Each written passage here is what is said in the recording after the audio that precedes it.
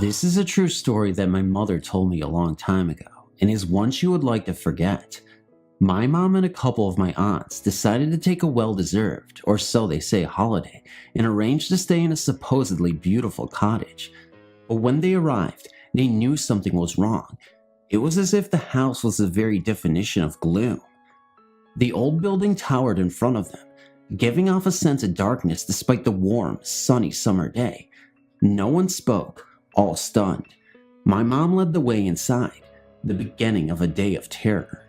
Later that day, one of my aunts came in after a shopping trip to the local village. When she looked a little bewildered, she said that the local people had ignored her when they heard where they were staying, except for one woman who had begged them to leave the house. There was one bedroom in the house that led the way to the bathroom, so like it or not, everyone had to pass through it to get to the toilet. When my mom went into the room, the hairs on the back of her neck stood on end, and right from the second the door was opened, she could feel the coldness of the room, more like an uneasiness lingering in the air, but showing itself by chilling the bedroom. Everyone was scared and decided to leave the next morning. That night, as silence once again filled the cottage and the lights were turned off, one of my aunts began to scream as her bed began to shake violently and would lift up and slam down. It stopped suddenly. Everyone had decided not to sleep in the room that led to the bathroom, so it seemed that it wasn't the only bedroom that was haunted. They all got ready as quick as they could and left in the early hours of the morning. It was a very frightening experience for those who were in the house that day. Thanks for reading. I work at a major museum in the Midwest, and I always thought that my dream job would be to work there because I always enjoyed learning the history behind it. It is a very large museum, and it is certainly great to meet all the different visitors that we get, but it's an unwritten law that we can never discuss anything that may happen to us because it would take away the purpose of the visit there. It was a very slow morning in January, and I was all alone in the building reading to myself and trying not to fall asleep when I heard footsteps above my head. There is only one set of stairs that led to the second floor, and I was sitting next to the padlocked door. I started to try not to run screaming out of the building and to start breathing again when they suddenly stopped. I shook the padlock, certain that it was locked, and I decided that it was time to relax by the front of the store, my common escape. As I stood on the steps, I started to relax a little, and by then, more people were entering the village, so I forgot the incident and told scads of people about the building who worked in it, etc. When around noon, as I was locking up for lunch, I heard them running up and down the stairs behind the door again. This time I just slammed the door and ran next to the other building I was relieving the workers in. I didn't think that the footsteps would follow me. I mean, it is a completely separate building in a different time period. I was wrong.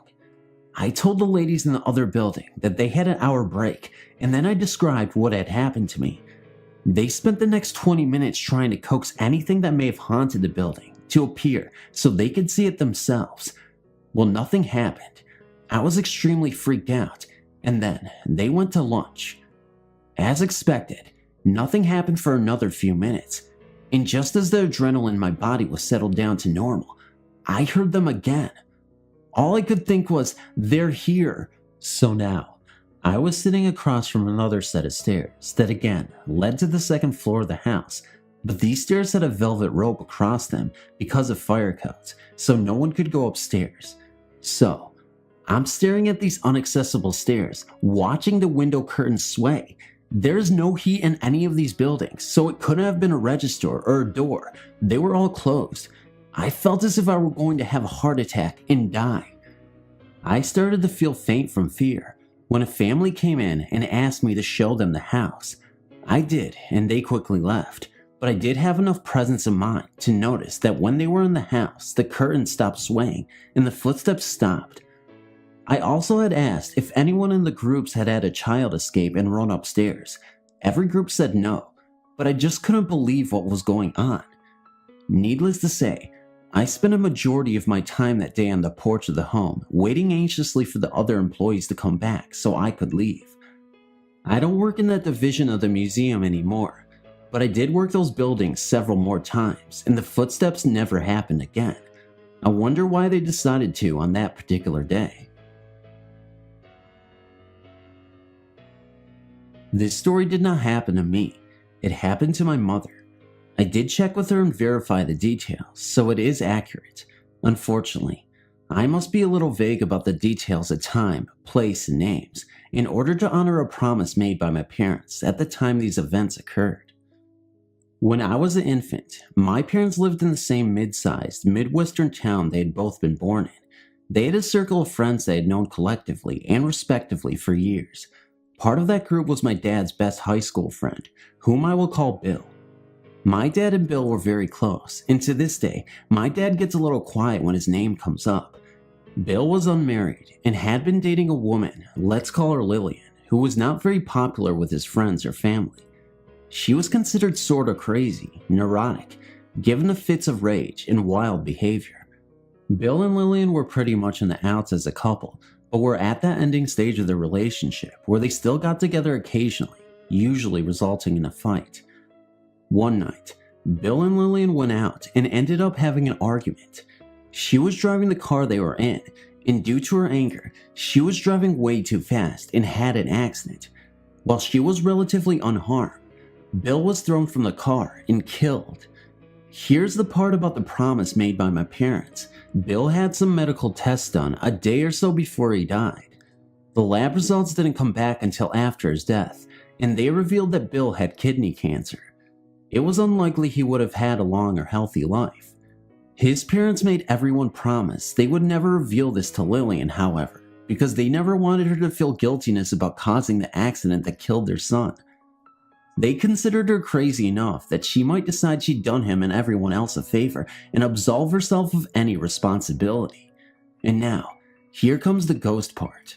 A day or so before his funeral, she got off an elevator in an office building, the old-fashioned one that still had an operator, and turned around to see him standing in the back of the elevator.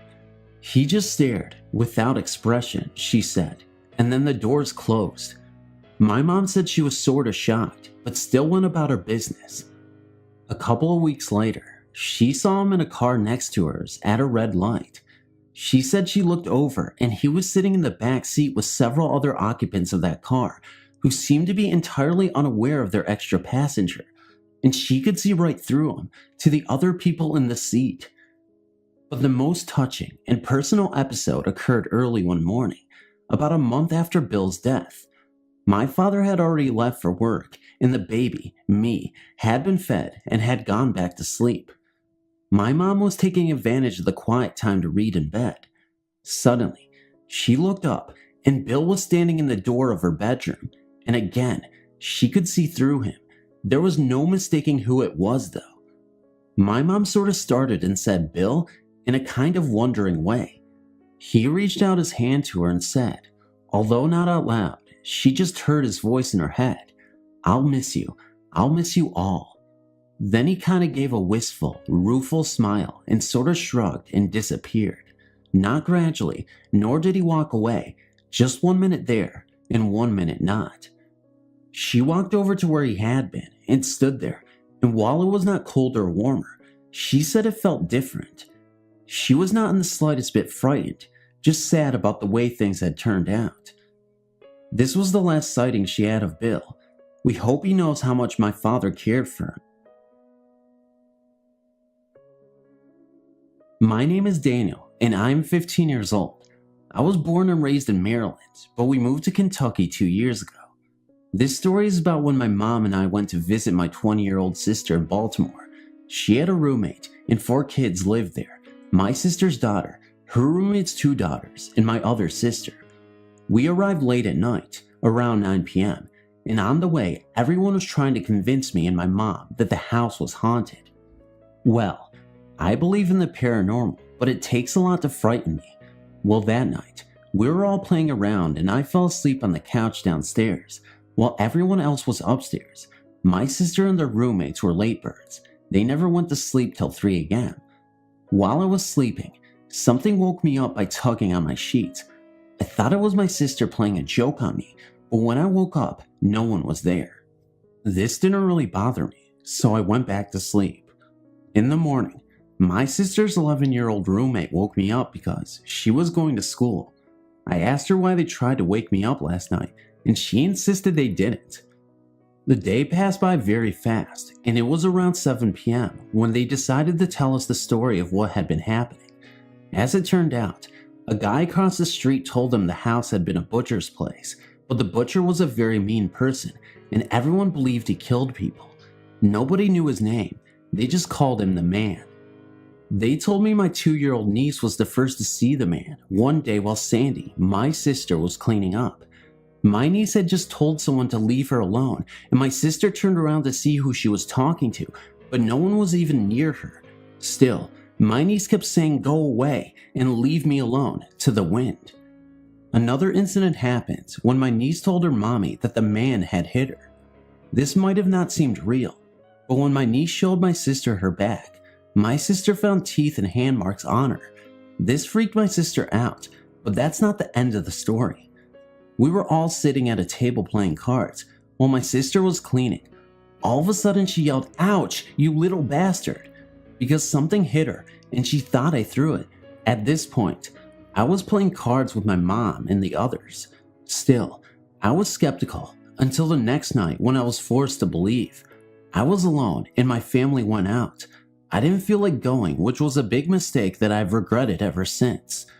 Everyone was supposed to return, but they never did that night. I was watching television when something fell in the kitchen.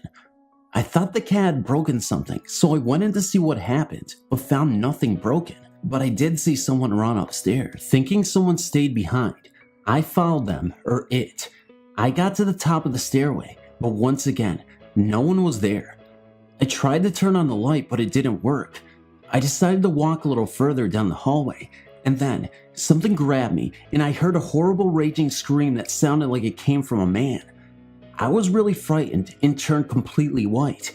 I tried to turn around, but the flashlight went out.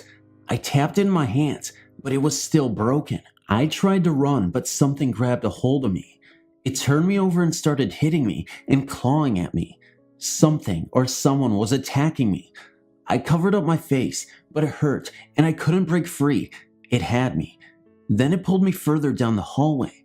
I was clawing at the floor and hoping I would die right now. Please God, kill me, have mercy on me was all I could think. Somehow, I broke free and ran, but when I got to the steps, it got me back and pushed me down the steps. When I turned over and looked up, all I could see was that there was a shadow over me. I must have fainted. When I came to my mom, a police officer and my sister was standing over me. It seems the neighbor heard me screaming and came over to check. When he found me, I was out cold and my clothes were all torn off. He had taken me back to his place and called the police. They wouldn't believe me. They took it as a simple breaking and entering case. I still dream of the incident. It might sound untrue from your end, but trust me, it happened, and I'll never forget it for the rest of my life. When my grandfather and grandmother were first married, around the early 1900s, they lived on a farm in Kentucky. This farm, it seems, housed more than your normal farm animals. At night, in the attic, you could hear large pieces of furniture being moved back and forth across the floor, very rapidly.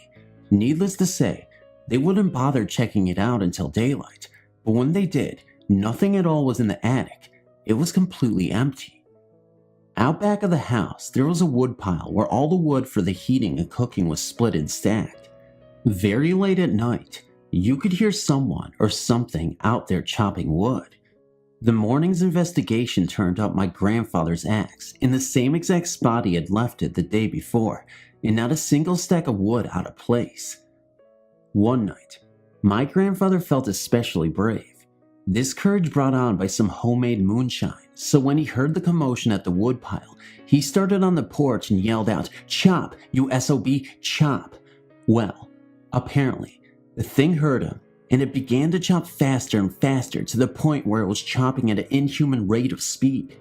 My grandfather hightailed it into the house, grabbed his shotgun, and sat up scared out of his wit for the rest of the night. It goes without saying, My grandfather never teased it again while they lived there, which wasn't very long. Only my grandfather and grandmother lived on this farm, and at that time, they had no children nor hired hands working on the farm to account for these very strange happenings.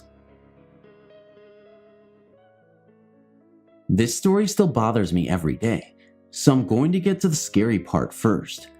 It was 2 a.m. on a Thursday morning, and I was walking past Tony's house. Tony is very introverted, but a good friend of mine nonetheless. Tony and his family were out of town for the 4th of July weekend, and it was his sister's birthday, so I knew for a fact that nobody was home. Nobody. In fact, I had the keys to his house. His family trusts us.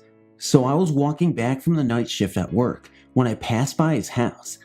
I glanced over at his house, and what I saw made my heart almost stop. I saw a glowing blue figure of a woman, and she was moaning Tony. And I remember distinctly it was a Spanish accent. I jetted home and told my mother about the experience, and of course she thought I was nuts, but even so, she did call their house and got no answer. The following Monday, Tony got back from his trip. I approached him and casually asked, "Who was that old lady in the window Thursday night?" To which he said, "What, are you burnt?" I told him I really saw someone, but when I didn't get any straight answers, I approached his mother and asked her who that old lady in the window Thursday was. But before she answered, my blood ran cold. I glanced over at a picture of an elderly lady, and then I asked his mother, "Who is that lady?" To which his mother replied, "That's my mother. She died years ago, and she had a Spanish accent." I told her that the lady I'd seen last Thursday was her. She was shocked, and she told me that her mother died of a stroke just after she found out her son lost his eye. Thanks for reading. This is a true story that has been witnessed by probably hundreds of people over the years. It happened at Stewart Indian School in Carson City, Nevada. A school founded in the early 1900s, as best that I remember, and closed down my freshman year of high school. The student body was made up of American Indian kids from various areas on the West Coast.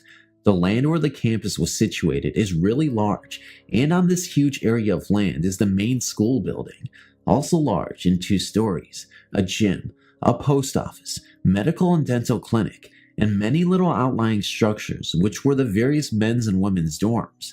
There were some freestanding homes as well. There was also an auto shop, paint shop, etc. It would have taken a good 10 to 20 minutes to walk the length of this campus from one end to the other. Since the school is so old, the campus is full of large trees and many lonely, deserted walkways. There is more than one spooky story, but this is one I will never forget. Since the guys and gals that attended Stewart Indian School had to move away from home and live in the dorms, there were, of course, great love affairs, and well, sometimes we all know how those can turn out. This story involves a young couple who were in a really intense relationship. They had been dating and depended on each other for just about everything. I'm not sure when this all occurred since this is a haunting that has gone on for years. Eventually, the girl got pregnant and told her boyfriend. They were both really scared and were afraid to let anyone know, since they would both be sent home, back to their own reservations, and they would be split up, so they just kept quiet about it. After a while, it got to be too much for the boy involved, and he started seeing another girl on campus. Since his girlfriend had thought he would marry her and they would raise the baby together, this new development devastated her. She went into a deep depression, and since she was pregnant, she didn't have much time until all was found out. The girl had a lot to worry about. She only had dated this one person, and to top it off, she had thin skin. Unfortunately, she couldn't face it and hung herself from a rafter in the gym. She was found there by some of the students and faculty who cut her down. A few weeks later, the first sightings of the Peanut Lady started to occur. The reason they call her the Peanut Lady is because her skin was scarred from her acne and had the appearance of a peanut shell. The Peanut Lady is usually seen walking along the cement pathways around campus, but you will only see her if you are alone. She has been seen both during the day and night. Many times, people would see her from behind. her long black hair hanging down, but when she would turn around, she wouldn't have a face. Pretty soon, things took a turn for the worst. People who saw the peanut lady started to have misfortunes befall them not long afterwards. People who viewed her ended up having a car accident or getting into some kind of other trouble. After a few years, people started being afraid to venture out after dark or to go alone to the gym or the library for fear of seeing the peanut lady. Anyone who ever attended Stewart Indian School has heard the stories, and some report seeing her walking in the dorm hallways or walking around the campus. Some have even reported seeing her hanging from the ceiling in the gym. The only thing they all had in common is right after seeing the peanut lady, they all had something bad happen to them, usually involving bodily injury. I personally never saw the peanut lady, thank God, but I know those who have. And out of those, one person was shot by accident. He ended up living. Another died in a car crash with her infant daughter. How many more saw her? I don't know, but Stewart Indian School is still there with all the buildings intact. Some of them are being used by the federal government as office space. The high school is used by the local community college. You can find it off Highway 395 South in Carson City. Just don't go there alone.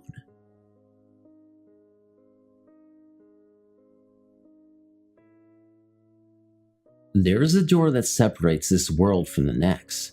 Some people pass through this door on a regular basis, while others do not even acknowledge its existence. Behind this door are the spooky shadows, bad dreams, ghosts of love lost, and all the things that are slightly out of sync with reality. I've been through this door many times in my life, especially when I was a child. I would like to share with you, the readers of ghost stories, a trilogy of my experience on the other side of this door. My first journey through the door was when I was a very young child. I used to have a reoccurring dream in which an old lady was sitting in an old Victorian style chair, the ones upholstered in velvet and patterned in ornamental wood carvings. The old lady, in the dream, was eating a bowl of chicken soup. She would stare at me with the most benevolent look between bites. For some reason, the aroma of the chicken soup was very offensive to me, and I would always wake up crying. I've never understood this because chicken soup is one of my favorite foods. It was like viewing my dream in a moment of frozen time. She was eating the bowl of soup just like in the dream. Instantly, I became a goose. My body was covered from head to toe with goosebumps. Of course, I asked my grandmother who the person was in the picture. She replied, "That was your great-grandmother." The next thing she told me never really hit me until I was a few years older. The picture was taken by my mother when she was pregnant with me, and that my great-grandmother had died just a few weeks before I was born. I never knew my great-grandmother in my daily life, but somehow, in my dreams, she made herself known to me. So I asked myself, did I see my great-grandmother from the womb, or was it her way of introducing herself from behind the door? This next story involves my younger brother, Bill, and my grandfather. Bill, my impish little brother, created a new chapter in the haunted legacy of my family. My grandmother and brother were very close. In fact, they were together almost all the time while my grandfather was healthy. I was overwhelmed with jealousy.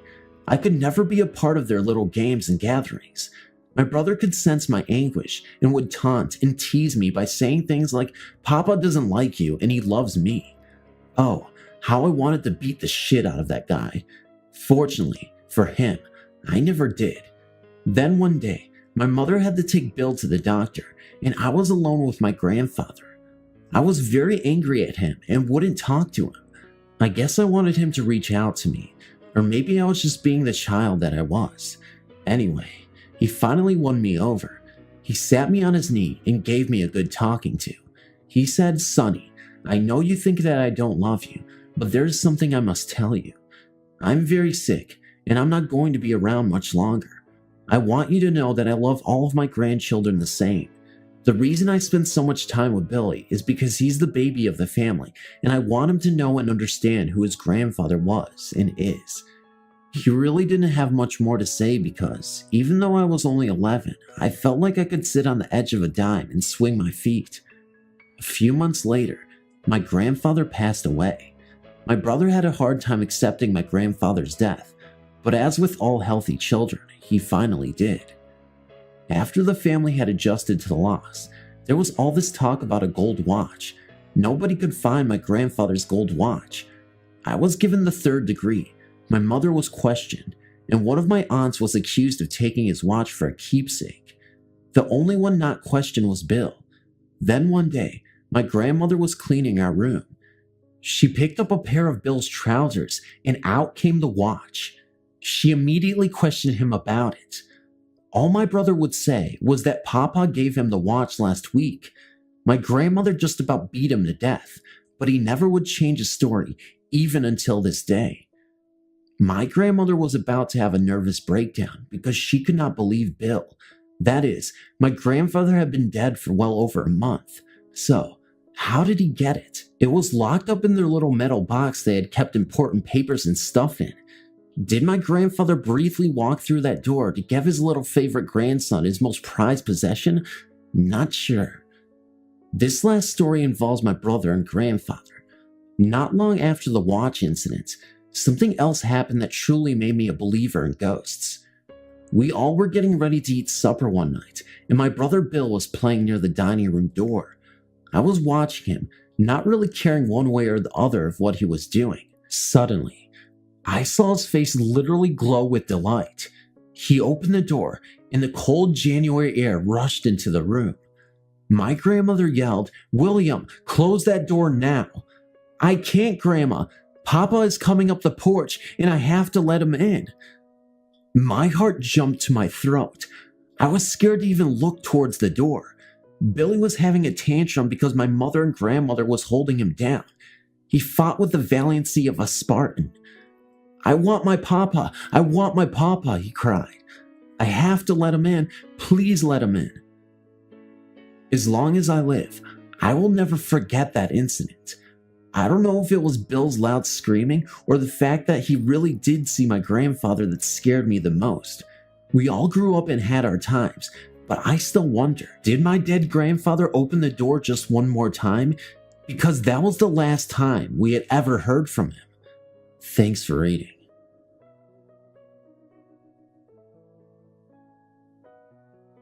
As I've mentioned in previous posts, this area of the country is remote, has a troubled past and present, and is in general a hotspot for spirit activity. The history of Pine Ridge is loaded with superstition and hauntings. Let's start on the road to Pine Ridge, and I will begin a story that you will never forget. Anyone who grew up in Pine Ridge during the 60s and 70s knows better than to pick up hitchhikers on the way home. One of the most heavily trafficked roads in the area is between Rapid City and Pine Ridge. The trip usually takes about an hour one way, and much of the trip is over large, desolate areas. Oftentimes, as people were on the way back to Pine Ridge, they would spot a solitary hitchhiker trying to catch a ride back to the rest. Now, everybody knew that there was a devil who used to try and catch rides. Many people spoke of seeing hitchhikers, but they wouldn't pick them up. But every once in a while, someone would let their guard down and pull over. One evening, a group of friends from Pine Ridge were on their way back from Rapid City. As they drove along the highway, they saw a lone man, a white man standing along the side of the road trying to hitch a ride. Keep in mind, seeing a lone white man hitching a ride towards the reservation is an unusual sight. Curiosity got the better of the friends, and they persuaded the driver to pull over. After they picked him up, they resumed their trip home. Nothing unusual happened, at least nothing more unusual than having a white man in your car. As they drove along, at first, everything was fine. The group kept on joking and laughing and even gave the stranger a beer. But after a few miles, they started to feel uncomfortable. Finally, after they were on the res, the white man asked to be let out of the car. The driver gladly pulled over, and the stranger opened the door and got out. As he walked away, there was one unusual thing about him that they all noticed at once. He had a funny way of walking. As his feet came into view, they understood why. He was walking on little goat feet.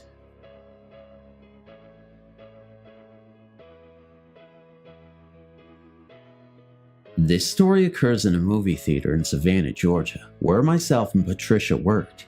This theater was built on the land of an old plantation, so it seems fitting that it should be haunted, and so it is. I was working as a ticket seller and Trisha was working as a projectionist. Each night, when the last movies were started, my shift was basically finished, and so I would usually clock out and go up to the projection booth to keep Trisha company, seeing as how she had to stay until the movies were done. The booth is very long to accommodate 10 projections. Also, it tended to be very dark. We'd mostly sit up there and talk, roleplay, and basically goof around. During these talks, we traded stories of things that happened to us with the resident ghost. For instance, while the movies are showing, there isn't much for a ticket seller to do, and you can't leave your little cubicle filled with lots of money, so I'd read a book or draw. Mind you, nowhere near the buttons that pump out the tickets. Well, my machine would regularly pump out tickets when I was not paying enough attention. Mostly this irritated me because I'd have to get my manager to either void the tickets or gain permission to sell it for the next showings. One of my duties consisted of checking the ladies' room to make sure it was clean and well stocked. The nozzles for the water controls were such that they were timed. You'd push them down and they'd stay on for only so long. Many times, I walked in there while shows were running to find all the sinks running with no one having been in there. One of my scariest experiences was with Theater 9. It was the last theater on the right, directly next to the door leading out to the side parking lot where the employees would park. I was on my way out from work after a long shift with another cashier when we noticed the exit lights were blinking in that theater alone. This meant a fire alarm had gone off, but there would have been a very loud buzzer as well as all the exit signs in every theater blinking and buzzing. The movies were all out and no patrons were left, so myself and the other cashier decided to check this one out. We were kinda spooked, so we poked out our heads in the theater cautiously.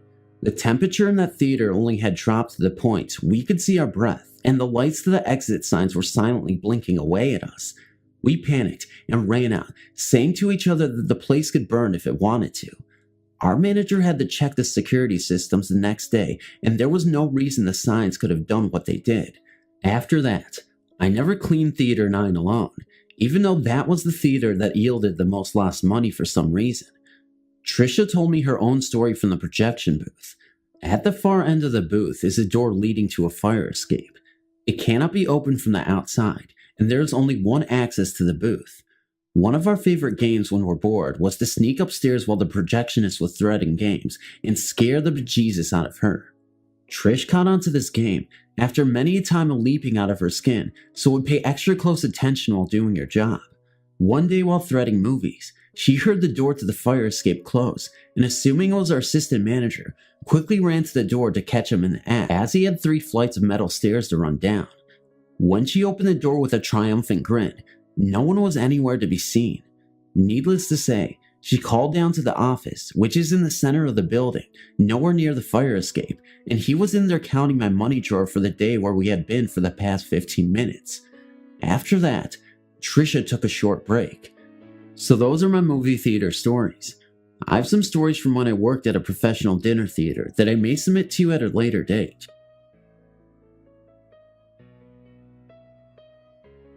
I've sent in a couple of other stories before, and I've held on to this one until this moment. Why? Because until we recently moved, and the fact that we still lived in the house where this happened, but now I can share it. The house we used to live in here in Pilot Mountain, Mount Pilot to Andy Griffith fans, was a split level. We remodeled it and enclosed the garage to make it a family room. When we did, I moved from the upstairs bedroom to the basement into a little mini apartment. From there, I could hear everything going on in the upstairs bedrooms. I could even tell where the walls dividing the rooms were because no one walked in that area and there were no footsteps. My dad often tried to convince us that something or someone was in the house. We just thought he was trying to scare us and laughed about it. He would say that every morning around 3 a.m. or so, whatever it was would walk down the steps from the upstairs bedrooms, into the kitchen, and out into what was the garage, which is now the family room.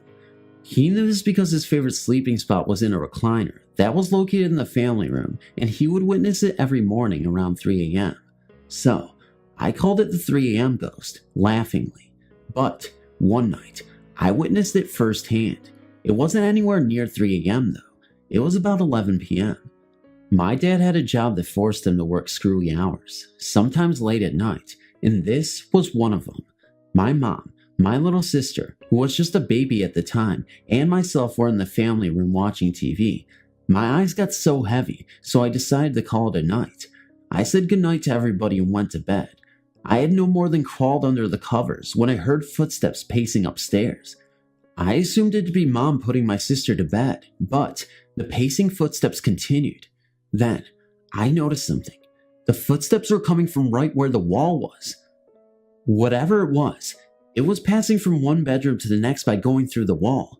It had to, because the only doors in the two rooms were the closet doors, and the closets were not connected, and the entrance doors, which were on different walls at 90-degree angles from one another. I jumped from bed, threw on some clothes, and ran up to the family room where Mom sat engrossed in an episode of ER. My sister was on the couch beside her, asleep. I asked Mom if she had been upstairs. She said no. She hadn't moved in 30 minutes or more. So, with my heart pounding like a snare drum, I crept up the steps, still hearing the footsteps, now accompanied by a slow, heavy breathing sound. When I reached the top of the stairs, it stopped, and I never heard it again. My grandfather had died some time before. He was a good Christian man, adored by everyone. His loss hurt us all deeply, but none deeper than my mother. She loved her father more than anything that there ever was on this planet. He had a tendency to breathe slow and heavy. Thus, my mom thoroughly believes that the 3 a.m. ghost was her father, who looked after Mom in life like he did none of his other children, and now he is looking out for her in death. I hope to have some more tales in the coming weeks, and believe me, they're as scary as can be. Please stay tuned, and thank you for my read. When I was about 17, my mom would sometimes drag me along on her religious activities, and it just so happened that on this particular day, she took me to a house blessing where a little girl was having dreams about some doll chasing her. Anyways, we all get there and pray as the priest is blessing the house, going from room to room. Finally, when he's done, we all go outside to the garage, and it's here where the owner of the house brings out some stuff he found in the garage that was left by the previous owners. He pulls out this black leather-bound book and a small bottle made into a doll, and it's when he shows everyone the doll that the little girl screams that it was the same doll that was chasing her in her dreams. At this point, I'm getting a little freaked out, but think that maybe she's a little brat and just wanted to scare everyone. So then, the priest examines the doll in the book, and the book turns out to be the book of satanic rituals of something of the like. Well, they place the book on the sidewalk at the top of the cul-de-sac and try to burn it, and this is where I got scared. Finally, everyone made a circle around the book and started praying while 4 people went and lit one corner of the book, and finally, the fire caught and the book started to burn, but very slowly. In an effort to make the book burn more quickly, the owner of the house poured some gasoline on the book. Yeah, I was standing back at this point, and when the gasoline hit the book, there was a flash of flame rising, and the gas was repelled all around the book, and where the gas fell, small flames rose. This made all the hair on my back of my neck stand on end. The book finally burned after much prayer.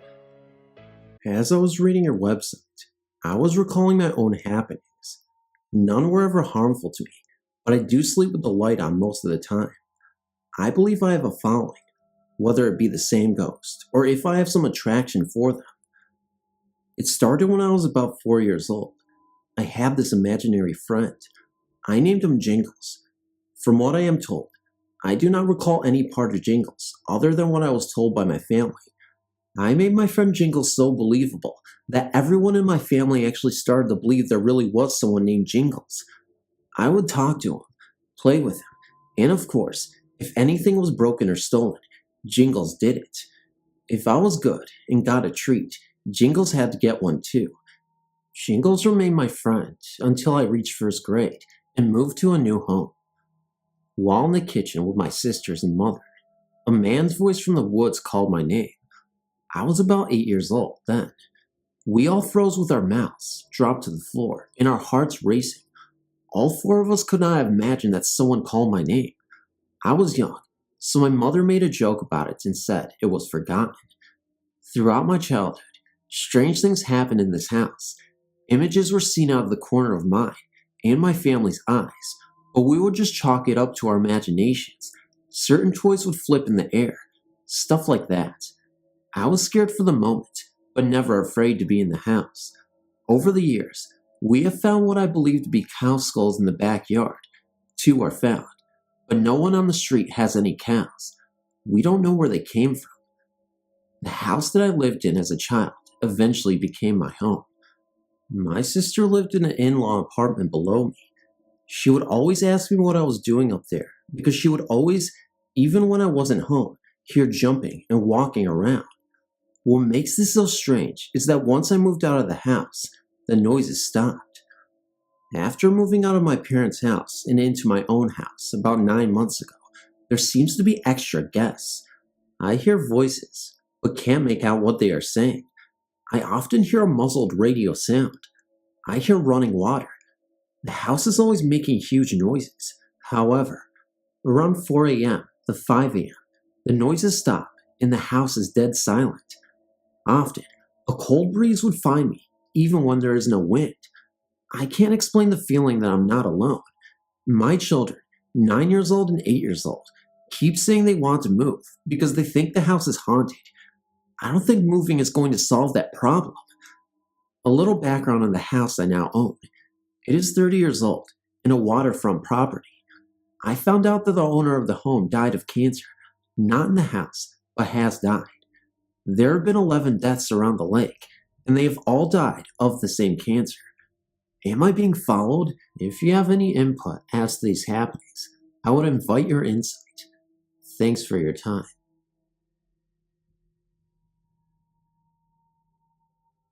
I'm a 20-year-old from Cape Town, South Africa.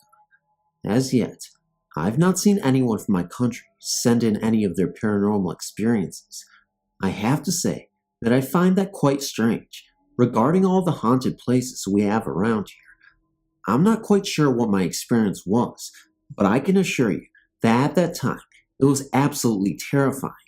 First, I have to tell you a bit about the history of the place.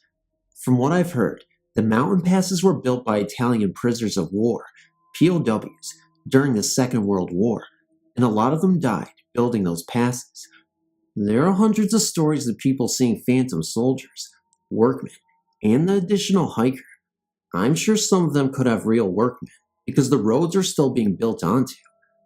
The roads up there are very old and traitorously winding, and because of that, there have been many automobile accidents. Now, to get to what happened, for the last 3 years of my school career, I went to boarding school in a very small town called Rosenville. Now, I have to add that the area surrounding it is very mountainous, and to get to the town, which is situated in a valley, you have to either go through the new tailgate tunnel or go over the mountain pass. I fail to recollect the exact date on which it happened, but I do remember that it was near the end of 1996. At that time, my parents were on holiday in Europe, and my older brother by 5 years drove to Rosenville to fetch me.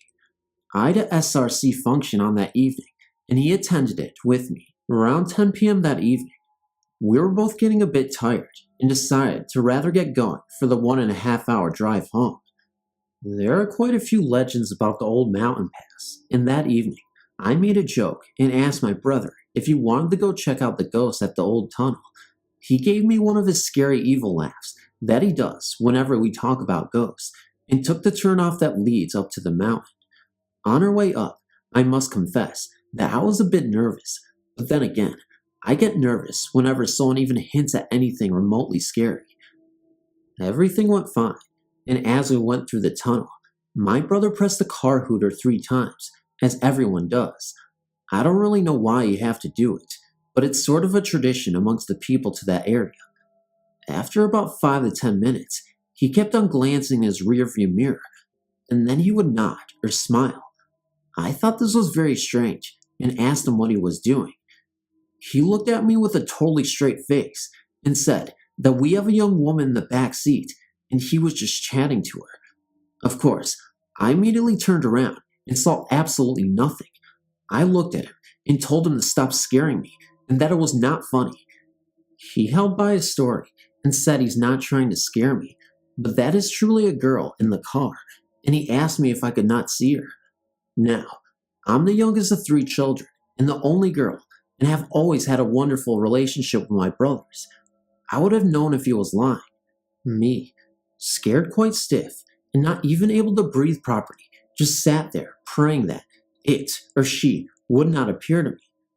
Finally, after about 15 minutes and a whole lot more nods and smiles, my brother told me that he had to stop to relieve himself. Mother Nature. I can still remember the exact location he stopped at. It was on the left side of the road, with a white stone half veranda-like entrance to a farm or someplace. It had been raining the whole week, and the ground was very muddy and smelled moldy. I debated over getting out with him, but I thought that he would be not very impressed with me if I accompanied him on his errand. So, I gathered all the guts that I could muster and sat all alone in the car. I remember it being very cold. I could see my breath as I breathed out, but it might have been only because of the weather in that area. Nothing much happened in the time my brother was away, for one exception. There was the distinct sound of someone breathing, and no, not me. I made a point of breathing my breath, and I could still hear it. I sat there, waiting for my brother, for at least 10 minutes that seemed like 10 hours, so afraid that I could not even get up the nerve to uncross my leg that was aching like crazy. He got back into the car and did not say a lot after that. He just asked me when we had picked up the man in the khaki clothes. I decided not to say or ask anything anymore. Things were just getting too weird for me. As we got off the intersection that goes onto the Pearl Road, as we get off the mountain pass, my brother suddenly started driving faster and faster. I told him to slow down, and he looked at me with this confused expression on his face and said that he's not speeding, that he's been driving 100 kilometers an hour the whole time because that's the speed limit in the new tunnel. At that point, I started crying and told him that we did not go through the new tunnel but over the pass and through the old tunnel. He smiled at me and said, "No, I distinctly remember us stopping in front of the new tunnel, picking up a young girl, driving through the new tunnel, and dropping off the girl after the toll gate." Things were just getting so confusing and weirder by the minute. I told him that it was impossible. I know for a fact that we drove over the mountain, and I related my whole experience to him. He would not believe me. Then, to prove to him that I was telling the truth, I told him to have a look at his boots and at the floor by his feet, and if there was mud, by what I was telling him is the truth. Now, he found mud on his boots all right, and on the carpet by his feet, but for the past 3 years, he's still keeping by the side of the story. How do you explain that? 2 people, 1 car, 2 drastically different stories.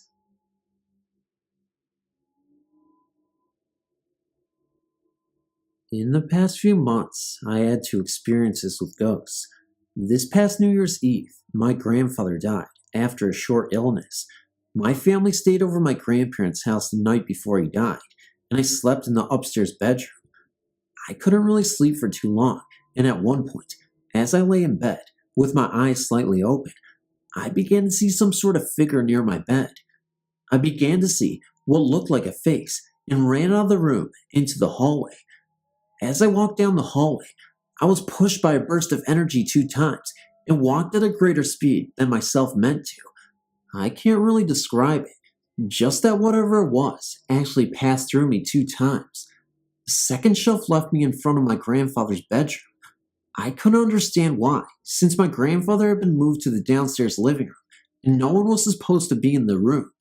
However, an aunt of mine was laying in the bedroom floor, passed out, after getting too upset when entering his room, which no one in my family knew at this point. Shortly after, my grandfather died. My family feels that even though at this point he was still alive, his spirit had already left his body and directed me to check up on my aunt. After his death, I tried to put it out of my mind for a while. However, at the beginning of March, my mother and I visited my grandmother, and she asked me to carry up some boxes to the store in my grandfather's room. As soon as I entered the room, I started thinking about the whole situation with his death and could not stop crying.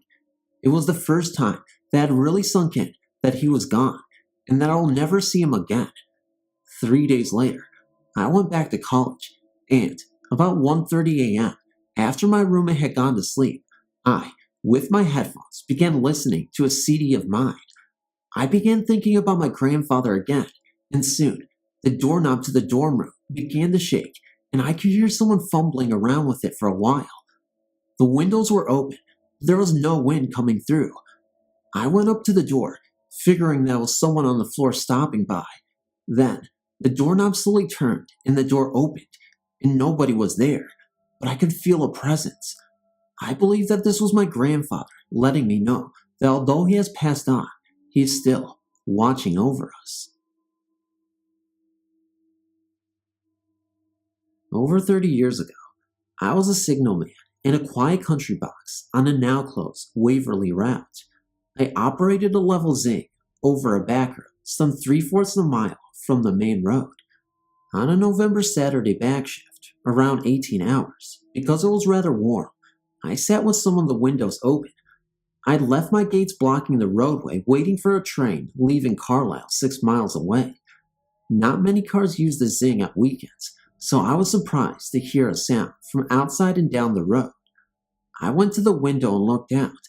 There was nothing to see, so I made to turn away, at which point a voice called, "Can I come across?"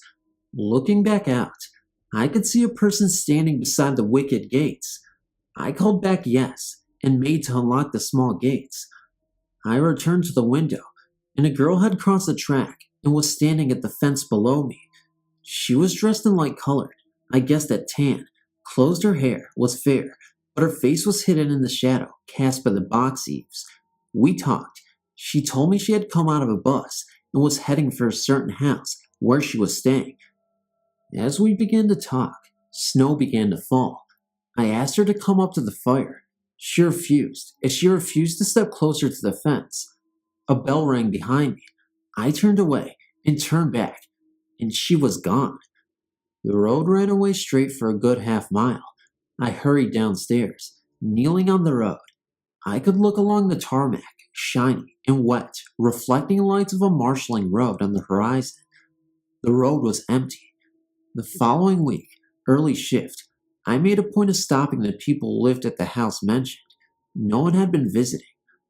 It had already dawned on me that the bus she had mentioned no longer ran.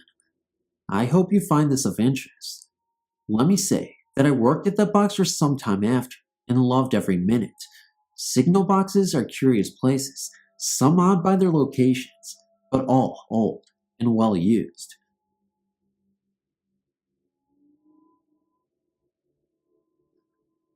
Hello. Me and my boyfriend have had a couple of incidents at our apartment, leading us to believe that there is something here aside from us. I first of all think that it's strange that this is happening, as we live in an apartment complex. About 2 months ago, we were in bed and watching TV. We heard a child's voice in the living room, and this continued for several weeks on several different occasions. It seemed to be as if someone called out for someone. Then about a month later is when the really strange part of it took place. No one had been there at all, and the house was spotless, and we noticed a small handprint on our bathroom mirror. It was in the middle of the mirror and had water streaks running down from the top of the fingertips, as if it had just been done minutes earlier. And then this very morning, my boyfriend turned the shower on and went to the living room to watch TV until it warmed up. He said he noticed in the corner of his eye the bathroom door move, so he assumed I was in there. So he waited a couple more minutes, then went in to take a shower. As soon as he went in the bathroom, he plainly noticed a small handprint on the steamed up mirror and instantly ran in and woke me up to look at it. I went to look at it, and I had chills. It was obvious to me it had just been made, not to mention I had just cleaned that mirror 2 days ago. The water streaks were coming down from everywhere on the handprint this time. The funny thing is that both incidents, it was only one hand, and only the right hand both times the prints were in almost the same area of the mirror. It seems to me it's a child-sized hand. The first instance, the print was slanted. The second instance, the print was perfectly straight. We ourselves are skeptical about this, but at the same time, open-minded to the fact that spirits do exist. There are no children ever here in this entire complex, and no other reasonable explanations. This is real. If anyone has any knowledge of these occurrences, please email.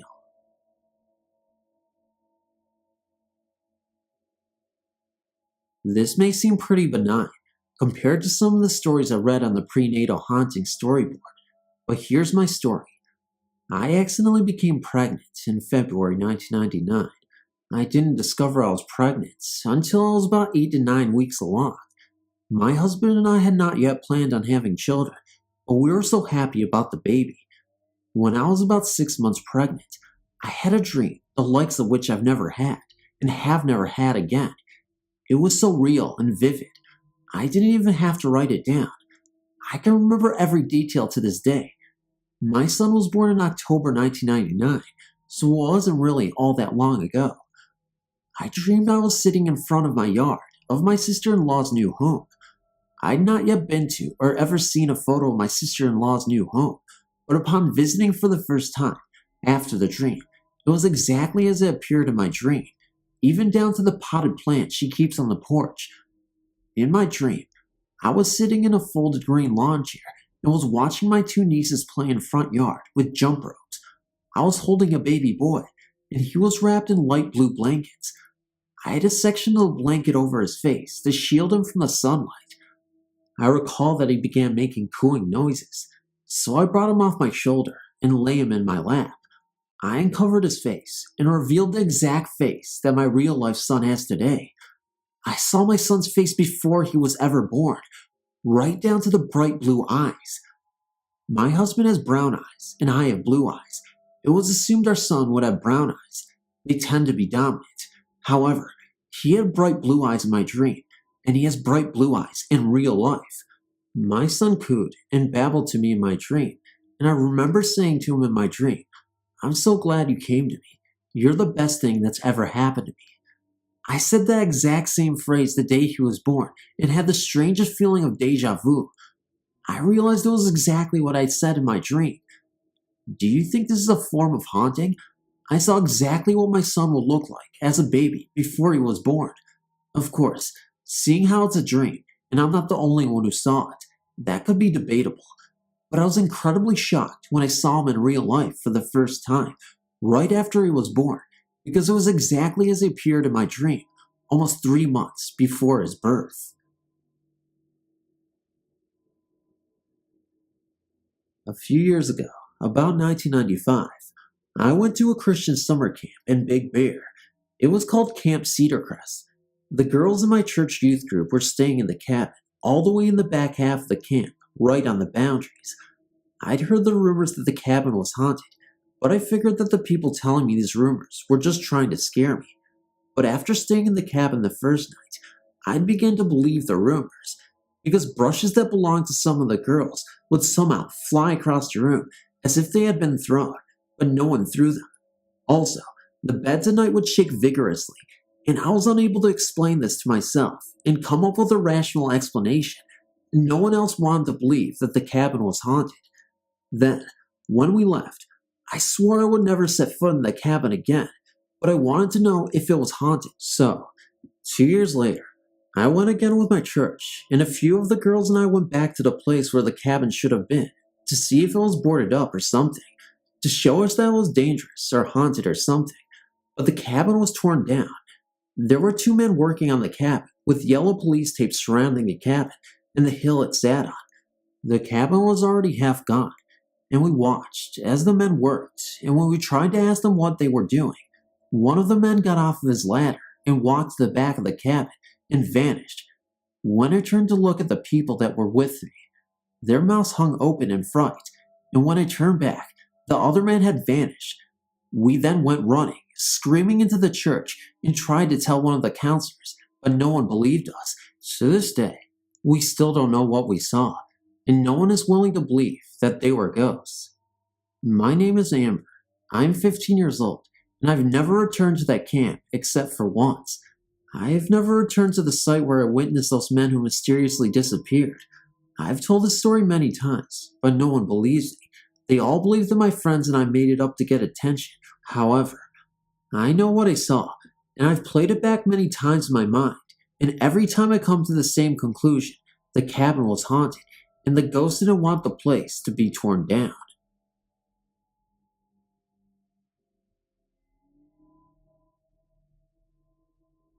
In November of 1997, my wife and I went to the Whaley house for fun. She told me how the house was supposed to be haunted, but I thought she was just fooling with me to get a reaction. When we entered the house, the caretaker told us about the house, and I asked her if the house was really haunted, or if it was a bunch of BS. She told me that strange things did in fact happen, and then again, I thought it was just a bunch of hooey. Well, I can actually say that the house is weird. As I walked through the house, I had it in my head that nothing ever happened, and everyone made up stories about this particular house. Here's the good part. As I came to the study of Old Man Whaley, I started to smell smoke. I thought it was kind of weird, but then thought that someone outside was smoking. Then the smell got so intense that I almost started to cough. I turned to my wife and asked her if she smelled it, and she responded yes, and that it was strong. I decided to go on and see what else was in the house. The cigar smell followed me, and then, at that time, the caretaker said to me that Mr. Whaley didn't like me. I said to her that the cigar smell was just tremendous, and I couldn't take it. She told me, I don't know why, but for whatever reason, he don't like you. I could hear people upstairs, and I decided I'd go and ask them if they smelled the smoke. I started to go upstairs, and when I got halfway up the stairs, I got this outrageous chill that ran through my whole body. As I got all the way upstairs, there was nobody there. I also noticed that the footsteps had stopped too. I went back downstairs and told my wife that there was nobody up there, and as I told her, we could hear the footsteps start up again, and I went back up, and to my surprise, there was nobody there, but the rocking chair was barely rocking and stopped. That's when I thought that this was a little too weird, and went back downstairs and told my wife what I saw, and she thought I was lying. As we toured the rest of the house, there was nobody there except the caretaker, and as we were ready to leave, I told the caretaker what had happened, and she told my wife and I that was pretty common, and she wasn't pulling my leg. At first, I didn't believe that the Waverly house is for real, but now I know it is so. I was skeptical, and I'm more of a believer now.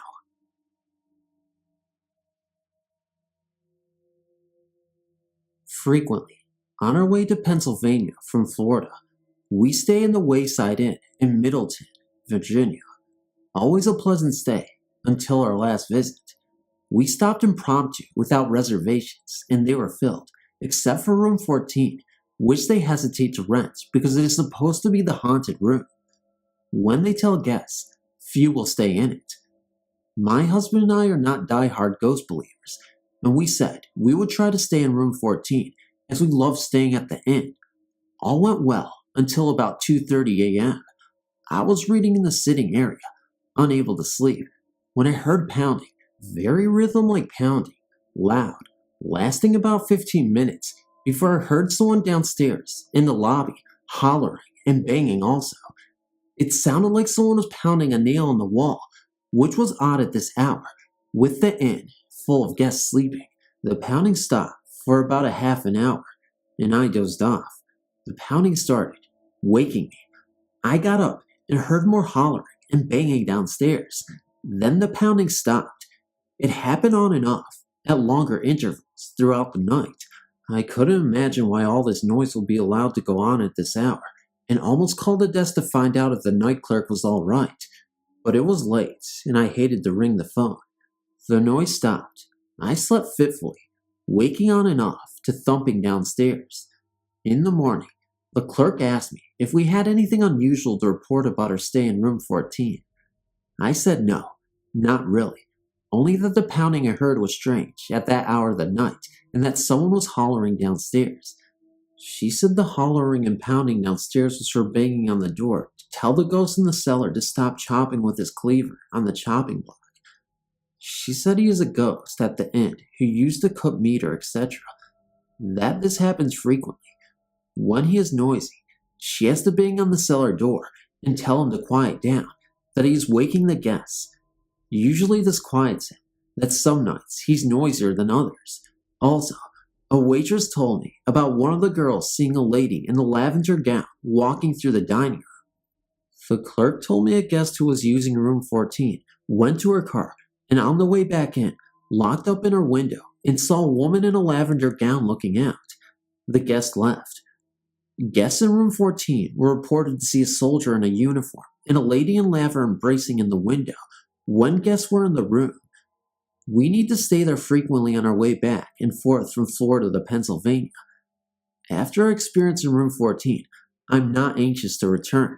The cleaver chopping in the cellar door under our room was on the back stairway leading to the cellar, really disturbed me.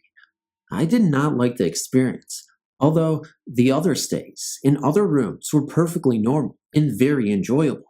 It is a gracious inn with a good dining room. The bar hasn't been changed since before Lincoln's time. It has an interesting past. What I've told you is only a few of the sightings.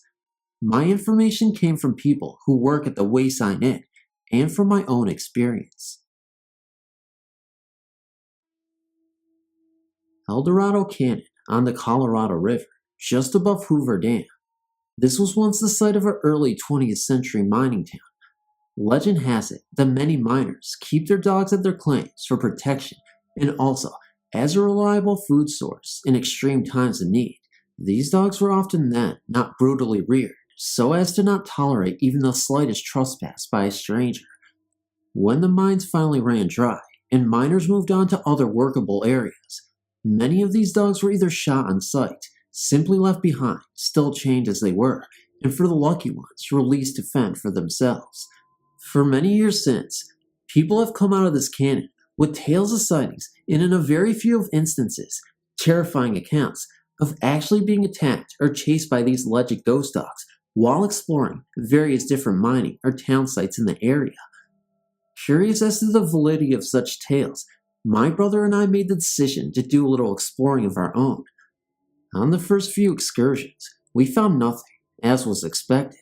However, on the last adventure, we stumbled on what we thought was just another anonymous shaft site. As we looked closer at the site, we noticed about an 8-foot severely weathered chain embedded into the rock wall at the entrance to the shaft. Well, curiosity got the best of both of us, and foolishly, we entered the shaft. There, we came upon the bones of what appeared to be those of a large dog. We decided to camp here, as the day was coming slowly to its end. A decision that later we would come to regret. The still desert night closed in as we had dinner and relaxed around our small campfire. We heard what we assumed were coyotes yipping and calling off in the distance. The atmosphere became thick and very uneasy. We now felt that we were being watched from a very close distance. What we thought was nighttime breeze now sounded more like panting or breathing of large dogs in close proximity. Then we heard the growling, grating, low, and hateful. The fall pause on the desert sand snow became apparent. They seemed to circle the campsite. We were surrounded. That's when the scratching started. It came from the area where the chain laid. That damn chain moved. It seemed to tug away from the rock wall, pulling harder and harder each time. We fumbled for our gear and stumbled to our feet. My brother shone the flashlight at the chain. There were scratch marks in the rock. There were what appeared to be bloodstains on the wall, seemingly where the unfortunate dog furiously clawed at the chain's base and the rock itself. The chain dropped, something brushed up against my leg, and I struggled to keep my balance. My brother caught me, and we ran like hell towards the car. The fall of canine footsteps and wild panting chased us all the way. I've never run faster in my life. On the road, heading out of the canyon, we were paced for a good 2 or 3 miles, at least, by what seemed to be a pack of wild strays. We made it home, and I will never forget the terror of being chased by this pack of spectral hounds. Never. Locals refer to them simply as the Hell Dogs of El Dorado Canyon. My name is Ian, and I recently just spent 2 weeks in Italy.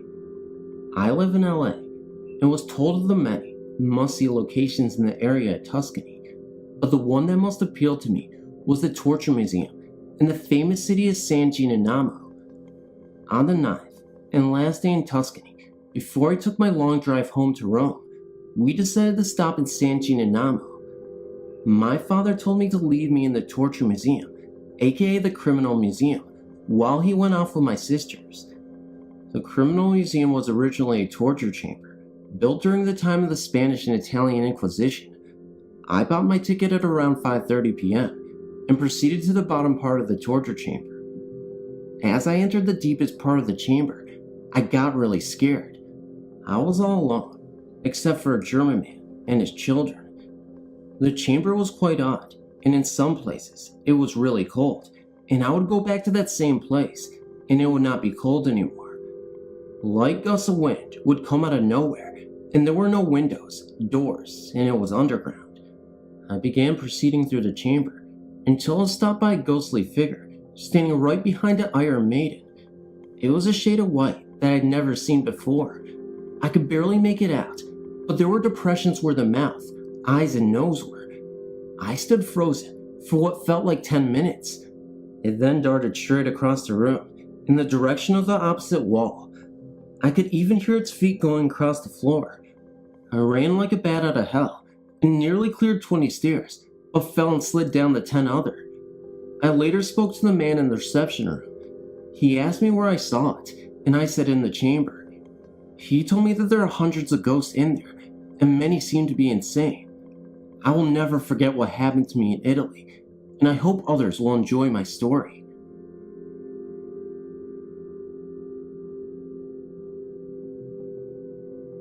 My name is Julie, and I'm 32, mother of a wonderful 4-year-old son, which I would give my life for, married to a wonderful, incredible man. We live in Ottawa, Ontario, Canada.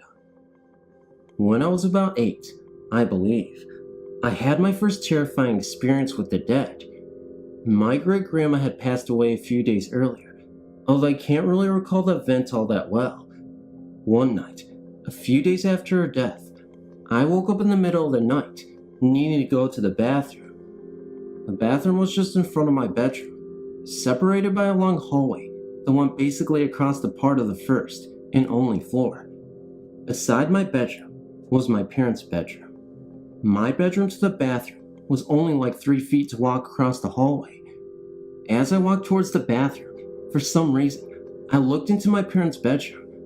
What I saw terrified me. Across my parents' bed, I saw my great-grandma lying on her side, holding her head, with her left arm looking at me with these black, see-through eyes. I will never forget. Very young and innocent, I didn't really ever think that ghosts really existed. That made me aware of another world that we were not taught about in our upbringing. When I got a little older, we had bought a house in Hawkesbury, Ontario, that we stayed into for I would say 5 to 6 years. I was about 16 at the time. We had just purchased the house, and while my father was renovating the upstairs, the whole family would be sleeping in the basement. One night, as we were spending a little time together, we heard this funny noise upstairs. We thought someone, for some reason, had entered our home, so my father went up to see what was going on. To all of our surprise, all 4 rings of our ceiling light had just fallen on the floor. Not one at a time, but all 4. We could hear footsteps in the house, and when I was alone, the front doorknob would turn, and nobody was even there. I was so terrified. I did not know what to make of these events. At night, I would hear someone open the fridge door and close, open pantry doors and close loud. I would constantly feel a presence. I would barely have any sleep in the house. Sometimes, I would go and sleep with my brother. It is a terrible feeling as a child to be afraid like this. It's not okay. I don't think in any way that this is a funny thing. When you're a child, you get confused and don't understand the logic of these things. Actually, because there is no logic. When I got older in my early 20s, my grandmother passed away. God, I adored her. She was my best friend, and to this day, I miss her like crazy. Not long after she had died, maybe a few nights after, she appeared to me while sitting on the side of my bed late one night. She appeared right next to me. She had her arm around my neck, and she looked at me saying, "Julie, don't be sad. You know that I'm not really gone." And she disappeared into thin air. I felt such a relief that she felt my sadness and that she loved me enough to come and comfort me. I will never forget that precious moment. For you, Grandma, I love you. Julie.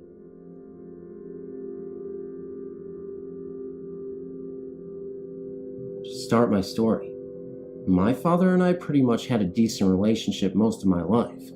Of course, when I was a teenager, I did the usual teenage crap and rebelled, and we grew apart.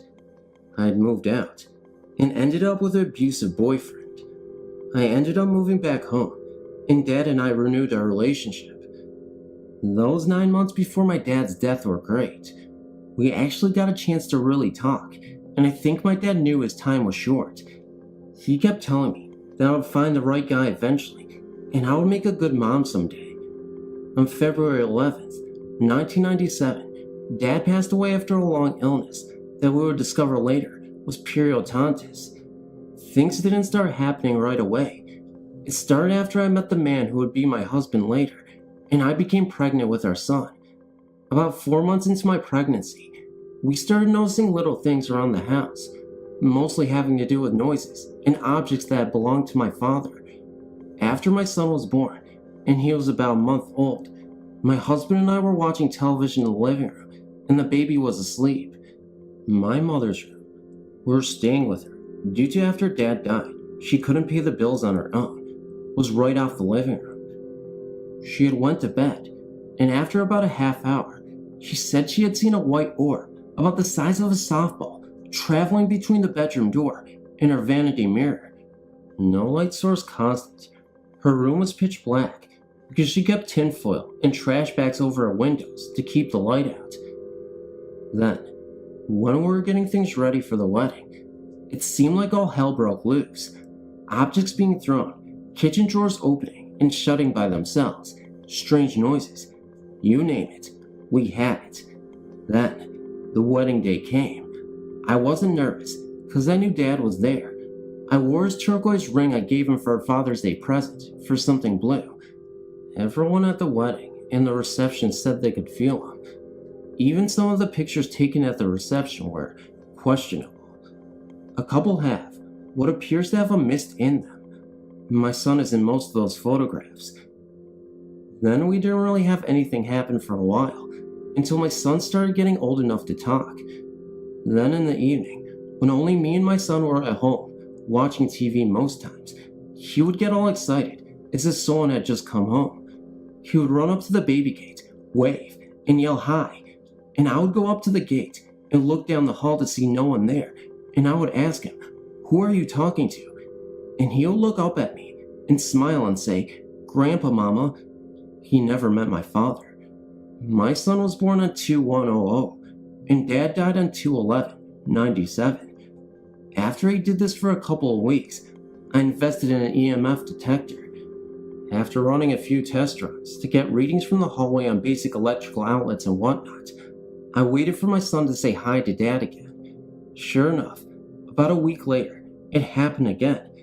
This time I ran into the hallway to see if I could get a reading. I did. A perfect circle about 2 feet in diameter, smack dab in the middle of the hallway. I knew it was Dad. We have since moved, but my son still says hi on occasion to Grandpa, and my sister and I can still sense his presence.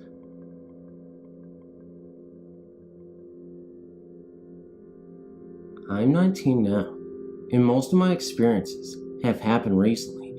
Although I remember a few from when I was a child, I'm a student at a Big Ten university and stayed in the dorms my first year here. My roommate and I were soon to find out we had another roommate.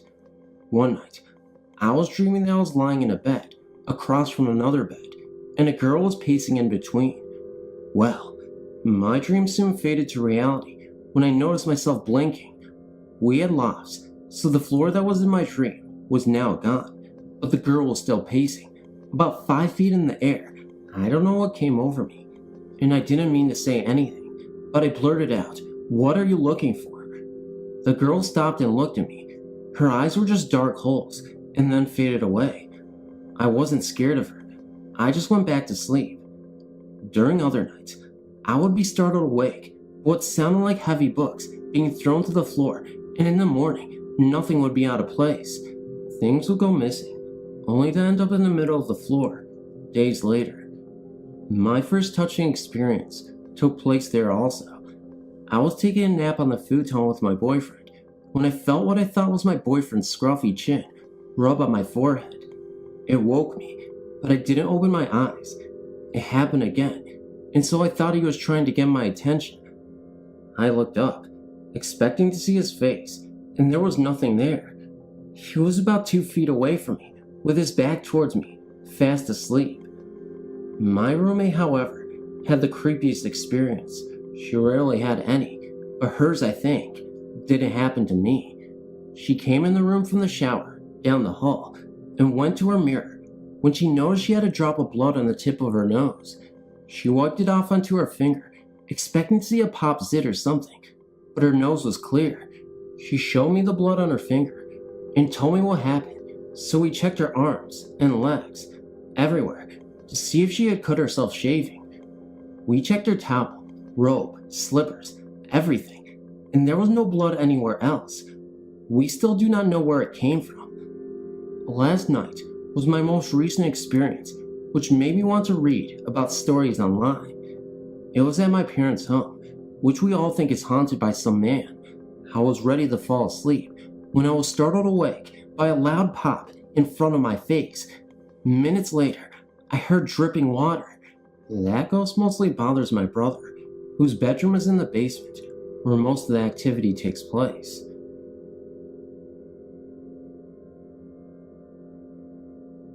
I would like to share my experiences with someone who doesn't think I'm crazy. When I was 5 years old, my mom, dad, and I moved to a house in Crownsville. It was about 7 years old and had originally been built as a summer home only. My dad did a lot to the house over the years to renovate it. When I was about 10 years old, he finished the new bedroom on the front of the house, and he and my mother moved in. I got their old bedroom at the back of the house. I'm not sure if this bedroom was on the house originally, because it was built on a concrete slab, and the rest of the house was over a basement. My mother claimed to see a ghost materialize from the heating vent into the room. We all laughed it off. Later on, I didn't think it was so funny anymore. My parents were very strict and didn't leave me alone in the house until I was 13. After they left, I was really creeped out by the feeling in the house. I felt as though I was being watched. I wandered into the kitchen and heard a really weird sound. Then I noticed that the cupboard doors were moving. It looked like they were vibrating. I recognized the noise. It's the glasses in the cabinets all vibrating against one another. I ran back to my room and stayed there till my parents got back. One time, I got this brilliant idea to bring a Ouija board into the house. My grandmother had lots of junk in her backyard, and as I dug around, I had found the board wedged between two small buildings. If I'd been a bit older and a bit smarter, I would have left the damn thing there. I shoved it into the back floorboard of my mother's car, underneath my jacket. Somehow, I snuck it inside later on, without being seen. It was just the board and the planches, the Parker Brothers kind. I put it in my underwear drawer, all the way at the bottom, hoping to play with it later.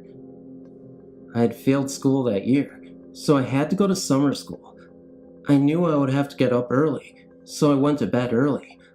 I was wakened sometime later, after my parents went to bed. I thought I heard a rattling.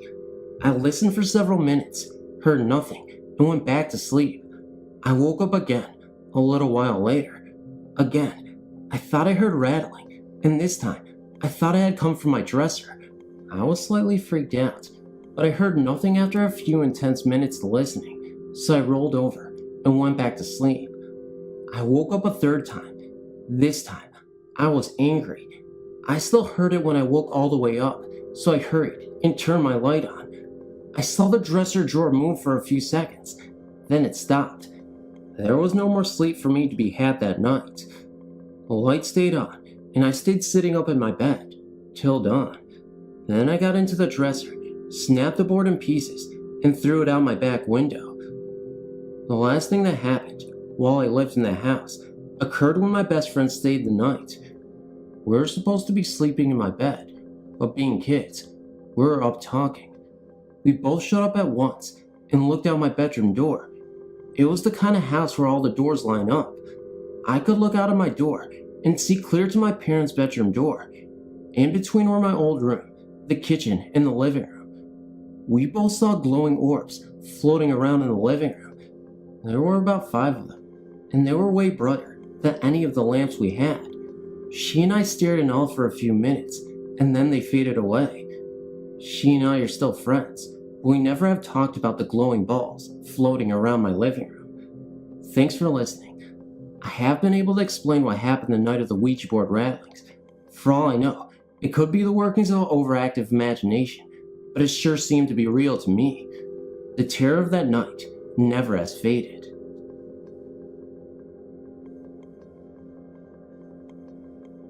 Hi. I've owned this large, 3-story, late 1800s building for the past 25 years or so. The first floor has 2 storefronts, and the second and third originally had 3 apartments per floor. I converted 2 of the second floor apartments into one large apartment for myself. When I first bought the building, I had a great deal of work to do on it. My mother would occasionally visit, and she would ask me who was in the back room of the main store. There was no one there, but she would insist. I never thought much about this until later in life, and she now sees non-existent people nearly everywhere. Sometime after gutting the building and making it partly usable, I was working on the first floor and saw a young boy running through the store. Since the place was locked up tight, and there were 7 alarm systems, and only one was off, it was impossible for the child to hide from me. No child was to be found. Over the years, I, and many others, have seen a child running through the store. I've seen the occasional person while looking in a mirror, although this doesn't happen often. Many years ago, my friend Scott shared the apartment and had a rear bedroom of his own. One evening, he came out to see me when I got home and complained that something had sexually assaulted him. He found the event very painful. I somewhat dismissed this as folly on his part, but never forgot it. A few years later, I rented that same room to another fellow, and he had a similar experience. He moved out the next day. I rented a room to a fellow who was gay. He never had problems until his friend came over to visit. They were alone in the bed at the time.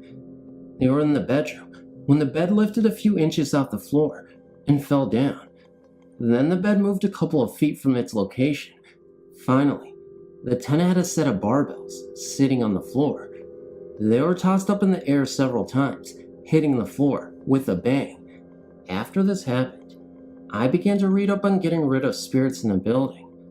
I placed a pentagram with proper symbols in the room above the tenant's room and went through the ceremony. From that day forward, nothing else happened in the building. That is, until the roof leaked above the room, and I bought up a tarp and bucket to catch the leak. The tarp covered the pentagram. Since then, people, including myself, see things in the building, mostly visions of people. Some people leave the building immediately when this happens. Over the years, nothing has ever happened to me physically, and my sightings of spirits are rare. I'd like to mention another place in Buffalo. It is on West Avenue, near Ferry. The location was originally Buffalo's hanging grounds, and now there are houses on it. My friend Paul owns the house. Occasionally, when no one is in the house, there will be loud screams coming from inside the house. Police have been summoned by neighbors on several occasions, but couldn't find anything out. Thanks for reading. I had a couple of strange experiences at a cemetery in Vancouver as a teenager, about 15 years ago or so. Everyone I've told the story to over the years seems to get a chill run down their necks from hearing it, so I thought it would make a good addition to your website which I enjoy reading through on occasion, as I'm interested in hearing about other people's experiences with the unexplained. Back in the late 80s, I hung around with a group of friends who I'd hang around with and mostly get into trouble with. I guess looking back, we didn't really have any beliefs or interest in the supernatural or spirituality, and I suppose we were kind of like teenage nihilists in a way, getting into trouble with the police and partying a lot, not conscientious about school or the future, so what would happen at the cemetery would all seem the more strange. Well, anyways, one school night, we were out looking for something to do at around 10 or 11 at night, and we couldn't really think of anything as it was midweek, and most people our age only went out on the weekends. We ended up just driving around with no destination in mind, and at one point, someone suggested we go to a local cemetery, just because we had nowhere else to go. This cemetery is cut into the forest on the side of a mountain, and is basically just a giant field, surrounded by trees, and all the headstones are just flat plates on the ground, so that if you didn't know it was a cemetery, it would just appear as a big empty field upon entering it. The point is that there's absolutely nothing to obstruct your view or cast strange shadows in the cemetery. To get into the cemetery, you have to drive through a 40-meter winding road that runs through trees and bushes, etc. And this road eventually branches out so that cars can access different parts of the cemetery. There were 3 of us in the car, with myself driving, a friend in the front seat and one in the back. As I pulled the car into the small entrance road, I slowed the car right down and put on the high beams and drove the car at a snail's pace towards the cemetery. As we made the last little bend in the road and entered the cemetery, the high beams suddenly illuminated the entire field, and it was at this point that I suddenly and finally jammed my foot on the brakes, because about 15 meters in front of us stood a group of about 30 to 40 people. I think I recall my friend sitting next to me, saying something to the effect of, "What the hell is going on here? I don't know." I answered maybe some kind of midnight burial or something, and then cracking some joke that maybe they were druids. I remember my friend, in the back seat, suggesting that we back the car the way we came in, so as not to disturb whatever was going on, which I declined doing, saying it would be a better idea to make the first turn and come around, as it's a narrow road. At this time, probably about 20 to 30 seconds might have passed, and I took my foot off the brake, and we proceeded forward. After the car had moved forward, maybe 15 feet, and I was staring intently at the group of the people the whole time, there strangely now seemed to be less of them, which confused me. Although I remember slight movement within the group, they didn't seem to be bothered by the headlights, and I don't recall any of them looking directly at us. Well, by the time the car had reached about half the distance to where they were standing, and this is the odd part, there was no one left standing there, just an empty field, and it was at this point, when I hit the brakes again, I can remember the intense feeling of my scalp feeling like it was covered in goosebumps and shrinking, because it was only at this point that it clicked into my mind that something ghostly and unnatural had occurred. I drove the car up to a spot alongside where the group was standing and rolled down the window to have a closer look, but there was no explanation for what we had seen. At this point, someone suggested that we get the heck out of there, and we did, quickly. I can think of no possible explanation for what happened, and even went up there a couple weeks later with the same car, but a different friend, to see if maybe we could duplicate the feat and try to come up with some explanation, but we were unsuccessful. Strange thing was that all 3 of us saw the same thing from different vantage points, and there was nothing that the headlights could have refracted off to cause an illusion against the windshield. And anyways, the groups were clearly standing at a distance of 50 or so meters in 3-dimensional space, so there's no way it could have been a reflection. When I tried to duplicate the experience in the same car, nothing happened. I suppose it was this experience that has caused me to have a belief in a greater reality than we see in our everyday lives. Something else happened at that cemetery months later, not quite as strange, but strange nonetheless. But this email has turned out longer than I intended it to, so perhaps I'll submit it another time. I've had a family member who was buried at that cemetery since that time, and the experience has helped me to believe that perhaps some of them is still with us in some way.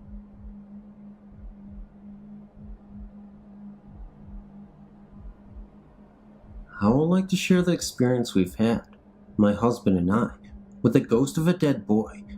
We had some pretty scary moments. A few years ago, we moved into our new home.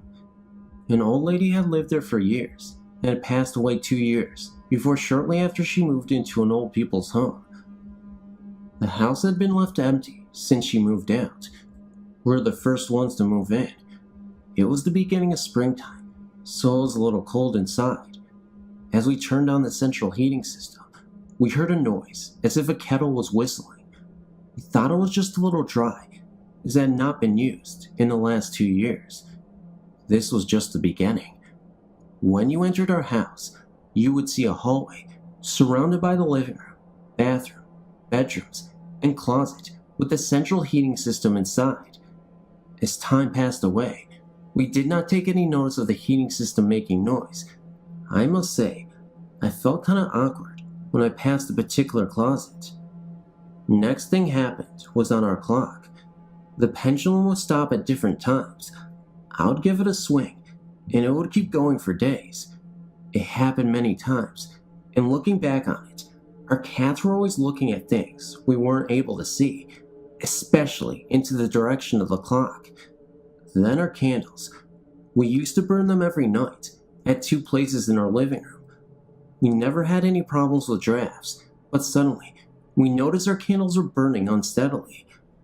All these things happened in our living room, and we never thought anything of it, until one evening, the pendulum stopped, the candles started flickering, and a cold chill went through the room. The temperature dropped instantly, and suddenly, the noise from the central heating system didn't sound like a whistling kettle anymore, but like a stream drain running right through our living room. We looked at the TV, and suddenly, we saw the display changing numbers, and the screen turned to snow. It looked like it was trying to find a channel to display something we did not want to see. My husband rushed to the thermostat to turn it down, so the central heating would stop making noise. The TV went back to the channel we had been watching before, and everything went back to normal. Except for the 2 of us, we were scared to death, and we realized that something was haunting us. As we thought back at all the times the pendulum stopped, the noises from the central heating, the uncomfortable feeling we got from that closet and the candles, something or someone was trying to scare us out of our home. I told my husband that it was time to take some action, or things could get worse. As we decided to go to bed, the central heating started whistling again, and as I passed the closet, I yelled at it, "Stop it, and shut up!" Believe it or not, it did stop. Relieved as I was, I rushed into the bedroom to find a halogen lamp flickering heavily, and the whistling started again. I decided to take a run through the hallway, back into the living room, to turn the thermostat off, so the noise would stop. My husband was too scared to get out of bed, and I'll tell you, I wasn't happy either, but I managed to do so, and I was glad to return to bed, hiding under the sheets. The next day, I decided to call a psychic called Jan, who's well known for leading ghosts into another dimension with the help of his guide, Layla. Through Layla, he was told that a young man in his early 20s had been living here before we moved in. He had died, jumping or falling off a bridge in Rotterdam. We were never told his name, so we could not do any research on this guy. Layla led him into the light, and all went quiet and peaceful. We moved out of the house a few years later, and we're glad we never encountered anything like this again. It still gives me the creeps just thinking about it. Kind regards, and good luck with your website.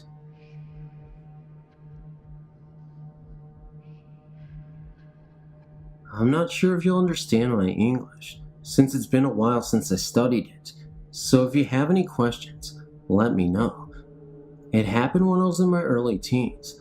I think first, I should describe my room to you. It's the very smallest room in the whole apartment. The bed was placed facing the door, and the piano was on the left side of the door. That day, my sister was sleeping in the room, on the floor. I don't know exactly what time this incident happened. All I know is that it was scary. So, I woke up in the middle of the night, opened my eyes to see a grim reaper with a scythe just standing there. His face was hidden under the hood, but the face under the hood was glaring with a very weird greenish light. My body was paralyzed. The only parts of my body I still had control over were my eyes. Suddenly, he started laughing, but it was a silent laugh. The most unusual thing about this, though, was that I could still hear him laughing, even though it was silent. His laugh would be best described as something evil and demonic. It was just cruel. I closed my eyes because I couldn't look at it any longer, and if I did, my heart would have jumped out of my mouth. When I opened my eyes, he was gone. I could still hear his laugh. It's weird that I fell asleep after that. After this incident, strange things started happening to me. I'd wake up in the middle of the night with my body stiff and be afraid of nothing, even if I was alone in the room. Or I'd feel like something's trying to touch me. Having dreams about people I don't know, and they always tell me that they're dead.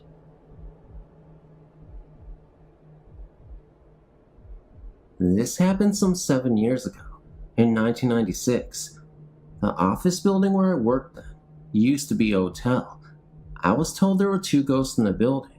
One, on the 7th floor, was supposed to be the ghost of a murdered hotel maid, but no one could tell where or what the second one was supposed to be. I shared an office on the corner of the 3rd floor, and my colleague and I would often look up from our work, expecting to see someone, but there was never anyone there. We both felt that someone had walked through the office door, which we kept open for ventilation. An old office building such as this one did not have air conditioning. We talked about this and discovered that we each had this experience on several occasions. Sometimes we were alone, sometimes we were both in the office. We eventually decided that we must be hearing someone walk along the corridor past the office, and after this, our imaginary visitor did not make their presence felt nearly so often. Then one morning, as I came back from the small area known as the tea bay after making myself a coffee, I distinctly saw a man enter our office doorway. When I followed a few seconds later, there was only my colleague there. He insisted that no one had come through the door, and he said I must have been seeing someone going around the corner. I maintained that I had distinctly seen someone in the light coming from our doorway, and that the corridor beyond our office was dark at that time because the lighting was being replaced. A few weeks later, I saw the same man going into the tea bay, which is no more than an alcove with a water heater, refrigerator, and cleaning facilities, and when I got there, it was empty. There was no way he could have come out again without passing me. There was no other exit. I told my colleagues, and they said I must have seen someone going into either the men's or the women's toilets, which are on either side of the tea bay. I maintain that I saw someone going into the tea bay. If they had gone into the toilets, I would have heard the doors closing. There are none on the tea bay.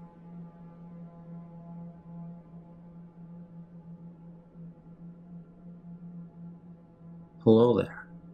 I've never thought of myself as being sensitive to paranormal things, but I've had too many experiences that I cannot explain easily. I would like to take this time and share 2 memorable experiences with you. Mind you, most of my experiences were feelings of not being alone, hairs on my neck rising, feelings of being watched, getting overwhelmed with sadness, hatred, and anger suddenly.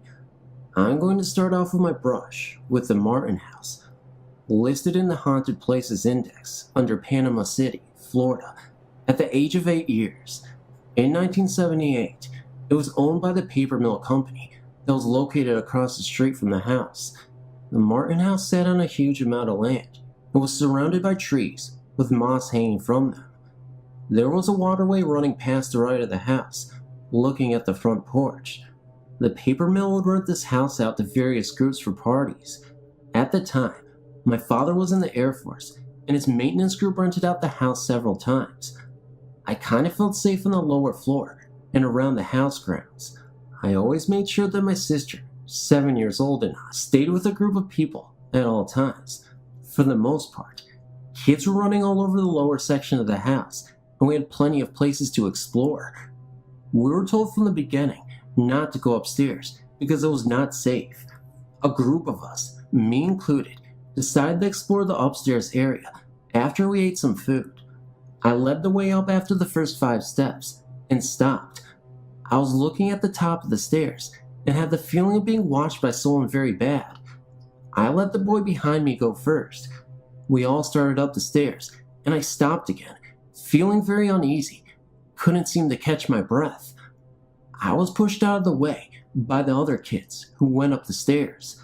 I went back down a ways until I was in the light that was shining from below and waited there still uneasy. Then the kids started to scream and came running down the stairs with me in front and told their parents that a very scary man was staring at them.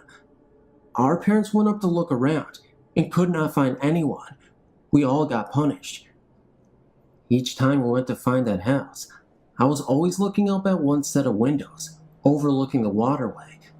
I felt like I was being watched by something. Last, the ankle grabber. I was 23 years old and visiting my sister in Marietta, Georgia. She lived in a 2-bedroom apartment. The 2 bedrooms were located on the left side of the hallway, with the bathroom right across the room. I would be staying in with my mom. This room had a faint, nasty odor that got stronger towards the closet. My first 2 nights there in the room, I felt uneasy, like I was being watched, and fell asleep watching the closet door. I had a restless sleep, and I always woke up looking at the closet door. The 3rd day, I helped my sister get some extra boxes put away in the closet. It smelled like rotting flesh. It was extremely cold and unpleasant being in there. My sister said that she had tried everything to get the smell out, but nothing worked. That night, my mom decided to sleep out in the living room. I fell asleep the same way, eyes on the closet. I suddenly woke up to the feeling of someone rubbing their thumb down the length of my right foot very hard. It then went into spasms. I looked around the bed, thinking it might have been my sister. Nothing, but that closet door was slightly opened, and it was not how I left it before I went to bed. I wasn't able to go to bed the rest of the night, and my daughter slept soundly. The next day was uneventful, except when my daughter was taking a nap. Strange sounds were coming from her baby monitor. I went down the hallway with a feeling of dread, and went into the room to look around. Nothing was out of place, and I even checked my daughter for marks. There were none, but I did take her out of the room to finish her nap in the living room. That night, I was hot and decided to sleep on top of the covers. Again, my mom slept in the living room. I placed my daughter's playpen in a safer part of the room. I slept in the middle of the bed, with my right hand on the middle of the pillow. I woke up in terror when my ankle was grabbed and I was jerked 6 inches off of my pillow. My right leg was hanging off the end of the bed and my left leg was bent. I got up, picked up my daughter, and went to sleep in the living room. In the morning, I asked my mom about any unusual experiences in that room. She said she didn't have anything funny happen to her. Just then, my sister let me know that her former roommate had complained of hearing footsteps in the room when no one else was in there. The room, by the way, was carpeted. Unusual sounds, bad smells, and being watched. I asked my sister to move out of her apartment. My daughter and I spent the rest of the visit sleeping in the living room. On the last day, I went into the room, threatened if it ever hurt my family members, I would be its worst nightmare when I died, and called it every dirty name in the book. I figured I'd take my chances and say it anyway, even if I sound ridiculous and yell at nothing. I would like to thank you for your time, and thank you most of all for allowing me to share my experiences with you. I know the paranormal can bring a lot of skepticism into this world, but I also know there are things you just can't explain. I believe in the paranormal. I believe in the things that go bump in the night, and I certainly won't dismiss something just because someone thinks it's something crazy that may not be existing. Keep an open mind. Don't be so dismissive, because you never know when something may lurk on you, and you never know when you're being watched. Here's kind of a creepy story. I go to school at Lalu, and my school, mind you, it is a private school, There have been a few suicides and drownings. We are on a lake, and other things such like that. Well, many students here have seen the Lalu ghost, and apparently, we have more than one haunting. One of my friend's sisters was being followed around by it. At one part of the school, there are wooden steps, which makes lots of noise when you walk down them. She started to walk down them, and she heard loud footsteps behind her. She stopped. It stopped. She looked around. No one was there. So, she kept going, and the footsteps kept going. That, from what I heard, was the last time I know that the ghost had been sighted, until 2 weeks ago. It was a late Thursday afternoon when my friends Kai, Clover, and Jess walked down to the Pine Room, which is basically our storage room in Lost and Found, to get a binder or something. When they went down there, Clover had started to feel a presence. Kai saw a flicker of light, and Jess saw the entire figure of what she could only explain as a ball of white light. All three of them just got what they needed and left, talking about this ghost. This is how I found out. I overheard them talking, and so did my friend, Jake. Jake is the most skeptical person I've ever met in my entire life. He doesn't even believe in luck. I had told Jake about this, and he basically laughed, and we went to go see Kai, who seems to be the resident expert on the occult here at Lalu, and find out what happened. Dave, who is also a skeptic, was laughing at her for saying this and wanted to see it himself. Kai told all three of us not to go down there. It'll just make him mad, and I trusted her, mainly because I believe in ghosts and the supernatural and everything like that, and I stayed. Where Jake and Dave went down to the Pine Room to try to see it. They came back empty-handed and laughing. We talked a little bit more about the ghost and what it could potentially do to you if it was mad enough. Then, Jake and Adder decided to try again. By this time, about 10 other people found out and wanted to see it too. Everyone went down, and everyone heard a loud bang, but nothing else. Then everyone went back up, but for some reason, Jake was called back downstairs. He was just inside of the door when he saw this ball of light pass in front of him to the adjacent corner. Scared, he ran as fast as he could, back up to where me and Kai were waiting. He told us of this story, and David overheard as well. So, being the idiot that he is, Dave went back down there and, yet again, didn't see anyone or anything. Dave then went to go see Clover, who was waiting in the stairwell down the hall to where we were at. We started to follow, slower than him, and about halfway, we all had the same feeling as Dave Giuliano did in his story. The hairs on our arms sticking up, and an uncomfortable constant shiver. At that time, in unison, we all asked, "Did you feel that?"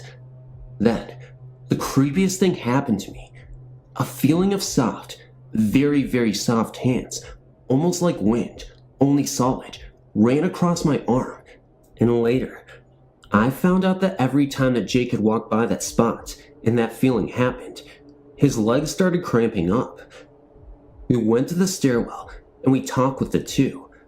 Kai was shouting at Dave because it was challenging the ghost to its face, and then she moved over a little, and both me and Jake saw it. We didn't see anything, really, but we knew it was there in its exact movements. Move over from the exact spot she was standing, right over to where Dave was squatting, and, after David challenged the ghost again, we left. After all this, I found out from Kai that it was a different ghost, and that when Dave challenged it, she had saw it laughing. Within 2 days of this sighting, my friends Ben and Jamie were playing with the camera to use up the film, which only had 3 pictures left, and it was disposable. Ben's had looked through the viewfinder and saw a ball of light behind Jamie and took the picture. They developed the film, and it was caught on film.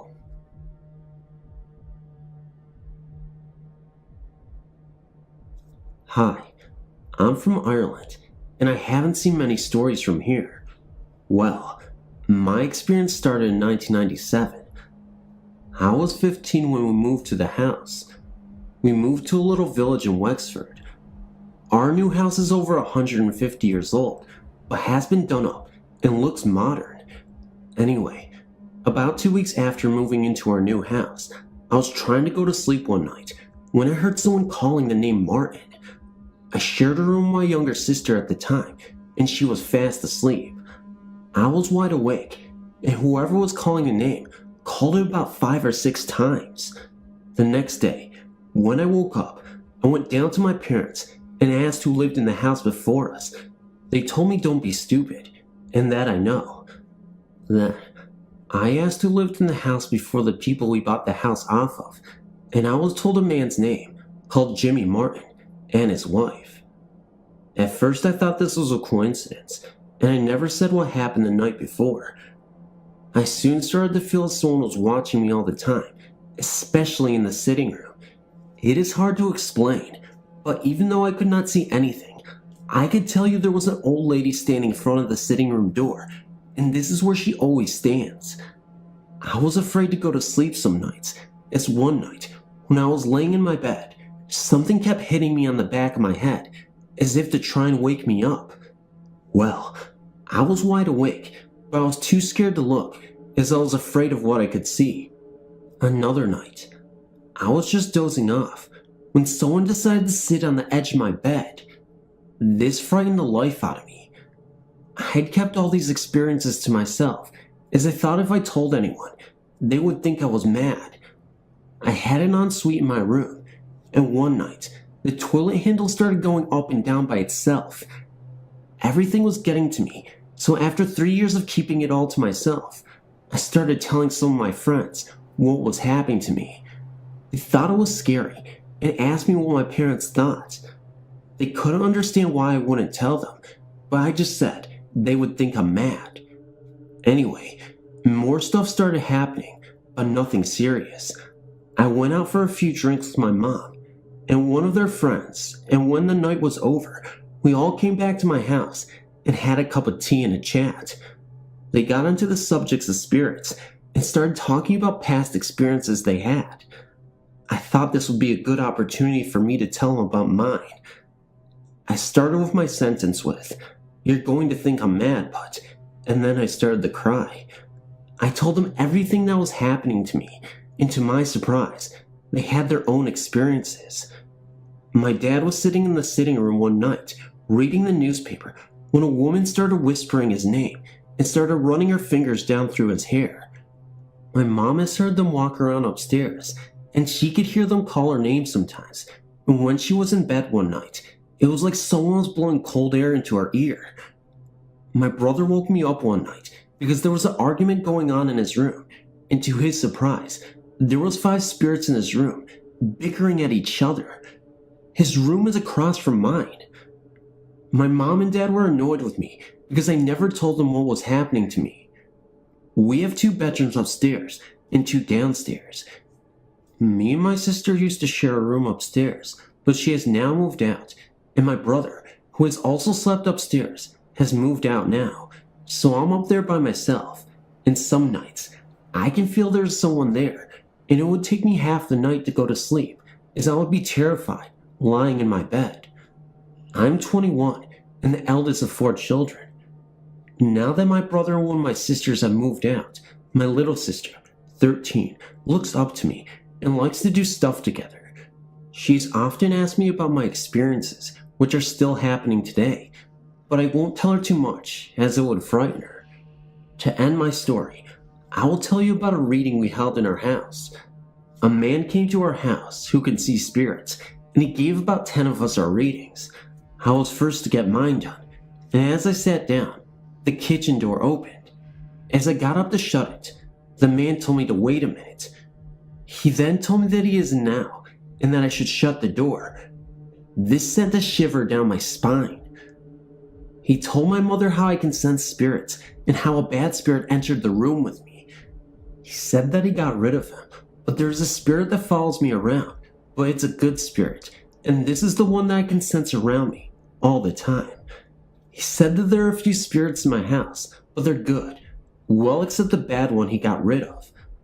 Well, that's my story, and it's going on today. The good news is, I've just learned to live with it, in the sleepless nights at times. Hopefully I'll be the next to move, because the terror drives me mad sometimes. Thank you. First off, I'm 19 and have believed in ghosts my entire life. Now, I don't have a sixth sense, but I find it fun to discuss ghosts and all sorts of unexplained occurrences. I'm a pretty athletic guy and played football through high school and am pretty strong too. I can bench 280. I'm not saying this to sound like I'm bragging, just to say I'm not afraid of that much. But what happened to me 2 summers ago left me pretty shaken. I was about 17 at the time and had found out about a haunted church through my mother. She had gone when she was younger. Nothing happened, except she had a really weird feeling the whole time she was there. Well, finding ghosts fascinating, I wanted to go, but didn't want to go by myself, so I told my brother about it. We decided to go on a Saturday night. Maybe we'd have a story to tell at the parties. My brother at the time was 15, and he wanted to bring some friends along, so I agreed. Altogether, there were the 5 of us: me, my brother, my brother's friend, and 2 girls they wanted to impress. The layout of the church goes like this. The church is in the middle of a field, surrounded by woods. All around the church in sort of a U pattern are graves. The graves start a little ahead of the church and meet in back, forming the U. There is no space between the graves and church for a few people to walk. In front of the church is a stone wall about 3 feet high and 2 sensor trigger lights on each side of the stone wall. We parked in a little dirt parking lot right in front of the church and got out. Me, being the oldest and assumed the bravest, went over the wall first. As soon as my feet hit the ground on the other side of the fence, I got a really bad feeling and my hair stood on end. The first thing we did was go up to the front steps and hang out for the first couple of minutes. The thing that struck me was that there was no noise at all inside the wall, no crickets or anything, which is strange because it's surrounded by woods. Once we got bored of sitting around, we decided to go around back. That's when the really weird stuff started to happen. We were walking in a straight line because none of the younger kids wanted to be last. It was me, my brother's friend, the 2 girls, and my brother. That was the order from left to right. We were walking so that I was closest to the grave, and my brother was closest to the church. About halfway down the length of the church, we all heard a whooshing sound. My brother's friend and I to the left, and my brother and the 2 girls to the right, like we were being surrounded. Everyone asked each other if they heard the sound, and we all answered yes. After that noise, Mike, my brother's friend, and the 2 girls wanted to leave, but my brother and I convinced them to stay. Not that I wasn't scared, I just wanted to see more.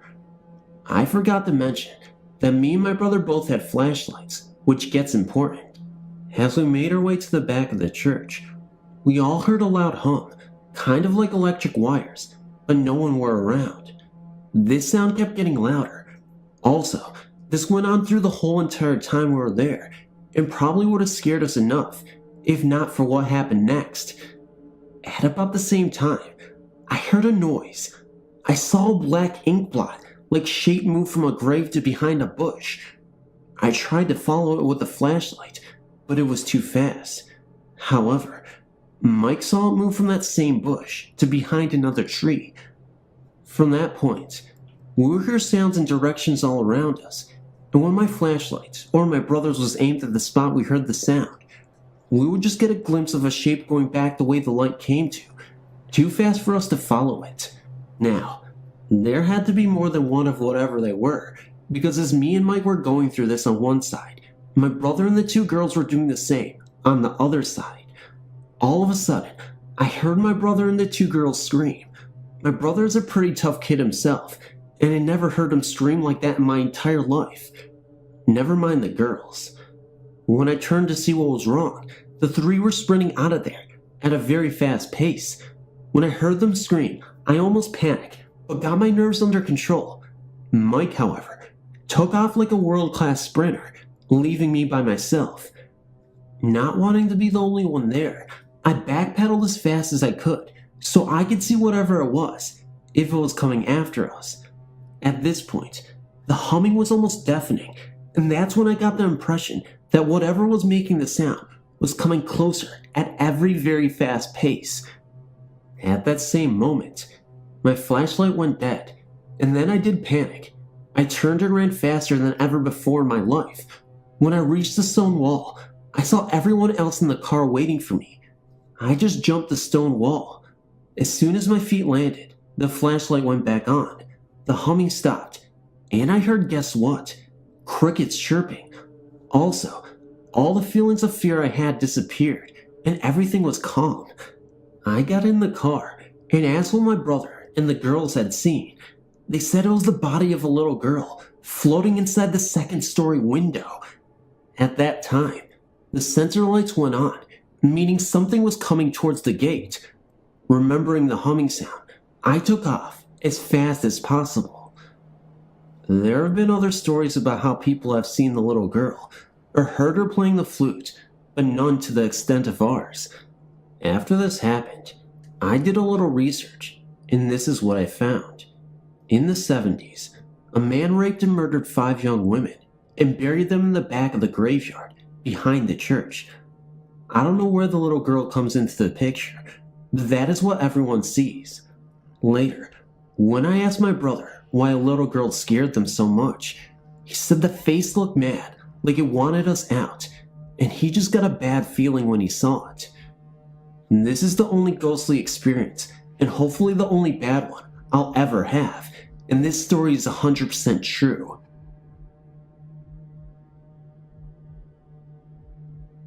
Hi, not sure if you are interested, but here's a couple of stories from the place I live in Tasmania, Australia. My boyfriend and I live in Daisy Cottage, an 1832 brick and stone house in Marquis Street, South Hobart, Tasmania, Australia. Daisy Cottage was originally built as a 9-room hotel by an Irish stonemason.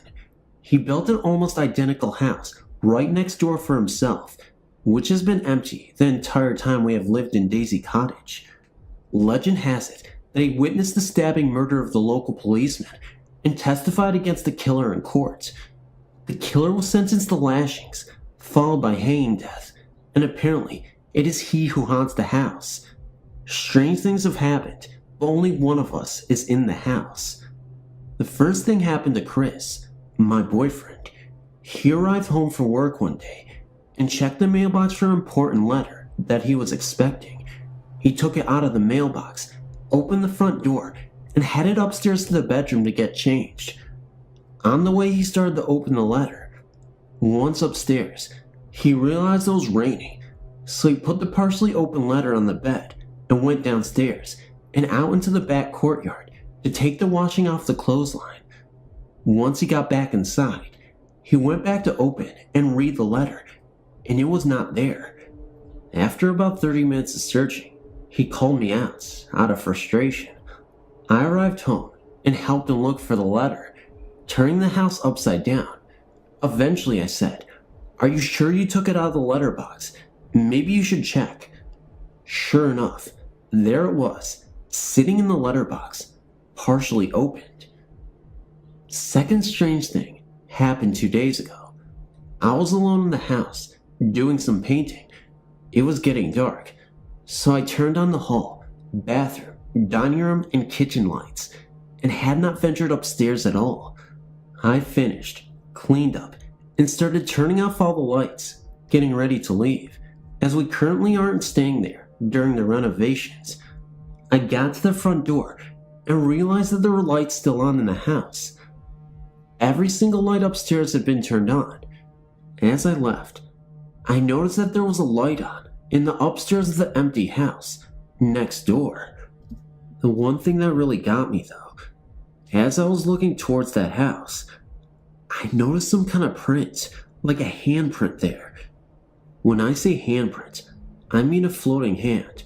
It was very faded, and then it just disappeared. Well, I guess he needed some light in the house. Thanks for reading. I've had quite a few experiences with ghosts.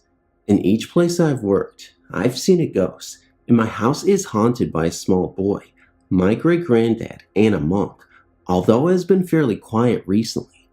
Anyway, this story happened to me when I was 17. It was around 1991, and I was a trainee stylist at a hair salon in Essex in the UK. It may help if I just tell you the layout of the place first. The salon was a large rectangle with a door leading to a hallway on the left. Doors led off of the hallway on the right. It was kitchen, toilet, boss's office, and then the hallway opened up into a huge square where all the hair chemicals in the washing machine, etc. were kept.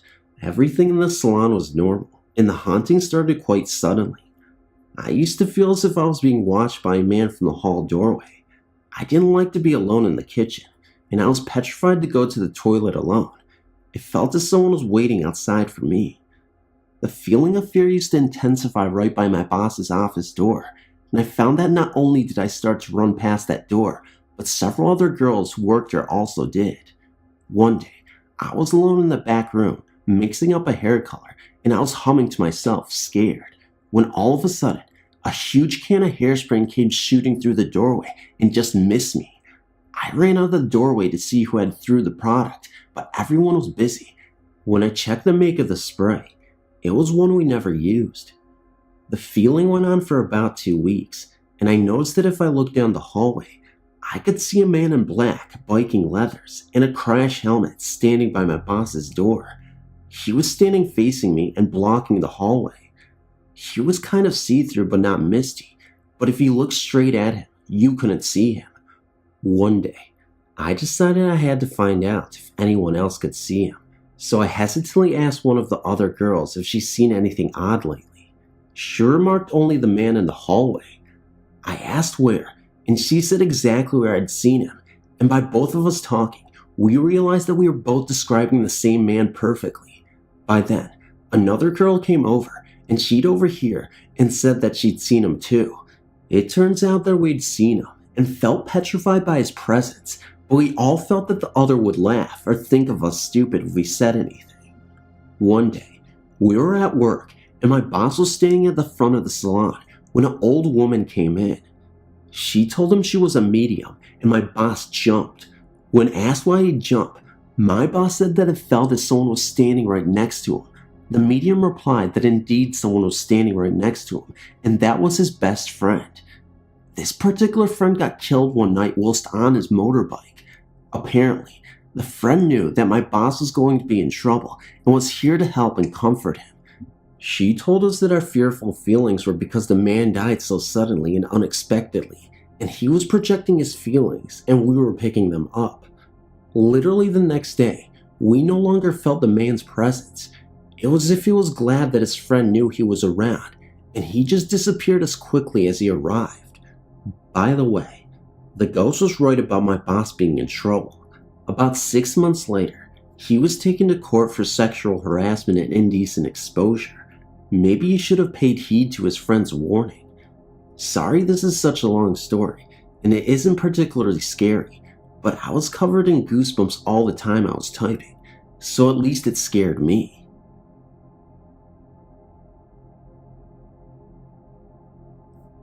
My personal favorite story didn't actually happen to me, but I got to see and smell the aftermath. I'm a manager in McDonald's, which is located in a mall. Most nights, I don't get out until after 10 p.m., and that means that I have to sit there at the transit mall across the street for an hour and a half, waiting for a bus hop. They only run every 2 hours after 7 p.m. The buses usually start showing up around 11:20 or so. Well, on the night in question, my boss comes pulling up around 11:10, and the driver pops out of that vehicle like his butt is on fire. Now, I've ridden this bus for 4 years with the same driver most of that time, and he is a nice, average guy who isn't prone to stories, and he won't even talk about this now. He calls me over and asks me to get on the bus and see if I can smell something. I got on, and sure enough, it didn't smell too good in there. A sweet, icky, nasty smell, but it isn't real strong enough though, just barely there. When I told him that yes, I could smell something, he told me a truly strange tale. We live in a long, narrow river valley in the heart of the Appalachian Mountains. The bus services several smaller cities and towns up and down both sides of the rivers. His run takes him west down one side of the river to the transit mall, then east up the other side of the river. He had just started his run west to the transit mall when he stopped to pick up a few people, so he had a few people on the bus with him when he stopped a few miles further down to pick up this one guy.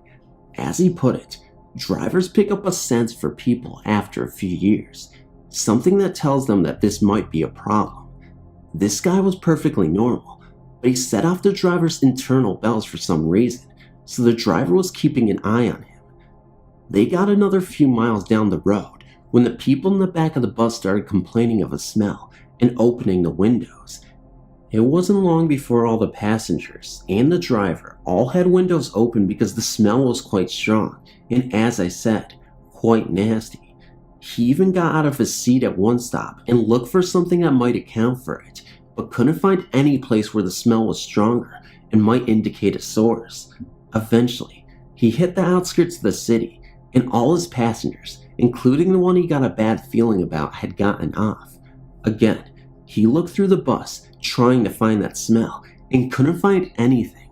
He decided that since it was late, and he usually didn't pick up anyone until the transit mall, which was still a good 6 miles on up the road, that he would just turn off all the internal lights and cruise into downtown with some windows open and hope the smell went away. He had made it about halfway when the buzzer indicated that someone wanted off the bus went off. He set out of habit because his mind was on something else. He stopped the bus and opened the doors. No one got off because no one was on the bus. This unnerved him a little, but he rationalized it on the spot as to shorten the wiring, shut the doors, and off he went. Then he realized that the awful smell that had plagued the bus for almost 30 minutes, despite opening windows, was starting to fade. Now he started putting two and two together and not liking the smell one bit. That was why he spent the whole way into the transit mall, hoping for someone to get on the bus to verify that the smell existed. I was the only passenger he had on the final leg of his last run that night, and he asked me to ride all the way to the end of the run with him and let him drop me off at my stop on the way back. This was somehow how unnerved he was. I was off the next day, so I didn't mind not getting home until almost 1 a.m. So I did. Most people that I tell this story to agreed that this hapless bus driver gave a ride to more than just his paying fares that night. Whatever anyone's guess is, but it is interesting to know that there were no graveyards near either stop, and to my knowledge, nothing obvious that would explain it.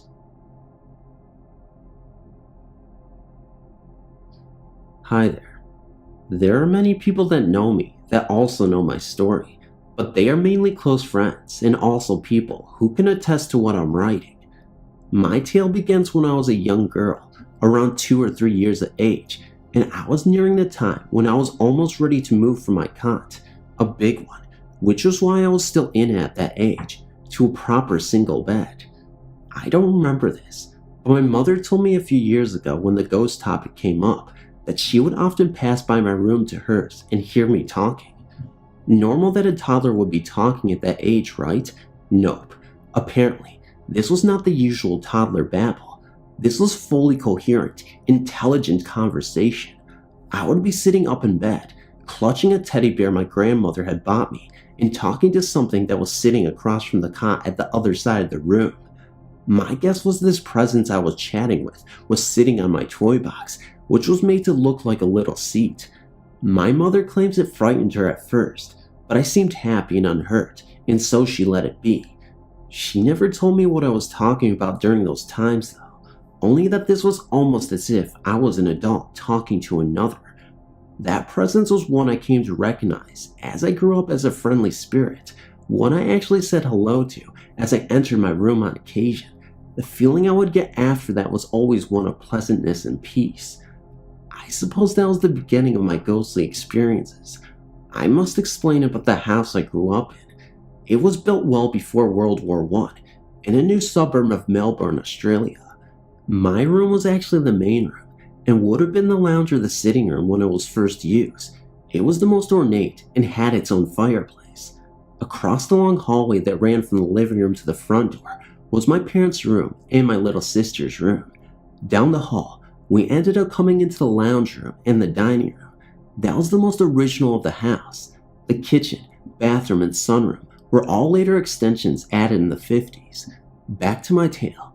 The next occurrence of a ghostly experience I can remember was playing with a homemade Ouija board with my best friend, and being silly little girls of about 10, we asked the deadly question, how do we know you're really here?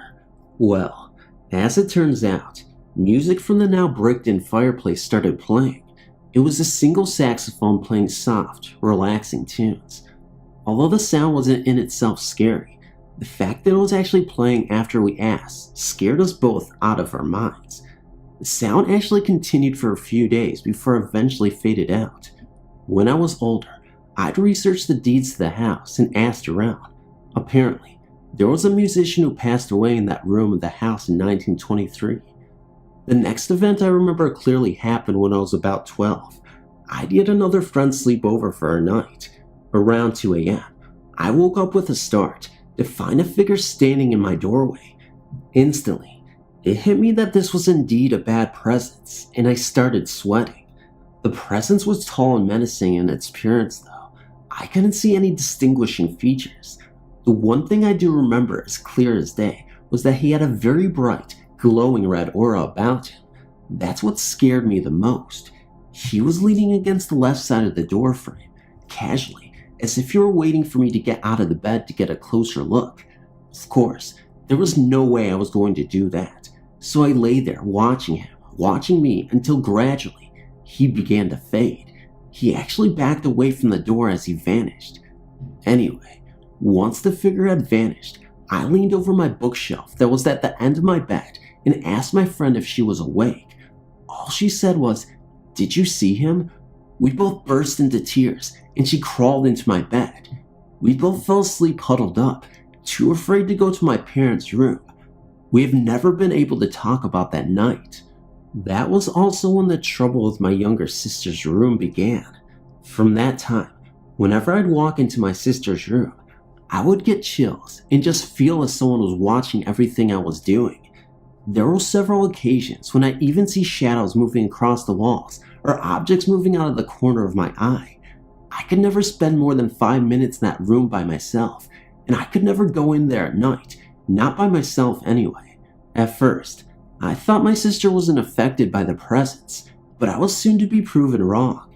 She suddenly started rocking herself to sleep at night, but she would do it so violently that she would occasionally hit the wall that the bed was pushed up against, and she would be making a constant ah sound that would almost be downing. When she was a little older and still doing it, I asked her why she did it. She said, "So I don't see the lights that come, and so I can't hear the noises." I burst into tears. My little sister was being terrorized, and there was no one around who would believe me. There were many times during our lives in the house that I would wake up, seemingly at the same time as my sister would, sit up in her bed herself, though not awake, and just have her eyes open, staring into space towards my room. The first time she did this, I talked to her to see if she was alright, but there was no response. Whenever this happened again, I would wake her up and put her in my room on the spare bed. She would never know why I was waking her up, but what was happening was scaring me, and I didn't want her in that room anymore. One night, I woke up to find her clawing at the wall, trying to either crawl up, along it, or away from something that was scaring her. Even then, she was still asleep, though she woke up and burst into tears, and I ran into her room and begged her to sleep with me. From that night, whenever she wanted to sleep with me, I'd let her, school night or not. To test to see if we were crazy, I had several of my friends stay in the room to see for themselves. I did this in broad daylight, not at night, and even then, they felt very uncomfortable. We weren't crazy. The next, and probably last major event that occurred in the house before we moved was when I was about 15. I was sitting at my desk, trying to concentrate on some homework. My family had gone shopping about 20 minutes beforehand, and had me let me stay home to do my studies. I was sitting at my desk, which was pushed against the same wall the door was on. In fact, when the door was opened, it would hit against the side of my desk, which meant only open to 90 degrees, so I had a clear view into part of the hallway. Anyway, I was busily trying to concentrate on my homework when I heard someone running up the hall. I looked up thinking I'd just missed seeing the person run past my door. I yelled out for Erica, thinking that she might have stayed back and was playing around as younger siblings do, but there was no reply, so I put it down to my imagination again.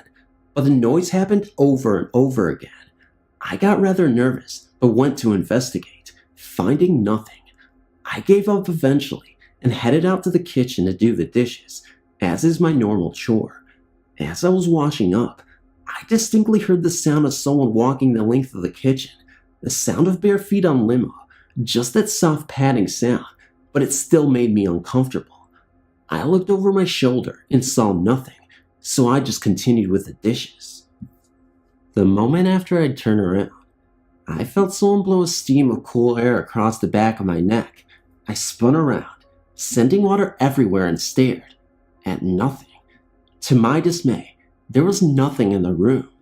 I was so tense, I was actually at the point where I was wishing there was something I could see so I could scream and run from the house.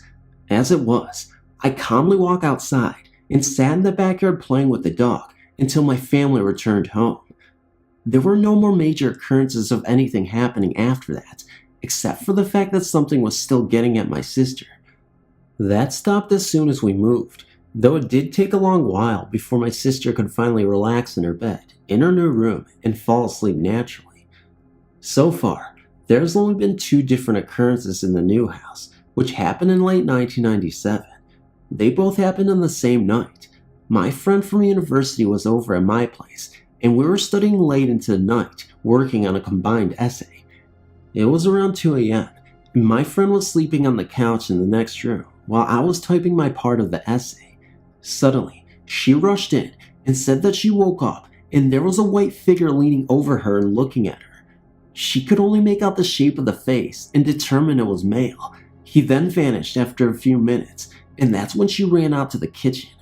The second occurrence happened about an hour and a half later, when I was taking my break and having a nap. I had my back to the room and was woken up by footsteps behind me. Once again, there was no one there. This time, I didn't feel uncomfortable though, and was so able to remain calm and went back to sleep, only to be woken up a couple more times. I turned around to see a white figure vanish into the hallway. I haven't seen it again since. So that's my story. All true, and all happened within the space of 18 years. I'm now 20 years old, and waiting for the next one.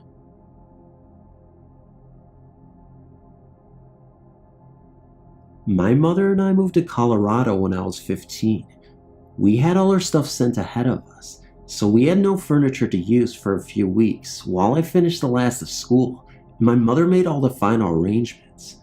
A friend of my mother's told us that we could stay at her house until we left.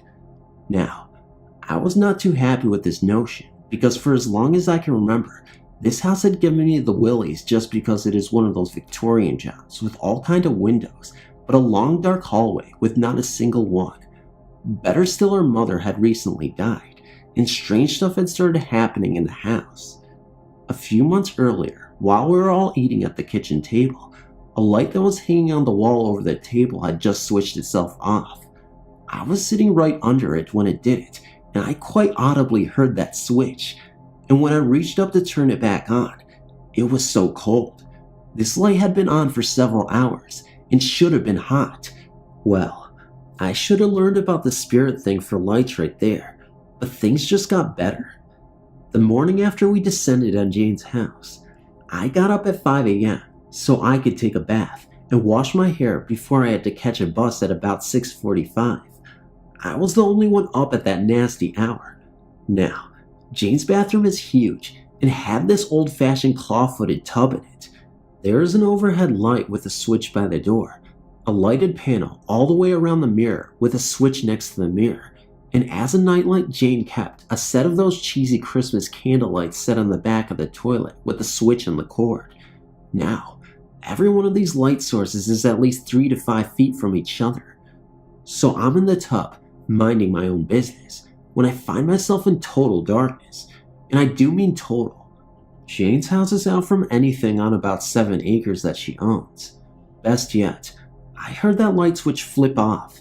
Now, I don't know if any of you have ever tried to get out of a deep claw-footed tub in total darkness with shampoo in your hair that is trying to run into your already blinded eyes with this panicky feeling that someone else is in the dark with you, but I don't recommend it.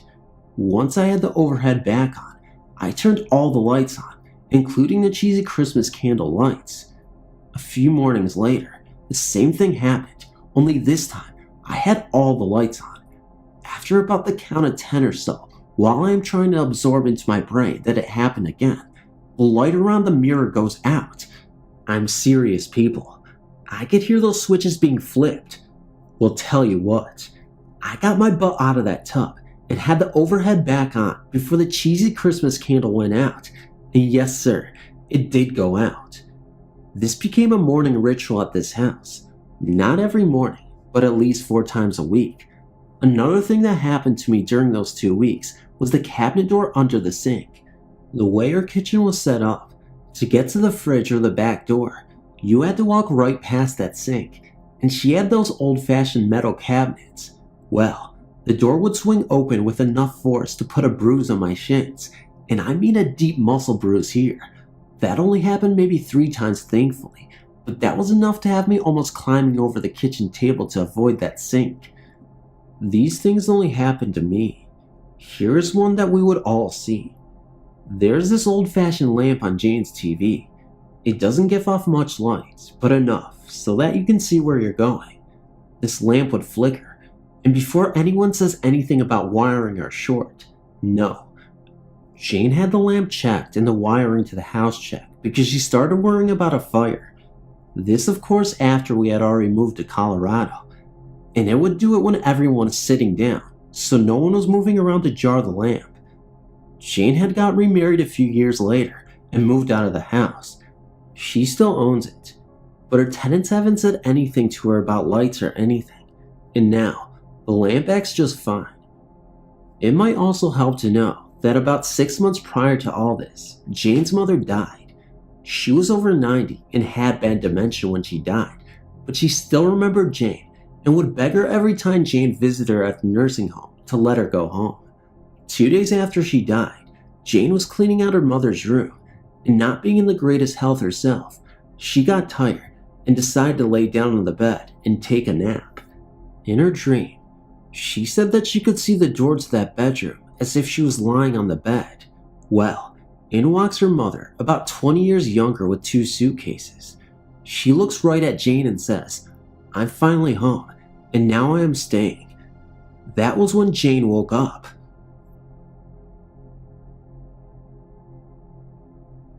All of my family pretty much lived in its own little neighborhood.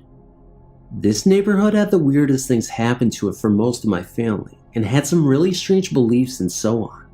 Well, one night, my dad, who's not too swayed by the idea that things can happen without explanation, and my uncle, who was deeply into the beliefs of the other world, were driving down the hill that circled around a little drive that was in front of my grandmother's house.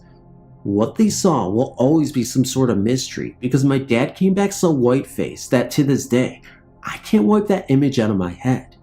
They looked towards my grandmother's house, and right below where the skirting of the house usually is for mobile homes, there was a little girl with no face, and in a little white gown rocking back and forth, in a little rocker shaking her head back and forth.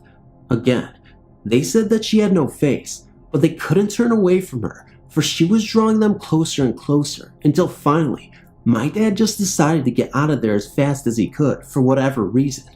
I can't say for whatever reason why they were going to my grandmother's house in the first place. I could never imagine why this happened, but this is among the many things that happen in that area. I'm not sure if it is because so many of my relatives were into the unknown or what, but I guess they say that it does open your eyes to a whole new world when you are into the other things. I had an experience while in the US Army, now some 20 years ago, that always puzzles me. I was stationed at an army depot in the southwestern part of what was then West Germany, was a military police canine dog handler. My duty was basically to work during the hours of darkness and patrol the woodlands. My dog was attack trained and used airborne scent to scout and detect people and animals. The area I patrolled was also a wildlife refuge.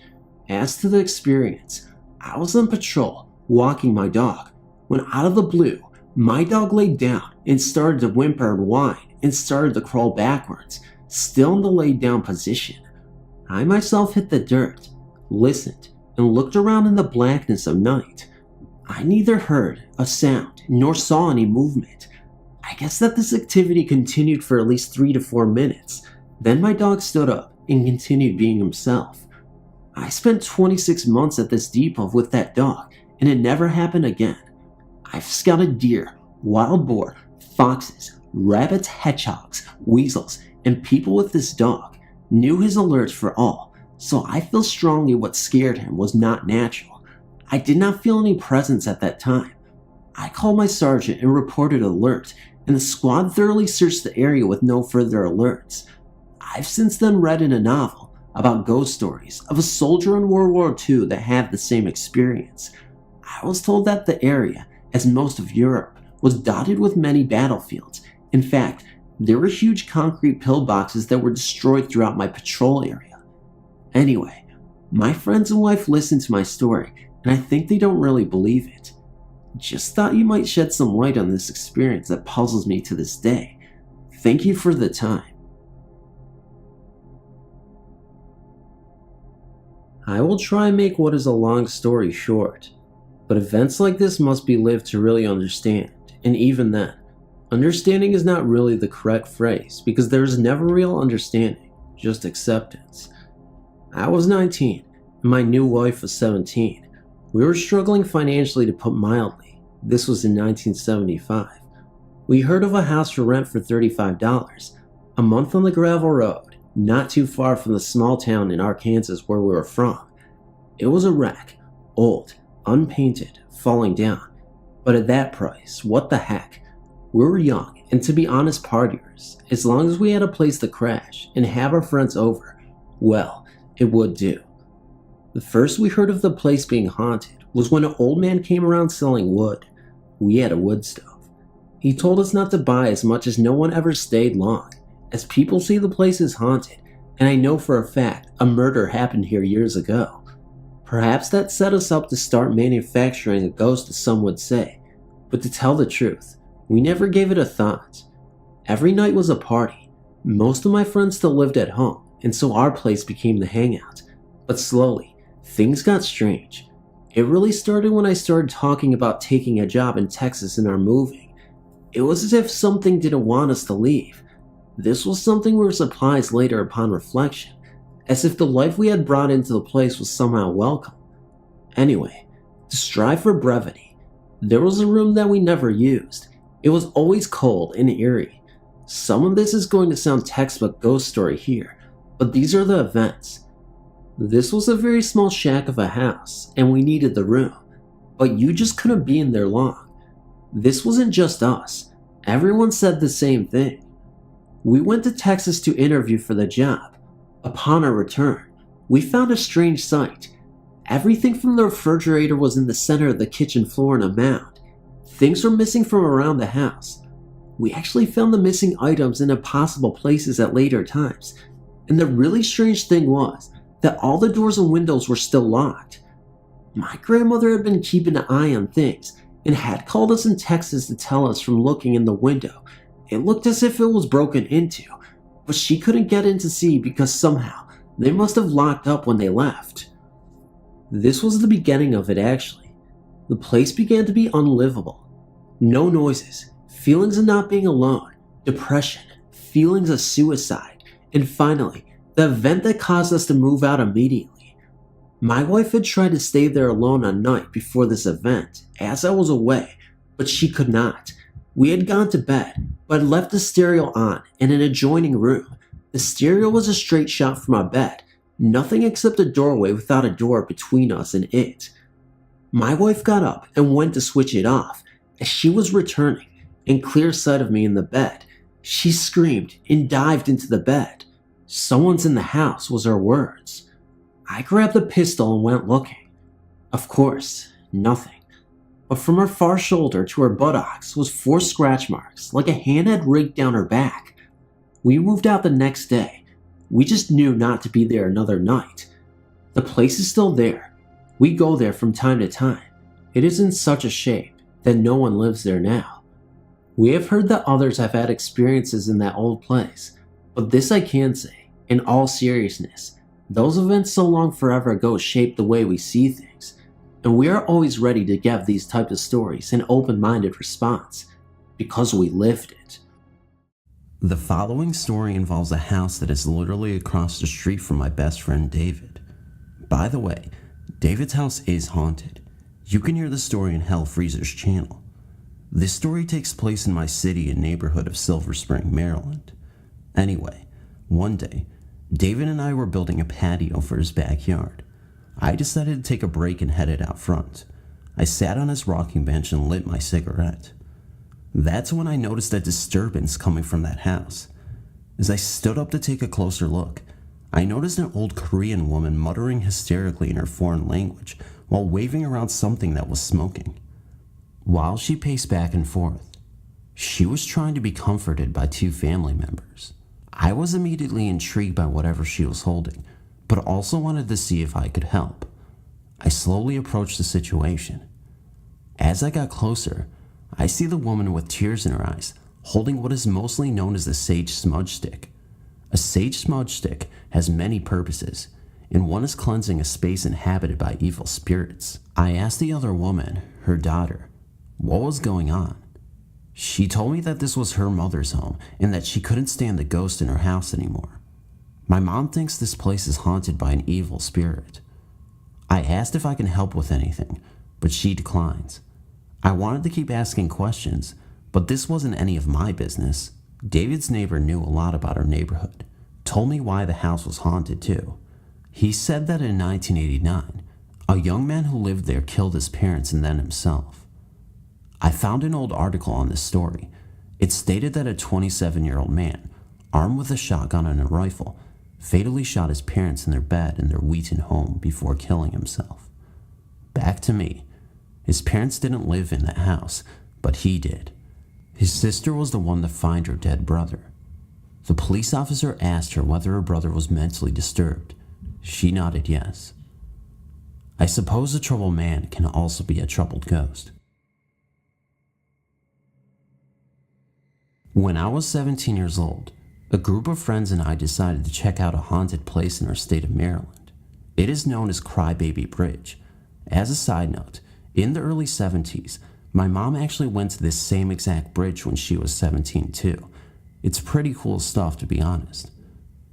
Now, this bridge is also known as the famous Goatman Bridge. There claims to be a Goatman Bridge all over the country, but through some research, I discovered that this particular bridge was the original, at least for the legend of Crybaby. If you're ever in Maryland, go to Governor's Bridge Road in Bowie. There are some sketchy backwoods characters who live out there, so be very careful. Anyway, let me start this story from the beginning. There were 5 of us: Andy, Hector, Mary, Jessica, and of course myself. We hit the road all excited.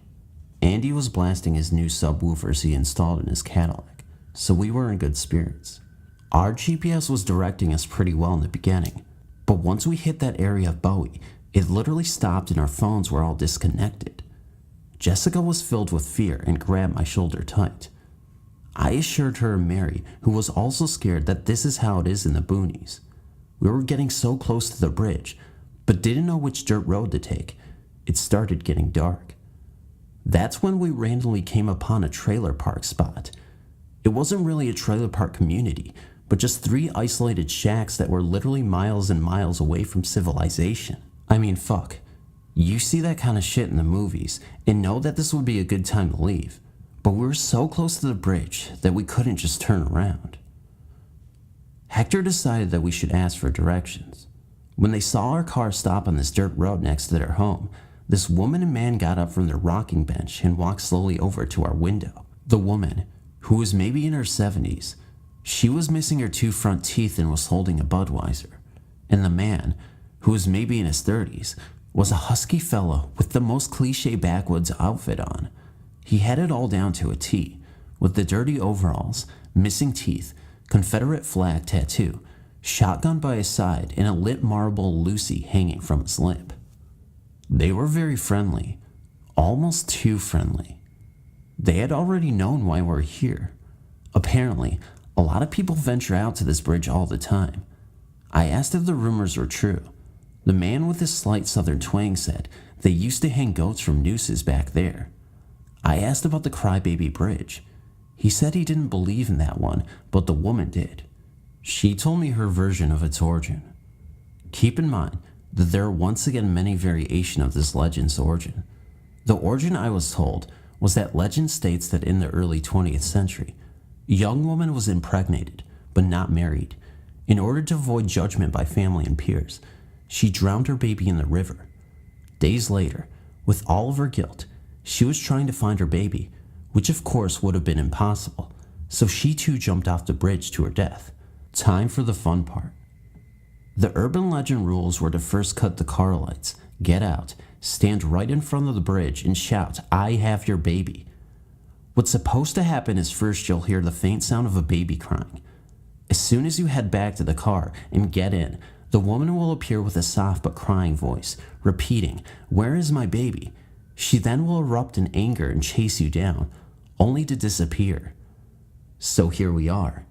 However, I did one thing a bit different, which I've now learned never to do again. Being the asshole that I was, instead of just saying "I have your baby," I said, "I have your baby, you stupid bitch. Come and get it." Yes, disrespectful. I know viewers will be mad, but I thought it might achieve more attention from the ghost. I was also trying to be funny and show off to the girl I was seeing. I was a dumb 17-year-old kid, so give me a break. Anyway, nothing happened, although I did feel a bit strange, but I figured it was all in my head. Now this is where it gets creepy. When I got home, I went downstairs to my computer to do more research on the bridge. I've only been home a couple of minutes when I hear a loud crash from upstairs. I thought it was my grandpa, who would occasionally drop something off his bed or even fall, so I rushed upstairs to his aid. I run down the hallway and reach my grandpa's room, and he was sound asleep. I look around his floor and nothing was on the ground. I shrugged and turned back around. That's when I see it. I must have missed it while I was running. I stand there shook and see that 3 framed pictures off both sides of the hallway walls had fallen off the wall and shattered on the wooden floor. As I look at each picture, I notice that every single photo was of me as a baby. One was even my mom holding me as an infant. I put 2 and 2 together and thought, oh shit, did this ghost follow me home? I must have really pissed her off. I thought this had to be a coincidence. I pick one broken picture up and notice that my dog is acting strange. She was staring at the front door. It was so intense.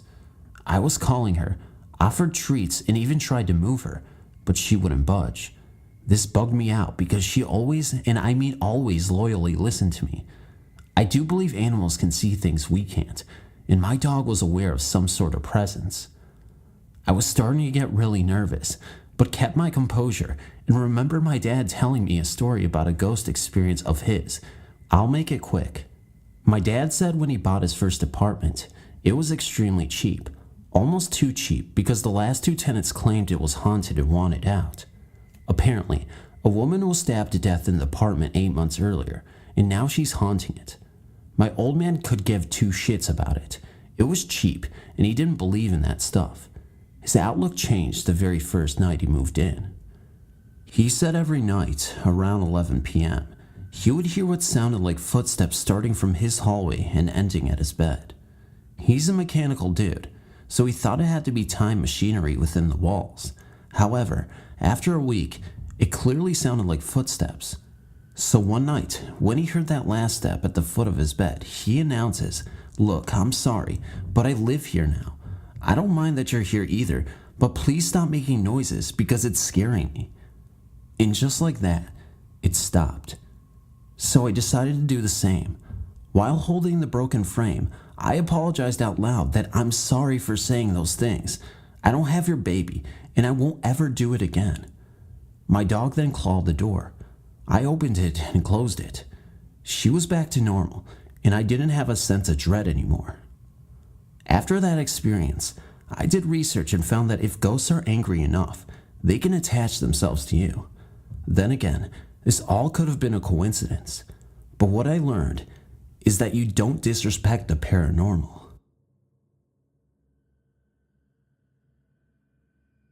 This is a story of a young woman that got killed on the highway in the town near us.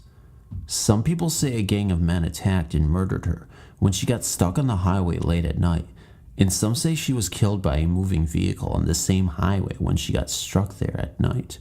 A guy who said he'd encountered her late at night was basically driving home at night on the same highway the lady got killed on. While he drove, he noticed a young woman hitchhiking, so he decided to give her a ride. He picked her up and asked her where she wanted to go, and she said she wanted to go home. She got into the car and he noticed the temperature dropped, so the man offered the lady his jacket. When he got to the young lady's home, she wanted to give him his jacket back, but he refused, saying he would pick it up the next morning since it was still a bit chilly.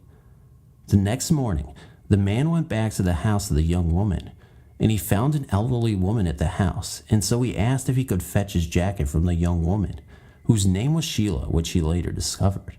But the elderly lady refused and looked confused and told him that Sheila had died years ago and she used to live there. She told him where she was buried as she did not believe the old woman.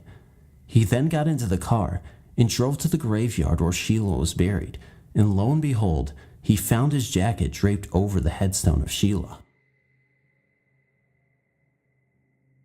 One night, some friends and I were driving around, and we decided to check out an old bridge that was supposedly haunted. The story behind it is that a girl hung herself from the old one-lane bridge in the country. My best friend, Tommy, is into ghosts and believes heavily in them, and I decided to call him out. I was telling him that he was a coward and nothing would happen if we went there. As we turned down the foggy, beat-up one-lane road, I ridiculed him about the whole situation. As we came to the bridge, a black cat scurried across, and in my headlight, the green eyes of the cat glanced at us eerily. As we crossed the bridge, my friend told me that this was a bad sign. I again replied with sarcasm, and told him that must have been the ghost. We passed over the one-lane bridge so that we could turn around down the road and come back over the bridge facing the main road. My friend Tommy then convinced me to leave. We drove around a bit more, and I convinced him to go back with me. We went back, and like the first time, we crossed the bridge, turned around, and drove back towards the bridge. We then came to the bridge once again, and I decided to stop my vehicle on the bridge. I went to put the car into park and glanced into my rear view mirror. When I did this, my jaw dropped. A fog-like figure shaped like a basketball head with a human body walked behind my car, turned towards me, and looked at me with the same green cat-like eyes. It looked upset, and I've believed in ghosts since. The anger in the cat's eyes shot fear down every limb in my body. I then hit the gas and flew out of there. Now I'm a 3+0 student at the University of Findlay in Findlay, Ohio. I'm a baseball player at the university, and I'm about 6'2" and 200 plus pounds. I'm not scared easily, and I get chills whenever I think of this. I can't even tell the story to friends without coming to fear, and the image is ingrained in my mind. I feel like I have upset something, and I now believe in demons and ghosts and would like to learn more.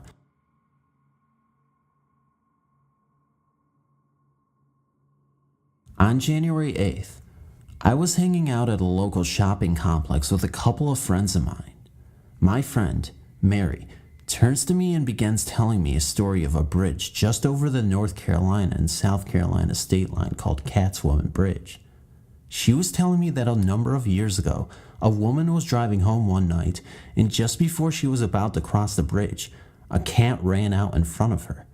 Trying to miss the animal, the woman swerved and wrecked her car in the woods just before the bridge. The next morning, local police found her car sitting, upside down, underneath the bridge. Upon investigation, police found a woman's body being beaten by a group of cats. My friend, Mary, continued to tell me that if you park your car in the center of the bridge and turn off the engine, you can hear the faint sounds of a vehicle crashing into trees at the end of the bridge. I'm in total disbelief. She continues to tell me that if I go to start my car to drive away, then my engine will not start unless it is pushed to the end of the bridge. I decide, okay, let's test this. We drive to the bridge, and I park my car in the center of the bridge. As I go to turn off my engine, my other friend, Robin, starts crying with fear and begs for us to leave. Not wanting to upset a close friend any further, I put the car in drive and began to drive away. As I drive away, there was a very thick fog that completely obscures my vision momentarily, and I decide that it's time to go home. However, the only way to go back home is to drive back over the bridge again. I turn my car around and begin to make my way over the bridge. The moment my front tires are on the bridge, my engine dies. Now, this could have not been a mechanical failure due to the fact that I was driving a 2005 Chevy Impala. I apply my brakes to prevent wrecking my vehicle, but my brakes wouldn't work until we rolled over to the other side of the bridge. After we get to the other side, I stop my car, put it in park, and restart my engine. Just as we are about to pull away, we all see bright lights that appear to be car headlights beaming upwards at an angle as if it were a car that had run off the side of the road. Scared out of my wits, I drove as fast as my car would get to get off that side of the road. When we got back to my house, we look over my car as soon as we get out. To our surprise, there were cats' paw prints all over my car, the hood, roof, and trunk. There were also streaks that looked like someone had tried grabbing the car with their hands.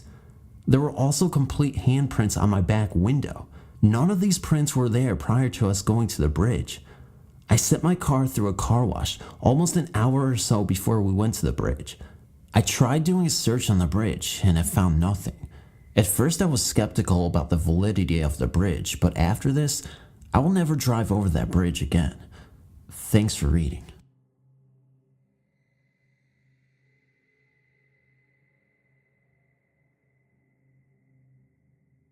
I was in the Navy at the time and stationed in Norfolk, Virginia. I was driving to Houston, Texas, on leave, and had been on the road all night and alone. My diet had consisted of just Coke, and it was coming on 2 to 3 a.m. I remember seeing something out of the corner of my eye, so when I turned to look, I was surprised to see what appeared to be a runaway slave sitting in my passenger seat. He had an unkempt fro and bib overalls with no shirt. He kept looking around frantically as if someone was chasing him. Then he was gone. I then noticed something out of my other eye. When I turned, I noticed hovering outside my car was an older white man with a sunburned face and neck, wearing a khaki shirt and sporting a crew cut. Out of the two apparitions, him I did not like.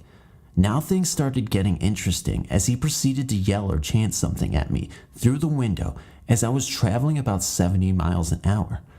The next thing I knew, I was transfixed on my windshield as it starts to turn white, like at the beginning of a movie when the screen goes white.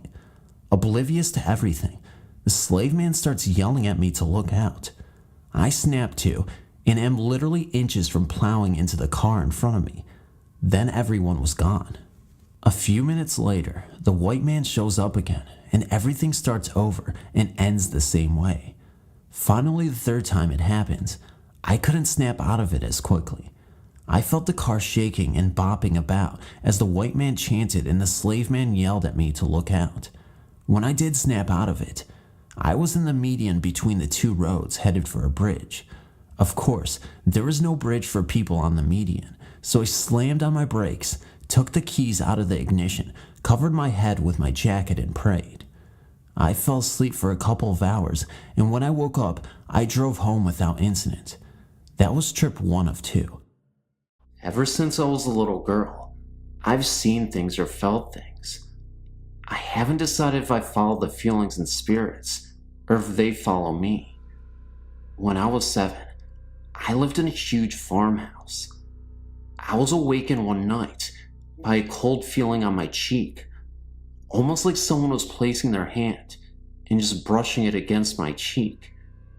I sat up in bed and looked around, expecting it to be my sister trying to wake me up. Instead, I was greeted with an empty room. I tried to fall asleep all night and couldn't. For weeks, I refused to sleep on my own room and stayed with my parents.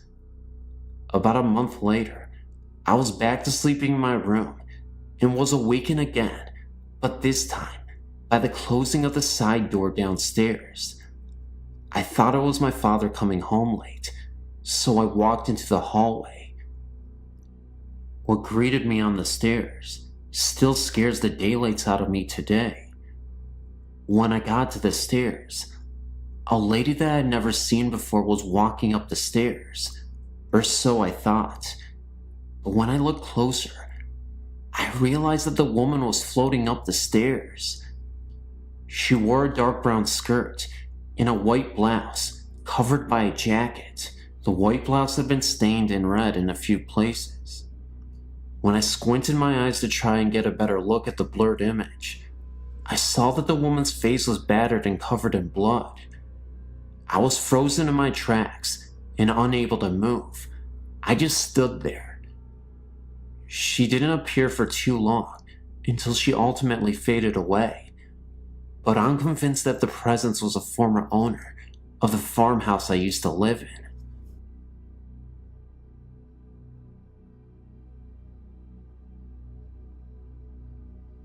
In my last antidote, I introduce you to my mother's family, the Sorensens, who lived in East London, South Africa, during the first half of this century. In fact, most of the family members remaining alive at this time are still living in East London, although a few have also moved to other cities in the country. Families were, in those days, much larger than they are nowadays, and my mother's family, which had 12 children, was not unusual. This story concerns one of my mother's brothers, Nigel, who was, for some reason, nicknamed Boy.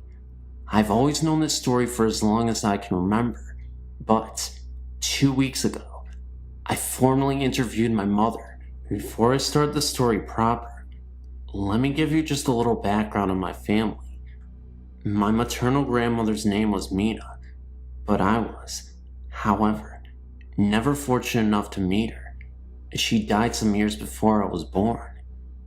She and my maternal grandfather, Chris, did, however, instill in all their sons and daughters a deep and abiding belief of all things spiritual and religious, and the whole family were staunch Catholics. My mother and her brothers and sisters believe in ghosts and spirits, and, in my mother's own words, firmly believe that spirits of those people that we are close to in life remain close to us after their deaths. It was not uncommon, in the days of the beginning of this century, for an above average number of babies to die when very young. In my mother's family, however, only the firstborn, a boy called Ivan, died in early childhood, and the remaining 11 were all healthy and thrived, until 1944, that is. My Uncle Boy, who was 30 years old at the time, came home one night after having a few beers, and, as he did not want his mother to smell the alcohol on his breath, he decided to spend what remained of the night in his car that was parked outside their family house in Park Street. He did not have a peaceful night, however, as he was unfortunately brutally attacked and robbed. His attacker had on a pair of army boots and forcefully kicked my uncle on the head, so forcefully in fact that the boy later contracted and died from inflammation of the brain. He died in a hospital on July 2nd, 1944, and was buried by the family near the end of the month. The entire family was devastated, as he had been much loved. He had been the joker of the family, and always used to perform practical jokes on my mother and her older sisters, dressing up as Dracula and jumping out to frighten them and so on. He apparently had a very loving nature and a great sense of family, but had never married. On the day of the funeral, my grandmother, my mother and her sisters Lily, Janetta and Edna locked up the house in Park Street and prepared to walk to the church, which was just down the street. They had recently received a large arrangement of St. Joseph lilies from a family friend in sympathy for Boy's death, and the flowers had been placed in a vase in the dining room before the ladies had left for church. No one was left in the house, and, furthermore, no one, other than my grandmother, had keys to the house. After the service was finished, they walked back to their house, and my grandmother unlocked the front door.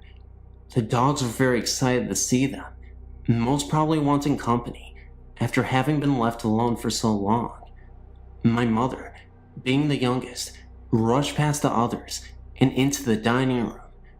She stopped dead in the dining room doorway and turned around. That's when she noticed the apparition of Boy standing right there. He had a completely blank expression and simply just pointed in the corner of the dining room. That's when my mother looked to see what he was pointing at and was horrified. She saw what appeared to be a dark figure with robes on and a hood sitting on a rocking chair. A second later, Boy disappeared, and so did the mysterious hooded figure. The most interesting part of this whole story is my mom told me that the chair was still rocking by itself moments after the hooded figure disappeared. I know this all sounds a little hard to believe, but believe me, this was a real occurrence. Believe it or not, ghosts and spirits do exist. You just have to be open to seeing them. Oh, and by the way, those lilies that you saw earlier in the story, the ones I mentioned, yes, they were face down where the apparitions were, 2 of them.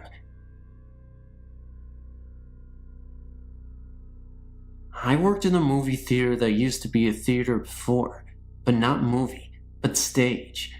As a matter of fact, the stage is still there, complete with all the vents, dressing rooms, and the overhead mechanisms to control curtains. It was a very happening place during its time. There was a dining place called the Kit Kat next door to the theater, and a hotel on the other side. When the stage was closed, the place became a movie theater with 1 screen. It is still set up as a theater would have been in the area's segregation. It became a 2-screen movie theater recently, and the balcony has been closed off. There have been some pretty weird things going on upstairs. I was talking to the manager one night about something that happened as I was leaving pretty late.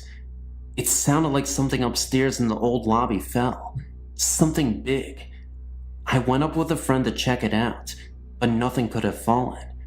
After I'd gotten about half of my story out, the manager finished the story for me. He said that he experienced the same thing. We've both heard voices upstairs and footsteps on carpeted floors. No one ever really experienced anything, or they don't talk about it. Up until a few months ago, no one ever saw anybody. Well, that all stopped pretty recently. I've seen 2 men. I'm the only one who has seen anything. One of them was a shadow person. He was a very dark presence, so dark in fact that he almost appeared to be a cloud floating around the room. In fact, that's what he had been doing when I saw him. By the way, you could still make out the outline of this figure. He was also wearing a top hat.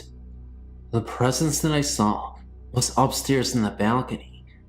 The feeling I got off of him ranks up there with the feeling I got the one time I encountered the shadow person. This guy, however, looked like he was some sort of construction worker. The manager, which is my uncle, has been doing a little bit of research and has come up with very little information. I've written a narrative about the man upstairs. My fiance drew a picture of him without my knowledge, just from the description I had given him. I saw the picture one day in the backseat of his car, and it sent chills through my body. The city is wanting to tear down this building and put an even larger theater in its place. We do not know how long the owner of the building is going to hold out on selling it. Hi, I'm not sure if this is a ghost story or just me being nervous because of old fables, but I'll share it with you anyway, and I'm anxious to hear what you think.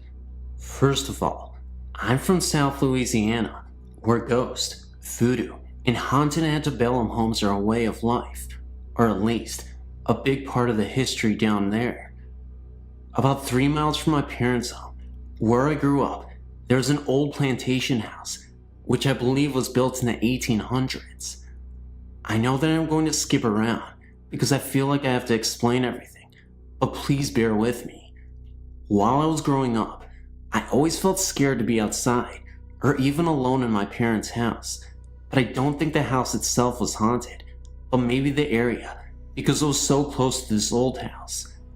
I actually never even noticed the house until like only 6 or 7 years ago, when someone finally bought it and decided to refurbish it.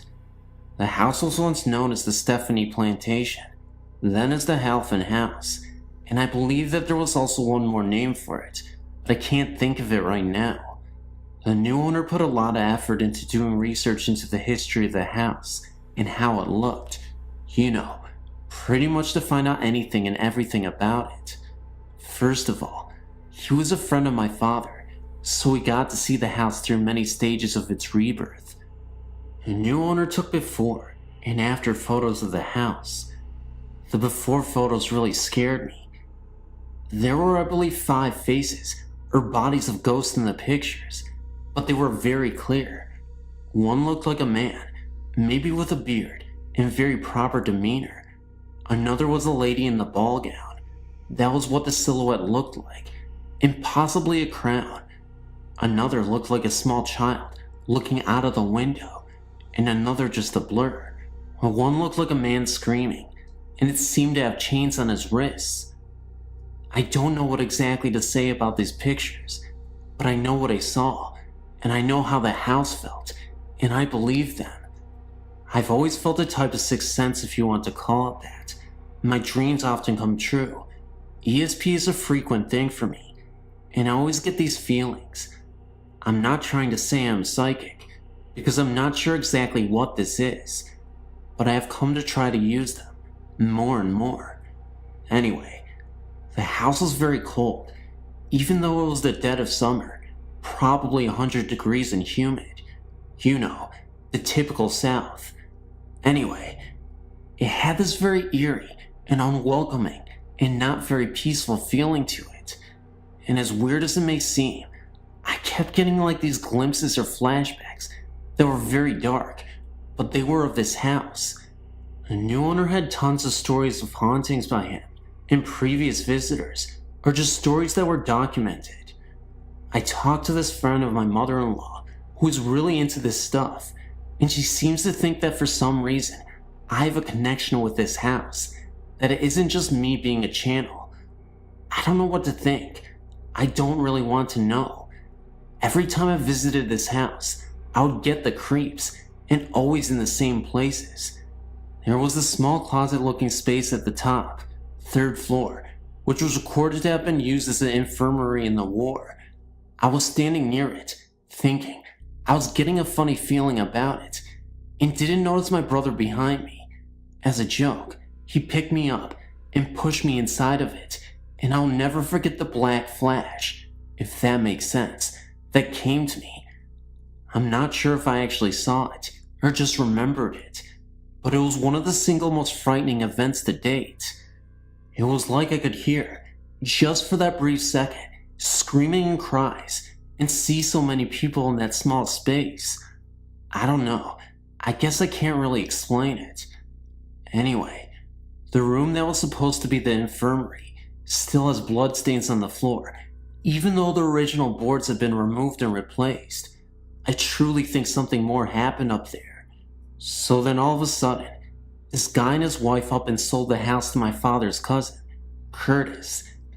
He got a grant from the state to do further research on the house, and he actually tracked down many original pieces from the house.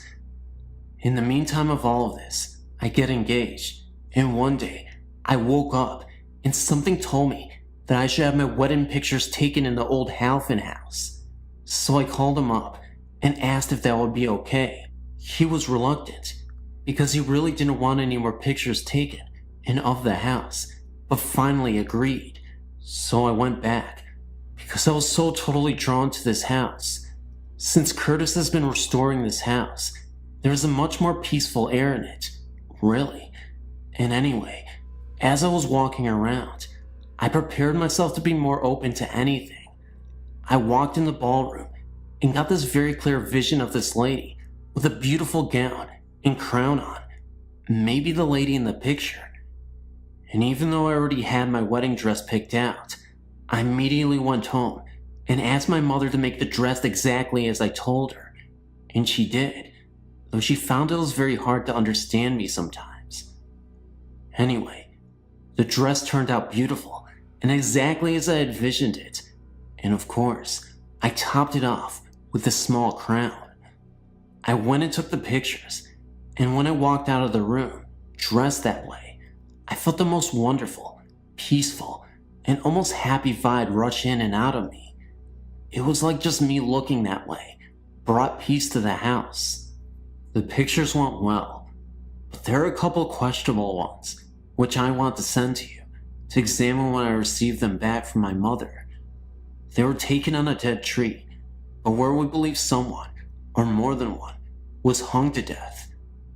In the tops of the trees there is a mist. I thought it was the sun, but some say no. I would just like to see what you think. Anyway, to thank Curtis, I sent him a blow-up picture of the entire exterior of the house, with me standing on the balcony of the master room. He later came to tell my father that he can't explain it, but since that day, there has been a great peaceful feeling in the house. I'm anxious to hear what you think, and then again about the pictures.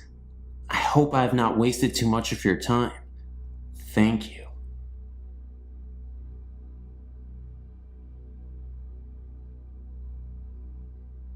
I've had several ghost experiences, but the one I'm writing happened when I was about 16. We lived in a very rural area in a big tri-level house. The bedrooms and a bathroom were on the top floor, a small bedroom, a bathroom, the kitchen, and a huge living and dining room were on the second, and the bottom floor was a 2-door garage. The master bedroom on the top floor had once its own deck, and still had the sliding door, which now leads to a 16-foot drop to the backyard.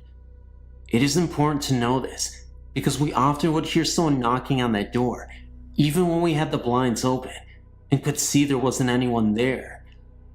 The stairs from the second floor to the third went straight halfway to a landing, then turned right, and went up the rest of the way. On the landing on your left, if you were going upstairs, was a picture window. I was standing at the top of the stairs one afternoon, calling my 2 younger brothers.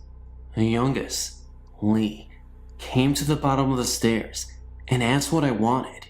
He and Chris were getting a snack. I was going to answer him when I felt a hard shove against my shoulders. I fell down the stairs to the landing. My brother raced up the stairs to the landing, calling our other brother. I stood up with Lee's help. Since I was okay, I shrugged it off as an accident and forgot. Weeks later, my brother was in the house by himself. He was coming downstairs.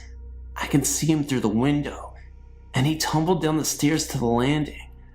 He swore someone pushed him, but he and I were the only ones home, and he had been the only one inside. The next day, stupid kids that we were, we decided to test it. Lee stood at the bottom of the stairs, Chris stood outside and watched through the window, and I, really stupid, okay, stood at the top. I felt something push me, and I started to fall again. I caught myself on the rail and was standing. Something I couldn't see was trying to pull my hands off the rail. I got up and ran down the stairs in record time. Chris said he couldn't see anything, Police swore he saw a shadow chase me from the landing down to the second floor. After that, none of us would go down the stairs alone, and we always ran. For some reason, they wouldn't tell our parents to decide to move, only 6 months after we started living in the house. When I was 9 years old, we moved to a house in Brooklyn Park, Minnesota. My mom had just gotten remarried, so I now had a stepfather, whom I absolutely despised. About a year or so later, my dad started renovations on the house. We added almost half a house on. There was a 3-season porch, a mudroom, a bathroom, and 2 basement bedrooms. My sister moved out of her bedroom to the new one in the basement. A few days later, I was in my bed. My bed faced the wall by the door, but I couldn't look out down the hall. I had only been in bed for a few minutes. I looked up because it felt as someone was in the room with me. That's when I thought there was my stepfather standing at the foot of my bed. He was wearing what appeared to be a hooded trench coat and appeared as a dark silhouette. Looking back, it didn't really initially terrify me because I just thought it was my stepfather playing tricks on me, as I said. Boy, was I terrified. I yelled, "Ken, get out of here." Suddenly, my mom, who was in her bed at the end of the hall, yelled back at me that he was asleep in the bed next to her. Suddenly, the figure disappeared. I ran as fast as possible into our bedroom. There was my stepdad, sound asleep and snoring right next to her. I told her what I saw, and she just told me to go back to bed. The next morning, at the breakfast table, I started telling everyone. My oldest brother described the man in the hood. He also said he'd seen the man in his bedroom at the foot of his bed. His bedroom was in the basement, located right under my parents' room. He also thought it was our stepdad, until it vanished. He just thought he was hallucinating or something, and didn't tell anyone. Honestly, now, I really wish it was my dad.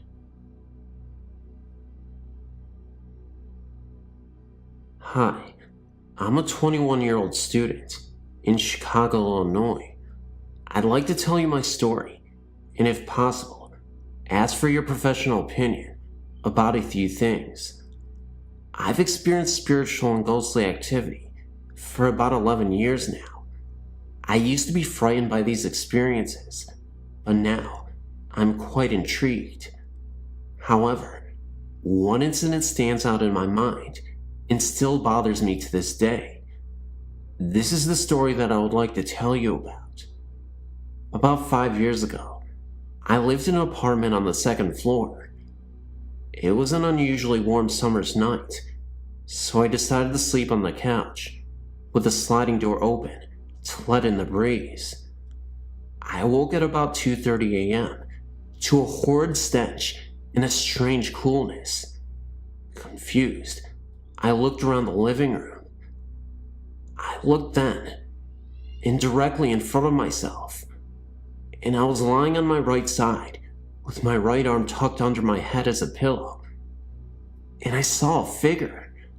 I was frozen with fright as my eyes began to adjust to the darkness, and I saw the figure's face. At this point, I was thinking that someone broke into the apartment. However, this was no person. This ghost had a human-shaped face, but it was a grayish-white color. Its eyes were darkened, and what I remember the most was the huge prominent cheekbones. Furthermore, this thing only had a torso and a head, nothing else. Suddenly, with great quickness, its head descended, positioned its face directly in front of mine, stared at me for a moment, and as quickly as it descended, it pulled its head back to the original position. I began crying at this moment, and that's when I felt a sort of punch on my chest. It then seemed to kind of run off into the kitchen, and then I heard the door slam. I jumped from off the couch, turned the lights on, and checked the door out. The door was locked from the inside, so there was no possible way that someone had broken into the apartment and left through the kitchen door. To say the least, I was badly shaken. I took a moment to collect myself. When I realized my chest hurt, I went to the bathroom and pulled down my pajama top slightly, which revealed a large red mark, as if someone had punched me. This mark eventually developed into slight bruising as the morning came. Needless to say, I didn't sleep that night. Since this event, several other experiences have occurred, none as frightening as this, thank goodness. However, a cluster of events did occur directly after this experience. For what reason? I'm not sure. I did go to the library and search for possible causes for such an occurrence. The closest I got to a logical answer was something called a night terror, which I'm sure you are familiar with. But I've excluded this as a possible explanation, for many reasons. The only thing I can think of is that I had seen a ghostly entity. As to why there was a stench or a cold chill associated with the experience, I can only guess. Also, I've always been under the impression that spirits cannot harm the living, but I simply cannot believe this to be true anymore.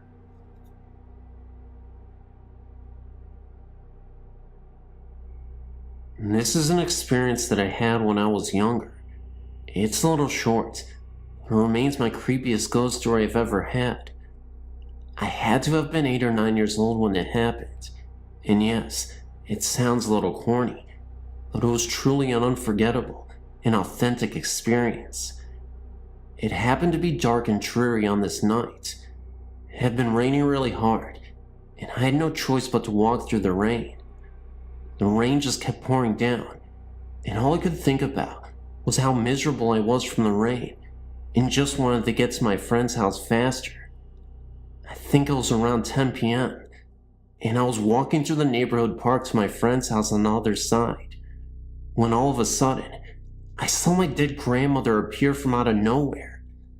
Oddly enough, it was a year to the day of her death from cancer. She just looked as she did before she got sick, though. She looked wonderful. Of course, I wasn't sure if it was really her, so I walked up to her and called out her name. The wind became harsher and the rain fell harder, and as she reached out to me, I could see she was in pain. It was at that very moment that her face changed, and she became scared, and looked as though she needed my help, and it was then that she disappeared. I had to have been 3 to 5 feet away.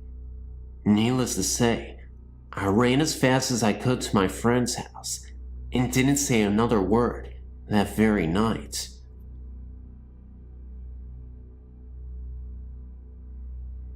I was sent to live with my grandparents when I was 3 years old. I loved my grandpa with all my heart, and he and I became very close because he could not work due to a serious heart condition. We took wonderful care of each other. Even at the age of 5, I've always been very responsible due to my grandfather's ill health. One day, when I was 9, my grandma kept me home from school to look after Grandpa because he was not feeling well. About 9:30 that morning, he went to lay down because he said he did not feel well. I went in about 10:30 to take his temperature and discovered his fever to be 103.4. I rushed and called my grandma and mother immediately. In turn, my mother said she was going to call an ambulance, so I was to get Grandpa ready and wait for them. As I did this, my grandpa called me into his room and told me, "Pumpkin, I love you very much and you know this. Even though you are young and in time will forget different things about me, just always remember my love and the way you feel. I promise you this. I'll always be there with you, and you'll always be in my heart." I will always remember him saying this, because that was the last conversation he ever had. I never got to say goodbye, because he fell into a deep coma and they wouldn't allow me into ICU to say goodbye. He then died on May 26, 1983 at 5:36 a.m. I know this for a fact because he had given me his watch to hold on to while he was in the hospital, and it stopped at that very second that they pronounced his death. Now, while that is odd enough, the best part is yet to come. 3 weeks after my grandpa had passed away, my grandmother became very ill and was put into the hospital, so my sister, brother-in-law, and myself stayed out at my grandma's house. My sister had a cat that whenever someone came down the stairs, it would run to the basement door and cling to the screen to be let out. Well, one night, at about 11:30 p.m., the cat was sleeping with me on the couch in the basement when it jumped down and ran to the door to cling onto the screen, when all of a sudden, we heard footsteps. Now, the house is locked, my grandmother is in the hospital, and we are all in bed, downstairs. My brother-in-law grabs his baseball bat and tells us to call 911. At first I was very scared and was crying. And then they went upstairs. The footsteps stopped, and all of a sudden, my grandpa was standing in front of me, holding the note I had put in his pocket the day of the funeral. He had a tear in his eye and told me not audibly, but I could see his lips move, that he loved me and would always be there with me. Ever since then, any major life event, graduation, marriage, the birth of my 2 children, anything, I felt this love at one time or another, and have felt a huge sense of calmness.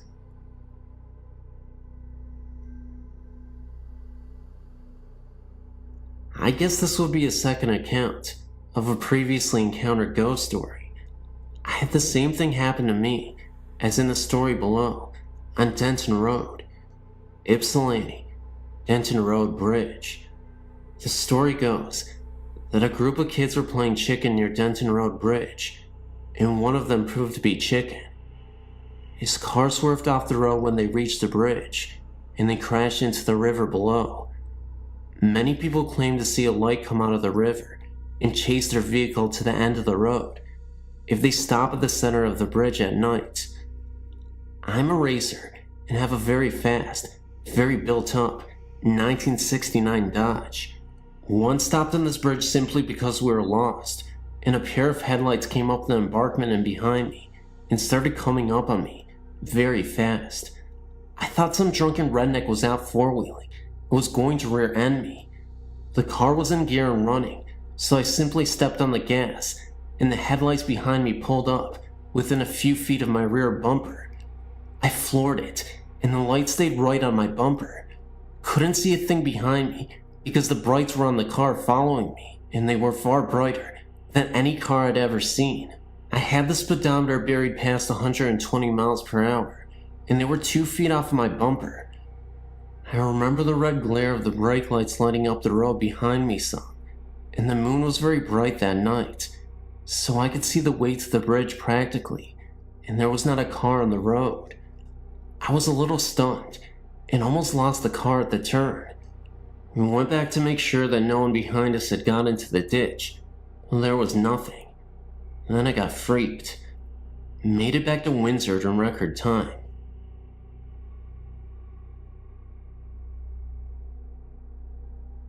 I don't know how to start this, other than saying several years ago, when my children were small, we moved out into the country on the Washington side and lived in a home that I feel has some strange paranormal or ghostly things going on in it. I would have to say that during that time, there was something in there causing all havoc in our home. To make it short, I used to on a regular basis have something come to me, and I'm not sure what, but let me explain what it looked like. I would wake up from a sleep most of the time, but sometimes I was fully awake in bed when it would happen, but for the most part, I would wake up from a sound sleep and notice this lavender-colored smoke, or whatever you want to call it, coming from the corner where my closet was, and it would do different things at different times. It would wrap around my perimeter of my room, and then go to the end of my bed, and separate into 5 different lines, and then dart at me, and then would go away. Sometimes it would wrap around the room, and then come down from above, into 5 different lines. The first few times that this happened to me, I was very frightened, and would wake my husband up, and of course by the time I could wake him up, there was nothing there. He slept very hard. This went on for a whole 7 years that we lived in this home. During that time, my husband also became very mean and violent. Also, in the room adjoining where my closet and my son's closet connect, my son was having these horrific nightmares that we could not wake him up from. We would sit there for sometimes 20 to 30 minutes, trying to wake him up, and he would be begging for his mother or his father and crying out, asking them to go away and leave him alone. He would describe them as ugly and short, very ugly and mean looking in the face, and they would torment him and scare him and try to hurt him. This was heart-wrenching for me to see him go through this and not be able to wake him up. I would cry right alongside of him when I was holding him, rocking him, trying to wake him up from these nightmares. All of my children used to tell me that in the house, they would see a ball of light sometimes that would move quickly through the home. I saw that occasionally as well. Our television was something quite interesting as well. It would turn off by itself while we were watching it, and then it would turn back on with the remote, and then it would turn back off again. We could play this game for a few minutes, and then it would stop. This only happened a couple of times through the TV. I do feel that there was something evil in that home, because many things went on in that home. What the lavender-colored smoke was, or the ball of light, or even my son's terrifying dreams were, I have no clue. I don't have a great deal about that kind of stuff. I do feel that I have many experiences though, and had some in other homes as well.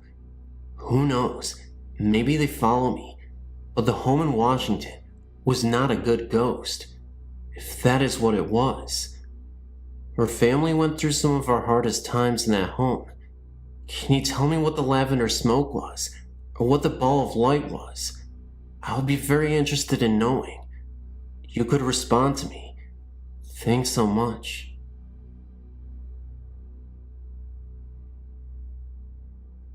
I'm from the Southern California area, so here's how it goes. I was born in the Los Angeles area, but my parents bought a brand new home in the Orange County area. The city of La Palma, to be exact.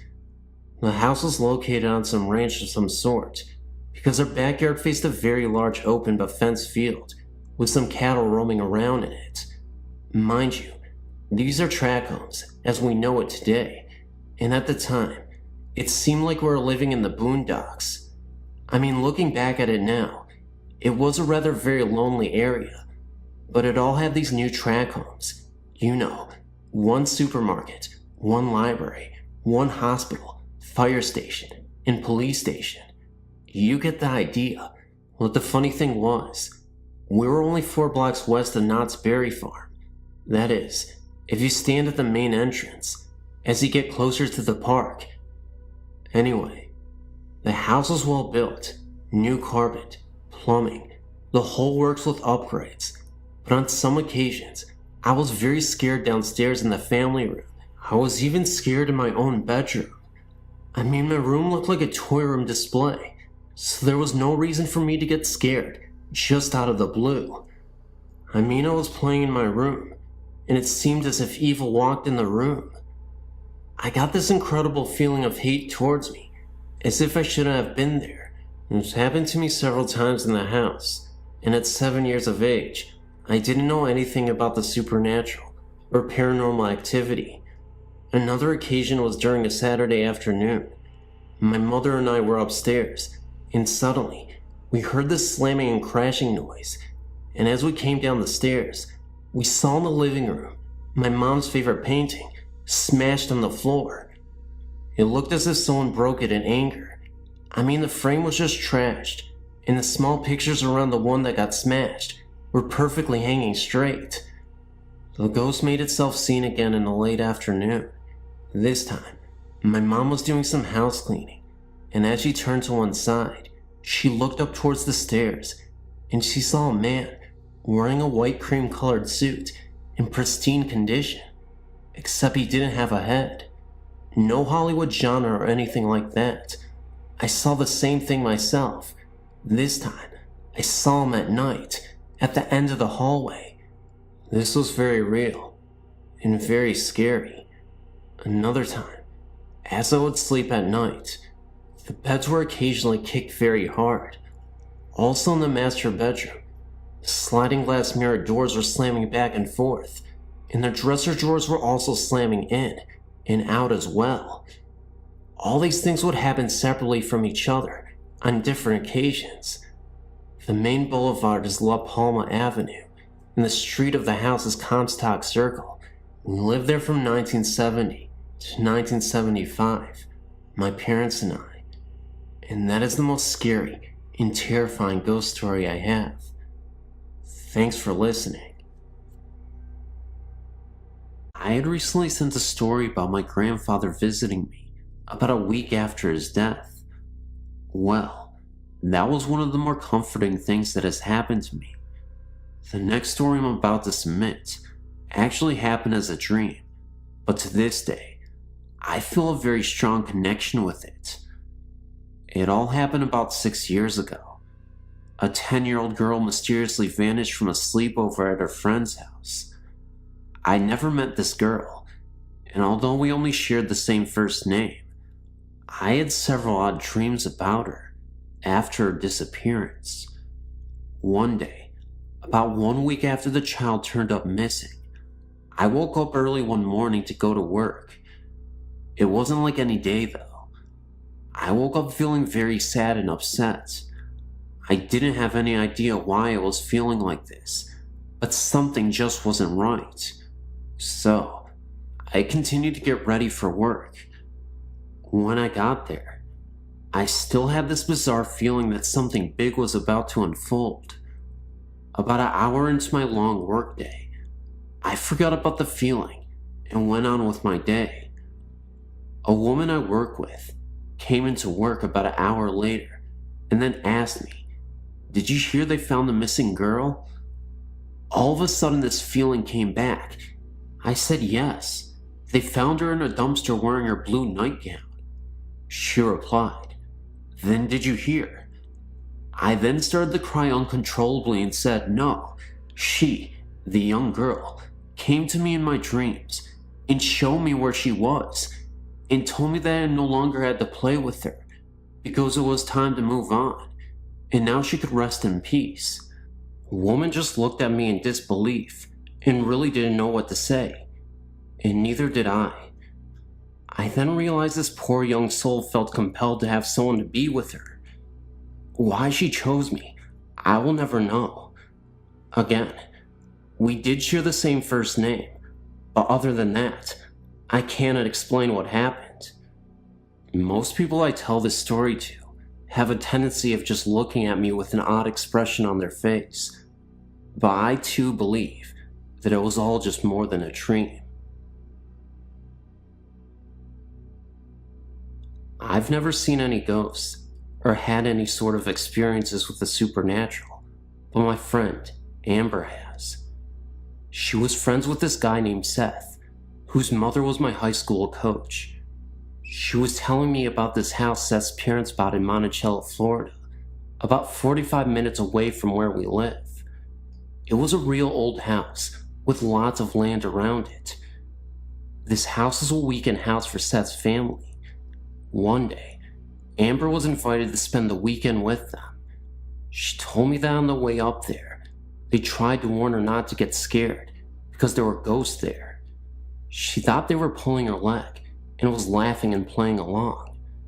When they got there, Amber was impressed with the 2-story wooden house. It was built in some old style from the 1800s, apparently. She walked upstairs to her room for the weekend and was given a tour of the house. Upon entering one room, she smelled something sour and bitter. It was right beneath the attic. She couldn't describe it to me, but let me know it wasn't pleasant. Then, she was led to the attic, supposedly the most haunted room. There were old rusted chains and shackles attached to the walls. A long time ago, a slave owner owned this home. The slaves would be punished by whipping and being shackled in the attic, with no food and water for several days. Amber said she had no eerie feeling, and didn't see anything out of ordinary. Later on that night, Seth and Amber were staying up late and playing games. They dared each other to go up to the attic, knowing the stories behind the deaths of slaves in the attics. When they went up the stairs and turned on the lights, they smelled that sour and metallic smell, and saw dark stains on the floor that wasn't there previously. Amber said she had never been so scared in her entire life. She thought her heart was going to stop beating, because it was beating so fast and hard. She and Seth went downstairs, wasting no time at all. Amber couldn't sleep at night, because she was certain she could hear the groans and cracking. The next day, Amber came straight home, and refused to come back to the house again. I talked later on with Seth's mother, my high school coach, and she said it was true. She gave more stories about how she'd find things moving or missing, how she smelled cigar smoke when no one smoked. She told me how she would come home at night, and all the lights would be on in the house. She told me she had not seen any ghosts, or even felt threatened. She actually thought of them as her friends, because they would turn on the lights for her at night when she came home. I wouldn't be able to stand it. Weird, huh? It makes me leery of my own house, even though my parents originally built it. I have a few experiences. In 1976, I was living in an old building, and every night, I would hear footsteps, heavy ones, walking on the floor above me. I then asked the apartment manager, who lived upstairs, and learned that no one did, and there was a crawl space. He checked it, and no one was there. So on a weekend when I knew no one was in the building except myself, I decided that if I heard the footsteps again, I would not be scared. Then the footsteps began pacing all night. I kept my wits and made plans to leave. I left the building. Second experience, about 1985. I was at work early one day, 9th and Market, and was going into the bathroom. A woman went in before me, not less than 1 foot in front of me, and so when I walked into the bathroom, no one was there, and I looked under all the stalls, and still, no one. Yet there was one way into the bathroom, and the same way out. The woman just looked like a solid body. The same thing happened once again late one evening, when I was going into the bathroom, and I just rushed in just behind her, to see her, and when I got in 2 seconds later, no one, not even in any of the stalls. Later I learned that the cleaning staff in the building saw the same thing. They saw the woman enter the bathroom, and they waited for the woman to leave the bathroom, but no one left, and when they went in to find her, she was not there. In 1977, a friend committed suicide.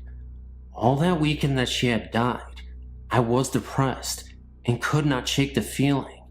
Then on Monday, I went to my university library, and as I sat there trying to read late in the morning, I hear that someone yelled in my ear, except it penetrated my body, that Holly committed suicide. I jumped and looked around, but people were quiet, and no one was saying anything, and I thought, where did I hear that? And I must be thinking negatively. I became uncomfortable and left the library to shop. When I returned at about 6 p.m. to read, a woman came up to me and said, "We're looking for you this morning. We're talking about you and wanted to tell you that Holly committed suicide." I said, "So this is true what I heard?" I was told to call Holly's husband, and he verified it and said he searched for me the whole entire weekend. The next day, a strange thing happened. In my grief, I meandered my way to work in a different direction, passing a funeral home where I noticed a coffin in a hearse, and my heart and love went out to it. Then, after I got to work, I checked the obituaries for the funeral home where Holly was. It was the same place I passed that very morning, and so I invited a friend to come with me to pay my last respects to Holly at noon. I met my friend at the funeral home, and we were told that Holly had been sent out that morning for cremation. She had been the only one sent out, and she was in that coffin in the morning in that hearse that I passed on my way to work earlier. In 1982, when my father died, I woke earlier in the morning and was calm. Then my mother called to tell me he died. Everyone in my family woke up, and my mother got out of bed, sat by the phone, then it rang, and she got the word. At this time, I could hear people cry. Only the sound came from their body and not their mouth. My brother was in a deep grief and not crying out loud, but I could hear his spirit cry, and he just had a sad look. In 1992, my mother was very ill and in a rehab center. I did not like staying in her house because I thought it was haunted. On this particular morning, it was 5 a.m., and I was typing and printing a letter on the computer. I typed most of the letter, got up and stuck a mug of water in the microwave, and set it for 1 minute. Also, I prepared a plastic cone with filter and coffee in it. Then I rushed back to the computer to print the letter. I added a few lines to the letter, and then began to hear the microwave beep and beep. I ignored it, then the beeping stopped. I got this creepy feeling, but I ignored it, and then I thought the microwave had a timer, and so the beeping stopped because of the timing, not because anyone opened the microwave door. I printed the letter, ran to the kitchen to get the mug of water out of the microwave, and poured in the cone. I found instead that the mug had been taken out of the microwave, and the coffee was made, waiting for me on the ledge of the kitchen counter. Yet I know I did not get up from the computer to make it, because I made a conscious decision to ignore the microwave and finish my letter. My mind worked overtime to figure it out. I grabbed the letter and left the house that morning and told whatever it did that it was taking the coffee, but I didn't really appreciate it. Other things happened, like the rustling of papers when I was trying to sleep, etc., and I had to leave the house. Sometimes, I've heard other people think that they were not directing their thoughts to me, as what happens with schizophrenics. Enough for now.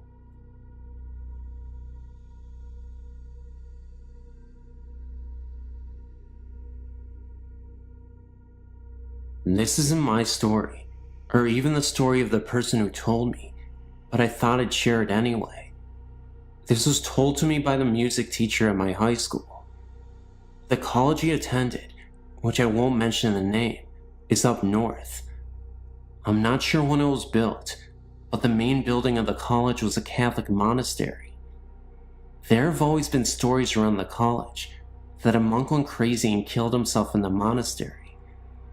People in the college have reported strange happenings and sightings of what appeared to be a monk. The story that I know comes from a janitor who works at the college. On the weekends, one of the custodian's jobs is to break down the classrooms. This means that they have to stack up all the desks and chairs up against one wall. The janitor had just finished doing this and walked out the door and locked it from the outside. There is only one door into the classroom, and it is the one he had just locked. The windows in the room can only be opened from the inside, and the janitor was the only one in the room. As he turned to walk away from the door, he hears loud crashing and banging coming from inside the room. He immediately unlocks the door and steps inside. What he finds is that all the desks and chairs have been thrown all around the room. Drawers from the teacher's desk were ripped out and papers strewn across the room. There is no way any possible human could have been in that room and done that damage in a matter of seconds, then run out without the janitor noticing.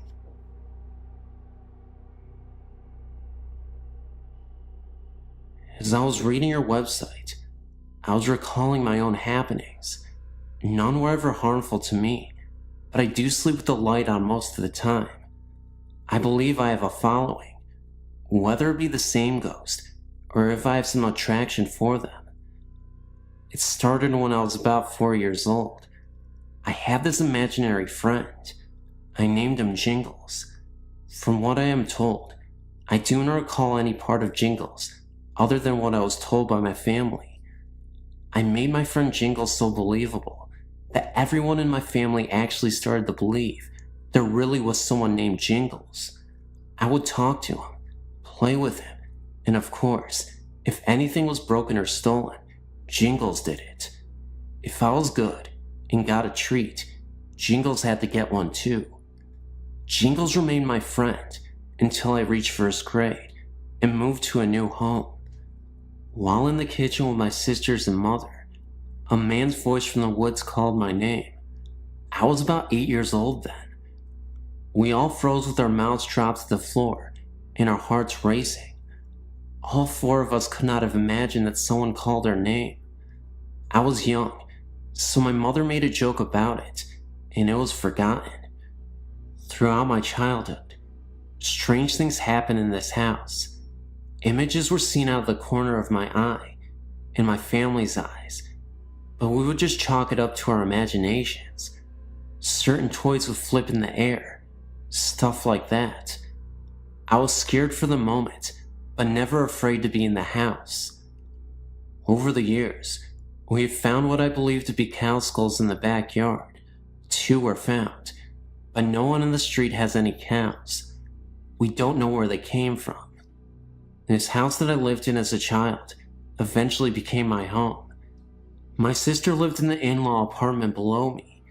She would always ask me what I was doing up there, because she would always, even when I wasn't home, hear jumping and walking around. What makes this so strange is that once I moved out of the house, the noises stopped.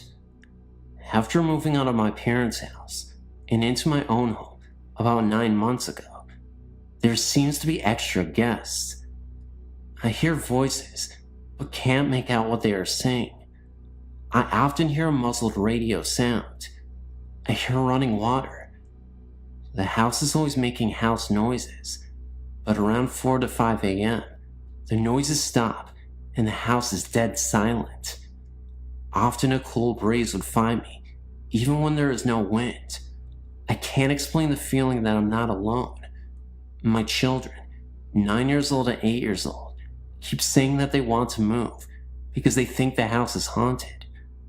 I don't think moving is going to solve that problem. A little background on the house I own. It is 30 years old and a waterfront property. I found out that the owner of the home died of cancer, not in the house, but has died. There have been 11 deaths around the lake, and they've all died of the same cancer.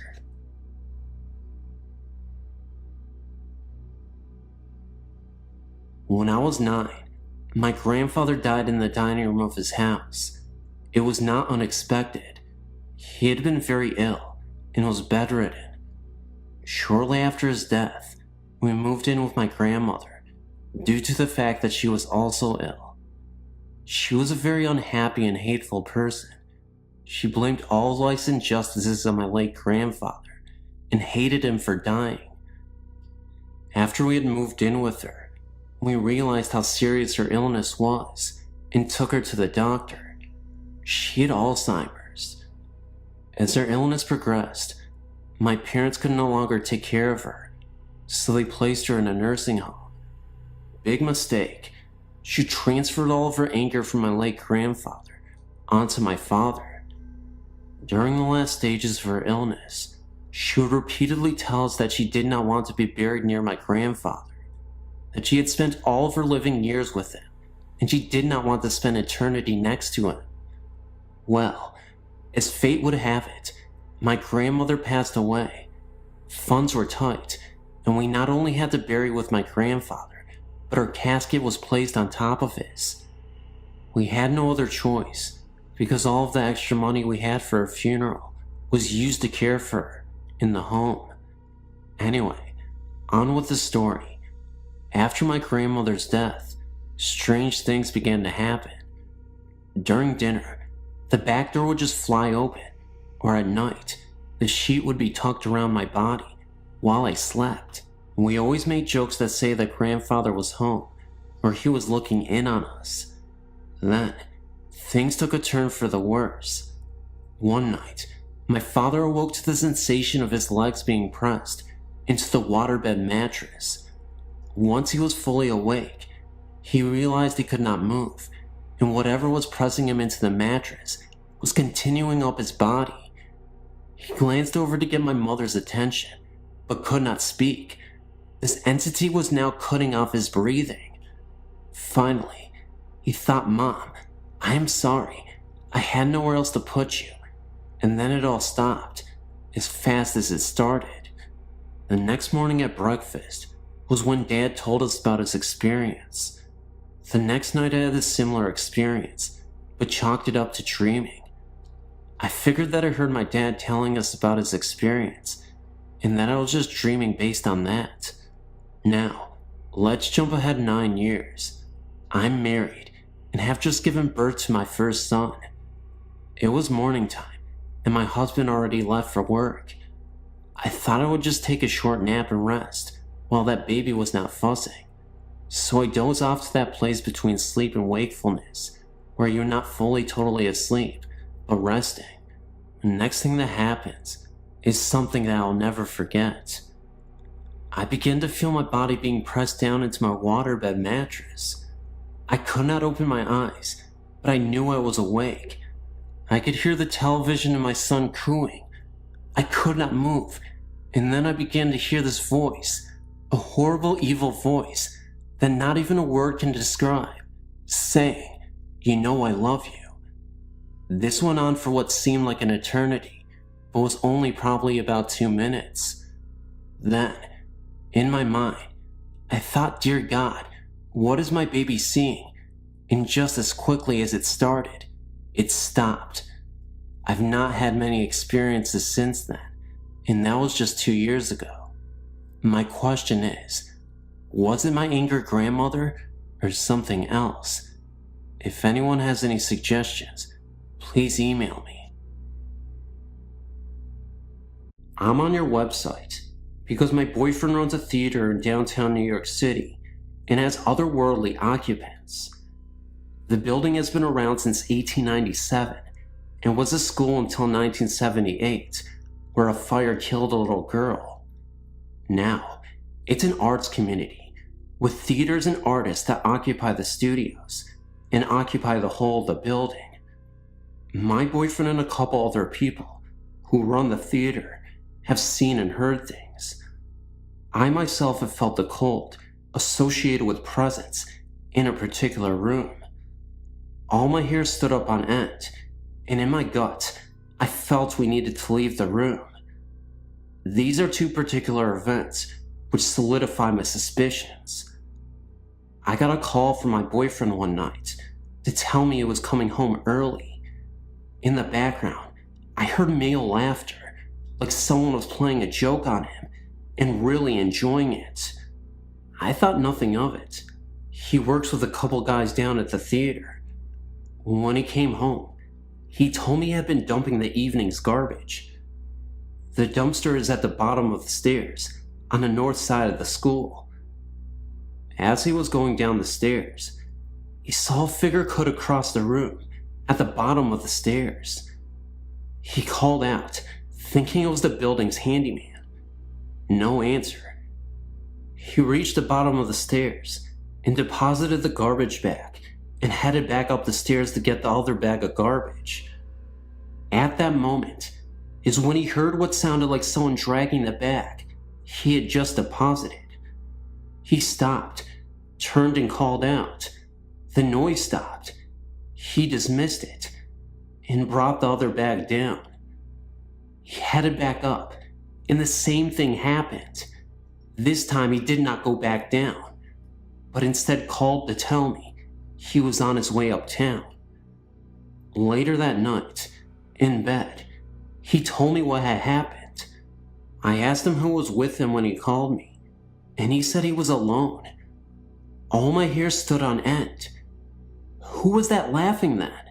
I asked. He said he was alone when he called. I think he thought it was my imagination or a bad connection, but now I know what I heard. Now last night, I was at the theater, some fashion show going on there. My boyfriend tells me what happened the night before. He'd spent the night at the theater in a pull-out mattress the guys kept there for late night work. It was around midnight, and he was not asleep. He was staring up at the ceiling, rethinking his day. He heard his name called out. Then the door to the office slowly closed, as if someone was closing it from behind. He responded and peeked out to his desk to see if somehow a cat had found its way into the building, which is ludicrous. One doesn't see cats around there. And of course, he found nothing. All the windows were closed, so no breeze blew in. He said he then heard what sounded like whispering outside the office door.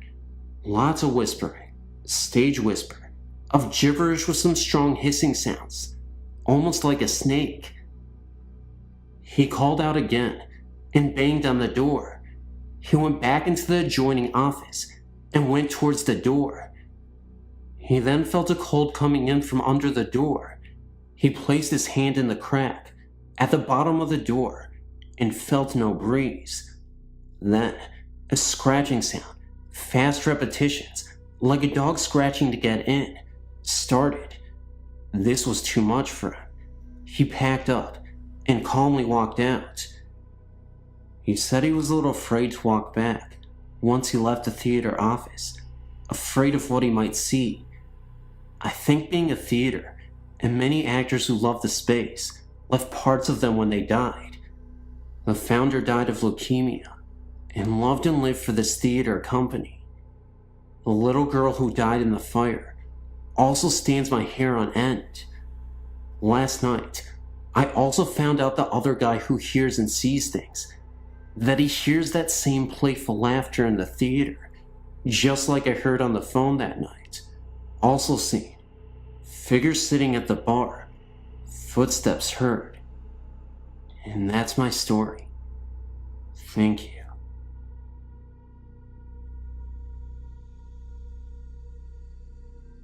Hello. I'm writing about a few experiences I had at my home. The home is called Edgefield Manor.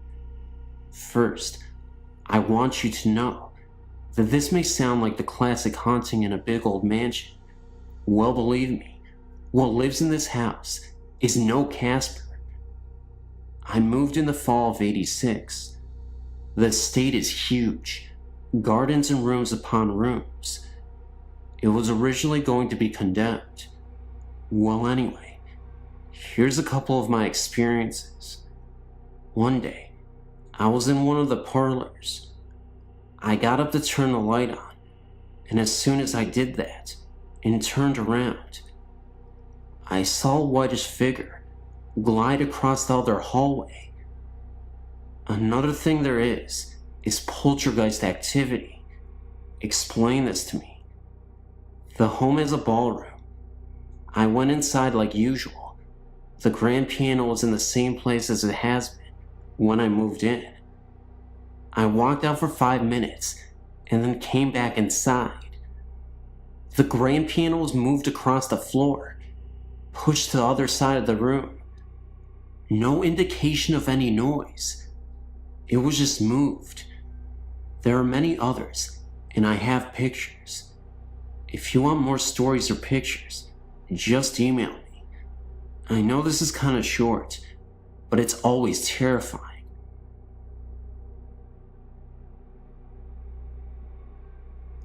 Hi, my story begins in Maine.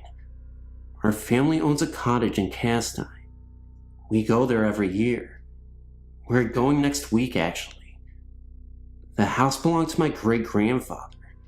The house dates back to the Revolutionary War times. People have died on the front lawn. The house is a 3-floor tower. This is a story about a crazy lady who used to live in that house. She used to scream out of the tower at people. Well, I think I saw her in the tower one night. When my great-grandfather lived in the house, he claimed that he saw it a few times when he would read on his rocking chair in the living room. He said it would walk in front of him. 3 other people in my family saw the same thing. I never heard the story about the crazy lady until I brought up my experience to my parents after we got back from vacation. The funny thing was, this ghost, it was wearing a maiden's outfit. When my dad told my grandfather, he said that I experienced it exactly as he saw it. I've never heard the story until I saw it. I am no liar.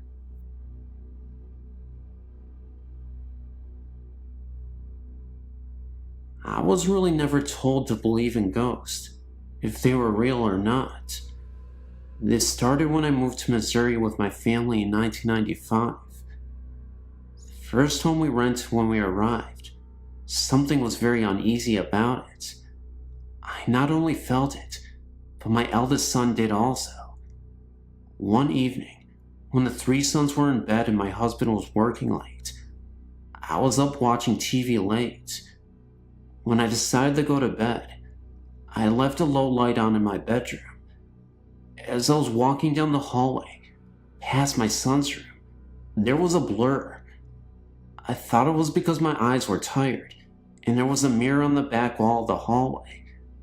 But as I continued walking, my left eye got real blurry, and I felt a cold chill go through me. There's a basement to this house. I had my washer and dryer down there. I also had my kid's Sega game there. I felt very uneasy every time I went down there. My eldest son heard something pounding on the Sega controllers. He said at one time, he saw some kind of figure down there. The figure was bent over, blurry blackish gray, and it had no real face or features. He said it stood there, and it was shaking its head. He would be downstairs playing, and hear someone coming down the stairs, and no one would be there. My son was very uncomfortable when he first walked in. He said he felt sick to his stomach. When he saw the figure, he felt sick also. We have since moved, same town. We have moved into another house that has been lived in by many people, but not for long periods of time. Someone told me that the reason nobody stays in this house very long is because it is haunted. Again, me and my eldest son have been the ones noticing everything that has been happening here. I hear feet scooting across the floor at night, but no one is there. My son has seen a bright light flashing in the corner of his room. It is in the upper corner of his room, where no lights shine on the wall. I've also seen this myself. He has also seen 3 lights, spinning lights, beside his bed. There was also a time that he felt his bed shake. My son has cancer, and he had been going through a time that he could not sleep. It was right around the time that he felt his bed shake. We do not have an uneasy feeling about these experiences. They are quite comforting. I had an uncle. He was killed on a head-on accident when he was riding a motorcycle, and he was hit by a drunk driver. This was around maybe 20 years ago. I think of him very often. I was just wondering if it was him that was there with my eldest son and me during this time that he, my son, is going through this cancer. We aren't scared of his cancer, even though it's rare. My uncle was a very spiritual man. I feel that this is his way of letting us know that my son is going to be alright. We will get through this year, and his cancer will be done. I have 2 other sons, and they've not experienced anything. Neither has my husband. I told him, and felt foolish. I felt he thought I was crazy.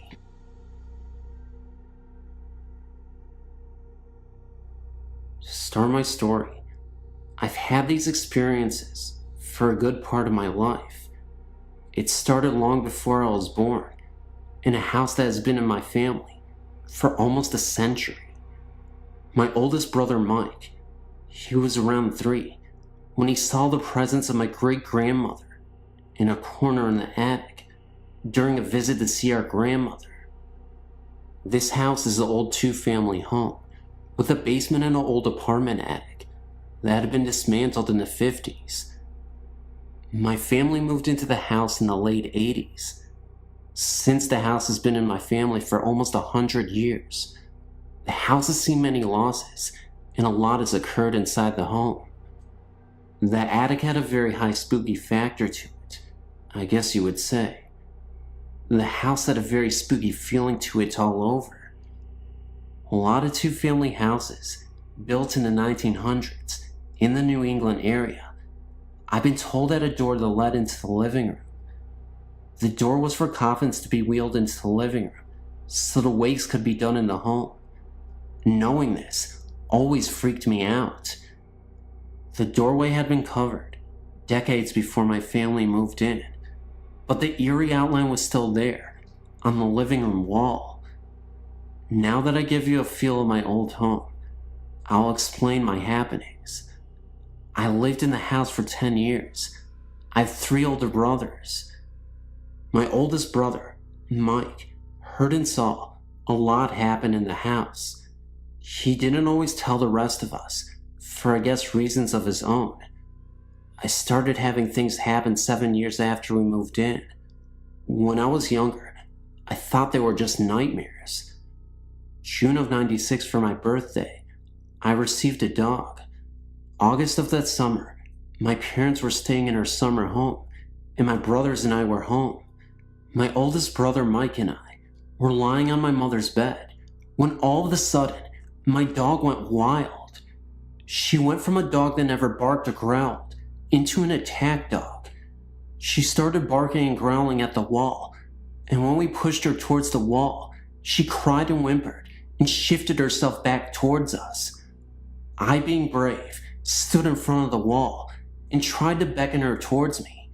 She just barked and kept at her growling. My brother Mike and I were convinced we weren't the only 2 watching TV and left the room. My brother and I kept what happened to ourselves, and later that night, my brother Joe came home and slept in my mother's room.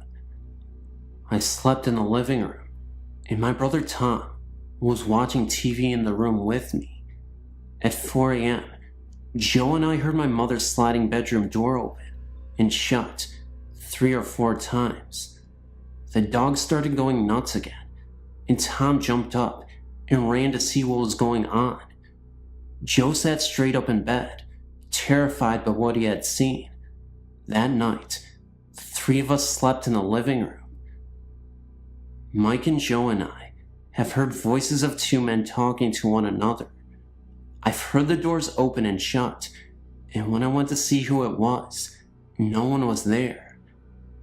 Mike, he once saw what he thought was Joe. Joe looks just like my uncle, who had died in the house.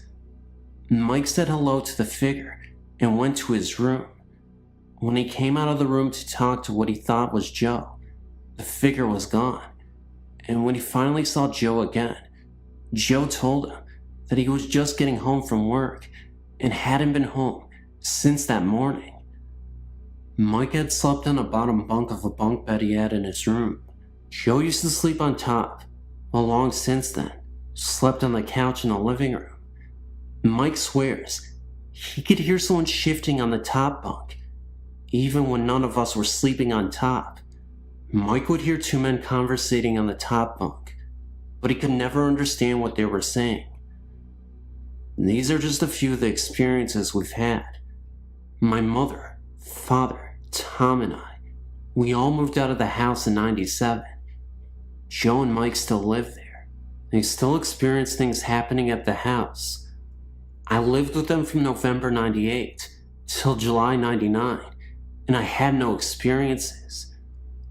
I visited them 2 weeks ago and stayed overnight. I slept by my grandmother's on her pullout, and something almost jumped at me. I can't even explain what happened. It was pitch black in the room, and my mother was next to me. I turned my body and opened my eyes, and it almost a flash of light, but with a dark figure behind it, leaped at my face and disappeared. I got so startled, I started crying. I think that whatever was in that house has followed me, or something is new in my home. When I leave my room sometimes, or even when I'm sitting in my room, my stereo will turn on, and my Jewel CD will come on. Last time I came in the room, the song Adrian was on. If you know Jewel, it's a song about a young girl who is a child who becomes disabled. I have no pictures or sound bits to share, just what me and my brothers have experienced. I know it's long, and some of my things may seem a little wild, but what I'm typing is nothing but the truth.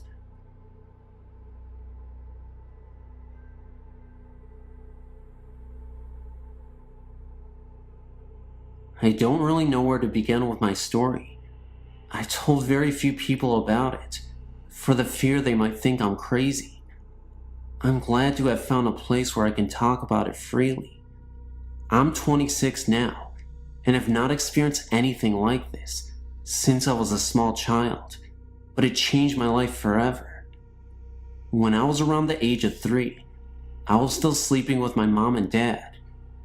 There were several things that happened around this time. I'll start with the worst first. One morning, I'd just woken up, and I turned over like I always did. But this morning, I saw the most horrifying sight that no 3-year-old should have seen. Laying next to me was this terrifying demon. I know it was a demon because of its eyes. It had a human form of a woman and was nude. It was about 10 feet tall, had thin bony fingers, and the darkest eyes. It was like you could almost see through them. You could just feel the pure evil. It had the most wicked smile on its face, like it was taunting me. I stared at it for a few seconds, and then turned back, hoping I was dreaming. Then, I felt the bony finger poking me in the back, as if to say, "Hey, you." I turned back over, and it was still there, grinning that sickening grin. I watched it get up to go to the window, which was closed and about 20 feet off the ground. It turned and gave me one last grin and went out the window. It was also around this time that I awoke one night to see 3 demons. They seemed to be like children. They were standing in the doorway, laughing the kind of laughter like I've never heard before. This was the same room where I'd seen the other one. At the age of about 7, I awoke one night to see a Grim Reaper standing by my bed. Needless to say, these things have disturbed me all my life. I also saw my grandfather and his past child after he had died, but that was a peaceful sight. I've not had any other experiences since I was a child. Oh, they've always been noises that I could not explain, but nothing like before. It was like the experience did something to me. I've never had normal dreams, not as a child or as an adult. Always strange dreams and nightmares, like I have some way of knowing when a spirit is near or a house is haunted. Some people call it a gift, but I just wish I could understand it and what happened to me as a child. Thank you for letting me share my story. When I was 14 years old, I was living in the heart of San Fernando Valley with my parents and my younger brother, 13 years old. We lived in a typical 3-bedroom tract home in the picture of suburbia. My parents decided to put the house up for sale and move to a bigger house, and that's when all hell broke loose. There's a space room attached to the garage that used to be painted all these psychedelic colors and bizarre symbols that we covered up with white paint. Soon after the house was listed on the market, we had some rain and my father noticed the ceiling in the shed was sagging from water damage, exposing the wooden beams underneath, so he tore it down. Strangely enough, Lodged among the beams, we discovered a pair of binoculars, some commemorative coins from Apollo space mission, and a cheap watch. Nothing of any particular value, except perhaps sentimental. But all of us felt a collective chill go down our spines as we wondered who these items belonged to, how they managed to get above the ceiling, and why anyone thought they were worth hiding. Soon after, my mom received her monthly bank statement in the mail and noticed a couple of checks that were not written by her, but someone had signed her name. Puzzled, she picked us up from school and asked us about it on the way home, but neither of us would ever forge a check, so she went to retrieve the check to show us, but both of them were missing from the stack. Pretty soon, all of our personal items began to disappear and reappear in the oddest places. At first we thought someone was playing a practical joke, or that one of us was responsible, and the accusations began to fly. But some of the events that took place were so mind-boggling, we became sure that no person could be responsible. One antidote. My mom and I came home after grocery shopping, and as we were unpacking the groceries, we discovered that a whole bunch of non-food items had disappeared, even though we specifically saw the checker bag them. By this time, we were used to this, and figured that these things would reappear in the middle of the night in the oven or under the bed. My parents then went out to run errands for a couple of hours, and I settled myself to a long gab with my girlfriend. As I chattered, I idly opened and closed one of my desk drawers. It was completely empty, but when I closed it and opened it a second time, I saw a bottle of shampoo lying inside, the same bottle of shampoo that was missing from our groceries. I told my girlfriend what was going on and closed the drawer after removing the shampoo, bracing myself. I opened it again, and this time, there was a tube of toothpaste. Astounded, I tore out the other two drawers and peered below the drawer, looking for any explanation of this phenomenon. Even stranger, my top drawer is a lockable drawer, so since it's closed, it's completely inaccessible from behind the desk or below. Wanting a witness to verify that I wasn't hallucinating, I called my brother in, and without explaining anything, I showed him the empty drawer and closed it. I opened it, and inside rested a 6-pack of ivory soap. He freaked out and ran screaming out of the room. At this point, I was too excited to be frightened, so I continued to open and close the drawer, and sure enough, each time a new item appeared, sometimes two. I even requested some specific items, like my nail polish or hair gel, to materialize, and it did. After every single missing item was retrieved, I stared at them all lining up in my desk in excited wonder, and then the awareness of what just happened hit me. I began to wonder if this thing, ghost, or whatever it is, can dematerialize and teletransport these items. There's no telling what else or who else it could be doing the same to next. Gathering up my hard-won toiletries, I joined my terrified brother on the front doorstep and waited for my parents to arrive. My girlfriend came running down the street to keep me company as well. This is just one of the many bizarre, implausible yet true events that my family and I have come to live with for the next 5 years. Certain things like cash were always missing no matter how closely you kept it against your body or how carefully you hid it. Important documents, term papers, school books always managed to disappear when you needed them most. This ghost was clearly present and knew what was most important to you and most inconvenient to steal. No matter how many times we moved, this presence made our lives miserable, but with each passing year, as my brother and I got older, the activity slowed down. By the time I left for college, there were only 2 incidents I can recall, and now that I'm married and 27 years old, nobody in my family has been affected. I could fill a book with all the things that happened, but if anybody out there can offer an explanation for a kleptomaniac ghost or has any similar experiences, I'd love to hear from you. Oh yeah, I've never heard or seen any physical manifestations other than things disappearing when I was looking the other way. Thanks for reading. So I'm sure you heard of the great witch city Salem, Massachusetts. If not, let me enlighten you. The witch trials of the late 1600s took place in Salem, Massachusetts, in part of what is now known as Denver's, Massachusetts. Due to the colorful history and the presence of many new age types, Wiccans, warlocks, etc., Salem has an abundance of strange and frightening stories to share. Here's one that I personally was involved in that took place in the summer of 2002 when I was 19 years old.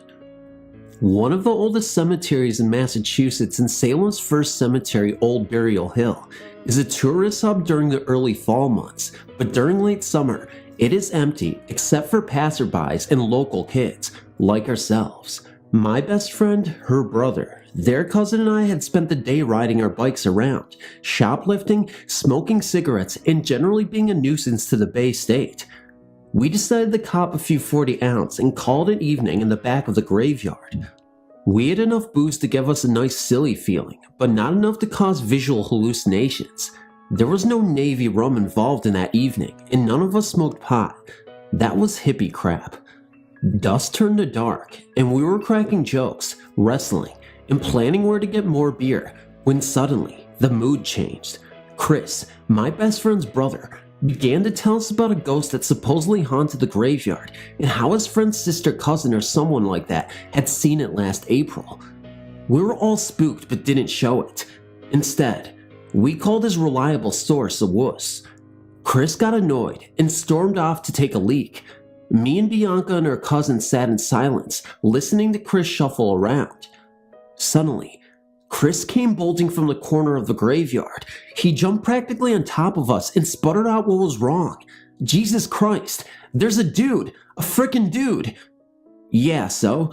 Bianca scoffed. There are lots of dudes in Salem. No, in the tree, like hanging. Chris was visibly shaken and not generally an easily scared guy. Bianca looked at me and Andrew looked at Bianca and I looked at Chris. What? Chris began to crawl towards the tree he claimed the man was hanging in and mentioned for us to follow. I don't know why he had to crawl, but we all followed suit.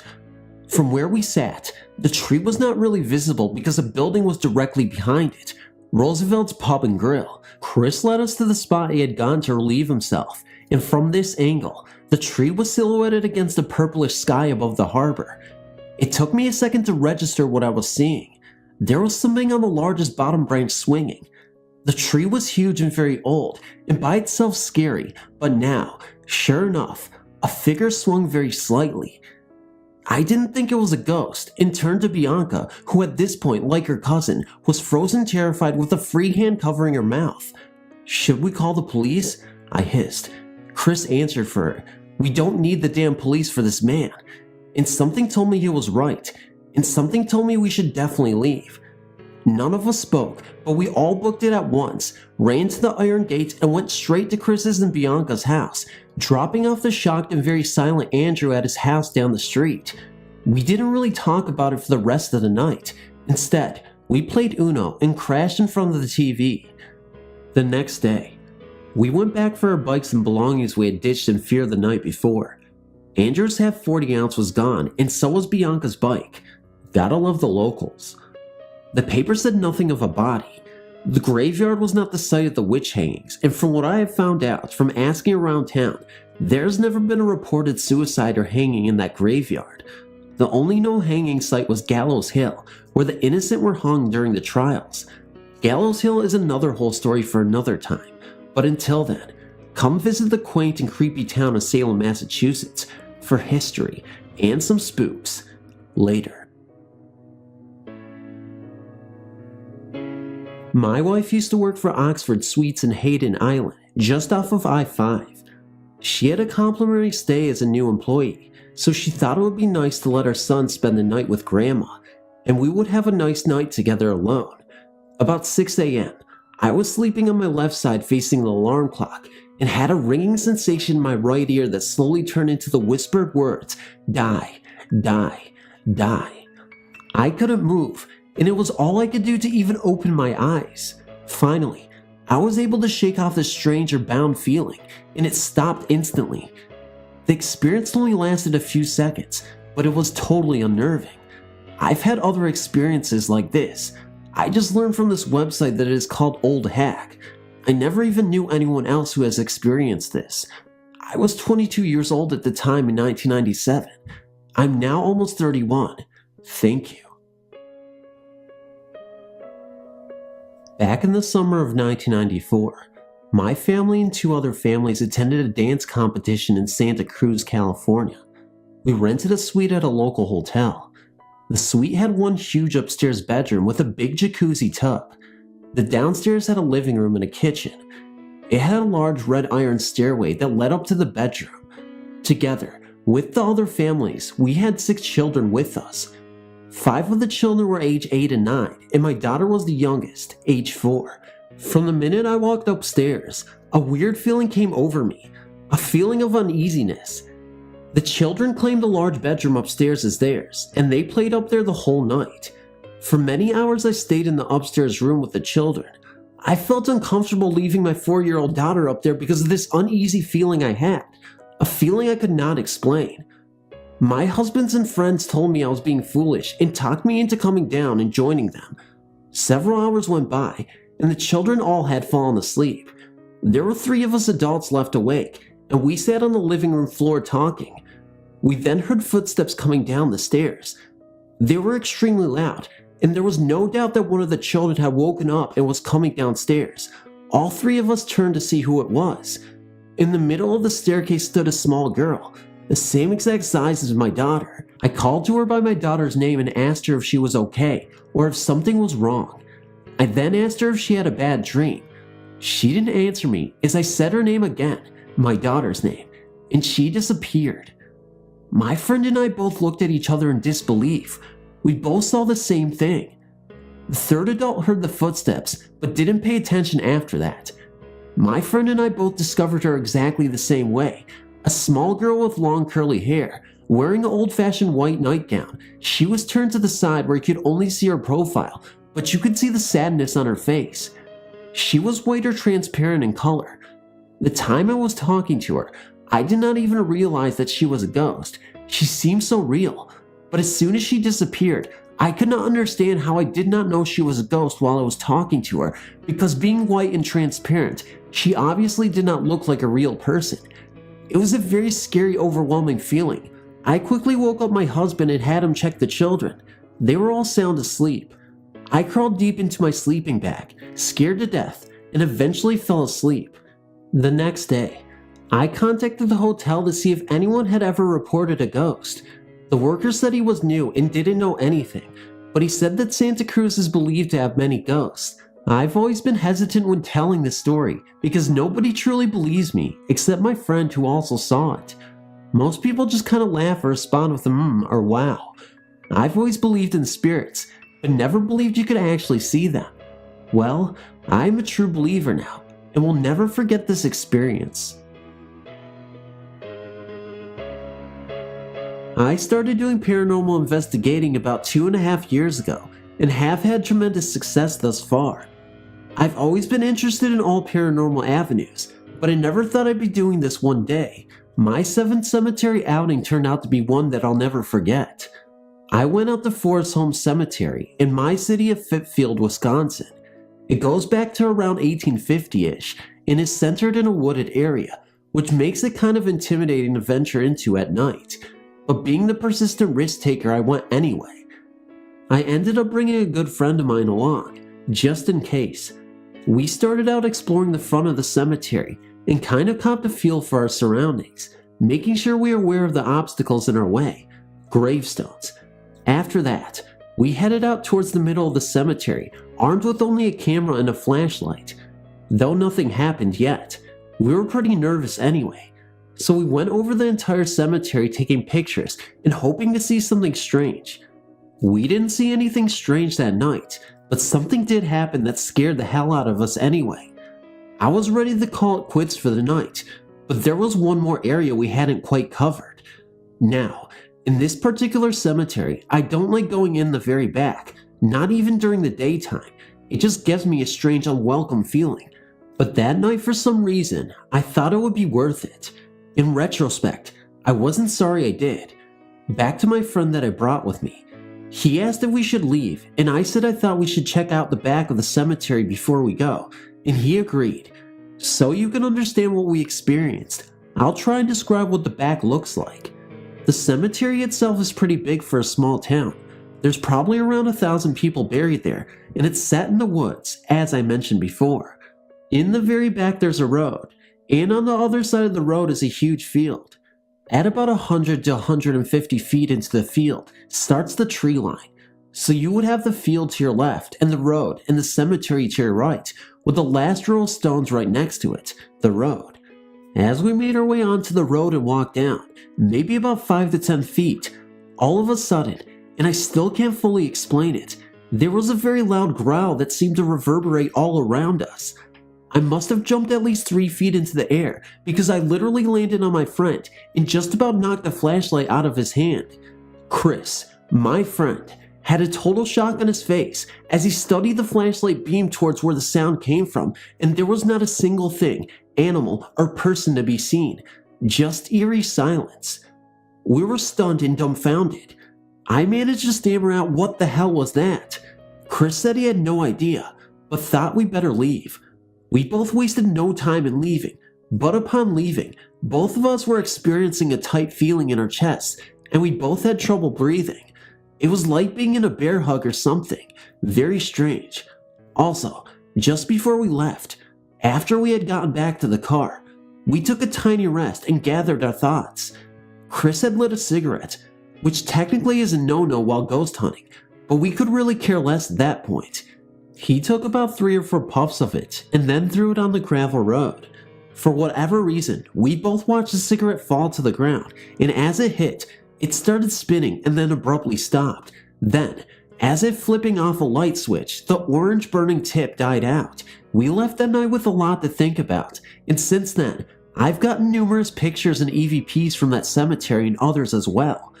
I'm not as scared of ghosts as I once was, and I consider them to be just like us, only a little different, obviously.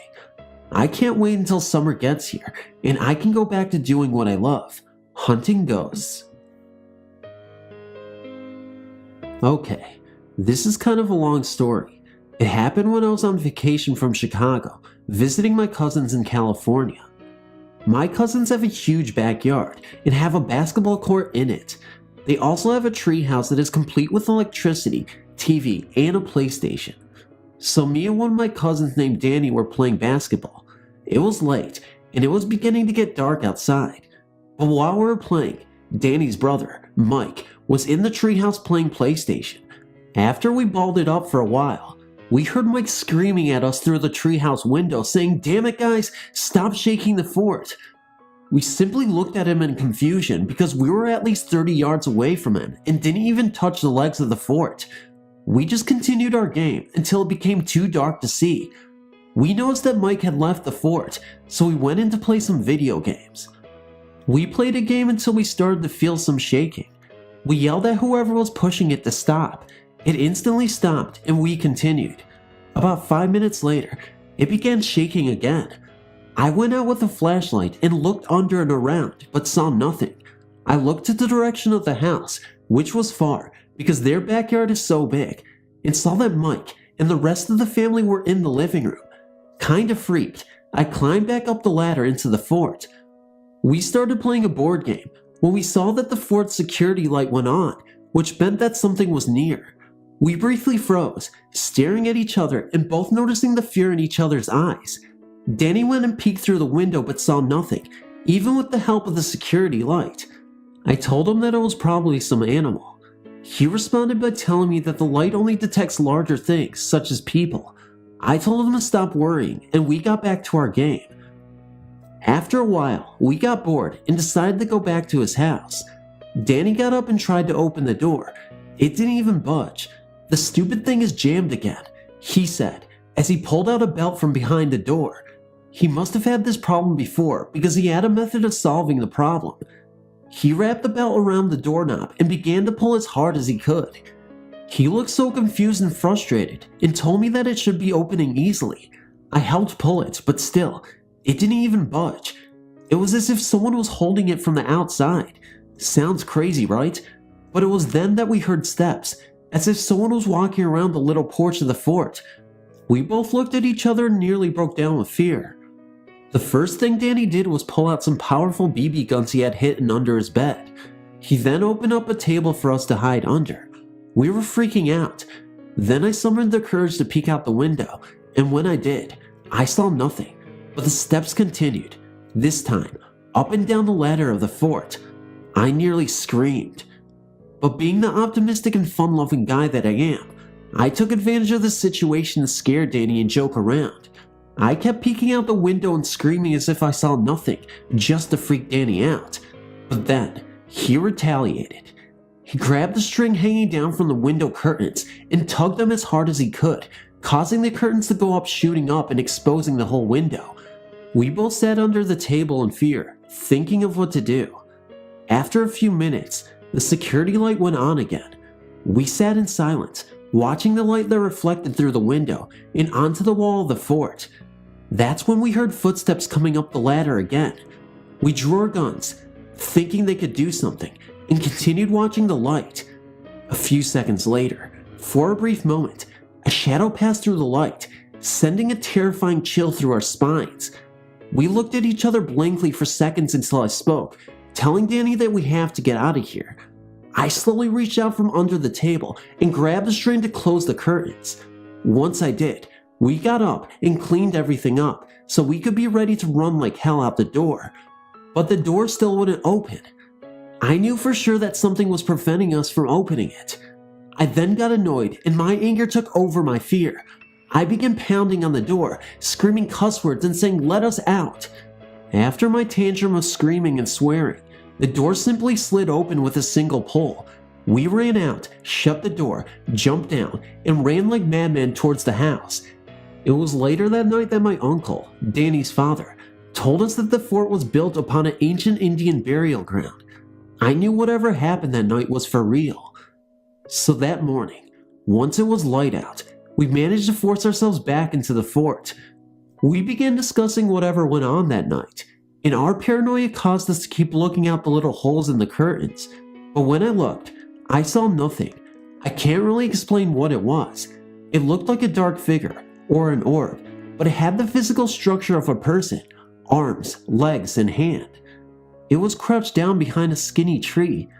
I shot my head back and told him to look. He said he saw it, but then, when I looked again, it was gone.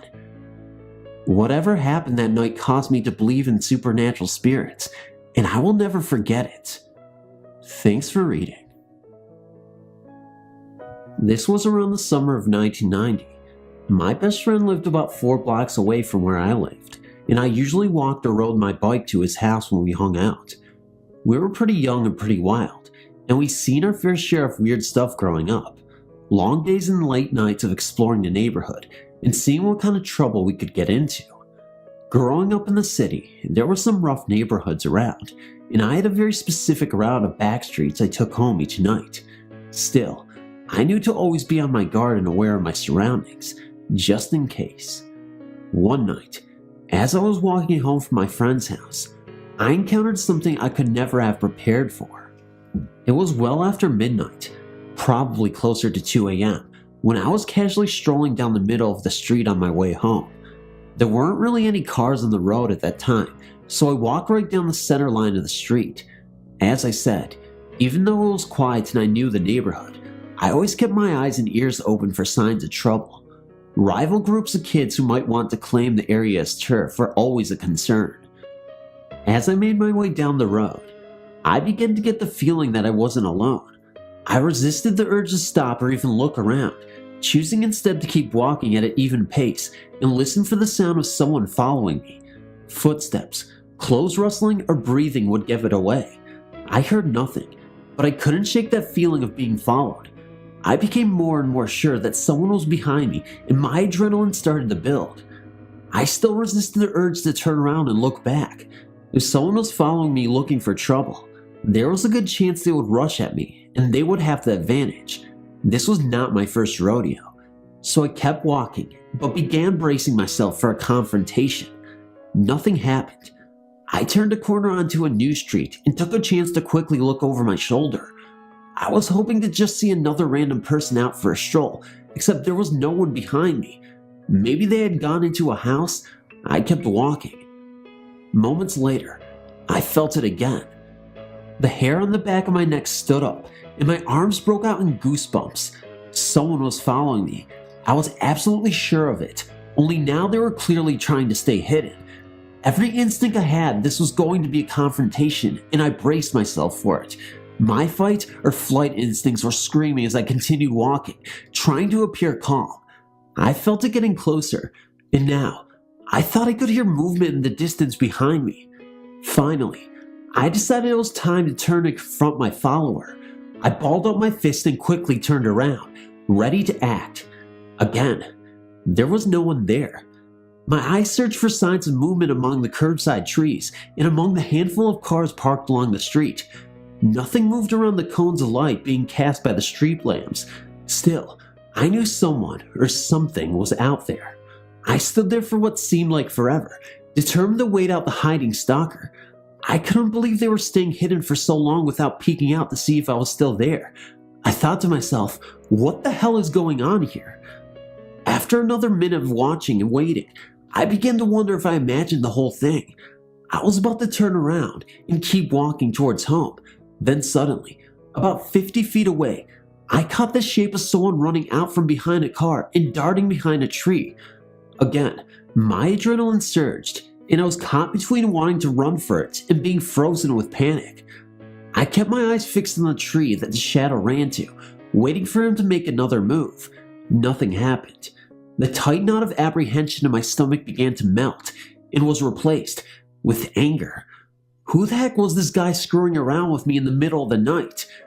Without thinking, I yelled out, "I know you're there, you coward! Step out and face me!" From behind the tree, what I can only describe as a vaguely human-shaped mass leaned out from behind the tree. Apart from its outline, it had no defined features except for a pair of glowing red eyes that flashed in the dim light of the street lamp. "What the hell?" I yelled, stumbling back a step, not understanding what I was seeing. The dark form stepped fully out from the shadow and took a step towards me. I don't know what came over me, but all of a sudden, I felt more angry than I ever had in my life. It was crazy. I had this sudden urge to fight, and as I looked at those dull, glowing red eyes coming towards me, all I felt was anger. I wanted to tear it apart. Still within the dim light under the tree, the dark figure took one more shambling step towards me, and I was overcome with rage. Unbelievably, I stepped forward and yelled out, "Come on," challenging it to fight me. But instead of coming closer, the dark form reared up slightly, and I swear if it had a mouth, I knew that mouth would be grinning at me. And then it vanished. It was just gone. The feeling of rage, it was gone as well, faded away. I stood there for several more minutes trying to understand what had just happened. Slowly, I finally turned around and began walking towards home again. Only this time, there was no sense of being followed. Nothing weird happened at all for the rest of the journey. Night after night, I walked that same path home, always wondering if that red-eyed entity would return, wondering if I would be confronted and experience that same crazy rush of anger. But it never came back. I've never told anyone this story because, well, who would believe it? Thanks for listening. I'd like to start out by saying that, while I am interested in the paranormal, I tend to be pretty skeptical and prefer to think things out rationally before dismissing every little thing as ghosts or the like. This experience, however, has no logical explanation I can think of. I'm pretty new here as well, and I apologize in advance if I'm not doing this right. So yeah, here we go. I was 17 and it was mid-October, nearing Halloween. My family and I had gone to a really small, fairly rural town to meet a group of family friends for dinner and catching up for old time's sake, as my siblings and I had grown up with the children of the other families.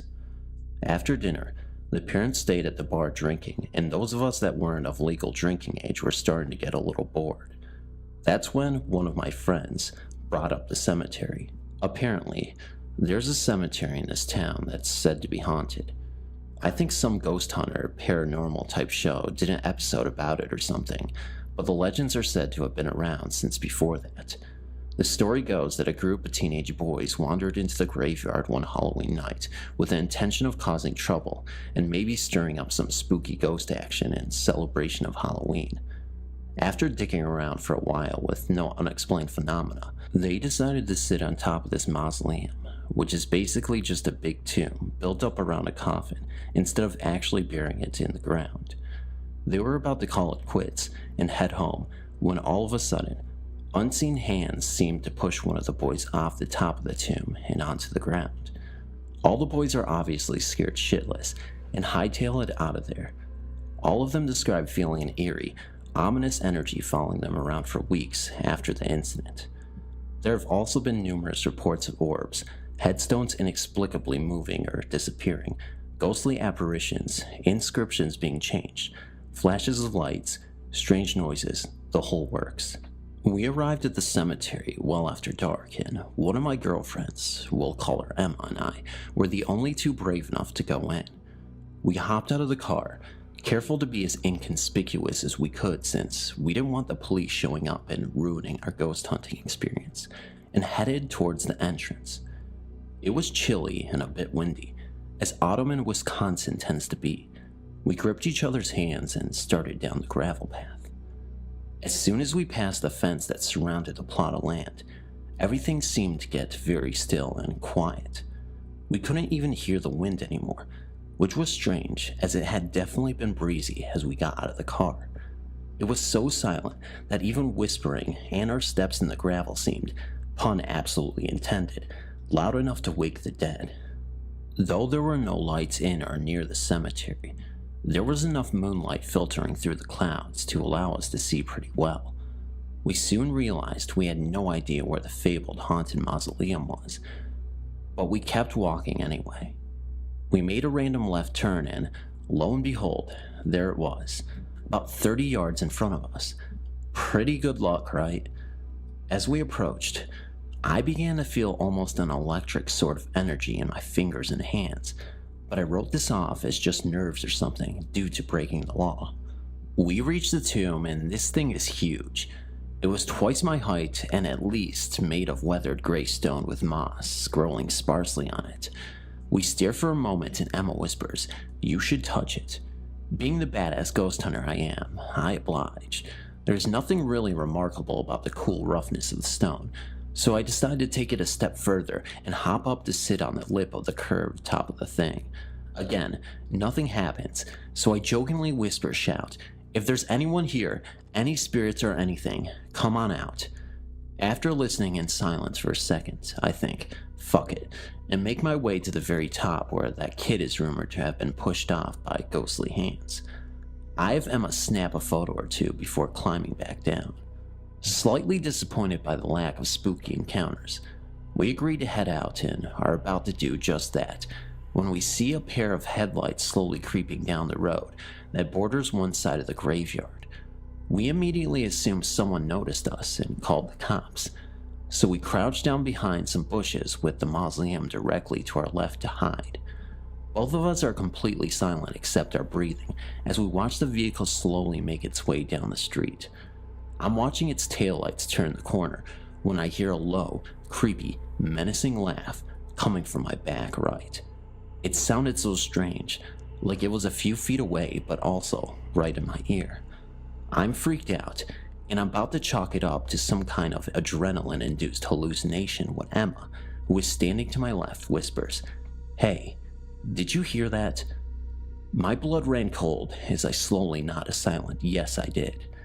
I cautiously turn my head to the direction I heard it come from and, I shit you not, see a dark figure stand up from one of the headstones not 10 feet away from us.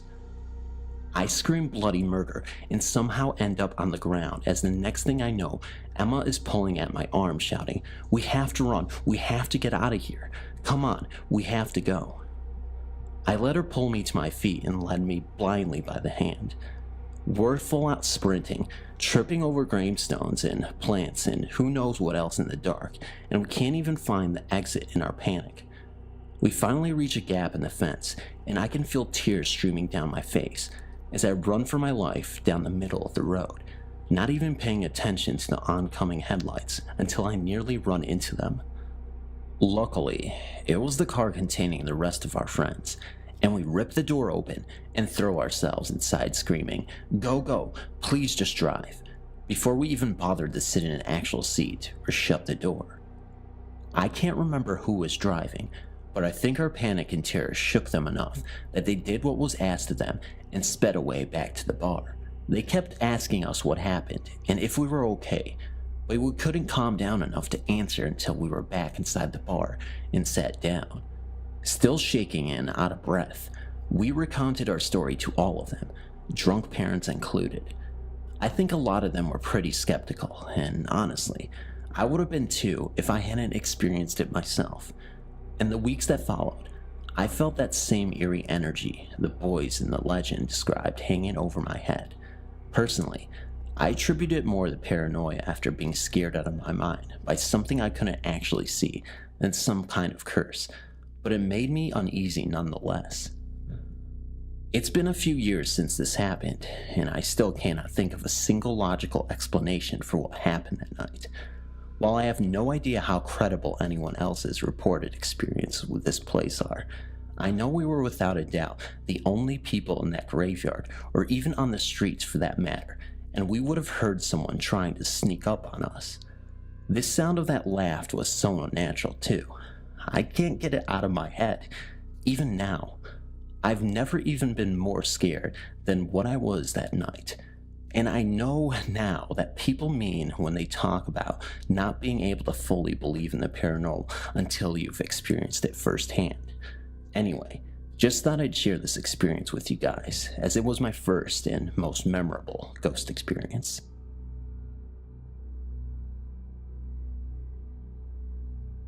This could have not happened at a better time. The year was 2009, about a week before Halloween. My sisters and I got a call that our grandmother's health had taken a turn for the worst, and that the doctors were calling the family in. My grandmother was in the LaGrange Hospital, and we were in New Nan. It would take us 30 to 45 minutes to get there. Each of us 4 girls took off from work, and we all met at my house, where we would ride together to the hospital. Being in such a hurry, neither of us took the time to use the bathroom, so by the time we got to the hospital, me and my baby sister were about to burst. We got parked and Kelly, my baby sister, and I ran into the hospital looking for a bathroom. The entrance that we took, we had to walk through double doors and turn slightly to our right, then slightly to our left before heading down a long corridor. The corridor led us to a gift shop that sat on the right. Just before the gift shop, there were 2 small bathrooms, one for men and one for women, to the left of the hall. My sister and I were racing to the bathrooms when we saw an elderly woman in front of us. She was about 25 feet away from us.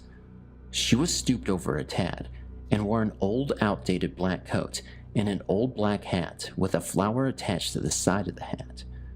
It was not cold enough outside to wear a coat. The old woman entered the bathroom, and my sister and I raced in after her. The bathroom was so small that it only had 2 stalls and 1 sink, and 3 people would be considered a crowd. My sister beat me to the second stall after she saw the old woman enter the first stall and heard her lock the stall. My sister and I were laughing at each other, and we were talking to each other while my sister was in the stall. I was play fussing at her for beating me to the only available stall. So here I was standing outside the first stall, waiting for the old woman to come out. All of a sudden, the door to the first stall slowly creaked open, and I stepped to the side so that the old woman could get out. Told you the bathroom was very small. After a few seconds, no one came out, and I peeked around and pushed the door open a little bit more. I was scared that I may find the poor old lady sitting on the toilet, and she had let the door come open on her or something, and we would both have an awkward moment. I looked into the stall, and no one is there. My sister was still in the second stall, and I said, "Kelly, wasn't that old woman in this other stall?" My sister replied with a yes and why. I said, "Kelly, she's not here." Kelly asked, "What do you mean she's not in there? I saw her go in." And I replied with, "Well, she has either gone down the toilet or she has disappeared." I remember Kelly asking me, did I see her go out? And I said, Kelly, she would have had to bump into me to get out, and no, she did not go past me. The conversation went on like this for a few more seconds, ending with my sister coming out of the second stall, fast as lightning, with her pants half buttoned. Flying towards the door, she turned to me and asked if I was coming, and I responded that I had business to take care of. Of course, My sister left me there alone while I took care of business in the first stall. I was either feeling brave or stupid that day. After I came out of the bathroom, my sister was waiting by the gift shop. We knew we just had a ghostly encounter. Retelling the story to the rest of our family members had them thinking we were off our rocker. I retold the story again to the nurse, who was assigned to my grandmother, and she confirmed that there had been several ghost sightings in the hospital.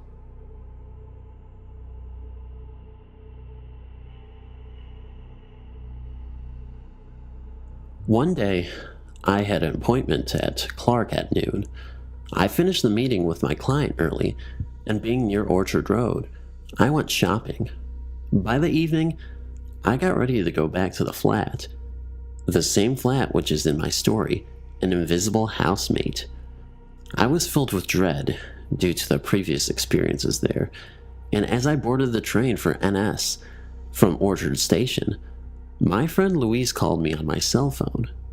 We talked for a while and she invited me over for a movie and dinner at her house.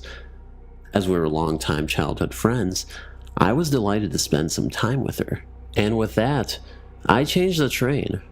Earlier, I was going in the opposite direction in the NS line, and now I boarded the train to Semabwag on the same NS line. I reached Toapeo station and loads of people rushed to catch a seat. While the train started, I could see from the window a middle-aged woman standing at the platform, just looking inside the compartment. She was wearing a kemba, kind of a bluish-grayish-white clothing. She had unkempt but jet-black hair. I kept on staring at her because she looked pale white, as if she had severe anemia. I think her face looked almost the same as her blouse. I kept staring at her, as I thought it was very unusual for any woman to be so pale. And then the train sped away, and I got back to playing Subway Surf on my cell phone. I was distracted by the people getting up to get out at Bishan Station. As the train halted, I saw the same woman on the platform. I got shocked as I clearly saw her on Toapeo platform, and she was here again at Bishan at the speed of the train. It was highly unlikely that she reached Bishan Station so fast, and I kept looking at her. But she just stood on the platform without fidgeting when people passed her by. The train doors closed, and she didn't board the train again. And I wondered why she traveled from Toapeo to Bishan without any intention to board the train and just stand at the platform. I kept staring at her. She was still standing at the platform, from the window, and the train started in full swing. I again went back to another game of Subway Surf, when the lady sitting right next to me elbowed me while opening her purse. I looked at her and she apologized, but that's when I looked towards the right side of the compartment, and to my surprise, the pale woman was standing inside the compartment, near the door. Now, at this moment, I still can't explain to myself how that woman defied the laws of physics, as last time I saw her, she was outside on the platform. The train doors are obviously closed shut before the train starts to speed away. Then how on earth is it possible for her to board the train? And she was clearly standing outside on the platform and no way in the train. And I could see her outside, except when she disappeared from my view, from the window's edge, while I sat there in total shock, rethinking what I am seeing. I still kept staring at her. The passengers near her seemed indifferent about her presence, and she had the same expression throughout the time she was standing there. And her hair, which seemed unkempt from the front, was nicely tied in a loose hanging bun, which came until the center of her shoulder blades at the back. But from the thickness of her hair bun, it seemed like she had long hair.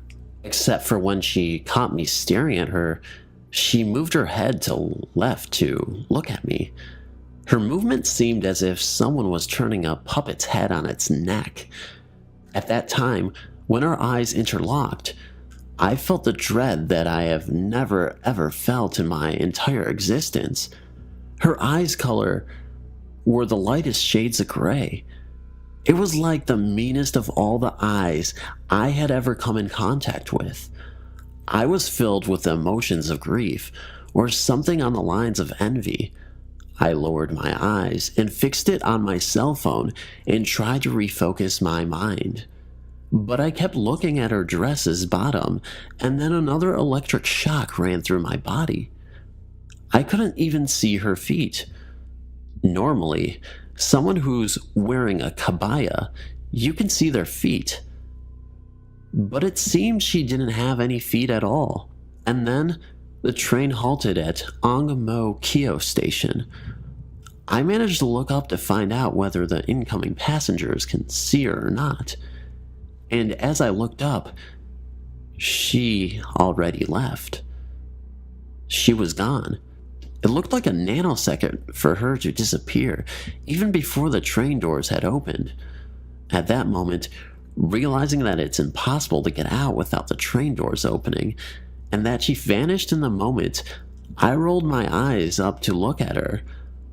I just froze in terror. I looked around to see if anyone else also saw that or not, but nobody seemed to be influenced by the woman. Or maybe they couldn't see her. At this point, I was horribly scared. This was the second incident for me in which something, in this case someone, vanished in thin air. Though I didn't see her vanish, but she was there at one moment, and like a microsecond later, she wasn't there. It wasn't even humanly possible to get out of the train or get into the train in that moment. So I put on my headphones and music and closed my eyes shut so as to not see anything else. I got out at Semabwag Station. At first, she joked that I rode with a Pontiac, and I gave her a smack on her arm. A Pontiac is a bloodthirsty ghost of a woman, and quite popular ghost in Southeast Asia. But after calming me down and realizing that I was actually frightened to my core, she told me that the pale woman could be the white ghost of Angmo Kyo MRT station. And when I checked it on the internet, I found out that almost all the stations I crossed today on my way to Semabwag are supposedly haunted, and yes, White Woman is one of them. It was rather amusing, as how can ghosts haunt a train and station for that matter, but it was written that white ghosts targets lonely people. But I was in a filled compartment, so why did I only see her? Paranormal is a part of everyone's life, but not everyone noticed it. My first encounter was around 18 years ago, when I was 10. It was Christmas morning when I lost my father.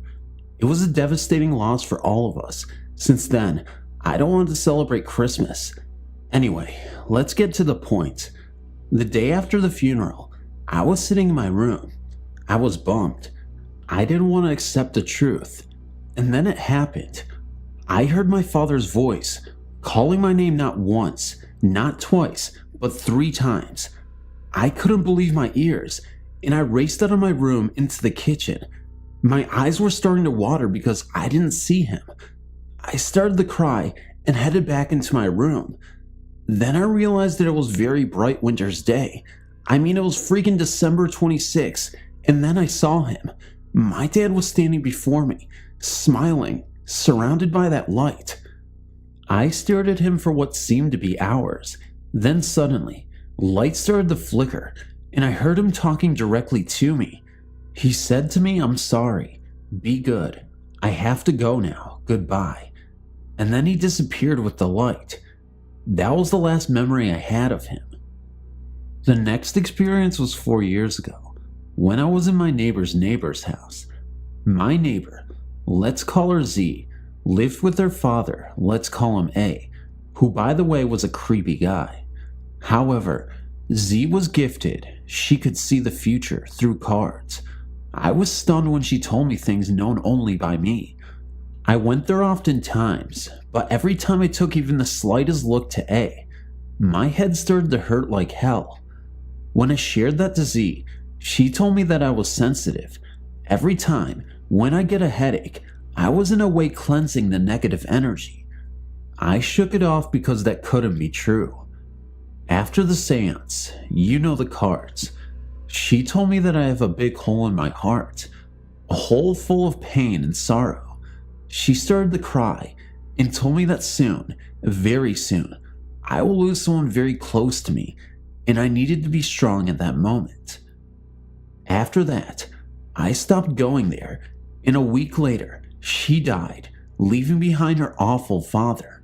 I know it's a terrible thing to say, but he was evil. I can't explain how I know, I just do. 10 days after Z's death, A got ill and died. I know my stories aren't as exciting as the others, but they are true. Just letting you know that the person who I was supposed to lose was my mother, who died a year after Z and A. You may say it's a coincidence, but it's not. Every time I pass Z's house, I get the same headache, and I get the feeling that someone is watching me through the second floor windows where A lived. I'm 28 now, and I still get that feeling.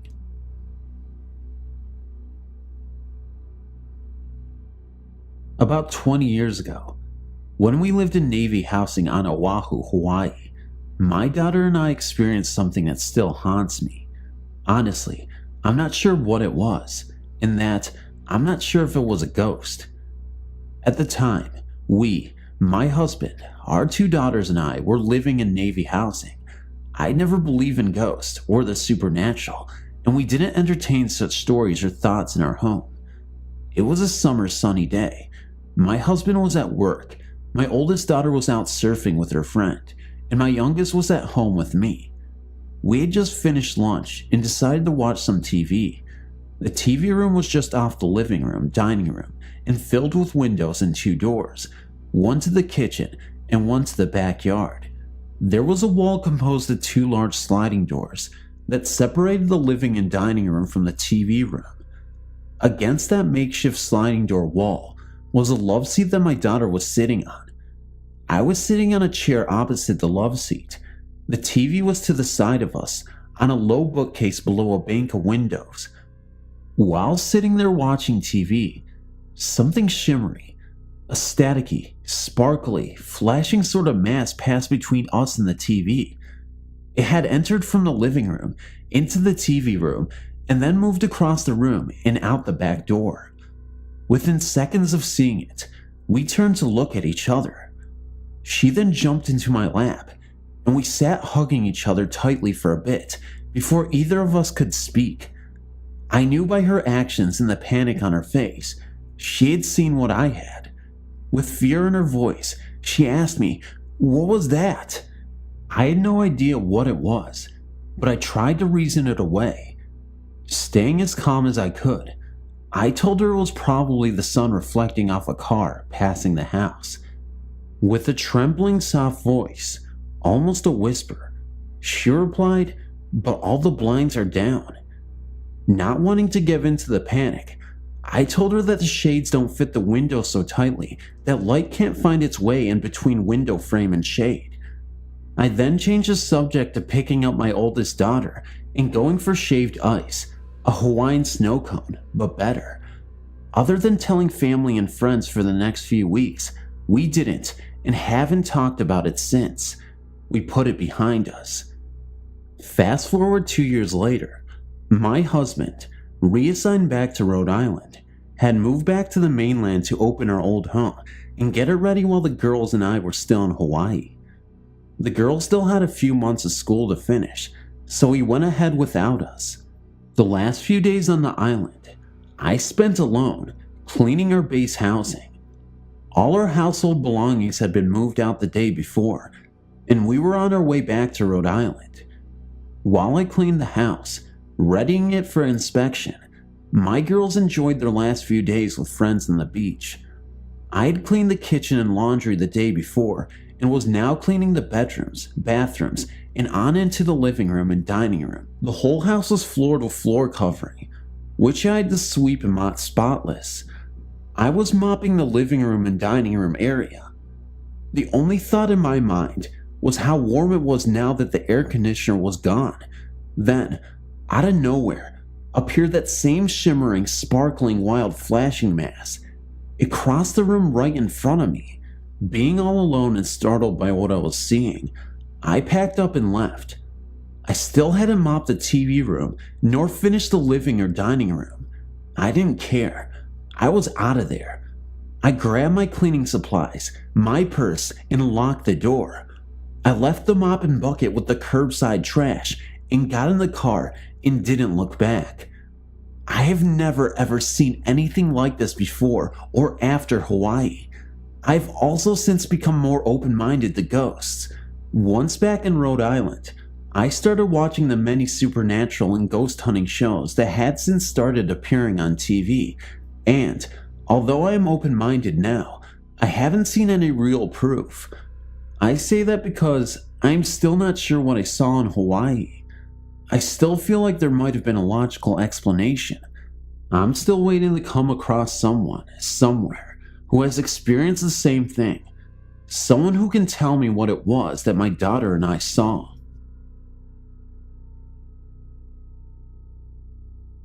I'm an amateur UFO researcher. I say amateur, but I think some might consider me an expert in the field. Anyway, I'm writing here to record what's already occurred. I'm too afraid to post on the forums I usually frequent when discussing my findings because I really don't need the extra attention right now. I'm afraid that something is going to happen, and I have to document it somewhere. So here it is, and I hope you enjoy my story. I know what you're all thinking, no doubt. I'm probably some nutjob that sees airplanes flying at night and thinks they're aliens, and I can respect that train of thought. My purpose here isn't to get people to believe, it's purely selfish. Now, I'm not really in fear for my life. Well, I am, but that's not why I'm writing this. It's my research I'm concerned about. All my years looking into extraterrestrial life, I've had a number of experiences, some more notable than others. I've seen orbs in the sky maneuver in ways aircrafts never could, and I've picked up radio waves with no point of origin on Earth. Those types of things I've looked into, but no real proof has ever come out of it. But what happened the other day changed all that. I live out in California, pretty much the middle of nowhere, out in the desert. Gotta be close to the action, you know? At night, I routinely go out in my pickup and see if I can get a glimpse of anything. I've numerous outposts I go to where I've had experiences and where I know people have known to have seen UFOs. I was at one such place, sitting in my truck in the absolute darkness of the desert, sipping my coffee, when out of the corner of my eye, I saw a bright light streak up into the sky, like really bright. It was coming from the middle of a rock plateau in the distance. Naturally, I revved up the engine and headed over. I parked about a quarter mile away and walked the rest. I didn't want the noise to scare off whatever it was, so I snuck up and wormed my way in between the rocks to get to the middle where the light was coming from. I peeked in, and in an instant, everything I've ever believed was validated. I saw two creatures, pretty short but humanoid, no doubt. They had big eyes with no pupils, pure white, and I could see that their flesh was moist and scaly. I could hear them speak to one another. Their language is difficult to describe. I can't really put into words what it sounded like. It was high-pitched and echoed, though that was more their voices and not the language itself. Hearing an alien language sent chills up my spine. I was so excited. Anyway, sorry, I'm getting sidetracked. There were two pods behind them, and they were both standing around some sort of metallic rod stuck in the sand. That's where the light was coming from. It was shooting out the top, like some sort of beacon. I assume it was transmitting back to the mothership, but I don't really know. To me, it appeared to be sucking something out of the earth. I could hear the device humming. I inched closer for a better look, but I cracked the rock, and they both turned to me in unison. I froze, their eyes cut through me, and my excitement turned to terror. I was so scared, but in that same moment, I could see in them the same thing: fear. One of them reached out and touched something on the rod, and the light exploded out, blinding me for a moment. As my eyes adjusted back to normal, all I saw were the two pods jet straight back up into the air. There was no noise made, only the sound of the sphere ripping through the air. Now, as much as I'd like you people to believe what I've just told you, that's not really my concern, because when they left, lying on the ground was the rod. They'd forgotten it or dropped it. I don't know. All that matters is that I have it. Actual proof of intelligent life, and if you looked at this thing, held it in your hand, you know it came from another world. I mean, with how bright the light on top can get, there's nothing on Earth that could power something like that. You'd think I'd be on top of the world, and believe me, I was, until the next day. I woke up to a knock on my door. It was early that afternoon, but naturally I was sleeping in. The knocking was persistent. It didn't stop, just a slow-paced knock, over and over, until I finally got to the door. I opened it to see two large men standing in front of me. They were both bald and pale, with no eyebrows or eyelashes, and they were wearing crisp black suits. Everything from their ties to their shoes appeared to be brand new, like it was the first time they'd been worn. The man on the left was the only one who spoke. He introduced himself as Agent Quinn and his associate as Agent Reed. Then he addressed me by name, my full name. I didn't think it was odd at first. I mean, he was at my house. I'd buy he knew who I was, but then he asked me the question that almost made my blood freeze. Where's the rod you procured last night? There was no emotion in his words at all, almost robotic in tone. I immediately looked at both their sides and noticed they didn't have guns. I thought it was strange for government agents not to carry weapons, but I was also sort of relieved. I denied knowing anything, saying I'd been at home all night. Agent Quinn, however, didn't seem to have any interest in talking about whether or not I had what he wanted. As far as he was concerned, I had it. It is your best interest if you simply oblige us and gave us the item we have come for. I can assure you it would make life much easier for you. But I stuck to my guns and told them to leave. I stood firm and raised my voice, getting upset with them. But when I said leave, Agent Reed reached out his hand and grabbed me by the arm.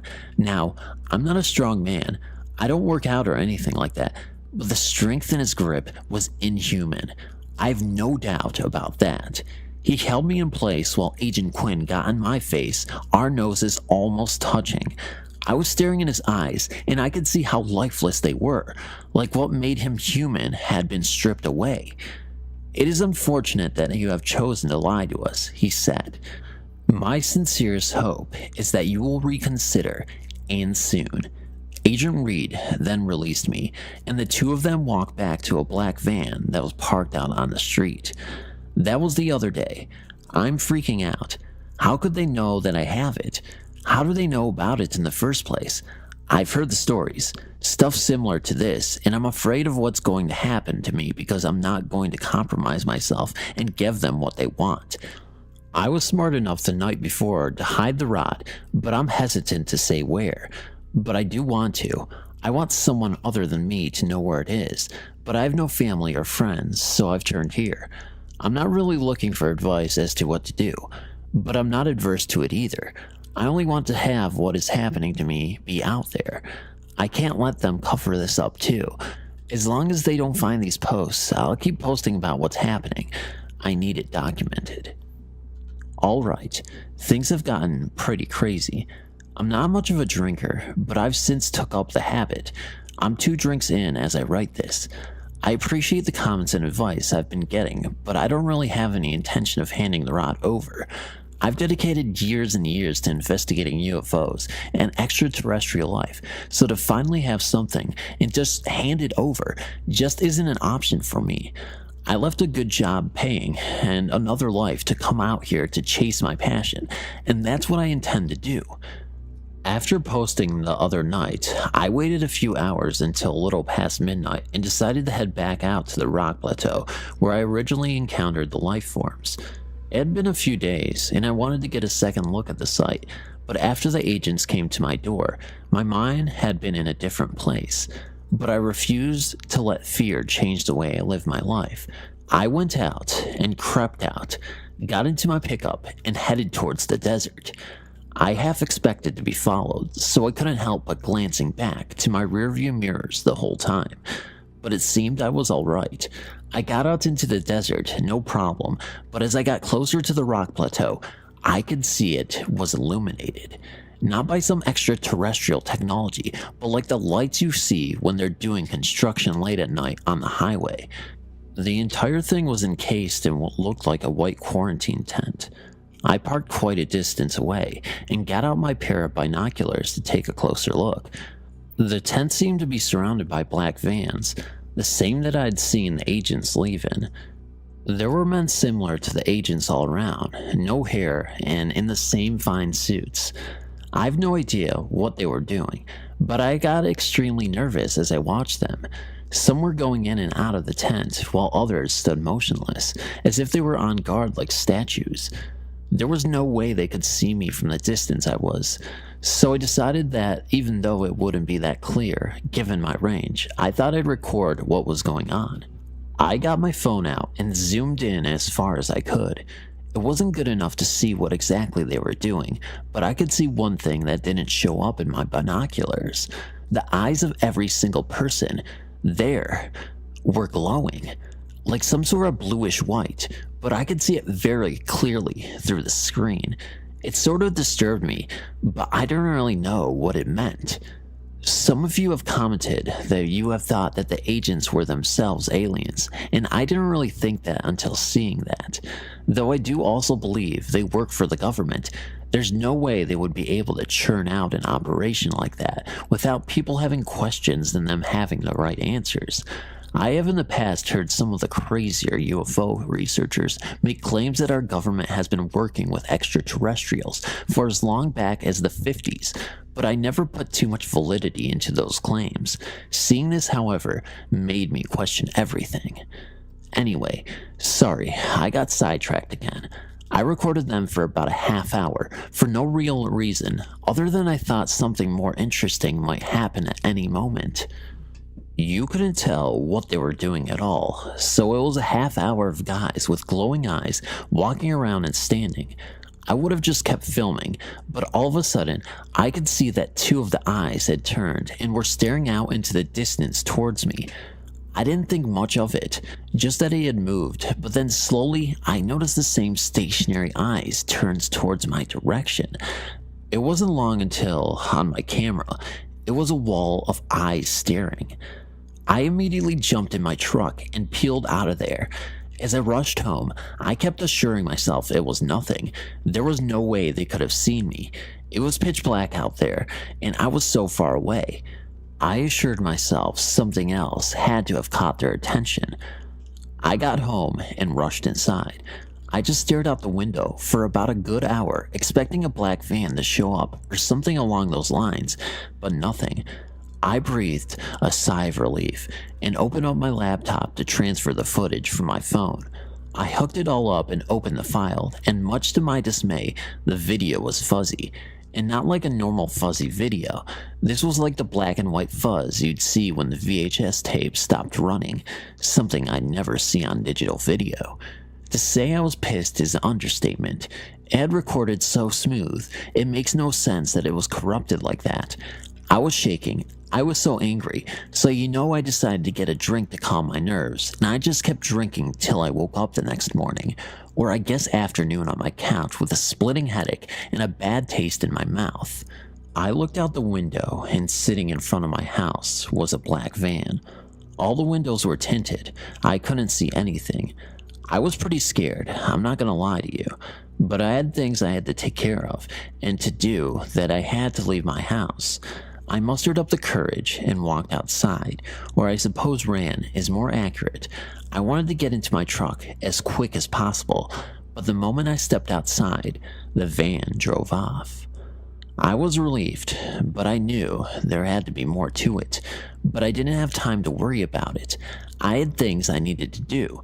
So after a few hours of running errands, I came back home to my door being wide open, pulled in my driveway, and took a deep breath before heading in. The place was a mess. Furniture turned over and ripped up, books and knickknacks thrown about. I turned my couch back right side up and just sat on what was left of the cushions, looking at everything I owned, broken and beaten. I knew that they thought they'd find, and I knew it wasn't there, so they gave me a bit of relief.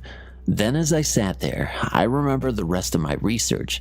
I went back to my bedroom, and sure enough, everything had been tampered with.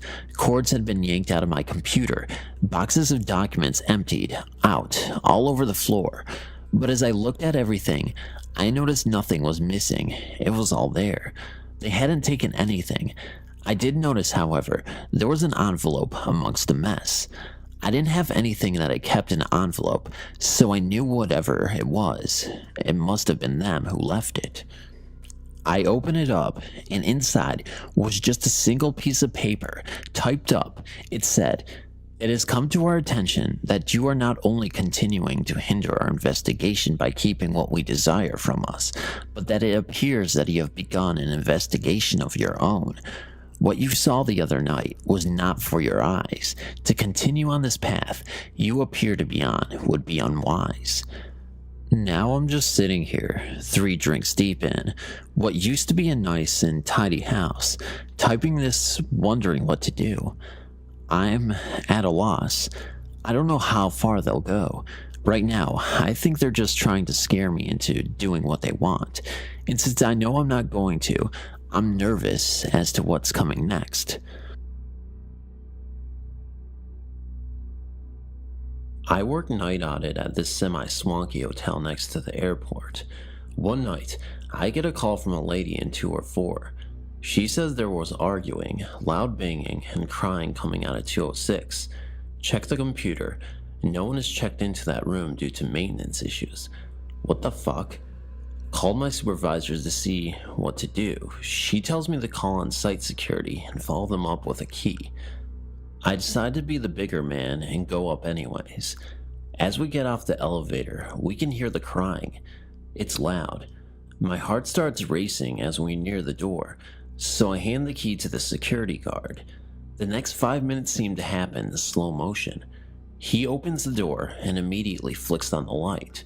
Keep in mind 206, we're on the 2nd floor, only door was by me, and this is at like 3 a.m. and there was no one around. As we enter the room, the shower is on, steam is coming from under the door. There is only one lamp on in the room. It's super cold, and there's a lady in red, lacy bra, black panties, with super red hair curled up crying in the bed. She was facing away from us. As Frank approached her, he asked if everything was okay. She sorta just stopped crying and rolled over. When she did, a wave of horror came over me. She was super pale, covered in blood, and was just staring behind us. That's when we realized the shower had stopped and the door was open. There was a man about 6'5" standing in the doorway. As we turned around, cops tased him and arrested him. Turns out he was a rapist who hides in hotel rooms, kidnaps women who stay there, and cuts them open. To this day, I will never go to a hotel again. I'm currently a janitor at a gym. We have a stairwell that leads down some stairs to a door that doesn't open because we lost the keys years ago. One night, there was a loud banging sound coming from the door. Sounded like someone was banging it every second for a couple minutes. I stood at the top of the stairs and listened and watched, and it stopped. It started up again a few minutes later. I went back up there to see, and it stopped again as soon as I got there. Told my manager the next day and had a locksmith come in. He got the door open, and it's just an old supply closet that's empty. Every so often, someone hears a banging sound coming from the door at the bottom of the stairs. 3rd shift gas station attendant. My first night alone. I'm out cleaning trash around the pumps and refilling the windshield fluid containers.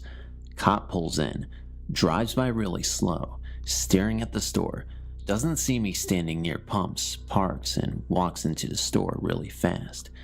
He's clearly looking for an attendant, so I walk into store. He jumps when the door opens and I say, "Hey, what's up?" The Dunkin' Donuts, 2 streets over, just got hit and the guy doesn't fit any profiles. We think he just likes to shoot people, so we're letting people know.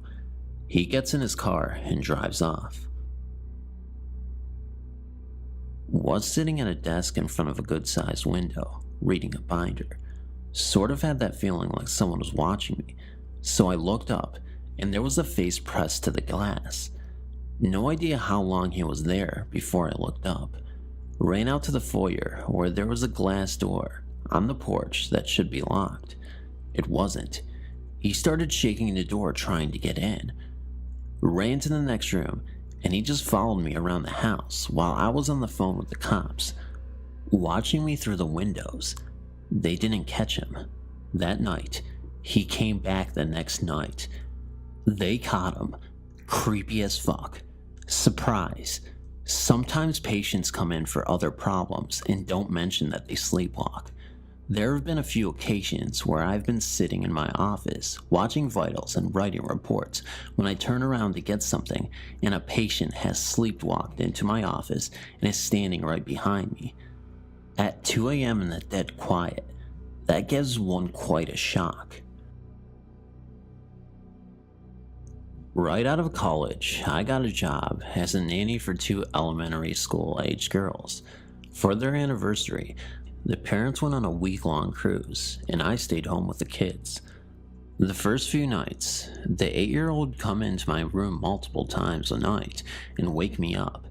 It was obvious she hadn't pre-planned what she was going to give me as a reason for waking me up, so she would stumble through an excuse on the spot like, "I just wanted to make sure we are still going to the park tomorrow," or "I think I forgot to brush my teeth and wondered if I should do it now or wait till the morning." I figured she was just missing her parents and feeling out of sorts, so I let it slide at first. But by the 4th or 5th time, knowing I needed sleep to keep up with 2 active kids, I told her that she wasn't to wake me up unless there was an actual emergency. I got a couple more hours of undisturbed sleep, but wake up with a weird feeling around 5 a.m. I turn over and nearly piss myself. The girl had brought over a chair right next to the bed and is staring down at me. It didn't help that she had long, dark hair, and this happened a few months after The Ring came out. Her explanation? "I just thought it would be fun to watch you sleep. I didn't wake you." Touché, kiddo. It was the summer of 1992. I was 20 years old, and I had just completed my junior year of college, and I was staying in the same city as the campus to take some summer classes. I also worked a couple of part-time jobs to handle living expenses. One of my jobs was as a fast food delivery guy. We cooked and delivered steaks, chicken, and burgers instead of the usual pizza or Asian food. One night after completing my shift, I was bored and for laughs, decided to check out an adult movie and novelty store that I had seen sometimes in the course of all my driving for that job.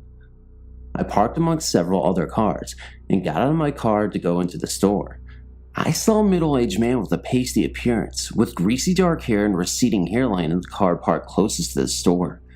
I approached the car on the way in, and he raised his hand hello to me. Not wanting to be rude, I raised my hand in return. As I walked directly by the driver's side door, he said hey, and I said hello. He leaned his head out of his window. He said, "You want to get it off?" I browsed about, and put off by the sheer seediness of the place, quickly left. Out of the corner of my eye, I saw the guy in the car in a different parking space. I got into my car and started out of the parking lot. As I got to the road, I saw the guy start his car and start to come out as well. Hoping this was coincidence, I turned out of the parking lot to go home. It wasn't coincidence. Suddenly, this guy was following me very closely and blinking his high beams at me every few blocks. I tried to lose him at some traffic signals, but was unsuccessful. I decided to go an alternate route at that point, not wanting to direct this creep to where I was living. Luckily, my delivery job had made me familiar with a lot of the roads in the city. I headed for a particularly labyrinth neighborhood, turned in, and took as complicated a route as I could, and quickly as I could, and finally lost him in there. I thought that was the end of it. A few weeks later, during work at the takeout place, I stopped at a convenience store in the course of delivery to get a soda. After I checked out, I saw this same guy. He smiled and raised his hand hello again. I hurried outside to my car, but this time I was in my shirt and hat from the takeout place. Now he knew where I worked. By the time I left the convenience store, he followed me again. Fortunately, I was able to lose him again, but spent the rest of the summer afraid to see him pop up at the place of my work, or worse, order food and bring me to his house. Thankfully, that did not happen. But skeevy guy who likes to follow people, let's not meet again. You believe in ghosts?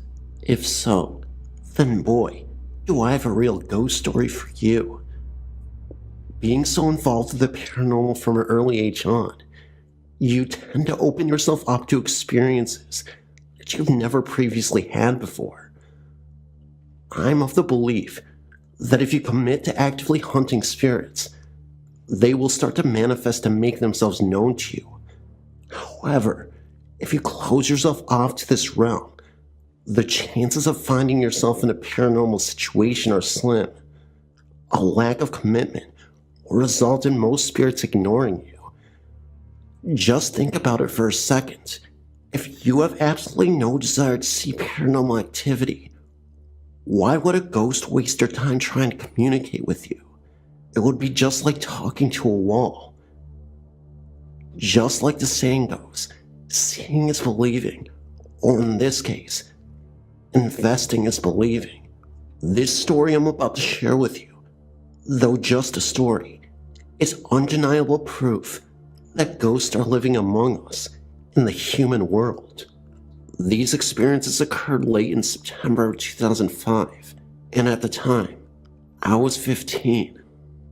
My mother tragically perished in a car accident the year previously, and that left my dad to care for me alone. It was an absolutely miserable existence from then on, as this was the love of his life.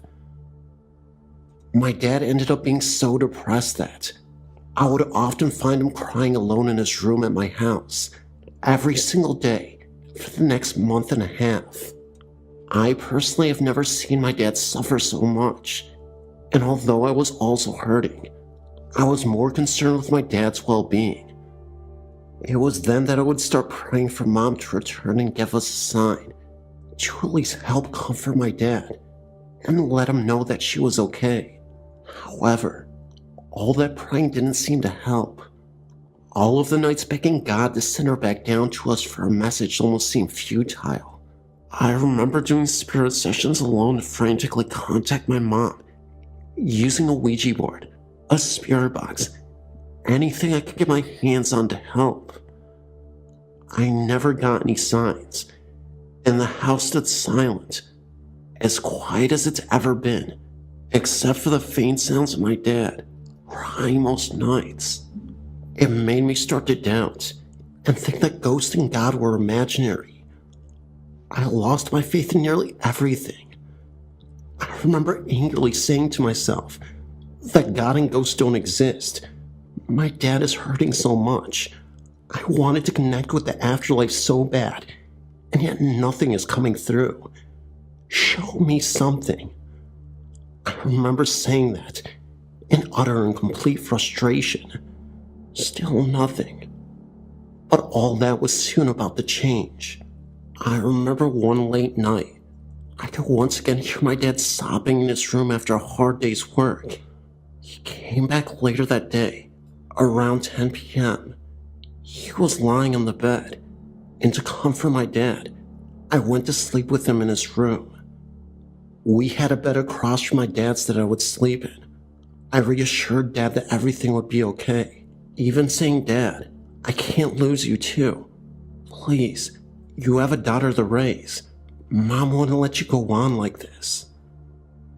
My dad simply smiled and told me that he would never give up on me or his life. So he fell asleep. I tried to fall asleep as well, laying in the bed across from me. This was the moment when I was finally going to see a sign that I had been desperately seeking. Although, this was not the sign I was looking for. An hour or so passes. I was drifting off to sleep when I saw a shadow, outlined in the form of a person. This wasn't a good shadow, because I felt a very negative energy. There were no features, except the shadow person looming over my grieving father. I then got up, turned on the light, and that shadow was gone. I went to wake my dad, and he wasn't waking up. I screamed so hard for Dad to wake up, but nothing. I went and called the ambulance immediately. They rushed him to the hospital. This nightmare just couldn't get any worse. I had already lost my mother, and I was on the verge of losing my father as well.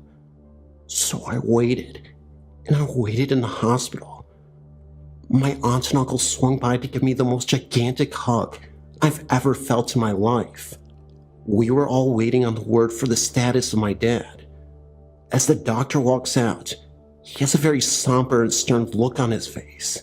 Your dad suffered a heart attack in his sleep. We are doing everything in our power to make sure he recovers from this. What they didn't tell us in the moment was that he was fighting for his life and receiving life-saving emergency surgery. It turned out that he also died on the operating table, but came back. After hours of surgery, thankfully, my dad recovered and eventually woke up. The crazy part is, years after this incident, he finally told me that he experienced an out-of-body experience and said that he felt like he went to heaven. He remembers being able to see the doctors working on him. Then suddenly, he was in a sunny field with roses and daisies, all these beautiful flowers surrounding him. He then saw my mom in a blue dress, just smiling at him from a close distance. My dad saw his grandfather, who he had been really close with as a kid. He also saw his childhood dog Spike, and he was running around the field. They both waved at him, gesturing him to come forward. He felt nothing but peace as he moved forward. Everything just felt great for a moment. As he approached Mom, he gave her a great big hug, and my grandpa as well. He said he didn't feel like leaving this place at all, but he knew he couldn't stay.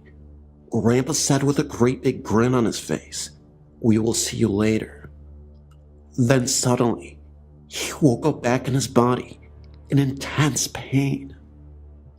That same night my dad was having that episode, my uncle took me back to his house. As I waited for my dad to recover, I had a dream. I dreamt of the Grim Reaper, and he was literally trying to drag my dad up into this dark room with red wallpaper. I remember screaming, "No, I need you, Dad," and trying to physically pull my dad away from the Reaper so he wouldn't take him through the door of the strange room. Eventually, the Reaper gave up and disappeared. My uncle rushed in to hug me, and I told him I had a nightmare.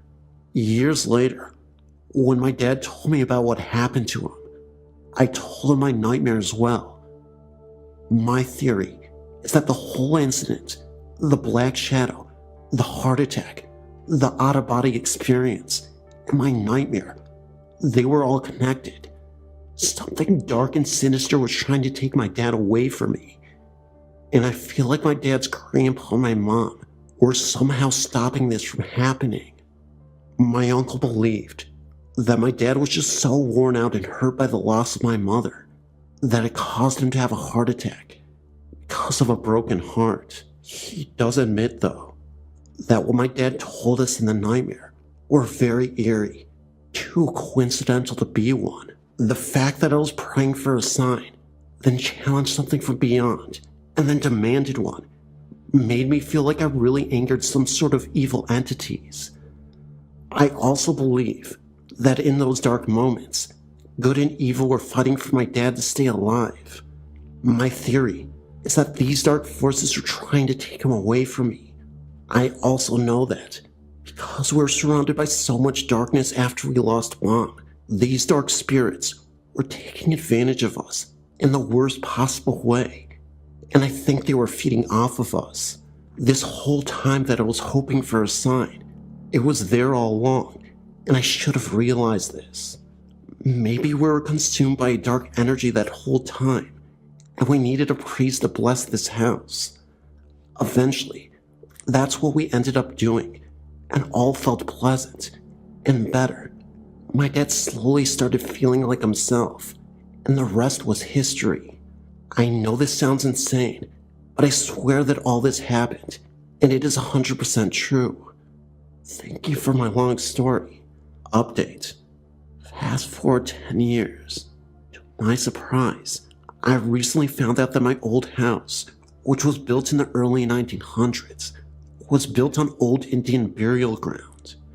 I went to a psychic witch who did a reading on me, and we found out some fascinating things. That I could be surrounded and attached by spirit guides, one that represents good benevolence, and the other which is bad. She said that these two clash with one another, and when the bad spirits get through, they have the power to influence the entire mood of life, and the events occurring. All this could have played a factor into what happened to my dad. She said this, plus the entities that are living in our home, including that dark forest cloud that I told you about, seem to have a spiritual clash, where the good could be fighting evil. Now, I know this sounds wild, and maybe the witch was just making educated guesses, but after what had happened, I truly believe that there was something going on there. She suggested that she come to the house to perform positive rituals with her group of witches, as sort of a good omen, to ward off the bad spirits, even though we seemed to get rid of them. The psychic also stressed that, because I still have these attachments, it is very possible that these things could continue and come back. She also suggested that the road my mom was driving on when she passed may have been cursed. She told me that just in case, they could go to the area of the accident to perform a positive healing ritual for the road. We also invited a group of witches to visit my dad in our old home, so we could defeat whatever darkness looms in our home. Well, they ended up showing up to our house late at night. 3 of the witches showed up, and me and my dad participated in the seance as well. We also used a Ouija board. First, we gathered around the kitchen table and held hands as the witches channeled for the spirits. They encouraged them to appear. They stated that they didn't mean any harm, and they wanted to figure out who exactly lives in this house. The main witch, Cynthia, who gave me a psychic reading and told me about the clashing spirits, told me that she felt a tightness in her chest as soon as she walked into the kitchen. She did not sense any good vibes from the kitchen at all, even though the entire first floor, living room, felt more comfortable and at ease. She called out, "Who is the spirit that is choking me and making it hard to breathe?" That's when the kitchen cupboard opened by itself and slammed shut so hard that it startled all of us. That gave us the confirmation that there wasn't a positive ghost that resided in the home, or at least one of them. It was only seconds later that I heard a voice say "go away" in a very low and guttural tone. It was more of a whisper, but it immediately sent shivers down my spine. I turned to the psychic, who was sitting right next to me, and I asked her if she heard that. She said no, but that she could feel the presence of a dark shadow standing between us both. Cynthia then told us that she was getting messages in her mind that the spirit was named Tim, and that he used to be a very angry man, about middle-aged. What we were able to confirm next was crazy. We used a Ouija board and asked about Tim.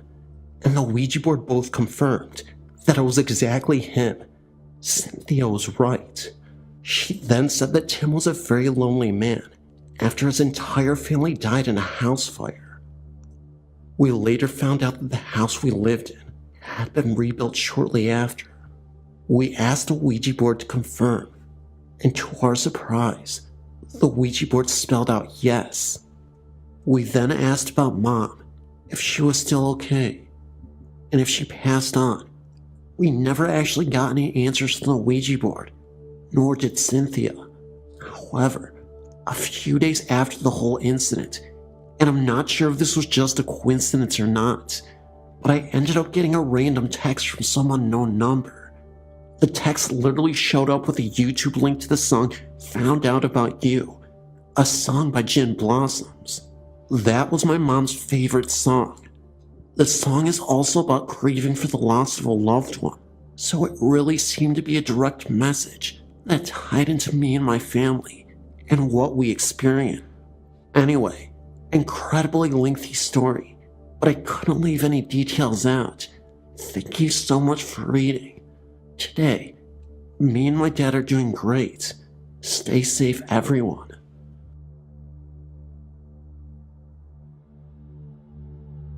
This is my first, but not my last experience.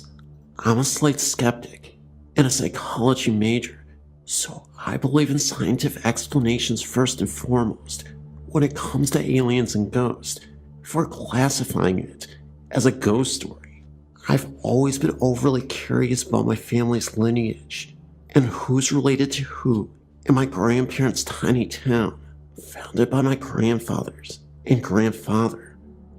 I was adopted into the family, and I always felt like a bit of an outcast with no background of my own, so I linked to adapt my family's history, despite our lack of blood relation. One day while my father and I were visiting, he asked my grandmother if she wouldn't mind taking us to the graveyards around the tiny town and showing us around. She took us to the family graveyard, another family's graveyard, who's apparently not related in any way, and finally she took us to a large church and soldier-shared graveyard. I was struck by how large this place was and immediately wandered away.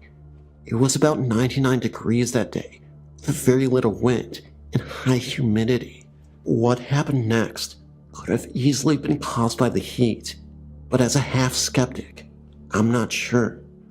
I decided to tidy up around the headstone, believing it wasn't fair to neglect someone in life or death. As I traveled around emptying out dirty vases, straightening flowers, dusting dirt off headstones, I came across 4 neat little graves in a row. The graves were old, moldy, and worn. Each one had a little weather-worn clipped tulip in front of it, and each one bore the same title, Infant. I don't like to talk about it, but I suffer from an anxiety disorder that causes me to be emotionally numb. It's extremely hard for me to feel empathy or sympathy, but looking at those little graves, I felt my heart break in my chest. I run my fingers over each one and whispered a little prayer for them. I walked away to continue my volunteered grave cleaning duties, and feeling a little strange tug to go back to the little ones' graves and stay there. After a few moments, I stopped under a large tree for a rest, drenched in sweat. Someone had hung a wind chime over another grave. On the same tree, I blankly studied it, listening to my grandmother and father talking across the graveyard. I could see the infant's grave out of the corner of my eye. I reached up to touch the chime when I froze in place. A cold feeling slid down my spine and consumed my stomach. Without thinking, I turned quickly towards the infant's graves and stopped cold. A woman was standing beside the second stone. She had ebony black hair down to her thin waist, and she was wearing the old-fashioned blue dress that looked straight out of the 1900s. But that wasn't the most remarkable thing about her. Her face was smooth, round, and pale, and literally blank. She had no eyes, lips, nose, nothing. I gasped involuntarily took a step backwards, flinching at the sight. When I recovered, she had vanished without a trace. The last thing I wanted to mention about the cemetery is another night I actually went back to the cemetery on my own, and I noticed something that was really, really alarming. What I noticed was something so alarming that it literally made my face turn pale. Now, I'm not saying this was a ghost, but I saw a group of people who were in a circle around a gravestone. Even creepier, they all had what looked like brown robes on and hoods on. It was like some sort of cult. That's why I can't immediately just say that it was a ghost or a group of ghosts, because it's pretty obvious that it may have been something else. Maybe it was just some sort of evil ritual that they were performing out there. But I didn't want to last long over there, so I bolted. How's that for a couple of crazy encounters with some spiritual entities or some cult-like figures? Anyway, I really hope you enjoy these pair of stories. They weren't the longest in the world, but I think they were very effective. What do you think? Let me know. When I was 4, I shared a room with my mother. I slept in a toddler bed that was low to the ground. If I laid on my side, I could see under her bed. One night after she turned out the lights and got into bed, I happened to look over and see these red eyes staring at me from under her bed. I was so scared that I couldn't move and just continued staring at it. The eyes were close to the ground and did not blink. I finally started to scream and cry. My mom jumped out of bed and turned on the light. She looked under the bed, and so did I. There was nothing there. She turned out the light and got back into bed. The eyes were there again. This happened 3 times that night, but never happened again. This is where it gets really freaky. When my oldest daughter was 4, she was playing in her room alone. When she started screaming, I ran in and asked her what was wrong. She told me that there were red eyes looking at her from her toy box. I had never told her what had happened to me. Well, I completely flipped out, and we ended up running from the room. She never slept in there again. I recently asked her about this, and she told me that their eyes were looking back and forth, but didn't blink. I wonder if this is some kind of demon or something. When my middle daughter was 4, she told me that angels talk to her at night. She's 5 now, and it doesn't happen anymore. My son is about to turn 4 next month, and I'm terrified of what supernatural thing will happen to him. My only consolation is that it should only happen when he's 4. This is not my actual personal experience. The house that I currently live in is extremely old and has a lot of history. My aunt had once lived in this house before me and my family. She had never experienced anything out of the ordinary. She had just come back from the hospital, having just given birth to her newborn daughter. The night she had returned home, she had done everything as normal and had gone to bed. The baby's cot stood just across the room. She woke up in the middle of the night, simply terrified by what she saw. A ghost with a small figure at its side stood looking into the cot holding a knife. My aunt first lay frozen in her bed, not knowing what to do. She finally worked up the courage after several minutes and ran to grab the newborn baby and ran out of the house.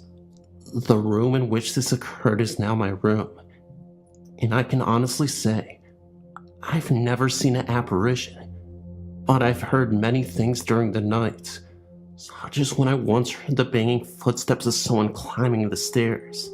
This had really frightened me, so the next day, I'd asked my sister if she had heard the noises.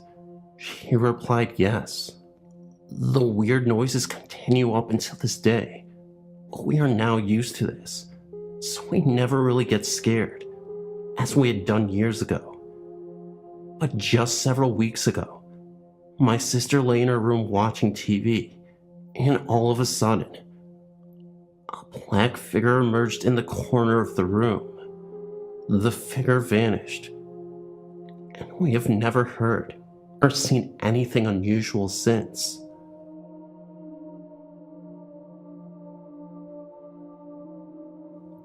My name is Sam. I've been interested in ghost spirits and other unexplained phenomena for years now. When I was young, between the ages of 6 to about 13, I had experiences in the house I grew up in. I'm now 29 years old, but I know that something happened, and that there are things that we as people can't even explain. My story takes place in Tallahassee, Florida, home of the Seminoles. I was about 6 or 7 years old.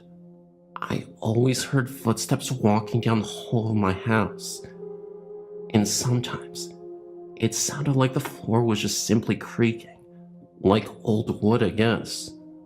The creaking sound moved down the hall like footsteps, though. On several incidents, I would wake up in the middle of the night and hear footsteps in the hallway. I never saw any apparitions, but I'm sure they exist. There is a sleep paralysis where you can wake up from your sleep, but not be able to move. I've seen many accounts of this on your website. I've personally awakened plenty of times in my youth, and could do nothing except look around in my room.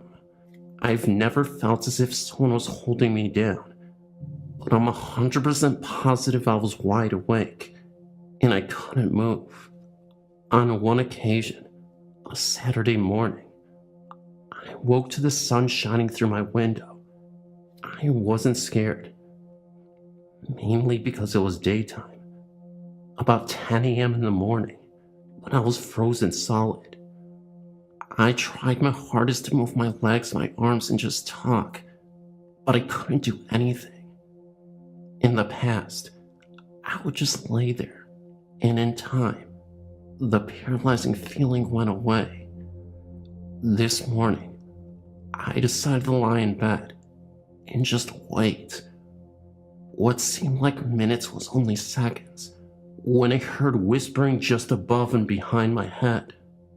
My bed was against the wall, and my dresser was a foot or two away from the head of my bed against another wall. In the corner, the whispers came from that corner. It sounded as if two people were telling secrets just behind me. At this point, I snapped free from my frozen state and immediately jumped out of bed and dashed into the kitchen where my mother was cooking breakfast. I know something was there, but I was so scared that I didn't look back. I clenched my mom's legs, and she asked me what's wrong. I explained to her what had happened, and she kind of blew it off. There is no solid evidence that anything had happened, but I know what I experienced. That wasn't the only thing to happen. If you live in Florida, then you've experienced a hurricane. Hurricane Kate hit Florida in the mid-1980s. My mother was a single mom at the time. It was trapped at City Hall during the hurricane. She worked for the city, so during the bad storm, they didn't want to let them drive in the weather and asked the workers to stay until the storm let up.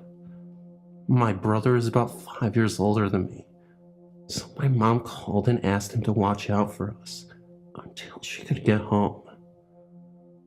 The hurricane soon knocked the power out in the entire neighborhood, and probably in several parts of the city.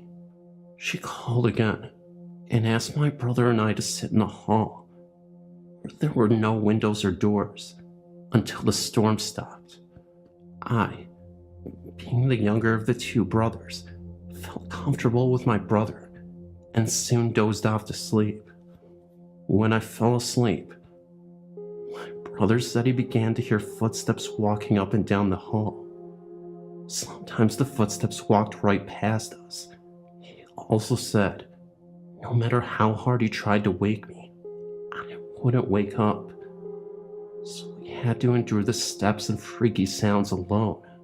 He said it sounded as if 3 or 4 people were in the hall walking around. When I woke up, city workers were outside working on the telephone pole, trying to restore electricity to the neighborhood. My brother was curled up by the front door, almost relieved to see light, even if it was just lights from the work truck and light from the sparks of labor to the transformer on the pole. At this time, my brother told me about the footsteps he had heard and how happy he was the lights were coming back on. Other incidents happened, but nothing really worth talking about. I just wanted to share my story because the site is very interesting.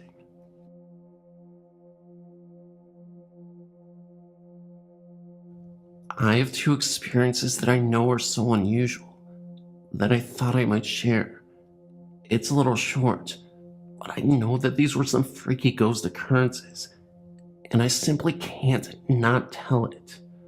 My eyes don't play tricks on me, and I wasn't tired or hallucinating.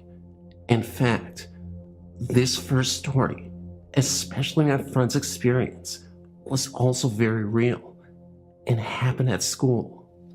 I was about 8 years old. I was riding my bike in trails of the woods near our house.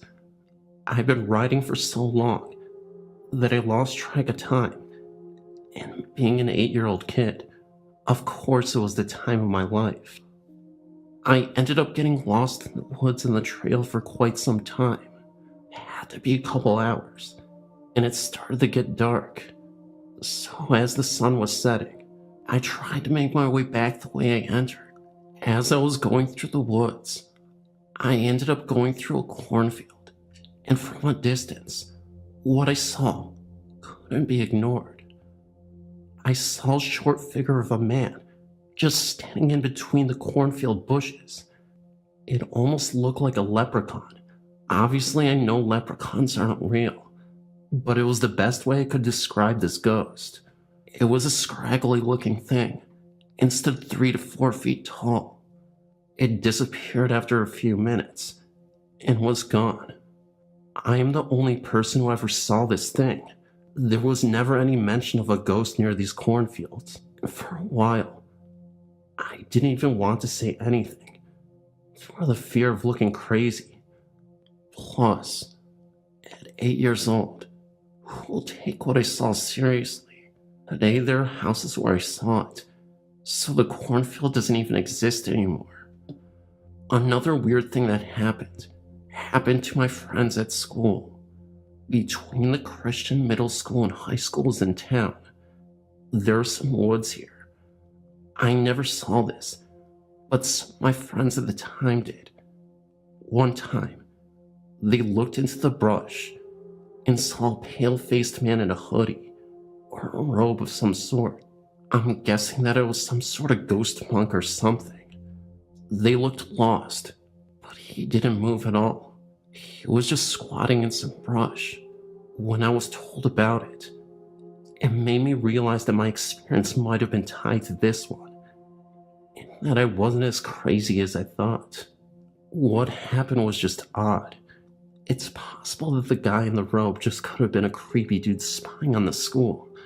Personally, I think the one at school was just some weirdo, but the leprechaun could be something. However, I wouldn't just write it off, as I know that'd be hypocritical in doing so. Thanks for listening. Let me know what you think.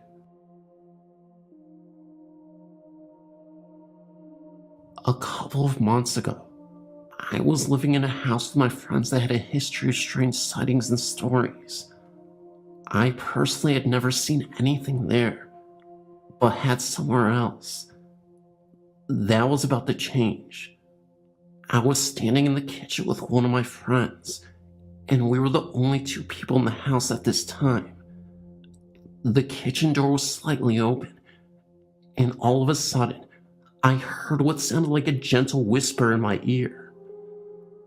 As I looked towards the door, I saw a lady walk past the door, wearing jeans and trainers towards the front entrance of the home. At first I thought it was my friend Laura, who always used to wear jeans, so I popped my head around the corner to try and scare her, but there was no one there. I wasn't scared because it was in the middle of the day. I actually found the experience quite exciting, but also unexplainable. We bought my father-in-law a house with the understanding that he was to stay with us so we could take care of him. He was in his mid-70s and not in the best of health. Before we moved in, we turned the 2 upstairs bedrooms into 3 bedrooms. My husband was upstairs taking the panels off the walls and called me upstairs to figure out how and where to move the heating duct. As soon as I got to the top of the stairs, my husband hung his hammer on a nail that was sticking out of a stud. We were standing right next to the stud the whole time I was upstairs with him. We were the only 2 upstairs. When we were finished talking, he went to grab for his hammer. It was no longer hanging on the stud. We looked for it for about 15 minutes before finding it under a pile of panels about 10 feet away from the stud it was hung on. We just gave each other a raised eyebrow look and didn't say anything about it. The TV would always turn on and off by itself. It was my father-in-law's TV that was sat in the living room. It was the only TV in the house that did that, no matter what outlet it was plugged into. I would turn it off, and by the time I would walk into the kitchen, it would be on again. I would have to say something like, "I don't have time to play right now," before it would finally stop. I was at work the night my father-in-law passed away. It was 3 a.m. on a Monday morning when one of the high-low drivers broke a main water line that caused all the presses to be shut down. I'd been working there for 2 years and had never seen or heard all of the press operators being sent home, as there is always something else for us to do. I went straight home and straight into my father-in-law's room to check on him and tell him what happened. We had a close bond and talked about everything. He was gone. His estimated time of death was 3 a.m. It may have been a coincidence, but man, what a coincidence. After my father-in-law passed away, I experienced only one more thing. I was up in my room and heard my son call me from the kitchen. I was at the top of the stairs and he was at the bottom of the stairs. He asked me what I wanted. I asked him what he meant because I heard him call me. He just shook his head and said, "Oh, not this again." I came home from work early again one night, about a month after my father-in-law had passed away. I walked into my son's room to see if he was home yet. He was lying in his bed with the blankets over his head. My son was 18 at the time. I whispered, "Are you still awake?" He popped out his head from under his blanket and told me that he heard footsteps in his room just a few minutes before I got home. Could have been the cat, I told him. No, definitely human, he said. But when he looked to see who it was, there was nobody there. My oldest brother heard me and her brother talking downstairs and came down. She told me about an hour before I got home. She thought she heard someone walking around downstairs. She thought it was her brother. She heard footsteps from his room to the bathroom. She went downstairs and peeked her head in his room. Not in there. She walked to the bathroom, but the door was standing open so she knew he wasn't in there. She was spooked, so she went upstairs and didn't come back down until I got home. We moved to a big old farmhouse in 2004.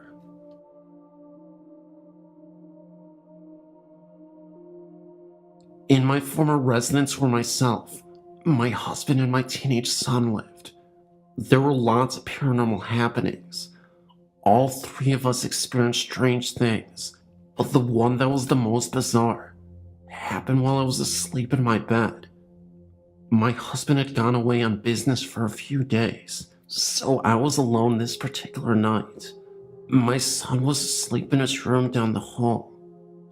I owned a large male cat named Bing, who almost always spent the night on my bed.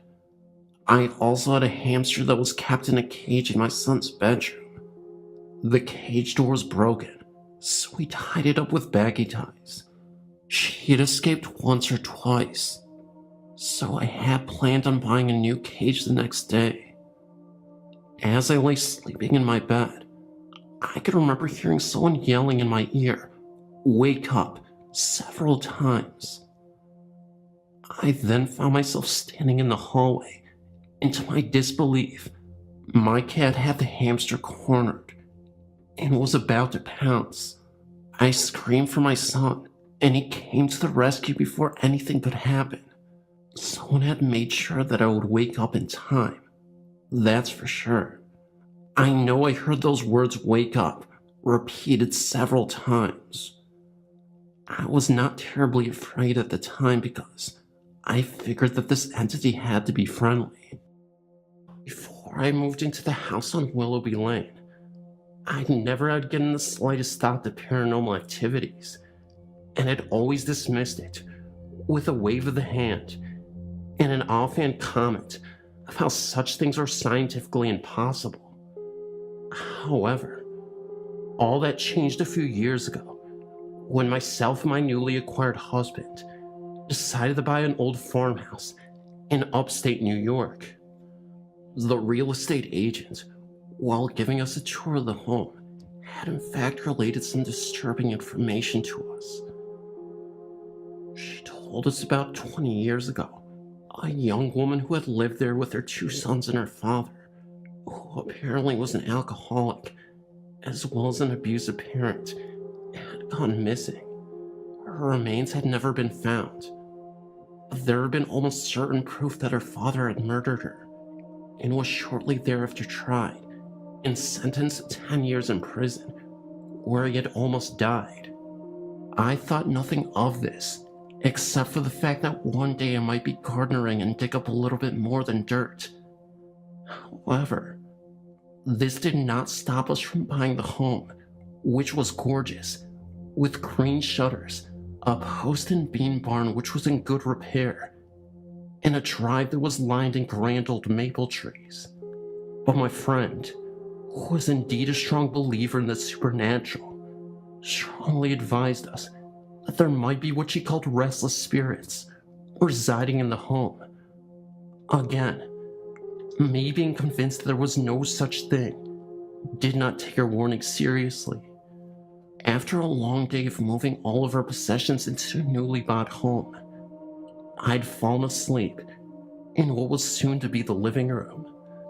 The movers had helped me bring in our couch, as well as an old rocking chair we had found in the barn. Both my husband and I thought we were able to save the old thing, which was made of oak and not damaged, except for the fact that the seat itself was no longer there. I was snoring away on the couch when I awoke, drowsily, to a consistent creaking. My husband, who was at work, and the movers, who had long since gone home, were absent, leaving me alone in the home. As I looked around, I noticed that the rocking chair was moving, as if someone was in it. Needless to say, I was incredibly scared, and proceeded to throw a book I'd been reading at the chair, or running out of the home.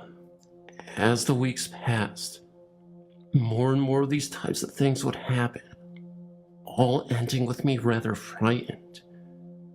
things would disappear and reappear without notice, some of which would never be there in the first place. Some of these items consisted of a wide collection of women's jewelry that I occasionally would find in what we found out later used to be a bedroom. Though we converted it into a study, I would hear knockings. Doors would open and shut for no apparent reason.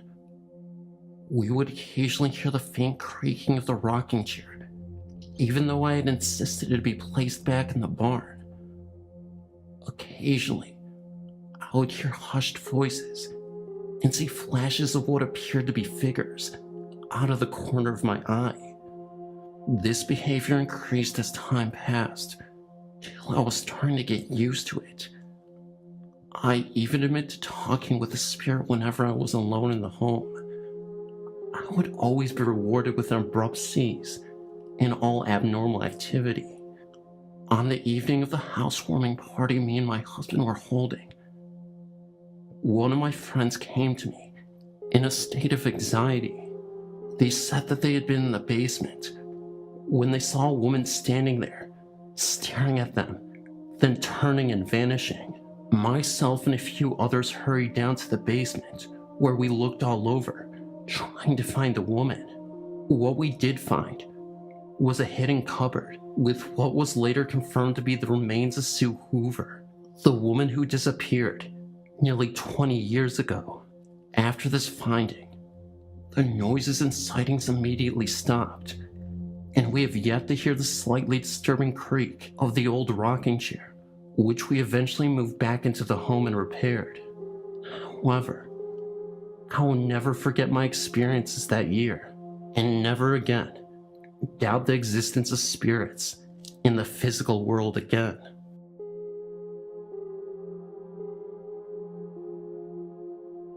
I'm a great fan of your site, and I've submitted some of my own stories. The other day, I remembered an experience my sister Christy had many years ago. Although I was not a direct witness to this, I was there when she came home in hysterics. She was in such a state that we all thought she was attacked, and we could not get any sense out of her. The story goes like this. Christy had been walking home from a friend's house down a long lane called Langley Lane. On the right-hand side of this lane, there was a field which was used for cattle from a local farm. There was also a book with a large tree hanging over it. The summer before, I think this happened later in the year, as it was quite dark early, a young man had hanged himself from this tree during a fit of depression. I recall that other people have hanged themselves there too, at least one other one that I know of. I think I was about 16 at the time. I'm now 36, and Christy would have been about 11. Anywho, myself and my brother were sat in the house one evening, and that's when we heard Christy loudly banging on the front door to be let in. She was crying hysterically and was trying to talk but couldn't. She was obviously very distressed, and we thought that she had been attacked. When she eventually did calm down, which was sometime later that evening, she told me what had happened. She said that she was walking down Langley Lane when she looked over at the tree and saw a figure hanging from it. She said that the figure was glowing white and had a bend in its neck, like its neck had been broken. She then proceeded to run all the way home, which was a distance of about 1/4 mile. She did not want to tell her brother, as she thought he would not believe her. Having had experiences myself, I am open-minded and certainly don't feel like she made it up.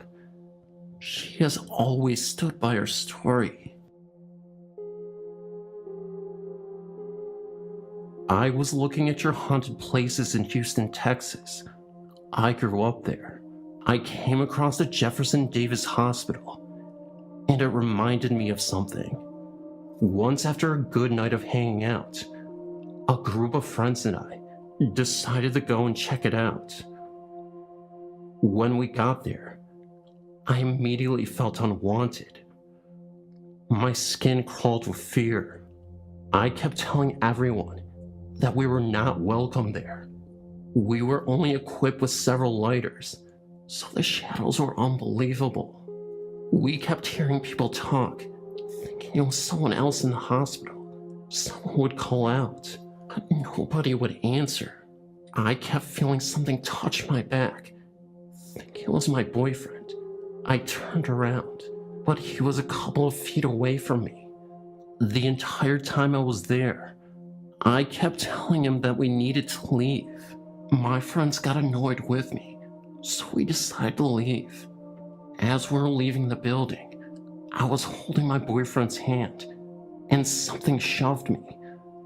I fell so hard that I twisted my ankle. It was swollen for weeks, and my doctor couldn't tell me why. Nothing was broken. It finally healed after 6 months. I still have problems with my ankle to this day.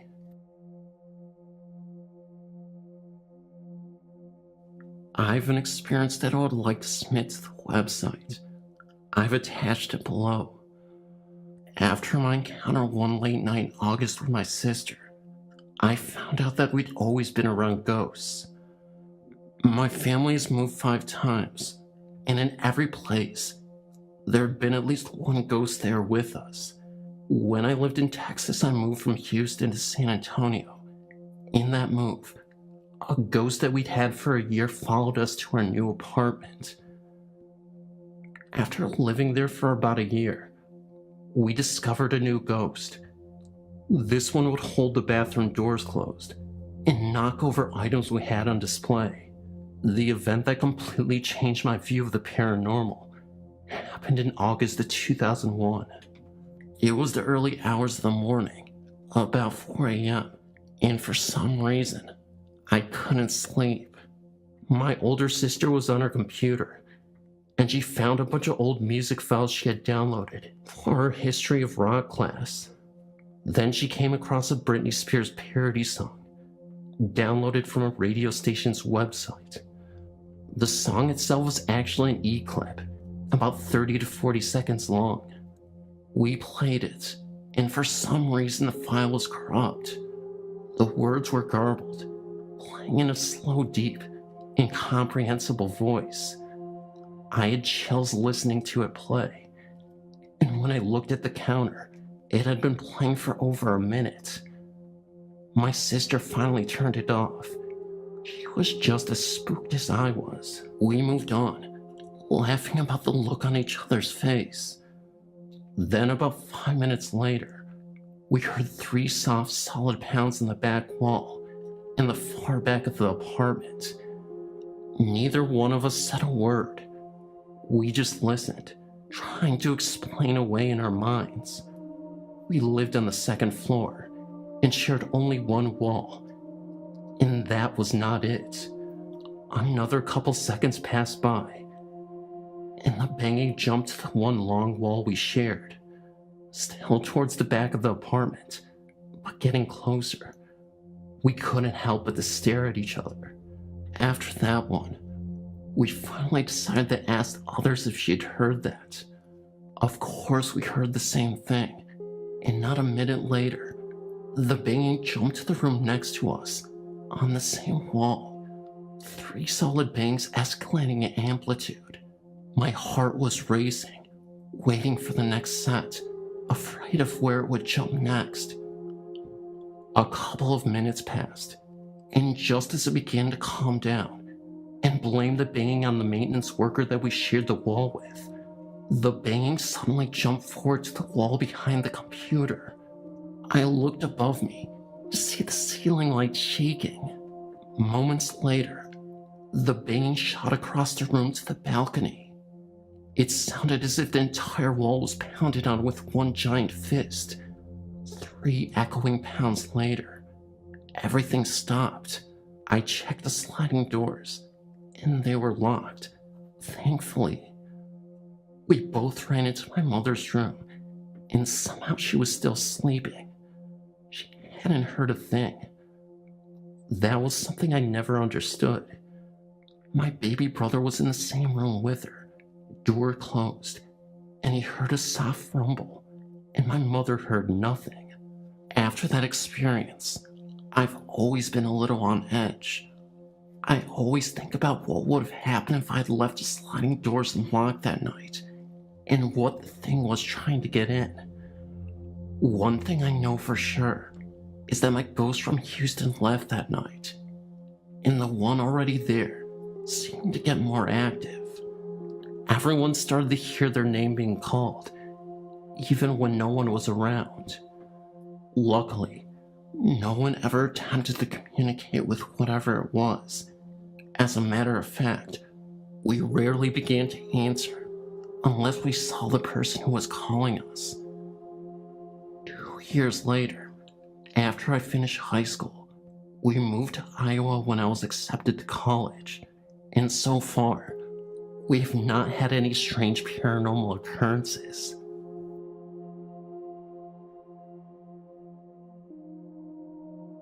"8 years ago, myself, my husband, and my brother lived at this home. We were told by the neighbor that no one ever lasts, and we didn't either. Not because of the haunting, but because we needed to come back to Massachusetts for family reasons. Anyway, we lived in this house for 9 months. We were told the AC was broken, and in the Valley of Folsom it gets very hot, but not in our living room. It was always very cool in that part of the home. On one occasion, I was in the bathroom, and after my shower, I was looking towards the mirror, and I saw an orange blur over my shoulder. I turned to look, but it wasn't there. It looked as though it was a face, and it would have been standing at the right height, to where a head would be on a grown man. After a few weeks, I mentioned it to my brother and my husband, and my brother relayed a story about one night, while sound asleep, he was awoken by a very large thud on his bed. He said it felt like a bowling ball had landed on the bed, like someone sat down. He said he was too scared to look, so he fell back to sleep. After a few more months, we found out that the house used to belong to the town doctor that treated inmates from the Folsom prison back in the 1800s. After putting all the info together, we realized we were living in a haunted home. I was hoping to see other stories about the house on this website, but maybe my story will start to flow.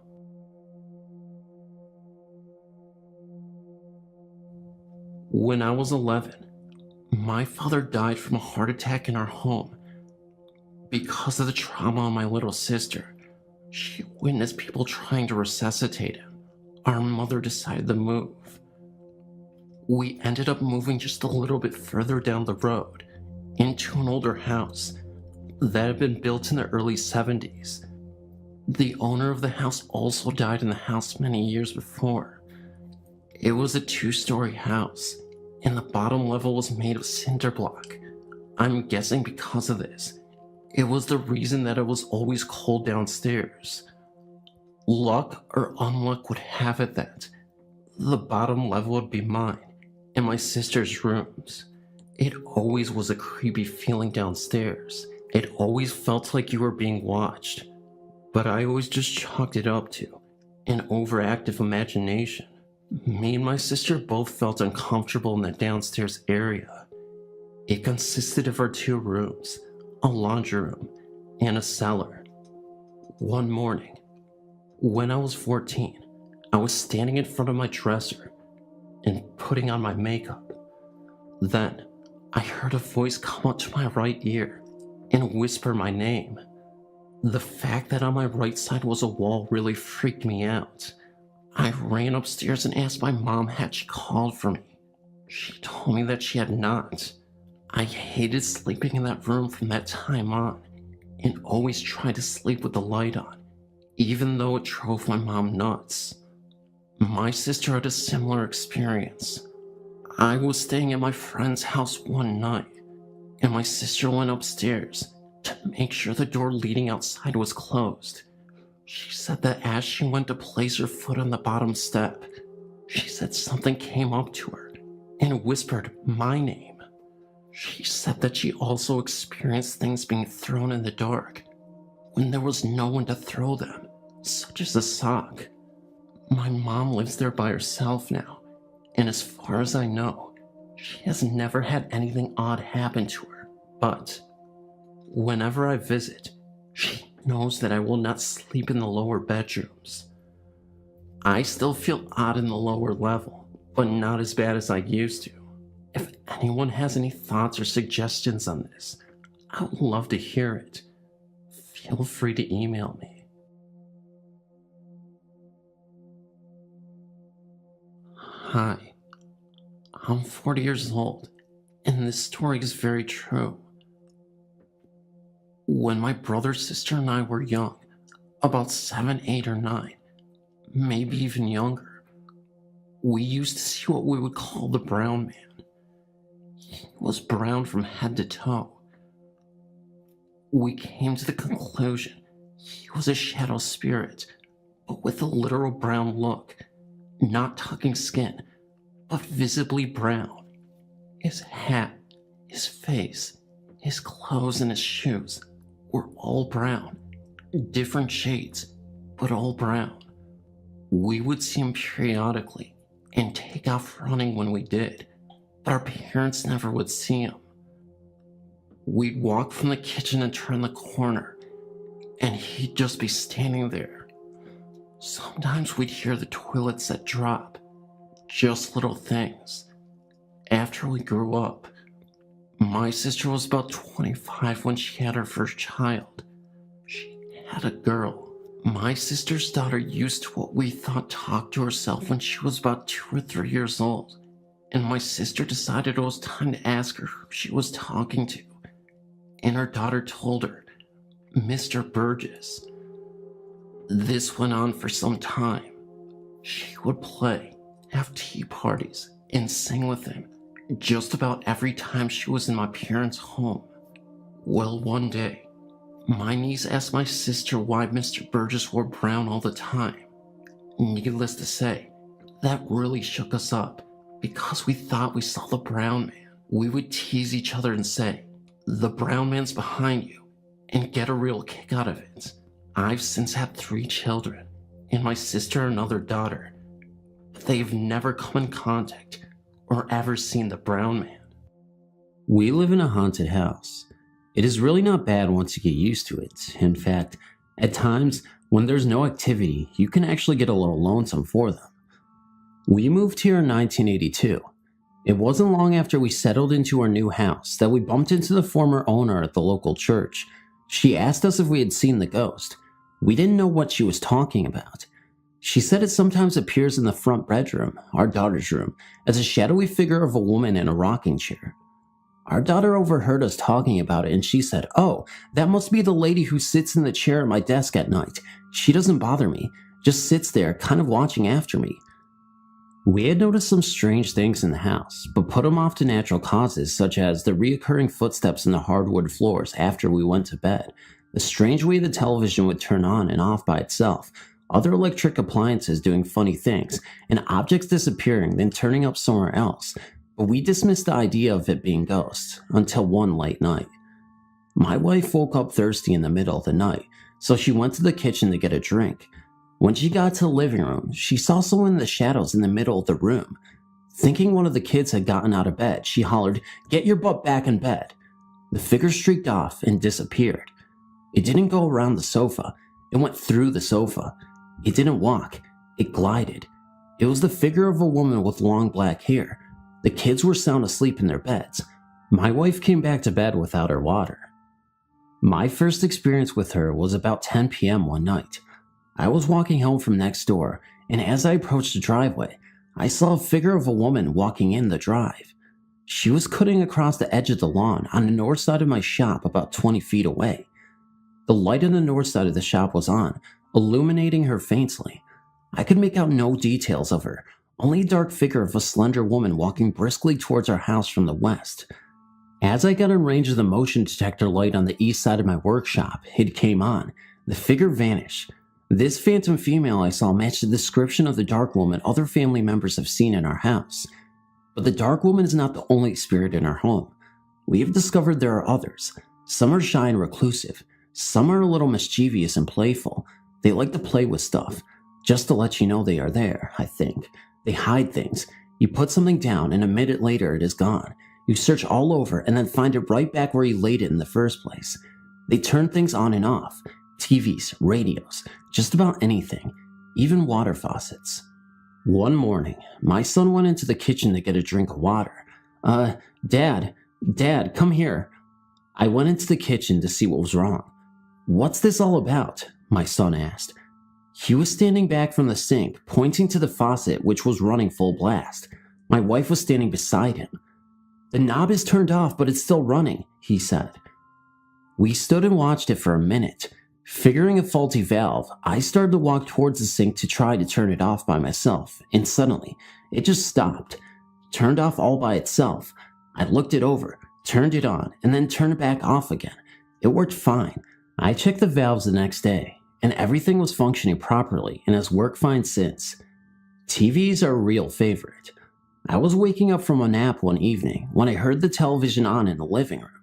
I assumed my son was home and was watching a movie. As I arose, I heard the television turn off. When I went into the living room, the lights were off, the television was off, the door was still locked, and my son was not there. My wife and I were the only people in the house, and she was still sleeping. I turned on the television, and the same movie I had heard from the bedroom was playing. Radios are popular with them too. On another occasion with my wife, my daughter and I were watching television in the living room. All of a sudden, the CD player comes on and starts playing a CD at high volume. My wife got up and turned it off. Reaction from all of us was very casual. Go to grandma's if you want to listen to music. We are watching TV, I jokingly said out loud. At the time, my mother was living in a mobile home behind the property. My sister was staying with her. I found out the next day they took my suggestion to heart. My sister called. I went out to go to work, she said. The radio in the van was playing. I thought someone left it on. Oh great, now the battery will be dead, I thought. Then I realized the radio doesn't work unless the key is on. I was holding the key in my hand. That's weird, I thought. I unlocked the door and I reached in to turn off the radio and it was already off. It quit playing when I touched it, so I put the keys in the ignition and turned on the radio and it came on. I turned off the ignition and it went off. Ignition on, radio on. Ignition off, radio off. Does not work without a key. How was it playing without the key in the ignition and the knob turned off? She asked. We have all gotten used to our ghosts now. Our children have grown up around them and have their own stories. Their friends and ours have all been scared out of their wits a time or two, but are accustomed to it now. New friends take a little time to get acclimated though. My son was in his teenage years and most of his friends knew about our house. His new friend Jason did not though. My wife and I had gone out for the evening, and my son was having a party. All his friends were over. Everyone was having a good time but Jason. He was tired. Jason was new to Tommy's parties. Jason was also new to our house. If he had known about the things that happened here, he might have not left the main group and gone to the game room where it was quiet. Most of our friends know and have experienced eerie things while here with enough frequency that it really doesn't surprise them. But Jason was new. Ripe picklings from a mischievous ghost. So Jason left the party and went into the game room by himself, where he laid on the floor to get a little rest. My son and his friends were only a little surprised to see Jason run into the living room pale and frightened. The pinball machine, Jason said. Flash Gordon, it came on all by itself and started playing itself.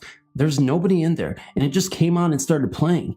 Yeah, so? Responded my son's other friend, who was so accustomed to such things here. Flash was Philip's favorite machine, my son explained casually. Philip was our nephew who died in an accident a short time before. He was probably just enjoying a round of pinball, said my son. He is a nice guy. He won't bother you. Everyone went on about having fun, except for Jason. He stuck close to the group for the rest of the night, but he never came back to our house. There have been times when these spirits have saved the day for us. We once awoke to find a fire had started on our patio by a candle left burning when we went to bed. About 15 square feet of one wall covered in rattan was charred from the flames, but somehow, mysteriously, it had gone out by itself. The dry rattan, though very flammable, had just stopped burning. this was not the only time. It had only been a couple of weeks since we buried my wife's brother, Virgil. Tragically, he was killed by a car while walking home. My wife had been cleaning out his mobile home next door. A terrible task, but she faced it with courage and fortitude. Sometimes I think she is operating on automatic pilot. She came home and told me, I saw him, Virgil. He was just standing there in the doorway of his trailer while I was sorting out his things. He said nothing. Then he disappeared. A few days after that, my dad came into the shop where I was working. Do you know the door on Virgil's mobile home is open? He asked. No, I replied. I'll check it out. The home was vacant since Virgil died. We were watching his property while probate proceeded. I walked over and saw the front door ajar. I feared the worst, that the vacant home had been broken into. We were careful to lock the door, and no one else had a key. I carefully entered the premises. The overwhelming odor was unmistakable. Propane, strong. I had to exit immediately. A gas leak. The house was full of it. I went to the rear of the home and found the main gas valve. I turned it off. Covering my mouth, I entered the home again. Quickly, I began opening windows. I could not stay in there for very long. I can't believe this place didn't blow up, I said to myself.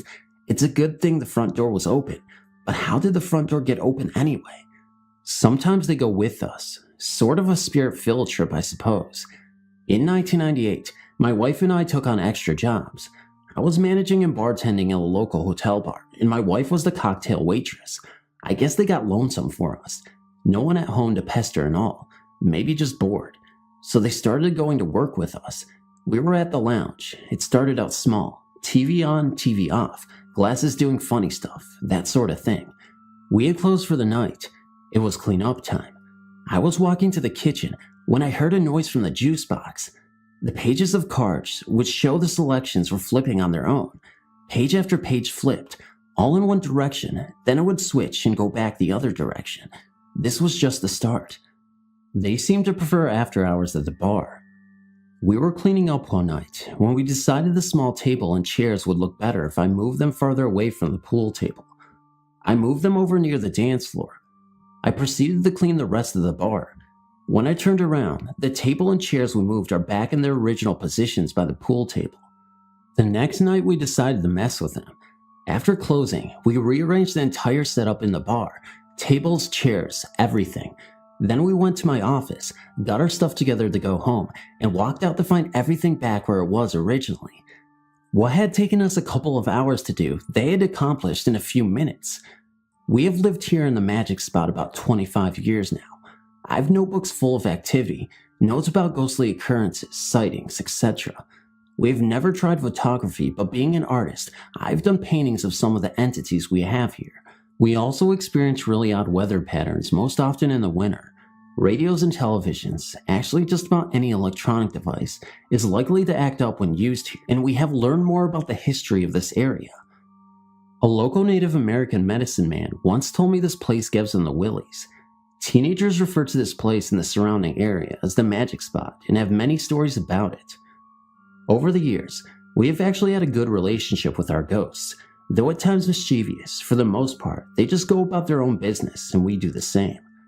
We do at times bump into each other, however. Sometimes it is as much surprise to them as it is to us. Sometimes it is nice to have them around. Other times it can be quite frightening. I was actually surprised one late night and it and I streaked off in opposite directions. I don't know which of us was more surprised. They have become as much a part of our home as our family members. It wouldn't be the same without them.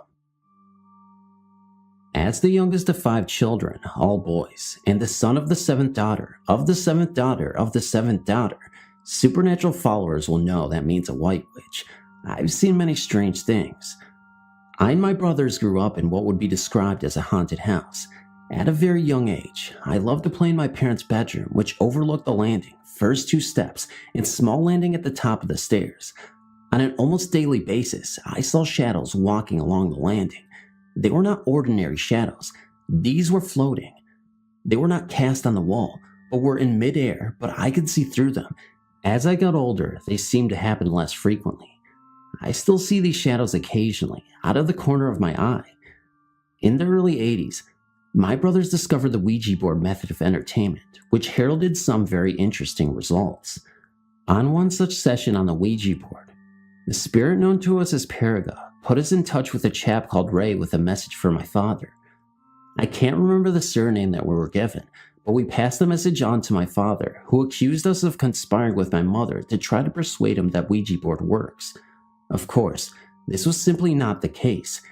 It turned out that his friend Ray had committed suicide, while my eldest brother was very young. Therefore, it would be impossible for us to know anything about it unless we were told by someone. We simply had no knowledge prior to the session of events that had taken place so many years before. On another occasion when I was 11 or 12, we had a very strange encounter. My mother and father were out for the evening, and my brothers were left to look after me. The session took place in the dining room, which had one exit into the kitchen. From the kitchen, you could exit to the hall towards the front door, or a door latch with one bolt lock to the back garden and side entrance to the property. There was a window looking into the garden that the strange phenomena took place in. It was a strange session that seemed to pick up an angry persona. All of a sudden, there was a bluish glowing light out the back of the house, and the window started to shake violently. As we made a mad dash for the kitchen, the door to the back garden also started to shake violently. We all ran for our lives out the front door and scattered in all directions up and down the road. There was snow on the ground, and I was dressed in PJs and no shoes. It was almost half an hour and much deliberation before we returned to the house and went in. There were no signs of any strange happenings. We used playing cards with letters drawn on the back and yes and no written on separate cards and numbers in the middle of the table in a row, and some excellent shaped wine glasses that were virtually impossible to push. In an early experiment, the glass zoomed round and round with great speed. All of a sudden, it left the table lifting up to the top corner of the room and smashing into small pieces. Even the stem and base broke into pieces, the biggest the size of your little fingernail. Anyone who has ever broken a wine glass will know it takes a tremendous force to break the stem and base to that extent. In 1985, at the age of 15, I was walking home to the family home around 10 p.m. from a friend's house. It was a wet and windy night, and I walked with the collar up on my coat with my chin tucked into the top of my zip, only looking up every now and then to see where I was going. There was a small village in the outskirts of the city, just down the road from the family home. I was walking towards the village, where I would have to turn right to go in the right direction to get home. Approximately 1,000 yards before the road I was walking along came to an end, there's a 10-story block of flats, and next to that, a retirement home. As you get nearer to the end of the road, approximately 500 yards from the end, there was a row of a tenant bungalow flats going along the road I was approaching and intending to turn right towards home. To the left was a large grass area between them and the main road. I passed the end bungalow flat, heading to the T-junction with the grass area to my left and approximately 100 yards of space all around me to the nearest object, some small bushes. All of a sudden, I saw a pair of brown shoes come into view a couple of steps in front of me. Startled, I looked up to see an elderly gentleman in front of me. I took a step sideways and went around him. Something struck me as strange, and after a few more steps, I turned around to see nobody behind me. There was absolutely no way that the old man walking slowly with a walking stick could possibly have moved quick enough to get behind something to obscure him from my view in such a short time. In fact, the distance between me and the nearest object was too great for Ben Johnson at his prime to reach before I turned around. It wasn't until I thought about it while walking home that it struck me what it was that was so strange about the gentleman when I first laid eyes on him. Despite being quite persistent, rain and strong wind driving the rain, the man was dry and there were no drops hitting him. He was all dressed in brown shoes, suit, and flat cap. I can't remember the color of his shirt or if he was wearing a tie, but I will never forget his face as he smiled a gentle smile of thanks as he moved out of his way. His features were very clear. I've never seen him since. This village was quite a friendly community where most people knew everyone else, but I did not recognize this gentleman. There were many strange things that happened in the family home, from power cuts that were localized to just our house and the whole street. We had electricity meters that took coins to pay for the electricity supply. If the electricity went out, it should need to be topped up by popping a coin in the slot. Even after putting money in the meter, the electricity would not work. It would be found to have been switched off, and in those days, there were no such things as circuit breakers that would trip the switch. When my father knocked out the dining room window to put in a patio door, we found 3 patio negatives of an old gypsy man. The first of him out the front of his caravan, another of him stood on the caravan steps, and the last of him laid out dead. We intended to have them developed. They were missing from the place we put them.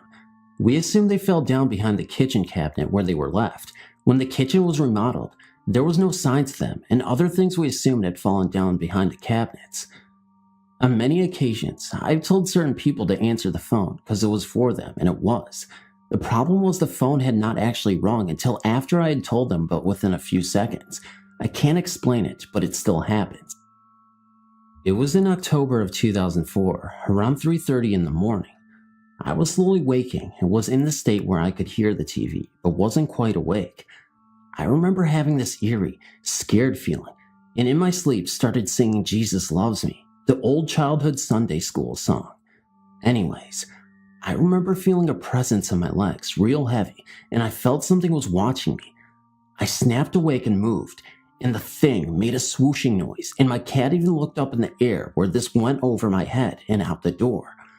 I was on the couch and the front door was behind me.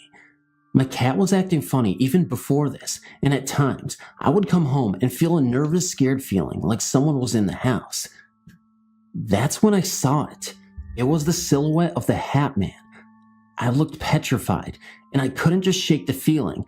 It was almost inside my head, like it was screaming voices at me. The voices released from the Hat Man into my head were all mumbled, so I couldn't really understand any of them. A split second later, there is silence, and the Hat Man slowly fades into the abyss, actually fading into the TV screen, once and for all. I don't know if this has anything to do with the paranormal, or if I'm just losing my mind.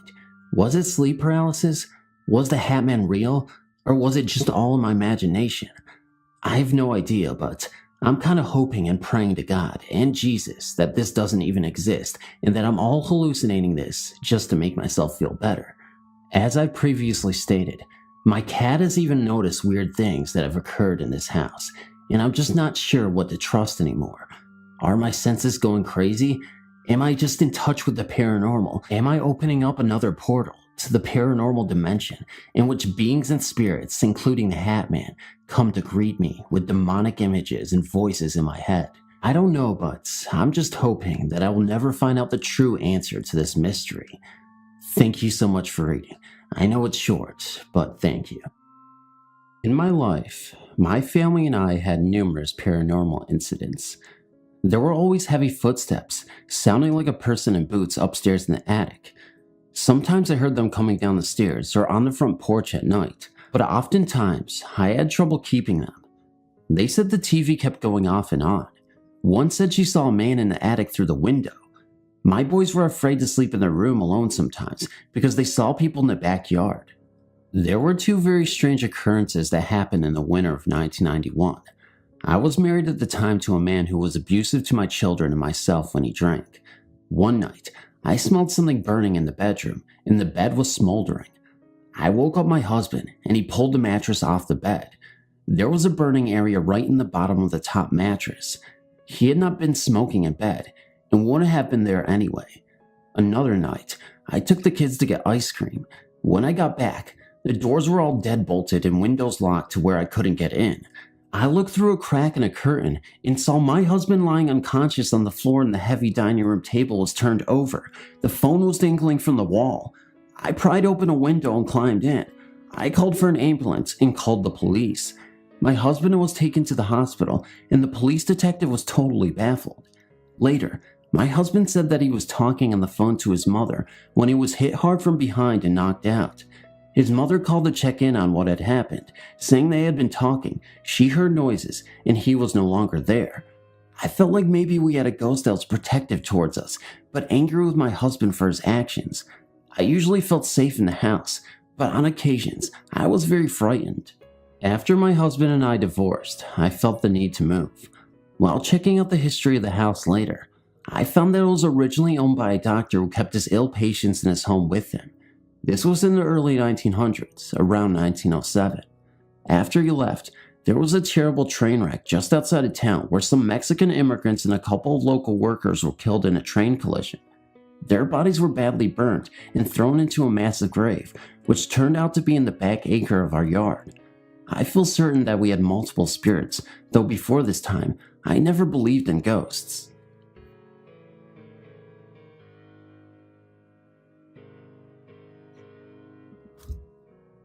I was visiting California on a school trip.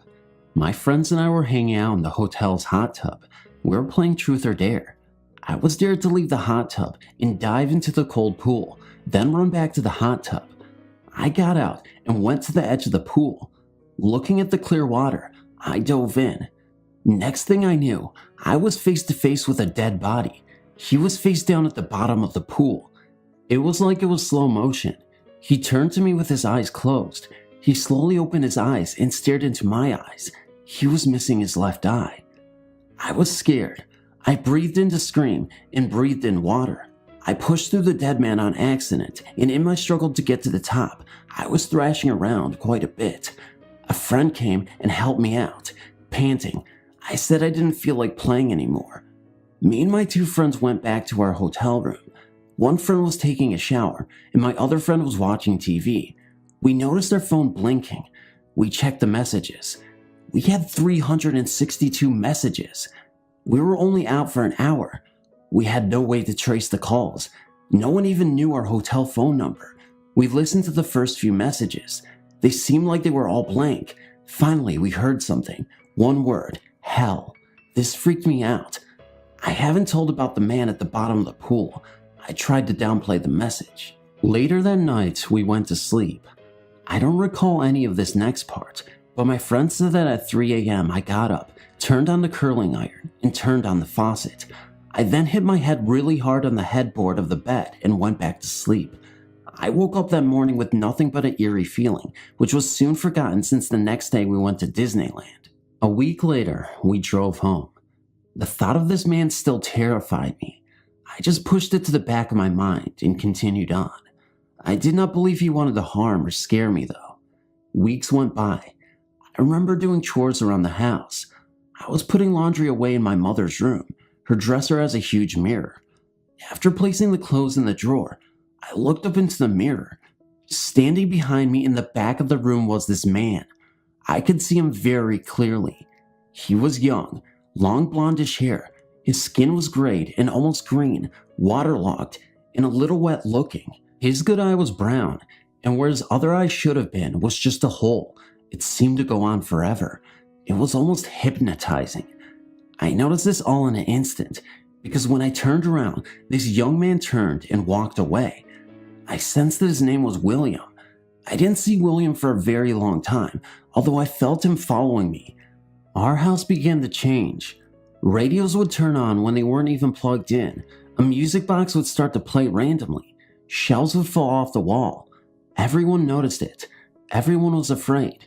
I wasn't. Years went by. I started to feel a difference over me. At night, I would wake up to voices in my room, like a crowded room where you could hear only a few words that made sense. I tried to ignore the voices. Sometimes, I would wake up with a single voice in my ear talking to me. They seemed to never make sense. It was like the end of a sentence or the beginning. I remember waking up one night. I felt scared for the rest of the time. It was very late at night. I knew no one was awake. A blue light was outside my closed door. My door began to shake very violently, but the beads on my door didn't even sway. I kept all of this to myself. Who wanted to tell their friends and family they heard voices in their head and see people in swimming pools?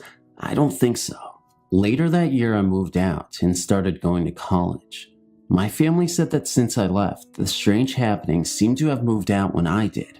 Strangely, my roommate said that since I moved in, strange things started happening. Pictures falling off the walls, TVs turning on, shadows, and the feeling of being watched. I still heard voices at night, but never anything scary. I learned to live with it all.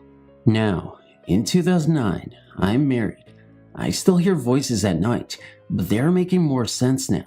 Sometimes the voices say things to me like, "Get out. I'm not kidding. Get out." And laughing followed. Evil laughing. I tried to go back to sleep. One night, a few weeks ago, I woke up feeling like someone was in the room with me, a different energy than my husband's. I looked up and saw a dark figure standing over me. My dog started barking and growling like crazy. The dark figure turned his head and walked out the closed door. I went back to sleep and woke up to a voice telling me, "Your destiny will be at the Valley of Thunder, then all the voices shall be heard." I haven't ignored that one. Sometimes I will go to Yosemite National Park, Valley of Thunder, and see what my destiny is. It just doesn't seem right yet. 2 nights ago, I had a dream. William came to me. He didn't say anything, but I sensed he was telling me it was okay, not to be afraid of him. I feel as if since I've met William, I've become sensitive to spirits and energies. I've met other spirits beside William. I feel as if now I have the ability to read energies and sense thoughts. I almost regard William as a friend. As an avid EVP researcher and long-haul truck driver, I've had many opportunities to get EVP recordings from all over the country. My research has revealed some startling results lately. On the 20th of January this year, an EVP has attached itself to me somehow. Now, no matter where I am or where I go, this EVP named Desmond Heathers is in every recording I make on my Olympus digital voice recorder. Even when I'm traveling down the road at 65 miles per hour, Desmond is there ready to talk when I turn on my recorder. I know a lot about them and where he is now. One startling development occurred when I asked Desmond if he knew anyone that I knew. He said, "Yes, Joe." I said, "Joe, my brother?" He said, "No, Joe who is with me." I asked him if Joe was with us now, and he said, "He is in you now." So I asked, "Joe, are you there?" And I got this voice in the recording that was very deep and gruff sounding. I can only say it sounded like Mr. T from the TV show The A-Team. Joe said, "Go away, leave me alone." Well, I don't communicate with those who don't want to, so I just do what I always do with the ones I get who I don't think deserve my attention. I just ignore them. Here's where the story takes a strange turn. The week after that, I was talking to my doctor about a fatigue problem I've been having lately. Nothing serious, just tired during the times of the day I don't think I should be. He asked if I was sleeping okay, and I said I tend to wake up several times during the night. He recommended I get a sleep study done. After finding the only sleep research center within 100 miles of where I live, I was told the study would cost in excess of $1,600 for one night. Well, I thought this was ridiculous, so I figured I would do it myself. I was on the road the night I decided to do my sleep study, and set up my digital voice recorder and DV camera on the sleeper of my big rig. I fell asleep within 15 minutes. When I reviewed the recordings the next morning, I was so startled at what I had recorded, I could hardly listen to it. The recording revealed that I snore rather loudly. What was startling, though, was the EVP Joe was using my snoring sound to speak to me in my sleep. With every rattling snore, he formed words. He said things like, "Don't you know you love me? Don't leave me. Don't wake up. I'm not done yet. Don't you remember me from the Navy? You know you're listening to me. You know you love me. How did I get in here? What happened to me? I need you. I'm just jealous of you, Tony. Tony, please, help me." Not just that night either. Every night I've recorded, he's talking to me in my sleep. It concerns me because I don't know if there may be some subliminal influence with him talking in my sleep like that every night. I think I know him. I vaguely recall a friend I had in the Navy named Joe back in 1980. I remember feeling sorry for the guy because of his drinking problem and was always trying to help him when he got in trouble. I used to buy him gifts for his birthday and Christmas because his family wanted nothing to do with him. Other than that, I can't recall very much about him. When I asked him how long he has known Desmond, he said about 5 years. That's how long Desmond told me he's been dead. Actually, Desmond didn't even know he was dead until I convinced him he was. He kept trying to tell me he was alive. So I asked what it looked like where he was, and what did he see around him. He said nothing but a faint amber and turquoise colored light that was all around him.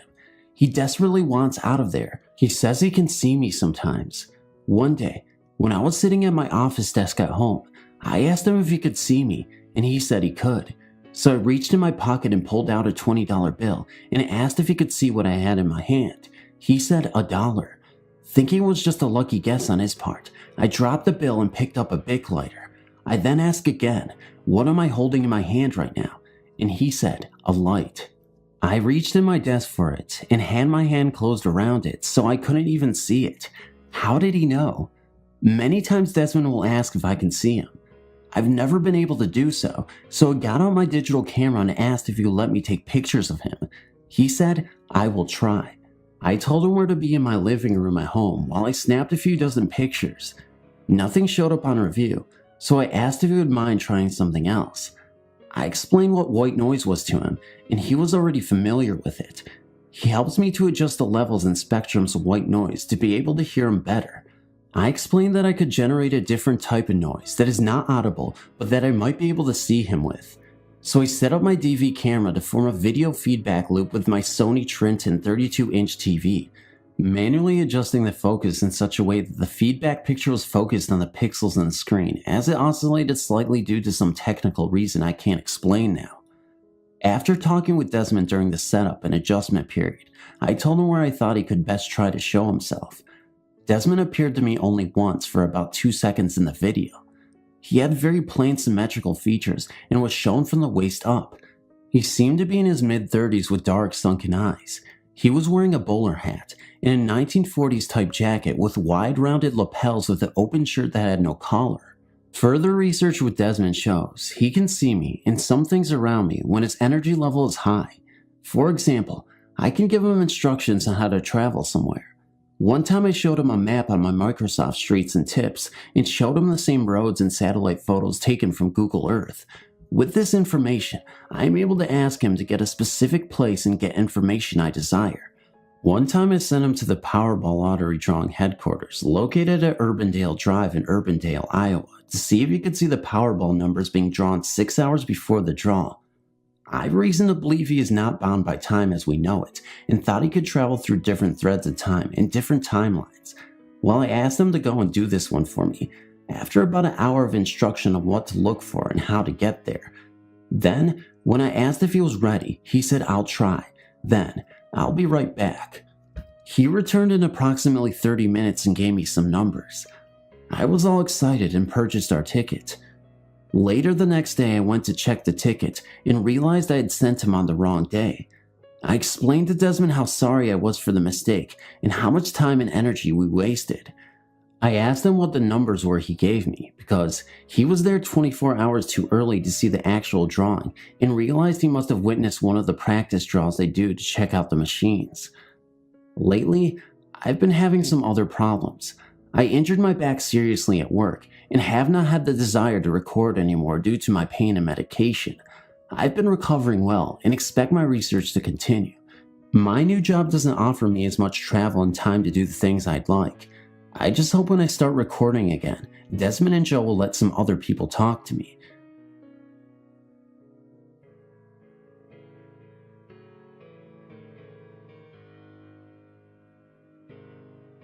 I wanted to share my experience with you guys. I'm not sure what it means or anything, but if you do make it to the end of the story, you can decide for yourself and let me know what you think. One night when I was 13, I couldn't sleep, so I tried to turn the other way, on my side, to try to get myself comfy. As I turned around, I saw a figure of a woman against the wall in front of me.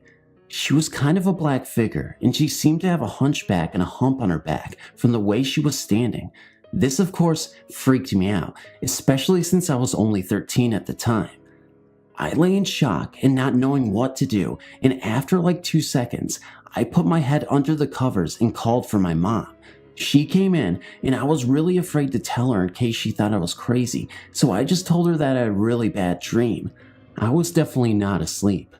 I couldn't sleep for a few nights as it freaked me out so much.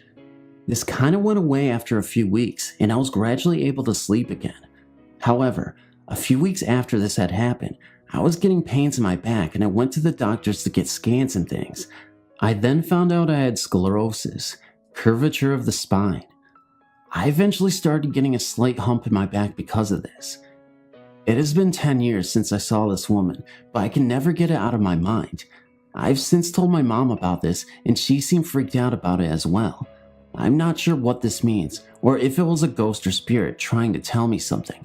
I have no idea, but it really did freak me out. This is just a short experience I had at about 17. A group of 4 friends and I were sitting at my house, bored out of our minds. My buddy Joey, not his real name, was literally banging his head against the wall out of boredom. Tommy, also not his real name, was reading a book he brought. His sister Alexis, of course not her real name either, was teasing my dog with a flashlight. Henry had his earbuds blaring. Finally, my friend Annie was on my laptop looking for something that might be fun. Annie came across a story a few guys had posted on a ghost website about an abandoned local farm. They posted how they went exploring the farm and got the hell scared out of them by a black figure. Annie is into the paranormal and asked if we wanted to investigate it. I said sure, better than sitting around waiting for my dog to bite Alexis for teasing him. The others agreed, so we hopped into my truck. It's a single cab with 3 seats.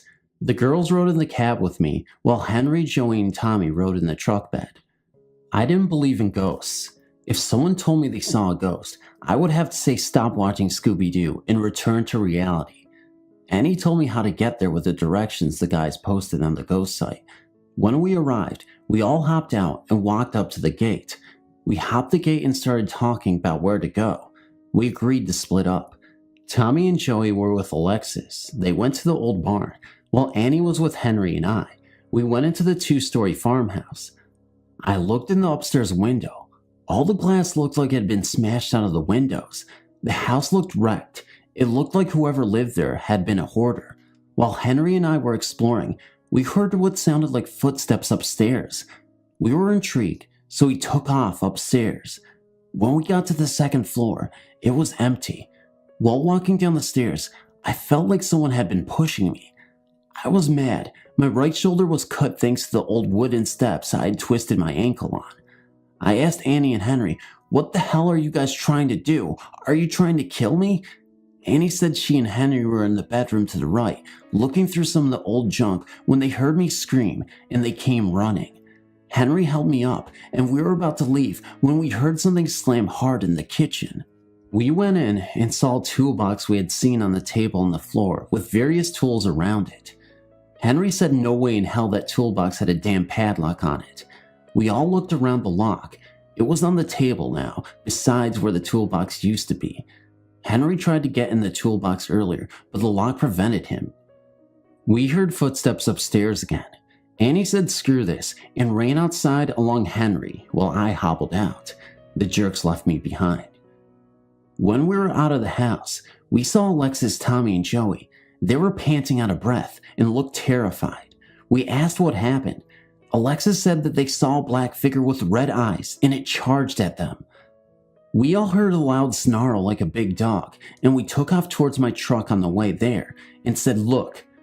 In one of the upstairs windows, we saw 2 glowing eyes go from the middle of the window to the top. Then they separated. One went left and one went right. We all hopped the fence and peeled out of there as fast as everyone could.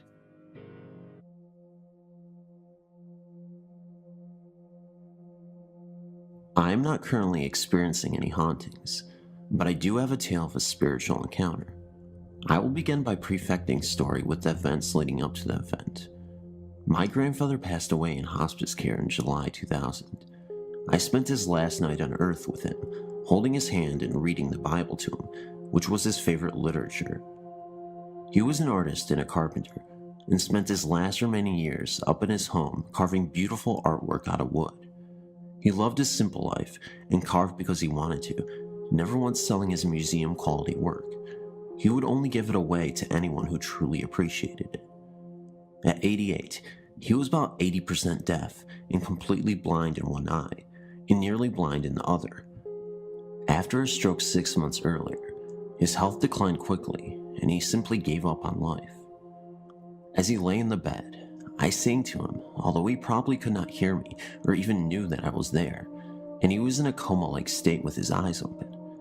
He had stopped eating, and he was severely underweight, and it was hard for me to see him like that, knowing how much he loved life and living. Many times he cried in his last few years, saying that he loved his life and didn't want to die. During his last living moments with me, I looked down into his distant, foggy eyes, knowing he couldn't hear or see me, and told him that the baby goose that he held at my house the last time he visited had grown up now and had 4 babies of her own. His eyes filled up with tears and turned red, and his mouth began to quiver as if he was trying to say something. He hadn't spoken in nearly 2 weeks. His love for animals and nature transcended through his limitations that night. I knew he would probably die that night, so I sat next to him with my hand on his chest, feeling his every breath and heartbeat. He didn't pass away until the next day, after I left. He was alone, which is what I didn't want. I didn't want his spirit to leave his body and to look down at an empty room. That bothered me for a long time. In an attempt to comfort ourselves, we turned to his Bible. He was much more dedicated to the word than we were ever, but knowing that it was so close to his heart, we thought it would ease our minds. My mother said to read something that he had underlined or highlighted, which is something his Bible was full of. I read the first thing I opened that was underlined. You do not have to understand the Bible to feel the power behind these words, which read, "For the Lord himself shall descend from heaven with a shout, with the voice of the archangel, and with the trump of God, and the dead in Christ shall rise first. Then we who are alive and remain shall be caught up together with them in the clouds, to meet the Lord in the air, and so shall we ever be with the Lord. Where there, comfort one another with these words." We all felt a chill run through us. At his wake, I waited until everyone left, and I cut a small lock of his beautiful, thick white hair and placed it in an envelope. As myself and my friend walked to the vehicle to leave, I opened the door, and a mourning dove flew into me as if trying to enter the truck with me. It injured its wings, and I brought it home. I rescue and rehabilitate small animals all the time, so I mended its wing and let it go about a week later. I took that as a sign from my grandfather, as we had that bond of loving all creatures great and small. A couple of weeks later, in August, my best friend was at my house, and I was showing her videotapes of Pawpaw, that is what I called him, because she had never met him. I wanted to share with her the kind of person he was. For nearly 2 hours we watched him talk about God, Leonardo da Vinci, his childhood, his 24 brothers and sisters, his beloved mother, and we saw him play his guitar and sing old, sad songs about homeless children and hobos, songs that made grown men cry, including himself. After the tape was finished, I got up to go to the kitchen for something to drink, and my friend went to the restroom. At that moment, we both heard a loud musical tone that sounded like a doorbell. Since I do not have a doorbell, we both said, "What the heck is that?" We both re-entered the living room where we had been watching the tape and searched everywhere where the sound had come from. My heart sank as I realized what it was. About 2 years earlier, I had one of those cheap doorbells that you plug into the wall, using a battery-operated button at your front door to operate the sound. I became so irritated by all the neighborhood kids ringing it that I just took the button off and put it in my piano stool. The battery had gone bad anyway. I never unplugged the part that rings. I'd forgotten it was there because it was hidden behind a chair. That was eerie enough, but what really got me thinking was when I explained to my friend that I had the ringer set to only ring one long tone. To change it to the traditional 2-tone ding-dong, you had to take the back off of the unit and set the switches according to the manual. Needless to say, it did ring in the ding-dong fashion. Oddly enough, it was my friend who said, "Maybe it was your grandfather saying hi." It hadn't even occurred to me. Shortly after that, I was explaining what happened to my mother on the phone, and it happened again. She could hear it, and we both fell silent. He was letting me know that his fears of leaving his family behind were pointless, and that he was with the rest of his family in heaven. I believe he was thanking me for being there for him when no one else could. It has been 3 years since his own death, and the doorbell has not rang since.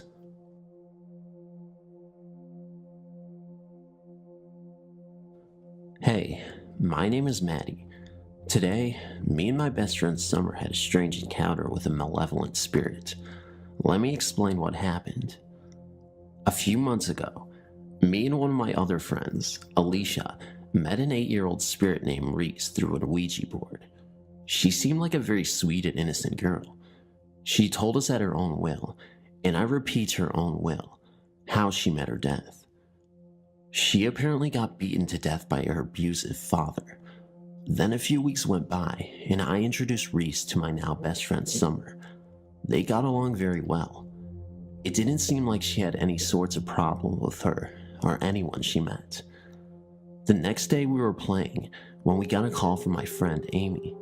Long story short, she had an encounter with a spirit named Sarah.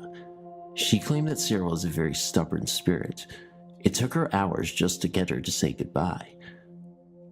Amy also stated that Sarah seemed like a very lonely and clingy spirit who did not want to let her go. Then we made an attempt to contact Sarah through the board. It was a success. After we talked to Sarah for a bit, we asked her if she knew Reese. Sarah suddenly stopped moving the planchette. We asked her if she was alright. She answered no. She also said that Reese isn't Reese. She said that Reese is actually a man named Roger. Sarah also told us that Roger was the one who killed her at the age of 27. The final thing she said about Roger was that if we ever told him that she was the one who told, that he would send her straight to the gates of hell. We tried to contact Reese, Roger, on December 10th, 2016, around 2:30 p.m. Eastern Time. We successfully contacted Reese. At that period of time, he didn't know that we knew who he really was. Then, we did something that we both regret. We asked if she was hiding anything from us. He responded this in his own words. "Fine, you fucking caught me." Then right after that he said, "Who told you two idiots?" We simply responded to internet in hopes to keep Sarah safe. Then Roger responded by saying, "You are a liar." Then the planchette started to circle around the alphabet counterclockwise, excluding the letter M. It did not touch the corners whatsoever. Summer and I started to panic, wondering what it was trying to do. I thought he simply lost control over the planchette, but Summer thought it was something more, because at that time, it was spinning around continuously for about 30 seconds. So I suggested that if we put pressure on it, it might stop it.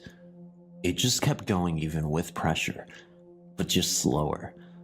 But after we lifted the pressure, it continued to spin and got even faster.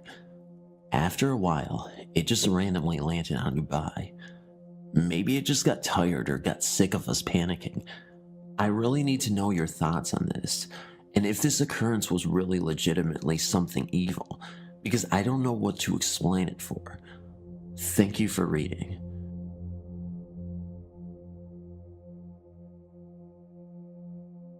I didn't believe in the Ouija board because they sell them at Toys R Us, so I didn't think they would sell something dangerous to kids and adults. I've read stories about the Ouija board, but I don't know if it's true. People do make up stories, so it's hard to tell if it's true or not. Some people say the Ouija board is just a game. Others say it's not just a game, and some say it's dangerous. I had to find out for myself if the Ouija board is really dangerous. On Sunday, I decided to go to Toys R Us to buy the board. I drove my car in the morning to Toys R Us, and I was just looking around at first for about an hour. After looking around, I went to the game section and I purchased the Ouija board. I drove back to my apartment and put the board in the closet. The same day, about 10 p.m., I decided to try it out. I took it out of the box and put it on my bed. I didn't have any candles, so I just dimmed the light. I put the board on my lap and the planchette on the board. I put my fingers on the planchette and I started to round in circles for about a minute. I stopped, and I started saying, "Is anybody out there?" I kept saying it for about 15 to 20 minutes, and then, all of a sudden, I felt a strange presence right above me. I was so scared that I ran out of my room, and I threw the board in the garbage. I was very shaken. I went back to my room and turned the lights on, and I didn't sleep at all. And that's why I don't mess with Ouija boards.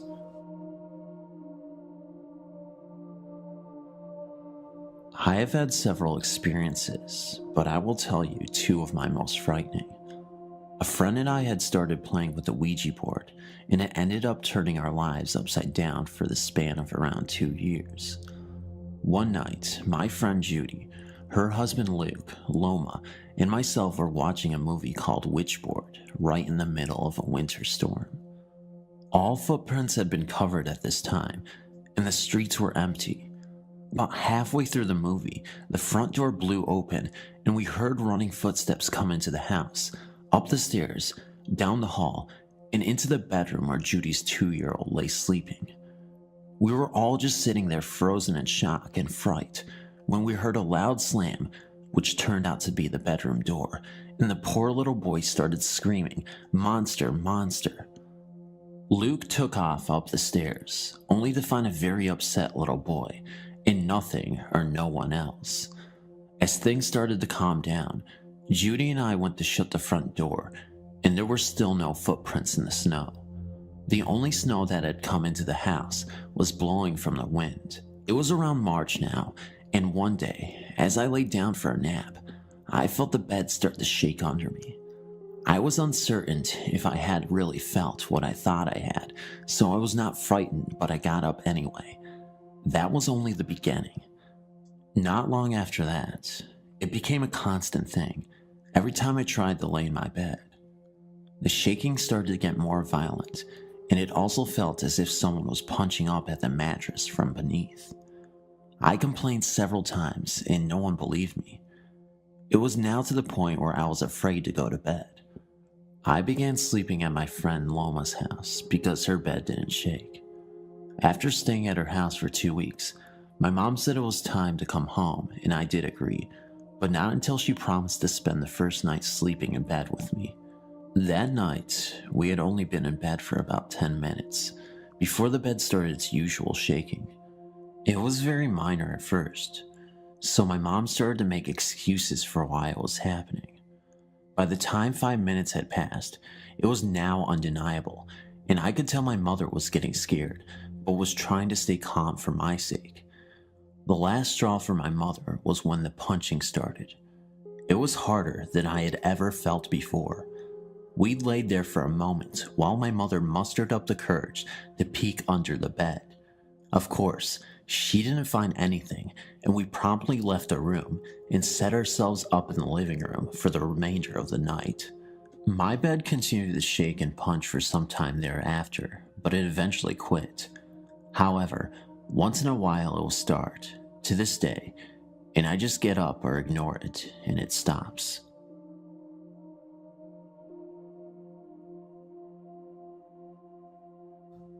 This encounter involved a Ouija board, and possibly my guardian angel. Years ago, a friend and I were goofing around with a Ouija board. Being a bit ignorant of the unknown, I mistakenly asked it how old I would be when I died and how. It replied that I would be 16 and that I would die in a car accident. A month or two after I turned 16, I was asked if I wanted to go out with my parents the next day to run errands. I said yes. That next morning, I woke up to discover that my parents left without me. I was annoyed. An hour after I woke up, my mother called me from the hospital. They had been hit by a transport truck an hour before. When I asked why they had left without me, my mom replied that her and my dad had tried for a half hour to get me up, and then they gave up. What makes it so scary is where the truck had hit. My one brother has to sit behind my mom, and my dad does not wear a seatbelt.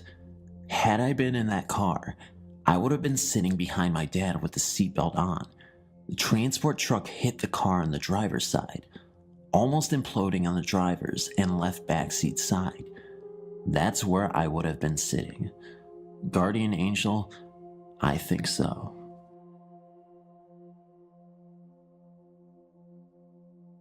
I was celebrating Halloween around my best mate Felicity's house.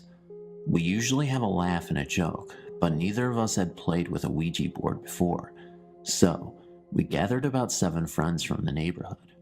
First, we lit candles, 1 black, 1 red, 1 green, and 1 clear. Fliss had purchased the board from an old shop in the Stoke Town Center.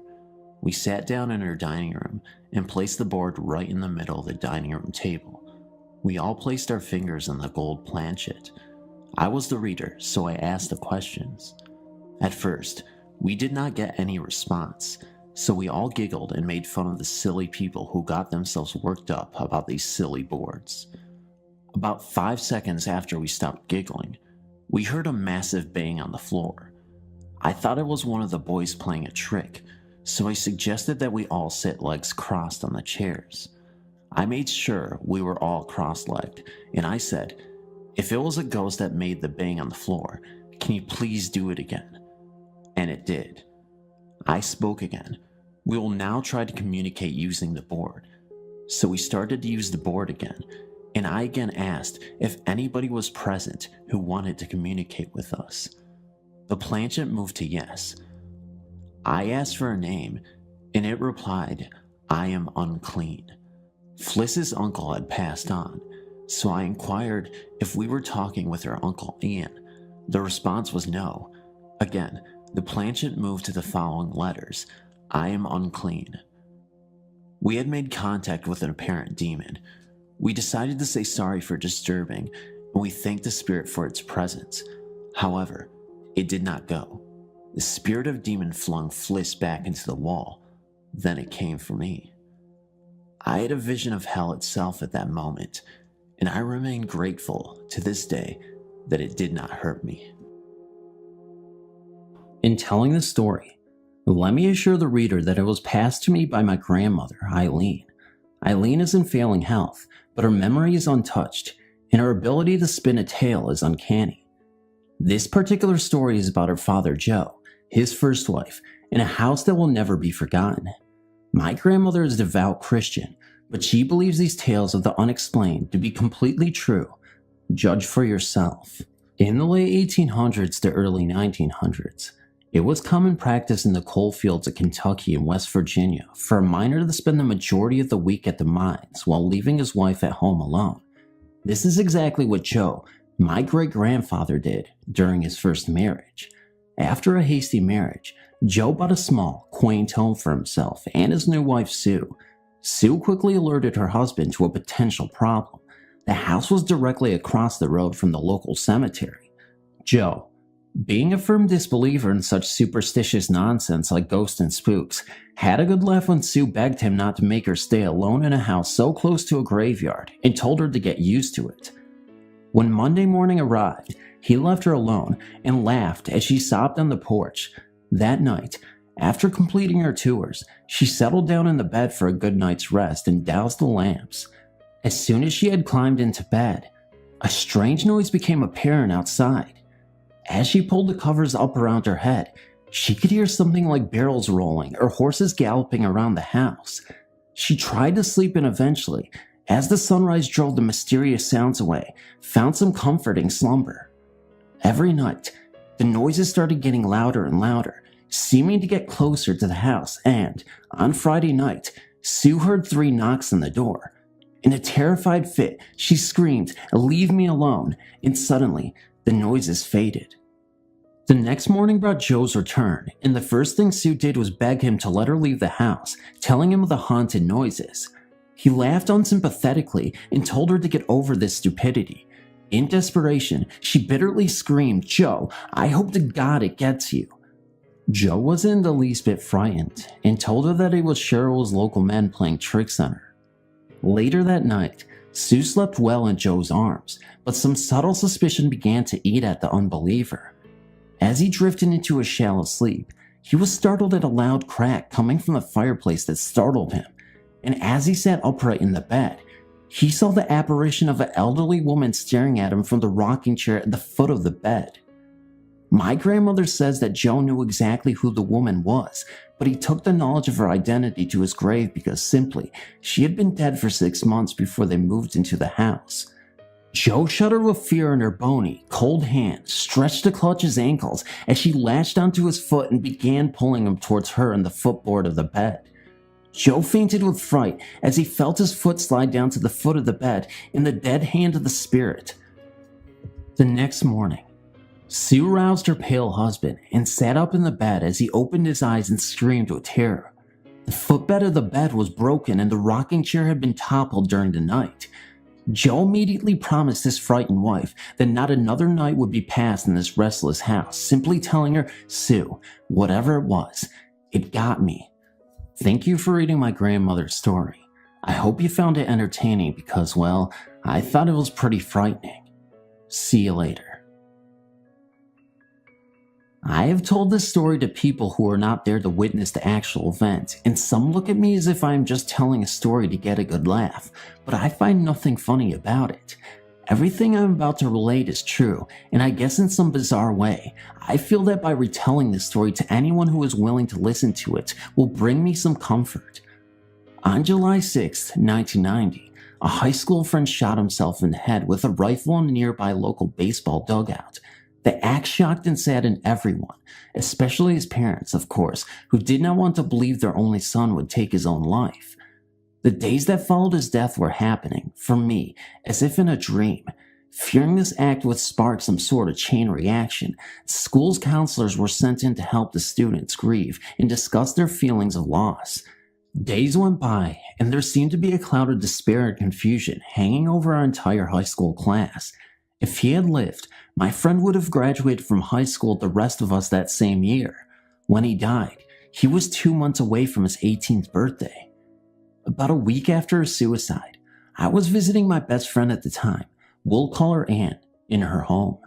We were both still very affected by the death of our friend, and we began to talk late into the night about his possible reasons for taking his own life and how crazy and unexpected it was. We had been discussing the whole chain of events and basically trying to make sense of something we couldn't even imagine when I suddenly became very uncomfortable talking about our deceased friend. I was sitting at the time in a desk chair across from Anne, who was sitting comfortably on her bed facing me. She was looking directly at me, and she could see the discomfort on my face. She assumed I was just overreacting, and our discussion had gotten to me, so she stood up and moved towards the door of her bedroom and gestured in a sweeping motion with her arm for me to follow her into the kitchen down the hall. There was a single small desk light on behind me when she made this motion with her arm, so that when she moved, her body created a shadow on the wall. This is going to sound ridiculous, and I'm no physics expert, but when Anne swept her arm up into the air, gesturing me to follow her, her shadow did not follow her arm. Instead, there was a strange kind of delay, and I saw her arm move, and about 5 to 10 seconds later, the shadow of an arm moved, mimicking the same gesture she had just made. I, of course, thought my eyes were playing tricks on me and ignored the shadow, and I would have kept it to myself if only Anne had not turned to me and asked, "Did you just see that?" I answered yes, of course, and we fled out of the room and into the kitchen. Anne's house was large, and our frightened voices bounced off the columned walls, but nothing ever occurred after that.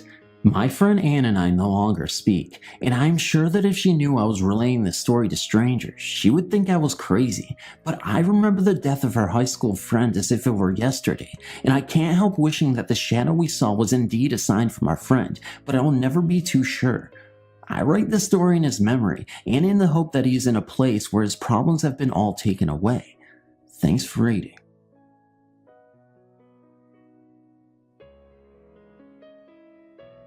This story I'm about to tell you has been talked about in my family for years. Now it has been passed down to my own daughter, who tells it to her friends at slumber parties. It begins with the first time I ever saw anything, when I was around the age of 7. It happened in a house that we lived in years ago in Western New York. I shared a room with my sister. We both had the feeling something was always watching us, but being so young, we never really worried all that much about it, until one night, while I was trying to sleep. My bed was up against one wall, and my sister's bed faced the other. I turned so I was facing the wall. When I opened my eyes, after getting that feeling of being watched again, there, standing in the wall, was a woman. She was a young woman, dressed all in black, high white lace collar, wearing a cameo, and hair pulled up neatly in a bun. She stood there with her hands folded in front of her, smiling sweetly at me. Now mind you, I was 7 years old, so I pulled the covers up over my head and then down again to take a peek just to see if she was still there, which she was, and this time with a bigger smile. I got so scared I jumped from my bed and ran across the room to my sister's bed. I landed right on top of her, waking her up, of course. I told her there was a lady in my wall, but when we looked again, the woman was gone. The next day I told my mom about it. She said it must have been just my guardian angel and left it at that. She refused to talk about it any further, or even years later. Then recently, my brother and I got to talking about that house. He said, "Don't you remember what the neighborhood kids used to say about our house?" And of course, I didn't remember a thing. He told me that apparently a couple had died there years ago.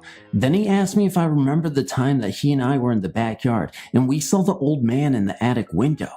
And all of a sudden it rushed back. Bam. Right when he told me about the old man in the attic window, I had a major flashback and remembered it like it was yesterday. I don't even have to tell you, even after all these years, it scared me. Well, many years have passed since we lived there, but I still have dreams about that house, and I wish the dreams would stop. I have many other scary stories to tell, but I freaked myself out telling this one, so the others will have to wait.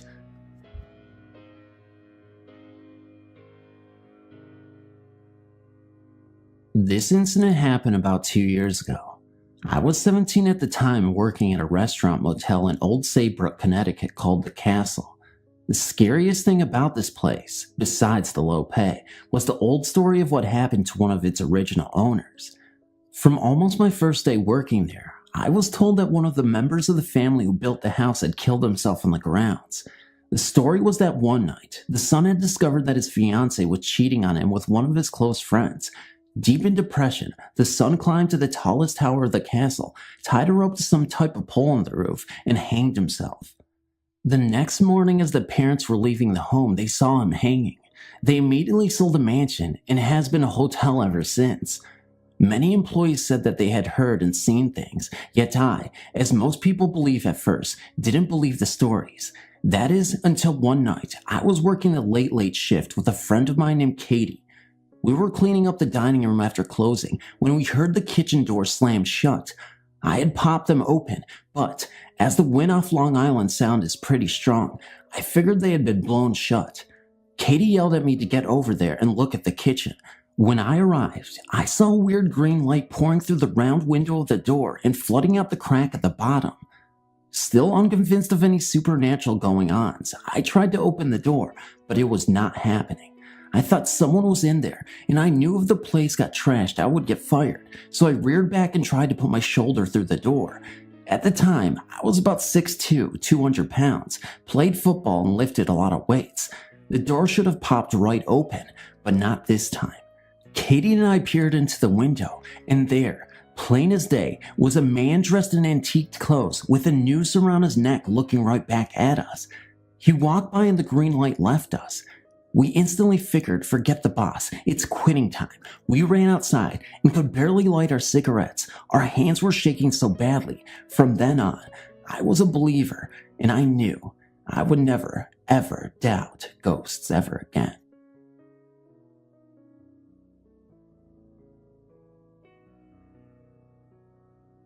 My aunt and uncle had a passion for restoring old country houses, the last of which had been at an inn at the turn of the century.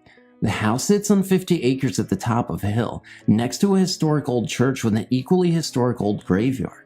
I can't claim to recall for certain, but I think the church was used as a field hospital during the Civil War.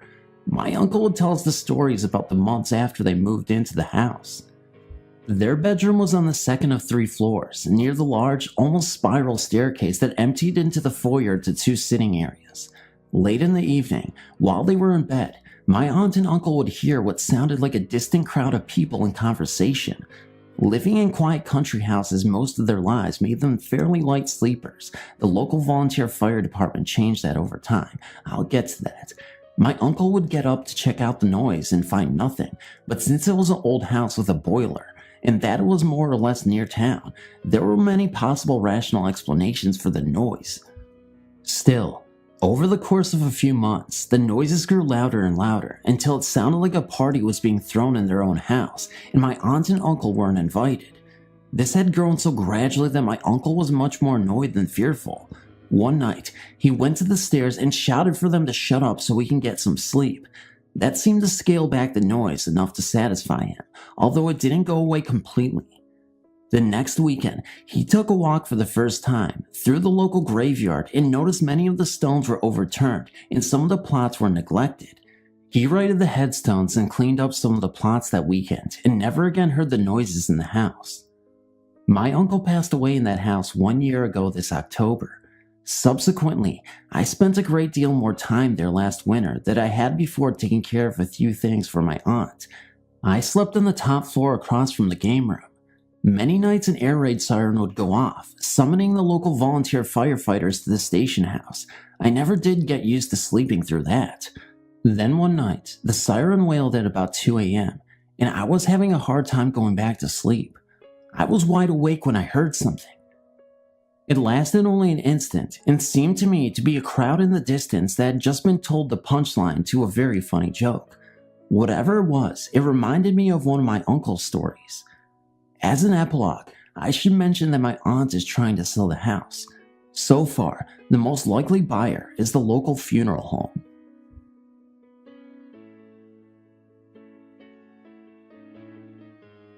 While sitting around looking at photo albums with my grandmother, we came across some newspaper clippings.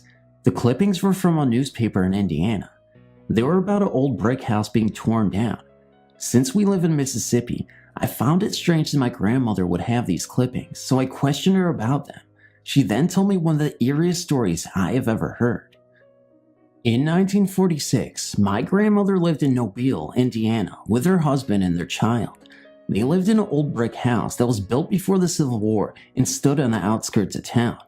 It was a large house with very high ceilings and wooden floors. In the master bedroom was a closet with a heavy wooden door that did not have a knob, only a wooden latch to keep the door closed. My grandmother would shut and latch the closet. When she would leave the room and return, the closet door would be standing wide open. She would shut the door again and go about her chores. When she returned, the door would be open. She did this several times a day. She said the door stayed open more than she could keep it closed. She was more annoyed than scared by this strange event. About 8 months later, she and her husband divorced and she moved to Mississippi with my grandfather. The house she had lived in did not cross her mind until 10 years later when her Aunt Bonnie wrote her a letter and sent her the newspaper clippings. The clippings talked about her old house and reported that it had been torn down. While they were tearing down the house, a hole was discovered under the closet floor. They had found the remains of a man in the hole. It was believed to be the body of a soldier from the Civil War.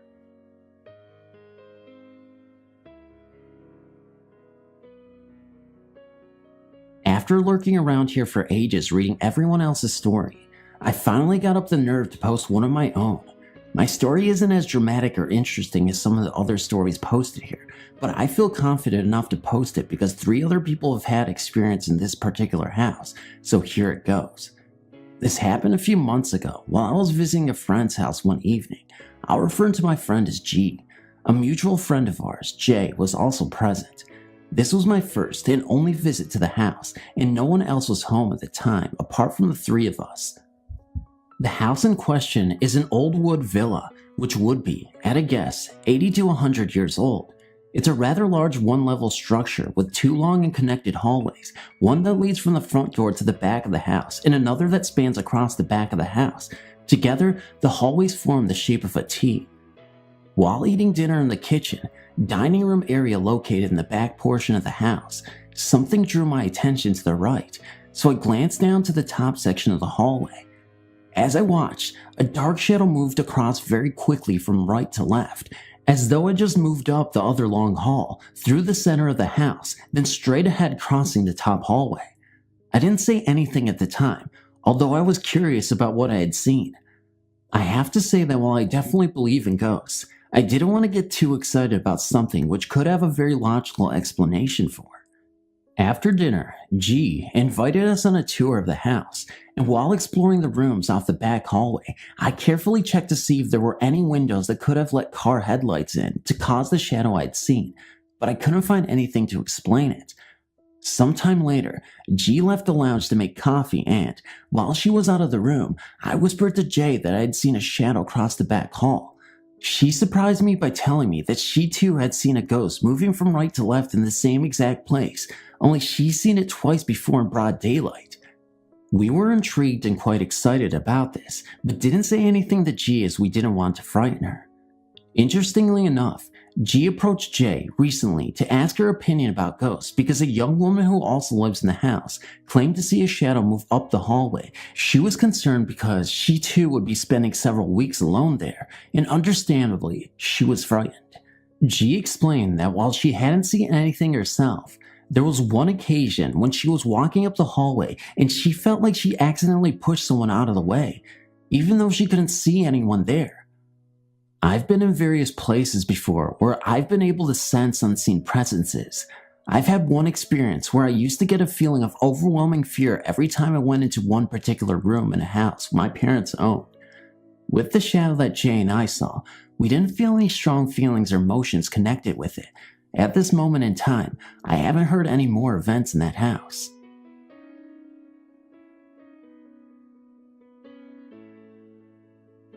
When I was about 12 years old, my brother, sister, and I moved into my grandparents' house.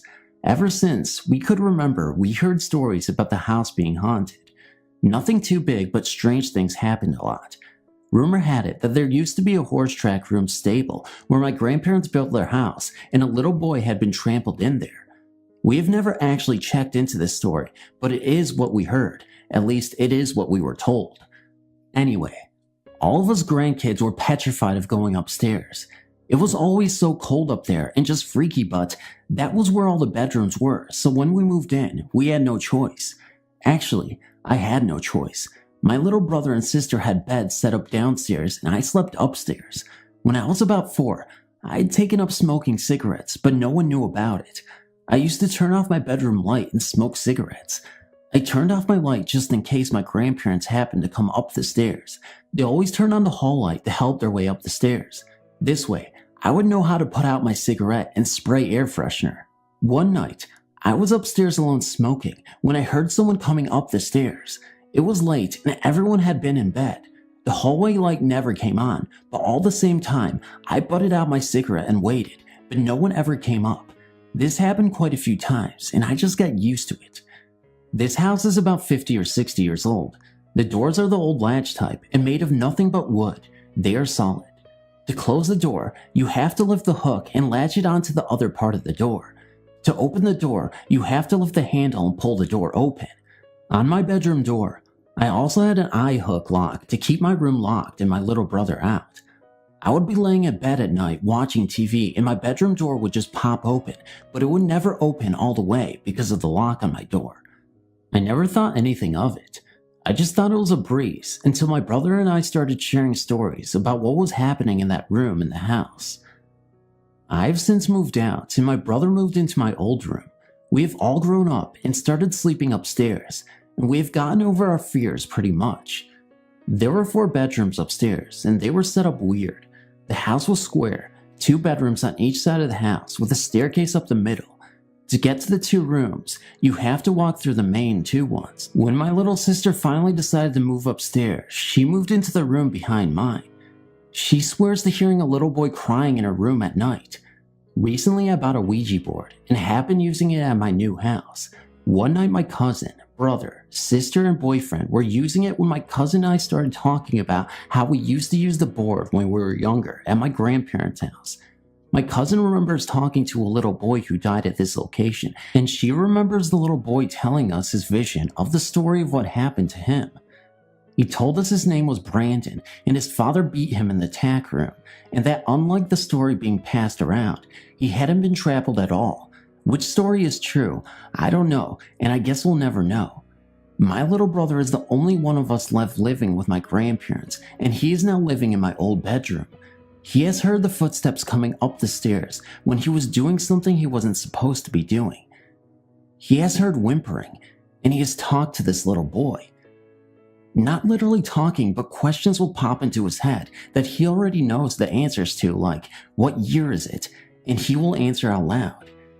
He will not even be thinking about a certain thing, and then all of a sudden, he'll have a question. The door pops open on him, but he doesn't have the latch, so it pops open and closes again. Now, here's the last we have heard from the spirits in our grandparents' house. He was sitting in his room talking to his girlfriend on the phone when he heard someone coming up the stairs. The footsteps stopped at the top of the stairs. He hung up with his girlfriend and went into the hallway, but nobody was there. Now, what happens next makes us believe that the little boy was beaten to death and not trampled as everyone had been told. The footsteps were heavy ones, definitely not of those of a child. When my brother realized no one was there, he just assumed that it was the father because of the heavy footsteps. He told the father that if he didn't leave Brandon, the little boy, alone, that he was going to kill himself and haunt his butt down. He would then beat him to a fine pulp, then come back to life, yeah right, dig up his grave and burn his mangy hide. My brother has become attached to Brandon and has not heard anything from him about his father or heard his father around the house. I'm here to tell you about the strange occurrences that happened to my mother at the Lawrence family mansion on Teddington Park Avenue in Toronto. The first thing you need to know is that my mom is a down-to-earth, no-nonsense type, and she believes that the house was, as all its tenants have believed in the past, that it is haunted. My mom lived in an apartment, dirt cheap because it was haunted, at the top of the mansion. It was, she says, extremely beautiful. High vaulted ceilings, many rooms, and spacious too. In the kitchen, there was a mirror called the talking mirror. This was because anybody who stayed in the kitchen long enough started randomly talking to themselves in the mirror. My mother says no matter who passed it, they started to babble. My mom even talked to herself without realizing it, until something brought her attention back to where she was and what she was doing, making her realize that she had been talking to herself. On the bottom floor, a German man named Hans, I don't know how to spell it, he was the most serious man my mom had ever known. My mom visited him sometimes, and oftentimes she would go into this bathroom that was there and just study the CLW-footed tub that dated back to the 1930s. She got the most creepy feeling looking at it, like she could almost see a body lying in it. She compared it to the Portrait of Murder of Merit, which is a painting of a man with his throat and wrist slit. She told the man, and he said that he heard noises coming from it at night, and that he knew it must have been haunted, because he said you could almost see the outline of a body in it. They looked into the history of the home, and sure enough, somebody had hurt themselves in the tub around the 1950s. Another thing near the bathroom was a hall, where people would say they felt a deep desire to run to get down it, and that before going down it, you had to stop and brace yourself, getting up your courage, like there was a wall there stopping you from going that you had to get through. Another place in the house was a great living room. It was in the apartment of a policeman and his girlfriend. They always argued, mostly in that room. And one night, the girlfriend took the man's gun and held it to his head as they argued. People always reported that happy couples would always go into that room and just start arguing. Cold spots were numerous in the house. I could tell you many other stories about various spots, but I have to get going. My mom says the house is sold for over $5 million, and that she suspects that someone tore the house down to get rid of the hauntings and built a replica.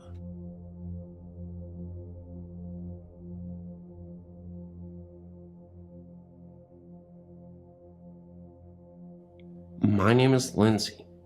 I've lived with my family in this home for 4 years now, and ever since we've lived here, we've experienced some things. It seems though that most things have happened in my bedroom, and I often thought my parents did not believe the things I had told them about. The first month of living in my home, my mother awoke in the morning to find a painting of a woman. This painting was lying on the floor in the closet. It appeared overnight. She had questioned all of us in the home, and nobody had seen it before. The music boxes would play randomly in the middle of the night. Doorknobs, turning seconds before turning them yourself. My bedroom door always sounded like it was opening by itself, when it was really shut. It wasn't for a while when I actually started to see people, or should I say ghosts, in my room while I was sleeping. I have seen a translucent woman wearing brown rags several times. The first I'd ever seen her, she was standing at the foot of my bed with her mouth wide open, as if she was screaming, but I never heard a sound. It felt as though my heart had stopped. I was frozen with fear. I had rolled over and told myself it wasn't actually there, and that I was seeing things. Then about a month later, the same lady sat in my chair, in my room, just watching me. I then covered my face with my pillow and went back to sleep. In the morning, I told my mother about both times this lady being in my room, and she just mocked me. She just kind of laughed and joked about it. She told me that the first time that the lady was there, it was because her teeth hurt, because I'm planning on becoming a dentist after schooling. I didn't think my mom believed me at all. Sometime after that, a tall man stood next to the head of my bed, once again, just staring at me. When I awoke, I started screaming, and my mother came running into my room. She told me it was just a dream and to go back to bed, but I knew it wasn't. She was just saying what parents would say, just to make me feel better. It was strange how my room was the only room I'd ever seen them in. My family would just make fun of me and would make stupid jokes about the ghost in my room. Later one night, my sister was across the hall from me sleeping when she woke to a flash that lit up the room at 1 a.m. This was when she was 20. She then ran into my room and slept next to me. She was not sure that it was a flash from a camera, since we were upstairs and everyone was sleeping. We never figured what the flash was. When my mother was away on vacation, and I was the only one home, I was sleeping, and when I woke in the middle of the night, I found myself eye to eye with a young girl who had to have been at least 10. She had a wound in her head, where I had been. Terrifyingly, there was a hole through her head. It was the right eye that had been gone. This was the most frightening thing I'd ever seen. I once again couldn't do anything. I was the only one home, so I laid there and went back to sleep. Once again, I see the woman lady, except this time, I find myself fighting her in my dream.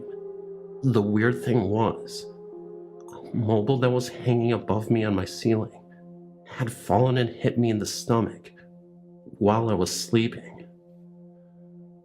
I still found that my parents didn't believe me until one night, my dad went downstairs for a drink at 1 a.m.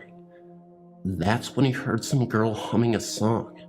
He thought it was me, until he realized that he and my mom were the only ones home that night. Later the same night at 3 a.m, my mother awoke and had to use the restroom. While she was walking down the hall, she heard a lady talking. My parents told me about this when I arrived home the next morning, and now they believe me. We don't know about who these ghosts are, but we are trying to find some history about our house, as it was built in 1890. Maybe the history will reveal who these ghosts are, and why they are there.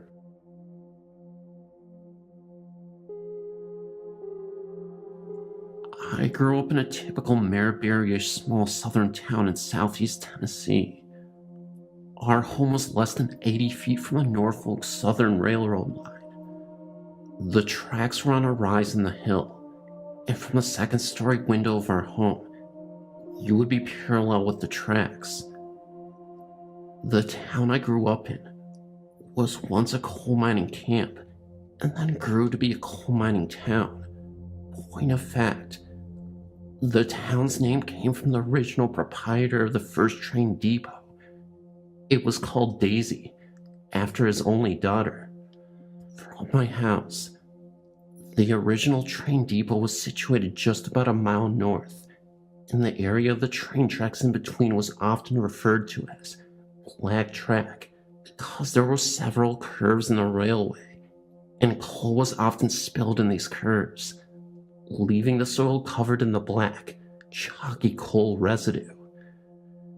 It is purportedly haunted, and there are several ghastly and ghostly tales attributed to that area of track. From what I'm able to gather, one story is that a female slave was once accused of leading other slaves to freedom via the train tracks, and when her trajectory was discovered by her owner, she was tied to the tracks until a train came through, chopping off both of her feet. Once this was done, she was carried to the slave quarters as an example of what would happen to all others who attempted escape or assisted others in escaping. Slowly she bled to death, despite the other slaves' best effort. I know several people have laid their hands on the Bible today and testify seeing her feetless body in the area. Other stories about a train wreck that happened about 15 yards from the back door of my old home. In southern Tennessee, we do not get much snow, but we can get quite a bit of rain. Apparently in the late 30s, a weather front came through, bringing a lot of rain and flash flooding to the area. One night after the rain had slowed to a drizzle, a fully loaded train was slowing to stop at the depot, not knowing that the ground below was giving way under its weight. During the initial wreck, several railroad workers and hobos were trapped in the rubble. Many of the rescuers were local farmers and residents who perished as the mud shifted under the weight of the debris, and ultimately, a large land and debris slide halted all rescue efforts. As many as 50 people perished, and the old-timers would say that they could hear people moaning and screaming for help for days after the wreck, and how help never came. Some people swear that they could hear the sorrowful screams and moans of the trapped on bright, still nights. Lastly, another story about the area tracks has to do with teenage hormones and stupidity. Along the section of track is an old paved road that weaves back and forth across the tracks. In the 50s and 60s, this area of road was used by teenagers to prove the muscle in their machines and the guts in their drivers. More than one person has perished in their efforts to outrun the train. Many people say that those untimely deaths are the culprits of strange flashes of light that are often seen in that area. I am new to this site, and I've read many of the stories posted. I wanted to share my experiences. For the past 5 years, myself, my son who is turning 6, and my daughter who will be 2 this fall, have lived in a small cottage-style house with a full basement. The first weekend that I moved in, I of course had a party. My son stayed with my parents for the night. I also had a roommate for the first 2 months that I moved into the home. She had a cordless phone in the basement, and I had a regular phone upstairs. After our guests left for the evening, I took the cordless phone upstairs to make some calls. When I went to bed, I left the phone on the floor in my room. The next morning, I heard someone walking up the basement stairs. My bed was on the other side of the wall that led to the basement. I heard the footsteps walk through the kitchen, small dining room, and into the living room. I had my bedroom door shut, and I tried to call out to my roommate to tell her to come in. I thought that she was looking for the phone. It was then that I realized that I couldn't open my eyes, move, or even speak. I heard the footsteps pass through my doorway. The door never opened. I noticed that the closer they got to my bed, that the floor appeared to be shaking, hence the shaking ghost. The only auditory comparison I can give is it sounded like when my dad would do laundry and try to cram 20 pairs of jeans in a washer that had 5. The whole machine would shake, and you could hear it all over the house. The bathroom floor would even vibrate. That is what it felt like to me. I realized that whatever it was standing over me, and soon I felt a hand resting on my hip. It was just a gentle pressure. I think that he was trying to see who was in the house. At that moment, I was extremely terrified and still couldn't move, speak, or even open my eyes. There was a banging on my window. The noise stopped, and whatever had touched me let go. I jumped out of bed, and there was nothing in the room. Apparently, my dad had been standing outside for 10 minutes banging on the door. I never heard him pull into the driveway, which is right outside my window, or knock on the door. He also said that he tried to call us, and I'd never heard the phone ring. I never had this happen again, until just 2 nights ago. My daughter and I share a room, and around 2 in the morning, she woke up. I could hear her cry out, "Mama," and I tried to get up. I was paralyzed. I couldn't move anything but to lift my head off the pillow briefly. I realized that the floor was shaking again. I tried to open my eyes to look at it, and I couldn't. I believed that it was looking to the crib at my daughter. I didn't feel anything evil, but I don't think it wanted me to see it. After about 5 minutes, the shaking stopped, and my daughter was back asleep. It all happened so strange that I even considered that I was maybe dreaming it all. When I checked the crib, my daughter seemed fine, and nothing was out of place. Some other just normal haunting things I've experienced are footsteps in cabinets open when I know that I'd left them closed. The ghost seems to like my kids, and likes to check up on them. I smoke, so during the winter when it is cold, I go down into the basement and smoke by the back cellar steps. I have often heard footsteps go from one bedroom to another, but they never go back out of the last room they entered. Also, when my daughter was in her baby swing, anytime I went downstairs, I would hear footsteps walk over to the swing and stop. They are always too heavy and slow to be my son's. Also, whenever I hear them and go back upstairs, he is soundly asleep in his room, so I know that it was never my son. There have been a few times, though, that I felt that I was unwelcome in the basement.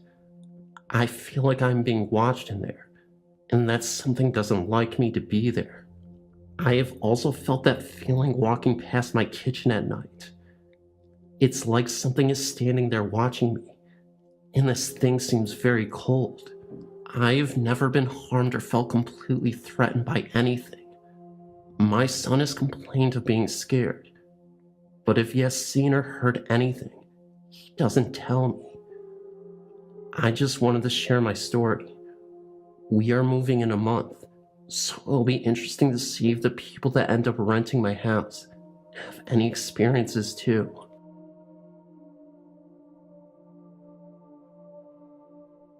When I was about 6 or 7, I woke up in the middle of the night for a strange reason. I had a loft bed, I looked down in my closet. As I was looking, I saw my bead curtains that were hanging over my closet starting to sway. I then felt something brush the side of my arm. I flipped out and almost ran into my parents' room. About halfway to my parents' room, I came to the realization that maybe my fan was on. When I went back to my room, I noticed that my fan had been unplugged the whole time. I knew then that my curtains were definitely moving on their own. I didn't even own any pets, so I had no logical explanation for what had happened. I remember always seeing someone in the corner of my eye. I would turn to see who it was, but when I did, no one was there. Things would disappear, such as homework and school supplies. Then they would reappear on the kitchen counter and on my dresser. I would always feel someone is watching me. Then I turned around to see that no one was there. I remember one time in particular, I had a friend sleep over. We were up in my tree fort, and it was dark out, and we were hiding inside. We had dared each other to turn off our flashlights so that it was pitch black. We were getting ready to open the side door when a pair of red eyes appeared on the door window. We rushed inside and started to shake from fright. I have moved from that house 5 weeks ago and have lived in that house for 7 years. I'm glad not to be in that house anymore. I feel a presence here, but I don't know if it's good or bad. A few years ago, a friend took over running an old local pub, and as such, always offered us a roof over our head whenever we were in town. This pub was originally a 17th century coach stop, and so has a bit of history to it. Myself and my wife had been out most of the night, and had one or too many. We decided to crash out for the night, and left the group we were with downstairs in the bar. I sunk straight out to sleep, but the next thing I knew was that there was a very loud banging coming from the radiator. I'm not just talking about a banging, I mean a banging. Unfortunately, this upset my wife, who decided to cling to my back, and so brought me to, but not in a good mood, as I'm sure you can imagine. "What's that noise?" she said. "Just an old central heating system. Go back to sleep," replied I. A bit unconvinced, she settled down to sleep. Just then, the duvet flew away from the bed, or nearly. I caught the corner of it, still being 99% drunk, shouted "piss off," wrapped the duvet around me, and crashed out again. The next morning, we talked about what had happened, and realized that no one could have pulled the covers away. After speaking to my friend, he told us that no one goes into that room, but he had put us in there to see if anything had happened. After having several staff walk out after various experiences, not too pleased, I went home, and still dwell on what could have happened if I hadn't had a few too many beers. As an aside, lately, the brewery has been refurbished, the pub, into an Irish-themed bar, totally destroying the character and feeling of the bar, and as far as I know, nothing has happened since. Sorry to have prated on a bit, but it is a genuine story, and I think worthy of contributing. Thanks for reading. The following story is not my own but my fiance's. I think I was around 13 when it started. Much of that time is very confused because I was in the classic situation for a poltergeist, an adolescent girl under great stress. I found over the years that when you say, "my mother was crazy," people don't envision quite the right things. However, when you say she didn't always know who I was when I came home from school and once called the police because the girl she didn't know wouldn't leave, they get a little more accurate idea that I'm not using the word crazy loosely. I can now recall exactly what happened now, but the usual things were stuff moving around, my bed shaking, and my clothes, only mine, getting knotted up in the hamper. Virtually everything that happened was confined to my room, except that the hamper was in the bathroom, and my sister later told me things sometimes moved from her desk, which was the other side of the wall. If film stayed in my room overnight, the pictures fogged.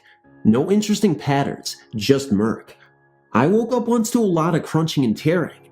The next day, an entire magazine at each page pulled out and the pages wadded into little balls. Sometimes there would be a mumbling voice, no words that I could hear but definitely in the room with me. A couple times, the covers were jerked off of me. These sorts of things happened a couple times a week for several years. At first, I was completely terrified. I can remember lying in my bed as it bounced so hard I was nearly, but not quite thrown out, and sweating and crying. After a while, I began to feel that my fear was somehow feeding things, that the worse I felt, the more active and wild the poltergeist was. I started trying hard to control my fear. I was very into number theory in those days, and found that if I could call up a proof and start running through it, the activity would slow or even stop. If I was too scared to concentrate on that, even multiplication tables helped. A true number freak never forgets. After a year or so, things slowed down to a couple times a month, but continued happening fairly regularly. I think I was 16 when it ended. I woke up one night and my books were coming off of a high shelf and dropping to the floor, one by one. I'd never messed with my books before. I was furious. I said, "You leave me alone." I think I also told her to get out and leave me alone, but my memory is hazier about that. Anyway, there was a very odd feeling, like a whoosh directed towards the window, yet not a sound at all. And then the room was quiet. It felt empty. I went back to sleep. And that was it. No more waking up to find everything in my room moved around. No more being shaken awake in the middle of the night. No more clothes knotted up in the hamper, and film kept in my room came out as perfectly decent or terrible snapshots. Well, not quite completely it. Maybe a half dozen more times in the 30 years since, things have happened which I ascribe to the poltergeist. I still don't tell the story very often, out of a feeling that thinking about it might call it, whatever it is, back. I think I said some of this here a couple weeks back, though not in as much detail. Sure hope nothing moves in my room tonight. It is very startling to me that Eileen's poltergeist or whatever went away under such similar circumstances. I've also heard more classic stories in which a very firm but polite request to leave stopped a haunting. Thanks for reading.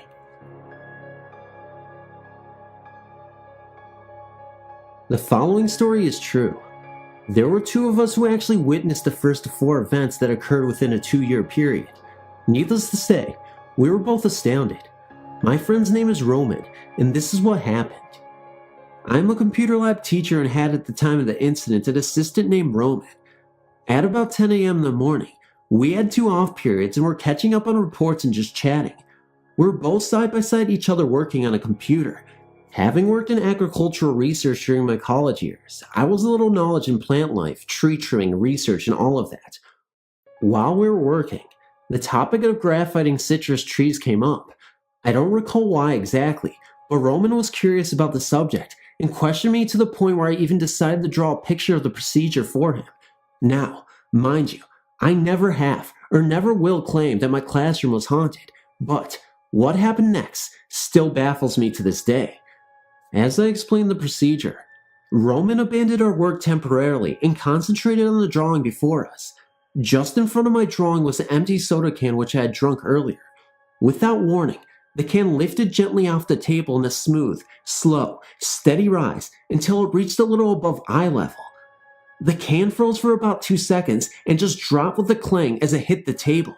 The funny part was that I kept talking and explaining as this happened in front of us. I started stuttering when it finally hit me that something unusual had just happened to us. As if on cue, we both cried, "Did you see that?" Roman was under the impression that I had pulled some kind of stunt. We spent the rest of the morning trying to figure out what had caused the can to float, but nothing. It was aluminum and would not have responded to magnetic stimulus. We told our story in an excited manner to some of our fellow workers. Bad idea. Boy, did we get a load of one-liners. Hey, who you gonna call? Abbott and Costello to meet the flying Coke can? We even got branded the Flying Burrito Brothers. I think it's in reference to some band or something. This story was not scary, just very unexplainable, and yes, it did happen. On a different date, as we were sitting on a desk working on the kids' computer points, we heard a rapping sound. I immediately followed the sound to the corner of the room and saw it. At the corner of the room is a flag holder, and since I didn't have a flag for it, I used it to hold its 3-foot rod with a hook at the end. I used it to adjust the air vents. Anyway, this rod somehow was pulled back almost horizontally and then just dropped. It continued to bounce until it just stopped. The last incident of mine occurred while I was in my classroom with the kids, working on computers with headphones on. Just then, there came a type of growl from the corner of the room. My assistant just froze and stared at me, and I back at him. Not one of my students heard. We sort of just whispered to each other, "Did you hear that?" And they answered, "No. Did you?" There was even a second incident that occurred that was slightly different than the first incident with the growl. In this instant, the growl sort of panned from one side of the room down the length and around to the back of the room. This time, practically all of my students heard the growl. I'll never forget these moments, and I apologize if this sounds kind of jumbly and I don't even know what I'm saying, but I promise, this all happened, and it's all really freaky to me. Thank you for reading. When I was around 6 years old, my mother and I moved into this house right off of Marion Drive, Portland, Oregon. The house was the biggest, most beautiful house I had ever seen. Please take into consideration that I was only 6 at the time. It was a 2-story, white 2-bedroom, 1-bath home. It had a spiral staircase that went up to the 2 rooms upstairs and had overlooked the living area.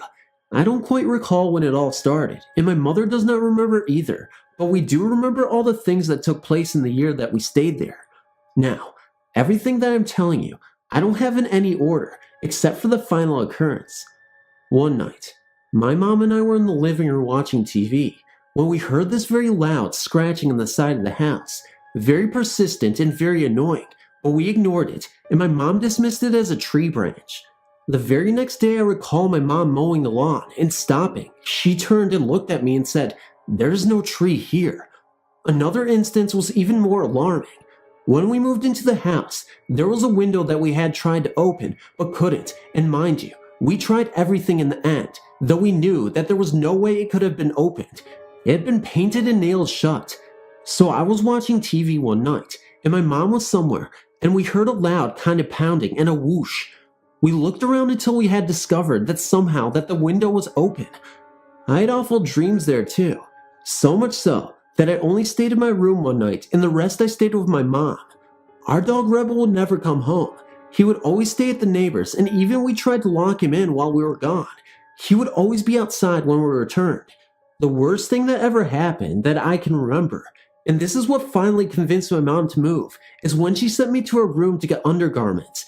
She had broke her arm, and the way she had her drawers set up was it had a large mirror on top with all her makeup and coffee and junk sitting there too.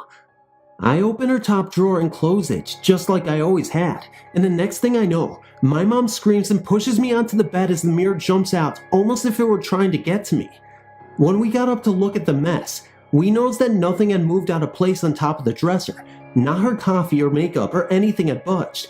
We moved soon after. Unfortunately, it didn't end there. I moved in with my dad about 4 years later to another house in Portland. I was around 10 at the time. This never did anything right out to hurt me. It just made me dream scary things and hear voices. I still dream about the darn house, and it still scares me.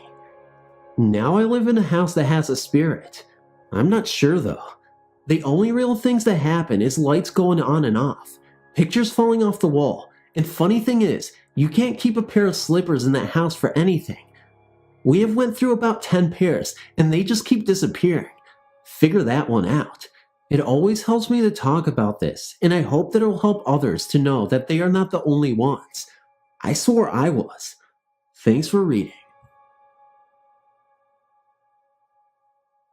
My parents and partner were taking a vacation in Tasmania, which I later found out is renowned for its ghost stories, and decided to stay in a little old cottage that had been converted into a B&B, bed and breakfast.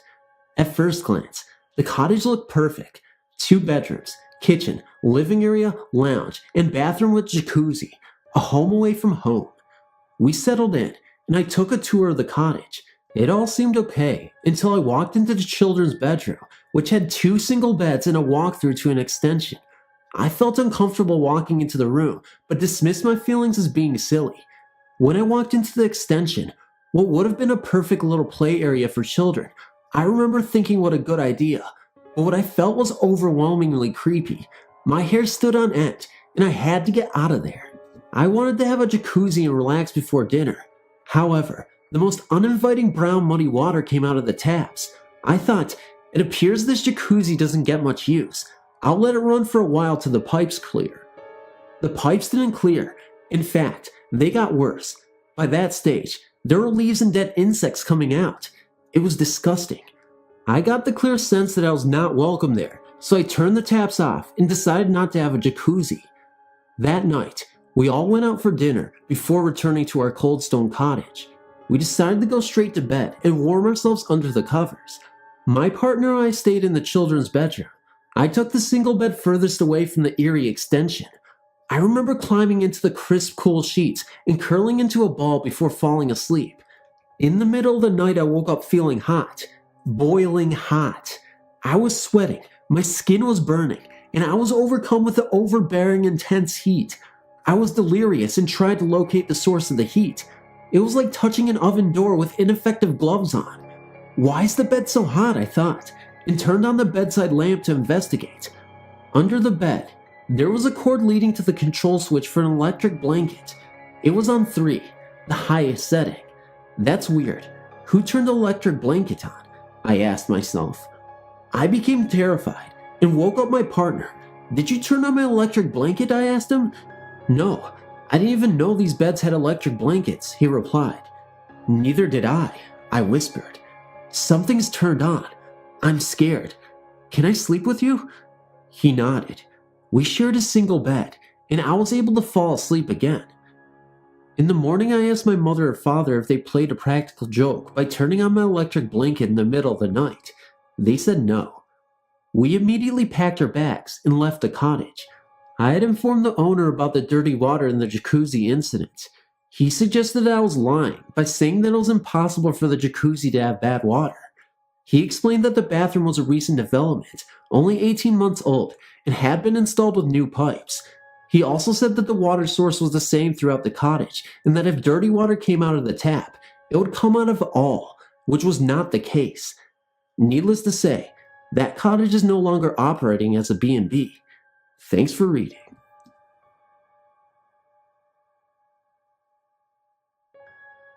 I'm a teaching assistant at Western Illinois University, and have had some interesting run-ins with our departmental ghost. I've spent many late nights working on the top floor of Simpkins Hall, and have experienced some interesting things. Doors that will stay open without any problems all day long will shut within 5 minutes after being open late at night. Windows that I've personally closed and secured have suddenly flown open, letting cold air fill the room before I can rush and reshut them. However, the strangest thing to ever even happen occurred very early this morning. After spending much of the night grading papers in the silent offices of the grad, I finally laid on the couch to get a couple of hours of sleep before I had to get up and teach. The entire night had been completely quiet, but as soon as I turned off the lights in the offices and positioned myself for sleep, the sound of an electric typewriter being slowly manipulated, as if by a Hunt and a Peck typist, broke the night's silence. I knew I was alone, and had been since midnight, and so I stood up to investigate. I had no sooner risen when the noise stopped. I stood by the couch within the returned silence for about a minute before lying back down. As I covered myself in my jacket for a blanket, the noise started once again. This time I remained horizontal on the couch and listened to the typing noise until I was sure that it was not the heating system and was indeed coming from the middle of the room and one of the other graduate students' office.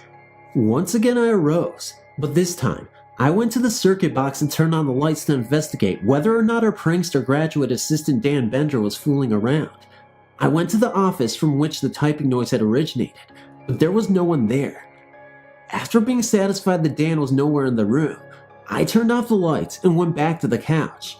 Again, as soon as I had turned off the lights and settled down to sleep, the noise started. This time, I just called out, "Harold, knock it off, I need to get some sleep." Oddly enough, the sound stopped, and I was finally able to go to sleep. I have no idea why I called out the name Harold, but it was the first name that came to mind. Whatever the name of the Simpkin Hall ghost is, he quieted down when I told him to. Others have expressed fear about being alone in the building late at night, but if our building has a spectator, he is harmless despite his poltergeist pranks. Thanks for reading.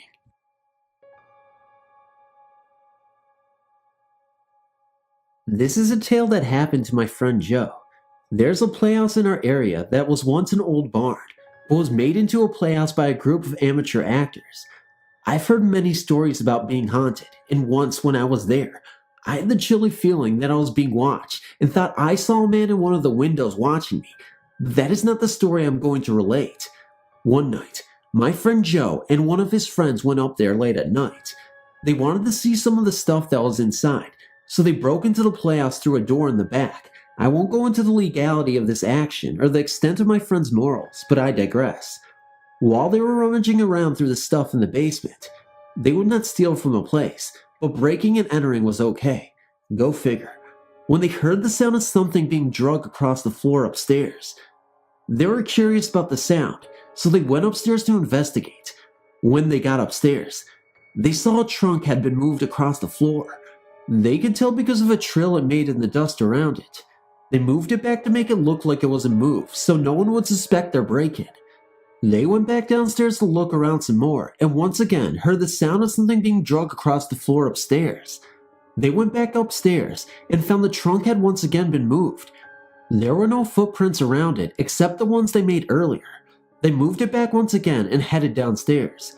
As soon as they got downstairs, they heard the trunk moving again. This was the last straw, and they decided it was time to beat a hasty retreat. If anyone knows anything about the playhouse, it is called Crescent Lake Playhouse, or has any similar experiences, please post them. Thank you for reading. One night, I awoke to find a small childlike figure in bed with me. He was about 2 feet tall and had the features of a small child, but its head was swollen well beyond a normal size. It was wearing a blue gown with the hands not visible at the end of the sleeves. It was moving its mouth and talking in gibberish. The figure was as real as I was, and it was surrounded by a kind of glowing haze. I ran to my parents' bedroom and woke my dad, but of course, he told me to go back to sleep. So I returned to my room, and now the figure was standing on my bed. I grabbed a pillow and covered my face and jumped on the bed. It was gone. That started something that would last the next 26 years. I'll condense the years up until 1990. Those appearances, while still frightening, never really made me feel threatened. During this period, which included teenage years, I saw the figure with the same frequency. My bedroom was located at the end of the hallway with 2 other bedrooms before mine. At the end of the hallway is a landing that blocks the view to the steps. From my bed, I could look out my window and down the hall to the landing and the top of the steps. I always knew right before the figure would appear, because the hair on the back of my neck would stand up and I would get uncontrollable chills. The figure would then appear either on top of the landing or come around the base of the landing and start down the hall towards my room. It never seemed to pay any attention to the other rooms at all. I would normally panic and either shut my door or run into my parents' room and sleep on the floor. Imagine finding your 18-year-old son curled up on your bedroom floor when you wake up in the morning. My parents and sister didn't really believe that I was seeing this apparition. I also would stay up late, being the night person that I am, and watch TV. In my living room, we have the stairs that led up to the 2nd floor. It has a wooden railing on it that goes the length of the last 4 steps. I would often see the figure on the steps watching me from the 3rd or 4th step and then disappear. The only real changes during this time period were that the figure was losing its color and becoming more transparent. Now things would change drastically. A neighbor, with some knowledge of this sort of activity, told me to confront the figure and tell it to leave and never come back. I was to tell it that I was its power source and I was shutting off the power. I did this and enjoyed about a year of no sightings. Around this time, I told the story to my girlfriend of the time. She thought that its description sounded like a baby with water on the brain and still wearing its gown from the hospital. She thought that it was a lost soul trying to contact me to help it with some task so that it could finally rest in peace. I started to look into the house's history and my family's. The house sits on land that was farmland and a dirt road only 150 years ago. The land was owned by one man, and he had his farm and homestead around the area of my house. The main house of the estate is 1 block from my house and is still standing. My house is 40 years old, and we are the 2nd family to live in it. The couple before us had no children that we know about. I have a sister 3 years younger than me and no other siblings. I've asked my parents if they had a child that died that I was unaware of, but they didn't. So after all of my checking, I found that nothing could explain the apparition. After about a week of thinking about the interpretation my girlfriend had given, guilt of banishing the figure overcame me. I asked it to come back one night, and I told it I would help it. The very next night, the sighting started again, but with much greater intensity. I can now say, never do what I did. Once it's gone, let it stay gone. The sightings would happen more frequently, and sometimes they would terrify me. The figure looked the same, but something was very different. I was sure what it was, but now, there was another force in addition to the familiar figure.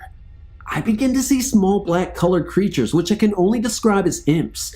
They were solid black, 1 to 2 feet tall, and ran around on all fours. They appeared mostly in the living room and coming from the hall closet. Now to explain the rest of the house setup that pertains to the story. The man that lived here before us started to dig a basement, but he never completed it. All that remains is a 3 to 4 foot crawl space accessible from outside the house. The hall closet was to be the stairs down to the basement. He had started making the stairs going down, but he boarded it all up when he stopped digging the basement. The stairs going up to the second floor are directly over the would-be basement step in the hall closet, so there are 2 ways from inside the house to access the crawl space, if you really wanted to. Rip up the 3rd or 4th step of the stairs or knock out the back of the closet. I began to make the connection between where the figures appeared and where the access ways were. The sightings got more intense, and sometimes they even drove me from my house. Normally, my dog would sense a small figure and act funny when it was around, but now, when the imps appeared, my dog would be in a very deep sleep and I could never wake him up. I would either leave the house and stay over at a friend's. Sometimes, I would be knocking on her door at 2 a.m. terrified. Other times, if I was able to get between them and the steps, I would make a run for it to my room or my parents' room because even these creatures would not venture in the bedrooms. My mother was noticing my moods, and I had told her about the new happenings, so she told me to get her the next time I saw the figure or imps. The next time I saw the figure upstairs coming down the hall, I ran into her room and woke her up. I led her into the hall where the figure still was. I pointed to it, and it began to back away and go down the steps. I chased it down the 3rd step where it vanished. While she could not see it, she could tell by my eye movements that I was watching something moving across the hall and steps. I think that's when my family started to believe a little. I became so used to these new additions because they never did any harm, but they did make me feel very uneasy. The figure was becoming even more transparent. Certain lamps in the house would go on and off by themselves, often with other witnesses around. I would hear the TV go on in the middle of the night when I knew no one was downstairs. I'd theorized that the figure needed help to appear because it was slowly fading away. I assumed the imps were helping him, but the figure was still fading. I was waiting for a new addition to the cast, so the figure could still appear, since I still hadn't figured out what it wanted me to do. The sighting stopped again for a few months. I spoke with a parapsychologist, but then decided to leave well enough alone. I didn't want things getting worse. I decided to go into the crawl space and check out the area under the stairs. I took my dog down there with me, and I crawled into the area. There had not been anyone under there for years before this. I found an old maid playing card with not a bit of dust on it right under the 3rd step. We have wall-to-wall carpeting, so this did not fall through the joints.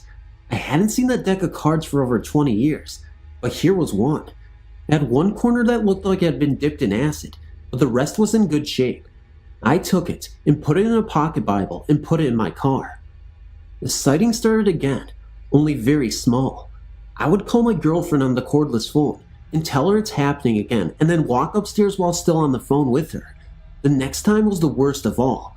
The figure appeared very bright, like it did 10 years ago, but it didn't look very happy. The imps appeared again, but they were more bold this time. Then a 7-foot tall man-shaped black figure appeared. It looked like it was either made of smoke or some liquid. It looked semi-solid, and you couldn't see through it. At the same time, the room was filled with imps, and a bearded old man's face took shape on the wall and started mumbling. The face was about 6 foot high and 4 feet wide. The familiar figure looked like it was sorry for doing this to me. I left the house and sat in my car until dawn. I knew I had to confront this new entity and try to drive it away. I also figured that if it wanted me, it was going to get me either way, so I had nothing to lose. My sanity, life, and maybe my soul were on the line, and I honestly believe this was the only way to stop it before it branched out. I was the original power source, so I was going to shut off the power. The next night, I prayed for protection and the strength to drive this evil away. I had a Bible handy as I sat up as usual listening to my CDs. About 2 a.m., I noticed my dog was in one of those deep sleeps, and I began to look around. The figure in the tall black figure appeared along with the rest of the apparitions. I informed them in the calmest voice I could get at the time that I was taking away their power and they had no power over me. I told them my family, and my house was protected by God and they could not harm us.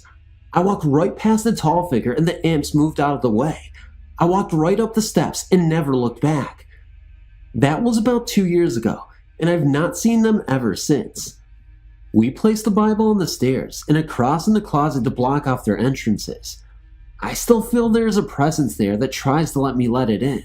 I still hear bumping and walking around, but the apparitions are gone, banished to the crawl space I assume. They will not get another portal in here, so they will remain there. We did have the house blessed years ago, everywhere except the crawl space. I think that might be the answer to end it for all good. Thanks for reading.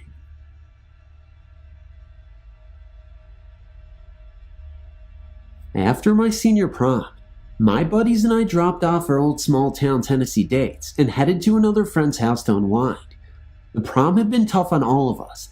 We never chose the right dates, and we were watching MTV on the couch. This was 1983, you know. After severe 2 a.m. boredom set in, one of my friends and I decided to go for a walk on the golf course behind the house and see if anyone else was up at this hour. We walked a short distance, really just from one fairway to the next, and looked with interest at this giant old tree next to the creek at the bottom of the hill. It was a dark, clear night, and my buddy Mike and I could make out something under the tree. I asked Mike what it looked like to him, and he agreed with me that it looked like two people and one of them was digging. I thought it was someone up to no good, and the last thing I wanted to do on prom night was get busted by the cops, so I said we should leave. At this point, Mike and I were about 300 yards away from the shadowy figures. We turned around and took about 2 steps before I looked back again. In that 1 second, the figures had gained about 1/3 of the distance between us and were closing in fast. Mike and I both screamed profanities and hightailed it for the house. I shouted, "Don't look back," because the people in the movies that get killed are the ones who look back, but I forgot to remind him of the little knee-high chain that keeps the golf carts from leaving the cart path.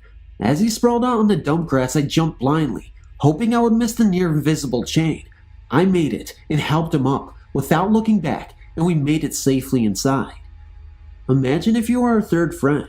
Of course, you would have to go see it for yourself. So after a tall glass of water, we weren't into drinking beer yet. We took Kermit outside. After a short briefing, we went to the top of the hill and let him go down to the scary part. After a few seconds, we heard that same 4-letter word, and here comes Kermit hustling up the hill. I was a little surprised that he was running so fast. He was a lot less chicken than we were, but there was no way anyone was going to beat me back to the house. In retrospect, we should have done some scientific tests or taken some pictures, but we were really tired and creeped out. Mostly tired since we had been dancing all night to Rick Springfield cover tunes. So we went back to Kermit's house and crashed. This story was mostly told as a funny icebreaker at boring parties later on, and we never thought much about it as the years passed. As a closing note, years later, when my folks finally joined that country club and I played golf there, I saw the 2 headstones of the farmer and his wife, who used to own the land a long time ago, that are buried near the 6th tee about 300 yards from where we saw those shadowy figures. My wife works at a residential care facility, and for the last month or so, they've been having trouble with the ghost of a lady who died there about 5 years ago. She was a very unhappy woman who didn't like anyone that worked in the complex. The only thing she seemed to enjoy was her pills. After her death, there was no sign of a ghost until they expanded the complex. Now they have problems every night. Almost all of the employees have seen her around the medication room. They say she is very small, about 5 feet tall, very solid looking, with no hands or face.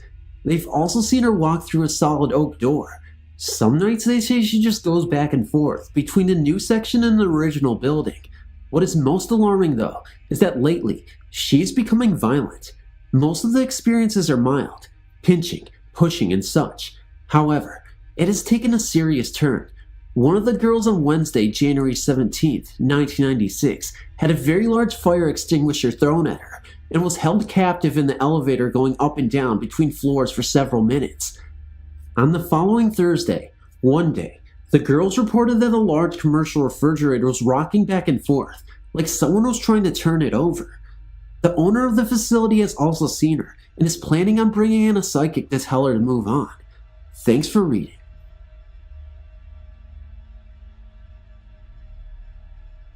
We own this farmhouse. It's haunted by a ghost named Catherine. The reason we know that the ghost name is Catherine is because one day, this lady stopped by and asked if she could see the house. We wanted to know why she wanted to see the house, and she told us that her father and grandfather built the house in 1900. Her grandmother, Catherine, loved the house. Catherine and her husband had to move. She didn't want to move because she loved her house, and while she was away, she died. I guess her spirit came back to the house. Let me tell you why I believe this. When we first bought the house, my Uncle Pat was living there. He would sleep in the living room of the house, and during the night, he would hear doors shut, and no one else was in the house. Plus, this happened more than one time. Then we rented the house to some people. We never told them about the door shutting. These people that were renting the house asked if the house was haunted because they could hear someone walk across the attic floor, slam a door, walk back across the floor, and slam another door. There are no doors up in the attic. When the renters moved out, my grandma and grandpa moved into the house. They said that they didn't hear anything. My Uncle Pat would sometimes come and visit them and stay in the guest bedroom, which we believe was Catherine's bedroom. All night long, we would hear something tapping on the window. There's nothing close to even touch the window. Also, Catherine has stared at my Uncle Pat, even called his name. One thing that freaks me out is that on New Year's Day, I had a dream, and in this dream, Catherine told me why she kept my Uncle Pat up at night. The day after I told my Uncle Pat this, he heard someone call his name, and everyone else in the house was sound asleep. I know that some of this may be hard to believe, but believe me, it is true, and I wouldn't make up a story like this. You just have to believe me. Thanks for reading. Joan and I live in the small town of Chippewa Falls, Wisconsin. It is located about 90 miles east of the Twin Cities. One evening, Joan drove to Minneapolis to pick up her daughter, who was attending school there. On the return trip, Joan let her daughter drive, and they both conversed about school and other events in their lives. It was approximately 10 at night, and small pockets of fog banks began to develop on the highway. Joan turned from looking at her daughter and yelled at her to slow down and avoid what looked to be a motorcyclist. She recalled seeing a leather jacket and various details of the bike, but she vividly remembers how the headlights reflected off the chrome of the bike, yet it went through at the same time. The motorcyclist was in front of their vehicle for about 5 seconds and then drove off into the ditch. Joan's daughter pulled over to the side of the road, and they both looked at each other and verified what they had both witnessed. Spooked out of their minds, they sped for home. They were traveling on Highway 29, which links I-94 to Green Bay. Currently, HY-29 is being expanded to a 4-lane highway due to the many fatal accidents that have occurred in the past. Thanks for reading.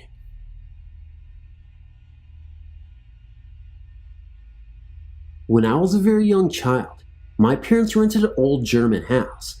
What made renting this house strange is that German families rarely rent out an entire house, especially to American servicemen and their families. The house is in 3 levels: the first floor, second floor, and the attic. The house was full of antique furniture. The service couple before us had moved out when their 6-month-old baby died of crypt death. So here we arrive, my stepfather, my mother, and me, 4 years old. The people that moved in upstairs were, not disrespect intended, very low-class people. The wife's name was Cookie. There were 2 boys, and the father, whose name and face I cannot remember. One day Cookie and my mother, bored in the German countryside and still no furniture to unpack, decided to explore the attic and its treasures. In a very old dresser, my mother found one drawer filled with family photographs going all the way back to the turn of the century. Her and Cookie felt amazed at the certainly important heirlooms left in the house by its owners, the Hummels. In the next drawer, my mother found many crucifixes, in many shapes and sizes. The next day, Cookie and my mother began to make a playground in the barn for us kids to play in. They found a well-like concrete hole in the middle of the barn. Inscribed in the concrete were the words Rommel 1943 and a swastika.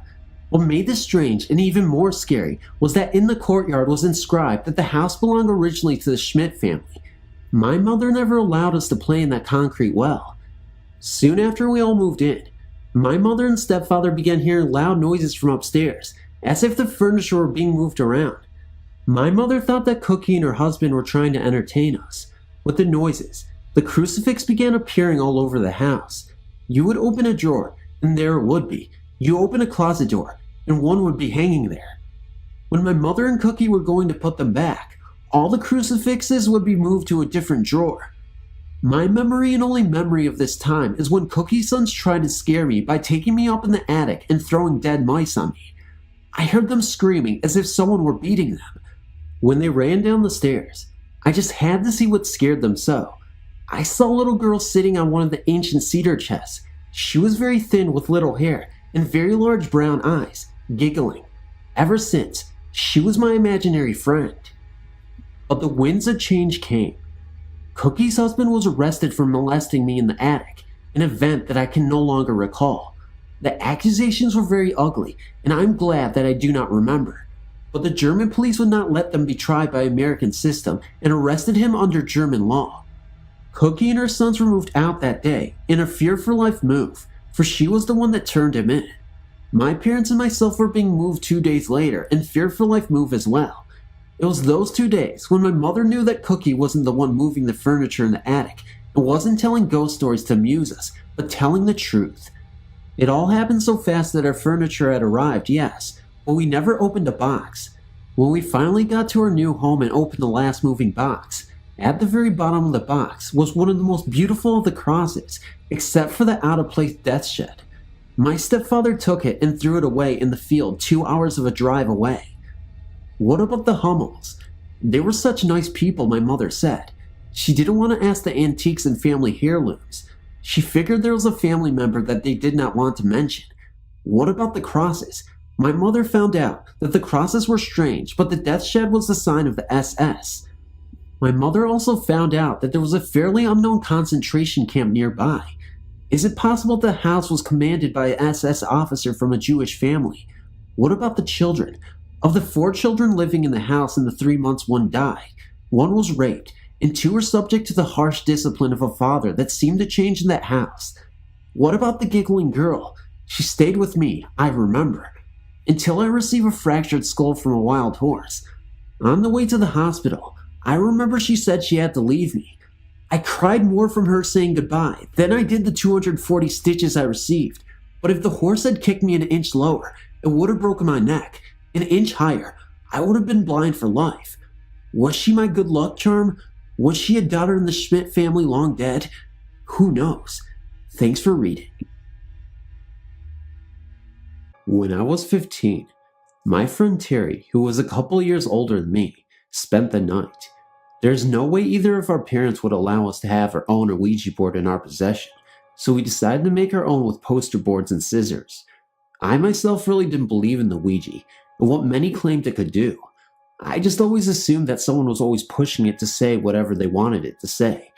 Terry really wanted to do this, so I decided to go along with it, figuring she was just going to try and scare me or something.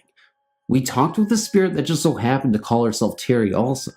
You can guess, I didn't believe this thing was really moving on its own. I had my mind set that she was moving it the whole time. Well, we started to argue over it, when all of a sudden, the planchette started to spin around really fast. Still assuming it was Terry, I got mad. Then it just suddenly stopped. That was it. Terry started telling me that you were supposed to make it say goodbye or it stays here. Still mad. I said yeah, right, whatever.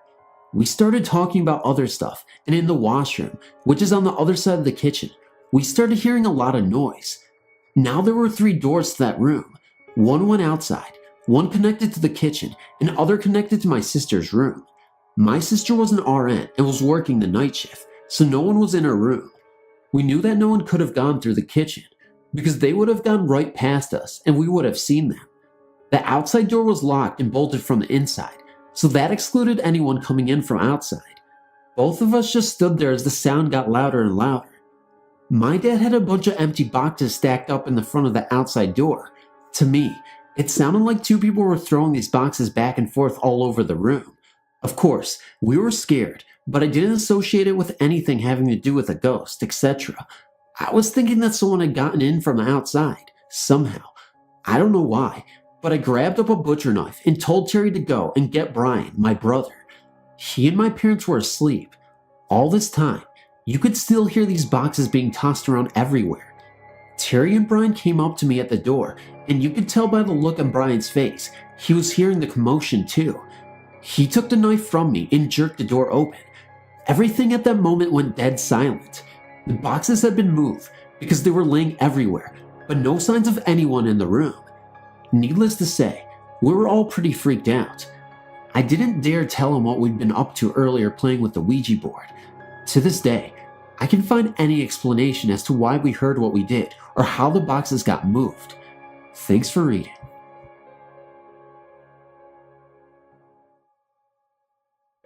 When I was a teenager, around the age of 16, I found a Ouija board at a yard sale and bought it for 25 cents. Skeptical of the Ouija, I devised the experiment deemed to test if it was simply a matter of self-suggestion.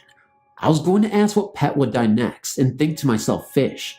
We had several adult cats, dogs, and guinea pigs who were not elderly and very good health, but I had a tank of tropical fish, several of which were getting on in fish years. I was trying to trick the board by seeing if it would give me the answer I was thinking, which would be a logical conclusion. I tried the Ouija board with my mother, a skeptic of all things supernatural. After setting it up, I asked my question. We put our fingertips on the planchette and waited. After 5 seconds of no response, Mom tired of wasting her time and decided that she was going to bed and left the room. I put the board away and didn't think about it for a few days. Later that same week, I was talking to a male friend of mine on the phone. I was telling him of my disbelief and attempted experimentation with the board. I just told him the question I was going to ask it. What pet would be the next to die? I took a breath and told him, and the answer I was looking for was, when all of a sudden, the books on the shelf behind me tipped over. They knocked into a figurine and sent it to the floor, where it shattered. The figurine was of a ceramic fish. These books had never tipped over before and were securely in place. I've not seen them fall in such manner since this time period, almost 13 years later. The timing of the fall was too eerie. It was exactly at the point where I would have said fish. My friend said that he heard the noise and that I sounded stunned. Though it was a long distance call, I ended it hastily, went and got the Ouija board out of my closet and put it in the garage. I would not touch it again. My mother had to get rid of it without my knowledge, as I so feared it. I think that was a warning sign for me. I've taken Ouija boards seriously since then. If they do not channel the dead, then they certainly set up a psychological premise which I don't think should be tampered with. I feel like it is opening up the door to a stranger, either an earthbound or entity. I don't know, but thanks for reading. When I was about 8 or 9 years old, we moved into a house which had a scary history as it turns out. My mom and dad took my youngest brother to dinner. Linda, my sister, and I didn't want to go. We were instructed to bring the boxes of books in the garage upstairs to the library. While we were doing this, we found an old Ouija board and started playing with it. I thought for sure it was my sister pushing it, as it told me I was going to be hit by a car and die by the time I was 10, which obviously 25 years later, I'm still here. It also said that there were 5 spirits in the house, and its name was Jax, boring, and we put it away. That was when we started hearing footsteps in other parts of the house running, lights going on and off, radios blaring that we knew we had turned off, doors slamming, knocking, and rapping in the wood, boxes being moved about in the attic, etc. We lived there for 5 years, and I can tell you that I have nightmares to this day. Now this house was on a road which was formerly known as the Santa Fe Trail. A couple of miles up the road was where the Santa Fe Trail and the Pikes Peak Trail met.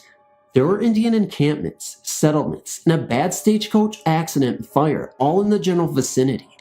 I don't know if Linda and I had visited into the house, or it was there to begin with. My family are seers, so I suppose I should get used to it, but I've never been free of hauntings since then. Thanks for reading.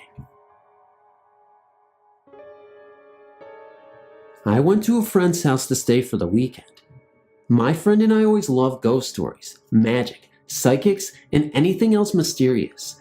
Those things would just get us going when we were bored. Well, I decided to bring my Ouija board, which we used many times and usually wait until midnight to use it. This particular night, it was midnight and we were playing with it, just regular, everyday things, when all of a sudden it said, "Don't be alarmed, in the next few hours you're going to get a cold chill running through your bodies." We asked it, "What do you mean don't be alarmed?" Well, the board replied that I and all the people around me will notice something in the next hour. Well, right after I said that, my friend's little brother came into the room with us, and it just started to hit us. This is what it were telling us were going to happen. My friend's brother is terrified of ghosts, so we all decided to just put the board up and wait to see what, if anything, happened. My friend said he had an idea. I got a string out that attaches to a crystal. He said it's kind of like a mini Ouija board, and you can ask it yes and no questions. Well, we said for yes, move it vertically, and for no, move it horizontally. We also requested that the responses cause the crystal to move fast and big, so we can detect when a spirit is present. We hung this crystal on a string from a lamp and waited. It was about a half an hour to an hour later, when all of a sudden, we heard a big ting-ting sound coming from the lamp. We flipped on the light, and the crystal was swinging violently. I mean, it was starting to really scare me and my friend. I can only imagine how my friend's little brother would have reacted if he witnessed this. We turned the lights off and got real calm and quiet. The atmosphere in the room seemed to change. It got eerily quiet, and it felt as if something were about to jump out at us at any minute. It also got really hot, really fast. My friend remarked that he thought something big was about to happen. Right when he said that, we heard the door creak open. It wasn't much, but it was like someone was trying to sneak by us. Then suddenly, it got real cold, and I mean so cold that we were shivering and covering up. All of a sudden, you could see a light blue or white colored light getting brighter as it got closer. Then just as quickly as it appeared, it was gone. Then it appeared again, only this time, it got real bright and was coming from the middle of the closet. While we were focusing on that, my friend's little brother said, "Look over there," and when we turned to look in that direction, you could see a shadow like someone were walking by. Next thing we knew, the crystal was reacting to it, and it just fell off the lamp. This shadow appeared to wave, as if to tell us, "Yeah, I'm here, but I won't hurt you." The wind blew outside, and right when the wind blew, the shadow was vanished. Thanks for reading. One boring summer night, my neighbor suggested we give the Ouija board a try. Everyone in our apartment complex were fully aware we're haunted, so I agreed. I wanted to get my baby to sleep first. As I rocked my baby to sleep, I asked my neighbor how she came to have this Ouija board, because she had never mentioned it before. She said that the lady on the other side of her was carrying it out to the dump the day before, so she asked her why she was throwing it away, because it seemed to be in good condition. The other neighbor said that she was throwing it away because ever since she had it in her apartment, things were falling off the walls and breaking. My neighbor said, "Well, if you don't mind, I would like to have it." That's how she got it. Now that my daughter was in good deep sleep, I made a pallet for her upstairs in my neighbor's bedroom. I put her on the floor because I didn't want her falling off the bed and getting hurt. I also didn't want her in the same room as we toyed around with the Ouija board. Some more friends came over, so altogether, there were the four of us. The spirit contact said no when we asked him if we were a man. It also said no when we were asked if it were a woman. At this point, I took my hands off the board. One of the other people there told me that that was a bad idea because that was the opening of circle we had formed. I immediately put my hands back on the board, but my friend said it was too late, that it was already let out. Right after he said this, we heard a big bang in the room upstairs where my baby was. My baby started to cry. When we went to check, nothing was moved, and my baby seemed to be only startled by the noise. After that, I decided I wanted nothing more to do with the Ouija board. Thanks for reading. Recently, my friend Aaron lost control of his motorcycle and died. Prior to the accident, Aaron, myself, and a few friends, Brutus, Megan, and Alex, decided to play with the Ouija board. We played for a while, when all of a sudden the planchette just froze. We couldn't move it for anything. Next thing we knew, the planchette just started moving on its own. We sat on the floor in amazement, watching this board acting on its own free will. All of a sudden, the planchette turned in Aaron's direction and scooted forward about an inch or so. Right about that moment, Aaron's cell phone rang. He picked up his phone, expecting it would be someone he knew calling him. Only whoever it was, or whatever it were on the other line, hung up. That's when we decided we'd pick up the board. Not long following this incident is when Aaron had his accident. After Aaron's accident, my friend Megan and I decided we'd try and contact him using the Ouija board. We were in the living room with only candles for lighting. We had a picture of Aaron sitting across from us. We asked, "Is Aaron there?" The board replied yes. I then asked, "How are you doing?" The board responded, "Great." Then before we could ask any further questions, the planchette said stop. We asked stopped what? The board said all. We then asked all of what? Then Megan asked, "Do you want us to leave you alone?" The board replied yes. We both looked at each other and Megan said, "He wants to rest in peace." I agreed, and then we said bye. It then said bye, Brett. Megan said, "I love you, Aaron," and the planchette spelled out, "I love you too, Megan." We took our hands off the planchette and it moved on to its own by saying goodbye. Needless to say, we both were pretty teary-eyed after that. Thanks for reading. When I was about 17 or 18, I was at a friend's house. A friend who swears to this day her house is haunted. She claims that her and other family members would hear all kinds of sounds, especially when they were alone or if it were an exceptionally quiet night. Something even tried to get in one of the doors once, but when they looked out the window to see who was there, they found nothing. No one. Anyway, this particular night, my friends and I decided to play with a Ouija board. I've never personally ever used one before, and after this incident, will never participate in using one again. The planchette began moving on its own free will. As if that weren't bad enough, we didn't properly close the session, and I swear something evil followed me home that night. I tried to tell my parents about it, but I don't think they believed me. There were nights when I would hear what sounded like a stick being tapped on the walls, circling the whole perimeter of my bedroom. I feel that's where this evil entity dwelt, because the rest of the house was uneventful. I began having terrible dreams. I would wake up and try to get out of my room as fast as I could, always with some sort of interference preventing me. I woke up once and felt as if I couldn't get out of bed. It was pitch dark, blacker than black that night. I threw my blanket off and tried to find my way to the door. It took me about 10 minutes before I finally found the door handle and light switch. It was as if they had just vanished from my room for that period of time. When I finally got a hold of the handle to the door, for some reason, I couldn't get that door to open for anything. I had to pop my window out and crawl out of the room that way. I had left home for a while. I returned to find my bedroom door wide open and just fine. One night, I also heard something fall in the bathroom, next to where I was at. It was very loud. After I finally moved out and in with my boyfriend, who is now my husband, it didn't seem to follow me. It continued to stick to only that room of my parents' home. My brother moved into my bedroom after I left, and he too reported unusual occurrences in that room as well, but he seemed to experience more than I did. He was so disturbed by the things happening in his room that he ended up putting all sorts of crosses, religious practices, and even a wooden statue of Christ he got from our pastor, all over his room for protection. One day, I went into his room and discovered the top of a statue appeared to be burned. That's when he told me about the weird occurrences happening in his room, including the statue appeared to have smoke coming out of it. Another disturbing thing that happened was that the cross had flipped in an upside down position in the middle of the night.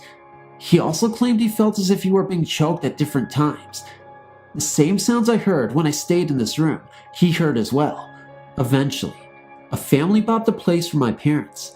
They had 2 young girls, ages 11 and 12. I was talking with a friend of mine, and they told me that the new owners swear one of the rooms is haunted. I can only guess what room they were referring to. I have no doubt that whatever we did that night with the Ouija board, whatever was moving that planchette came home with me, and to this day, still dwells in that one room of our old home.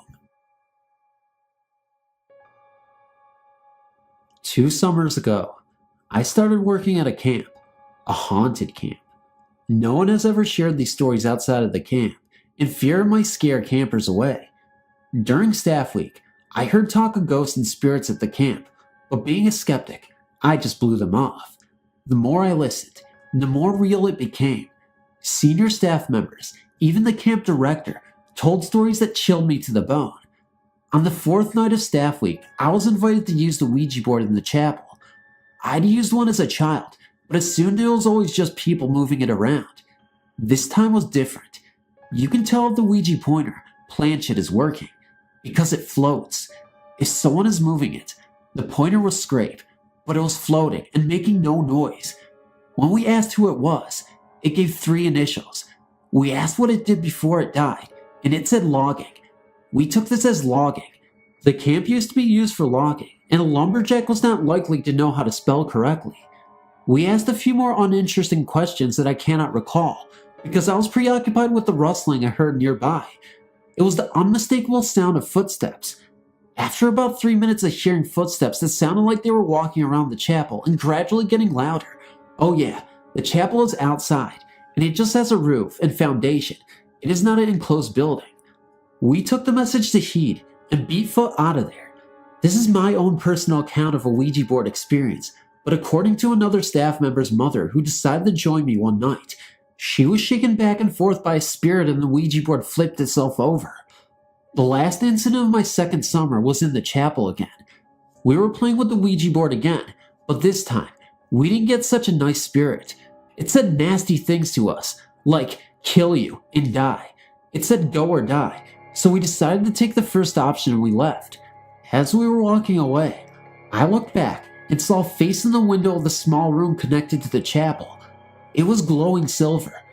I was about 50 yards away, and I could not make out much except an outline, but my friend saw it too, and it was enough to make us run. Thanks for reading. When I was about 12 years old, I went to my friend's family Halloween party. We were bored, so we went to the garage to see what we could find to do. We found an old Ouija board sitting on the game rack and asked her aunt if we could take it back to my friend's house. She said we could, so we did.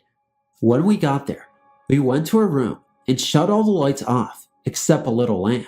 We were talking to someone, and I didn't believe that it was moving on its own and blamed it on my friend. She asked the board to give us a sign that something was there.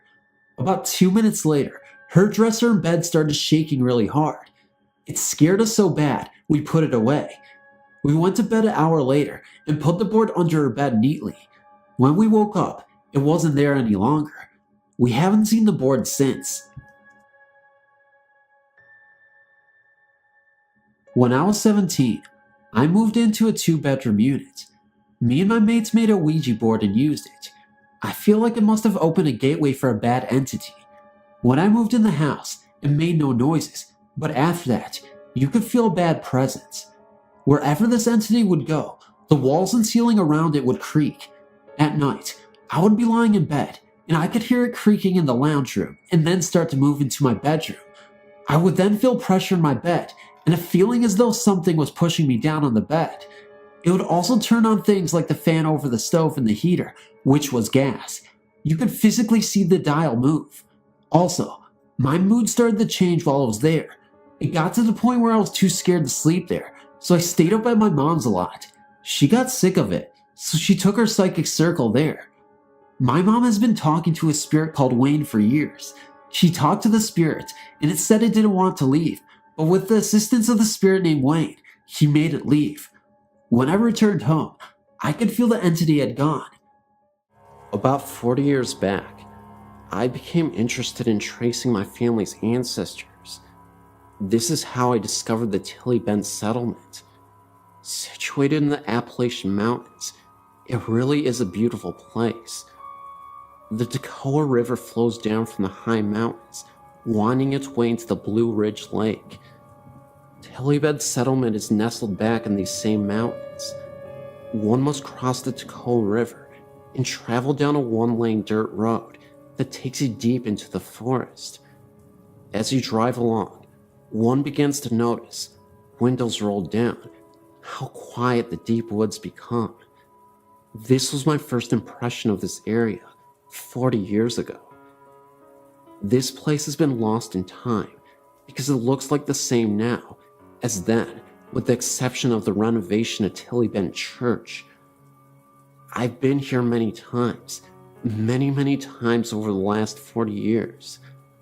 I suppose you could say I'm drawn to the mystery of this place. I will only share a small portion of my research. However, you need to understand this. Tillybent Church sits right in the middle of this haunting. This church is not part of the haunting.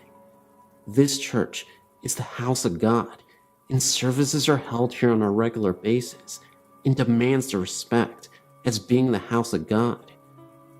In 1756, the Creek Indians lived in this area and got along quite well with this white folk that came to this area from North Carolina. There are census records showing that the white man intermarried with the Creek women. The Cherokee did not get along with the Creeks and forced them out of the area. The intermarried Creeks did not leave, and neither did their customs. In 1820, the Stanleys had formed a settlement over the mountain in a place known then as Stanley Gap. This being told, I can now share with you what I know is fact. Searching for my great-great-grandmother's grave, I ended up in Tilly Road Cemetery.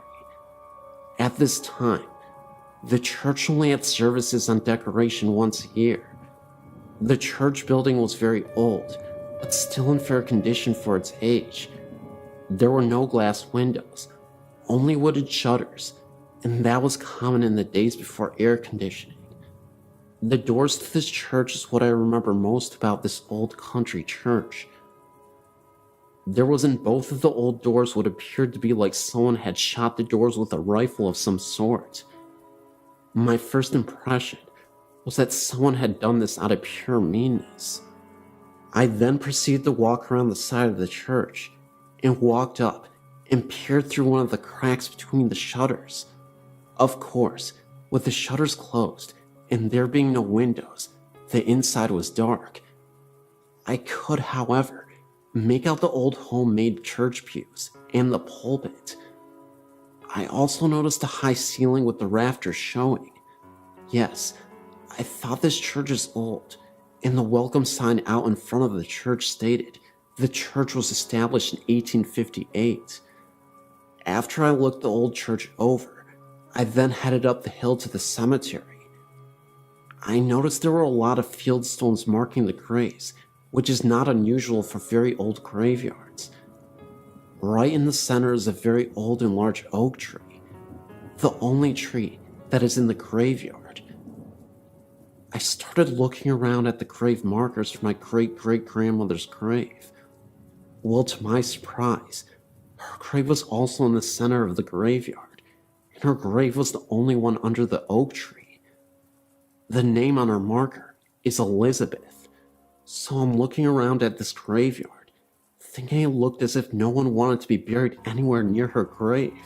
I then wrote the information for her marker down, and that is when I noticed the head of her grave was facing west, which is very odd, because all the people here bury the dead facing to the east, because the Lord will return in the eastern sky. I finished getting the information, and I caught a glimpse of someone out of the corner of my eye. I did not hear a car come down the dirt road, and there were no houses close by.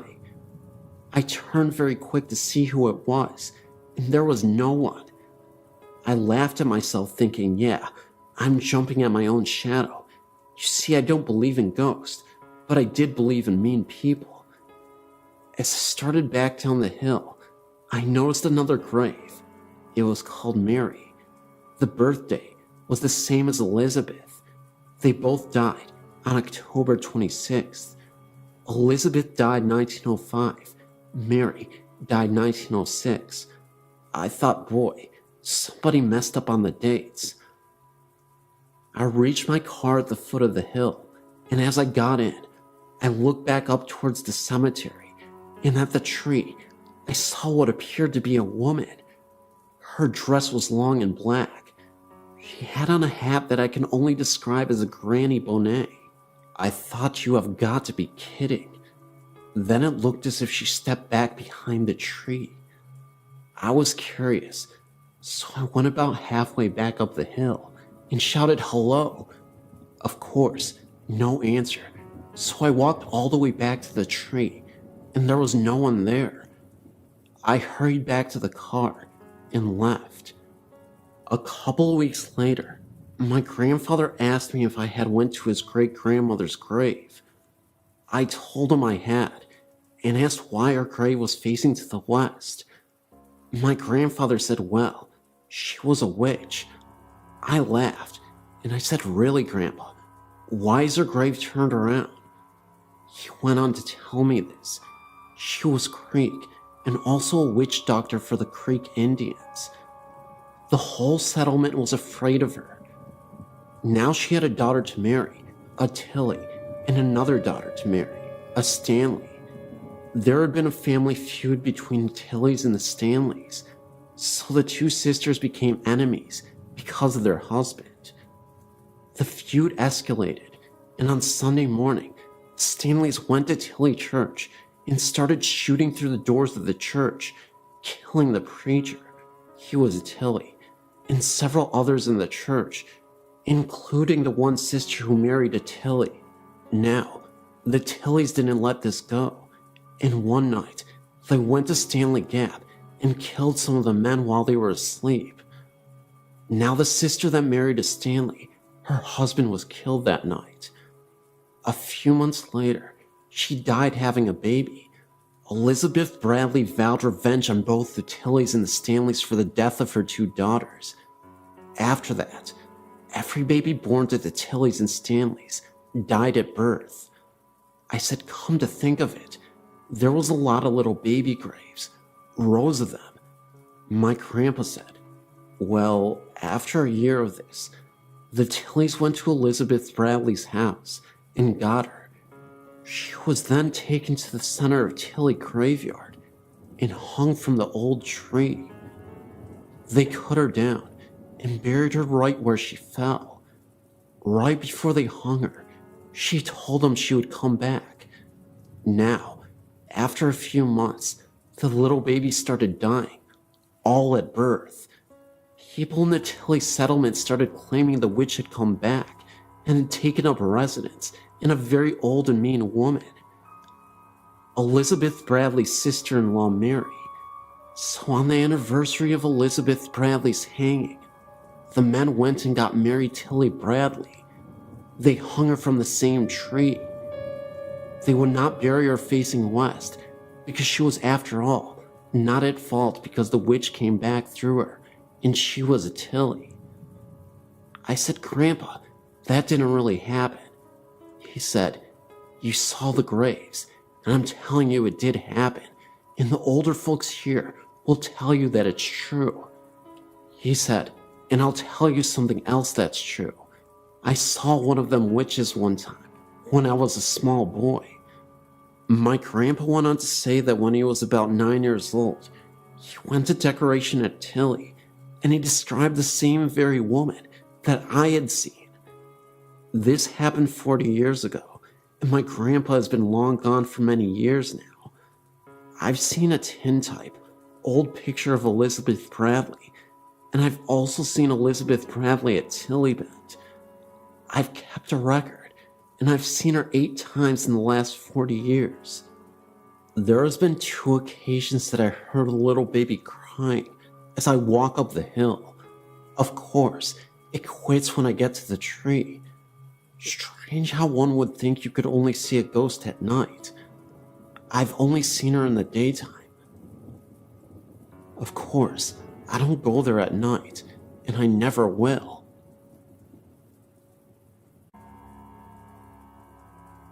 I've always believed in paranormal things. I've had many encounters with ghosts, and it's never really bothered me. My daughter was born in 2006. Around the time she was 1.5, we moved into a nice older house. The first night in our new house, we were camping out downstairs because our beds hadn't been unloaded from the truck yet. Around 2 a.m., I was woke up because you could hear the sounds of someone walking around in a room above the kitchen. I just blew it off as an older building and such. I walked upstairs when I continued to find her closet doors open and things scattered around her room like someone had been in the boxes. Again, I just blew it off as my kid brother playing a trick before he left. The next morning we were setting up her room, and I noticed her sitting there, acting like she was playing with someone. It sort of gave me chills, because she was actually talking to someone. I just ignored it, but later, she started mentioning the man. 3 days into living there is when things started happening. Her room has never been warm. I can turn the heater up to 75 degrees. I've bought a space heater. The landlords have came and checked the windows and insulation. Everything's normal. Her closet doors open at random times by themselves. Now at almost 3, she still talks about the man in her room. She's informed me that the man tells her she can do things, be bad, and do things after she's told no. She still sits around and talks to no one. We lived 14 months, with just little things happening all around 2 a.m. Her bedroom door slams shut, and you hear stomping down the stairs. The laundry room doors open and slam shut. The water in the bathtub turns on by itself. But lately, things have become more aggressive and frequent. I decided to decorate her room. I put new curtains up, her new blankets on her bed, and hung clothes in the closet. I walked downstairs, leaving all the lights on, but shutting the closet doors. I was downstairs maybe 5 minutes. As I entered the hallway, I noticed her door closed. Nothing new, but I opened it, and there was this rush of cold air. Again, nothing new. The light was off, and you could feel someone in the room. It was an angry sort of feeling, like someone was glaring at me. I ignored it and turned the light on. The curtains I'd just hung had been ripped off the rod and lay in the middle of her room. Her new blankets and sheets were off her bed, and her closet doors again wide open. My daughter refuses to sleep in her room now, saying the man scares her, that he yells at her. I've placed crosses and went as far as to have my house blessed, and nothing. In the last 2 months, I've been woken up to someone screaming in my ear. The sound of my front door opening and slamming shut, and my bathroom shower turning on, all in the 2 a.m. hour, and on nights my daughter's at grandma's house.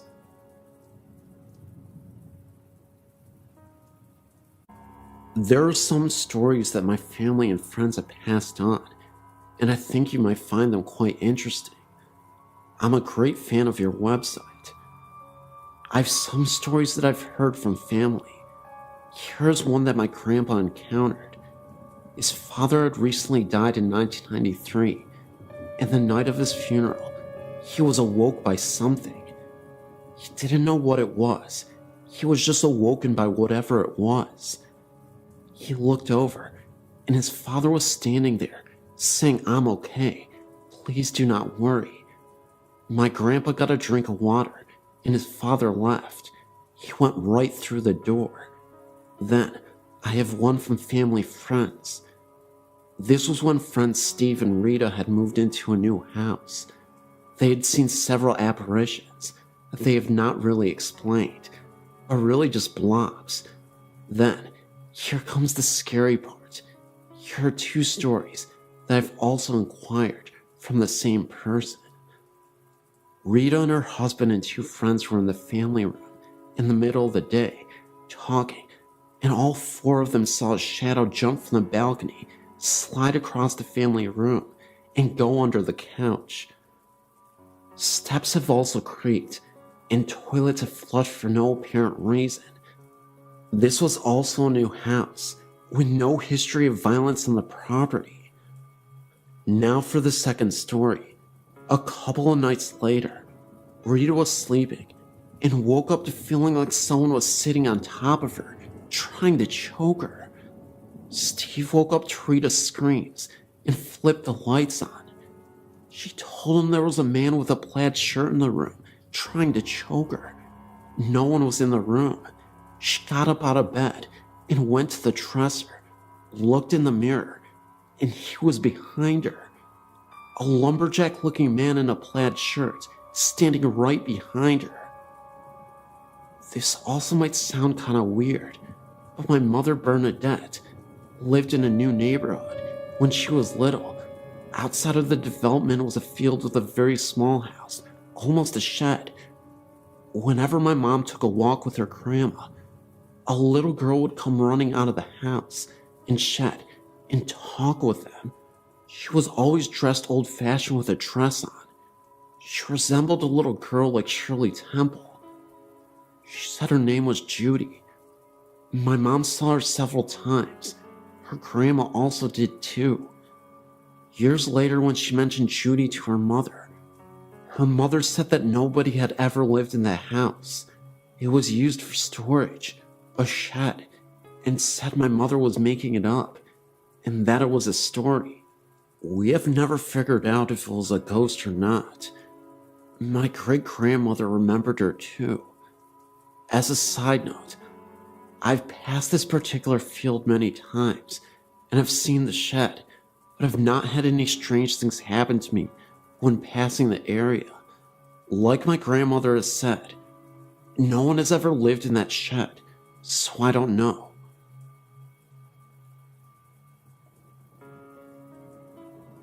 My name is Rodney, and I would like to share a story with you that happened to me and a friend of mine. First, I'll give you some background. It's the early 70s in Enon, Ohio. My friend Mike and I were very close because both of our parents had gotten divorced around the same time we were in our early teens. We shared similar interests in magic and trickery in the occult. We used to save our money and either buy magic tricks from magazines or make magic tricks from plans that we would buy for our act. We appeared on a local after-school show for kids a couple of times, and in doing so, we got to meet a local famous person named Dr. Creep. He had a Saturday night show where he would host and show scary movies, and he also did magic. Dr. Creep was really knowledgeable and had a lot of contacts. He told us of a local magic shop in Dayton and gave us directions. We couldn't drive at the time, but I would beg my older sisters to take us there. Discovering that magic store opened us up to a whole vast world of new tricks and illusions. The shop also sold paraphernalia for smoking, and it had a lot of what we now refer to as goth type of clothing and jewelry. Well, as we were getting a bit older, the movie The Exorcist came out, and we thought that what a neat idea it was to put some drama and stage production into the act to make it more of a show. We both attended a vocational school, so there were a lot of talented people there, and we found a couple of girls that liked to dance. We added dancing demon girls to the beginning of the show using blacklights, dark jumpsuits to conceal the girls under the sheets.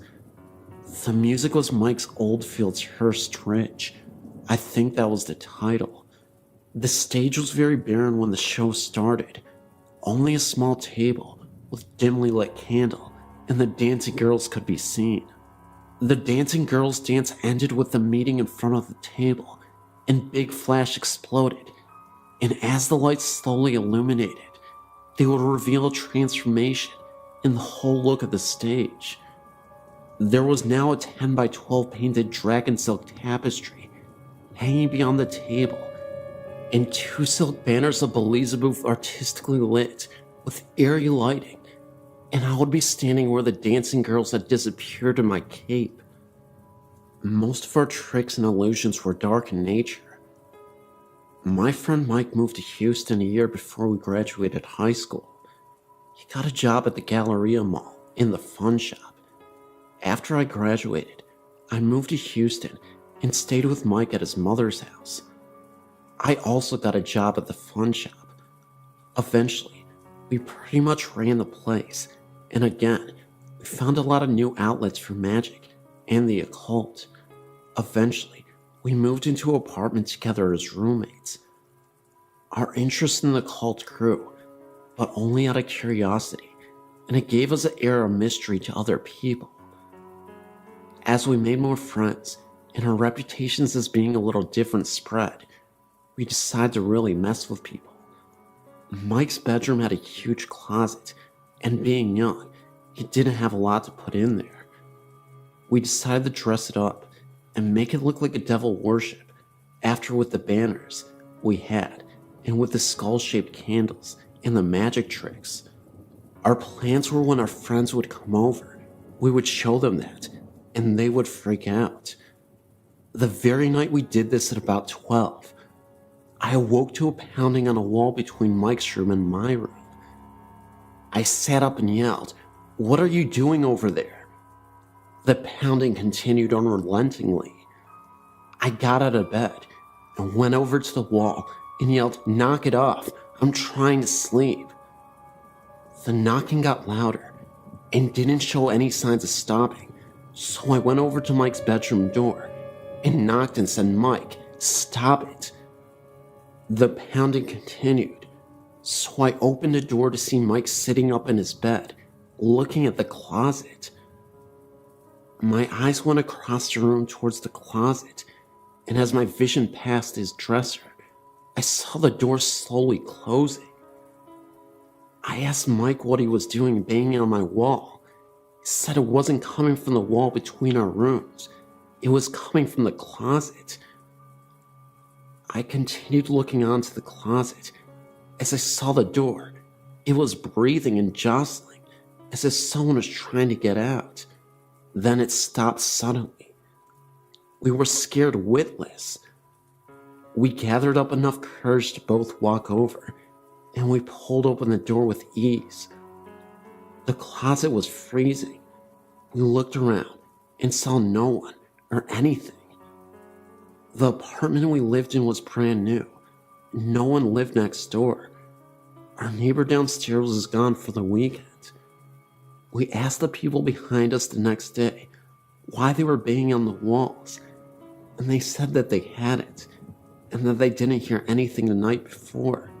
We immediately started ripping all the decorations down. I'm still very much fascinated with the paranormal, but I will not invite it in. I have another story I will share with you later, but as for now, I hope you enjoyed what I gave you.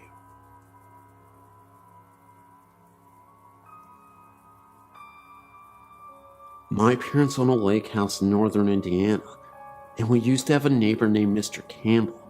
Sadly, Mr. Campbell was quite old and depressed, and one day he left a note and enough food and water to last his dogs at least a week. He said his body could be found in the lake. I couldn't remember if it was ever found though. This story has many parts, all leading to the same conclusion. Mr. Campbell's ghost haunts this property, but he seems to be quite calm and docile. The first instance, well, a rich man, Richard, bought his property, tore the home down, and built a $2.5 million house. Richard was extremely nice and was always coming over for dinner. One day, he told us that he thought his house was haunted. He had an entertainment system installed that requires him to climb a ladder to fully turn it on or off. For that reason, he always left it on and left the ladder in the garage. One day he had guests over and was going to put on the Indy 500, but the system was powered down. He said he watched TV the night before and no one had been in the house. At first he just assumed it was a power outage or something. He got the ladder and turned on the system. However, all of the settings were messed up. The volume was turned down very low, and the radio was on and set to a 50s station. The TV was off because of the radio. When he turned on the TV, it was tuned static rather than the Discovery Channel Richard had been watching the night before. He said he played it off as an accident to his guests, but that it kind of spooked him. Later, after this happened, again Richard assumed Mr. Campbell wanted to listen to music, but didn't want to disturb anyone, because no one had heard the music. Richard also had a roommate named James. The thought is that they were lovers, but no one really asked. Richard would travel to Chicago a lot, and James would be home alone. One night, my sister and I were watching TV in our room, and saw lights shining outside, and heard men talking. We looked out our window, and saw about 3 police cars, and about 6 policemen, walking all over the house, looking at windows, and knocking on the door. We went outside with our dad to see what was going on, and the police asked if we had heard or seen anything suspicious. We said no. Why? They told us someone had called 911 from the house, but only breathed into the phone for a couple minutes and then hung up. We told the police that Richard was gone, and usually when he was gone, James would visit his mother down the street. My dad called James' cell, and he was at his mom's for a dinner and a movie. He said he was planning on leaving soon anyways, and came to talk to the police. James let him in, and they searched the whole house, but no one was there. However, in the kitchen, a burner was left on high. James said he made pasta to bring to his mom's, and must have forgotten to turn off the burner. After the police left, James said he sometimes got a strange feeling in the house, like he wasn't alone when he knew he was, but that he never got scared. It was more like being watched over than stalked. My sister and a friend were sitting on our screened-in porch one Friday night after we got to the lake house late. They saw a man walk from the pier to Richard's house, and my sister called out, "Hi, Richard," or James, whoever it is. But the figure didn't stop or reply. He just walked up to the house and disappeared. The girl said a light never came on, and he never heard a door open. The next day, Richard was doing yard work, and my sister mentioned the night before and jokingly accused him of ignoring her. He told her he had not been home last night, and that he had just gotten back from Chicago early that morning. He also said that James was in North Carolina for the week for his sister's wedding. My sister and her friends were confused because they had both seen the man, and they were worried they had seen a robber. Richard asked if the outdoor lights turned on, and they said no. Why? He said he has motion detector lights, so if there was a person by the house, the floodlights should have come on, and his alarm didn't register entry last night. The next incident, Richard had to move to Chicago. It had gotten to be too much for him to constantly be driving back and forth, so he bought a flat in Chicago and put the house up for sale. James left too. The new owners are really quite annoying and full of themselves, so no one ever told him about the possible haunting or the house's past. One day Janet came over and asked us if the house had a story. I asked why. She said she had been in the shower when she saw an old man staring at her. She screamed, and he just disappeared. We told her about Mr. Campbell and everything, and she sort of freaked out. They tried to sell the house, but couldn't. She still says the old man watches her every now and then. The housekeeper says she has never seen the old man while she was showering, but that she thought she saw him one day while she was cleaning. He was in the entertainment room, listening to music. She also said that the 5 dogs will stare at all the same spot for several minutes on end, tails wagging, as if they were being talked to. We still talk to Richard, and he has told us many stories about the house. rearranged pantries, the entertainment system being changed multiple times, and other various things. We think Mr. Campbell haunts the home because he can't move on. My mom says my experience must have been Mr. Campbell trying to get away from Janet for a while. That incident was before the shower, but Janet was already in the home with her husband. We still hear the beeping every once in a while, and we all just say, "Hi, Mr. Campbell, you can visit as long as you like." The dog stops staring and following him after about the 10th time. They'll look up just after the beeping, and just before we hear him leave. I'm a bit of a baby, so I still get creeped out when I'm alone at night, even though I know he has never done any harm. My parents are the last people I think would believe it, but with so many incidents, we think he is there living out his days watching others. Maybe he regretted saying goodbye prematurely, and because of this is what keeps him from going to the other side. I was visiting my mother and some friends in Florida, and stayed with my mother while vacationing, to cut costs of course. She works nights at the local hospital, so I'm there alone from 7 p.m. until 7 a.m. when she works. It was a Friday evening, and my mom had just left for work. I was hungry, so I went out to grab a bite to eat. I got back to the house around 8 and called my friend, who was supposed to come over to keep me company, but he was running a little late. So I decided to keep myself entertained as I waited. I was in my room listening to music and stuffing my face when I heard what sounded like church bells. Now, these bells would have had to be kind of loud because I listened to my music on blast. I turned down my radio to hear the sound more clearly, all the while thinking to myself, there are no churches in the area that I know of, which made this all the more strange. As I listened, I heard the sound fade off into the distance, as if traveling away. I sat for a couple of minutes and turned my music back up and continued eating. About 15 minutes later, I heard something like someone trying to get in through the back door. My mom's house is a little older.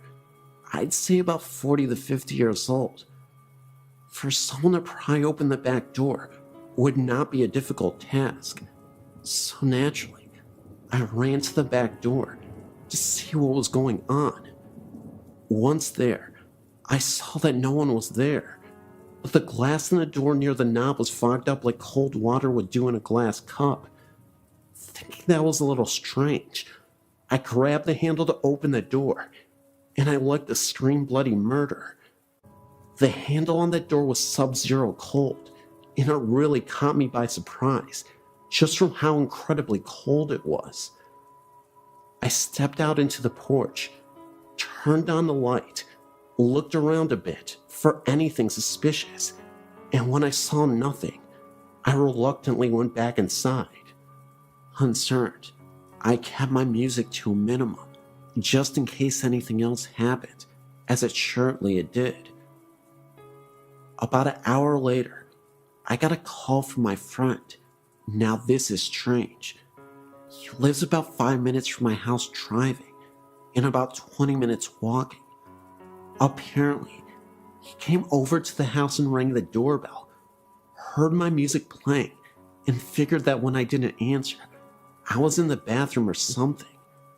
He called my phone, but it kept getting cut off after the first ring, so he decided to go back home and come back since it's not far at all. He claims that as he was backing out of my driveway, he saw the front door open. He rolled down the window to see if it was me. He said as soon as he got the window all the way down, the front door violently slammed shut, so hard that my friend thought for sure that the front window should have shattered. I heard none of this. Around the time that he came over was coincidentally the same time I heard the strange bells. So, I was a little spooked and told him to come over. So he said give him about 15 minutes and he would be over. Well, a lot can happen in 15 minutes. I got off the phone with him and went to the bathroom to freshen up a bit. I washed my hands and face and dried them. I was heading back to my room when I heard a faint sound in the living room. I was a little apprehensive to see what was making the sound and started thinking that perhaps I wasn't alone in my mother's house. From my bathroom to the living room, there is a long hallway.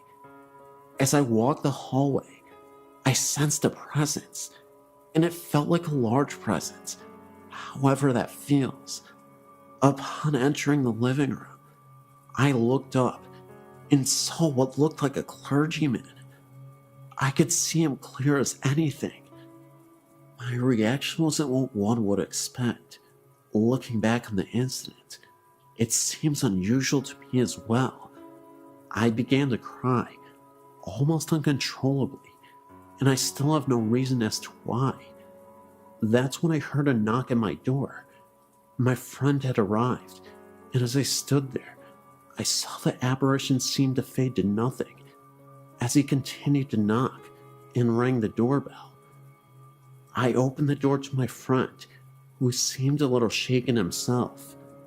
He asked me why I'd been crying, and unsure on what to tell him, I simply said that I saw something sad on TV. He asked if anyone else was in the house because he saw someone leave out the back door. I told him it was my neighbor. I've had many things happen to me. Dreams and visions have been a part of my life for as far back as I can remember, but none of them compare to this incident. Weird, huh?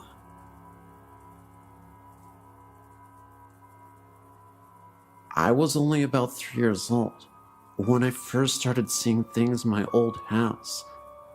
It started with the noises in the attic. I would hear a rocking chair rocking in the attic directly above my bed. However, that portion of the attic had nothing in it at all.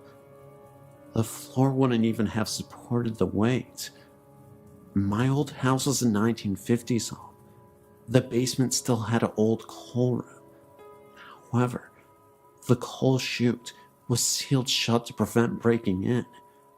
The coal room was directly below my bedroom and was the only part of the house no one ever went into. I can only ever recall even seeing the door open once.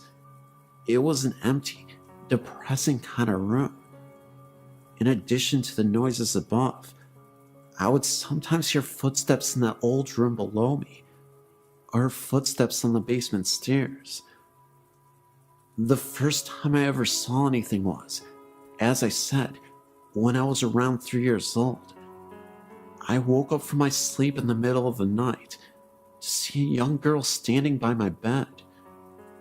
She had brown hair and green eyes and wore a 19th century style green nightgown. She looked to be about 8 years old. She frightened me at first, but I didn't get malicious feelings from her, and gradually I accepted her. She appeared to me often throughout my childhood, and even now I see her occasionally. The other ghost I saw was much scarier. I wasn't the first one to see him. My younger brother was. He was a tall man who held a knife in one hand and wore black. My brother began seeing him when he was about 5 years old. The man would appear in his closet, began to walk towards him, and then my brother in his fear would scream, and the man would disappear when my parents came running. I've never told anyone about my experiences with ghosts, for I was afraid I would be called crazy. But my brother told us all about what he saw. He saw the man a total of 4 times, once in each of our bedrooms, and twice in mine. I saw the man twice, but I didn't begin seeing him until I was much older, around 9 years old. I always got a fairly bad feeling from the man. In Victoria, the name I gave the little girl, would always disappear before he appeared. I got the sense that she was scared of him for some reason. In addition to this, when my great-grandma passed away, I inherited her jewelry box.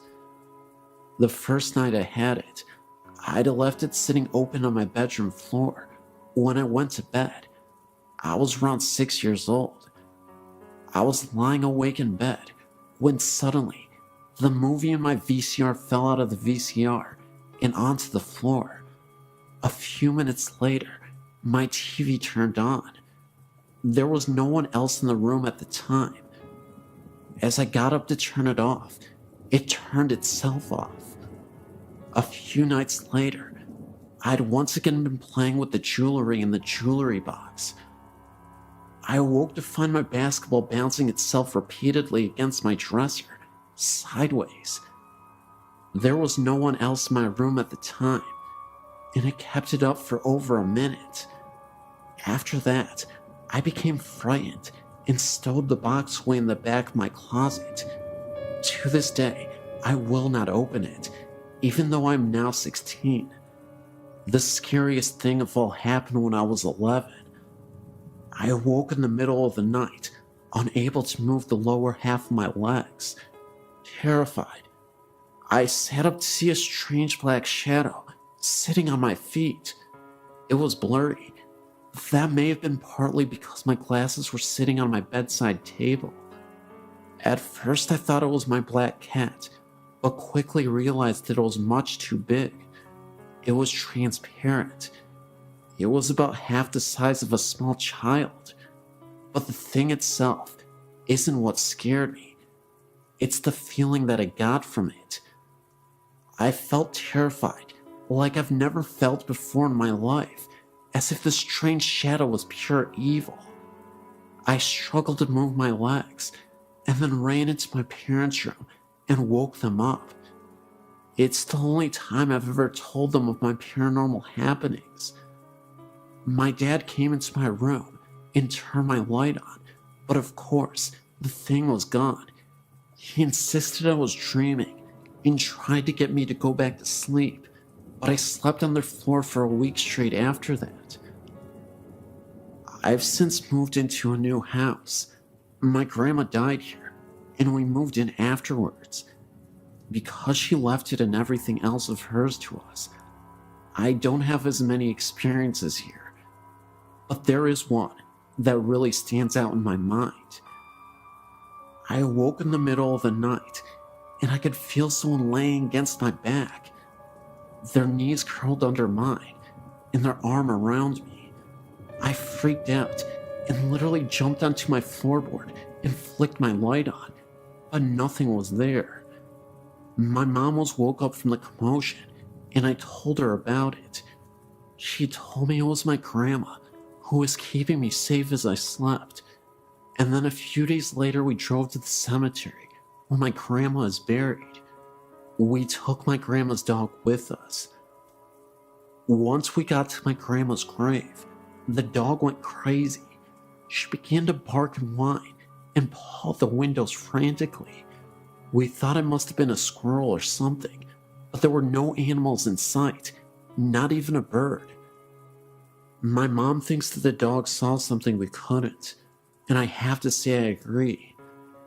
I've had many experiences, and these are just the ones I was reminded of by reading other stories on your website.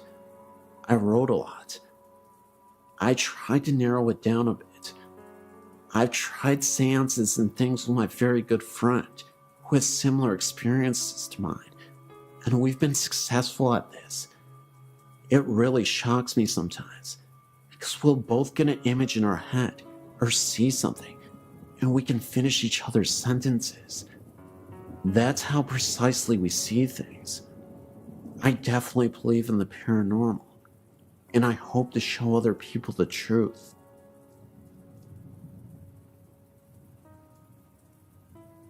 I lived in this area for over 30 years. Robinson Woods is the home of the Chief Chichi Pinque, as it is spelled on the sign, in the site of his burial marker. He was the last chief of the Potawatomi Indians, and he was related to the Robinson family. He died in 1953. There have been numerous ghost hunting expeditions conducted here, with reports of drums and shadowy forms of an Indian in pictures in the woods surrounding the memorial marker. These woods are connected to Catherine Woods, west of East River Road, south of the Kennedy Expressway. There's a trail that leads from behind the Chief's memorial marker, going to a small branch of the Des Plaines River. It is along this river that John Wayne Gacy buried several of his victims. Additionally, there have been numerous bodies found here over the years. In the late 1950s, 2 brothers went missing and were killed, and their bodies were discovered here. The area of these woods, more towards the Catherine Woods side, just south of the expressway, is where the American Airlines flight went down, killing all on board. On the east side of the East River Road, there used to be a horseback riding stable called Happy Days Stables, which was the site of many illicit doings. John Wayne Gacy was known to be friends with one of the stable hands that worked there in the 50s and 60s, and he was a frequent visitor there. This stable hand is the one who was responsible for killing the 2 brothers in the late 1950s, and it's local legend that Gacy participated in the murders. Of course, both Gacy and the other man died without ever revealing the truth of this. These woods have been the site of more phenomenon than can be counted. Generations of kids have gone there to dare each other to face their fears. I've personally experienced the drums in the woods, the face of an Indian behind the marker, felt overwhelming fear, anger and sadness, and evil along the river behind the trail, and horrifying fear around the airplane crash site. That's my story, and many others, and the rumors surrounding this area.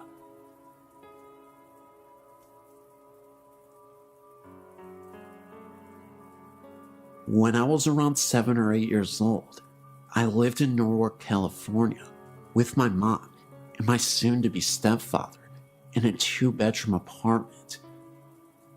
There are 2 things I remember most about living in that apartment.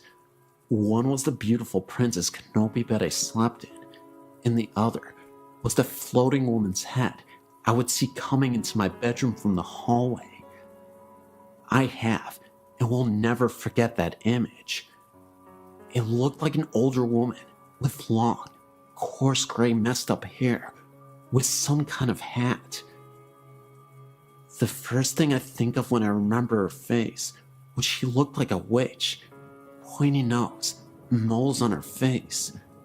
From the moment I started seeing her float in, she just stared directly at me, went around the poles of my bed, and coming right at me. I would always put the covers over my head knowing she was right on top of me, and shut my eyes hard, and pull my fingers in my ears until I felt ready to look again. I've always believed and been interested in paranormal and ghost stories. After my grandmother died, I felt her hand on my shoulder in my then boyfriend's house. I turned around. Nobody was there, but for some reason, I knew it was her, and I didn't feel scared. I felt she was letting me know she's okay and with me. Lately, my sister and I have been looking at paranormal sites and researching videos and pictures of ghosts, paranormal stories. Your site is my favorite right now.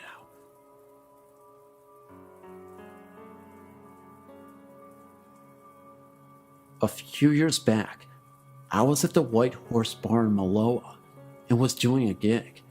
When I was done, I left the back room and walked through the kitchen area, passed by a guy in a white outfit who was preparing food, or so I thought.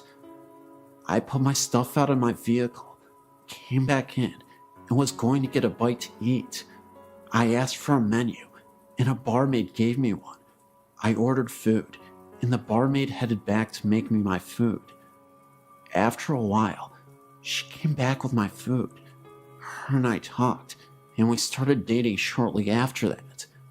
Well, a week or so later, I met the whole crew, 3 girls, and the owner.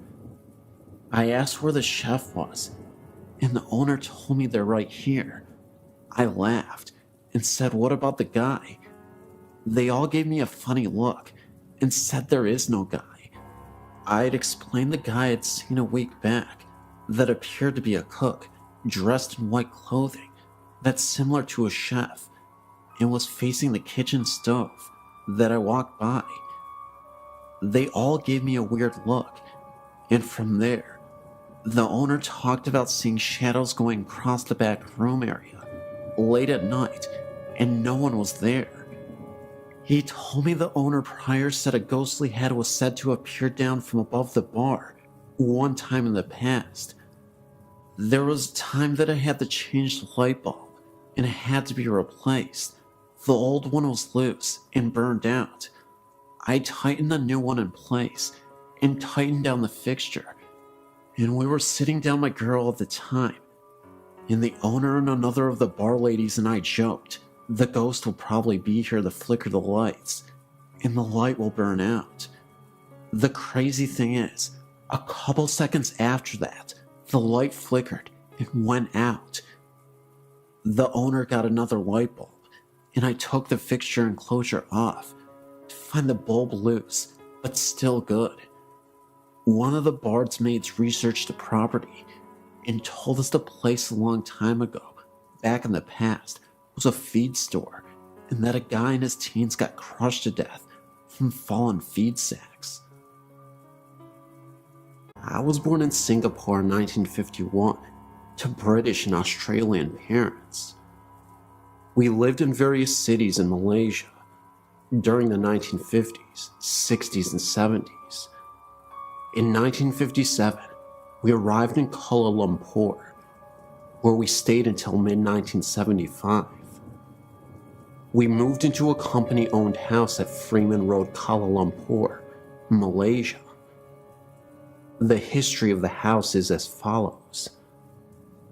It and the house next door, number 17, were built just before World War II by the late Dato Gunlay Take, a then well-known architect, who became an early Malaysian High Commissioner to either Australia or Canada. He built them for his daughters. During World War II, the 2 houses, along with a large semi-detached house immediately behind, on what was then known as Gulfview Road, were taken over by the Japanese Army's secret police and known as the Kentapai, equivalent of the Nazi Gestapo. The 2 houses behind were used as compilation offices, and the 3 in jail in Freeman became senior military officers' brothels. The women in the brothels were both Asian and European, the latter being drawn from a pool of captured civilians and military nurses.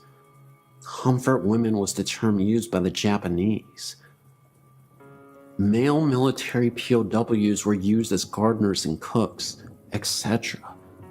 These staff, if they fell from favor, were executed, and some were obviously buried in the ground surrounding the houses, as some years later, we did find scattered human remains when excavating the gardens for our new orchid beds.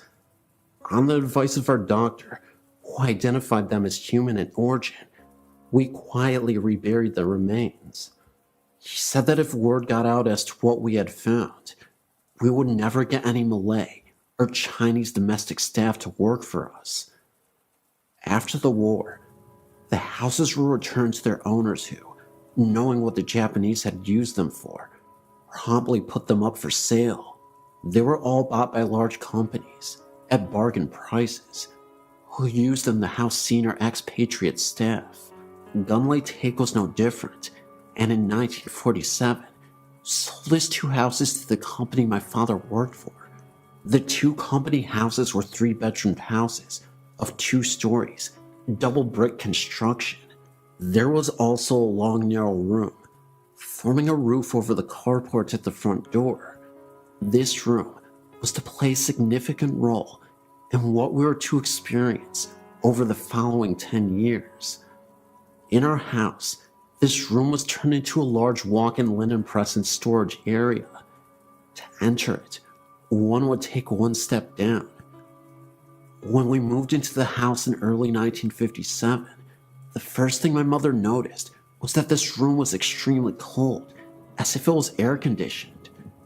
In tropical Malaysia, a non-air-conditioned room this cold is not even practical.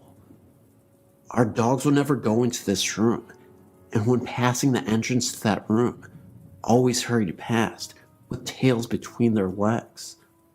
Nobody would really stay in that room for very long. It had a very uncomfortable atmosphere. However, sometimes after running around and playing and getting very hot, I would go and sit on the step at the entrance to the room to cool off. I was 5 years old and knew nothing about ghosts at this time. The main bedroom on the extreme right-hand side of the upstairs part of the house, as one faced out towards the main road, had its own full bathroom, and the other two, also upstairs, shared a bathroom via separate doors leading from the bedrooms to the bathroom. These latter two were adjoining each other. One was on the extreme left-hand side of the house, and the other at the back, with windows looking out over the back lawn. This eventually became my room. All the doors were heavy solid, with solid brass latches. Windows were hinged teak framed and had a bamboo awning type blind that rolled down over the window to give shade from the sun. Downstairs was a separate formal dining room, lounge room, kitchen, toilet, and downstairs storage room, as well as a storage area under the staircase. The lounge room opened up onto a rear veranda area. Remember, the temperature was over 85 degrees Fahrenheit plus all year round. As per usual, European expatriate practices of the times in India, Malaysia, Indonesia, Hong Kong expats had domestic servants to look after the household chores. All expat houses built prior to the early 1960s had separate servants' quarters on the property. This house had a 3-roomed building with shared kitchen and bathroom, and it had a car garage building sited at the rear of the property, about 20 meters from the main house. About 3 months after we moved in, funny things started to happen. The first incident was the appearance of a white cat. Interestingly enough, it always followed the last person who went into my parents' bedroom at night, the bedroom at the right-hand side of the house. This cat made no sound, but appeared from nowhere and scuttled into the room as the door was opened. This bedroom was air-conditioned. A thorough search of the room failed to find the cat, but next night, there it was, entering again. At the time, we had no cats. This cat was seen every night until my parents moved to the middle bedroom, which was nearer to the room that my younger sister and I shared. Their old bedroom was then turned into a guest room. Over the years, visiting guests who stayed overnight with us also saw this cat. One evening, about dusk, my mother, looking through the lounge window, witnessed a woman with long red hair, wearing a sort of white nightgown, standing near the front gate. She thought that this was unusual and walked out the front door to go talk to the woman. As she walked across the lawn, the woman walked away and went behind the hedge, which formed our front fence. When my mother got to the gate, she looked in the direction that the woman had walked and saw nothing. 3 nights later, my father saw the same woman walk into the entrance of the servants' quarters. He followed her, but found no sign of her when he entered the building. She was never actually seen in our house, only on the front and back lawn and in the servants' quarters, but she was regularly seen in the house next door, number 13, and also in one of the houses behind. The occupants of both these latter houses often saw her sitting on the edge of the bed brushing her hair, but there was never a reflection in the mirror. When spoken to, she would turn her head, smile, and slowly fade from view. We also saw an emaciated man in a military uniform. He was seen in our house, both upstairs and downstairs, as well as outside. One evening, my mother saw what appeared to be a body lying under a shroud in the front garden. About 8 years later, I also saw this figure, for lack of a better word, on the back lawn at first light one morning, and again at about 3 a.m. on another morning. From time to time, we would also see an old Chinese woman in the lounge room. She was wearing a white starched linen top with black pajama pants, cut in a traditional Chinese style. This used to be the standard Chinese domestic staff uniform in the immediate pre- and post-World War II era. We referred to them as black and whites. By the 1960s, the next generation of Chinese female domestic staff had abandoned this tradition for more colorful pajama suit type clothing. One would look up from reading a paper or a book and see this old woman standing in front of you smiling. She would then fade quickly from view. She was only seen in the lounge, in broad daylight, but never when there were a lot of people around. One evening when in my mid-teens, I arrived home from visiting a friend. As I walked down the drive, I noticed that the lounge room was lit up and a man with shiny, neatly combed black hair and wearing a khaki uniform was sitting in a chair with his back to the window and reading what appeared to be a newspaper. I got the impression that he was Asian and thought he was a friend of my father come to visit. Later, I recollected that the furniture in the room was different to what we had in there. When I entered, I found the whole house, including the lounge, to be in darkness, the rest of the family having gone out and the servants retired for the night. Thinking back, I think this man was probably a Japanese military officer. I only experienced this once, and my parents never did. Occasionally we would also hear a woman's voice calling out in terror. We couldn't figure out what she was saying, because she was saying it in Japanese. It was then that my parents realized that what we had seen and experienced were most likely the spirits of those who suffered there. After finding this out, we began to suspect that the cold room I described earlier in this narrative may have been used as a place for the ill treatment and execution of prisoners. My father learned that after the war, health authorities advised that the original septic tank was too close to the house and a new one had to be installed. While digging the new pit, workers had dug up human remains. We left the house in 1967 to move to a new house nearby.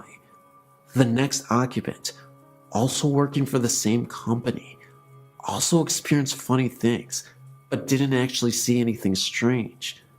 This family's dog on several occasions also dug up human bones from the gardens. In the interest of preserving the local peace, they also quietly reburied the remains and said nothing. I didn't find out about what they experienced until many years after they had left Malaysia and returned to England. The company sold the houses in the mid-1970s after my family had left Malaysia. The houses at 15 and 17 were torn down, and a large mansion was built across the boundaries of both properties. However, this was demolished after a few years, and since then, the 2 blocks have remained vacant. In 2008, they are still vacant. This is a prime land in an inner suburban area, but the land is still vacant. The house at number 13 is still standing, but is abandoned and half the roof is collapsed.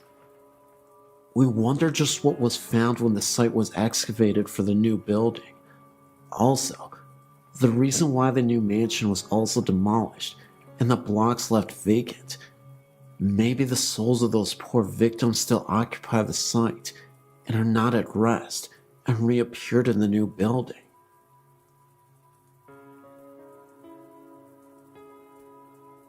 I was shocked to see that in Lovejoy, Georgia, there were apparitions.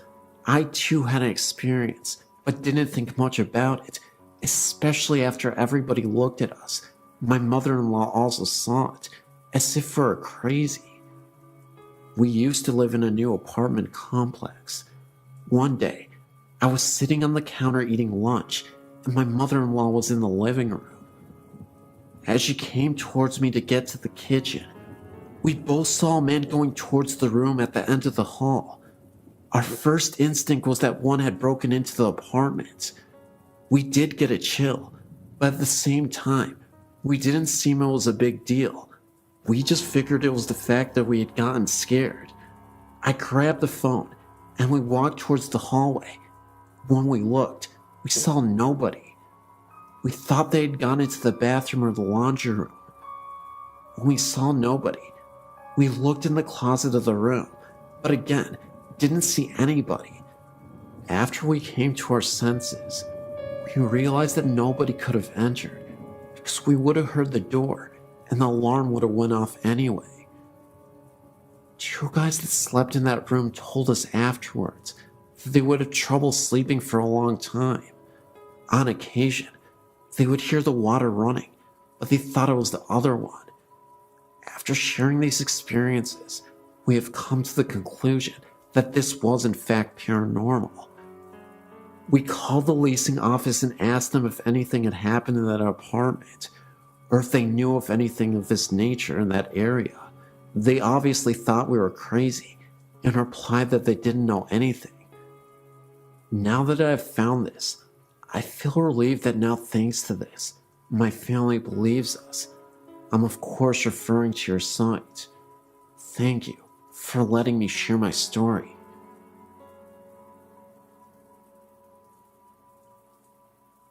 There's a lot of things in my life I've seen over the years, but nothing has disturbed me quite like this. It was the weekend of break for myself and my mom, and we decided to go up to Oklahoma City to see my cousins. Everything was great. I got to see some relatives, and nothing seemed quite out of the normal. That is as far as normal went that night. While taking the 4-hour drive back, I noticed that the moon was very huge and blood red. Of course, I didn't know about the eclipse that day, so it was cool to watch as we drove to Ferris, which is a tiny town between Lane and Antlers. I remember that my mother pulled into the Veterans Bridge in Aloka when a couple miles down the road, I happened to look up, and an elderly couple was standing on the side of the road, staring across as if watching something. It reminded me of the Grant Wood painting of the farmer. I remember looking at a clock a moment before and saw it was midnight.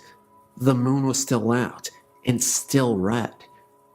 What makes it even worse for myself is that my mother also caught a glimpse of them. I turned around shocked, and I felt like if I turned around, they would be flying behind us screaming. I've passed by several times since then, and every time I get a shiver up my spine, remembering what happened that night.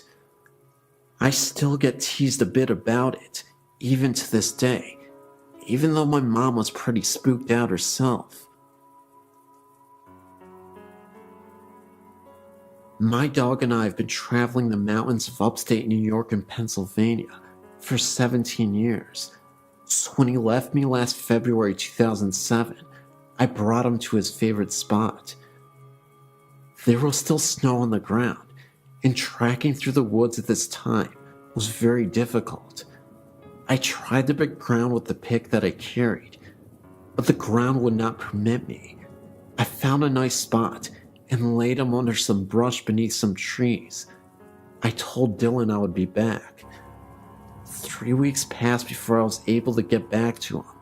When I was driving up the dirt road, all I could think about was how I was going to find him. Being where I'd laid him down, I thought I'd find him in pieces. Was getting sick to my stomach. He was my boy, and this had to be done. When I reached him, it was just like I had laid him down. Thought this was weird. He wasn't even stiff.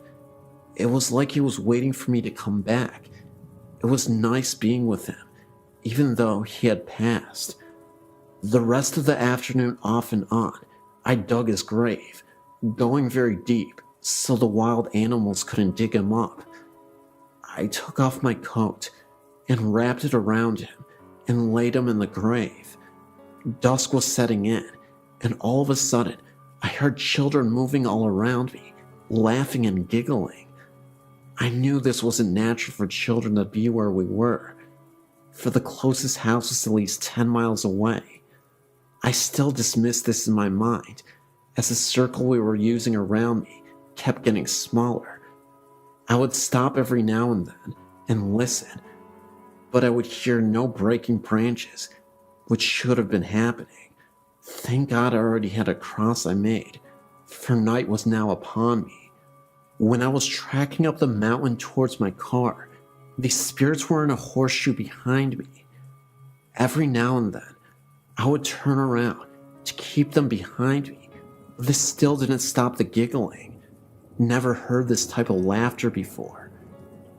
When I made the clearing where my car was, the noise finally stopped. I popped the trunk open to put the pick and the shovel in. Then I leaned over the hood of my car. There stood 5 solid white entities at the edge of the woods.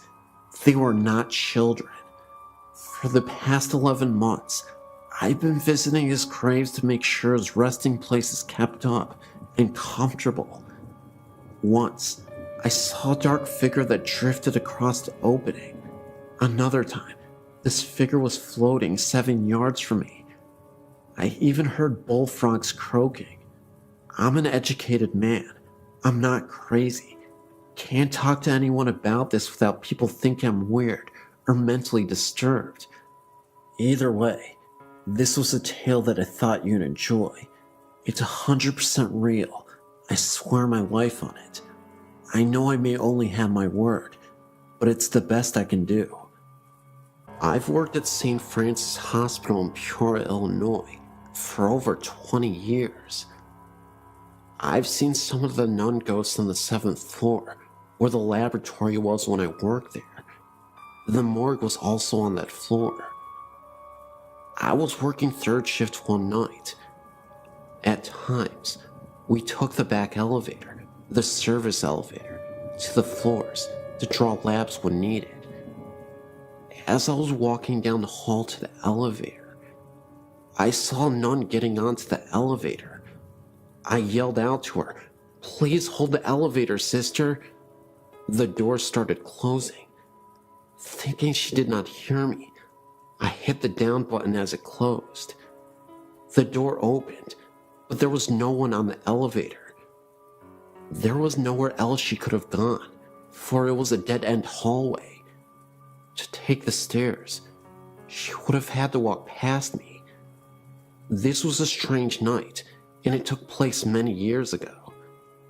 Another moment, it was fairly late, and I was again on my way to the elevator. This time, I made it inside alone, and as the elevator was closing, I saw a man in a white lab coat standing all the way at the end of the hallway. At the time, the hallway was pretty dark, but there was just enough light that you could see down it.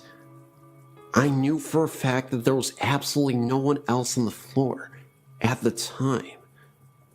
The image of the man in the lab coat, and also the nun, will always be engraved in my mind. This hospital has always had a reputation for having had ghostly visitations from previous employees who used to work there. Some of my coworkers have experienced this as well. When I was describing what I had seen to a current coworker, she was a bit startled from the revelation. That's because one night, she had taken the elevator to the morgue, and when she got down to it, she could have sworn that she saw a figure or dark shadow in a praying position, kneeled over. She said the figure was an outline of a person. No distinct features, almost cloud-like, but could definitely tell it was made to be some sort of person. My theory is that the nun appeared once again to help with the newly deceased transition to the other side. I'd also like to think that the man in the lab coat was a former employee of this hospital. Either way, there's quite a bit of haunted history here, and I'm not sure how to deal with it at times. Since I'm fairly used to creepy happenings, it no longer frightens me like it used to, but there's always a bit of excitement in telling these tales to those who haven't heard them before. I believe there is a portal to the other side that humans have access to, and eventually we'll transport ourselves to this world. As for now, we're just getting a glimpse of the afterlife.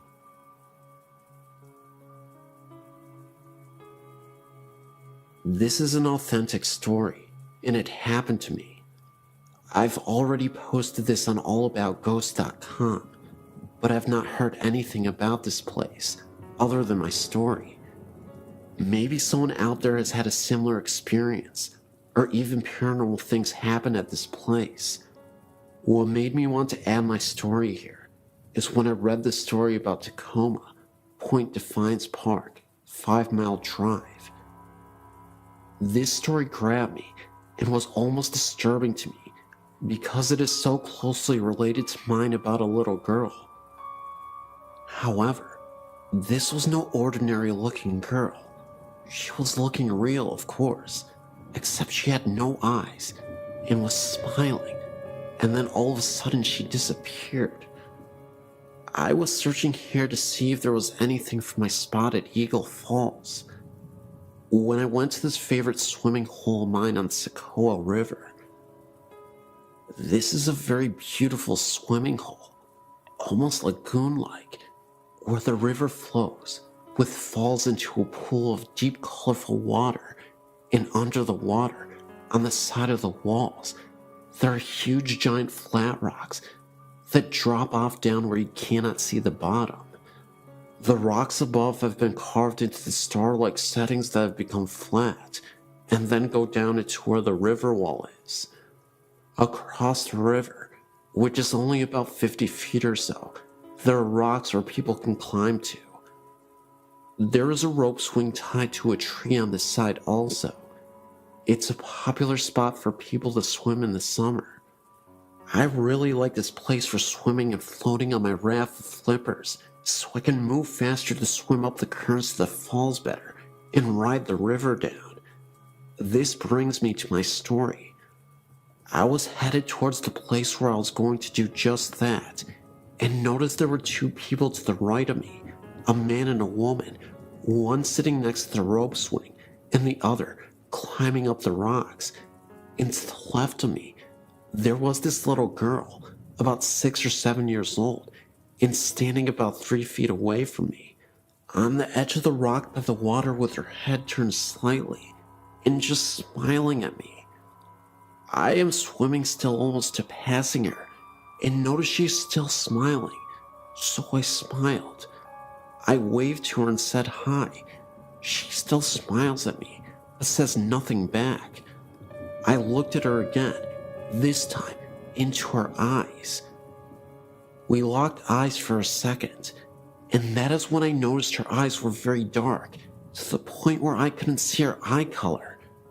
They only looked like black holes, almost hollow-like. Everything about this girl seemed normal, except for her eyes.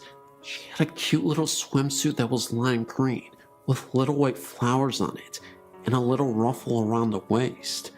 She was tan, and had golden blonde shiny hair that came down past her shoulders, and also had bare feet. She was alone. There was nobody above her, or next to her. I was thinking that maybe she was standing there watching her mother swing from the rope swing, or something, but as I swam a little bit past her, I suddenly turned to look back, because I feared her being too close to the edge, and wanted to let her to know to step back. but as I turned to do this, she was gone. Now, I was wondering how she could climb the rocks that quickly, and how she could be completely out of sight when I only turned for a second, then looked back. Surely I would have noticed her walking away, at least if she did climb the rocks, or even if she had fallen in, I would have heard the sound of water splashing. I was only a few feet away from where she was standing, and I quickly went to the area where I saw her, and nothing. I looked above and further back where some people were sitting by some trees, and looked down along the banks where other people were sitting, and with kids, and no one looked like her, or had blonde golden hair, or the same bathing suit on. At this point of feeling very confused, I felt a cold chill come over me, and my hairs and my arms were standing up. I felt a sadness and chilling feeling, and had a vision of the same girl falling into the water and drowning. I even felt some pain and a little bit of anger type emotions, right there where she stood, while I was still trying to see if I could find her. I thought, where are her parents? Why is she all alone? So I swam back up to my spot by the river and told a friend I was with what happened, and I pointed to the rock she was on. He said it sounded and even looked like I saw a ghost from the way I was acting. I asked him if he would go back with me to look for her, and he said no way, that is way too creepy. I don't want to go over there with you. I'm thinking about how this situation is so crazy, and the fact that it's daylight even. I'm going back to see if I can see her, I said. Determined to find her, I swam back to the spot where it happened, and looked all over the area where people were sitting, and still, no little girl in a green bathing suit. I started looking in the water to see if I could see anything from down there. Nothing. And the girl across the river that I thought was her mother was not. She was with the guy on the rock still. Then again, I get the chill, and I'm feeling sad, and start becoming afraid of the spot, and even swam away from it again, thinking this doesn't make any sense, then wondering if I'm the only one who saw her. Did the people across the river even see her? This is a wide visible area where you can see everyone around you. Am I losing it? Then I remember those eyes she had were actually hollow. The smile she made, and just kept smiling at me. How she didn't even move from the time I swam towards her, stopped, made eye contact, and said hi, then kept swimming, only a few feet further, then turned around to say she was close to the edge, or, where is your mother? Somebody should be with you. I truly believe what I saw was an entity of some sort, and perhaps this little girl might have fell into the river and drowned, right where she was standing.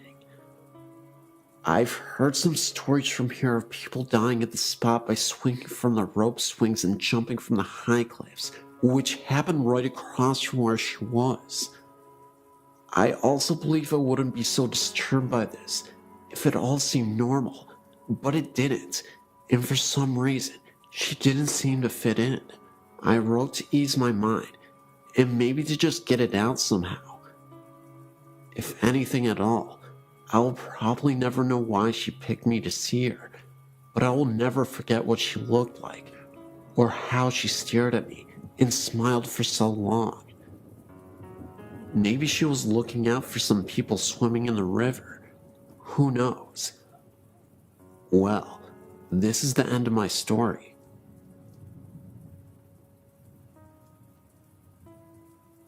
Up until I was around 10, my mom, sister, and dad and I lived in a house called Fielder's Green, which was in Lanark, Cornwall.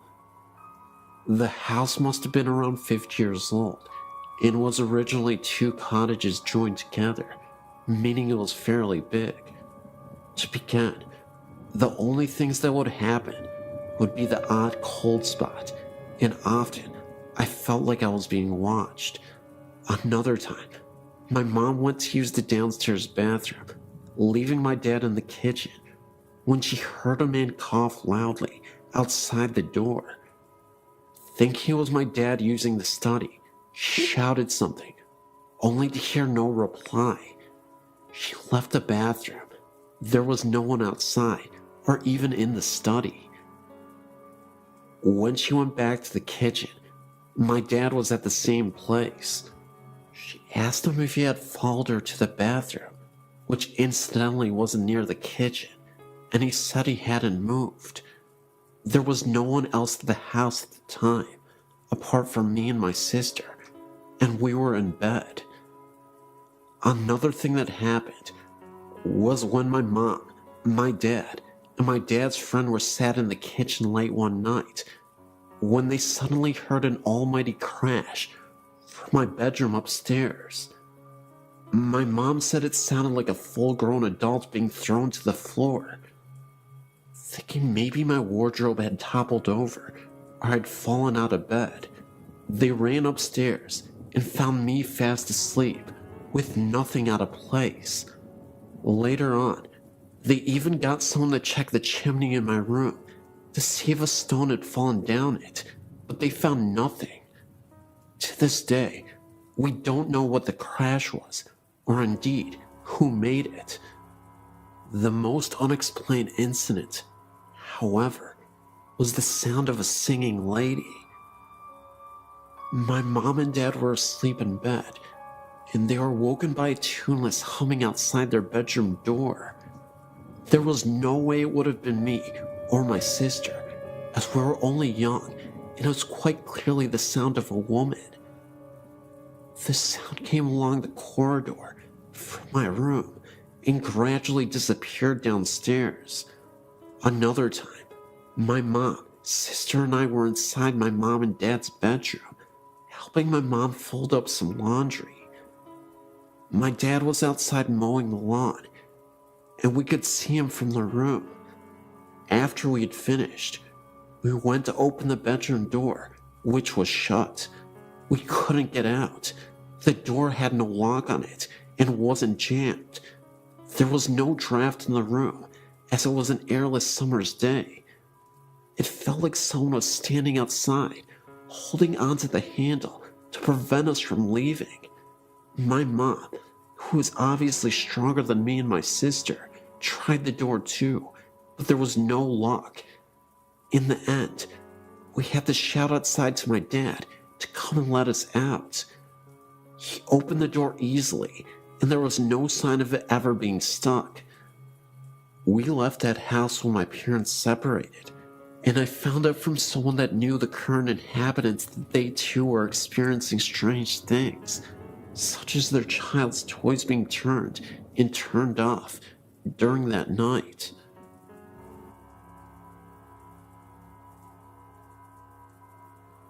My friends and I went to Cypress Valley Cemetery in Villanova, Arkansas. We come to your site and have tried out some of the places and have gotten good responses. We parked our car out front and went into the gates around 3 in the morning. There were 4 of us. There were 2 guys, and then my best friends and I, who are girls. The guys went in first, and we followed them soon after. Immediately entering, we all had a very strange feeling come over us. My best friend and I decided to go back to the car and let the guys walk around and explore some more.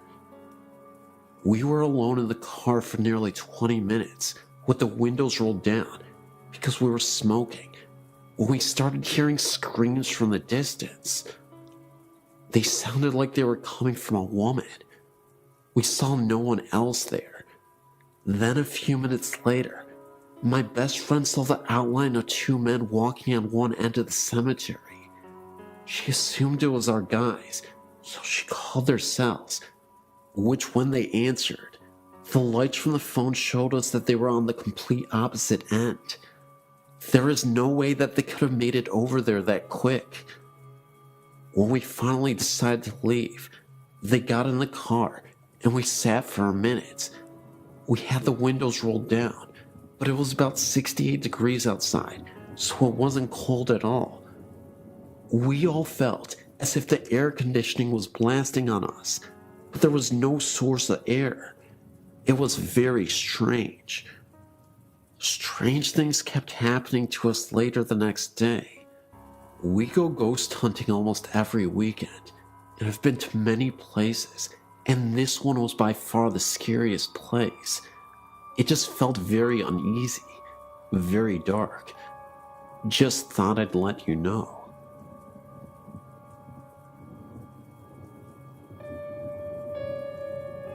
Here's one of my stories of paranormal activity. From being very young, my brother and I had always experienced things we knew were not normal. But of course, our grandparents, whom we had lived with since we can remember, brushed it off as childish imagination. As we were growing up, we saw less and less unusual happenings. It all began when I was 15 years old. My brother at the time was 17, and our grandfather passed away. My entire family reported seeing him the night after he passed away.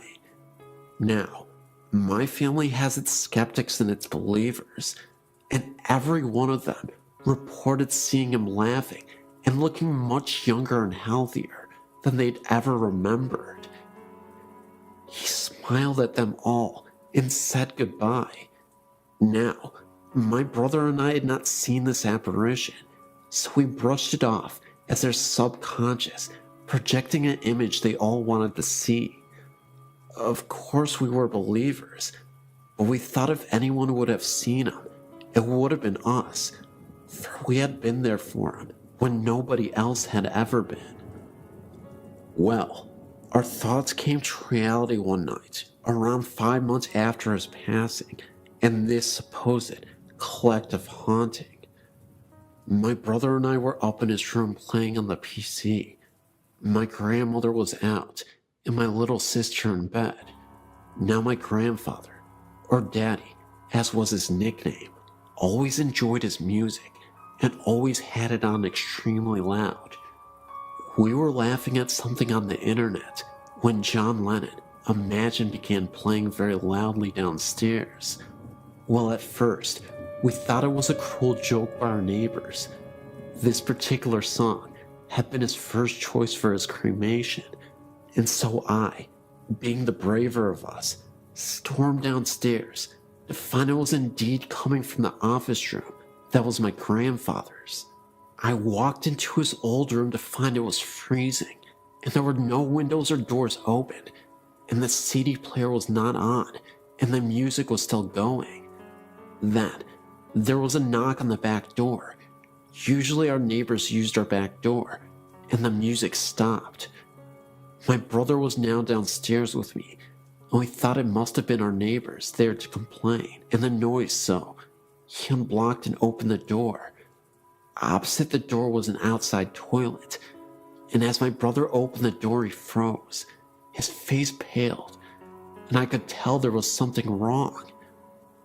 I looked outside to see nothing, but incredibly shaken by the music, I slammed and locked the door, turned every light on in the house, bar my sister's, as she was seemingly sound asleep, and sat downstairs, waiting for my grandmother.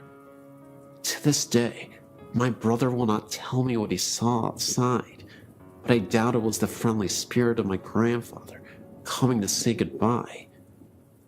The reason I believe this is because the morning after, my little sister said, "Do you believe in ghosts?" I didn't react and merely asked why. She then replied that the night before Daddy had been in her room when she was crying about his passing, telling her to shush, that everything was okay and he was happy. Also, my neighbors, who were really quick to complain, never mentioned any loud music coming from our house.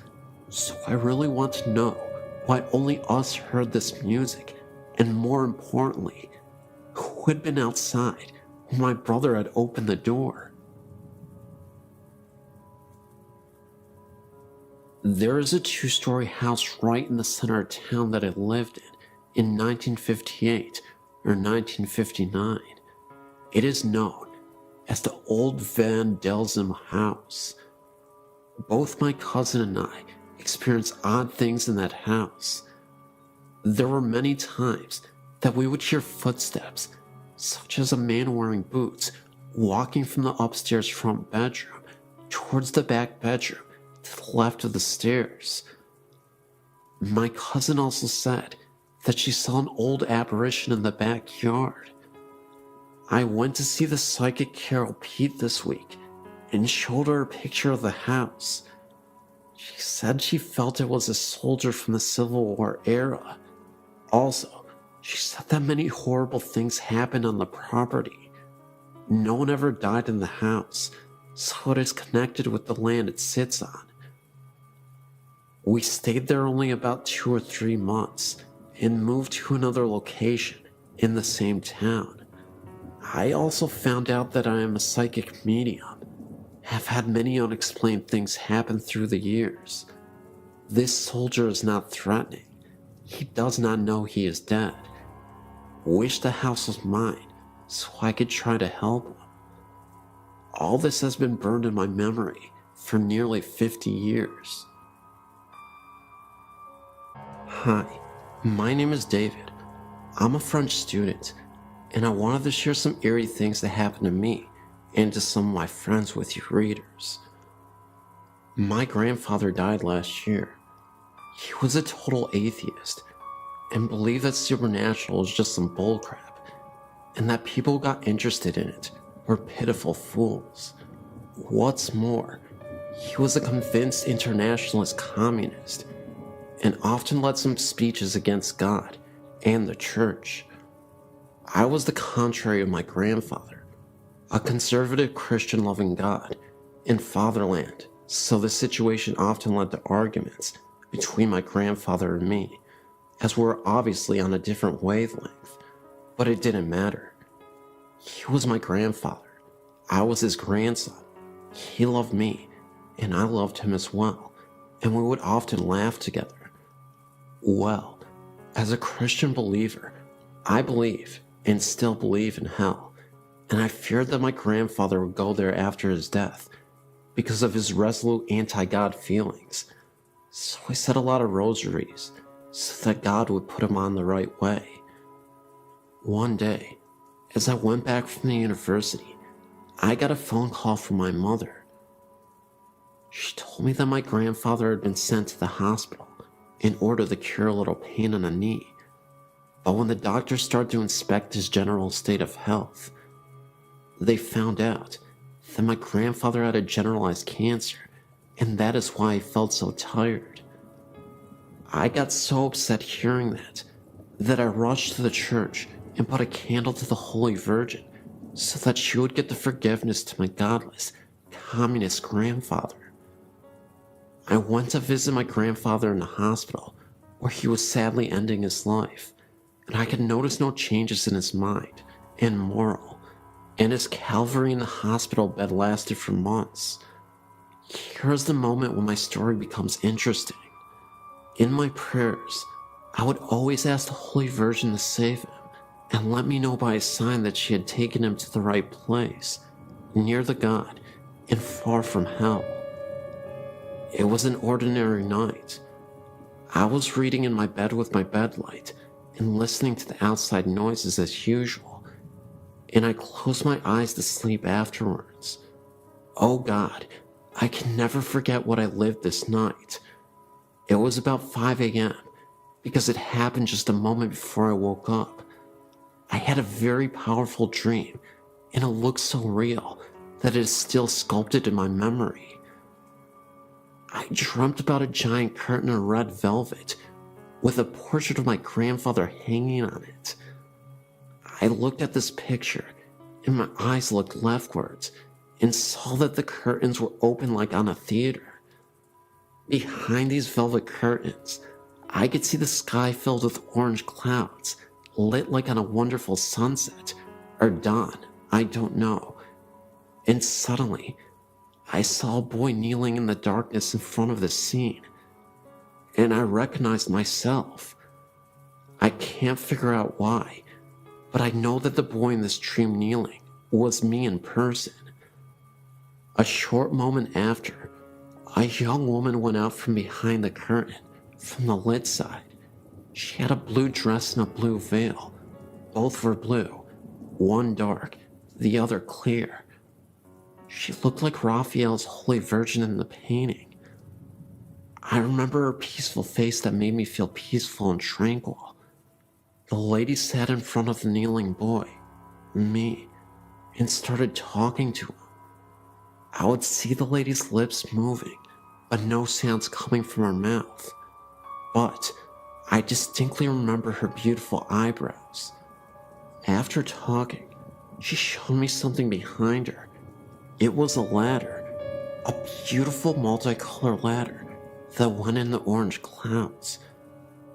The ladder went through a hole in the clouds, and this hole had incredibly powerful light coming right from it, and it throwed rays of light. It was noisy like a storm, though not frightening at all, not at the contrary. My dream stopped with this vision of delight. I'd forgotten the dream on the following morning and went downstairs for the coffee. My mother was standing in the kitchen, and her eyes were painful. As I held my cup, she told me that my sister called from the hospital and that my grandfather passed away. I was waiting for this event with pain, but I got psychologically ready. Anyway, tears began to go out from my eyes, and I began to cry and go in the garden to think. And as I was walking through the trees in my garden, I suddenly remembered that strange dream of the night, and I was thinking that it was the sign I was waiting for, and that I beseeched the Blessed Virgin to send me. I was so grateful. I went to the church and told the Holy Virgin thank you, but I wasn't expecting such an intervention, but another prayer of mine had been made. However, if you're thinking that this story is going to be about light and positivity, you thought wrong. Because one day, a few days before the funeral, I was visited by a spirit with horns. That's right. I was lying in my bed asleep when the door slightly opened a little bit, and I was greeted by this creature, this horned figure. It was definitely a black mass, but it was just standing there as I was trying to regain consciousness in the middle of the night. It stared at me with its red glowing eyes. That's all I remember, the dark outline of this dark mass and the horns protruding out of its head. It was there for about 40 seconds, and I'll never forget the sight, and it just slowly disappeared. I have no idea what connection this is to my grandfather, or even if it means something, but it definitely rattled me to my core.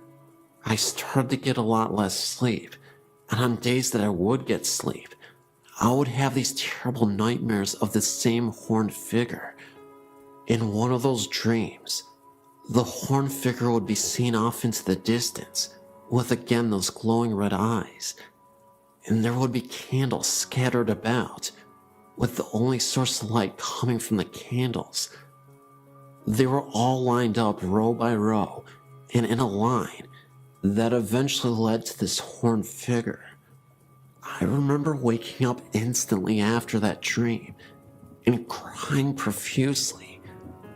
I yelled out to my grandfather.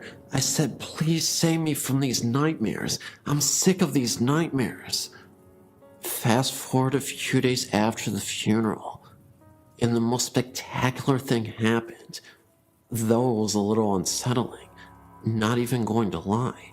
And I feel like this was truly confirmation that God was answering my prayers. We have this massive full-body mirror that rests in the living room. This is where I saw my grandfather in the mirror, standing right behind me. It happened so fast, and it disappeared so quickly, that I had to regain my composure and not freak myself out too much, because I knew deep down inside that my grandfather was here to tell me it was okay and that I shouldn't fear evil. Was it a possibility that I was so distraught over losing my grandfather that I thought I was losing my mind in the process and I was just imagining everything that I was seeing? I don't know. I can see why people would think that after this story, but what I do know is that I contacted my grandfather and maybe some unruly spirits, maybe deep below the surface, that we can't always reach. And it's truly terrifying, but also comforting to know that my grandfather has my back, even in the afterlife. One early morning, I'd been sitting in my family room, reading the newspaper. It was a very quiet morning, and I was all alone. The sun was coming through a bedroom window off the family room and shining down the hallway. It was one of those extremely bright sunrises, the kind where you can see dust particles floating through the air. I glanced up as I was turning the newspaper page. I then saw in the sun rays the outline of what looked like a man. It had a light black to gray color. It had no details, just the outline of its body. It was about 3 feet off the floor and had no legs from around the knees down. I could see the arms. It had no hands either. I just remember telling myself, wow, it's a ghost, and I took it all in. I told myself not to turn my head or blink. The ghost appeared to be looking into the bedroom. It turned its head slightly to the right. At that point, I had to blink. My eyes were drying out. When I did that, it was gone. I then got up and put my hands through the spot where it was. I guess I wanted to see if it would be cooler or something, but it was the same temp. I just stood there in amazement of how cool that was. I also needed to add, it was no one's shadow, and it's hard to describe, but it was not a shadow. I could see the dust particles going through the figure, and the figure was in the middle of the hallway. It was 3-dimensional. It actually looked like a hologram. I really love those rare ghost encounters.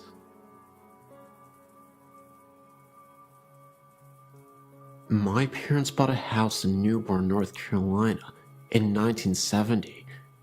It was a brand new home in a new neighborhood. I lived in this house with my parents and younger sister until I went to college in 1994. The house was a 3-bedroom, 2 full bath ranch with a carport. Before I was born, my father enclosed the carport and turned it into a large den. The original steps, carport door frame, and window frame remained and led up into our kitchen.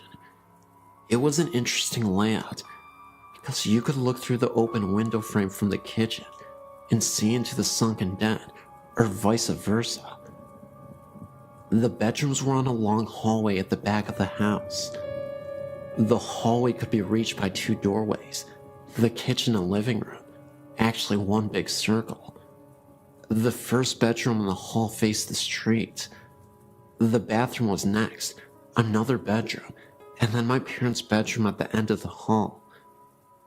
The room next to my parents' room was mine until my little sister was born. I was 5 years old. I was moved down to the first bedroom. This room gave me the creeps. The closet door would slide open a bit on its own, which my parents said was probably a draft from the heat or air conditioning. However, after someone broke into my bedroom window while I slept and stole a few things from my room, I never stayed in there again, usually sneaking into my little sister's room and sleeping with her or sleeping on my parents' bedroom floor. I constantly slept with the bathroom light on and a bright night light or lamp. I would wake up in the middle of the night and hear odd noises that made me feel paralyzed and cold all over. One would think these irrational fears would subside with age, but they seem to intensify over the years. One recurrent incident that still bugs me occurred in the kitchen, den area. Whenever I would be sitting on the couch watching TV, I would see the silhouette of a person walk by the window frame from the old carport. I would assume it was my mom or dad because the shape was tall. What would scare me to death was the fact that no one would appear at the door leading to the steps after I would see the shape walk by. Many times I would call out to my parents, thinking it was one of them, but no one would answer, and then I would walk up the steps and look into the kitchen. There was never anyone there. Most times, this would happen when I was home alone. On numerous occasions, my parents would come home to find me sitting on the front porch steps or sitting in my car with the doors locked. This went on for years, and I was very excited when I moved out to go to college. Years later, I went to visit my little sister and stayed with her in her college dorm room. We were telling ghost stories with some of her friends when I told her my accounts of the shadow. I was in mid-sentence when my sister finished my thought and described the incident in perfect detail. I had never told my sister about this because she was much younger and I didn't want to scare her. Needless to say, we were both shocked and had goosebumps. We compared stories, and it seems we had very similar experiences in that house. My parents eventually built a new house about 10 miles away and sold that house. I wonder to this day if the new owners have ever experienced any of the oddities that my sister and I did.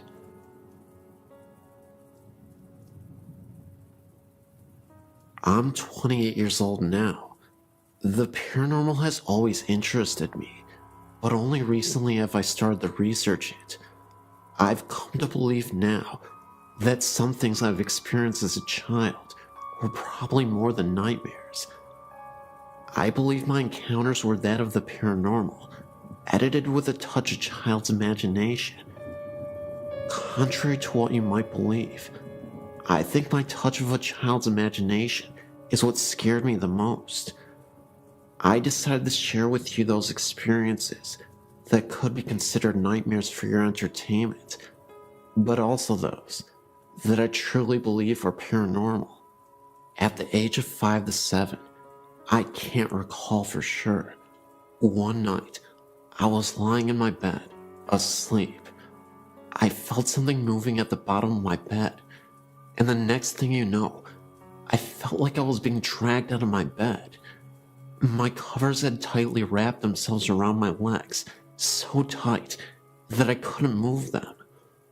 I yelled, "My bed is eating me! Help! Mommy, Daddy, help!" By the time it stopped and parents got into the room, half my body was hanging off the side of my bed, while the other half was hanging on for dear life. You know what my parents' response was? That's what happens when you don't fix your bed every day. Your bed eats you. No, really, I still never fixed my bed after that. I disproved that theory fast. It never happened again. I look back now and realize that whatever it was in that house had a weird and somewhat morbid sense of humor. Check it out. Several other times, I would wake up from a rather deep sleep, turn over, and open my eyes, as if something told me, "Wake up, Steph." Sure enough, I would open my eyes, and one of two things would be sleeping next to me. A, Bo Duke. He was like a hero to me at the time. Or B, an orange mummified witch with a cone-shaped hat and empty eye sockets. Now, you would think waking up next to Bo Duke saying "Hi, Steph" would be cool as all heck, but no. I would freak out, jump so high I would fall off my bed, and thump, and run to my mom's room screaming, "Bo Duke is in my bed, help." It was way more dramatic when I saw the witch. Now, here's what really makes me think it was actually a spirit playing games with me. As I got older, about 10 years old I would say, the occurrences were not so graphical. I would still hear a voice say, "Wake up, Steph." I would open my eyes and see a pitch black silhouette of a man standing in the far corner of my room, about 6 feet tall. I would blink my eyes a few times. He was still there. I would pull the cover over my head and then peep out. He was still there. Of course, I then freaked out and ran to Mommy's room screaming, "The boogeyman is here to get me. Help, Mommy, the boogeyman is here." This would happen several times a month, for a good year or so it seemed. The last occurrence was years later, when what believed to be the same silhouette mentioned above ran across my room. First, I saw a blur run down the hall to my left and stop at the middle of the wall near the footboard of my bed. It took a moment for it to take shape, but it was definitely the silhouette of a human. I started to dart, and the moment I moved, it darted towards the other wall and vanished. I freaked out and flew to my dad and told him that there was someone in my room. Years later, when I was old enough to understand, my dad told me of the ghost of an old lady that dwelled in the house. She was a nice, but sometimes grumpy old gal. However, that doesn't explain the man that was in my room. I still can't figure out if the Bo Duke witch thing was truly a nightmare, or a spirit messing with my head, using the touch of a child's imagination.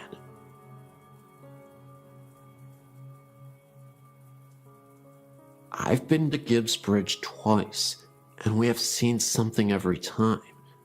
The first time the signs kept changing. There would be a lot of writing on the signs, or not every time we came around. I looked back and thought that someone was messing around with us, and I saw a figure standing alongside of the road, ran by the guardrail, and disappeared.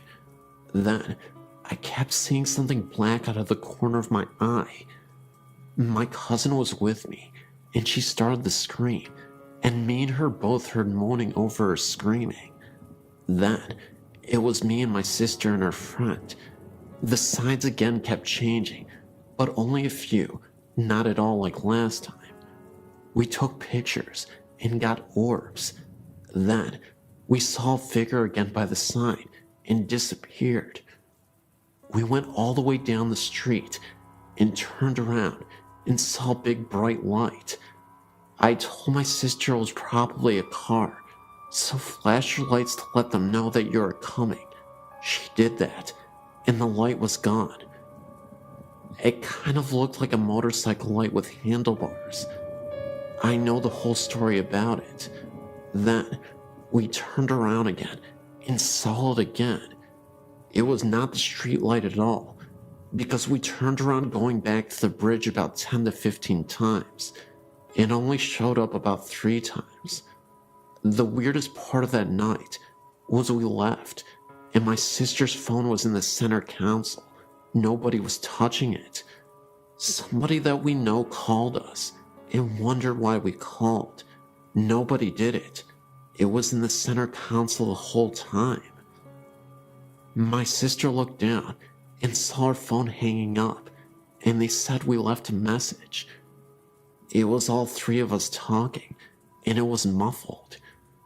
Tell me what you think, and go out there sometime again. Thanks for reading my story.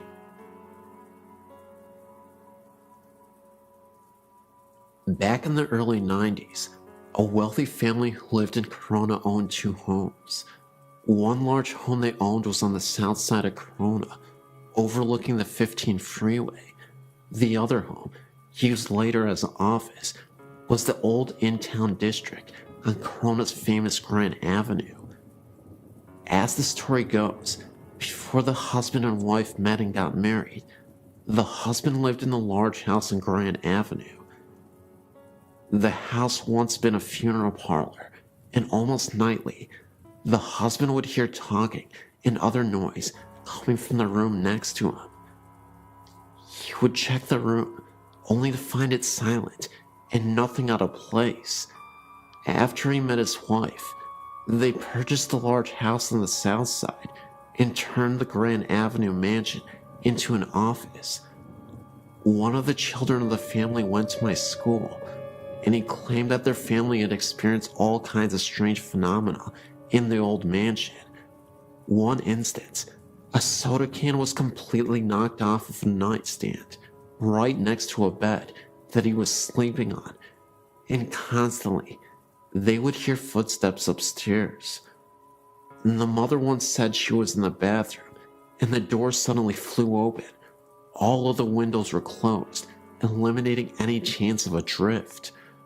Another night, the family drove past a mansion, as they often would, to make sure it was secure. Remember, nobody lived there at this time. It was only used as an office.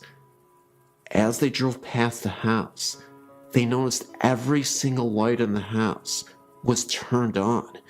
They went in, turned out the lights, and left. They checked with everyone who had a key to the house, and everyone assured them they had not turned on the lights. It is claimed that the atmospheric pressure in the backyard is different from the rest of the area.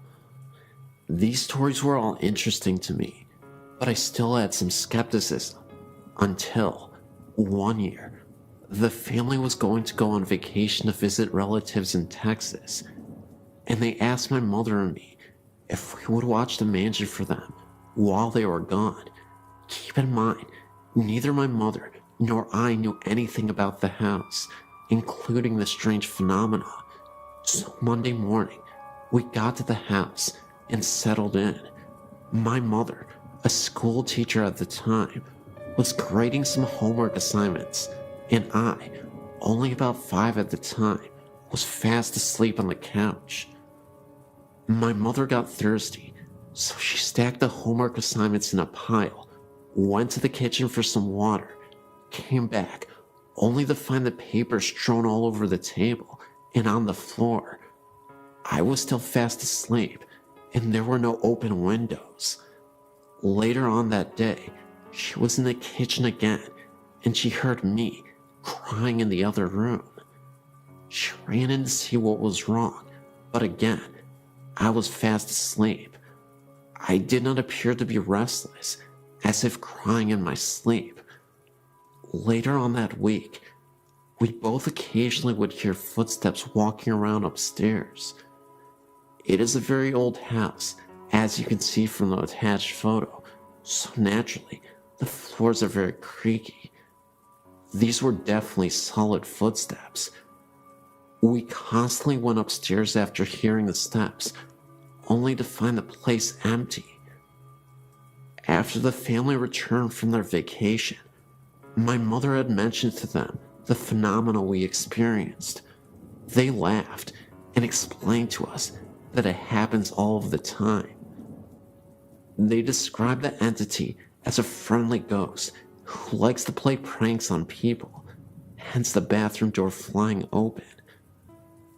The family eventually moved to Texas and sold the mansion to somebody else. I never returned to ask the new owners if they have experienced anything. Perhaps somebody around this area might want to. My name is Prenta. I lived in Hamtramck, a suburb of Detroit, Michigan, in a 2-story flat on Grayling Street. The apartment itself has a long and bloodied history of violence and death. Not only did I experience multiple ghostly apparitions, such as a man in a long beard that resembled Abraham Lincoln, but demonic possession, as well as poltergeist activity. The demonic possession was incredibly startling. It wasn't something that occurred inexplicably. I had a boyfriend who was connected to negative energies, and an evil spirit named Harold latched onto him. My boyfriend had never been once an aggressive or temperamental person. However, after staying together in that apartment for a lengthy period of time, our relationship began to sour. He would often talk in his sleep, which was something he had never done in the 7 years previous, and we had lived together for a long time. One night, he was sleeping right next to me. For some reason, I remember I had a difficult time trying to rest, so I was tossing and turning in bed. My boyfriend was dead asleep. Not a second later, he starts whispering. He keeps repeating, "Harold's here. Harold wants to play." Although it scared me half to death, what he said after that truly shook me to my core. He uttered some unnerving words, something about how he was going to take care of my suffering soul. At that point, I couldn't take it anymore, and I woke my boyfriend up. He was in a pure state of delirium. I told him he was talking in his sleep, and when I told him what he said, he looked at me as if he were terrified. That's because he said he had a dream about a man named Harold. My boyfriend told me that in his dream, he was in the mafia, and Harold was his mob boss. He wore a pure white suit and looked like a traditional mobster from the 1920s. Well, a couple days later, I was cleaning my apartment when I discovered a secret room that I never noticed before. It was basically a walk-in closet. The room was empty except for a small cabinet with a drawer. I opened the drawer, and in it was an old newspaper from the 1930s. I kid you not. In this newspaper was an obituary about a man named Harold.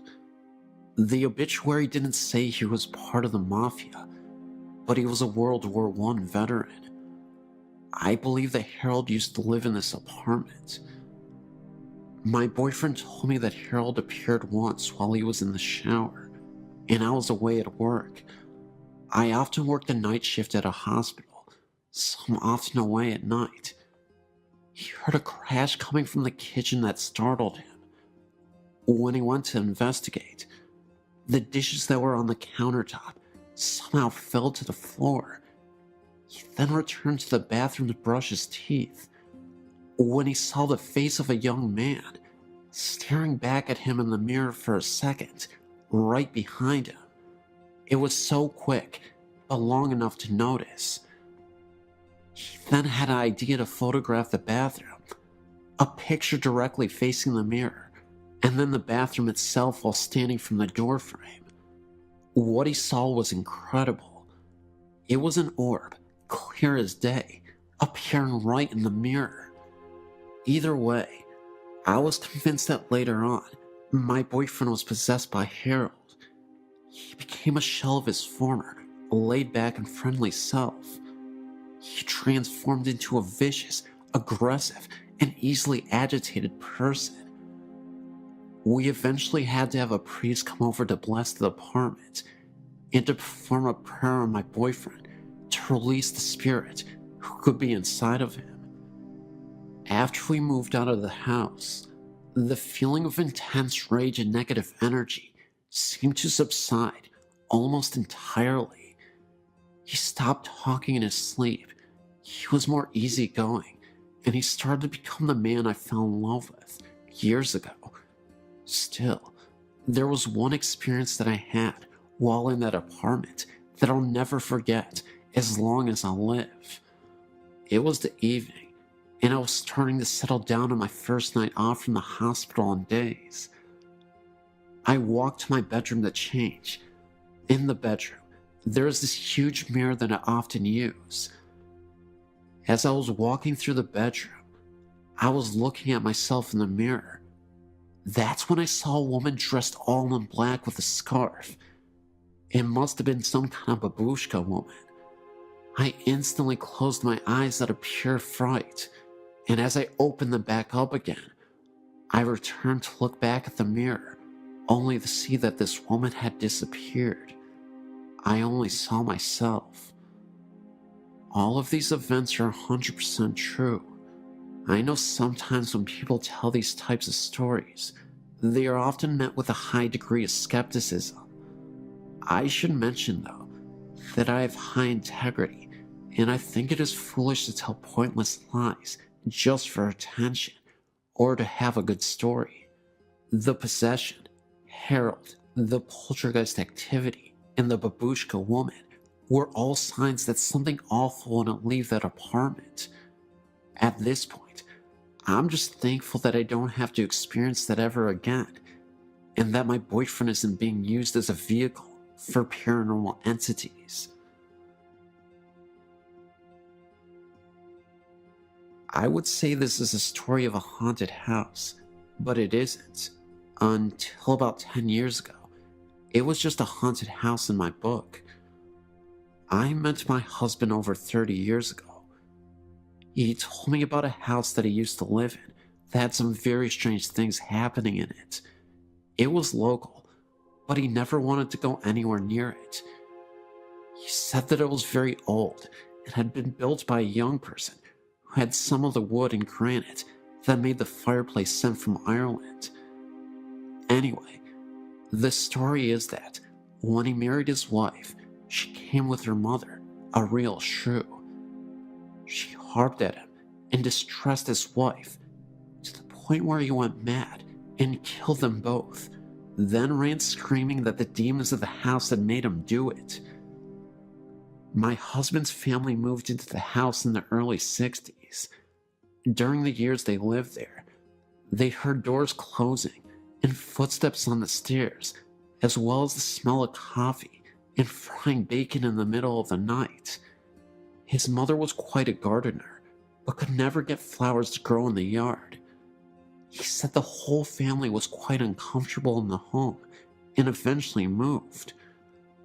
We had been together for a few years when we heard that the property had been sold for a mini storage lot. We were talking about it with my sister and some friends when my husband told the story. The friends asked to see the house. I'd never seen it to this point, and I'll admit, was more than a little bit curious. We finally talked him into going, and away we went. When we turned onto the street, we got a really creepy feeling, but when we pulled up to the house, I was absolutely terrified. There was not a living blade of grass or anything else on that lot. We live in Washington State, and this was March. The house was dark and very ominous. I refused to get out of the car. So did my sister. The guys, 3 of them including my husband, took a flashlight and headed around to the back of the house to see what they could see. After a few minutes, we saw a flash of light on the 2nd floor.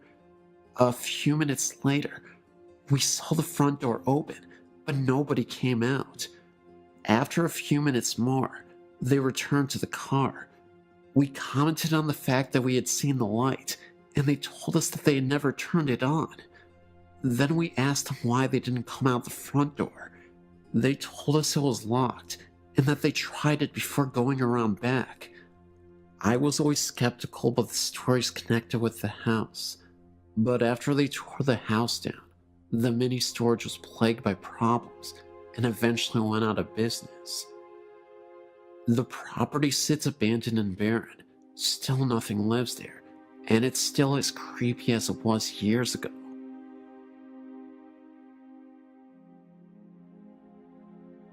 I've got a story to add to your website. I've gone back and forth about someone having come check it out. Just not sure I'm ready for it, but here goes my story. My husband and I moved into a new house built on a minor Civil War battlefield. We know there was another house in the vicinity. There was also a tree that was referred to as the hanging tree, not far from our backyard, on which about Union soldiers were hung. Soon after moving in, we noticed odd shadows and white lights that seemed to move across rooms with no apparent source. We tried to account for them by cars passing on the road, but never could pinpoint anything. One evening, we were watching TV when a shape ran past a door to what eventually would be our deck. The door was a good 4 feet off the ground, but the person running past ran level with the door itself. My husband and I ran for the door, flung it open, and my husband jumped down and ran in the same direction. At that time, we were the only house on that end of the street, and, being a very small town, it's very quiet at night, and sounds carry for quite a distance. We didn't hear anyone running, nor did we see anyone. We were spooked, but figured it was a kid, and our eyes played tricks on us. Not long after that, my husband jumped off the couch and ran for the door again because he said someone was standing there looking in. Again, level with the door and no deck. There was no one we could see when we went outside. Some months later, I was up around midnight cleaning the kitchen. My husband had gone to bed and shut the bedroom door. The bedroom was at the top of the steps and the door in plain sight. I was watching TV across the great room when I saw out of the corner of my eye a man leaning around the corner of the hallway wall and smiling at me.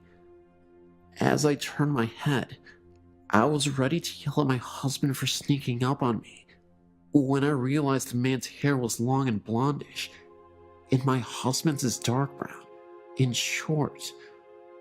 I also realized the man was wearing a white t-shirt with full sleeves, nothing my husband owned. I couldn't see anything from the waist down. While I stood there staring, he simply vanished. I immediately ran to the hall and noticed that the bedroom door was still shut, and if anyone had gone out the front door, I would have heard it. There was nothing, no sign of anyone. When my husband got up for work, I told him what happened. He said it was my imagination. I didn't think so, but we left it at that. However, I started turning on the lights when he left the house for work, since he left at 3 a.m. A few weeks later, though, my husband was in the front room at the computer. To the left is a table with an antique mirror hanging over it. My husband saw movement in the mirror, in turn thinking it was one of our cats on the table. Instead, he saw a man's shoulder and arm, wearing a white shirt, walk past in the mirror. My husband simply got up and walked outside until I got home. During this time, my son, who knows no fear, would never stay downstairs at night by himself. He said he was creeped out, like someone was watching him from outside the door. My daughter, a typical teenager at the time who kept to her room, would often come downstairs to hug me and sit close to me.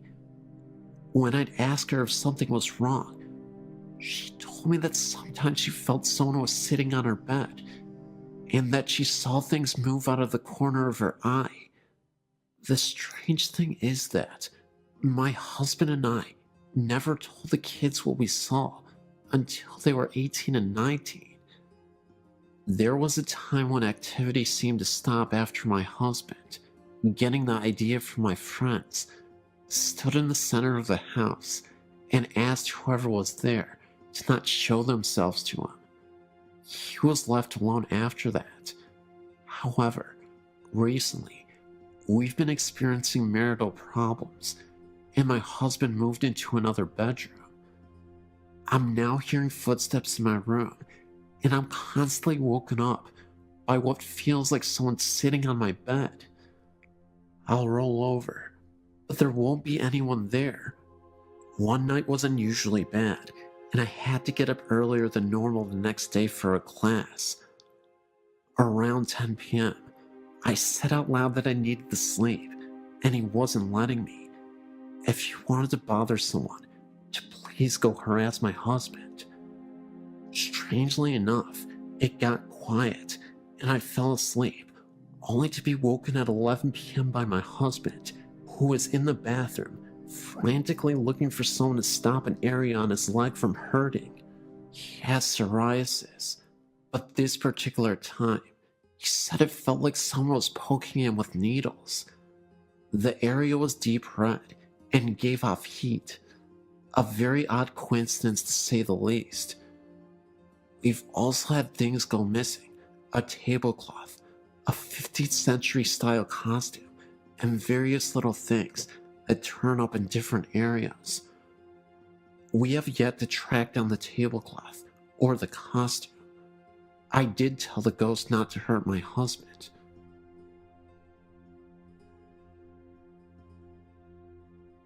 My uncle and aunt now live in a house near the bank in Auburntown. When I was a little girl, my best friend Stephen and his family lived there. They bought the house and were told that the previous owner, an elderly lady, still haunted the house. They put little faith in the story and never let it bother them. I remember playing in Stephen's room and smelling an old lady smell, like medicine and lilac perfume. We never felt threatened by a presence at all. The smell would usually fade away just as quickly as we smelled it. However, one night, after the family had gone to bed, Stephen's mother was awakened by the sound of toys making noise in Stephen's room. Stephen had one problem. He was highly susceptible to nosebleeds. The slightest bump would set off a massive flow of blood. Stephen's mother thought it was strange that he was awake and playing with so many noisy toys at once in the middle of the night. Also, the rocking chair in his room where she would often read him bedtime stories was rocking so hard that it was banging against the wall.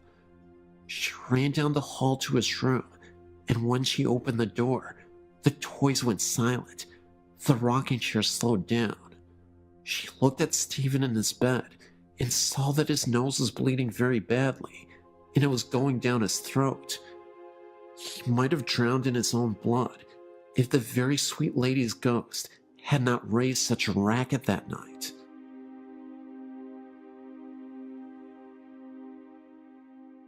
My grandmother Emily was a hard-working wife and mother, and during the Great Depression, she held her family together, even when her husband, Grandma William, died suddenly.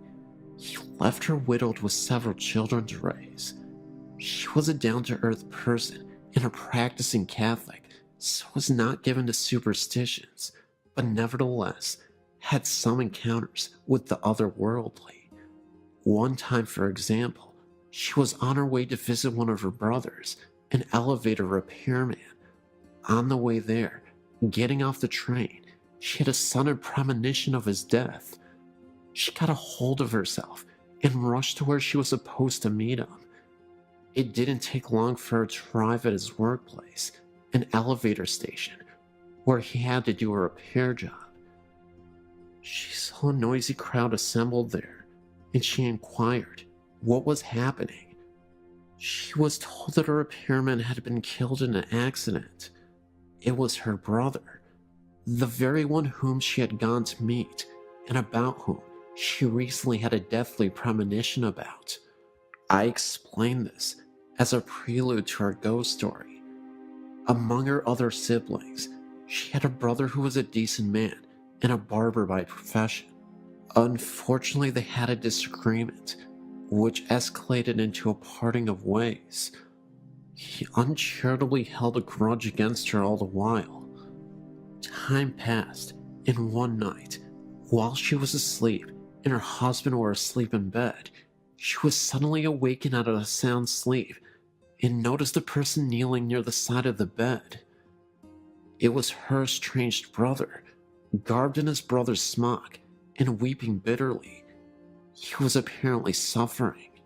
She was startled and confused, and didn't know how he got in her house and bedroom in the middle of the night, and why he suddenly showed up after choosing to cut himself off because of a silly grudge against her.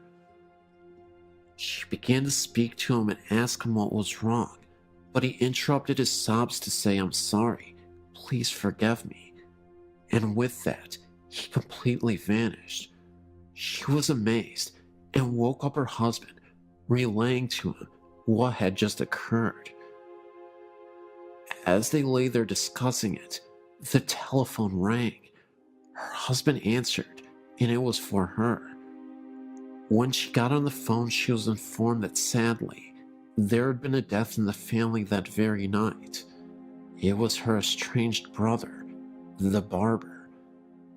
They understood this ethereal visit from beyond the grave to be the soul of the departed brother, and that he was given the grace to appear from his purgatory to his sister in order to make up for his uncharitable bearing of a grudge.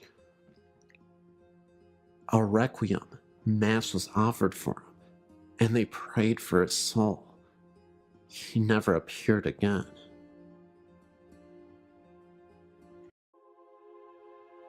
I come from a long line of psychics, and I must have been about 7 when during an afternoon nap, I woke up after a very frightening dream. At the time, we were living in Mount Butler in Hong Kong Island, and Mom's family lived in Capiz in the Philippines. I ran out of my bedroom into a room full of family and friends to tell my mom about it. I saw this Filipino man in a wooden box, dressed in a cream shirt and brown trousers, and lots of our family were around him crying. As a young child, I'd never seen a dead person before and was distraught by the experience. My family consoled me and told me not to worry, but it brought to their attention that I too had the gift. It was only a few years later that I was told that the person I saw was my uncle, who had been shot by the local militia in my mom's village in the Philippines, and it surmises that the clothes I saw him in were the clothes he was buried in. So it turns out that I had a psychic snapshot of the actual Filipino funeral rites, whereby the body is kept in the family house for a period of weeks so grieving people can pay their respects to him. This brother of my mom's, she had been having prophetic dreams around the time, warning him to leave town because something bad was going to happen to him. He didn't believe her and was shot by the local militia after a dispute. It is Filipino superstition that during this period that the body was stored in the family house, the spirit visits the family on the 3rd, 5th, and 7th day after their death. This, as it turns out, was during this time that we both had these visitations. Mom was in the kitchen washing dishes when she heard who she thought was Daddy coming back from work. That's when she saw a man from the corner of her eye, standing in the doorway, wearing a light shirt and brown trousers. So she chatted to Daddy for about 5 minutes about his day and what he had been up to, when it occurred to her that he didn't answer her back once. She turned around to ask him a question, and then she realized that there was no one in the doorway at all. It was at this point she was a little bit spooked, as she remembered my description of Uncle Fred in his coffin, and hurriedly went to check on Daddy. He had come in when she had heard him come in, but had just fallen asleep on the bed, fully clothed, and knit-wearing brown trousers and a white shirt. So it was her brother's way of saying goodbye, and I guess to say sorry for not having listened to her when she warned him. A few years later, it was 1987, around about the time that Edward Yule, Hong Kong's governor at the time, passed away. We were still living in the same flat in Mount Butler, but my sister and I had moved from the room we were in, as that had been converted into Mom's nursery, where she looked after preschool children during the daytime. We were now in the room where I would have my bedroom, until we moved over to the new territories. I must have been about 9, so my sister would have been 4. We shared a bunk bed, and her being smaller, stayed on the lower bunk. I awoke to pitch black, and the sound of flip-flops walking up and down our corridor.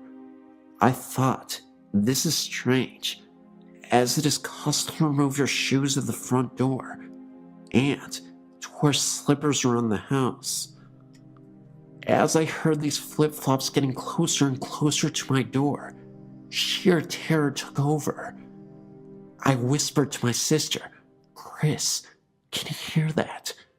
No one answered back, so I was trapped on the top bunk with nowhere to go, with this noise coming closer and closer. I hid my head under my blanket, like most kids do, wishing it to go away. I said this time, more incessantly, "Chris, can you hear that?" And something hissed back at me, "Yes." That did not sound like my sister at all. At this point, I was terrified. I tried to gather all my strength to get out of the bed, but I was too scared. After what felt like a millennia, I eventually gathered enough courage to jump off the top of my bed, ensuring by no means that I touched the lower bunk and charged into my parents' room across the corridor from our room. I was so embarrassed being so old and being scared, I didn't actually get into their bed, but spent the rest of the night curled up in a ball at the foot of their bed. It turns out that my sister wasn't in our room at all that night. My question was, what was that in the corridor and in the bunk bed with me? The strange pink light. Around this time of the strange occurrences with the flip-flops, we were still living in flats in Mount Butler. My daddy, a complete atheist, had an experience of his own. Daddy does not believe in the supernatural, and if God actually spoke to him, he still wouldn't believe it. He was lying in bed one night when he woke up for no reason to this pink sphere to appear on the wall opposite their bed. It seemed to come out of the wall and sit there and go back into the wall again. He was puzzled by this and went to investigate. He checked out where the possible light source could be coming from. The curtains. No, we were on 3rd floor, so it couldn't have been vehicle lights. He went into the bathroom. All lights were off, and couldn't have come from there either. He got back into bed and tried to wake Mom up to show her. She was having none of it and kept her head under the sheets. Well, the sphere appeared again and came out of the wall, suspended somehow, then sunk back in and disappeared. He never did figure out what that was or where it came from. Running ghost. When he was working in the Royal Hong Kong Police, he had another experience. At this point, he was the superintendent and managed a section of the traffic police.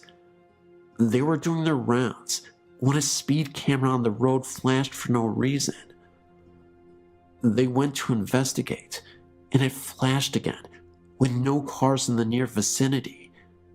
They thought nothing more of it until the pictures were developed, and on one of the photos, there is a distinct picture of a person, blurred, apparently running very fast, so fast it set off a speed camera.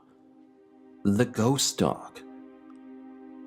when we were living in Mount Butler, I had one other experience that reaffirmed my belief in the supernatural, and 2 other people I was with experienced it also. I must have been about 14 when my sister and my best friend at the time decided to go for a walk in the countryside. So where we lived was surrounded by Hong Kong countryside, which was perfect for me as I was a tomboy and spent as much of my time as possible out and about, exploring and climbing trees. Just before I started university in the UK, I was visiting some friends in Cardiff. I was feeling very odd that night, and as we were heading out into town, a premonition hit me. I turned around to my friend and said, "Something very big is going to happen tonight." He just looked at me like I was stark raving mad, so I dropped it. So when we went out and had a lark and came back, thinking nothing more of it, imagine our surprise when we woke up in the morning and splashed all over the news was coverage on Diana's death. This, of course, being the famous Princess Diana of Wales, who died tragically in a car accident. But I predicted it the day before. At least I feel like I did. Could be a coincidence, but I don't think so. Oodalexer Cemetery experience. So, I started uni in Derby in the Midlands, and where I was living was student digs on Oodalexer New Road. I was heavily into my goth influence back then.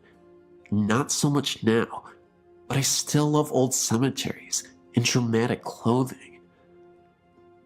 There was this beautiful one on our road that I used to visit regularly and read and draw, with many beautiful statues and old gravestones. One day, my ex-boyfriend and I went to visit it, as it was a lovely day turning to evening. So I wandered around looking at all the gravestones and the statues, trying to find the oldest tombstone we could find. It must have been coming up to winter time as the sun set quickly, and we realized in a panic that the gate had been closed, so we were locked in, and I had to find another way out. So we walked along the perimeter, looking for a likely tree to help us over the wall, when the sun just disappeared, and we were pitched into almost complete darkness. Then, for no reason at all, the mist appeared over the headstones, so it was hard to avoid the graves themselves.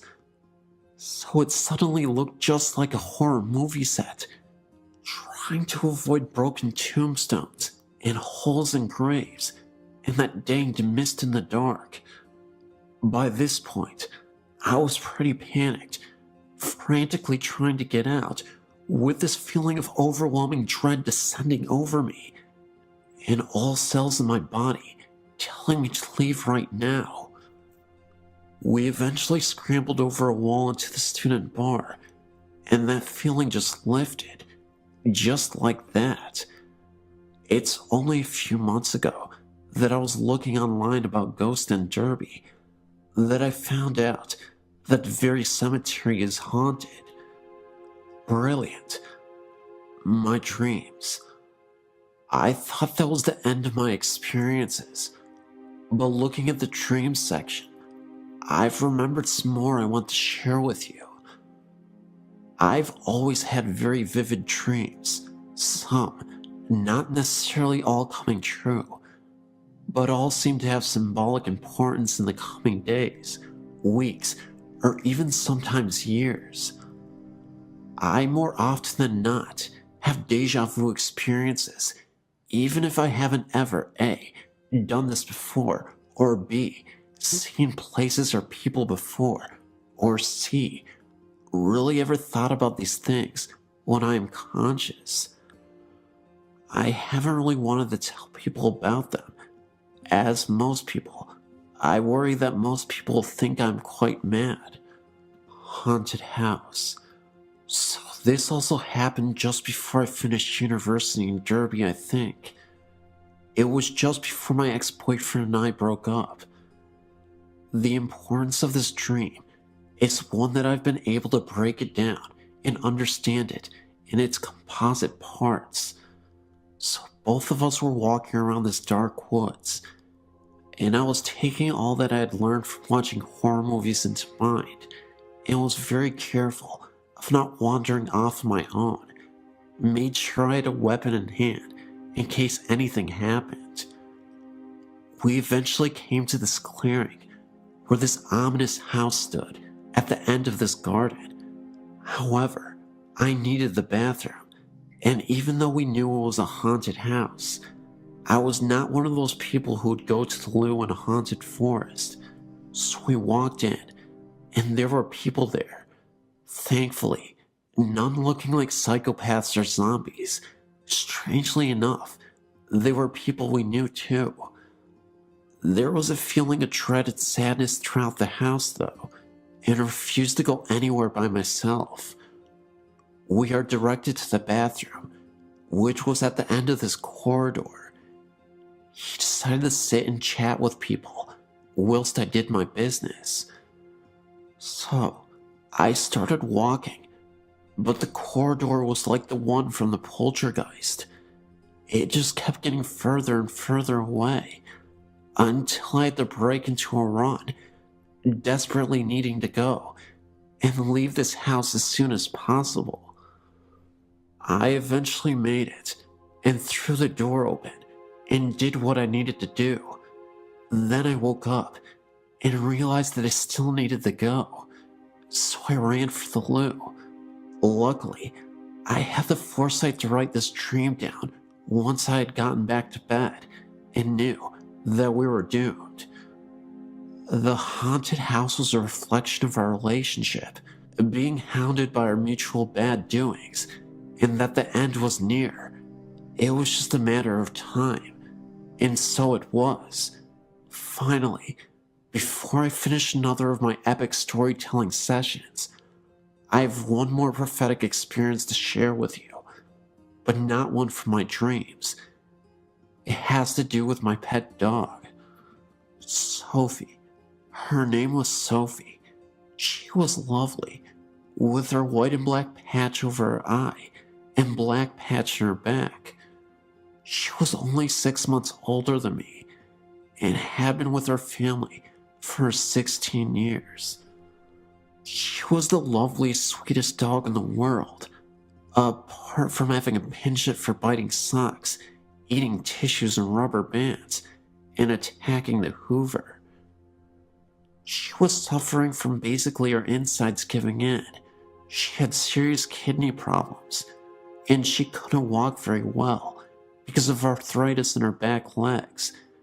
And because she couldn't help herself anymore, she was kept outside.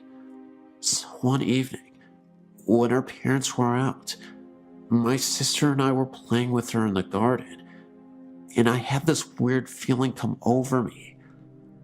I seemed to be able to predict death, unfortunately, amongst other things. I turned to my sister when I saw this shadow fall on her Sophie that looked like a cross. It was like it was a sign saying she was going to die tomorrow. So that's what I told my sister, and she kind of brushed it off. She didn't believe me, being much younger than me. But sure enough, after a hard day at school, I was only 14 or so at the time, we came back and our parents were in pieces. And that's when I knew it had happened. They had to take her down to the vet and have her put down, as it was too cruel to keep her suffering like that. I've never seen my daddy in pieces like that, but because I was strengthened by my foreknowledge, I supported him in his time of need. My poor cat was distraught, as she basically brought him up from when we adopted him as a very small kitten. On a happier note, I had a dream after this terrible day. I was watching my crazy dog run from the front of the house, in and up the stairs, with much zest and energy, like she would have had as a younger dog, running up to our level of the house, looking like she was having the time of her life, back and forth, giving little yips of happiness, grinning in her quintessentially silly, Sophie way. As because of her health problems and her incontinence, she was not allowed in except for very cold weather. I think this was her way of saying that she was free and happy at last, and I knew she was in peace. She still does come and visit us occasionally when we walk by the front of the house, and you can, still after all these years, smell her, and we know she's still looking out for us. I keep meaning to write a dream diary. I'll do that this year, as these dreams seem to be too important to miss.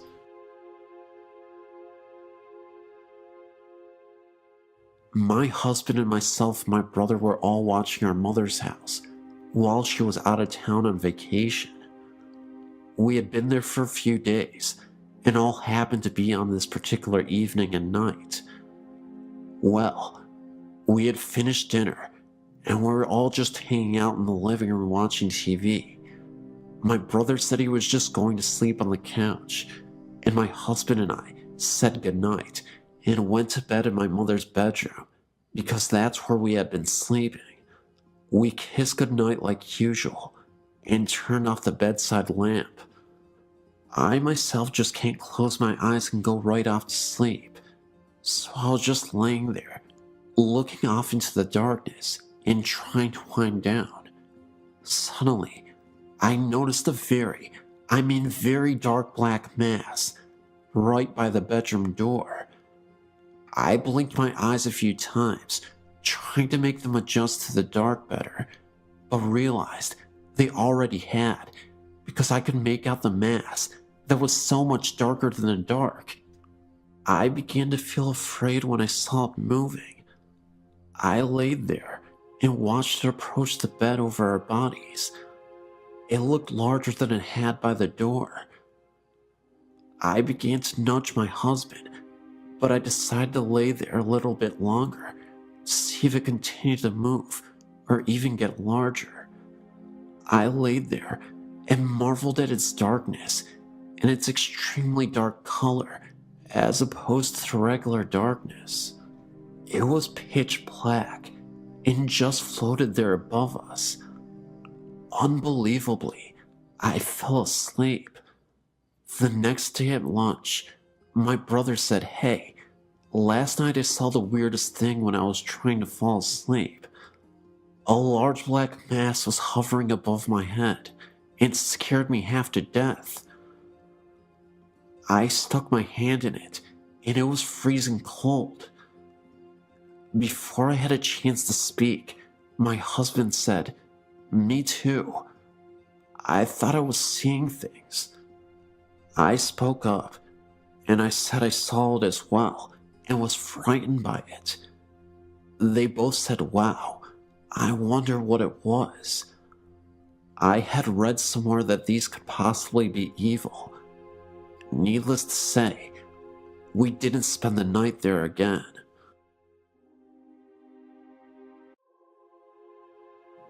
I'm a nurse and run our family's assisted living, and recently we had some strange things happen in our care home. I understand with caring for the elderly that sometimes strange things occur, in doing this for almost a decade. Recently, I had a resident that started to decline at the age of 93. One night, after helping her get into bed, she asked me if Bernie, her husband, who died 10 years before, knew where she was. I reassured her that he did.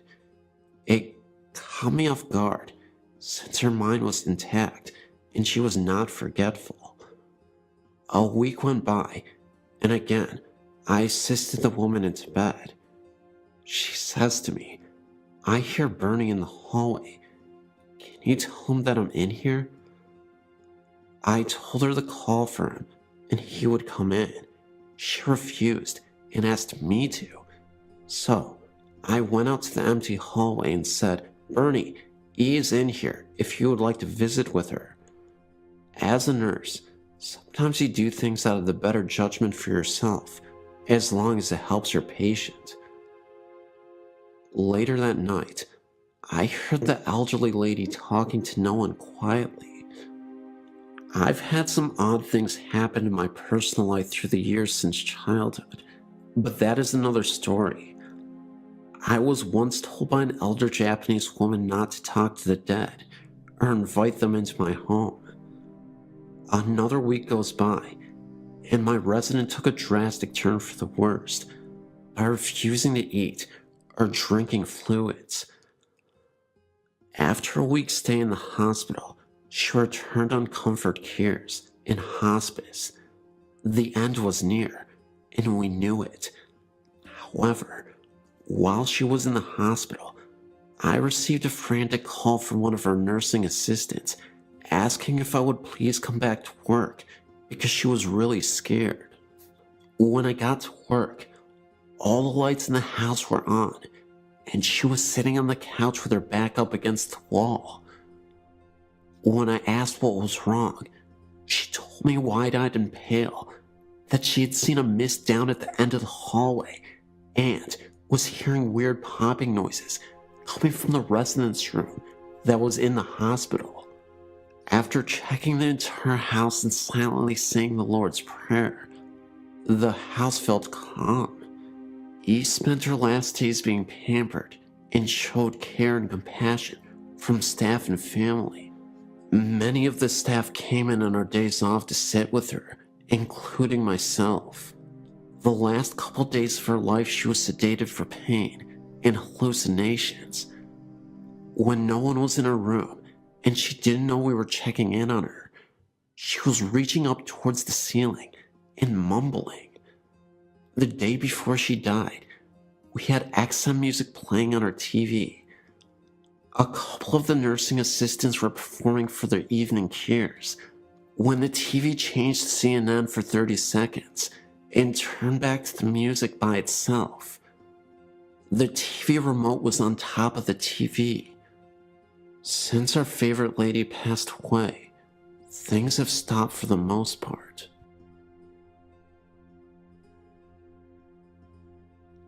My mother passed away June 5th, 2007. Me and my husband were in New Jersey at the time, waiting to get unloaded. We drove an 18-wheeler for a living.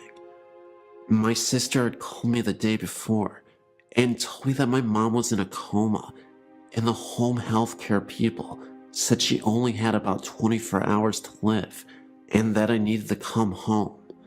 So I called our dispatcher and said we needed to be routed back to the Chattanooga terminal so that I could see my mom before she passed. He said no problem. After you and your husband have put tires on, go pick up that load and head for Chattanooga. Well, while they were putting tires on our trailer, we decided to get some sleep. The cell phone rang, and it was my sister. She told me that Mom had come out of it. It was sitting up and laughing and talking to everybody, and that she was okay. So I called my dispatcher and said we don't have to go home. We can do one more load out here. So it was late that night when they finally got the tires on the trailer, and we decided to just stay there in the parking lot till morning so we could get some much needed sleep. We get up that morning and pull out. As we're heading down the highway, my cell rings, and it's my sister. She's crying. She tells me that Mom passed away that morning early. So to make it a little shorter, our dispatcher gets us home 36 hours later. Now at this time, we are at my mother's house, and she has already been picked up by the funeral home before we got there. Later that day, my husband's cell phone rings while we are nowhere near it to answer it. So when we do pick it up to see if our dispatcher is called, it shows we have one voicemail and no number. So my husband listens to the voicemail, and it's my mother, the day after she died. The message said, "Connie, this is your mother. Call me." We decided to check if it was a delayed message, but it wasn't. I even took it to the cell phone company, and they said it was June 6th at 1:25 in the afternoon. My mom died June 5th, 2007, at the times between 1 a.m. to 3 a.m. It has really bothered me that we missed the call, even though she was already dead. She might have been trying to say goodbye to us. A few nights ago, a friend and I took a drive up Angeles Crest Highway. It was a clear night, and it wasn't too cold. As we entered the parking lot, we noticed there were no other cars there. As I made a U-turn in the lot to face the small building, there, we saw a man walking. What got my attention was the fact that my headlights shined bright on the building, yet we only saw the person from the waist down. The rest of his body was a shadow. The man was walking around as if he were looking for something. It appeared he had a flashlight in his hand, the way he was moving, but there was no light coming from it. The closer we got to him, the smaller the image got. When I shined my brights on him, it looked like he went down a small hallway. Even then, we could not see his upper body. We went back the next day to see if we could find anything. One thing we did notice was the hall we saw the figure walk through was now a wall. Not a wall that was just put up, but one that looked like it was part of the structure since it was built. 3 separate spirits are said to walk the halls of the soon-to-be abandoned Middle Tennessee Medical Hospital in Murfreesboro, Tennessee, as a new, more modern hospital is being built right across the city. In the older section of the 3rd floor, one room is said to be haunted by the ghost of a mental patient who jumped out of a window in the 1960s in the psychiatric ward. 30 years later, in that section, administrative offices were constructed, and employees reported hearing running down the hall of someone with bare feet and a light outside the room where the man was said to have jumped turns on and off periodically on some nights. The switch that turns that light on can be found only inside the room, which was not even in use at the time. When the lights were checked by maintenance, they seemed fine. Later, some orderlies enjoying lunch on that same floor reported seeing an IV stem being rolled up the same hallway.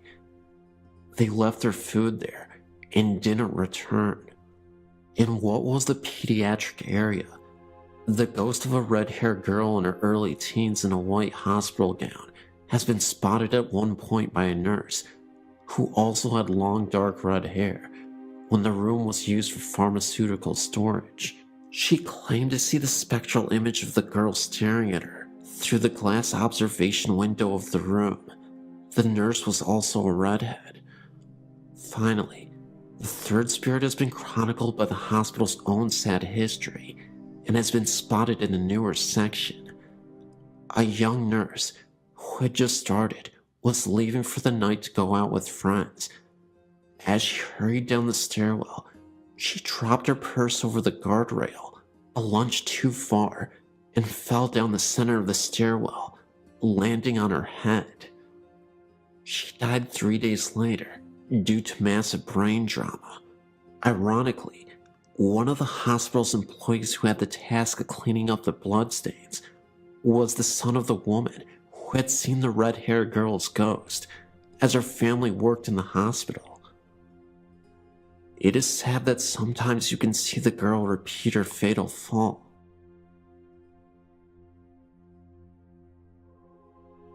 I have many stories to share with you, but I'm going to start at the beginning. I grew up in Lawrence Harbor, New Jersey. From the time I was a very young child, I knew that something was not right in our house. Our house was the last house in a dead-end street that faced the marsh. In the winter, you could see Highway 35. The surrounding woods were equally as disturbing. I was the only girl in our neighborhood. All my friends were guys. They were like brothers to me. I was a tough kid, and I did not scare easily.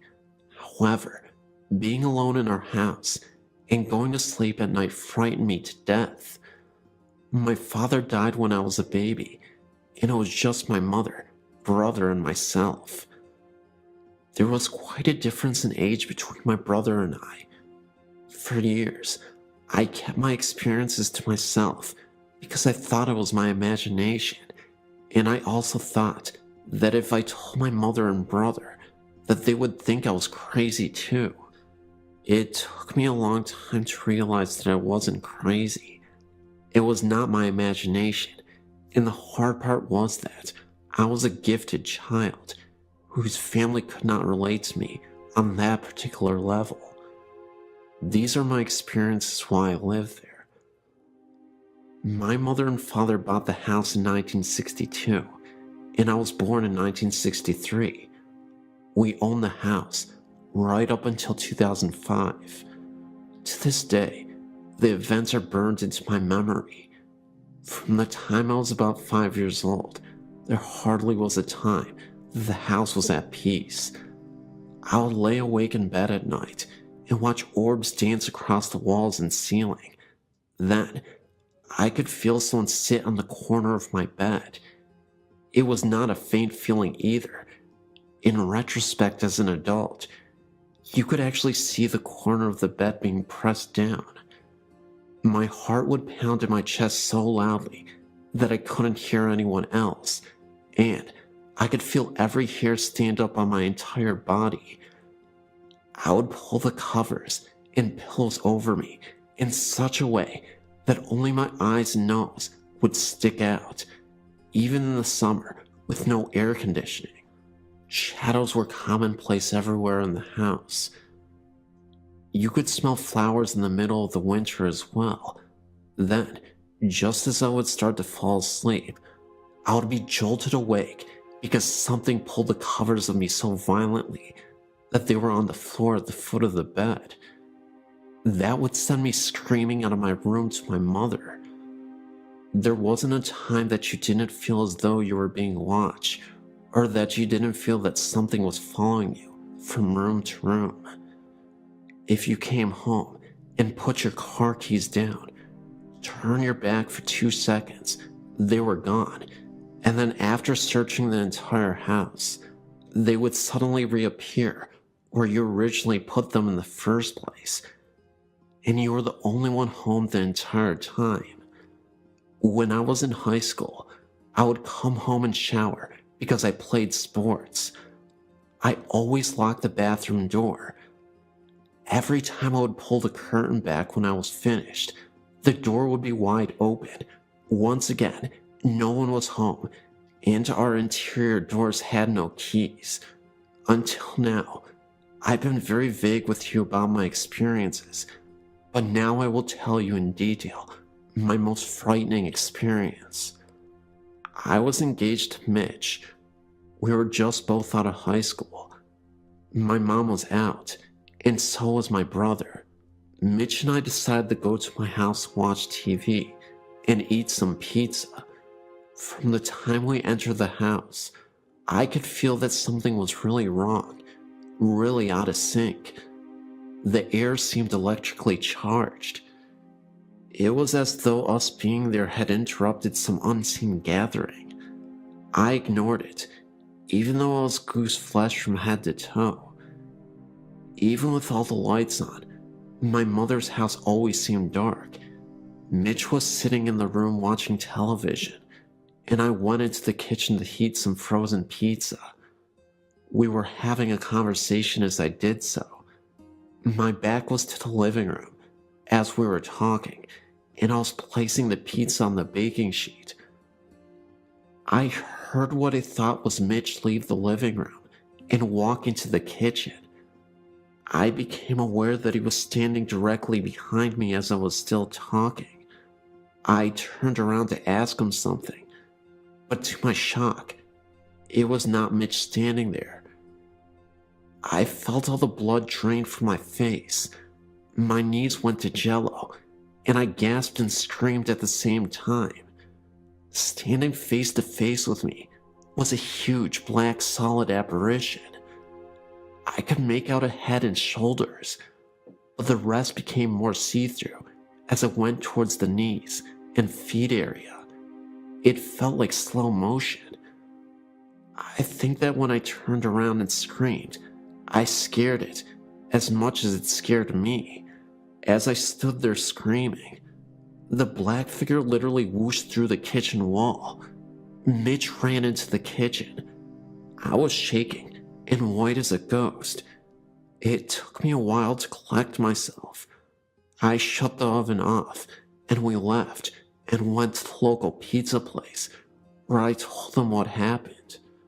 We didn't spend much time at my mother's house after that. This is just one story out of countless stories that I would be glad to share with you. I'm now 46 years old. My entire life has been one foot in this world and the other in the spirit world. Years ago, I'd contacted Sylvia Brown, who told me that my mother's house had many spirits in it, but two stood out. There's the ghost of a baby and its mother. She also said that I was a medium and a psychic, and she was right. This is what I now do. I'm no longer afraid. It gives me pleasure to be able to connect with grieving spirits with their departed loved ones. I consider this wonderful gift that I will not trade for anything. Thank you for listening.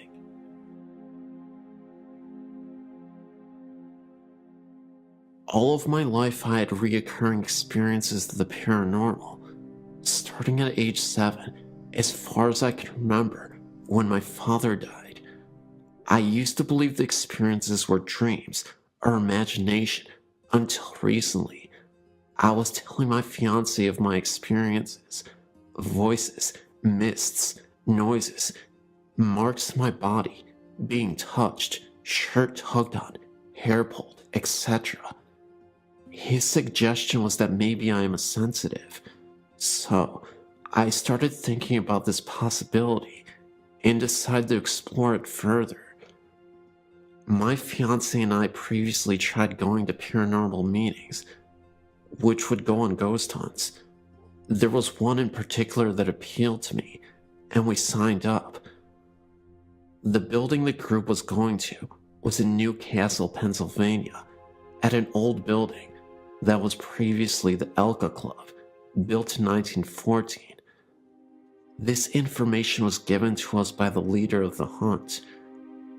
When we arrived, we went into a room to get the speech about which rooms to be careful of. They would be marked by the yellow tape. Nothing else was told to us about the history of this building. But as I stood there, a name entered my mind, and it kept repeating itself. Sarah, Sarah, Sarah, over and over again. Well, as the group entered the basement, we divided into small groups of 2 or 3. My fiancé and I were in a small room, in the back, and I felt nothing, so we decided to head out into the main part of the basement. And just as we stepped out of the room, a man that was on tour with us, who has been there before, said, "Sarah, if you are here with us, give us a sign." I was flabbergasted. I looked at my fiancé and explained the utter shock on my face, and we continued in to other parts of the area. I had entered a room just of the entrance of the basement and instantly was bombarded with intense sadness, so much so that I got tears in my eyes. I informed the group leader, and they took pictures around me, but by this time, I already knew that what they were searching for in the building wasn't correct. I knew that what I was feeling was the past, and the child Sarah intended on proving just that to me. She, in what I would call it, attached herself to me. She started flashing images in my mind about what the building was before the Elks had been built there. It was her home. It was a beautiful Victorian with a large porch, parlors, a library, you name it, she showed me. She told me that she was sad because of the remodeling that was about to happen in the building. She got her point across by telling me certain rooms did not belong. I also picked up a persistent man in a room on the first floor. I was flashed an image of a podium and people sitting and listening intently to this man. In the ballroom, I was given images of people dancing, only black shadows of such. And at last, the third floor, I approached the end of the main hall and was shoved by something not seen. I took a moment and continued on into a grand circular room with benches attached to the circular walls, and had the feeling of being watched. And I kept saying, this feels like judge and jury. It was like you were being persecuted, watched, and the spirits were getting angry. So I wanted to step out of the room for a moment, and I took a step forward towards the door and received a sharp blow to my middle back on the left-hand side. I went out of the room and was telling the group about the incident and decided to give it another try. And as I entered, I again got another blow to the right side of my back. At that point, I wanted out of there for good, so the group agreed to leave the third floor. And as I entered the hallway again, I got pushed in the same spot as the first time, which happened to be in front of a very large window. The interesting part was, I said before, I knew nothing of the place, but when we were leaving, I told the owner all the stuff Sarah had told me. I told her of the man in the room that in my mind, I'd seen the podium. I told of getting pushed and hit in the back. Well, she surprised me, not only, but many in the group as well. Come to find out that this is where Sarah's home was. The rooms I was seeing were the rooms in her home. The man at the podium would have been the black preacher that occupied that room after the Elk Club closed down. That night, I came home exhausted. I fell asleep and dreamt of Sarah. In the dream, she told me her last name, so I searched for her on the internet. I then found something more shocking. Not only did I find her, the year she was born, but I also found the names of her parents. Well, I'd spoken with someone that has been to the club and knows things about it, but they never knew her parents' names, which happened to be the same names I came across. And as far as the room on the third floor, the owner informed me that this room was the judging room for the Elk members, and where they would hold their remembrances to the dead brothers. The interesting thing was, the women were not allowed in this room, and there was also an EVP that picked up stating, "You are being judged." So needless to say, I'm no longer doubting my ability, and am more open to my experiences, which have been many since that night. Growing up in rural Michigan, I had several what the heck was that experiences. Most were minor, a moving shadow or an uneasy feeling, but one stands out. I was 8 to 10 years old in the mid-80s, and my family had just returned from a vacation. When we got out of the car, my dad headed to the mailbox, my mom to her garden, and I lugged my suitcase inside the house.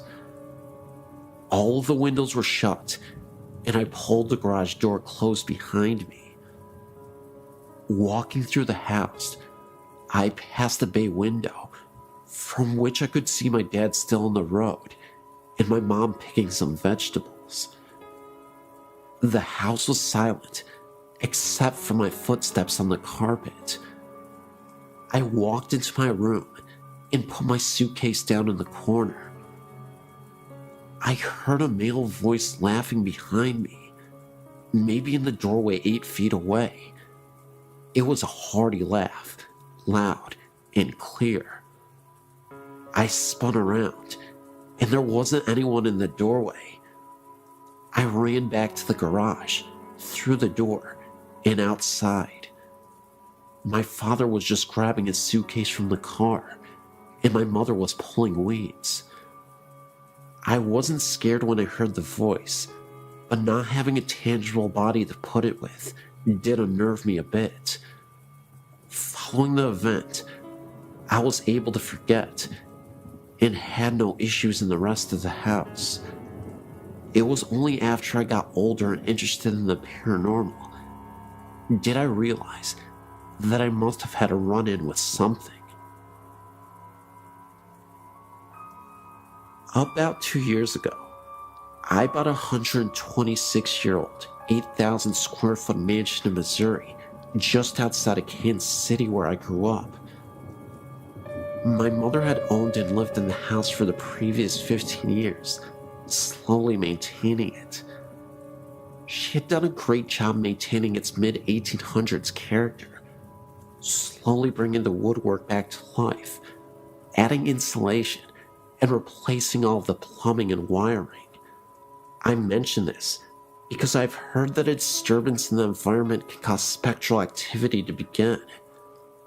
I'd seen the house only once, as I live over 2,000 miles away, but I fell in love with it immediately. The first night I stayed over, I woke in the middle of the night to huge blobs, about a dozen, from golf ball to basketball size, floating around the room I was sleeping in. This is the one and only time I've ever experienced anything like that. I closed my eyes, said a prayer, and fell back to sleep in time. I said nothing to my mother the next day until she asked me, "Well, did you see the blobs?" One of the workers stayed down there the other night and said he wouldn't stay in the house after dark because of the blobs floating around him. She had not seen them, and still hasn't. However, the previous owner told my mother a few years later that he loved what she had done to the front room, but he could never stay in there while the house was his because of the blobs. During the summer of 2007, I went back to see my family. I stayed downstairs again and had several things happen. It is important to note that I've never felt in danger, only uncomfortable.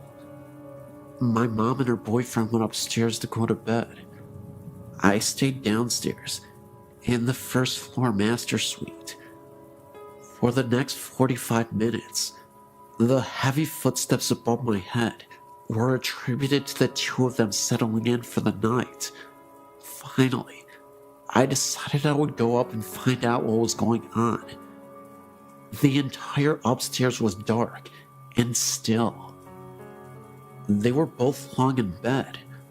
I returned to my bedroom to hear the continued walking above me. So, I went out on the living room to sleep on the couch. The walking continued above me, although there is only one attic above that living room.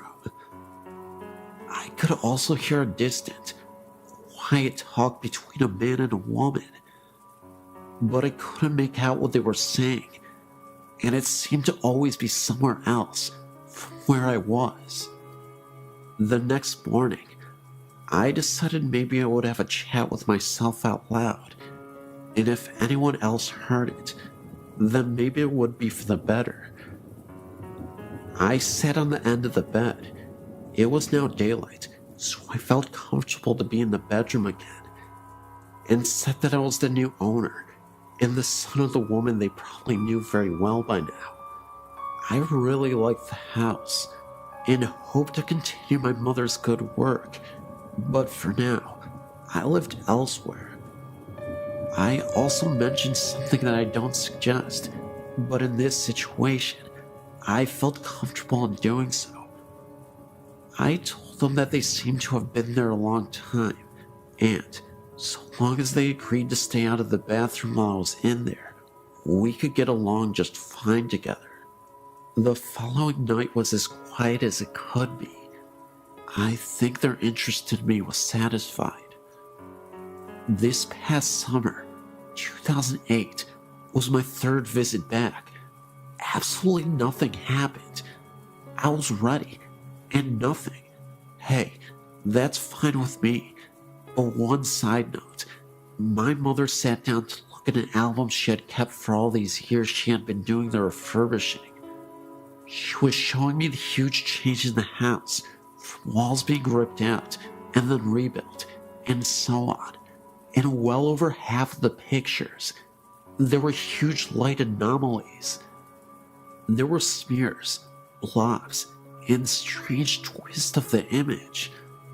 I mentioned this to my mother, who looked right at me and said, "You know, I haven't taken a decent picture since I've lived in this house. I've owned one crappy camera after another. All the pictures look like this. I have to throw most of them away because they are no good." I just smiled.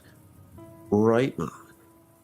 Every digital and disposable camera she has ever had in the past 15 years has had the same problem.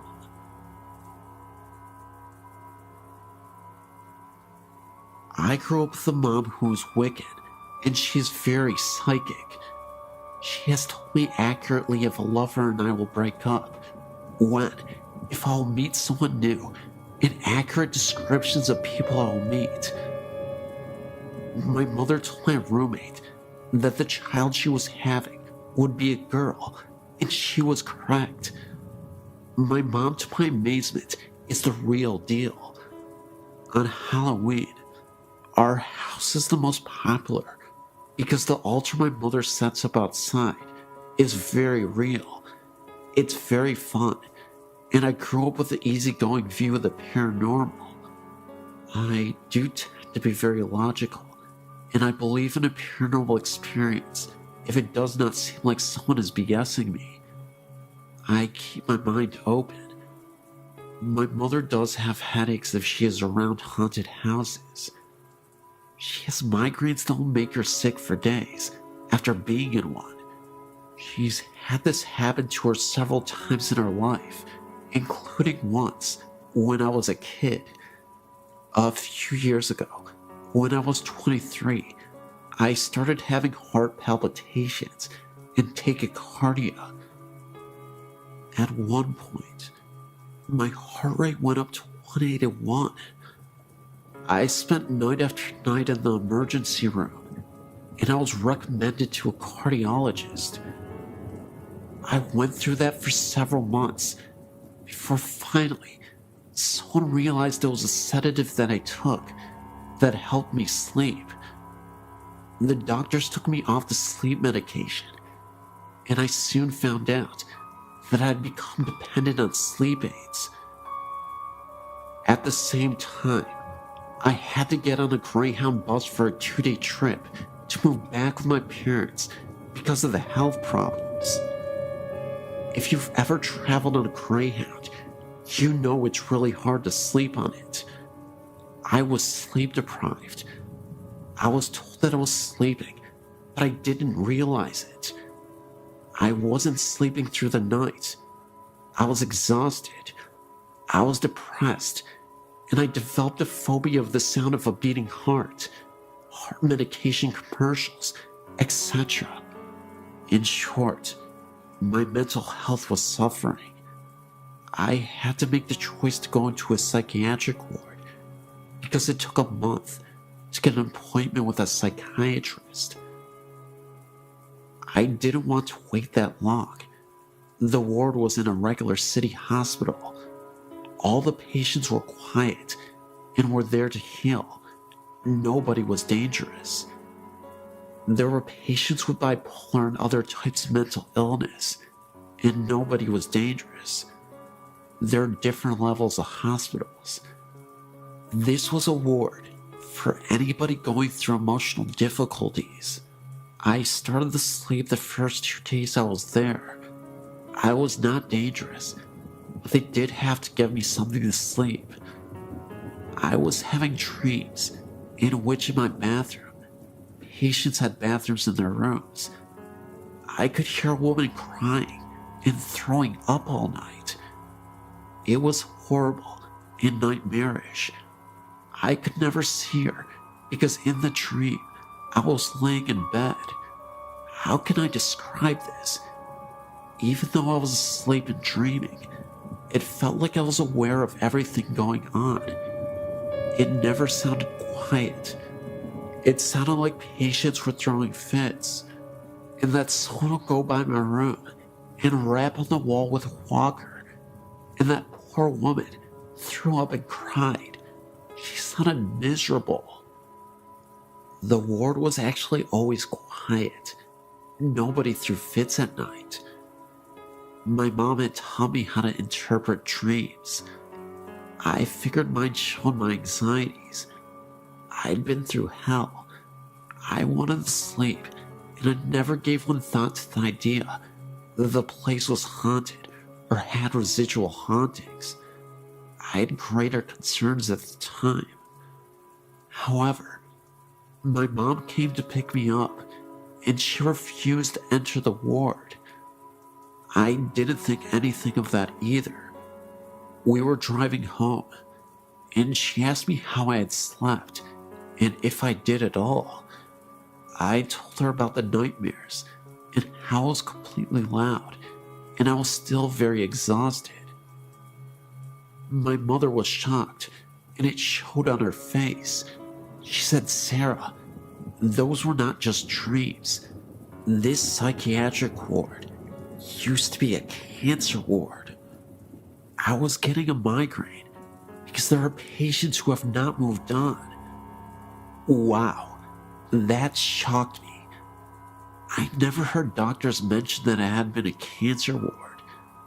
The idea was never put into my head. Like I said, I wanted to sleep again and to feel happy. I was concerned for my health. I believe my mom. She's usually incredibly accurate about these kinds of things.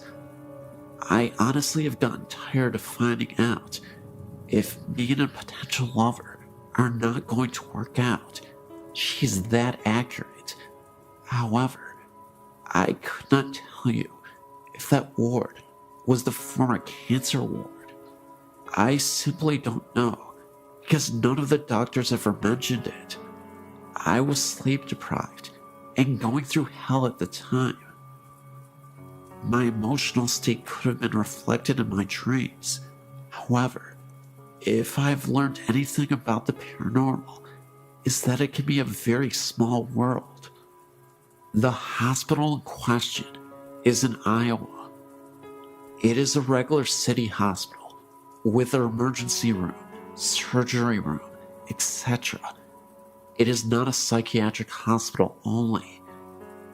If a former nurse ever writes you, or even a former patient, I'm here to tell you that there may have been something to their experience. The ward in question is still open. This was a few years ago that I was there. This is just a quirky experience that I wanted to share.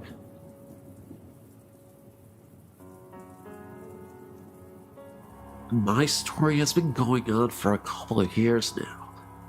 When I was 9, we moved into our house. It's a nice little place, backed by a large ditch. Behind the ditch is a large forest that I used to play in. The house itself is unremarkable. It's 3 bedrooms.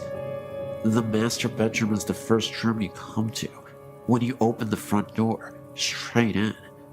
To the right, there's a door to the garage, and to the left is the room we use as our living room. To the right of that is the dining room, with the entry into the kitchen. From the left of the living room is the hallway, with the bedrooms and the bathroom. From the time when I first moved in, I've never liked the bedroom at the end of the hall. It has a window that looks out into the front yard. The room I shared with my sister has a window that looks out into the backyard. I'm not sure what it is about the room, but it's a creepy feeling. I was around 11 when my older sister moved out. By that time, it had been a while since I'd gotten any creepy feelings in the second bedroom. I was pleased with the idea of having my own room. I moved my bed in there, got everything set up, and prepared for the grown-up life that I wanted. The first couple days were okay. I had strange nightmares about something coming in from the ditch, something I couldn't explain. Finally, after about a month after I'd been sleeping in the room, I woke up suddenly from one of those dreams. I laid there for a while, not really sure of what woke me up. Then, I realized that the music box my grandma had given me a year ago, it was on. The music box was shaped like a carousel horse, and had a switch on the bottom of it that turned the music on. I sat up and took it down from the shelf above my head and turned the switch off. I figured that maybe my cat went up on the shelf and brushed against it. I laid back down to go to sleep. It was lying there that I first saw him. I don't know what made me look up into the doorway of my bedroom.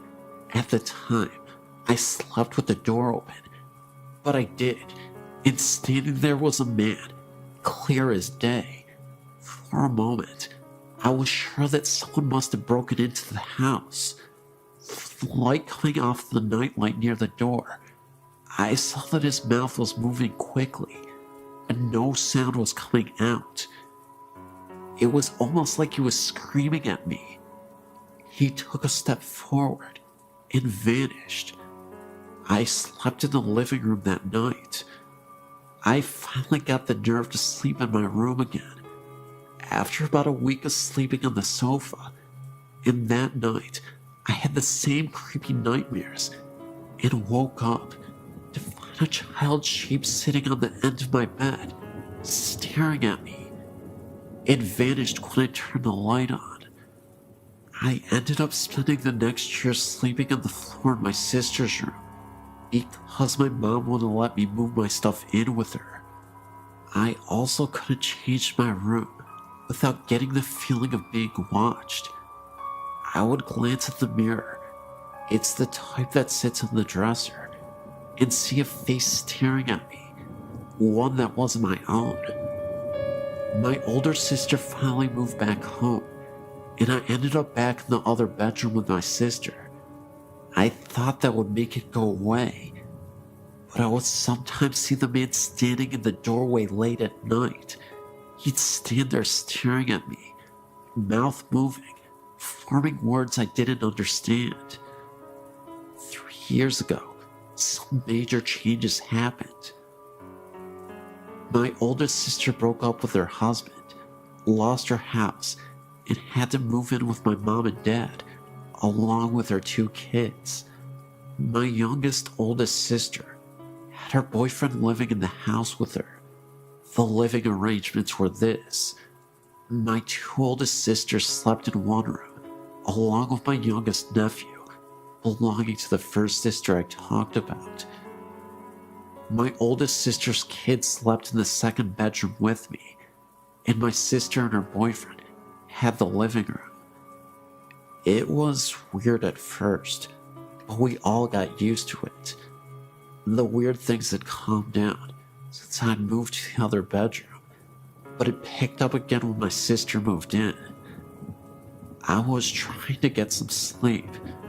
It was around 1 in the morning, and I saw the child's shape again, but this time, it was sitting at the end of my niece's bed. I sat up, but before I could say anything, my niece woke up screaming. She said it was a nightmare, and I had a feeling it was probably the same one I had when I was younger. They moved out last year, and things calmed down for the most part, until my oldest sister moved away. I now had a bedroom all to myself. I was trying, once again, to get some sleep. I've always had trouble sleeping in this house, and I looked at my doorway, and the man was standing there, but this time, I could hear him whispering. It was gibberish.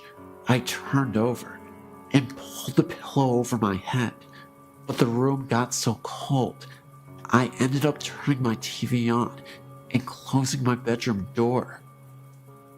Another time, I was messing around with a couple of the other teenagers in the area. We were crossing the ditch and going over to the woods behind the houses. The way we cross is there's an area with 2 large pipes that stick out in the water. Surrounding the pipes are these rocky things that you can slide down, but also grip with your hands. They're kind of smooth and hard to hold when wet. We were coming back. The others had crossed just fine. I was the last one over. The first thing that happened that was really odd was my hand slipped and I started sliding down. I felt as if someone had grabbed my arm and stopped me before I reached the water. I was about to step down into the water to get across when I heard someone yell my name and say very loudly in my ear to stop. I looked down and there was a snake in the water, right where I was about to put my foot. My friend came back across and got rid of the snake. I got home okay.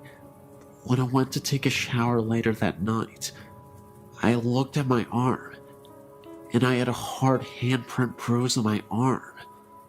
I don't know if it was one of the ghosts from the house, but something stopped me from falling and from getting bitten by the snake. So, I guess even if the ghosts scare me, they're looking out for me too. Bonito City, a rather grand name for the cluster of log buildings that house the saloon, post office, schoolhouse, church, general store, a hotel called the Mayberry House, and a number of comfortable residences. Set amid lofty peaks 12-mile northwest of Rizzuto, apple orchards and livestock of the Bonito settlers flourished in the 7,000-foot meadows at the edge of the forests. Trout fishing was excellent in the Bonito River. God was in his heaven, and all was right with the world, or so it seemed, when 2 events took place that would cause the serene and pleasant community to literally disappear. The centerpiece of Bonito City was the 2-story log hotel called the Mayberry House, operated by Mr. and Mrs. John Mayberry. They had 3 children, John, Eddie, and Nellie.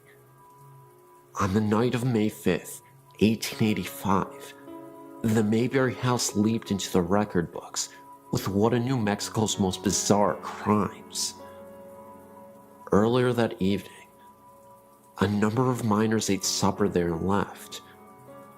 Only 2 guests had rooms, Dr. R.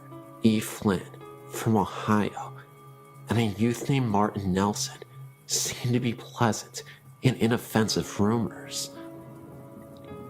All were in bed by 10 o'clock. About 1 o'clock in the morning, Nelson arose and knocked on the bedroom door of the 2 Mayberry boys. John awakened and opened the door, at which point Nelson fired 2 rifle shots, killing him instantly. He then turned on the 7-year-old boy Eddie, who was screaming in bed. Nelson killed him with a single blast.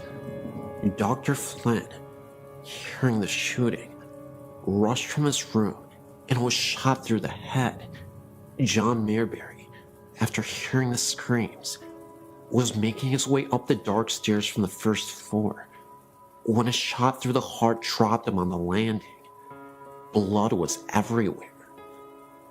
Mayberry's daughter, Nellie, appeared and was shot through the side and left for dead. She later recovered. Miss Mayberry ran upstairs where Nelson shot her in the chest, but failed to kill her.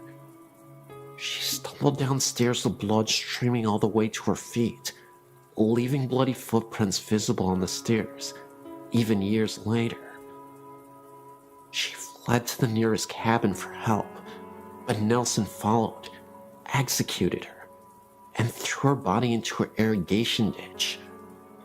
Nelson, the saloon keeper, no relation to Martin Nelson, appeared on the scene, grappled with the youth, who was no match for the murderer. Mark Nelson shot him to death and left his body bleeding in the sandy street. The next victim was a storekeeper, Herman Beck, who came out to learn the cause of the gunshots. Nelson killed him with 1 bullet. Bonito's terrified citizens locked themselves in their homes until morning, while Nelson roamed at large, finally climbing up a nearby mountain. Next morning, as Charlie Berry, Rudolph Schultz, and Don Campbell were standing in the street discussing the murders, they sighted Nelson returning down the mountain. He saw the man, brought up his rifle to fire, but was an instant too late. Berry failed him with a bullet through the heart.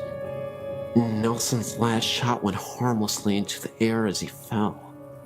Total fatalities were 8 killed, including the murderer, and 1 wounded.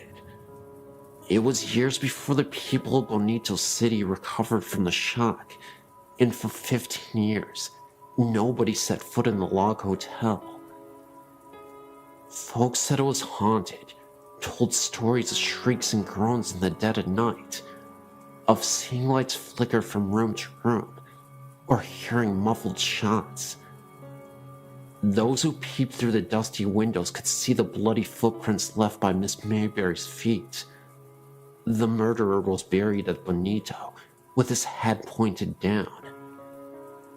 Folklore say that this custom was to prevent the buried persons from walking as a ghost. The victims were also buried in Bonito, side by side of each other, and a reasonable distance away from the murderer Martin Nelson. Gradually, Bonito City died. The final blow came when the railroad arrived in the desert below and took a business-like approach to acquiring water rights in the Bonito Valley, and later on, buying out the land in which the remaining residents of Bonito City lived. In 1930, Bonito Dam was built by the Southern Pacific Railroad. The remains of the victims were moved to Angus Cemetery. A large stone marks their resting place, and as for Bonito City, it is presently resting under 75 feet of water that is now known as Bonito Lake. Since then, Bonito City has become an old memory and a murder mystery of the past. Some people have claimed that during a well-moonlit night, they can see the top of the church steeple shining below the serene resting water of the night. Is it really the church steeple being seen 75 feet below the water's surface? Or is it a haunting image, reminding us of the presence of the city below? You decide.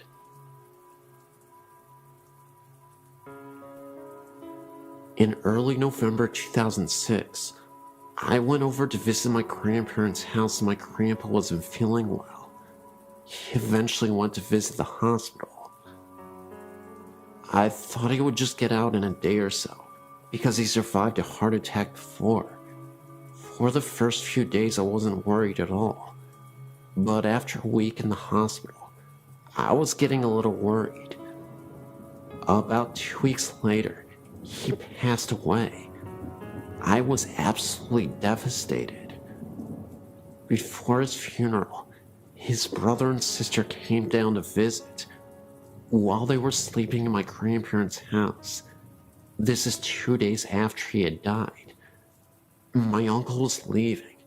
He looked back to see if things were all right, and saw a rather tall figure, wearing a hat, walking in our room. At first he thought it was my grandpa's brother Robert, but he was fast asleep in a different story of the house. He went looking in the room, and the ghostly figure was gone. We all think the figure was our grandpa. He was about 6'1", and always wore a hat. Every time my grandma went to go get food, or to pick up my little cousins, we would get a feeling someone was watching me, but in a good way. In early December, I was decorating the Christmas tree, and I saw a face peek out at the top of the stairs at me. It looked exactly like my grandpa, a few years before he died. It kind of feels like a little bit of him follows every one of us.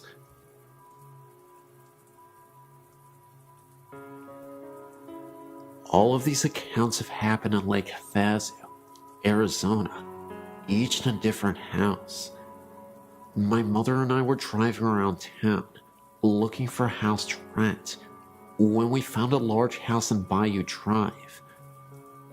This house was an old bluish color, with vines creeping up the outer walls and into the fireplace, with a large overhang on the front porch. As soon as we started walking up the driveway, a very strong feeling of dread started to creep through my body. I really liked the house, so I ignored the feeling and continued into the backyard. As I entered the backyard, I remembered a dream many months before. The exact backyard was in my dream, and the images of death and demons filled my mind. My mother had the same feeling, so we left without another word, deciding that a door had opened and a demon was dwelling inside the house. We moved into a different house, where everything felt normal at first. We lived there for 7 years. I soon felt eyes watching me in the shower, which then led gusts of freezing angry wind rushing past my face and arms. Later I learned my mother was going through the same events, only she experienced only one of the gusts of wind. When we started talking about moving out of the house, things got worse. My mom once felt a figure sit down on the bed beside her, and saw the indentation of the person on the bed. There were no dogs in the room, and the entire house was asleep. I saw blinds move and nothing in the room, and a shadowy figure walk across the kitchen. I was cleaning out a house, just about to move into it, when I repeatedly saw a figure of a little girl out of the corner of my eye. I could sometimes hear her talking softly to no one in particular. Later investigation proved that a little girl had drowned in the pool years before.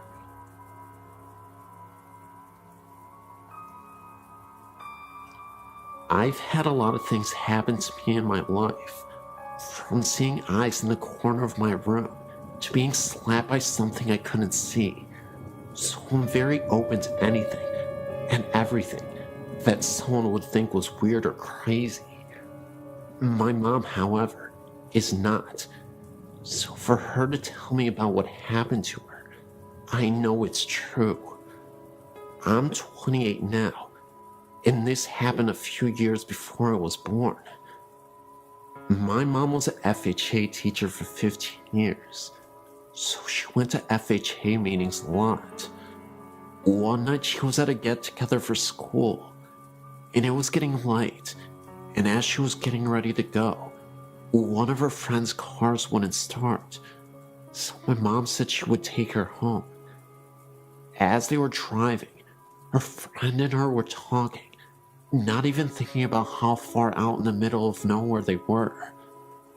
Finally, they got to her house, and my mom dropped her off and started home. It was a very calm night, and very dark, almost eerily calm. As she was driving down the road, she started to feel uneasy, so she tried to blow it off, until she turned down back road to the highway. I can't think of the name of the road right now, but I do know there was quite a few fatal accidents on that road because of how windy it is. So, as she was driving, she looked over and saw this thing running right beside her. It was as big as a cow, and its eyes glowed green. She got so scared, she stepped on the gas and was going 85 miles per hour. And the thing then disappeared. It was almost as if it was there like a flash, and it was gone. She never found out what it was, nor did she ever go down that road again. But she figured it might have been a banshee or something, after a long look at things. She has only had 2 things ever happen to her in her life that she definitely couldn't explain, and that was certainly one of them. The other was when she went to bed one night, when she was a teen. She just got into bed and looked over at her closet, and there was something that looked like a man floating with a glow around it coming at her. She ran and told her mom, and her mom told her it was nothing. So she went back to bed, and she saw it again, and ran out and slept on the couch for the rest of the night.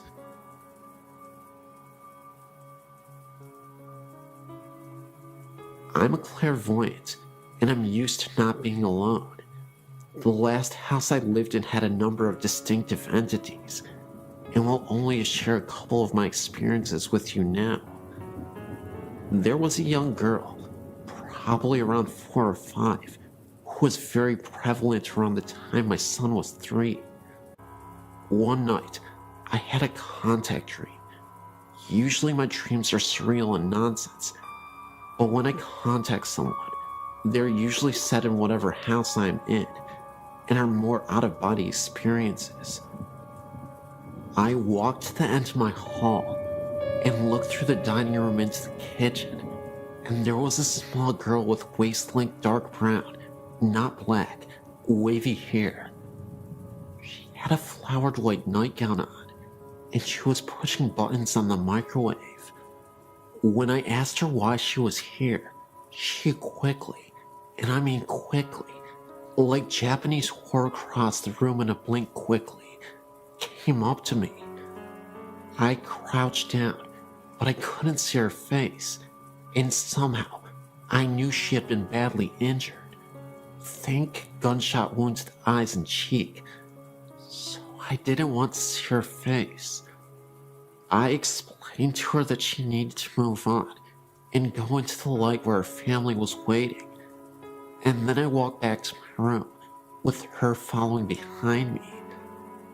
I woke up, then went back to sleep, and a while later my son woke me up, halfways anyway, enough to answer him and kinda remember. And he asked me to tell the girl that she was not his sister and to leave him alone. I told him to lay down in my bed and explained to her she was about 3 feet away, that I'm not her mother, and that she needed to move on, that it wasn't her house anymore. I thought that part was a dream when I woke up, until I realized my son was asleep beside me. The other very noticeable energy in my house was that of a woman who was very straight-laced and controlling. She would often sit on a window seat in my bedroom at night. My husband, who was a very skeptical man, would sit up in his sleep staring with closed eyes towards her and ask over and over, "Who is that? Who the heck is that?" Until I would tell him it's okay. Then he would lay back down. Well, this house was in Oklahoma, and every time there was a tornado weather outside, she would panic and really become agitated and very distracting to those who could sense her. So I'd have to calm her down and watch the storm. When my alarm clock didn't go off, she would bang loudly on the window in time for you to get to work. The only nice thing she would do. But when we were moving out, she really flipped, stirring up whatever else was there. So in the middle of the night, I would hear floor shakings and bangs from completely empty rooms. Tape would be peeled off boxes and placed across the room. Things would be removed from boxes overnight and put in different rooms, like books stacked in the middle of the kitchen after they were packed, and sounds of the TV coming on after it had been unplugged and wrapped in protective sheeting. All in all, it was not a very fun move, especially when I was alone the last 4 weeks of packing, and she kept opening the valve on my air mattress at 2 a.m. My new house is nice, but I keep hearing a little boy talk to me from a corner of my bedroom. Oh well, I guess.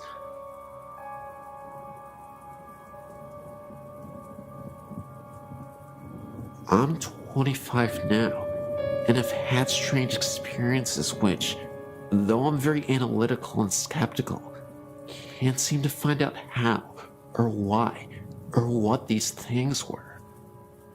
I will tell each encounter as simply and as accurately as I can. I used to live in Stockton, and my house was built around 1910 to 1912.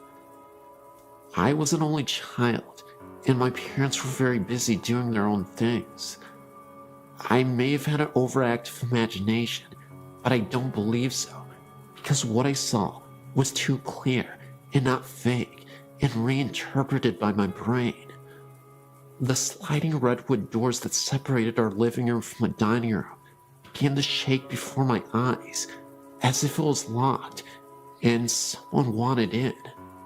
I got up and walked around to the other side, thinking it was my cat, but I didn't see her paw, and she never shook the doors, just nudged them apart.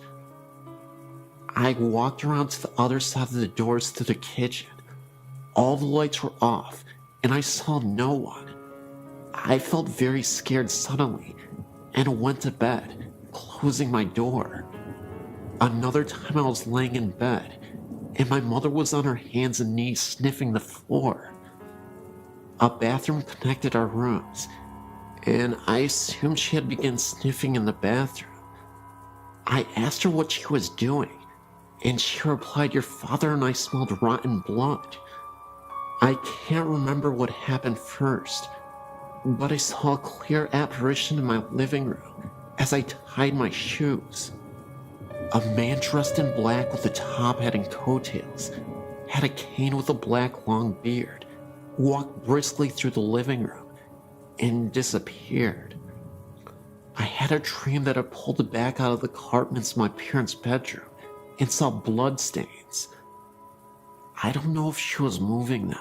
She denies it still to this day, but I know I wasn't moving them because I was determined to find the truth. The board told this story. A married couple named Mark and Melissa Twain lived in the house with a woman's sister. One day, in jealous outrage, she killed them both in the room with a shotgun. I thought it was very fishy the wife had my name, and the husband's name was Mark Twain. Like I said, my cousin says she didn't make the Ouija tell the story. I was under the house one day, bored and playing around. when I found a small handful of large blast bullet casings. Not as large as a shotgun casing bullet, I don't think. Other things have happened. I heard a knock on my door late at night. One huge knock, but I was too scared to open it. I told my father in the morning, and he got very angry and shouted at me that I was too stupid. I don't know why that angered him. I surmised the knock was from my dog changing lying positions on the porch. Once a baby bottle just sitting on the counter just seemed to be thrown in the floor. My father said it was because I stomped into the kitchen. Perhaps.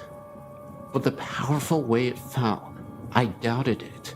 I was never able to tear my parents' carpet or find any information on the house that could point me in any direction. Though I did get all the paperwork on who owned the house, and no name Twain ever owned the house. My aunt, who claims to be a psychic, came over to the house and said that several ghosts live here. That was something I didn't hear myself. Another family member told me that. The house, which was always a bit odd, had a stained glass window on the front, not very large. It was of a cross. Later in life, I was in high school, living with a friend. I was trying to go to sleep and heard someone say my name very clearly right next to my ear. I got up and asked my friend what he wanted. He was in my grandmother's room, which they shared. I didn't call you, he said. The voice didn't sound like his voice. It had a lisp, as was very girlish sounding. We went to the house in the Delta, abandoned and run down, as well as vandalized. I walked ahead of everyone, always ready to take on whatever. As I walked past a bush, these birds just exploded from it. Before, I heard no bird song, and they surprised. The house was elevated with a basement that had openings for water to flow through. Everything was pretty much ruined. A door opened nowhere, as the staircase had been brought down. It felt like a cemetery, not in a morbid sense, just so quiet and hollow. We went to the basement, where trash was everywhere. On the door, which had been removed then, placed back up, was a crude black painting of a devil or satyr. Being mischievous, I took a wooden bed frame topper. It was painted brown with a carved flower on each side, and it was painted red as well. After I took it home, that's when I heard the voice. My room was cold, and I saw something in the garage, and I had a really weird nightmare. The kitchen was being renovated, so we had to wash and get dishes in the garage. I went out to get a cup and felt very nervous in there. As I was walking to leave, I heard a loud boom in the wall to my right. I looked, not too long, but long enough, and this will be a very hard to explain situation and sound crazy, but this energy waved and glistened in the shape of something human, turned its head and looked at me. I ran out, scared for my life. I'd never been so scared. I took the bed knob back, and nothing happened like that again. The site has long since been destroyed. I'm not sure what any of this means, but I do know one thing for sure. I experienced it.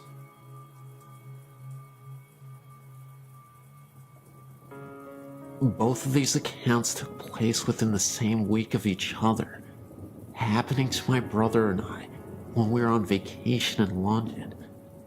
The Hyde Park Ghost. I was on vacation with my family in London for Thanksgiving, 2001. About 10 in the morning on Thanksgiving Day, we decided to go for a walk around London, starting with Hyde Park. which was about 3 blocks from the hotel. The park was beautiful against the autumn sky, and both my brother and I found it strange how time seemed to skip, as the park just lay kitty corner from a highly modernized tourist strip. As we waited on the corner for our parents to catch up, I turned to see a great black carriage standing behind us, pulled by a glamorous-looking brown and white Clydesdale. I tugged on my older brother's jacket and pointed, and we watched it for a while, thinking it was the coolest thing we'd ever seen. Others in the park didn't take much notice of them at all, walking by in a hurry to get wherever they were going, or that's what we figured. My brother, having his camera with him, took a picture of the carriage and the driver, a slightly portly man with a contented smile and a formal air. He looked at us as my brother snapped a picture, and I felt an unexplainable tingling. Shrugging it off as the autumn weather, I continued to watch the driver. Our parents called our names, and we turned back to look at them, agreeing that we should all go for a ride in the carriage. My mom asked what we were looking at, and I turned back and pointed. What happened next is the strangest thing I've ever experienced. There was no carriage standing on the corner with us. My brother just looked as puzzled, and we continued to search about the corner, thinking it must have driven off after we turned to look at my parents. But the carriage, driver, and horse were nowhere in sight. I found it odd also that we had not heard them drive off, as one would think a horse walking on stone could not be terribly quiet. A week or so later, we got the film developed. My brother and I searched through the pictures at least 3 times, trying desperately to find the one he had taken off the carriage. But though all the exposures from his camera were present, we could not find the one of the gleaming black carriage, Mary driver, and the magic Clydesdale.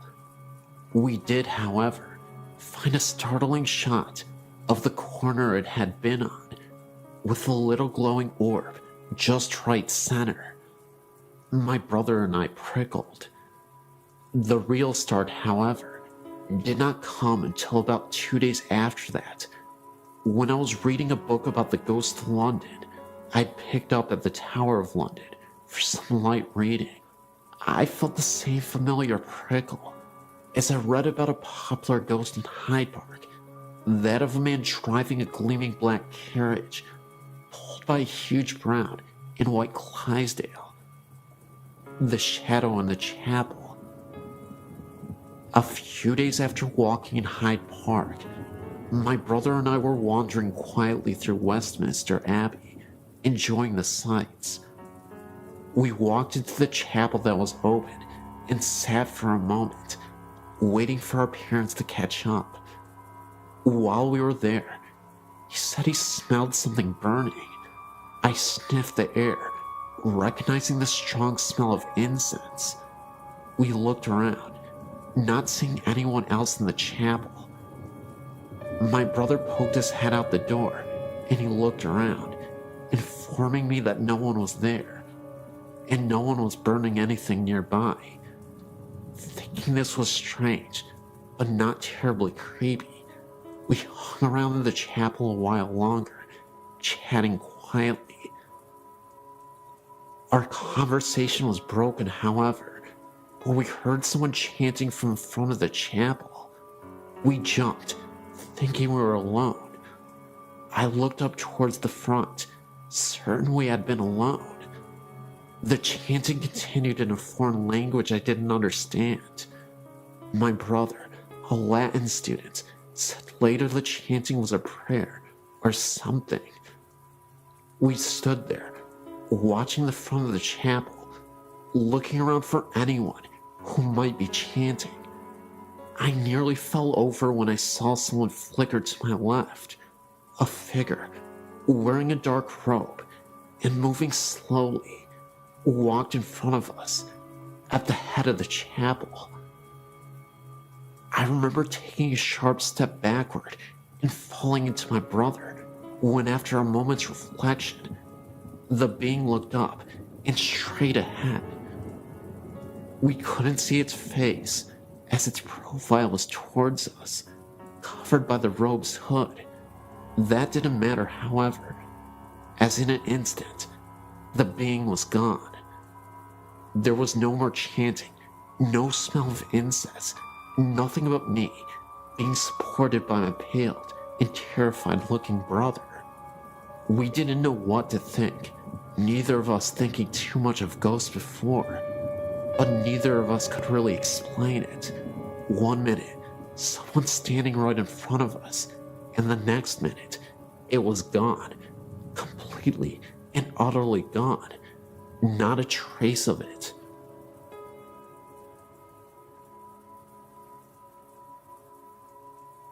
First story. I was 11 when this happened. I was spending the night at my best friend's house.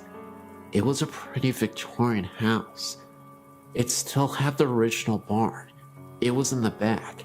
But anyway, one night we were staying up well past our bedtime, down in the living room, watching TV and talking. Well, our room, which we were supposed to be in, was directly over the living room. Well, we were sitting there, and all of a sudden, we heard what sounded like something being dragged the length of our bedroom. It was something heavy. We were so scared, so we stopped talking and muted the TV to listen.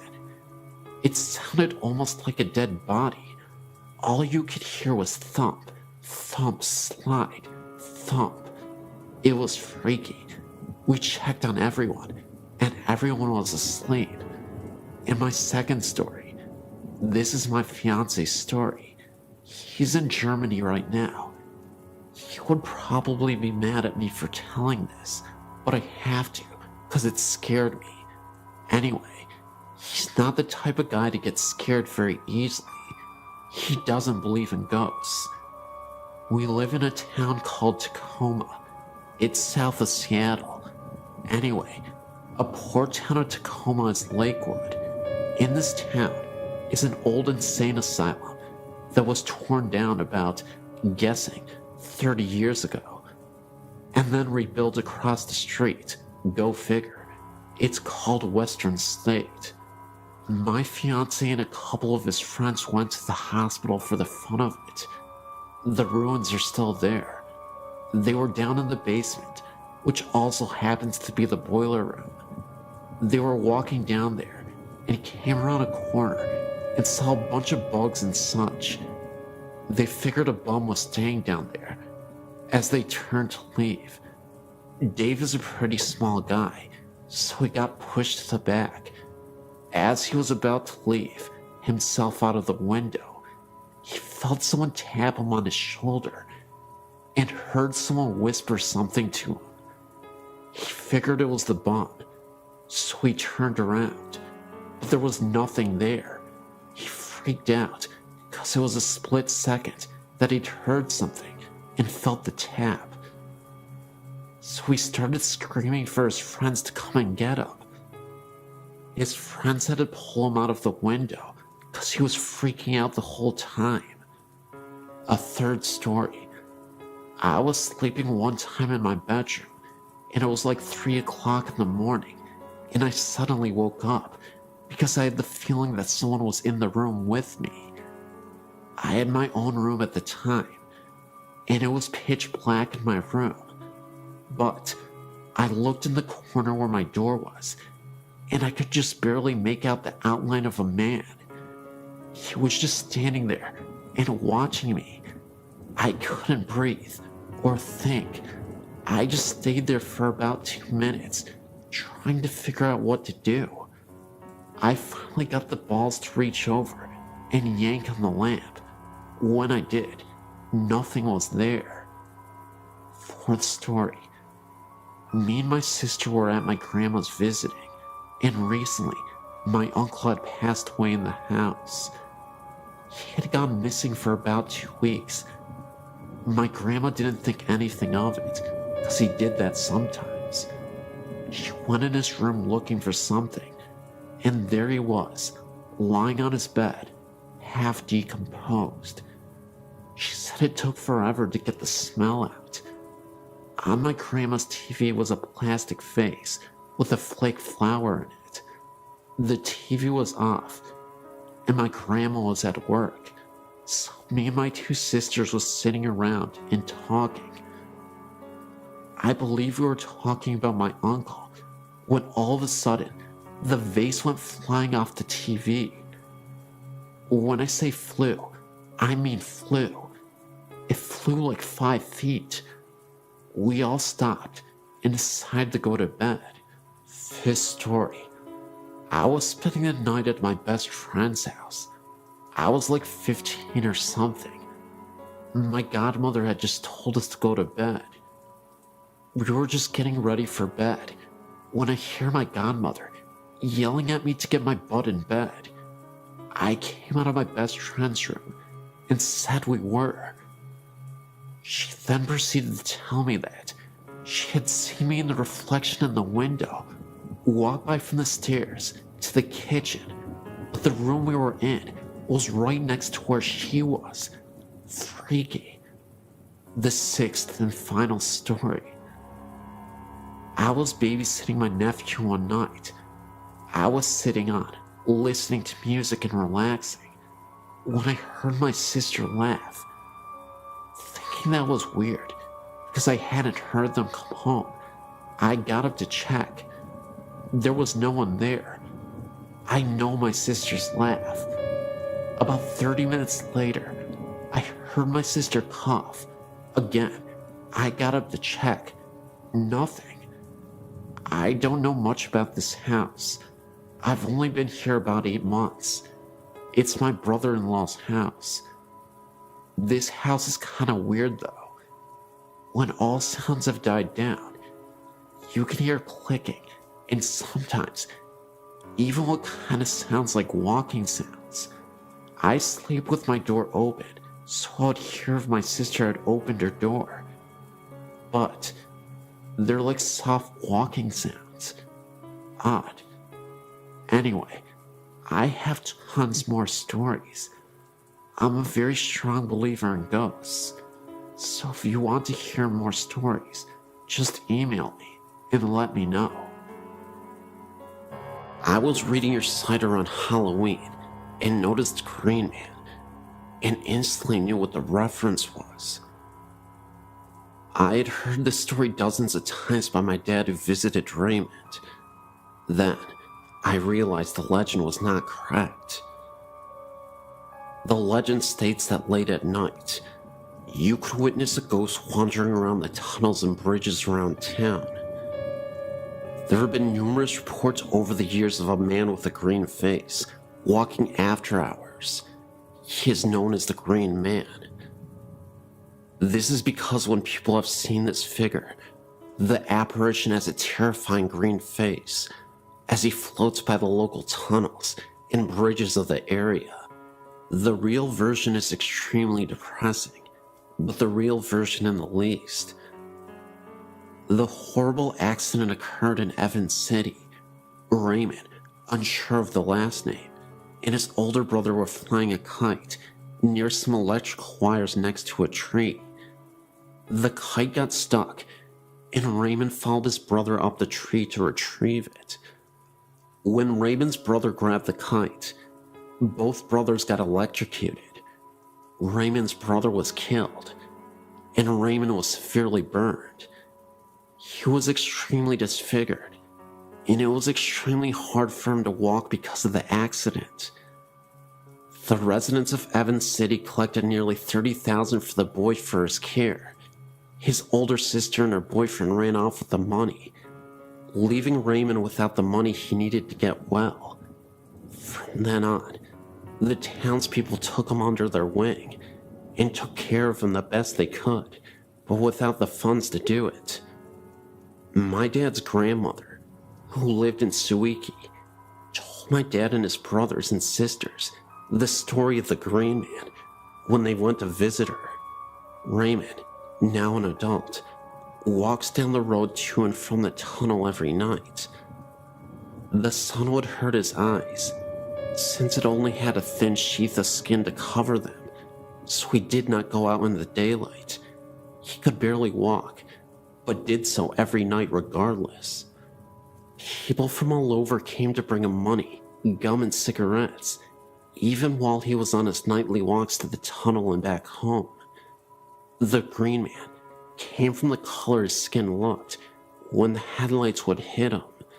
He had been charred so badly, he was gray, so the headlights actually made him look a greenish-gray color. Unfortunately, my dad couldn't confirm this because he is colorblind. Raymond had a hole for a mouth, no nose except for a hole, and holes for ears. My great-grandpa and my Uncle Carl, then a teen, got out and handed Raymond a pack of Lucky Strikes and a pack of gum. Raymond talked to them for a bit, though you could barely understand what Raymond was saying. Behind my great-grandma's car were many more cars, waiting to see Raymond, as there were more every night. At this point, Raymond was a bit of a celebrity. Raymond was watched by the town and the police, and he never had any trouble with the visitors. My family left, and the next car pulled up to visit. My dad recalls hearing of Raymond's passing some years later. Must have been about 1985. The interesting aspect of the story is that years after Raymond's demise, I've had friends who have passed by the tunnels and have noticed gray mists, orbs, and other strange phenomena, where that they witnessed phenomena near the very same tunnels that Raymond used to frequent. One of my friends is a non-believer and a true skeptic of the paranormal, and he had experience where he saw the Green Man years after his death. Just like the story, he shined his headlights as he was driving through the tunnel and nearly wrecked his car. He thought that he had saw a man wandering around who appeared to have a green face. He appeared so quickly that my friend had little time to react. His car came to a complete halt, but there was nobody in sight. Whether Raymond haunts the road and tunnel, I don't know. However, I'd like to believe that the legend is now true, after the experiences that my friends have had. A little ironic, but fascinating, nevertheless. These experiences all occurred at my grandmother's house, which is called Gwynmick Manor. Although the house isn't very big, it's around 200 years old.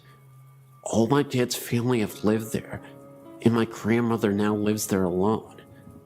There have been many different events, things such as footsteps, dogs barking at something unseen, and the shower being turned on and off, or just a few minor things. One time, my uncle fell asleep in the kitchen at night, and the door he was sleeping next to was flung open, waking him up, even though there was no draft, and it was an airless night. The same uncle also had experiences as a young child. When he was younger, he would hear footsteps from outside his window late at night, as though someone was walking hurriedly over gravel. At the same time, he would see two big black dogs sitting by his bed. Another time, my grandma was walking upstairs with some laundry when she dropped something and bent down to pick it up. As she was retrieving it, she saw a pair of shoes on the steps in front of her, as real as a human's. She looked up and saw a long skirt and the start of a shirt, and then the figure disappeared. My grandma swears to this day that the story is true, and says although she didn't feel threatened, she certainly wonders who this woman is. There was no one else in the house at the time, and the stairs are curved, so if someone had walked down them, you would have seen. Most recently, my sister and I were in the corridor opposite the dining room, which is locked when it's not in use. There is a key on the outside of the door. We were standing there talking when the key started to move, as if someone was trying to get out from inside. We thought maybe someone was in there at first, but then we remembered that the key had been moving from our side of the door. Most recently, we were sitting on the lawn whilst my dad and uncle played badminton on the court behind us. The garden is raised almost on a hilltop, with steps leading up to it, so the grass we were sitting on was in line with the upstairs bedroom window, if that makes sense. We were facing the window, talking, and looking in at my grandmother's 2 dogs, who could have been sitting on her bed. My grandma had gone out shopping and had left her dogs shut in her bedroom. First, we saw one of the dogs start barking urgently at something in the far corner, which was out of sight from us. This continued, and the dog then jumped onto the bed again and started barking directly at us. We thought this was strange, but what happened next couldn't be explained. A white mist, almost in the form of a hand, passed over the dog's head, as though it were stroking her. She then stopped barking. We both looked at each other in horror, knowing that we both had seen the same thing. There was no sunlight that could have reflected through the windows, and I honestly can't think of another explanation for the hand we had seen. I still feel scared when I go into the house.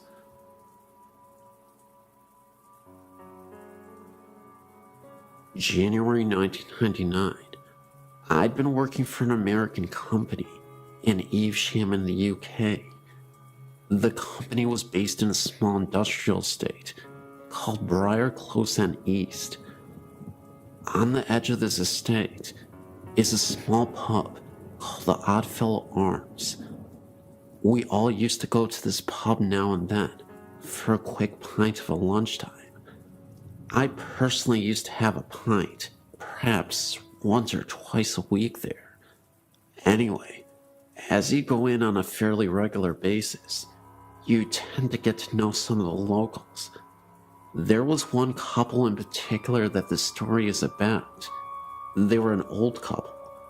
He was an ex-counselor and had to use a frame to walk with. He was always with his wife. She used to drive him everywhere. Obviously, he couldn't get anywhere without her assistance. It was just after the Christmas break, first week back at work in January. I decided to go for a sandwich and a drink at the pub.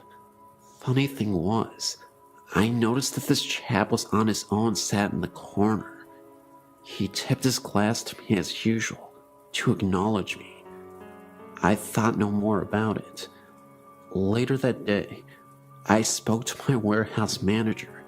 He frequented the pub on a more frequent basis and knew all the regulars by name. So, I mentioned to him how odd it was that the old guy was on his own. Astonished, he replied, "That's impossible. The old guy had died over Christmas."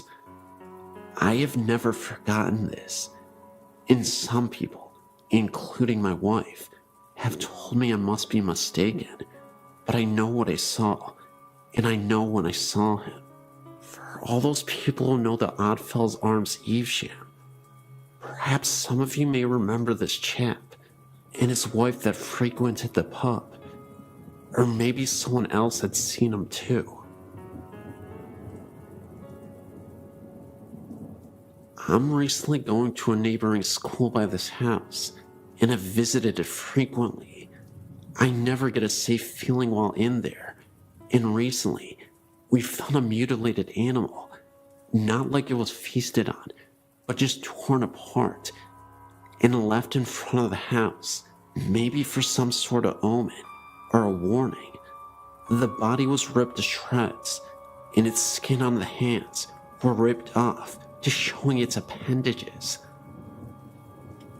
Later, we found the skull of the animal adjacent to it, and we noticed the jaw was removed, but the skull itself was in a very clean fashion. No blood or guts or any kind of fluids, not even dirt marks. The skull almost looked like it had been washed. That not being the strangest thing, I have a friend of mine who is a female who is as well as extremely interested in the paranormal, and she has recently gone to the house, and the first encounter dealt with her and her best friend going into the house and just walking around. The problem was that they did not even get to enter into the house. Right before stepping on the yard, the house is surrounded by large bushes. They heard a sound coming from one. Other times that I've been with her, we swore we heard footsteps beside us in the bushes, as if being watched. Her best friend saw a shadow and became very frightened and began to flee. My friend was not as scared and refused, and her being the determined person that she is, continued to go forth. The sound was continuing this whole time. Her friend left sprinting, and so just to be a good friend, she decided to go catch up. She was not running so fast, and in her light jog, she turned around and noticed a woman with bright blonde hair, this being the only thing sticking out, chasing after them, and even got off the yard and continued in the pursuit. When seeing this, my friend began to run even faster and eventually ran to the church where they parked their car. She called me while this was happening, I guess to help us believe, and also she knew I was very interested, and I could hear the fear in her voice. When she returned, she told us the story, and one of the girls who was a local asked about what she had saw, and when she said the thing chasing them had long blonde hair, the local freaked and admitted that the woman who was murdered did in fact have long blonde hair. This scared and excited all of us because my friend who was chased had no idea how the woman looked or anything of that sort. Not being enough for us, we decided to go back with another group of kids who swear they know much about demons.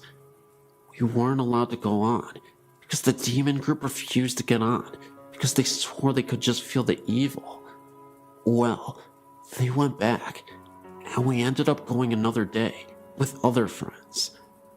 We just heard small sounds and footsteps. Other friends' stories deal with the chair in the living room that has two missing legs would be dragged across the living room. But one day, my friend, being the brave girl that she is, went into the house by herself one night, and she was walking around and really did not notice anything. She made a comment expressing how upset she was that nothing was happening, and a few minutes later, she heard a high-pitched shriek, and right then she was pushed, what she guessed to be about 4 feet, and pinned to the wall. She stumbled out of the house, and when she got home, her best friend noticed the scratches on her forehead. She still has them right now. This incident is very recent. That same night, her friend later called me saying that she had fallen asleep and was not responding, and that she was breathing normally, but her body was extremely cold. We haven't gone back yet, but we noticed that activity is much higher when fewer numbers are around. I look forward to giving you updates. Also, I'm from McAllen, Texas, and there's a building in that area that is rumored to be haunted. There's this building, and it is extremely haunted on the 3rd floor.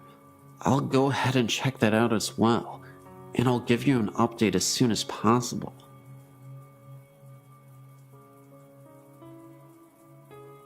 My name is Andrew Pierce, and I'm a local ghost hunter here in Warwick, Rhode Island. Having experience in paranormal investigation helps every time I tell my story, because living with ghosts and experiencing ghosts are two different things for me. I moved into my home 15 years ago at the age of 6. The first night in my new house, I slept in what is now my mother's room, and before waking that night, I had nightmares of bloody murder, massacres, and deadly beatings. At the time, I was just scared, but now, after researching, I've come to the conclusion that this was a ghostly encounter.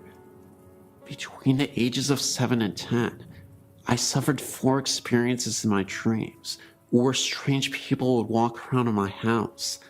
The only problem is that they weren't living, and in each of these dreams, they were foreshadowings of what are now actual hauntings. The area with the most activity is my basement, which has been finished and where several phenomena have occurred. The first came when I was 12. I was headed upstairs from my computer room when I saw a figure out of the corner of my eye. When I turned around, it was a little girl huddled in the corner and looking at me. She was dressed in 18th century garb and looked like she had just left church or some sort of social gathering. She has never been seen again, but she has been felt throughout the house and even experienced once by someone who had never been in my house before. This occurred when a friend of mine was sleeping downstairs, waiting for us to get back from a run to CVS. She was asleep on the couch when a ghostly arm or hand touched her arm, and then proceeded to knock over a couple of items on the table. When she had informed me of this, I knew it was the girl.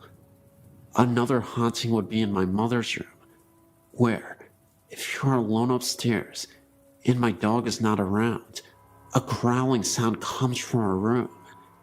It is entirely inexplicable, but I have a feeling an angry ghost lives in there, but cannot gather enough energy to support anything other than making sounds and haunting dreams.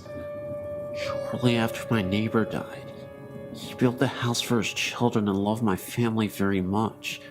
Most of the hauntings disappeared, and a sense of comfortability ran through the house.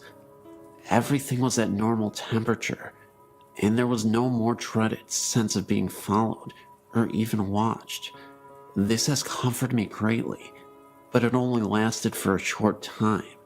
Since that time, several newer and less aggressive ghosts have entered the house, and they are seemingly very friendly with my dog. Where he used to bark at them, he is now okay with them and can even be seen playing with them. This was witnessed when I saw him playing with his ball alone, but then noticed that the ball was rolling to him on its own. He would bring it back, and it would only roll once more. Also, this same ghost apparently hates breakfast because it disturbed us one time by knocking over a bunch of papers on the counter and spinning the trash can lid violently. No explainable cause was determined, as it was the middle of winter and no windows were open, and we don't have a fan in our kitchen area. Another ghost prefers to walk around the foyer and up and down the stairs, but never seems to go past the hallways. That's really all that happens, but I wanted to report these since they are the only real, vivid ghost experiences I could ever recall. Thank you.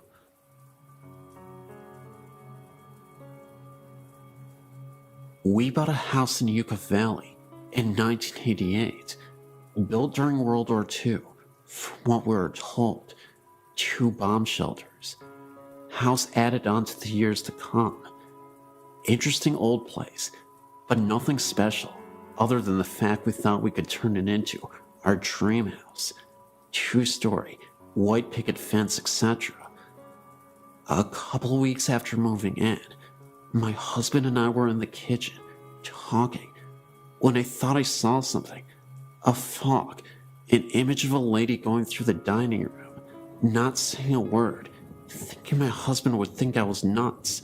He said to me, "Did you see that?"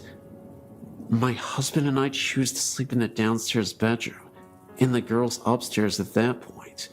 We were in a king-size waterbed, framed firmly on the floor, so it's not logically possible for something to be placed underneath it. After we began renovating the upstairs, we moved our bed up there, and the girls had the downstairs to sleep. Full-size beds, sitting on regular bed frames. There was nothing on the floor when we moved our bed out. A few weeks later, one of my daughters informed us that something was under her bed. My husband investigated and found a black and white photo, as well as some silk scarves. We called the former owner to ask if he knew who or what it might be. He came to look, said the photo was of his dead wife, and the scarves had belonged to her. A few months later, my husband found a painted portrait of a young man in his workshop.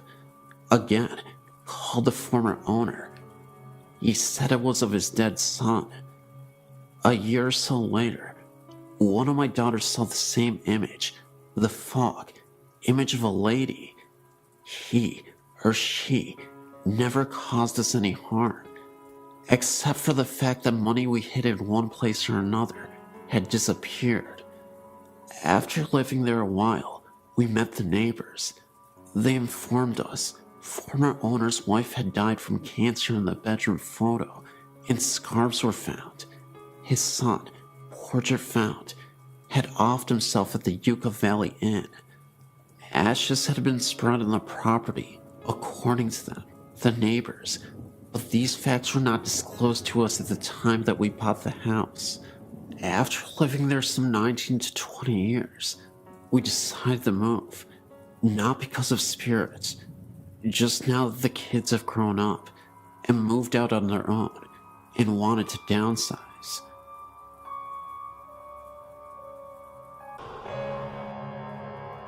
I used to live at the House of 1,000 Stairs in Redlands, California.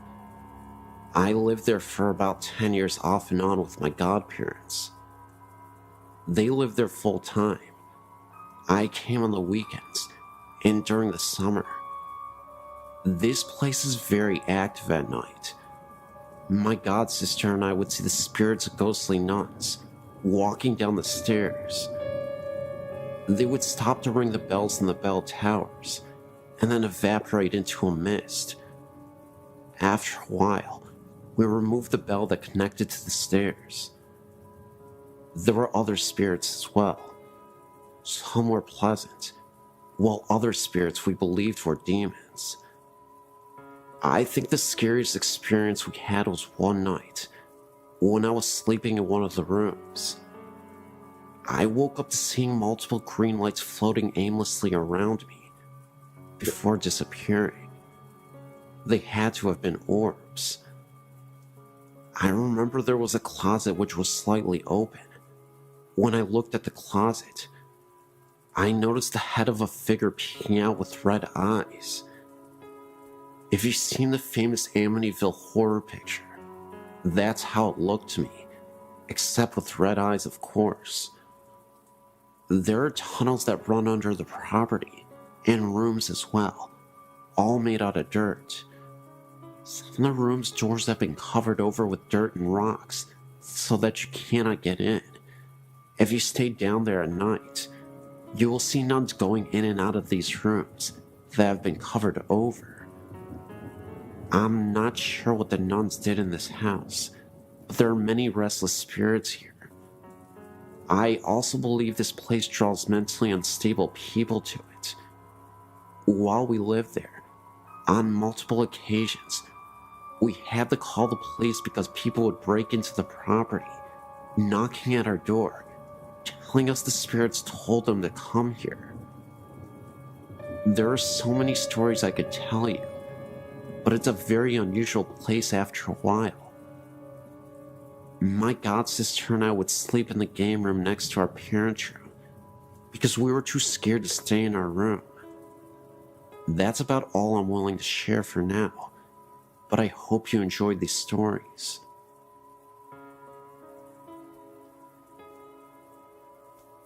I know that most high schools claim to be haunted, but my old alma mater has everything from restless Indian spirits, students that died on campus, as well as the spirits of some priest that passed away at the campus. Its name is Bishop Olney High School. It's located immediately next to the San Fernando Mission Cemetery, and is directly across the street from Eden Memorial Park, a cemetery for Jewish believers. To make this easier, I will list the different stories I've heard and my own limited encounters. 1. Our school's built on what used to be an old orange grove. It was also used as a burial ground for Native Americans who built the mission. Several different faculty members have heard the sounds of an old woman crying right inside our alumni hall, and one claiming to have seen her pacing back and forth. I myself went there late with 3 friends one night in an attempt to see if we could prove anything for ourselves. We heard the same crying noises and saw a brief glimpse of a black silhouette through the all-glass walls of the building. Other faculty members have claimed to see an Indian chief in full ceremonial garb near the school's chapel and the hallways behind it. 3. Members of the water polo, swimming team, and marching band have heard a young boy crying from the old archives located underneath the buildings on the west side of campus. The water polo and swimming teams used to use the old showers that were built for the priests when the school was a seminary, and the band used to store its equipment in spare rooms down there. One story of an eyewitness who saw the spirit is one of the creepiest our school has. A few of the girls on the swim team went down to the showers after practice and found all the shower heads on and a little boy standing in the middle of the room. The boy didn't respond to any attempts at conversation. The girls left to get a coach to try and get the boy to talk. When they got back, all of the shower heads were off, and the boy was nowhere to be found. This part of the school is directly next to the graveyard. Only a chain-link fence separates the two properties. Our pool is technically rented space from the graveyard. In the new school archives, located on the second floor of the building over the old archives, there have been reported sightings of a priest in his uniform, reading or filing books. This same hallway, nicknamed the Forbidden Hallway by students, because it has all the permanent records in school's computers' mainframes and is off limits to any student without permission, was once the dorm rooms for the young priests in training when the site still served at the cemetery. A lot of men of God passed on at this location. 5. The hallway behind the school's chapel has had several sightings. The Indian chief, the little boy, and shadowy silhouette have all been seen here. The boys' bathroom is a hotspot for strange happenings late at night. I would be there late for extracurriculars or what have you, and one night when I was there, the door to this bathroom closed and opened twice. No one else was there to do this, trying to test the spirit. I said, "Is someone here?" And the stall door I was in flung open. It didn't feel like a bad spirit, but it was definitely wanting to make itself known. There are plenty of other stories at the school from all different sources. Those are just the ones I've heard the most, in my own little 2 encounters.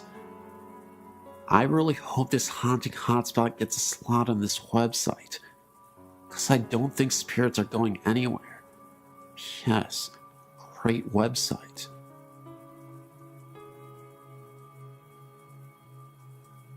When I was a little girl, about 4 or 5 years old, I remember this clearly as if it happened yesterday. I did something bad to be sent to my room as a punishment. I was laying in bed, Not sleeping, mind you, just laying there, looking up at the ceiling. As you may have guessed, I was bored out of my skull. Anyway, a few moments later, I looked at the head of my bed and saw two white heads, round-shaped, with red eyes. No teeth, or any body for that matter. They just kept staring at me. I screamed as loud as I could, and my mother came running into the room. As soon as she did, the image or ghostly figure, or whatever it was, had vanished. This house that this happened in was known to be haunted. I'm not sure by what. I asked my mother years afterwards if she had any odd experience in that house. After I told her what happened, she said yeah. When she was down in the basement doing laundry, she heard someone call her name. No one was in the house at the time. I'm not sure where I was, or my brother were at the time, but I know we didn't call her. We call her Mommy, not by her first name, as this thing did. She answered it. Now, as I recall, if something unknown calls out your name and you answer it, isn't that an invite? This house is located in Vermont on West Road in Burlington. I forget the number of the house. My mother said I was a gifted child. Gifted, meaning able to sense things, as well as sometimes able to predict the future, which I've had in the past. It's not something that happens to me all of the time. Just once in a blue moon, I'd get visions in my dreams that come as warning signs. For example, my brother was going on spring break during the days of his high school years, driving his Jeep over to coastal beaches in Florida. I recall having a dream of him doing this, and his Jeep caught fire while he was driving down the road. Odd how this dream came about. I told my brother not to go. He thought I was crazy, of course, and he didn't believe in that sort of thing, nor does my husband. Anyway, my brother called me up one day and said that his Jeep caught fire. He had a flat tire and parked on the side of the road. He wasn't going to spring break. He was just heading over to a friend's house when this happened. Come to find out, some punk started the fire to his Jeep.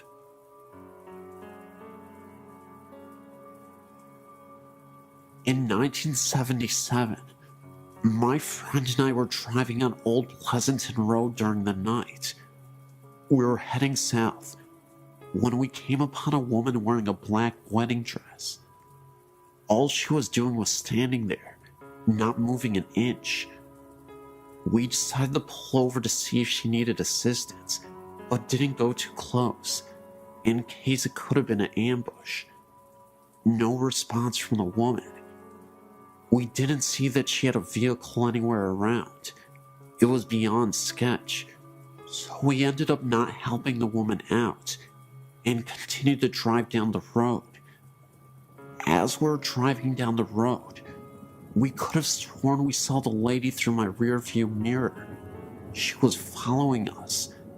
The only difference was, she was not walking. She was floating towards us.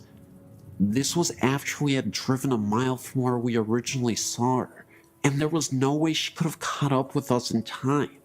Within seconds, the lady disappeared, and she was nowhere in sight. We had to stop the car on the side of the road to gather ourselves, because it almost felt like something out of a movie. When I got home, I told my grandma what happened to us, and she was stunned just like I was. A week after this incident, around the same time period, I received a phone call that my friend was found murdered with a knife through his heart at the same location where we spotted the lady a week ago. My grandma told me that it could have been death coming for him. I still tremble at the thought of reliving all that happened, That dark night in 1977.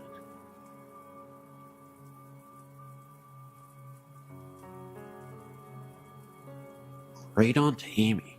She lived in a small 2-room shack in the middle of a very remote wooded area in northern Michigan, next to her brother and his wife. I remember her writing to me in the mid-60s and telling me they had a road name and a sign now. My younger sister and I loved going there to visit. We would walk in the woods and explore an old cabin and trailer in the woods north of them. They lived very primitively, an outhouse with magazines for toilet paper, and slaughtered their own pigs and cows. There was a great green apple tree down the road, and we always stopped to get our pickings before heading home. One time, we heard a weird noise, and my mother told us to hurry up and get in the car. We had to get going. It was a bear calling for her cub, and we were downwind. Mom feared we may have been between the mother bear and her cub. Whenever we went to visit, we went to see the uncle and his wife first, then Great Aunt Amy. Although we would see her peering over the tiered kitchen curtain when we arrived. Great Aunt Amy was very short and stout, and you could just see the top of her head from the eyes up, over the lower curtain, and I'm sure she was on her tiptoes at that. But she was always so surprised to see us, and just happened to have cookies or rolls just out of the oven. The day of her funeral, the late 1970s, my sister Kathy and I got out of the back seat of the car on opposite sides. I looked at Great Aunt Amy's cabin and then looked over the top of the car at my sister. I knew she saw her too. Great Aunt Amy's little head, eyes peering up over the curtain, as she always did when we came to visit. I could almost smell those rolls baking that she just happened to be making. Recently, my sister and I took a random trip to the area and went by to see the little old cabin again. But this time, it was gone. A new home stood just to the east of its location. I was very disappointed. My sister turned to me and said, "That's alright. She's still there. Can you feel her?" I could.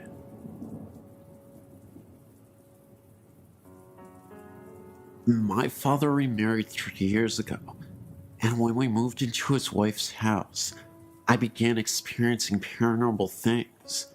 I've experienced things ever since I was a child. My mom and siblings were always sensitive to the paranormal. My siblings were pretty used to it, but I'd never seen anything significant until we moved into our new home. It started slowly.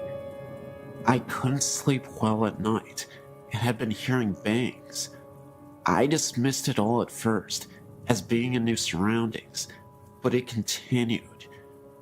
My sister moved in, and we began sharing stories about things we had heard in the house.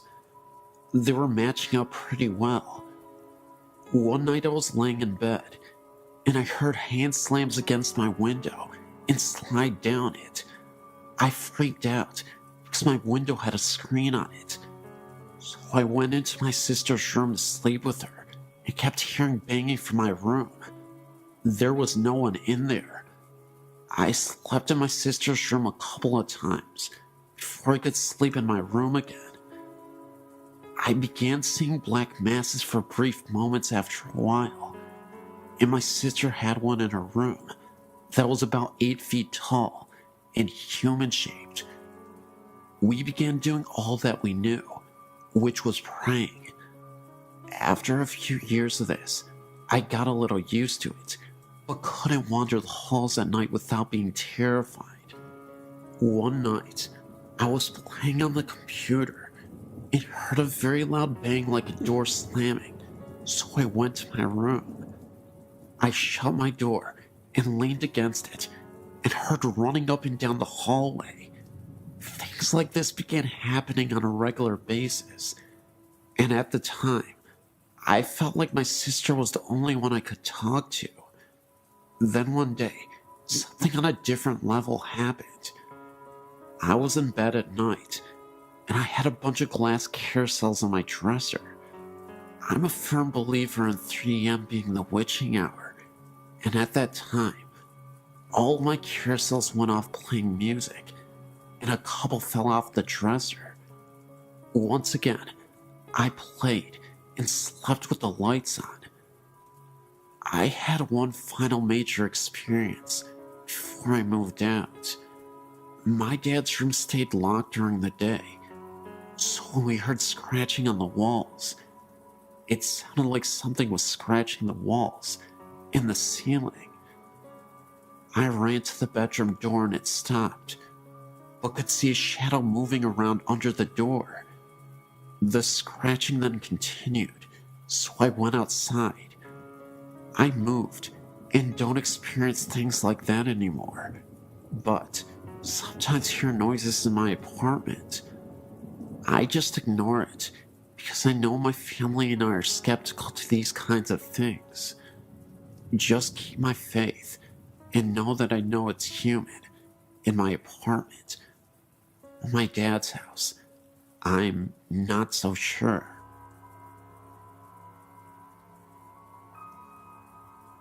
This happened to my mother's uncle in the 50s.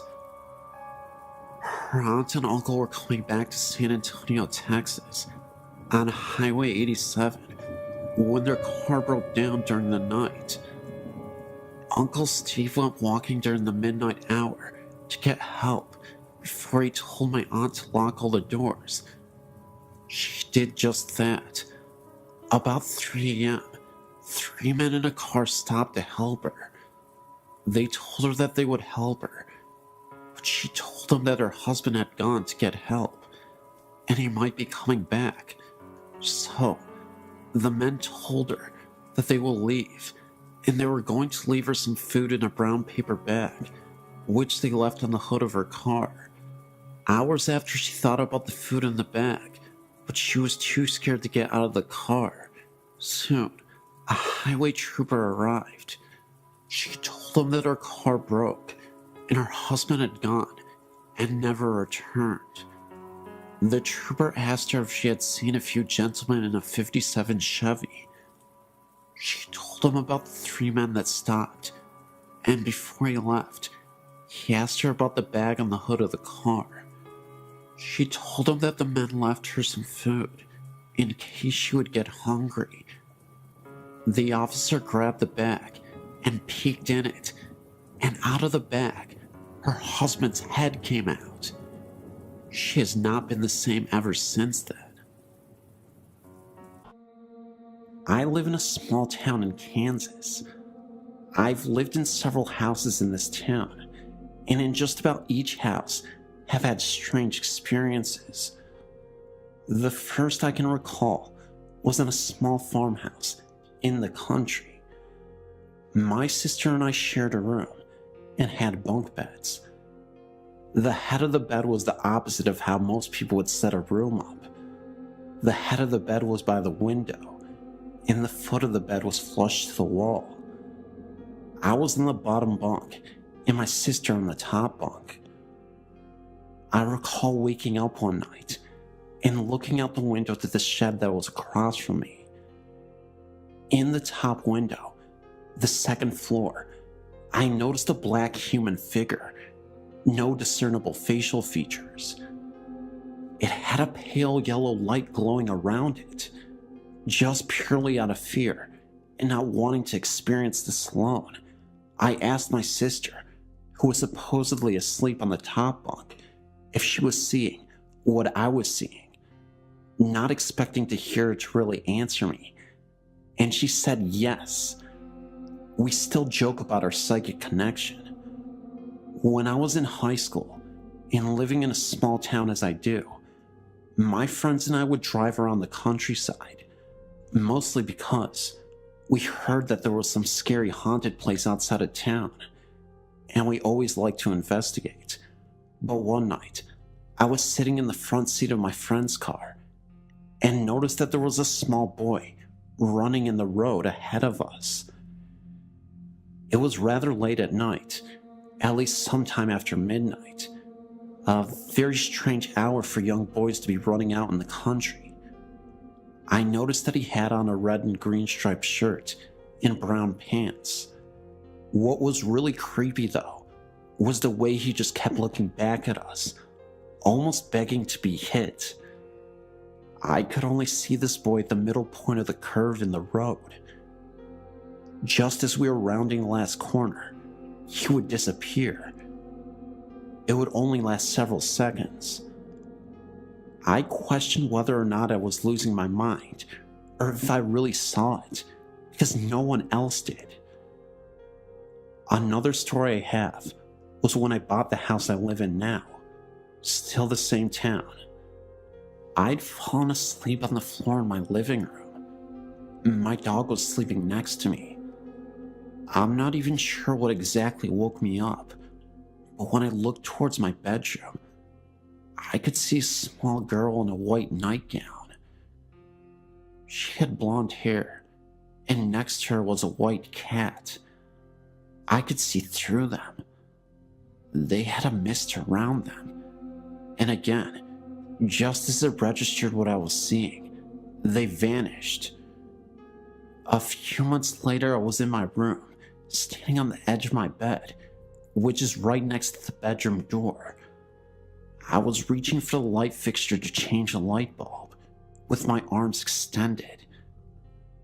I noticed a man, dark short hair, and in his 30s.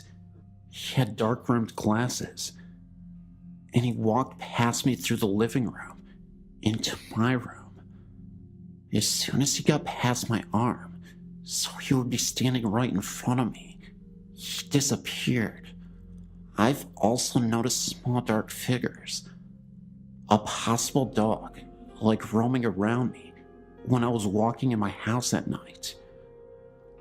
I always try to jump over them, thinking that it was my dog, but she was in another room when this happened. In 1978, my parents purchased a relatively new house in Niceville, Florida. The land the house had been built on had previously been a swamp that was drained to make way for the housing subdivision. Nothing bad had ever happened in the house, yet, after living in the house for a short time, we all began to notice odd things. It started the night I broke up with my fiance. My parents had got out for the evening, and I was in my bedroom crying. Suddenly, I realized I was not alone. I looked up, and I saw a woman dressed in the turn-of-the-century clothing. She had a look of extreme empathy on her face. I did a double take. Never take your eyes off of them, I've learned. And my visitor was gone. My brother brought her engagement ring into my room so that I could take it to work the next day and have it sized. When I woke up from my nap, I got the ring off the dresser and noticed that it wasn't quite right. I got on my loupe and discovered that the ring had been squashed. I took the ring to my parents and showed it to them. Dad examined the ring. As a scientist, he was a little more observant than I was.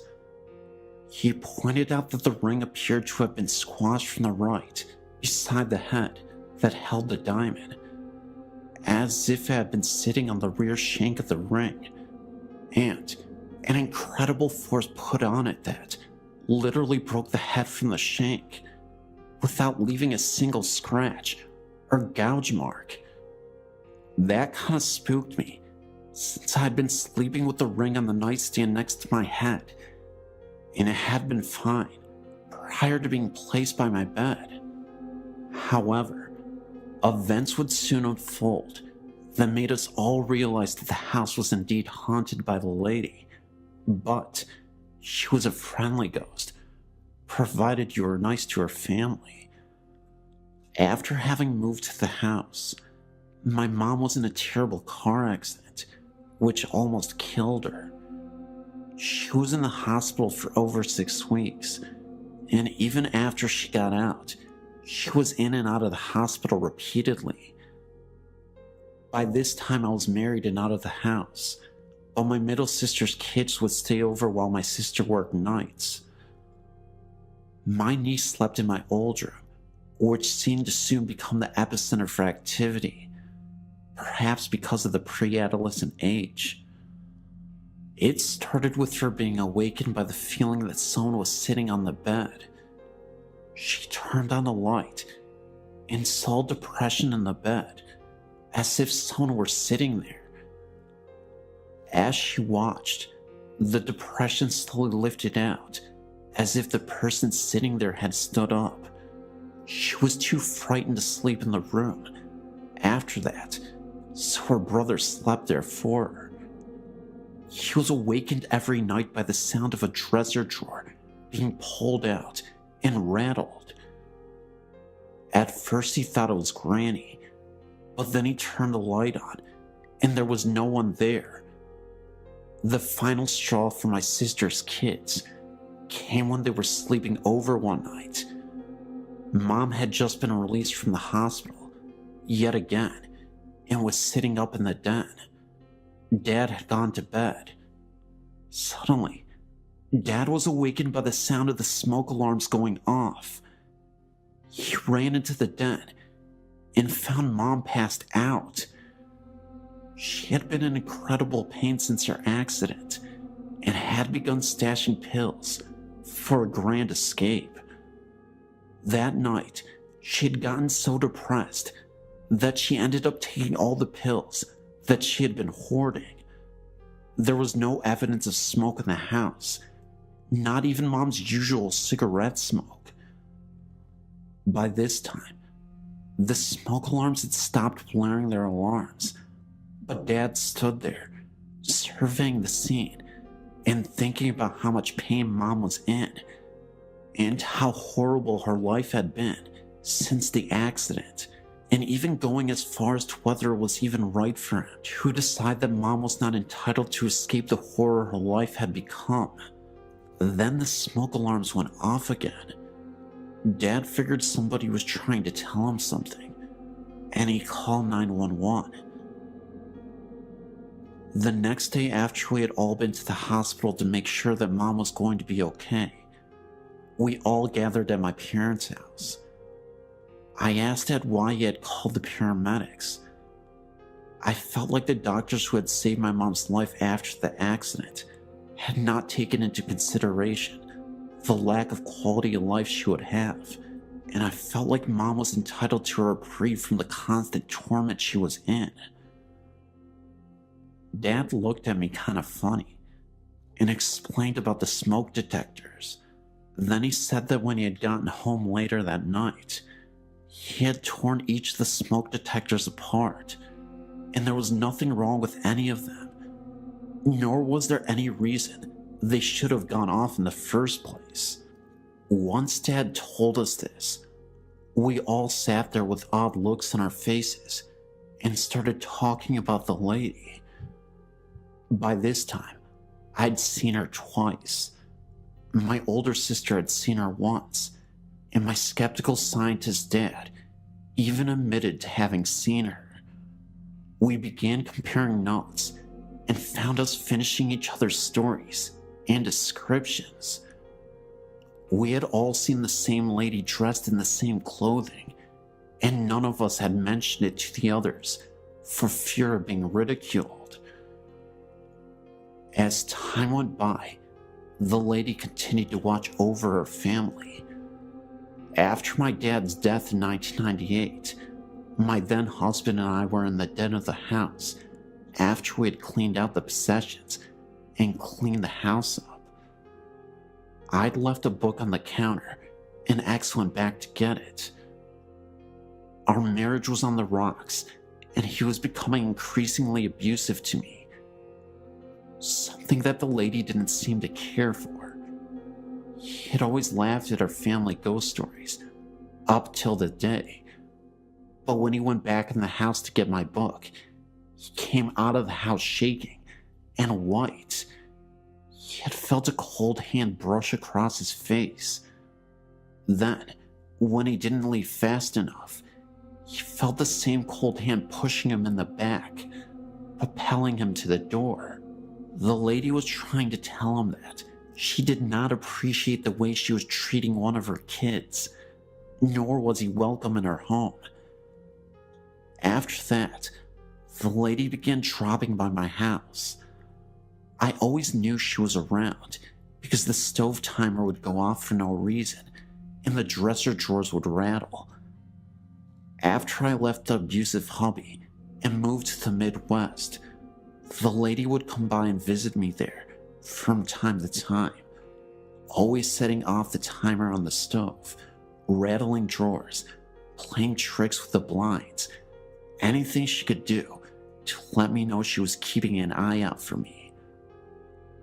I realized that this is unusual for ghosts to leave their primary residence and to actually follow people from home to home, but I talked to some friends who all felt like the lady was probably a female ancestor who had died in childbirth, so she felt responsible for looking out for her family. After going through the family archives, we found a photo of my great-grandmother. She had died of appendicitis when she was pregnant. The baby also died. The woman in the photo looked like the lady. My sister is now living in the house. When she first moved in, she put some pots in the cabinet, then went to the bathroom for a minute. When she came back out, the pots were sitting on the floor. Earrings and rings that had been lost for years, some in different houses that we lived in, suddenly appeared on the cabinet or in my sister's jewelry box. Unseen hands frequently pull back the curtains to look outside, and my sister's dog loves to romp and play with the unseen visitor. I could go on and on about all the poltergeist activity, some that seemed to be coming from the lady, others that seemed to be coming from my deceased dad. From fax machines that go off when they aren't plugged in, my deceased dad's voice calling me to wake me up when the gas fireplace developed a leak, even luggage being set on its end.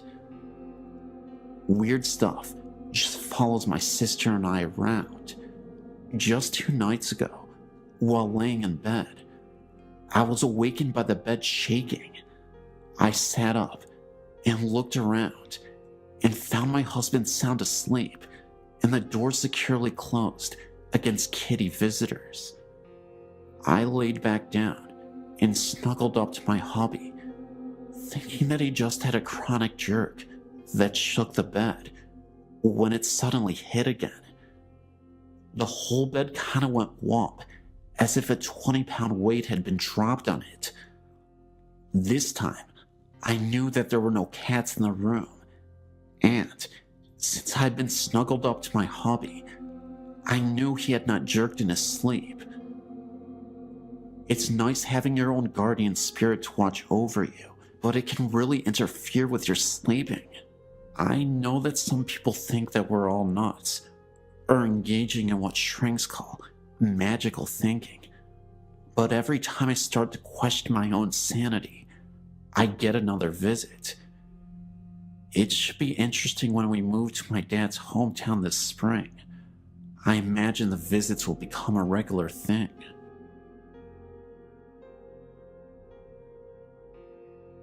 Growing up in rural northern Wisconsin, there were few opportunities for earning cash, aside from service positions and agricultural work. Coming from a farm family myself, as a youth, I would hire myself out to farmers to help with the work on their respective farms, mostly crops and dairy cattle.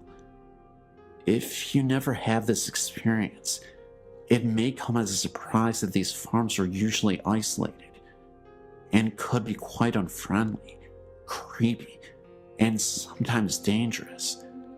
Physical injuries like losing an eye or a limb or even a life are not uncommon.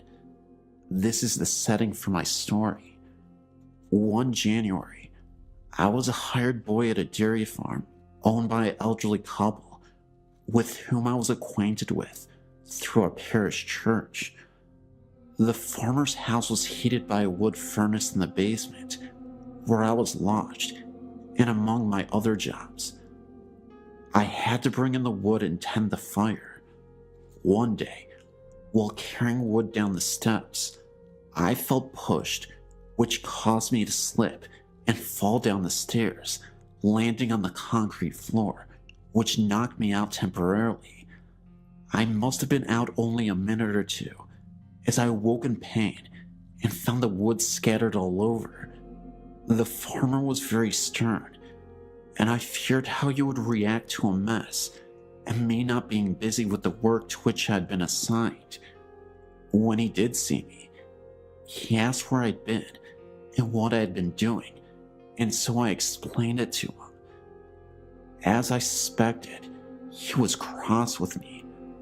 Later that night, over supper, he told me a story which made me rethink my staying there. He related that some time ago, his wife, although a Catholic like me, had been dabbling in the occult, things like divination, astrology, cards, etc. Odd things began happening around the farm, and it was no longer prospering. He told me that the last straw had been when he awoke to find her levitating above their bed in the middle of the night. They decided to call the parish priest. The priest, whom I will call Father X in the story, was a mature, spiritual, and virtuous man whom I knew and respected. His brother was likewise a priest and an exorcist. The couple explained what was happening on their farm and house. Father X had to get rid of the occult books and the paraphernalia, and after hearing their confession and absolving them, offered to bless and cleanse the house with a kind of minor exorcism. Before getting out his handbook of rituals and his stolen holy water, he had them close and lock the doors and windows for some reason. He went through the residence, leading the couple in prayers and reciting the house blessing and minor prayers of exorcism, all the while sprinkling each room with holy water. When they reached the last room, which was the kitchen, Father X was finishing the prayers, and after everyone said amen, the kitchen door, which led outside, unlocked by itself, opened and then slammed shut. Father X then explained that this is why he had locked the doors previously, to make sure that by the door opening and closing by invisible force, he could tell by that sign that the spirit had really left. The farmer went on to explain that he liked the instruction that Father X had left him with, namely, that the devil is like a dog on a leash. The demons are all restrained by the power of God, he said, chained, as it were, and they cannot really hurt you directly unless you come within their reach. Occult practices, blasphemies, and even grave sins can put people in places within the perimeter of the influence of evil spirits, and so if you want to avoid being harmed by them, don't come near them any more than you would approach a vicious dog that has been chained. I asked the farmer if the basement where I was lodging was also blessed. The farmer thought for a moment and said he did not recall that it was. The door to the basement was right outside of the kitchen door. After the experience with my fall that day, and the story that the farmer told me about what had transpired, I determined that I would not stay there another week. I left and didn't return. I didn't explain why, except to say that I wanted to be closer to the parish church and I wanted to go to daily mass. I did not have my own transportation at that time, except my bicycle. The farmer wasn't happy that I left, as I was hardworking and well behaved, but for me, there were plenty of other farms where I could work that did not have such problems.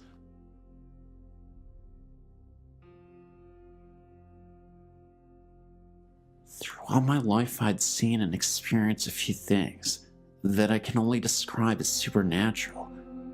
Everything I'm about to tell you about actually happened, and I will describe each experience as I remember them. The first thing I can remember happened whenever I was only a young boy, growing up outside a village in Northern Ireland called Besbrook. It was during the winter because we had a heavy snowfall the previous night, and I was outside playing with my two brothers. After a while, I went inside to warm up because my hands were frozen. My mother told me to take off my boots so that I wouldn't tramp snow all over the house. I sat down at the table with a bowl of soup in front of me, and it was then that I noticed something out of the corner of my eye in the hall leading from the kitchen to the living room. I turned to see what it was, and what I saw absolutely terrified me. I saw the figure of a woman walking down the hall towards the kitchen. I just got up and ran out the door without putting on my boots and jacket into the snow, and refused to come back inside, even though my mother insisted that there was no woman in the house. Over the next number of years, nothing happened except what sounded like somebody walking around the house, even when the rest of the household was in bed or away. Everyone heard the noises, but chose to ignore them. Then one Saturday morning while I was still in bed, I was shook and awake and told to get up and come down to breakfast. Whenever I opened my eyes, there was no one in the room, so I assumed that they had already gone downstairs. While I was getting dressed, a voice was calling from downstairs for me to hurry up. When I did get down to the kitchen, there was no one around. Everyone else was still in bed. A few days after, my youngest brother claims to have saw a young boy standing in my parents' bedroom who just stood there looking at him. Shortly after this, someone unknown attacked my brother in his bed, leaving him with a black eye. The next few years were quiet, except for the noises. Nothing else that I know of has happened in that house, except for the noises. But I did tell you that I lived outside a village. The best way to get to the village is through a wooded area, and this place is a very strange place. I could distinctly remembering a moment when I had to walk through these woods to get to the village, and all of a sudden, in the middle of the night, I saw a circle of people in white robes just standing in a circle and holding hands. I was so scared about what was happening that I ran the other direction and no longer wanted to run through those woods ever again. I actually had a friend of mine who was walking through the woods, and he swears to this day that he saw a woman just flying from the distance from one side to the other. Looked like a witch, but she was floating, had really dark black hair, and it just looked like she faded out. These are the only things I've seen in my life, and with that last story, my friend has seen, but I've heard other stories by people I know. The shop at the bottom of the road is said to be haunted by the ghosts of the 7 British people killed there in the 80s, whenever the original patrol station was blown up. I mentioned earlier, I'm from Northern Ireland. There is a high viaduct in the area which is used as a railway line. 18 people died constructing it, one for each arch, and numerous others have offed themselves off of it. The stories are that at times, you can see these people, and they all look sad. There's also the blood on one wall in a friend's house, and no matter how many times it is painted over, the blood still comes through. All this is true, and has happened within a square mile of where I live.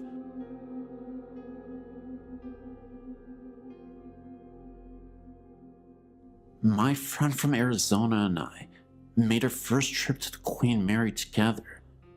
We happened to run into a paranormal researcher when we were on a tour and decided to stay the night. We rented a room with 2 beds so the researcher could stay with us and show us around the old boat in the middle of the night when the most activity had been reported. We attempted to fall asleep around 11 p.m. I managed to sleep quite easily and wasn't scared about sleeping in one of the reported haunted rooms. About 5 minutes after I fell asleep, my friend wakes me up. The first thing I remember was hearing a staticky voice and thought it was a radio. It wasn't until she asked me if I heard the voice. That was when I realized there was no radio anywhere in my room. My instant reaction was to turn on the light and look around the room. I reached up and tried turning on the light, and nothing happened. We were really freaking out now. The light had just been on. My friend finally turned her light on, and we laid there in bed for a few more minutes, and I decided to try the light again, and this time it turned on no problem. We tried to fall asleep again because we wanted to wander around the ship at 3 a.m. to avoid security guards. As soon as we turned off the lights and laid down, I saw my blanket pushed down and felt something on my arm. My friend also reported feeling things brush against her arm. As tired as we were, we just decided to ignore it all and go to sleep. 3 o'clock rolled around and we went to the pool room, reported to be the most paranormally active area on board. We took several pictures, and the researcher and my friend called out to the known ghosts. I didn't want to because I really felt like I was intruding. I felt sad and angry feelings throughout the whole area.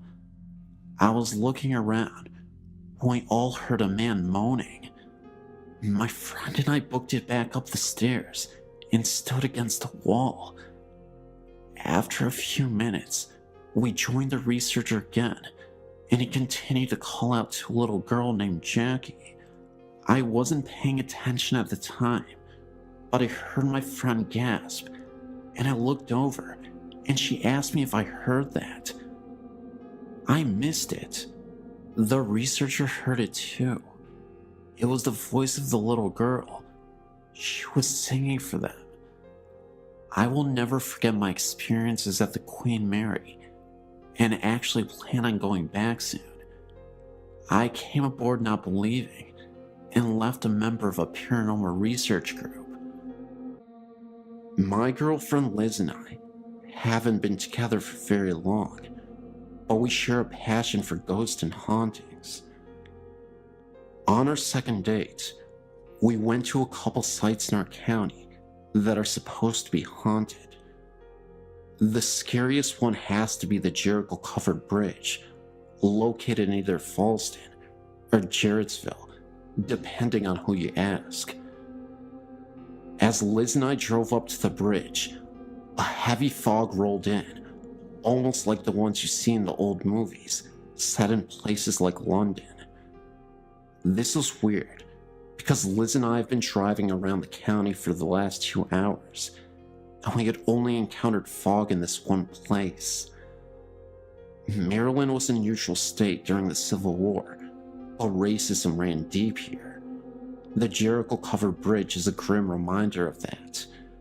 It is a well-known local legend that runaway slaves were hung from the rafters of the bridge and sometimes left there for days. As we drove over the bridge, we both felt a chill and a sense of terror in the air, like the bridge had been, in fact, the scene of unspeakable horror. Neither one of us really wanted to leave the safety of the vehicle to take the pictures we were so willing to take just a few minutes prior. Eventually, though, we did take the pictures, and when we got them developed, we found only 2 pictures had turned out.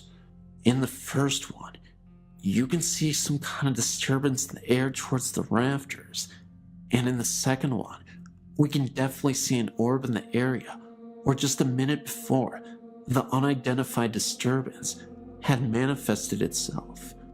A couple of months ago, I was living in a house with similar history as the Hanging Bridge. It was a super old Victorian style home, very big, wide and spacious, multiple rooms. A few things happened that I thought was very spooky. The first incident happened when I was sleeping with my girlfriend in bed. In one of the rooms upstairs, we had an old music box that was in the dining room. It came with the house. I was awoken by the sounds of the music box playing by itself and could see that the door was slightly opened. Needing answers, I hopped out of bed to investigate, not understanding how the music box could play by itself. Needless to say, I made a gigantic mistake. As I opened the door and faced the stairs, I saw a dark shadow move directly up the stairs and then disappear. I froze for a second, almost chickened out, but decided to go downstairs anyway. To my surprise, there was nothing there, and all was silent. The music box had stopped playing. Another time, I was standing in the kitchen with one of my friends, and we were the only 2 people in the house at this time. We decided to use a spirit box and play with the Ouija board to conduct a session. I was fairly convinced that there was a spirit that needed guidance and was lost. We asked the spirit box multiple questions, but at first, no response was given to us. After nearly an hour, being frustrated, we nearly gave up. That was until we asked the spirit to give us a sign that they were still there. My back started to hurt, like some kind of pressure was being applied to it. I said to the ghost, "Is that you on my back?" Now get this. The spirit box sounded like it said death on the bridge. This immediately startled us, knowing that down the road was the Hanging Bridge. We tried asking it follow-up questions after that. The spirit didn't say anything, and just like that, the pressure on my back disappeared. I was starting to think that the ghost was trying to tell us that they were one of the ghosts that tragically passed on the bridge. The last incident happened in the kitchen. The kitchen door was slightly opened, and all of a sudden, I heard what sounded like a girl's whisper in my ear. As I looked towards the door, I saw a lady, I think, walk past the door. At first I thought it was my friend Laura, who always used to wear jeans. So I popped my head around the corner to try and scare her, but there was no one there. I wasn't scared because it was in the middle of the day. I actually found the experience quite exciting, but also unexplainable. To this day, I've always thought these incidents were all related to the Hanging Bridge. The Job Corps in Albuquerque, New Mexico. I was a student there in 1973. Since then, there has been a lot of renovation on the buildings, but when I was attending the Job Corps, it was pretty much the same as it was when it was an orphanage. One night, actually at 2 a.m. in the morning, When I came back to the dorms after babysitting, I had to walk across the campus to get to my room at the far end of the campus. While walking down to my room, all was very quiet in the dorms. Out of nowhere, I hear what sounded like children laughter in the distance. It was very faint, but I could definitely hear something. Yet, through the faintness of the sound, you could still hear shouts of glee and anger, as little children would do on a playground, if that makes sense. This happened behind the little chapel that was there, but the sounds came right there from behind the old chapel, and while I looked and squinted, I didn't see anybody there. I thought to myself at the time, why would parents allow their children to play so late outside? It was cold, and it was dark. Meanwhile, my hair was standing on end, and I tested the wind to see if the noise was carried from another place. Noises can carry long distances. There was no wind at all. At the time, I didn't know that the Job Corps used to be an orphanage until the next morning, when I was talking to my friend about hearing those children. This service worker told me that she used to work there as a service worker for the orphanage. She told me the voices I heard were probably the little children that died of broken hearts while she had worked there. Her face went pale as she told me that the children she thought were treated cruelly.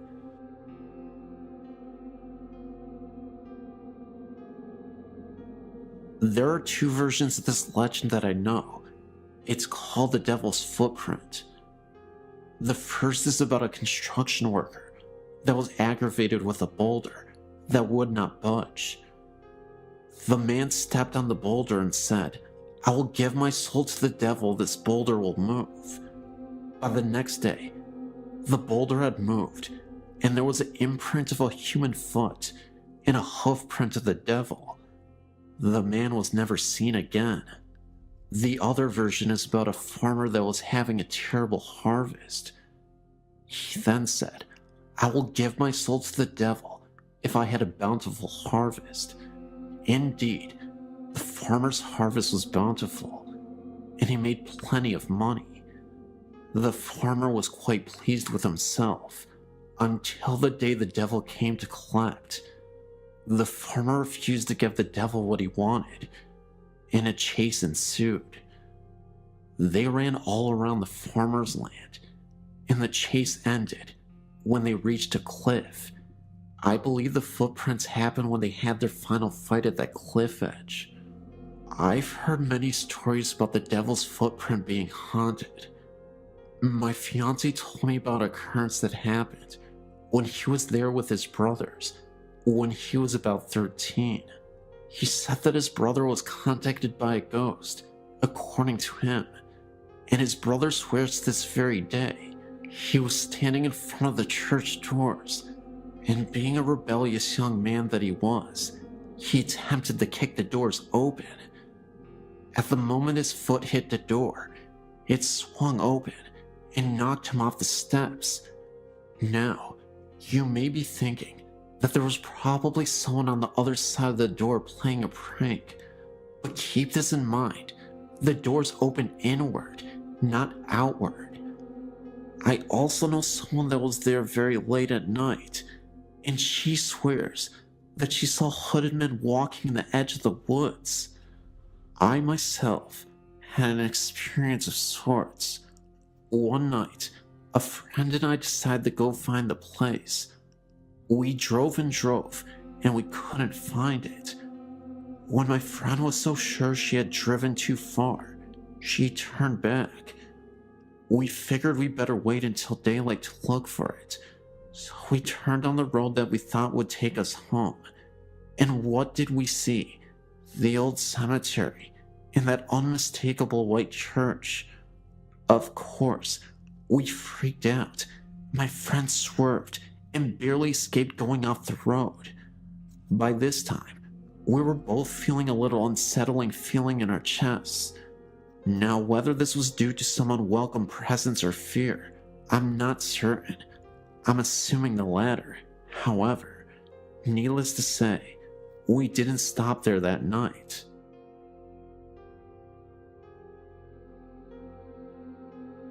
My name is Bobby, and I was checking out your website, and I decided I should send in my own story. We live in Grosse Pointe Shores, Michigan.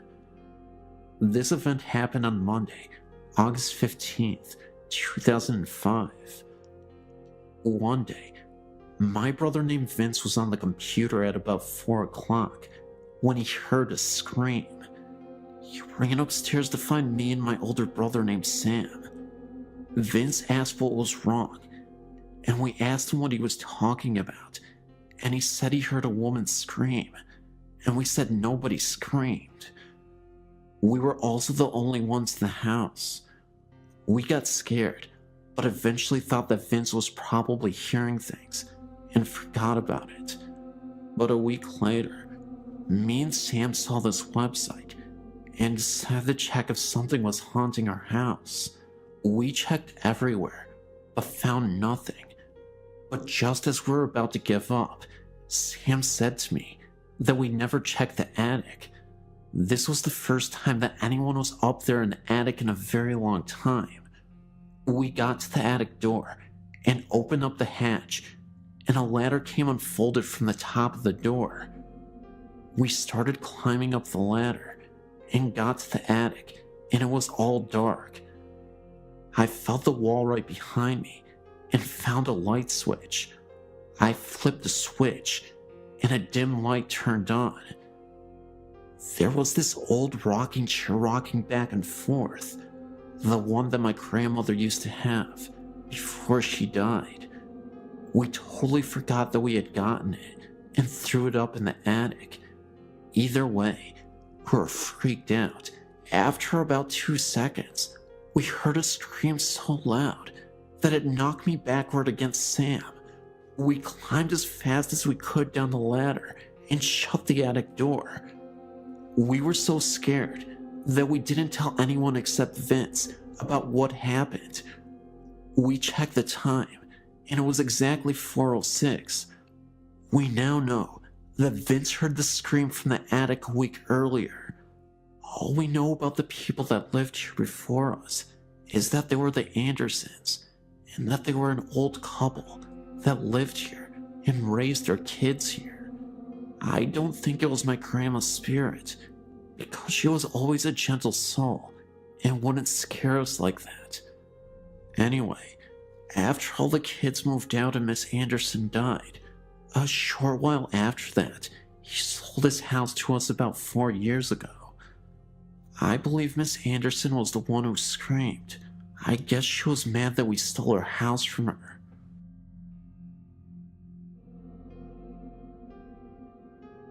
When I was a freshman in high school, my parents moved us from the city in central New York to a big, empty house in the country.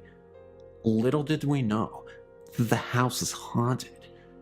So many things happened there that even my skeptical dad began to believe that we were sharing the house with someone or something else. My best ghost encounter occurred in the middle of the day.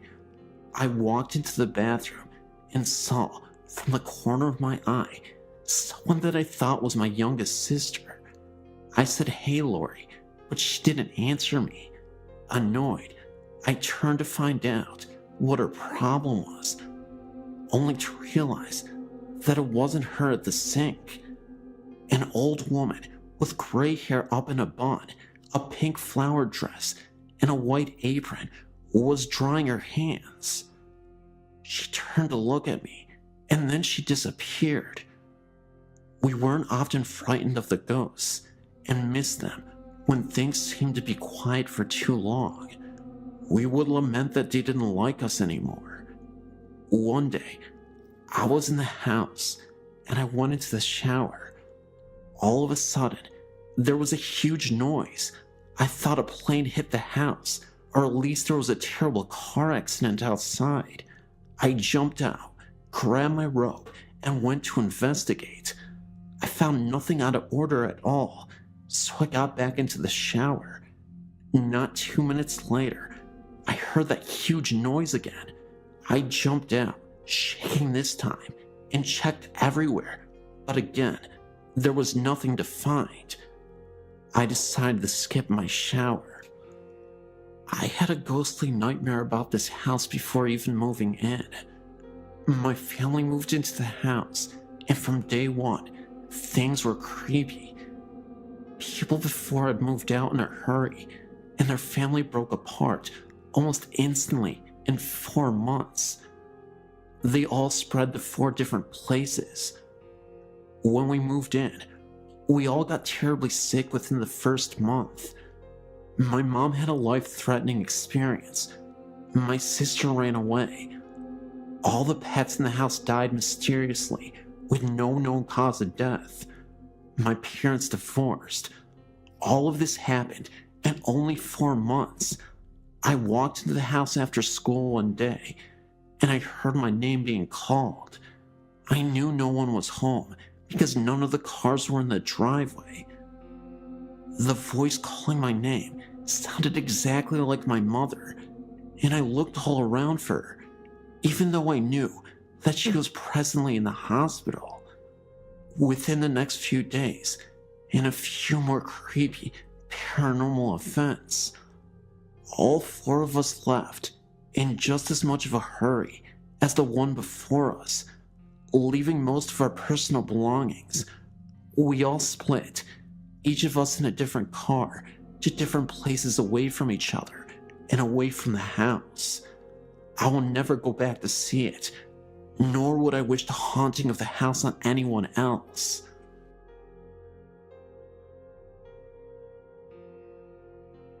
Hello. I lived at this house from 97 to 99. It was in Atlanta. My family and many of my friends were witnesses to the occurrences.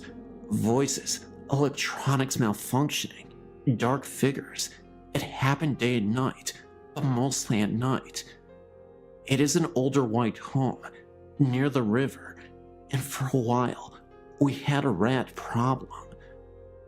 The plumbers had left a hole under the bathroom sink. The rats, who were fond of shiny objects, left 2 human molars, complete with silver fillings, on the bathroom floor on 2 separate occasions. The back of the home had a foul odor, off and on, and the crawl space had been cemented over. I'm an investigator for the state, not a hysteric. But the place made a believer out of me, my family, and half a dozen friends. My then 4-year-old son complained of the man in the mirror with a string around his neck. Voices were male and female, also a small child. I've often felt the crawl space needed to be examined, just never could figure out a way to ask the officials to do such. I truly think that there is a body or bodies under that house. Myself and a girlfriend watched as a man-shaped shadow moved across the dining room wall into the kitchen where the light turned on. Well, we're checking out, if you can get the new owner's permission.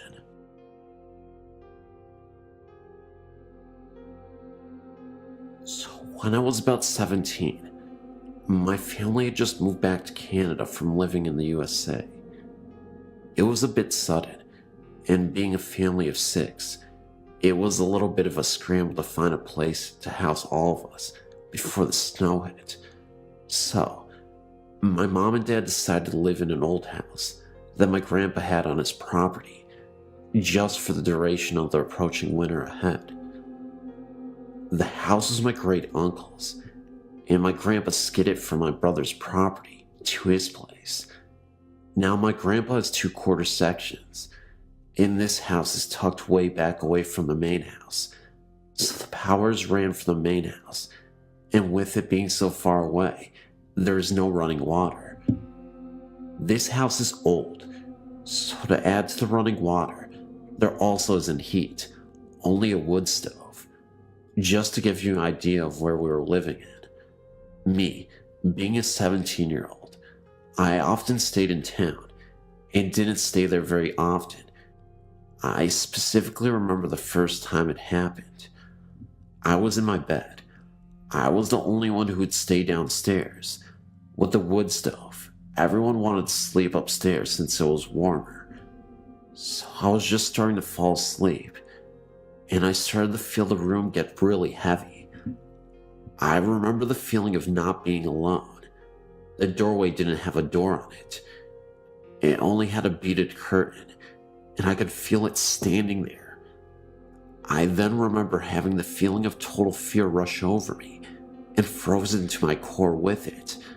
Then, it moved closer, and I felt the bed move and someone crawl right beside me. Not in a way that was super noticeable, but in a sneaky, slow, sloth-moving type of way.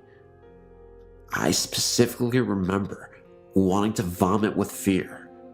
Then, I felt it, the feeling of an unshaven face rub against mine. I scrambled out of bed, holding my blanket, and ran up the stairs to my parents' room. I was so out of my mind with fear that I couldn't even scream. I slept on the floor with my dad's side of the bed. The next morning, Mom was wondering why her 17-year-old daughter was curled up at the foot of her bed, and I told her what happened. Later that morning, we walked over to my grandpa's house to have breakfast and go chat. My mom brought up my wild story. My grandpa and grandma silently listened, as my mom was laughing at the last bit of the story. My grandparents got really serious and turned to each other. Apparently, this has been an issue in the old house, and they didn't want to tell us, hoping we didn't acknowledge it, then it wouldn't bother us. I can honestly say it didn't feel angry or upset. It just wanted to cuddle. I didn't stay there much after that. I moved in with a cousin in town. Ghost stories are the most popular types of stories to talk about in the curious world that we live in. Some of us are skeptics, while others truly believe that the supernatural world is real. I truly believe that entities are real, and this is a true story involving my cousin. He didn't see a ghost, but he felt our presence, and is now fully convinced that we are visited by spirits, even though this event happened years ago, and at the time, he was truly skeptical. My cousin is a doctor, and he lives in the USA. A few years ago, he went out of the United States to Vietnam on business. He ended up visiting Hanoi, Vietnam, which is Vietnam's capital city, and stayed in a hotel with his wife at the time. Immediately after entering the hotel, they were both surprised to see a woman sprinting out of her hotel room and screaming bloody murder. It was such a shock to us at the time, it immediately gave them bad vibes about the property.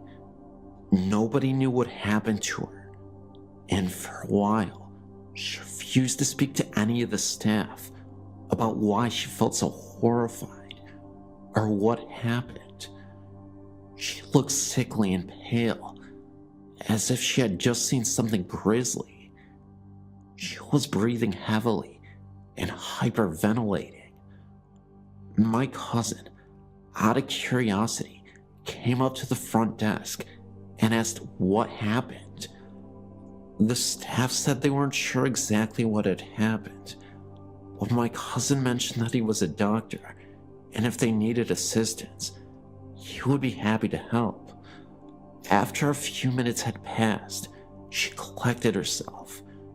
My cousin approached her and had a little chat. She swears that she wasn't just having a wild episode of hallucinations, and insisted what she witnessed was real. It was early morning, and the sun was barely starting to shine through the windows. The room was still dim, and the light was off. The woman had just woken up from her sleep. Again, still dark, but light enough to see the room. The hotel room she was staying in was massive, and she was in the kitchen making tea. From the kitchen, you can see into the living room. That's when she saw a man standing right next to the bed. It was the ghost of former president Nuco Dim Dam.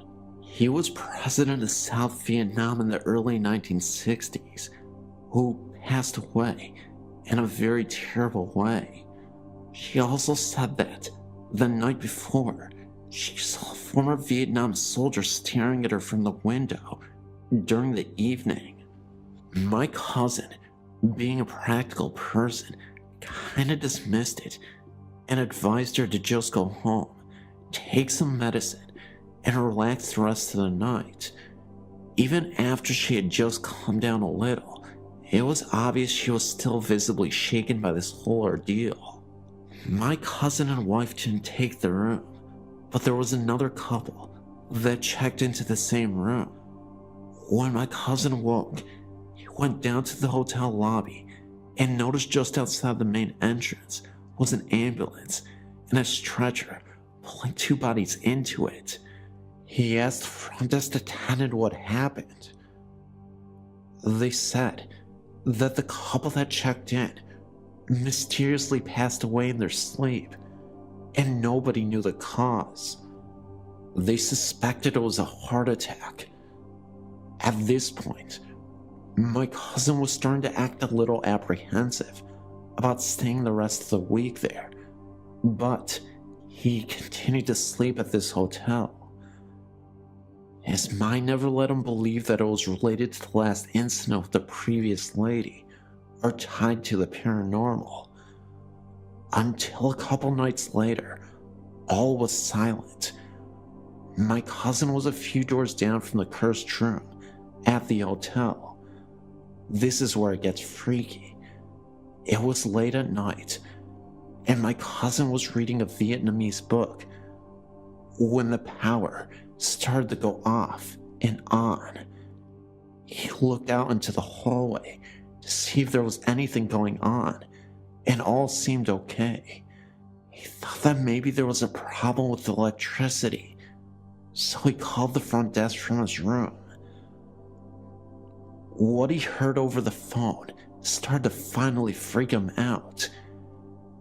He said that when he picked up the phone, all he could hear was heavy breathing, and someone hung up. Concerned, my cousin rushed to the desk. A woman was standing right there.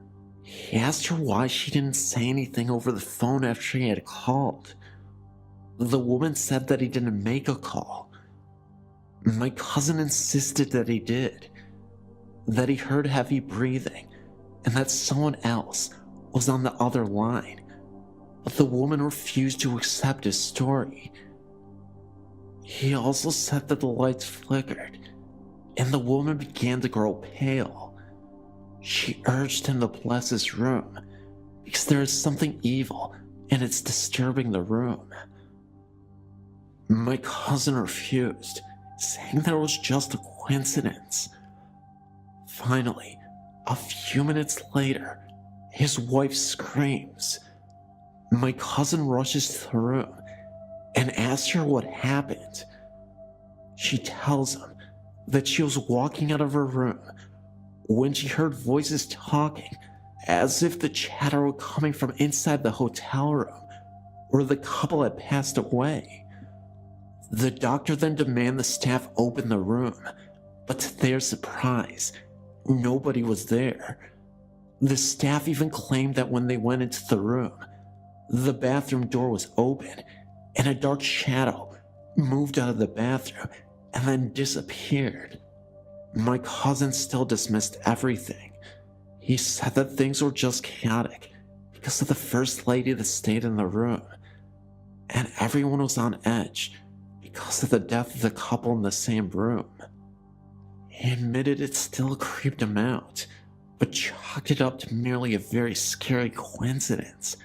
However, if it were a coincidence, then how can anyone explain what happened in that room? It seemed to be the only room having issues, aside from the one my cousin was staying in, where he heard the voice over the phone. Either way, this was a pretty insane experience, and I don't know how I would have reacted if I was the one who was there instead of my cousin.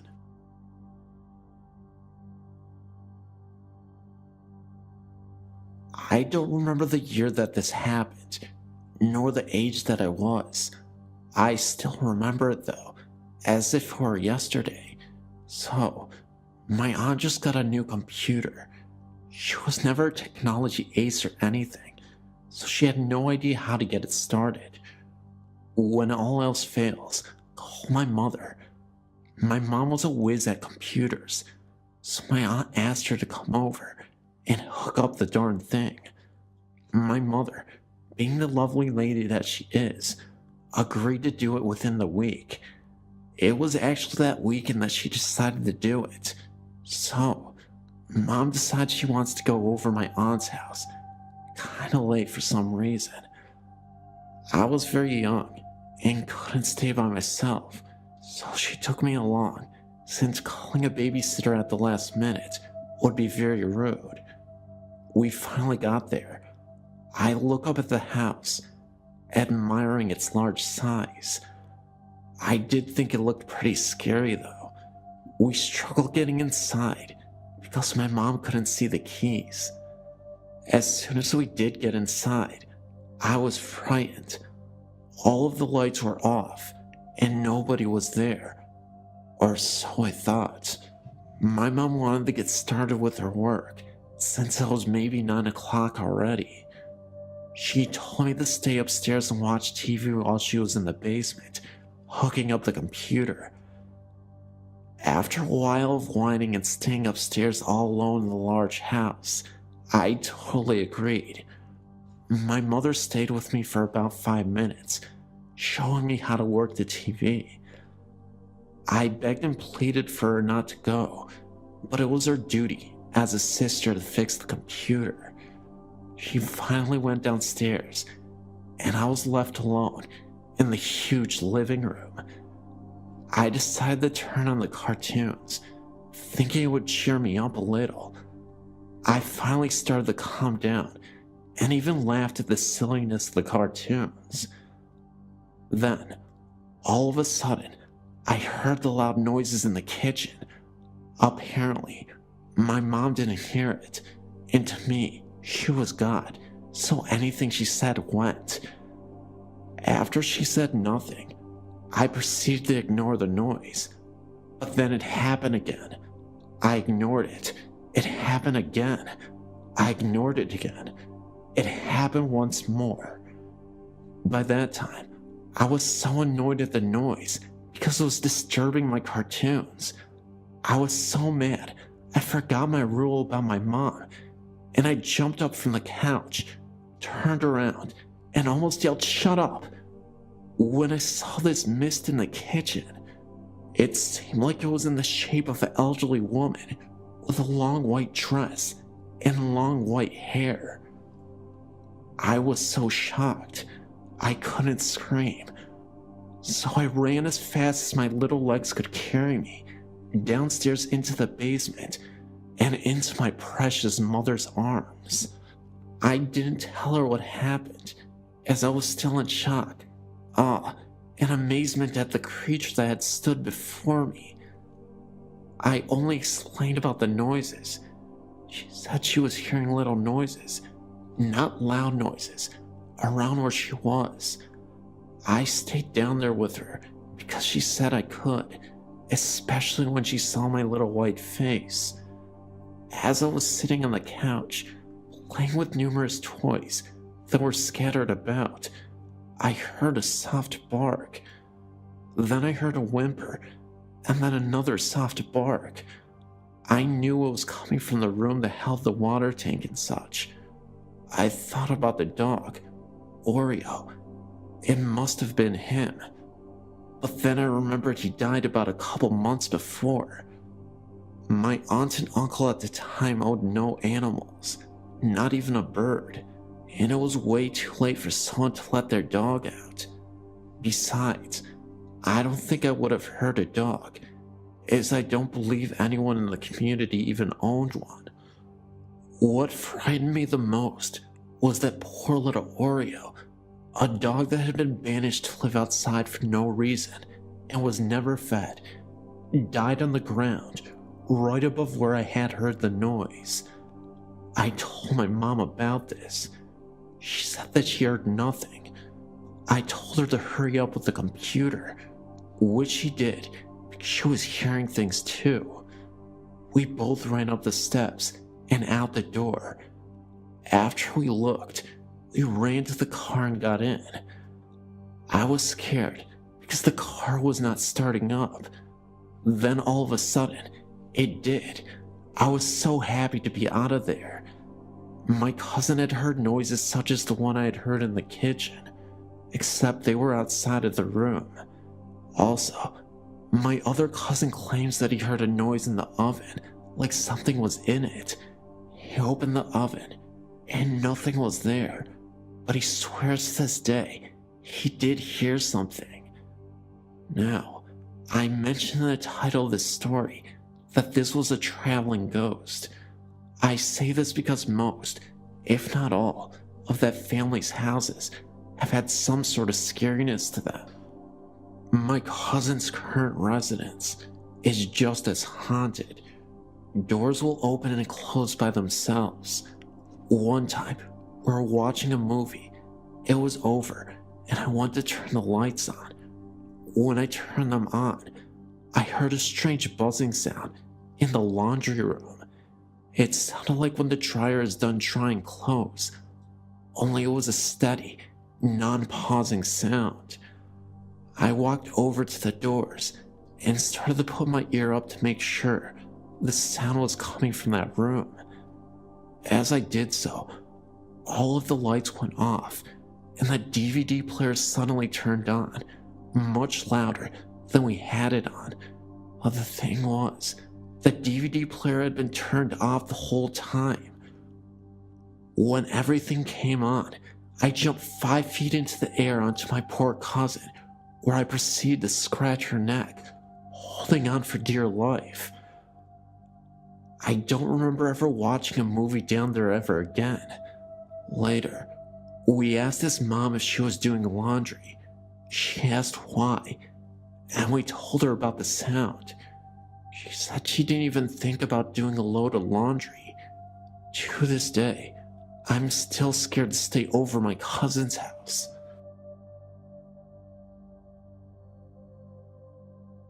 When my sister and I were young, we lived in a newer duplex in California. It was a small place with only 2 bedrooms, so my sister and I had to share a room. We had our beds on opposite walls, but they both faced the hall. On one side to the hall was my parents' bedroom, on the other was the bathroom, and in the middle of the ceiling was a big square fluorescent light. I think that's where it lived. I can't exactly remember when it started. All I remember is waking up in the middle of the night and seeing what I remember as the electricity man. It seemed to come out of the light, which my parents left on to help us sleep. It looked like a person, but seemed to be made from the light. This happened several times over the next few years we lived in the duplex. I never told anyone about what happened until about 15 years later. My sister and I had come to visit my parents. We're all sitting in the living room talking about our childhood when my sister had asked if I'd remembered anything strange about the duplex. I asked what she meant by strange. She asked if I had ever seen anyone in the wall. I then told her about my experience with the electric man. Turns out, she saw the same thing.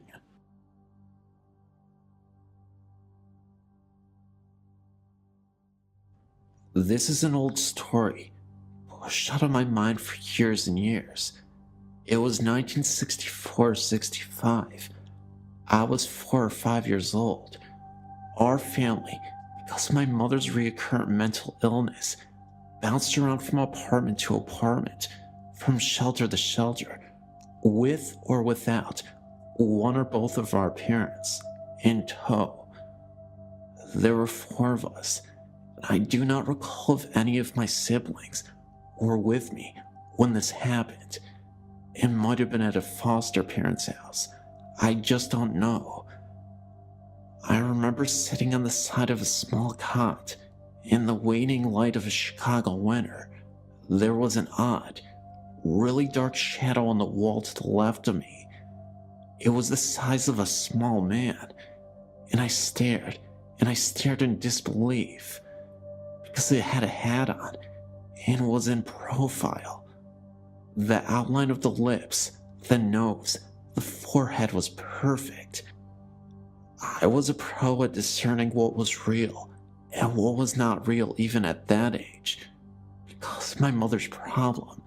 And I tell you, I knew that what I was seeing was real, that I was not asleep, and that no shadow could have occurred that so accidentally duplicated the perfection of the human figure that I saw before my eyes.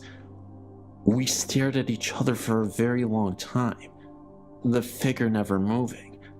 I never told a soul, as I didn't want to be thrown in a loony bin too. This is the first of many encounters of the years. My mother had the gift. My sister really has it, much more than I.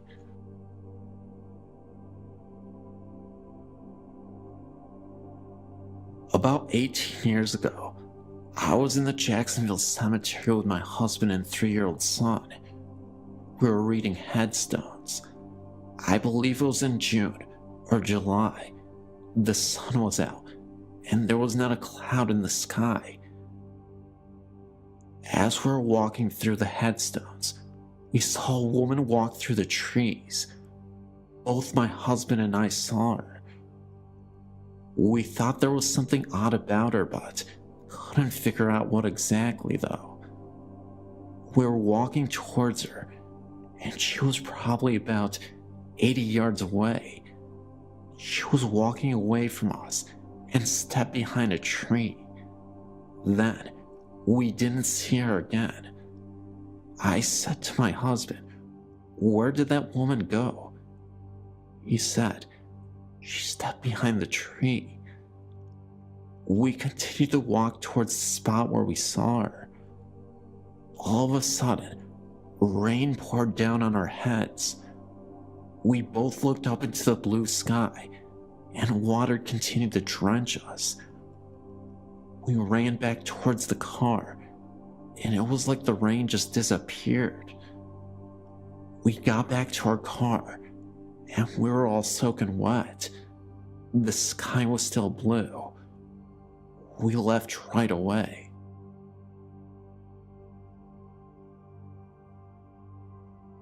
Hello, my name is Wanda. I've experienced a few things in my lifetime. This one recently, not scary or anything, but just strange. I lost a pet 2 years ago when he was still a puppy. Bernie got hit by a car and died all alone on the road while at my mother's care. I came home from work and we buried him. My brother and I loved him so much, I painted a stone on his grave that I'd done 1 year. Well, like I said, that was 2 years ago, and twice recently, I've experienced the oddest sensations. Both times I was laying in my bed trying to fall asleep, when I felt something, like little feet walking up my leg, and settling in down around my knee area, like a cat curling up, or a small dog. It felt so real, but I tried to explain it away, thinking maybe my circulation was doing something weird in my leg. Then a couple weeks later, It happened again. It walked up my leg and curled up on my knee area. This time, I had no delusions. I was sure it was Bernie, who came back to lay down and be with me. Since then, I shared my experience with a girlfriend, and she claims that when she spent the night here on my couch, she felt the same thing. We even got a ghost picture. My sister's dog was here, and my friend Yuri took a picture with her disc camera of the dog, and there's a big white circular mass over the dog, with what looks to be a foot appearing, or taking shape rather. I've no doubt it's Bernie, and he's been playing with that dog even as spirit. Sign me up as a believer. Yours truly. I am only 13, almost 14, but I think I've experienced paranormal phenomena. The first time was when I was about 10. I'd gotten a keyboard for Christmas, and it was set up with its stool in my room. I had just gone to bed, and just happened to look at the keyboard, and a black cat weaved its way through its legs.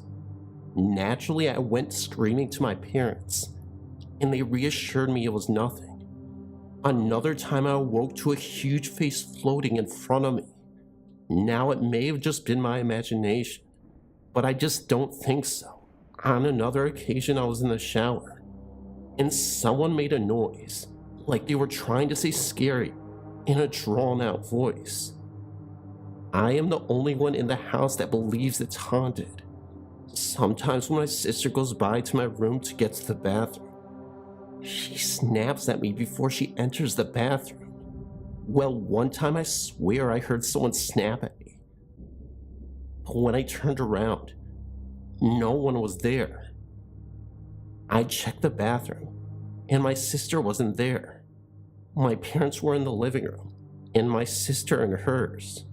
That one happened about a month ago. All the time I feel like someone is watching me, or is in the room with me, whenever I am alone in a room, in my house, even in my own room. Sometimes when I go to bed, I even make my parents look in my closet. I have told my mother and my sister about it, and they don't seem to think anything is wrong, and I'm just paranoid. But am I really paranoid? Or am I experiencing something? I know I may be 13, but that doesn't excuse all the things that go on. I just want to be credible to people.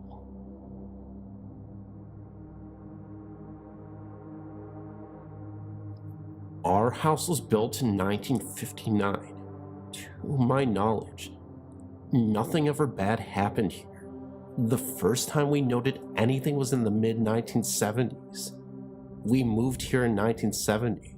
Both my husband and I awoke in the night and saw the figure of a man walk across the room at the foot of our bed and disappear. My husband jumped up and turned the light on, and then ran throughout the house looking for the intruder. No one was found. Over the years, we have heard noises coming from the bedroom areas, doors closing when they are all open. Our neighbor has seen the lights on in the middle of the night when we are asleep. A few months ago, I was standing at the bathroom sink mid-morning and saw a man walk by. I thought it was my husband, and when I walked out to see where he went, he wasn't even there. I went back down the hall, and he was still in the master bathroom and had not walked down the hall. One day we were all sitting at the table, and the four of us observed a can of Coke move across the table and stop before it fell off the edge. In the basement on the carpet, a spot just became wet, even though I was the only person down there this week. I scrubbed it up, and so far, it has remained dry. We hear the sound of our doggy door being opened and closed. Even though the dog is asleep in front of us, there is far too many incidents to mention. But interestingly enough, our dog never acts like she hears any of these unnatural sounds. even though she barks at humans or dogs, etc. outside.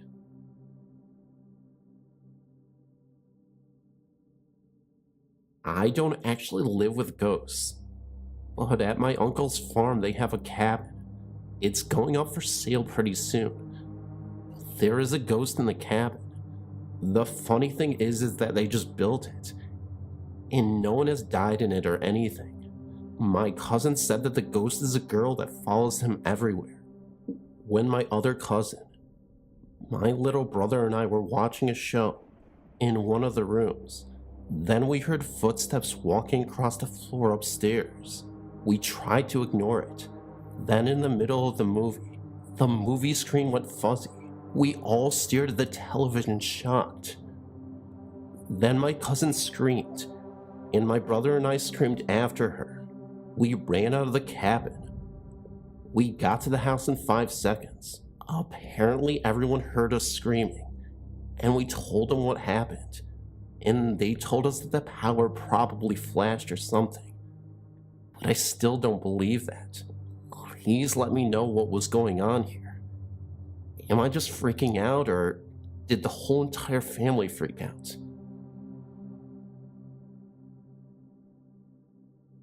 I want to tell you of an experience I had a little over a year ago.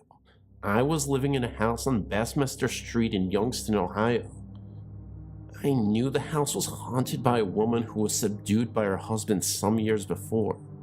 I was a baby when she passed away. I think my room used to be her room.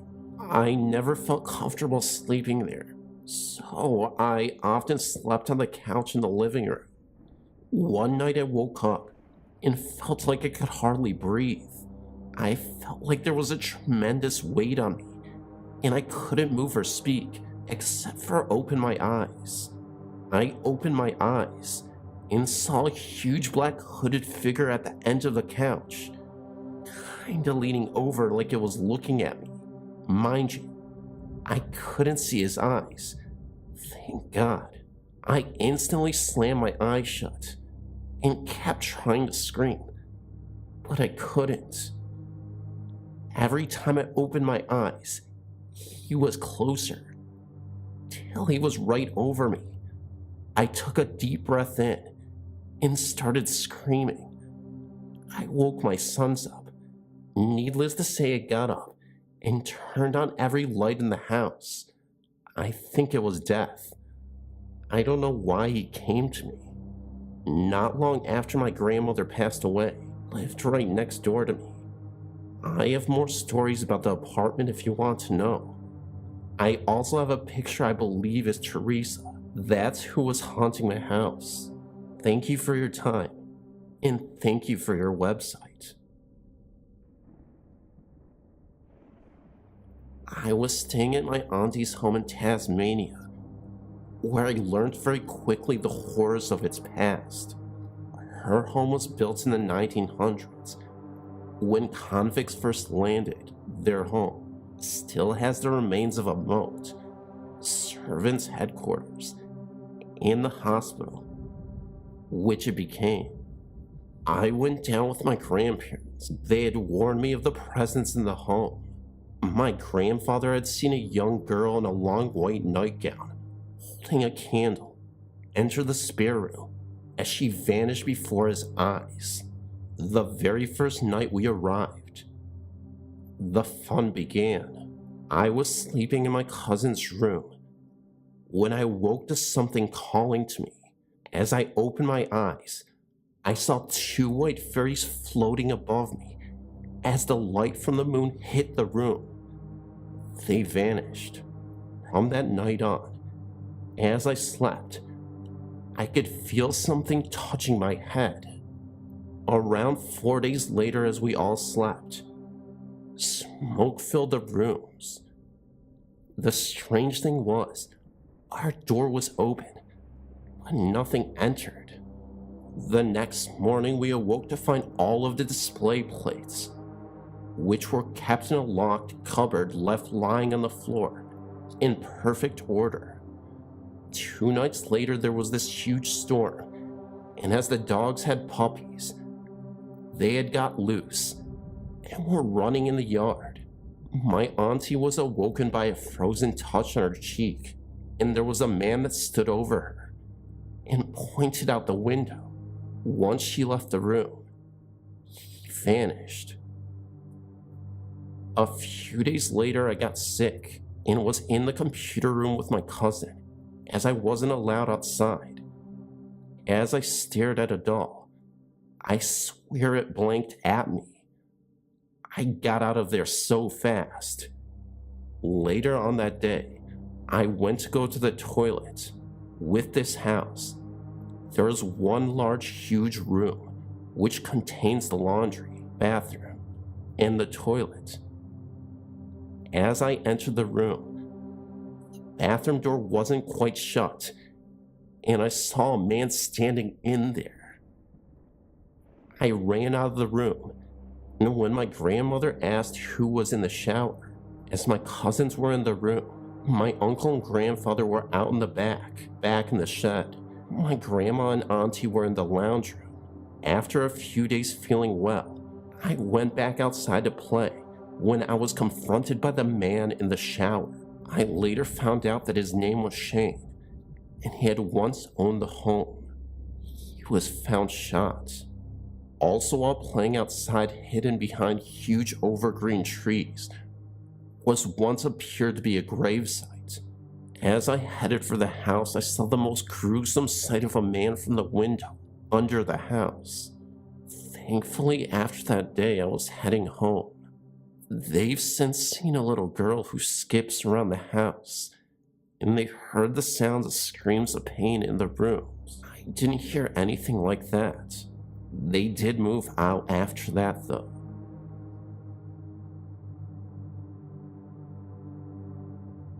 When I was 7 years old, my family purchased a house in the outskirts of Los Angeles. I remember my father bragging to most anyone he knew that he got the house for a steal. I guess it didn't really matter that a stiff wind could probably knock the house on its side. It was that run down. It was a 2-level house with the main rooms being on the first floor, 3 bedrooms on the second floor, and a small fruit cellar below. When we first arrived at the house, I noticed a mailbox with a small stick-on letters that spelled out Horton.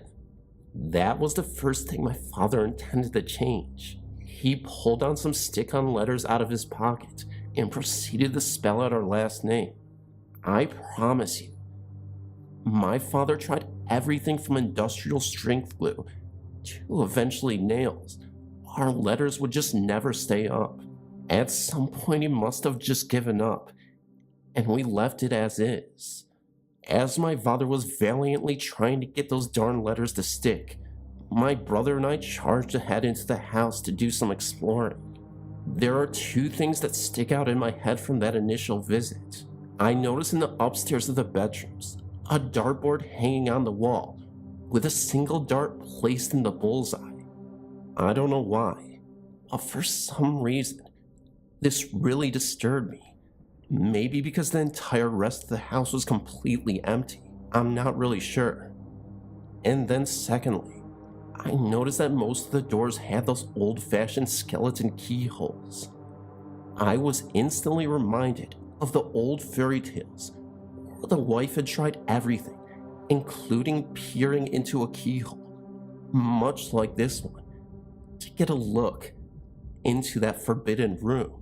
I bent down, placed my eye to the keyhole, and looked into one of the bedrooms.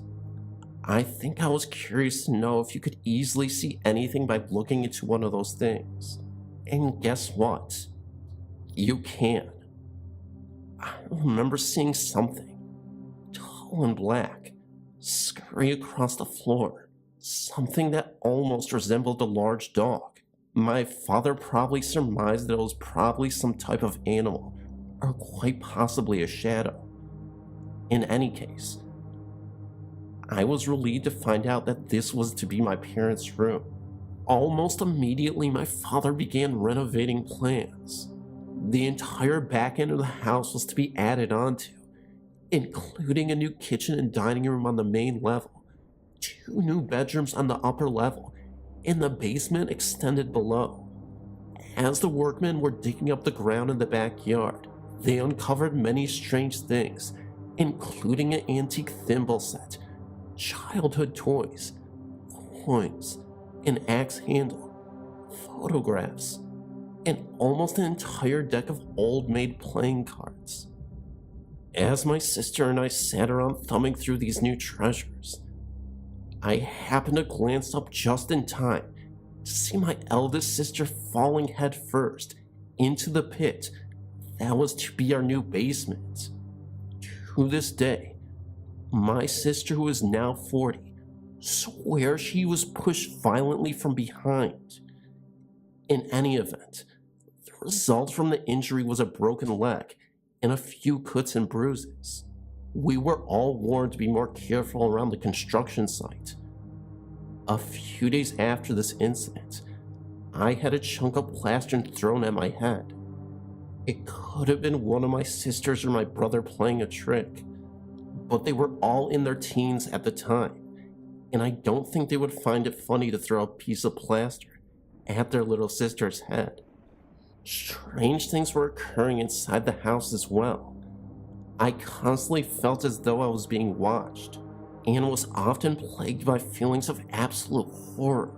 I might be in a room playing or watching the television, when an overpowering feeling to flee the room would hit. Believe me when I say, I did just that. My sisters were constantly at each other's throats over missing items. And sometimes, those items would appear right in bizarre spots. Some were never even seen again. Lights and appliances would turn on by themselves. Footsteps could be heard in the middle of the night. Items would come crashing down in uncoupled rooms. A strange buzzing sound, almost like an electrical charge, seemed to emanate throughout the entire home, and the list goes on. We also had a problem with fires. My mother was awoken in the middle of the night by the smell of smoke, and upon investigation, she found that someone had closed the cover on her toaster oven and hit the start button with nothing being inside.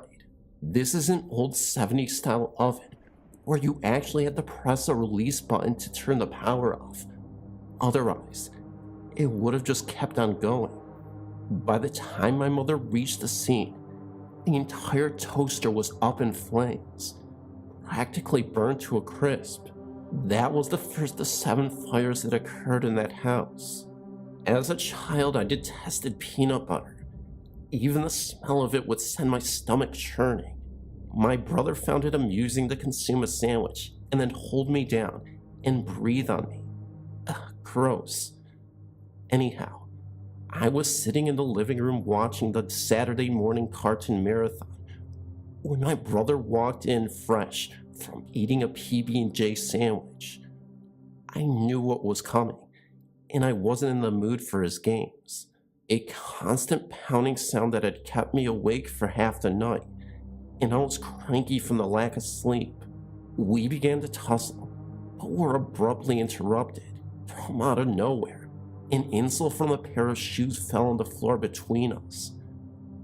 We just stood there and stared at each other for a few seconds, our hands still on each other's shoulders. This insole actually seemed as though it fell straight out of the ceiling. As we were trying to figure out the origin of the peculiar item, we were startled by a loud knock at the front door.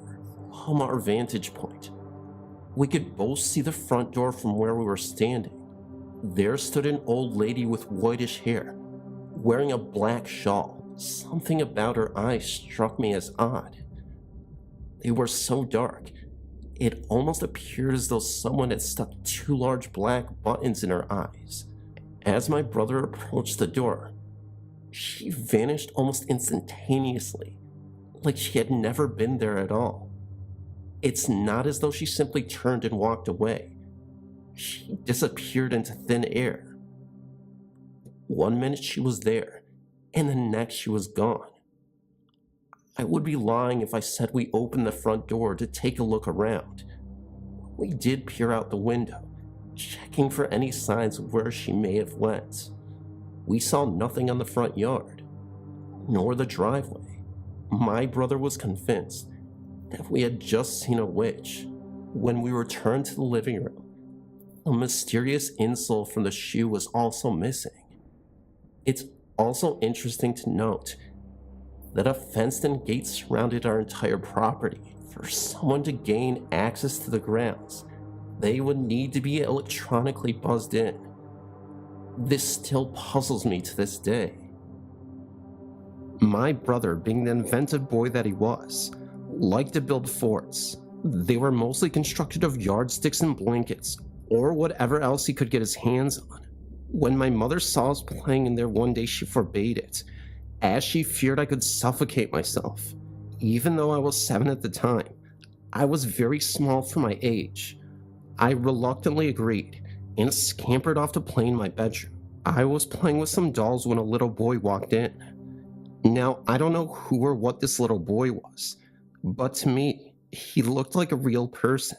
I honestly thought that he was a friend of my brother's, although he did seem a little bit young to be chumming around with my bro. I remember him asking me if I wanted to play.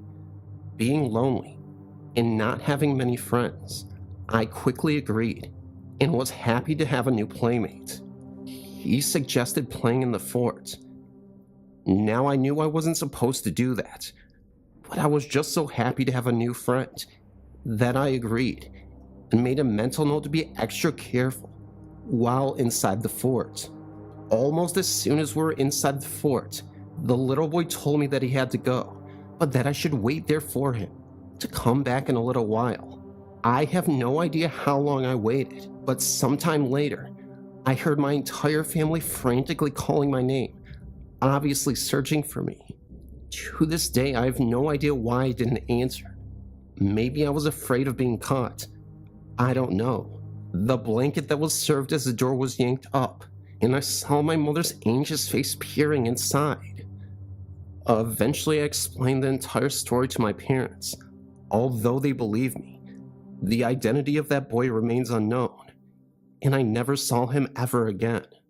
There were only 5 other families that lived in our street, and we knew all of the neighborhood children. It wasn't any of them. I kick myself now for not even asking the boy what his name was. That might have helped some. I've heard many stories on this and other sites, but I've never heard of anyone interacting with a ghost as I've just mentioned. Weird, huh? Thinking back on that little boy, the only thing that struck me as being a little bit weird is the way he moved. It was slow, yet fast, and his movements were jerky, if that makes any sense. Also, for a young boy, his voice was very mature and sounded very much like the voice of my father. I know it sounds truly bizarre, but I swear it happened. And even though it's been 20 years since this event took place, I still remember it as though it was yesterday. We stayed in that house for a total of 5 years, and as the years passed, strange things continued to happen. My entire family suffered in one way or another from the haunting. My eldest sister suffered the most, but for the time being, I'll stick to my own stories.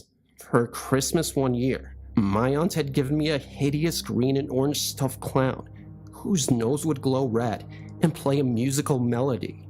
At first glance, I hated this thing and quickly stuffed it in some dark recess in my closet. Sometime in the middle of the night, I had awoken, desperately needing to use the restroom. The idea of walking through a darkened hallway at 3 a.m. was not a desirable prospect, but by this point, it was an absolute necessity. I made my way down the stairs and was just about to round the corner into the living room when I heard it. Soft jewelry box music was coming in the general direction of the living room. Peeking my way around the corner, I saw the stuffed Christmas clown propped up in the middle of the couch, its nose glowing in the darkness. I hightailed it back upstairs, wetting myself in the process, and jumped in my bed, shaking like a leaf. It scared me half to death. Nothing scared me more in that house than the spirit who I dubbed the old man. I saw him many times both inside the house and also in the fields behind our house, just kind of standing there, staring intently up at the house. He always wore a brown business-type suit and a top hat. I've always had nightmares about him over the years. Most of them would entail me being in a room with my back to the doorway. Instinctively, my back would tense. I would spin around, and he would pounce, charging at me full speed from the other end of the room, sometimes carrying an axe, or sometimes not. One thing that sticks out in these dreams is that he somehow was more vivid and colorful than the rest of his surroundings. He always seems to stand out, if you know what I mean. I always felt that he was standing right behind me on the staircase, ready to give me a good push. Indeed, I did fall down those stairs many, many times, no matter how careful I was. But luckily, I was never seriously injured. I know this sounds crazy, and heck, the whole story sounds crazy, but I think he used to like to hang out in my walk-in closet and hiss so loudly that it almost sounded like a rattlesnake. I think he got a kick out of scaring me, as he liked to turn the lights out on me. When you walked down into the basement, there was only one switch for the entire area situated to the left of the door as you were heading downstairs. Now, I hated to go down there for anything, but it was a must on this day because our fridge had burned out once again, and dying apparitions were a big problem in this house. Seeing as the only other working fridge was in the basement, my mother asked me to go down there to get some necessary items for dinner that evening. I ran down the steps to the refrigerator, grabbed whatever it was I was supposed to get, and bam, the lights went out. I started screaming and ran for the stairs, absolutely certain that he was hot on my trails. As I was finally reaching for the door, I heard it, and I swear I will never forget this. Laughter, but not just any laughter. This laughter literally chilled me to the bone. It was somehow evil and mocking, as if to say, I missed you this time, but next time, you may not be so lucky. Needless to say, I was spooked. I'm not sure who it was who was laughing, but I do know that the laughter was male, and only my mother and I were at home at the time.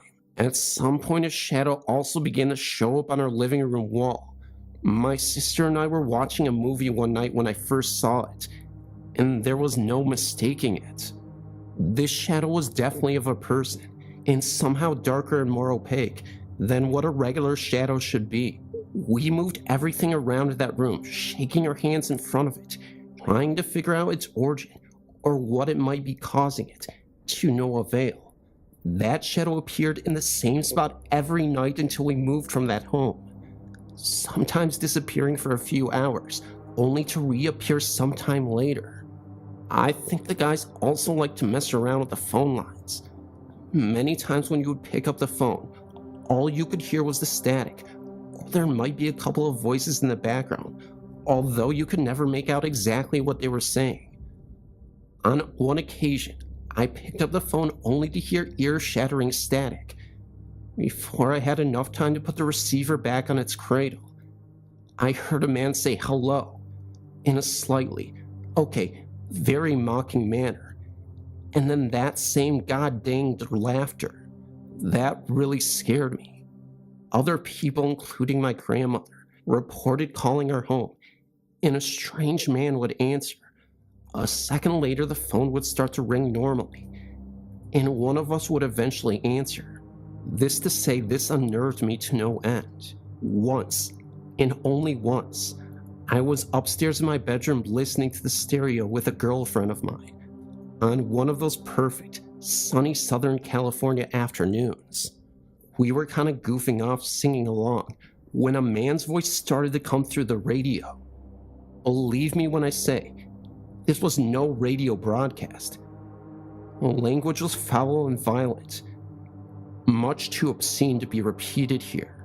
My friend and I just stared at each other, becoming more frightened by the minute. When I finally couldn't take it anymore, I reached over and pulled the plug, thinking that would put an end to the disturbing episode. To my complete astonishment, the radio just kept on playing. Okay, playtime is over. Time to head to my friend's house. I really don't know how to explain this, but somehow we learned to live with these things as a family. I got used to being afraid, expecting things to go missing. I barely glanced if a door slammed on its own, or a light mysteriously came on. I expected to hear my name being called out in the middle of the night, and so on. Was I still scared? Yeah. Deathly terrified might be a better term, but somehow I managed to live with it. Maybe these ghosts or spirits, or whatever you wanted to call them, sensed that and decided to turn it up a notch. Now, I'm not really sure what happened next, because my father-in-law is now deceased and refused to talk about this with anyone other than my mother. And she too refuses to discuss this. All I know is that my two sisters, my brother and my mother and I, traveled to Arizona for 4 days to visit my grandmother, leaving my father in the house by himself. Something obviously happened, which really spooked my father. One night, I eavesdropped on one of the conversations that my dad was having with my mother, and all I could really make out was something about borrowed time, all of the windows opening at once, and an old man. The very next day, my father decided that we were moving as soon as possible and was putting the house up for sale. With that being said, the entire family decided to go out for dinner and celebrate. Upon returning home, something caught my eye that was sort of strange. A single light was burning in my parents' bedroom. Now, if you know my father, you would know that he was a complete stickler about leaving the lights on.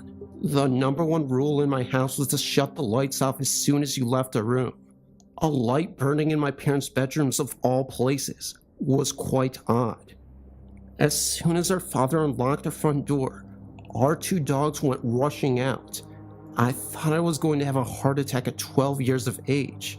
On further inspection, it seemed as though the dogs had literally tried to chew their way out of the front door, given the huge bite and scratch marks all over the front door. As soon as my father flicked on the lights, I gasped. It's kind of hard to describe what I saw. The entire house was in disarray. The living room couch was standing on its side. Lamps were broken, mirrors shattered, drawers yanked out of the kitchen cabinets, silverware strewn all over the floor. My father was convinced that someone had broken into the home. We were told to remain outside the house while my brother and mother walked to a neighbor's house to call the police. This was before cell phones. The police arrived somewhere between a half hour to an hour later. An actual police report is documented concerning these reports. The police checked the doors and windows for signs of an intruder, dusted for prints, talked to our neighbors, and checked the house thoroughly for anyone who might be still lurking around. Their investigation turned up nothing. My father ordered us all upstairs to pack up some belongings. We weren't staying. As I was heading into my bedroom, I happened to glance into my parents' room and noticed that the lamp sitting on my father's nightstand was starting to burn, wallpaper behind it. I don't know if this was just my nerves or what, but it honestly looked as though there was a pattern of a burn that was turning into a face. The face of none other than the old man who had been haunting me for years. As I was standing there looking at it, my mother came up behind me and gasped. I think she saw the same thing as I did. When I arrived at my grandmother's house later on in that evening, I heard my mom and dad discussing my grandmother with some of the things that had just happened.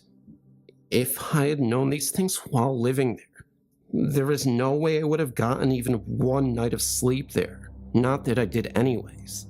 It's now been over 20 years since I've lived in that home, yet it still continues to haunt me.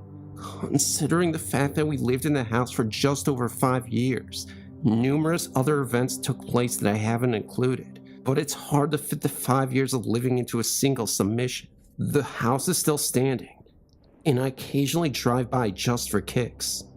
The house has been almost completely renovated from the outside, and often when I drive by, I see the for sale sign perched up on the front lawn. It seems as though no one stays in the house for too long. It's interesting to note that I've never again experienced anything ghostly or otherworldly since leaving that home. That remains my one and only true experience with the other side.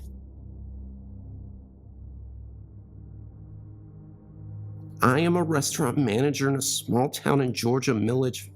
Now I have to mention that the building this restaurant is in was brand new when we opened. About 7 months after we opened the doors the first time to the public, it all started. At that time, I was promoted into management and took over second shift. The employees and me started to see a shadow figure walking in the back of the home, always by the ice machine and dry storage room. One day I was carrying a glass rack to the dish room when the swinging door that separates the dining room from the back of the home opened and stayed open until I walked through the door and put the rack down by itself. This is a swinging door that we just push open with our foot to walk through. It swipes right back, except for that time. As I walked through the door, I looked and saw no one by the door that could have opened it for me. At that time, all I had was one server who was taking an order in the dining room at the time, one cook that was on the grill line cooking an order, and me. No dishwasher yet. Things have been progressing over the last 3 years.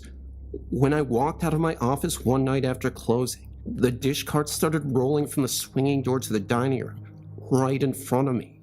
I was the only one left in the building. Now things are starting to happen in the front of the house. I now am running shifts during the day, from 5:30 in the morning to 3 or 4 p.m. depending. Glass racks are coming out of their slots by themselves. One time a rack came completely out of its slot and fell on the floor, with only one server there, and she was nowhere near it. She got scared when she saw that. We always see a shadow figure walk around in the dining room now, also on the grill line, and then back to the dry storage room. All the employees had some kind of something happen that neither one of us can explain, but don't get a bad feeling when anything happens, and we just name the shadow figure George. We also talk to George a lot. When asked to please stop moving things, it stops, if only for that day. We all sure would like to know what's going on here, and how did George come into a brand new building to stay? Nothing too scary, I know, but they are not all scary. I think ghosts are just people like us. This is an account of a shadow person. I was sat in the dark in a security lodge which is mostly made of windows.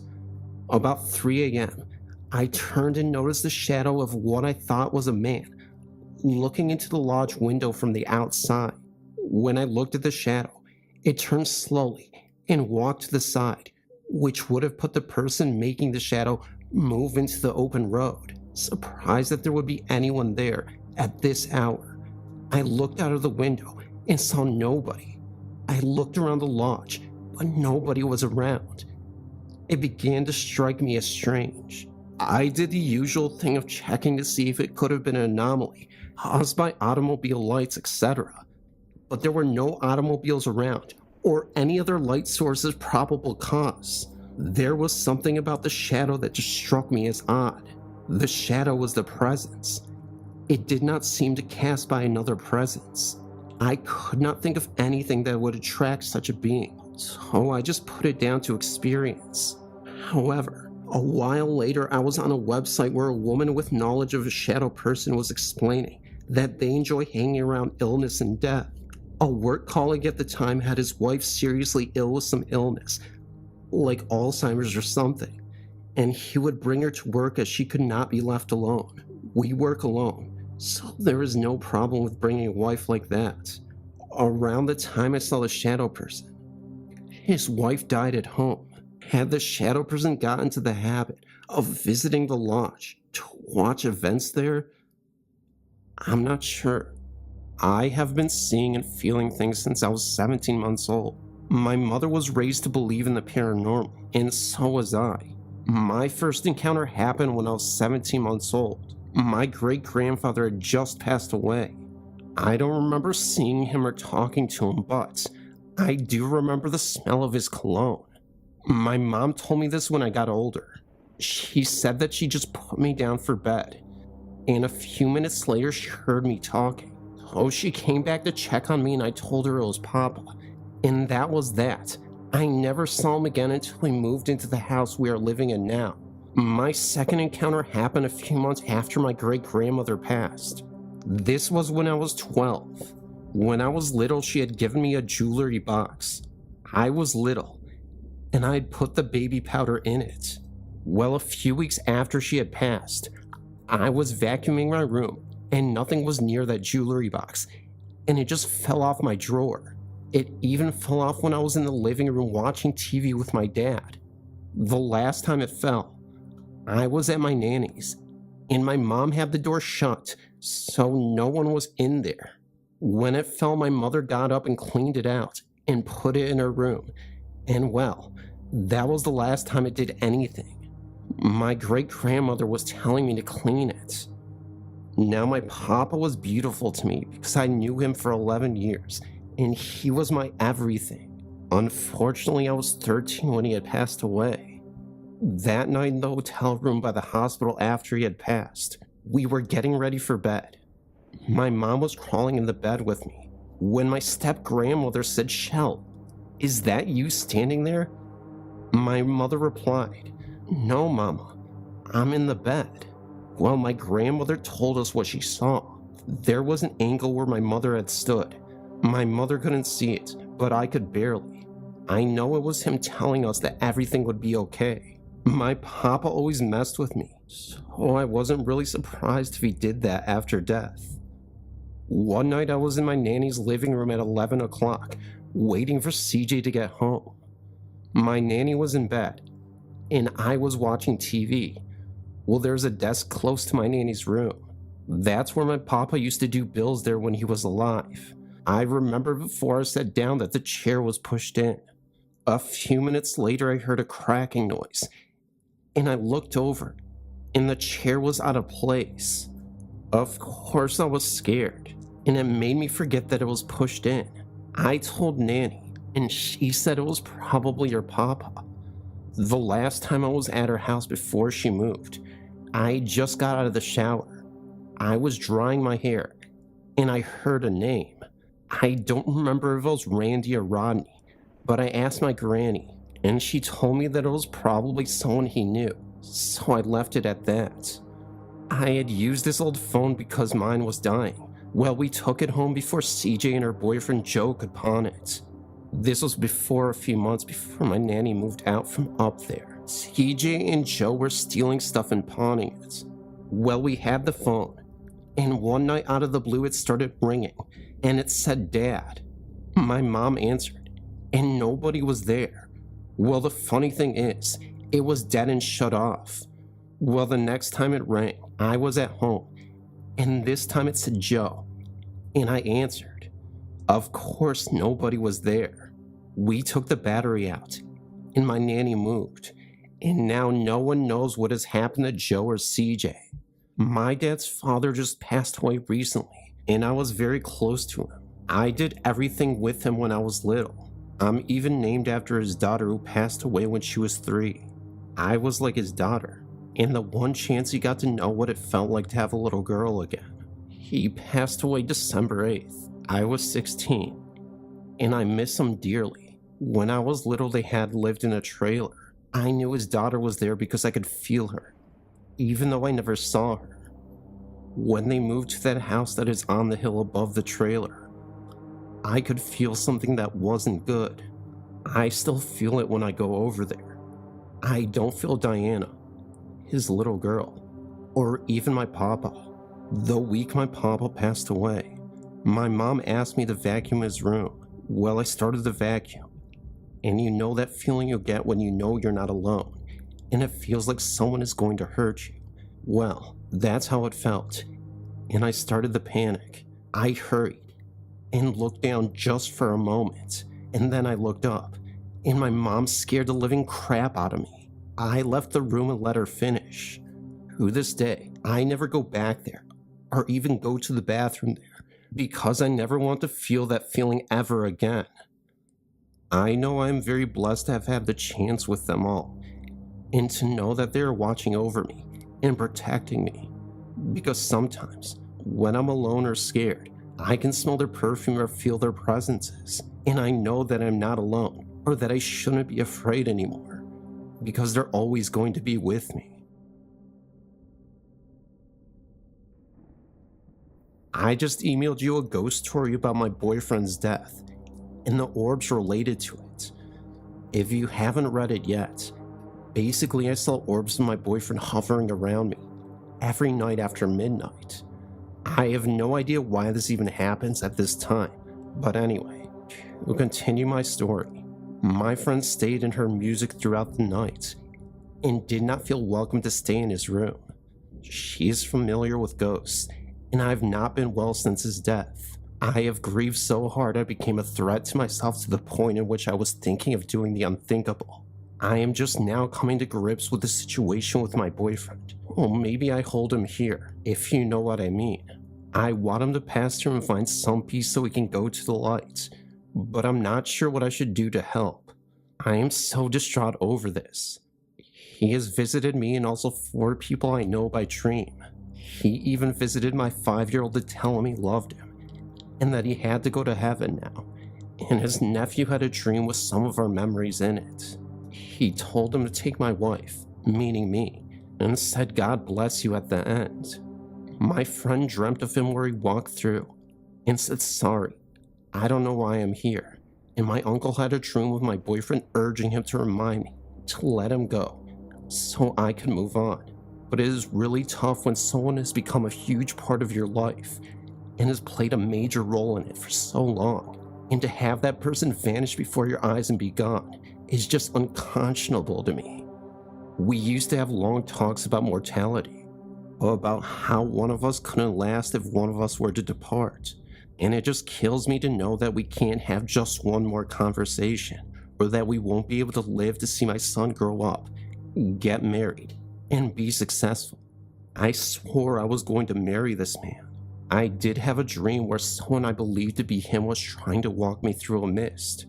It's kinda hard to explain, but the dream was foggy and his face was partially obscured by the mist or fog, but the outline of his body was the same as my boyfriend's, and I could make out his hair. He reached out his hand to me without saying a word, and when I did, I awoke, and just like that, he was gone again. I must admit I've been on meds, but still, I felt like it was him. The coroner said that what he did to himself was accidental, but he just took it too far. Maybe he just didn't understand his own limits and did something to himself without thinking. But it's the way that he took care of himself that was too suspicious to be accidental. He told his family that day right before he did it, that he was going to do it and that was final. They didn't come to check on him, and I was gone from the house to come home, and found him the way that he was, lifeless, and just gone. After his death, I would scream for him in that room. It was just so horrific. Please, if anyone can help guide me through this, it would be so helpful to me, as I've been so distraught, and I feel like his soul is so lost. I talked to a psychic medium. She said he came and rubbed my hair at night, and he said to stop the tears and he could come through. But she said he didn't want me to live my life stagnant. I have many lessons to learn, and other things to figure out with the entire loss. We were complete soulmates, but I believe in an afterlife, and I believe that we will reunite one day and live many more lives together, as crazy as it sounds. Since his death, I have now turned to a monk for guidance. I am currently studying Hindu philosophy. My boyfriend believed in God. I've been living in this house for close to 3 years. For the first 6 months, nothing happened. One night, my hubby and I were laying on a spare mattress in the living room watching a movie. This was around 11:50 at night. We started hearing these heavy footsteps in the home. We have 2 doors leading into the living room. One of the sliding doors was right beside us, and the other one is approximately 5 meters away from us. We heard footsteps in the hallway outside the door furthest from us. At first, we thought it was my older brother who was also living with us, but he has this routine where he goes to bed at 10 p.m. and it's the same night every night, and he doesn't change his routine. Weird, I know. We looked at each other thinking, is that Mika walking around in the hall this time of night? We sat there listening to the footsteps that next walked into the kitchen, which has a door that leads into the living room where we were closest to. The footsteps came closer and closer until they stopped just outside the sliding door. We waited. We listened. We were expecting my brother to open the door and have a whinge that our TV sound volume was on far too loud, even though it wasn't. But he's like that, you know. We waited, and then my hubby pushed the sliding door and opened it, and we found nothing. The other door on the far side of the kitchen was also closed, which leads into the hall that the footsteps originated from. We were a bit spooked because we both heard the steps, and laying on the mattress on the floor could sure as heck feel the vibration in the floor from those footsteps. We decided to search the home, minus my brother's bedroom, and we found nothing. An old man lives next door, and I was starting to imagine that perhaps he passed away and wandered over to our home. We saw him a few days later alive and well. That threw that notion out the window. The next morning we asked Miko if he were up last night, and he says no. We told him what we heard, and all he could do was shrug and insist that he was in bed and didn't even come out. I believed him simply because there was no way he could have walked away without us noticing when hubby opened the door, and the footsteps never left. It just stopped outside the door, but nothing was there. One thing that does happen though, is that birds are always hitting our front window. This has happened so many times that I lost count. I'm not sure if this is significant, and whether it's a common occurrence, with houses with weird things happening inside. Another thing that we notice on a few occasions is phantom smells. Sometimes they are really, really pretty, but other times it is foul. They rarely last more than 10 minutes. For a while, things were back to normal, but my brother said one day, I don't know who is always walking past my window or what they want. I asked him who, and he says some kid. He believes it was a girl, probably no older than 8 or 9. He walks past his window and heads towards the backyard, and he never sees her walk back. This has happened about 4 times that he can recall. I told him, why don't you go out there and check it out? He always has some excuse of he was busy, plays online games, and says he was in the middle of something. Okay, let's continue. About 9 months after hearing the footsteps, we heard them again. We were in the bedroom this time, and it sounded like coming from the laundry and kitchen area. Again, we investigated, checked all the locks and the doors, but everything was secure and fine. I asked my hubby if he believed that the house was haunted. He said that it was a very real possibility. Not too long ago, I was taking a bath around 11 p.m., and I heard a really loud thump just outside my bathroom window. I got out of the tub and wrapped a towel around me and met my hubby in the hallway. He thought I might have fallen, and I told him that it seemed to come from the outside window. We switched on the backyard light that had an outdoor seating area, but the place was clear. We didn't go outside, but we could tell nothing was on the floor that could have made that sound. We went into my son's room to look out the window where the garage and the rest of the yard is, but couldn't see much, save for a few feet from the house because the outdoor lights aren't strong enough, and the trees are too dark and cast many dark shadows. We just put it down to maybe the neighbor was outside doing something, though it was dark, and if that were the case, wouldn't have the light been on? But recently, I got a real shock of my life. About 3 months ago, they put the house on the market, and around this time, I went into my son's room about 7 p.m. to wake him to get him ready for school. It was still quite dark, though the sun was starting to come up, and you could see enough. I pulled his bedroom curtain open and saw what looked like a girl child in the yard, looking directly at the window. That's when she just stood there watching, and then she turned her body and made her way towards the back of the garage. She kept looking my way for a few seconds before looking away and disappearing behind the garage. I didn't know what to think, to be honest. What would she be doing out there at that time of the morning, wearing inappropriate clothing for that time of morning? I'm not even sure if she was solid or not. I was just thinking, who are you? And why are you in my yard? I think she wore a light blue dress. It could have been white.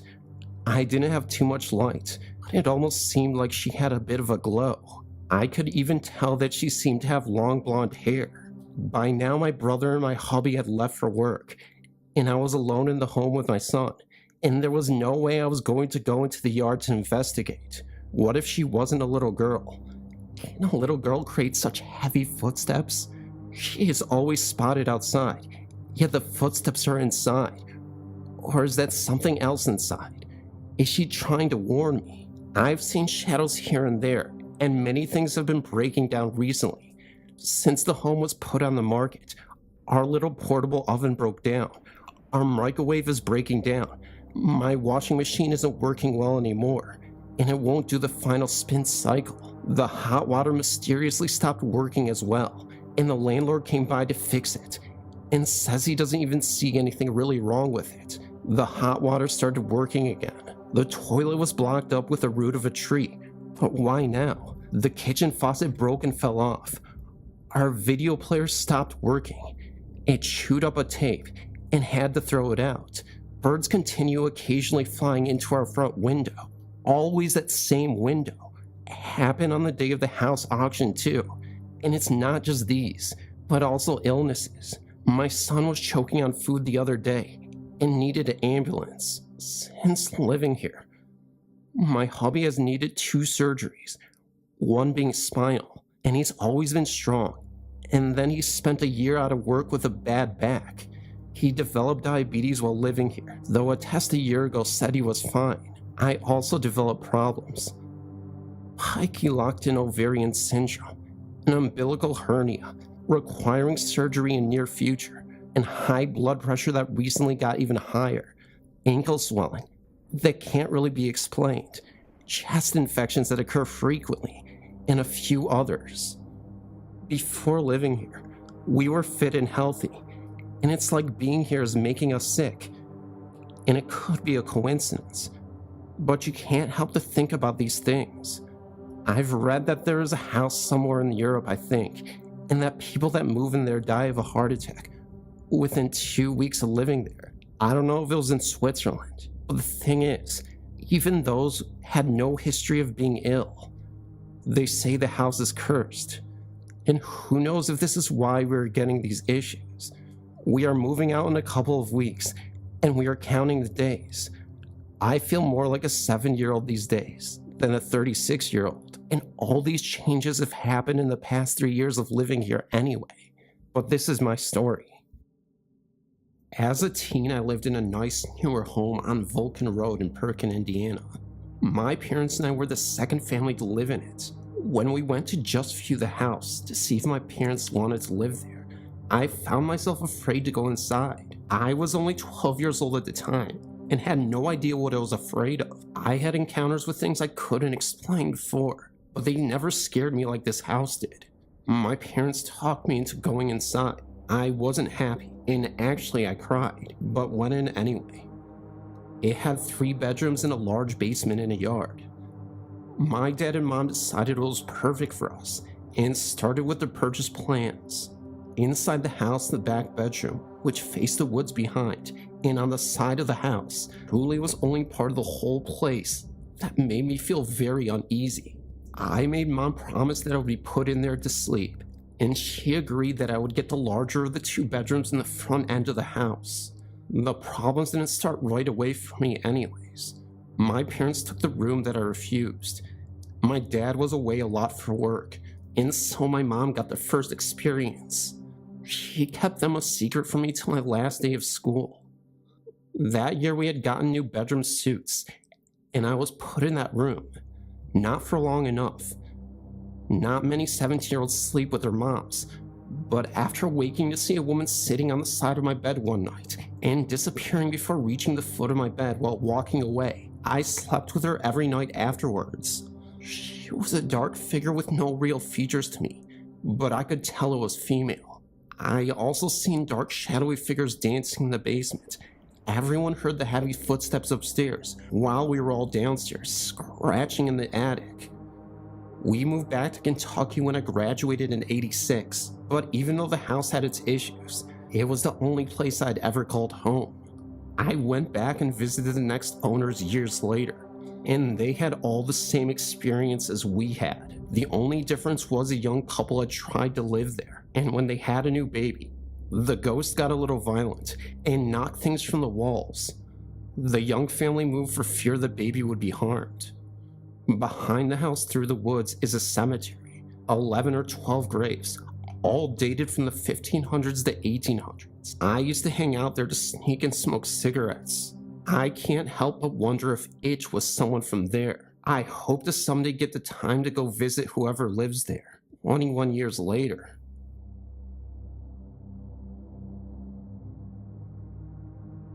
There's a story on here about a house in Mudlick Hollow in Hardy, Kentucky, known to those who live there, or remembered by those who lived in the Sharondale, Kentucky area. The story states that the White House on the right is haunted. Correction, this house was owned by a lady by the name of Gracie. She lived in the house when I was a child, and never once was any report of anything unusual. She and her sister lived there for many years, after she became quite old. These stories might have happened since her death. Across from her home in the old stomping grounds, there were many stories of the ghosts of American Indians. It is reported that glimpses of these Indians can even be seen during the day. This was known as an Indian burial ground. I can verify this because I was one of the children who actually saw what appeared to be an Indian. The Indian seen was wearing what appeared to be hides and carrying a spear, or something that might have been a spear. I was not the only child who saw this during the day it happened. There were many of us there playing ball during recess from the grade school, and we all saw it. But there are many other hauntings in this area, and none of them mentioned here, such as the graveyard that was up on the mountain across Highway 119. This graveyard had been in disrepair even back in the 1950s. I used to play in that area as a kid, and know that there have been unusual happenings since even before that time. The train trestle that used to cross Old Highway 119 from the upper part of Sharondale coal camp to the side where the coal was loaded into the train car. That trestle was the one place for dares as a child. There were a few children who were injured there taking those dares. To this day, nobody knows what the real story is about the old trustee. The trestle is now gone, but the stories remain. There was also a house that was used for storage along those tracks. Part of the house was used for storage things for repair to the homes of the coal miners in the upper and lower coal mining camp homes. That particular home was rented to a couple with one child. The mother often came across the road to another home, completely frightened by things that happened in the home. She stated that the light bulbs were burst, even when there was no reasonable means of explaining it.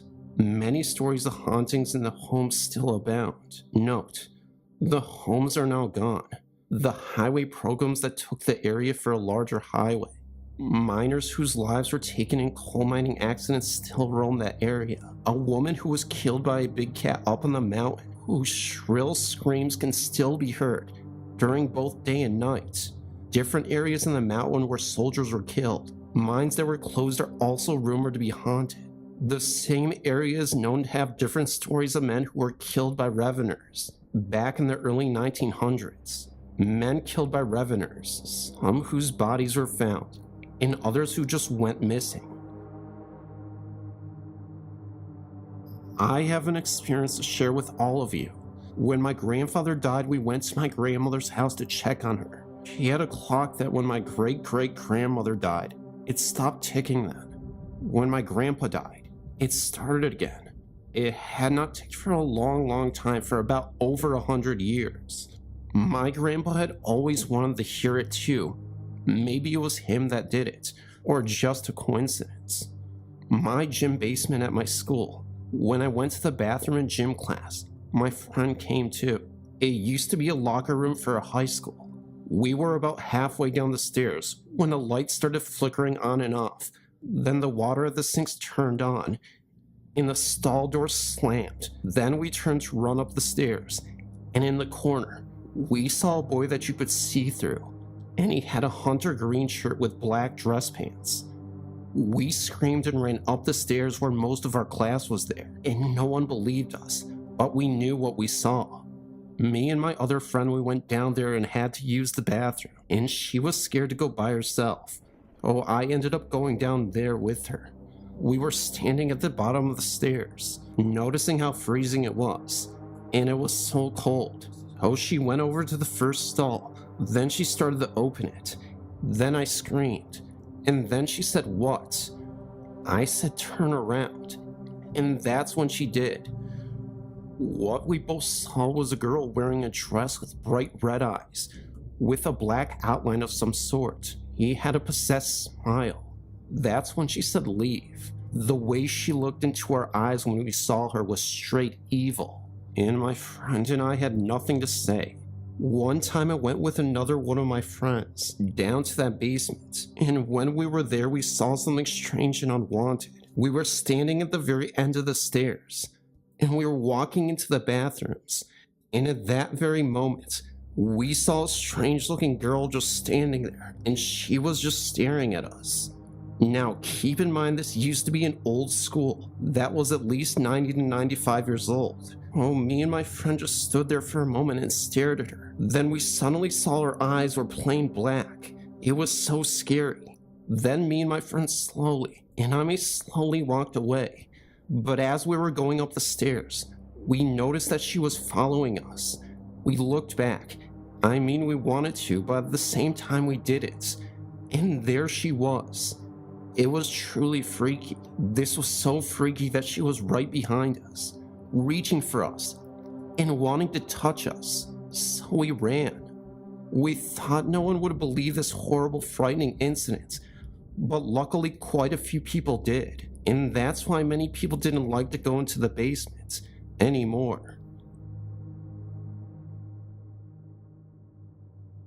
One summer, my 3 children, my sister-in-law and I were traveling to my hometown in South Carolina. We live in New York. Oh, it is a pretty long way to go. It was foggy that morning, and my car had been experiencing trouble. We broke down near Pennsylvania and found ourselves sitting on the side of the road, maybe about 8 hours from home. A police officer pulled up behind my car. My youngest was 2 months old. He was screaming very loudly, but when he saw this policeman, he started smiling and laughing. Dressed in an older style police uniform, it looked to be a style from the 70s. He had the most beautiful face and voice. He walked around my car and then laid his hands on my car. My car started to back up. Then he just disappeared. I can't explain it. I looked up from the dash seconds after I saw him standing in front of the car, and then he was gone. No policeman car. No police car. Nothing. No one. We didn't even see him leave. As a matter of fact, we didn't even see him pull up. I thank God for that angel in disguise. We made it home safely. I grew up in a house that was always open to everyone and warm, but it did have its secrets. When I was very young, and the house was empty, I would hear my name being called, and I would run from room to room, thinking someone was home. My brother said this also happened to him on Saturday mornings, when everyone was asleep and he watched cartoons. One night as a 12-year-old, I was sleeping in the upstairs hall while my room was being finished. I was sleeping with my face to the wall, and softly my shoulder was being pushed, thinking someone in my family was wanting something. I turned around to face the room. There in front of me was a small couple, a man in a suit and a 1930s hat, and a sweet-looking woman with a pillbox-like hat. I think they liked what they saw because they looked at each other, then smiled, and then turned around to go down the stairs. I never saw them again. Many years later, in a conversation with my mother, she told me the small house with the low ceilings and low working areas was built for a couple in 1939, and before they could move in, they died in a fatal car accident. I guess they were just checking up on their home.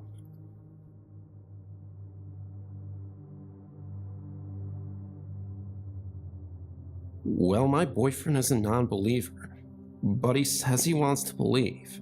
Oh, back before we started dating, we would find things to do where he might see something and come around.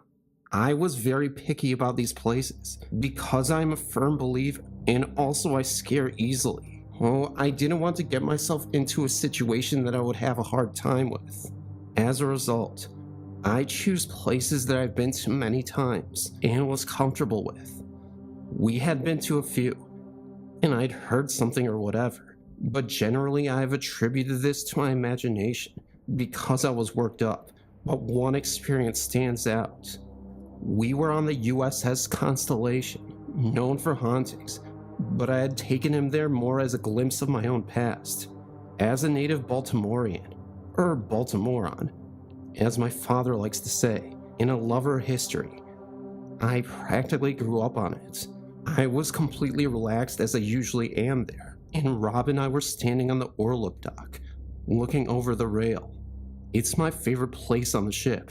Don't ask me why. My least favorites are outside the Champlain's corners and in the infirmary. Given the history of the ship, the Orlop really shouldn't be my fave, but it is. Oh, we have been standing there in silence for a few minutes, just kind of taking it in. It was a cold day, and we went there right after work, so there was hardly anyone else on the vessel. And so after a few moments of quiet, I say, "Cut it out."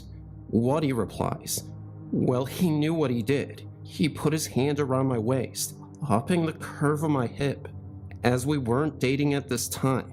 And in fact, I believe we're both seeing other people when this happened. I thought this was pretty dang inappropriate. I turned to tell him so. He was standing too far away for me to have done that. He didn't move as I was standing directly next to him, and would have noticed. "What?" he said again, a little more forcefully, looking rather concerned for my sanity. "Nothing," I said. I didn't want to think about it and ruin one of my favorite childhood retreats. After we were off the ship, I told him what had happened. He still really wasn't convinced, and I'm the one who experienced something. Not him, but he did admit that the ghost has good taste. That's sweet, I think.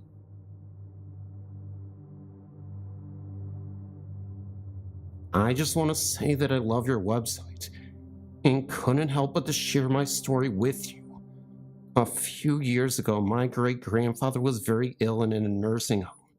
My family and I live far away from him. We only made a trip up to see him around Christmas and his birthday. One day when I was 15, and my brother was only about 2, we were sitting in my living room watching TV, when all of a sudden my little brother started crying. I asked him what was wrong, and he said he wanted to go see Papa.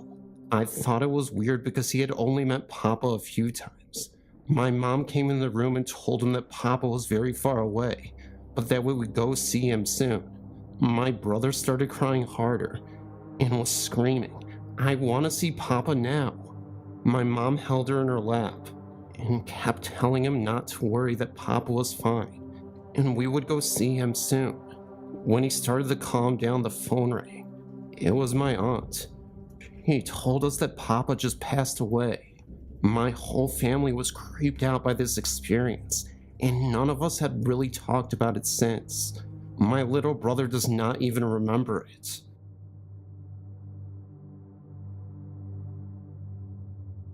This took place in 1993, and I have 2 separate stories, same place and year. When I was about 16, I was living with some friends in Cleveland, Texas. I was attending school there with my best friend Mary, and living with her and her family. We had a couple friends that we went to school with. One girl was very strange, shall we say. We will call her Claire. And there was the other friend named Barbie. We lived almost at the end of a long, narrow, dead-end dirt road. There was only about 6 houses on the road, and we were surrounded by woods. We lived in the next to last house on the street, and Claire lived in the house that marked the dead-end road, and her family rarely came out in the daytime. They were more night creatures, if you will, and they had about 6 stray cats just hanging around the house. Mary and I decided to stay the night with Claire one night, and in the nighttime when it all got very weird, Claire was talking about witches and witchcraft and sorts, when suddenly I saw right behind Claire that there was a witch's head just hanging from the ceiling.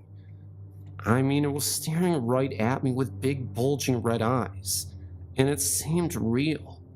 When I told Claire it was right on the ceiling, she looked, and there was nothing. And to this day, I have no idea if I was hallucinating or if I really saw something evil. Our family had an experience several years back in our old house. I tried to submit the story a few years back, but I don't think it ever was posted. I'm the last one to say I believe in ghosts, and normally when people tell me they saw a ghost, I listen, but figure they are full of it. Well, this time I'm glad that my entire family heard it. I don't care if anybody else believes me because at least we know it happened. It happened several years ago, maybe a good 28 years ago. I was around 7, if not younger. At the time, I was sleeping in my parents' room with my dad, and my mom went to lay down with my brother since he had the flu. The way our house was is that we have 3 bedrooms and 2 doors that we kept closed, that closed off of the back of the house to the living room and kitchen. We had all just started to fall asleep when we were woken up by a really loud thump, then the sound of something heavy running and ripping up the carpet. It reminded me of our old cat that used to run down the hall, and her claws would get stuck in the carpet, but this was much, much louder. The noise came and went very fast. My dad had jumped up and got his gun, and went outside thinking it was someone running on our roof, but there was nothing. He came back and asked us all if we heard it, and we did. To this day, we have no idea what it was, and it never happened again. My brother and I talk about it to this day, and we get chills thinking about it. I'm sure it is something that could be explained. But what? It was too loud for any house noise. Our plumbing we never had issues with. Like I said, I'm glad our entire family heard it, so that way, they know I'm not making something up. I've never had another experience like that again, and now I'm interested in the idea of hauntings. But I normally am more on the factual and fantasy side. But that has made me think that just maybe there's something to all the supernatural. One thing I know about my story, I know it is real. I've read other stories on the site and think a lot of them are fabricated. And I'm sure if reading mine, people will think I'm making it up. Or my entire family is making it up. But we know it happened. My stories were told to me. The first was told by my dad. My dad was an 18-wheeled truck driver. The stories he told seem far-fetched, but I swear to God he's telling the truth. One night driving along a stretch of highway, he came upon a beautiful dog. The dog barked, but he knew he had hit the dog. He got out of the cab of the truck with his flashlight, who gave the dog a proper burial. When he looked up and down the ravines, and what he found was not a dog, but a family with the dog. They had crashed down the ravine 2 hours earlier. The family survived, but the dog didn't. The next story was told by my brother, and now sister-in-law, then girlfriend. In 1995, my brother came to Texas, then Georgia, to be with our dad. At that time, he was very ill. My sister-in-law, then girlfriend, was in Georgia. Our dad passed away late at night. My brother decided to wait till morning to call my sister because she had to be working early the next morning. My sister-in-law called crying instead. She was scared and shaking. Then she said that about 2 a.m., she got up to get a drink in the kitchen, walked into the living room, and that's when she saw Dad sitting on the couch. Then she said hi to him, then continued into the kitchen, and then realized that he was supposed to be in Texas, not knowing he had passed yet. That's when she walked back into the living room, where he was sitting, telling her he needs to tell her something, and she screamed no, and runs back into the bedroom, then slams the door, locks it, and calls her best friend cousin, who was a cop, to come to the house, and no one is there. When my brother tells her our dad had passed, that is when she freaks out more. I just wish I knew what he wanted to tell her. Oh well. This actually began here in Lazuka, the capital of Zambia, back in 1983 when I was a young girl of 5. For some reason, I always woke at 3 a.m. on the dot whilst living at our home at the time, and found myself walking down the hallway. We had security lights in the garden, therefore shadows would play off trees, bushes, and windows onto the interior walls of the house, like a Russian puppet show. With a security guard present each night, I would think the shadowy shape of a man appearing or disappearing suddenly was simply that, our guard doing the rounds.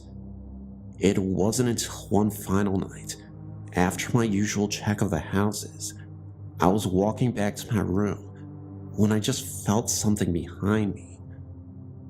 Wish I hadn't, because the shadowy figure of a man was right behind me, away from the walls and lights, but very distinctive.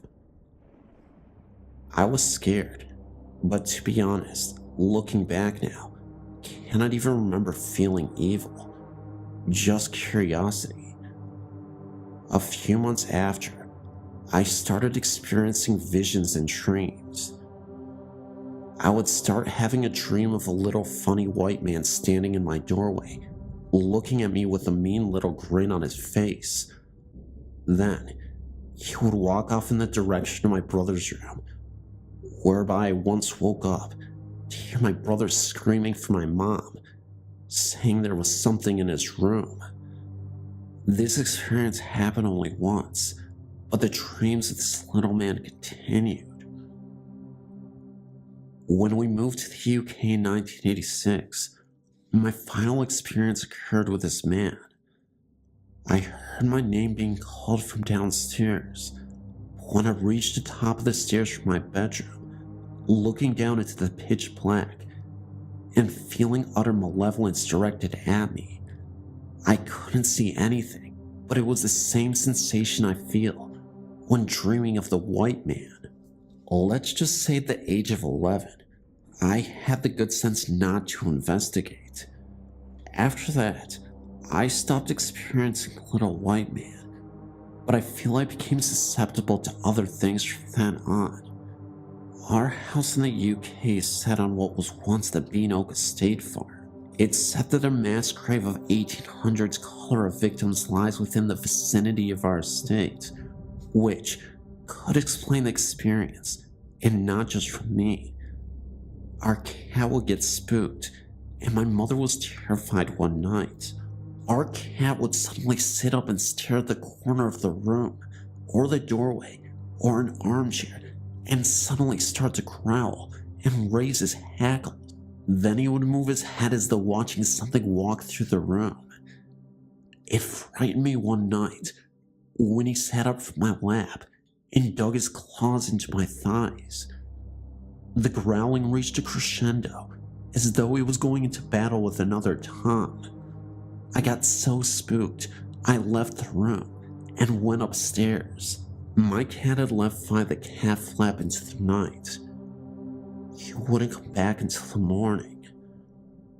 What really spooked me the most was, this also happened during the day one February morning. I can handle the nighttime frights because of the sense of normality when the sun rises. When you are invaded during the day, all your security is shattered. My brother and I both experienced what is now learned as sleep paralysis event at exactly the same time, one night. Both of us also witnessed just before a sudden flash of brilliant blue. For two people of differing sexes to experience exactly the same time makes it disturbing, and we still discuss it today.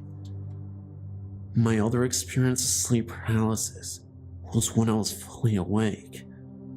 Lying on my tummy reading a book on my bed, I suddenly had the overwhelming terror swamp me from my feet upwards, and I couldn't move. Then, at the foot of my bed, I could feel as though someone was taking a step onto the mattress between both feet. When I could finally move, I turned around to see an indentation of a foot where the sensation was. Thank you for taking your time to read my experiences, for that is all I can call them.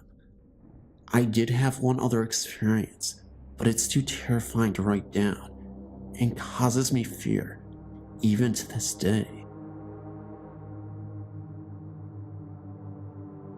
When I was 6 or 7 months pregnant with my son Anthony, I had a terrifying nightmare. I believe this nightmare was a portal to the afterlife, that what I saw was in fact a ghost trying to communicate with me. Every night I would sleep with the bedroom door half open, and also had the hallway light on, just because of the weird and bizarre events that would occur in this old home. I'd always thought I'd hear laughter during the day, sounds of doors opening and closing, and other little things that made me convinced my house was haunted. One evening, I swore I saw a small dark shadow figure float into the kitchen from my bedroom. It happened so fast, I didn't have much time to process it. My nightmare was very similar to this experience. I was convinced that I woke up in my bed before. At least at the time I thought I was conscious. I was glued to my bed, couldn't move at all, virtually paralyzed. I started hearing strange noises, like a gargling coming from the hallway outside of my room. I remember struggling to open and close my eyes. All of a sudden, I was able to focus my eyes and move my head where I could see that the door was open. I saw this little girl standing in my doorway. She was a black shadow from 5 feet away from my bed. She approached closer to me, all while I was still paralyzed and couldn't move. The black shadow whispered, "Don't be scared, I'll be home soon." That's when I woke up, sweating and screaming. Even after realizing it was a nightmare, I could still feel the presence of the shadow in that house. The same girl from my nightmare. I thought it was a bit ridiculous, because I knew at that point, my mind had just conjured this up in my head, even with all the previous signs of ghostly activity. What's even weirder, a few days after I received a call from my sister, she was very emotional because she announced to me that she was having a child. The reason why my sister was so emotional was because she had tried for years and years to have children, and she was never able to. Her doctor even told her that she was never going to be able to produce a child. I bet you the shadow from my nightmare came back as her living child. I was never able to find out the history of this house or who lived there, but I can bet you that the little girl used to, and she told me that she was coming back to life. I've noticed that you don't have any ghosts listed for the University Calgary residences in Calgary, Alberta. I had a strange experience in the residence tower called Randall Hall. I'll give you some brief information. There are 2 identical towers, plus some apartment-style residences that were built in the late 1960s when the university was founded. They're both 7 stories tall, with a central communal lounge and 3 hallways radiating out like spokes. Each hallway has 11 rooms and a bathroom. Originally, they were built as a female dorm and a male dorm. I spent 3 years of my university living in Randall Hall. The room that I shared with my roommate was in the co-ed hallway of the 6th floor of Randall. This kind of applies because we shared all facilities with guys. Toilet stalls, urinals, sinks, and showers were all communal. Think Ally McBeal. And we often had guys hang out in our room. Let's just say that there were quite a few of us engineers on that floor. I started the year living in room 661. One night, I woke frequently, and I could have sworn that there was someone in my room, sitting in the chair at my roommate's desk. I passed it off as being asleep, but the next day I did ask my roommate, were there any people in our room last night? All she said was yeah. I thought that one of the guys had come in during the night. Weird. Anyway, a little later in the year, I moved into room 557, on the same side of the hallway, 2 doors down. We started noticing that in the common room, which was a large open area in the center of the spokes, one of the elevators would often come up to our floor on its own accord, open, close, then go back down to the main floor. Sometimes it would stay on our floor with the door open for almost an hour before going back down. My real experience came during reading break. I guess your guys' equivalent to spring break, only we have ours in early to mid-February, and most people leave because the skiing's awesome in the Rockies, only a few hours away. In our hallway, the only people not gone was me, my roommate, the girls across the hall, and the girl at the end of the hall, on our side by the fire escape. To start my real story, I'll give you guys a little explanation about how our room was laid out. If you walk into the door from the hallway, there's a closet on each side that extends about 2 feet into the room, that goes all the way to each wall. No doors in the closets. The room is approximately square. My roommate's bed was against the left wall, with her desk against the window, directly across the door, and the chair between her headboard and the desk. My bed was against the window, with the headboard against the right wall, with my desk along the right wall. I awoke one night because I swore that the door to her room had opened, and that one of the guys from the guy's wing had come in. He had gone on a date that night and was a close friend. I looked over at my roommate's bed, and it looked like this guy was whispering something to her. I found it kind of creepy though, that instead of crouching by her bed like a normal person would do, he was standing with his legs straight, bent at the waist, with his face about 2 inches from hers. Now, I got kinda pissed off because it was the middle of the night and this guy had come in to tell Lauren about his date. I wanted to see what time it was, so I sat up in bed so I could see around my desk to my alarm clock, which was on a dresser in the closet. It was 2:30-ish in the morning, so I turned my head to yell or whisper strongly at this guy. Then I realized it wasn't who I thought it was. This is the creepy part. He stayed bent over my roommate in the same position, but slowly turned his head to look at me. While he was turning his head, this grin spread across his face. One could interpret this grin as malevolent. I sure did at the time. Then he slowly stood straight up and took a few steps backward towards the closet, folded his arms across his chest, and looked at me with the same scary grin on his face. It was strange because really, he had no facial features. Nothing of a face that I could see, except for this grin that I could more sense than see. Well, that was enough for me. Like any 20 going on 6-year-old, I dove beneath the covers of my bed and stayed there all night. This was very hard to do, since the heating is very efficient in those buildings, and most of the rooms are usually hot enough to be in shorts and tanks in. Anyway, I didn't sleep again that night.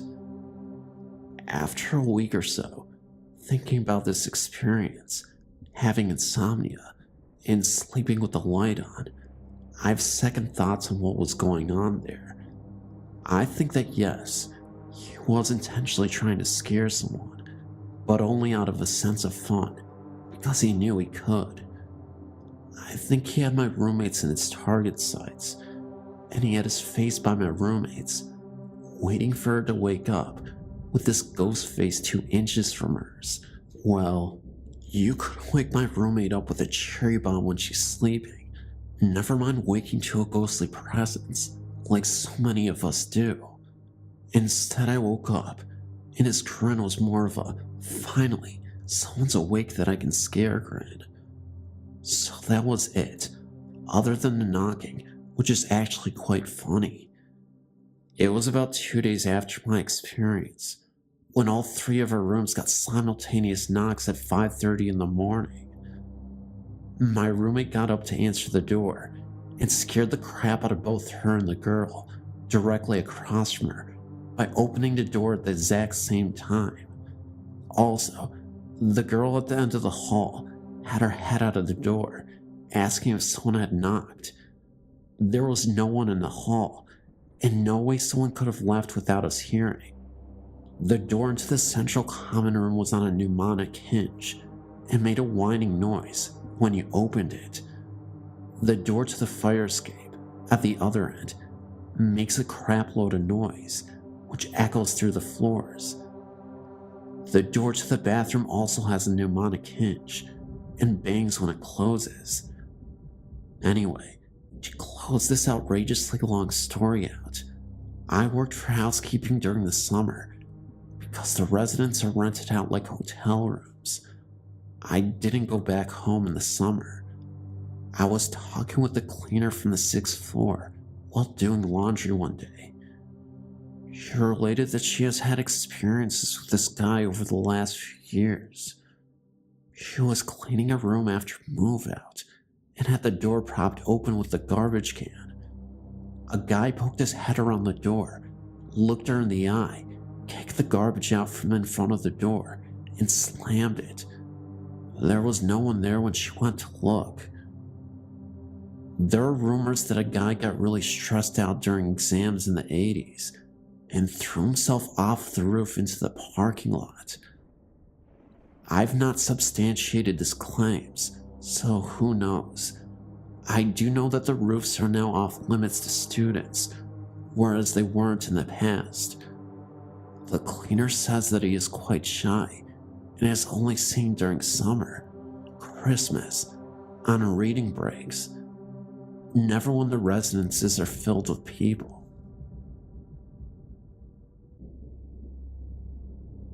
This isn't the first time I've told someone this. Normally people don't believe me because I'm only 14, but I swear that everything I'm about to say is the honest truth. My first experience happened 6 years ago. My friend was sleeping over at mine. We couldn't sleep, so we were just talking in the dark. Well, it wasn't that dark because I had the curtains open. I remember it being a few minutes past midnight. I also remember thinking my friend had stood up because there was a shadow on the wall opposite us, but she was still lying down. But she too had seen the shadow. It had no features and was only head and shoulders. It was where my light switch was. We both looked outside to see if anyone was there. Nothing. So we started to really freak out and closed the curtains as quick as possible, and when we reopened them a few seconds later, it was gone. I have no explanation for this. I definitely wasn't dreaming, and neither of us had imagined it. Later on that year, I was alone in the house watching a video. I stopped the video to get something to eat downstairs. When I came back, the video had been took out from my video player and was on my bed. My next experience happened maybe about 5 or 4 years ago. I was on the computer and I was the only one in the house as my brother was out and my mom and dad were out working. I didn't have any music on at the time and the TV wasn't on either. Basically, things were silent. I heard this voice coming from downstairs calling my name. It was definitely a woman's voice, maybe in her late 20s. I wasn't sure at this time. I really started to freak out. It lasted for around 5 minutes, and then it stopped. The next couple of times I heard it really scared me. The last time I heard it, I was home alone again. The TV was on mute, and I was on the computer again. The voice came from right next to me. It shouted my name into my ear. It shocked me so badly that I actually screamed so loud that the people next door heard me. Since then, I haven't heard it, but recently, I've been hearing music playing in and outside of my house. Also recently, things keep happening in my room. Like I keep feeling cold spots, and a lot of the time, I feel like I'm not the only one in the room. It's really scary. Plus, my TV has been on mute or changed channels when I'm nowhere near the remote. It scares me a lot. It's shook me up so bad that I hate being alone in the house.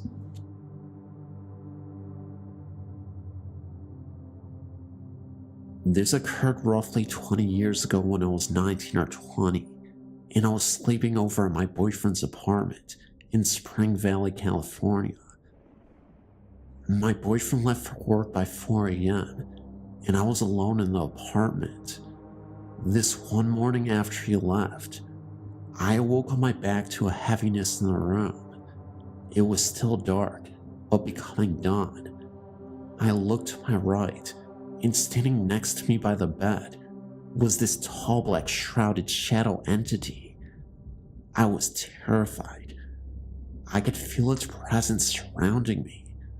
Then it spoke. I was lying there wide-eyed and in shock. I'm not still sure how I heard it. Was it audible or just in my head? The voice was deep and gruff and asked, "What are you doing here?" I'm familiar with some experiences with the paranormal, just never had it been so terrifying. I closed my eyes and began the Lord's Prayer. By the last words, "Deliver me from evil. Amen." The room had cleared. I felt the change immediately, and when I reopened my eyes, all was normal again. I told my boyfriend later that day, and he thought it was his deceased grandfather being curious. My boyfriend's grandma was recently staying with him, and she would tell him stories of the grandfather visiting her.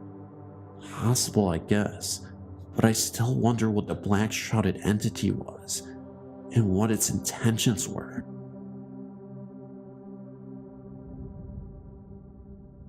For many years, I had a gray cat named Kitty. Kitty didn't like many people.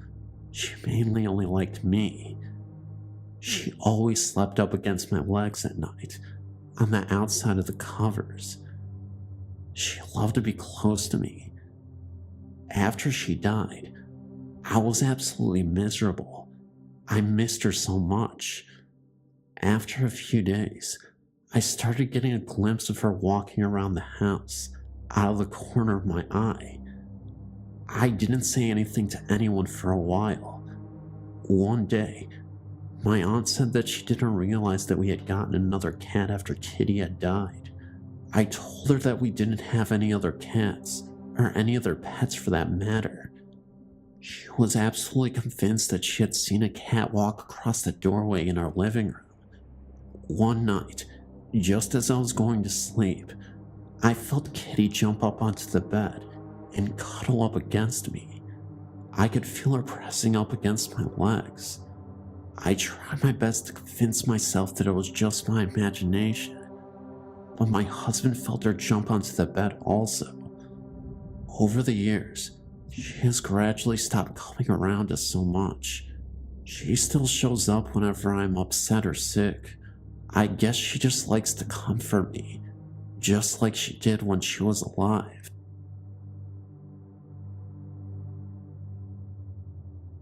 Hello. I grew up in an old apartment building in the Fordham Hills section of the Bronx. When I was about 14 years old, I was speaking on the telephone to my best friend, who lived upstairs on the 5th floor of the building. My apartment was on the 2nd floor. My friend said that she was going to go down to my apartment in a few minutes. As soon as I hung up the telephone, there was a knock on the door. I wondered how my friend could have possibly made it down 3 flights of stairs so quickly. As we hung up the phone that second, I went to the door and looked out at the people to see if it was her. There, at the door, stood a tall young-looking man wearing a ruffled white shirt, a thick black belt, black pants, and black boots that went almost to his knees. Hanging from the side of his belt was a sword or a saber. As I stared at him, it appeared as though he was looking right at me with piercing blue eyes, even though the door was between us. I then noticed that I could see the number on the apartment door across from mine through his shirt. I quickly ran from the door, realizing what I had seen, thoroughly frightened, and called my friend, asking her to hurry and come down as I was alone in the house. I will never forget it for as long as I live. I did some research and learned that there was Revolutionary battles on and among Fordham Hill. I came to the conclusion that the ghost was a Revolutionary War soldier, probably British from the clothing. I only wish I could learn more. Nothing occurred for the rest of the time that I lived in that apartment. Thanks for having a great site where people can share their experiences.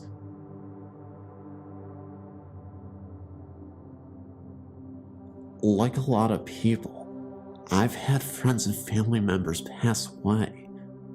One of my best friends was John, who died from pancreatic cancer while still in his early 30s. Many years later, I started a habit while praying. I asked God to help me always remember my friends and family who have passed away, who influenced me, and who are a big part of my life. Then I think of their names and say them silently in prayer. About a year ago, our friend and family priest passed away, and I attended the funeral mass.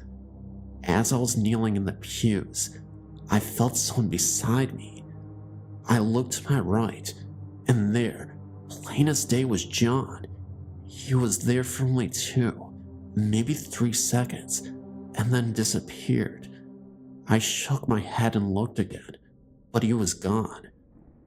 I hadn't thought about John at all that day, and I may never know why he decided to show himself.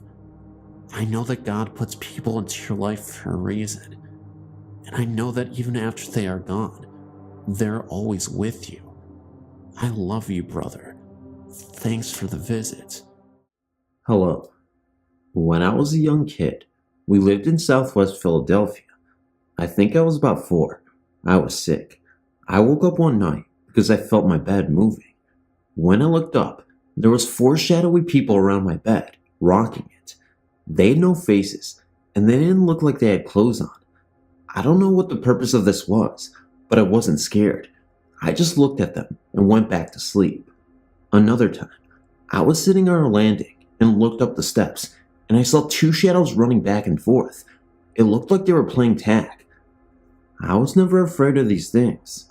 I didn't feel like they would hurt me, but when I would go up the steps by myself, I remember feeling like someone was watching me, but nothing ever happened to me. They weren't mean, as far as I could tell. I didn't realize they were ghosts until I was much older and didn't live in the house anymore. My mother grew up in the house. She had some experiences, but nothing she would ever really go into detail about. The only experience that I remember she would talk about was after her grandmother died. She died in the house. Her dog started going nuts in the middle room. He was looking at the middle of the room and jumping up and down. Maybe he saw my great-grandmother. I don't think she really believed in it. I know my uncle, who also grew up there, had some experiences. He told me once he was sleeping in my room, the middle room, when it got real cold, and he felt like something was in there with him, and he didn't know what. Sometimes, I still have dreams or nightmares about the house. I haven't lived in it for over 20 years. Pretty weird, huh? I don't know how many ghosts or spirits or what have you were in the house, but I'm sure there were many, and they were probably still there and still doing their thing. They just didn't seem to hurt or scare me. Maybe my great-grandmother kept them from hurting us. Who knows?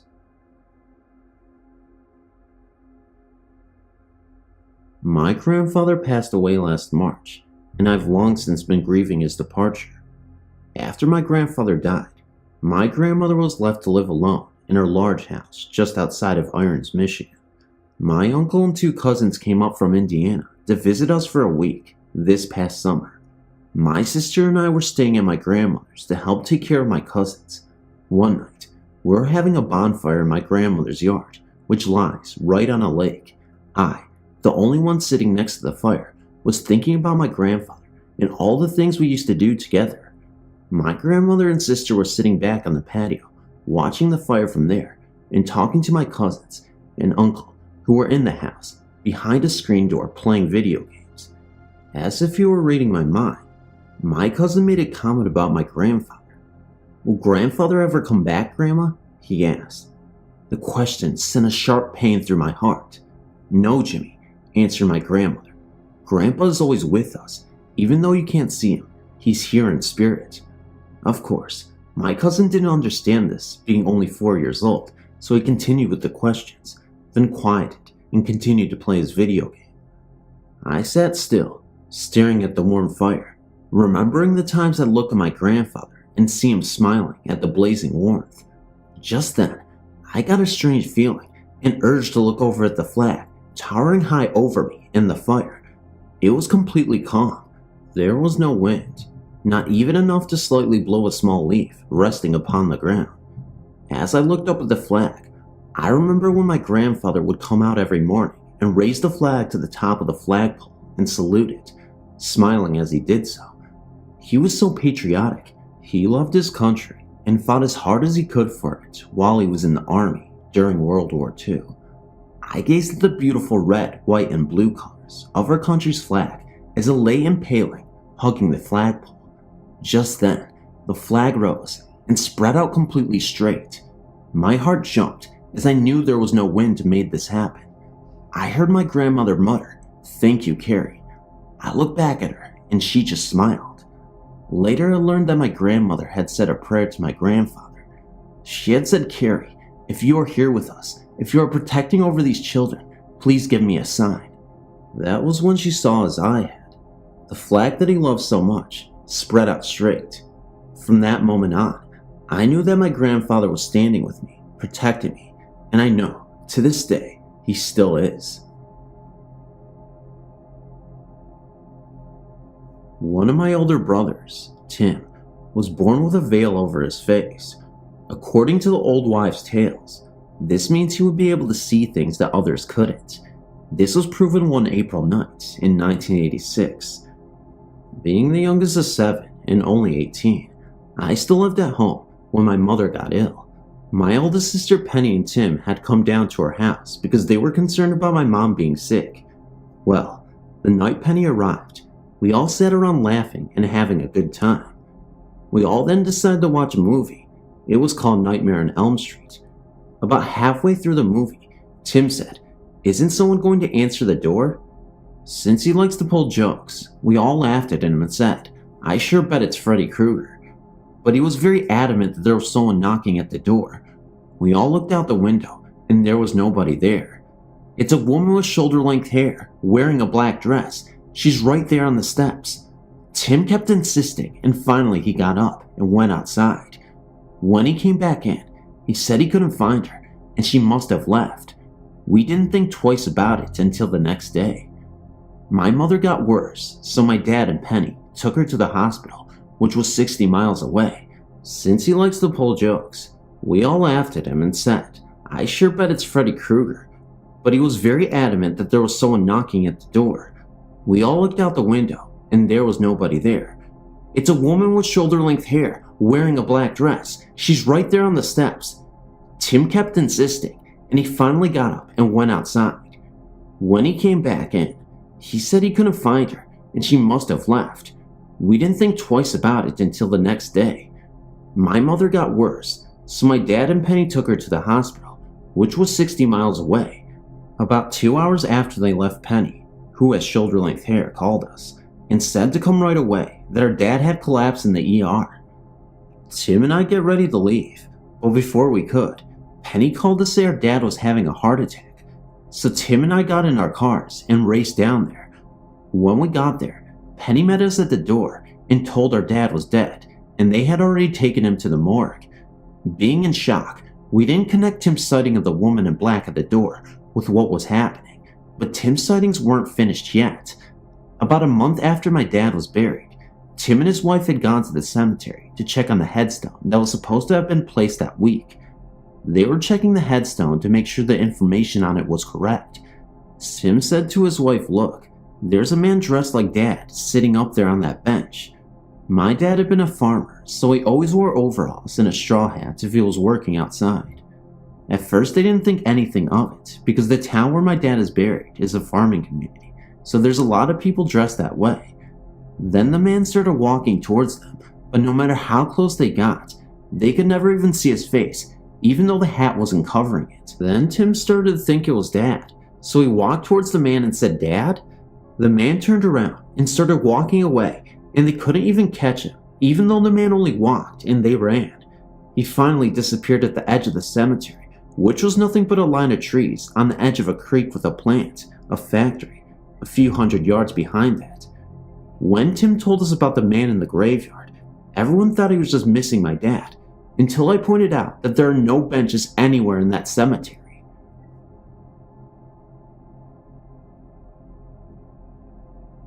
I once had a very scary experience that will haunt me for life.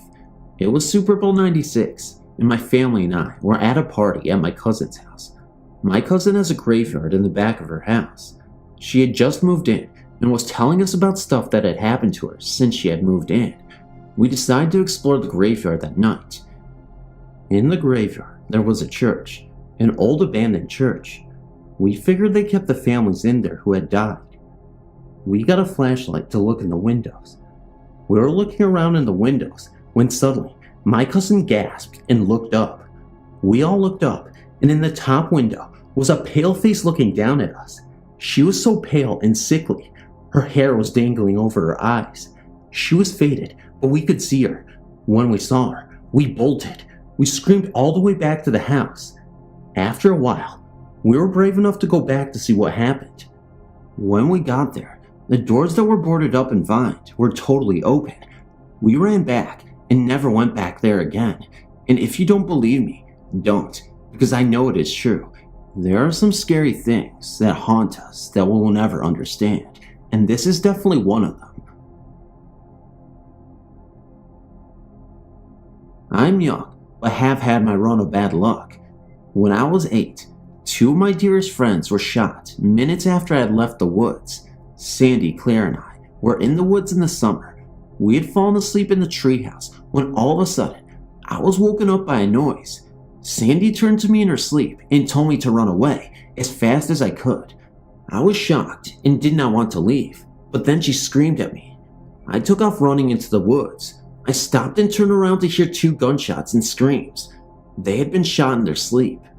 3 years later, I was talking on the phone with a friend, and I noticed my dog staring at the corner of the room, where I had a picture of my friends and I in the woods. I turned and saw a shadow in the window of a little girl. I told my friend about what I saw. I kept watching. It turned to me and said, "Run, run fast." My friend on the phone asked who was that. I turned off the phone and ran out of the house just as a window was broken in the house by a man with a gun. I ran next door and I called the police. This may not be one of the more exciting tales that you've heard, but I assure you that it's true. My name is Lindsay and I'm 16 years old. My best friend has claimed to be a psychic and has proven his ability several times.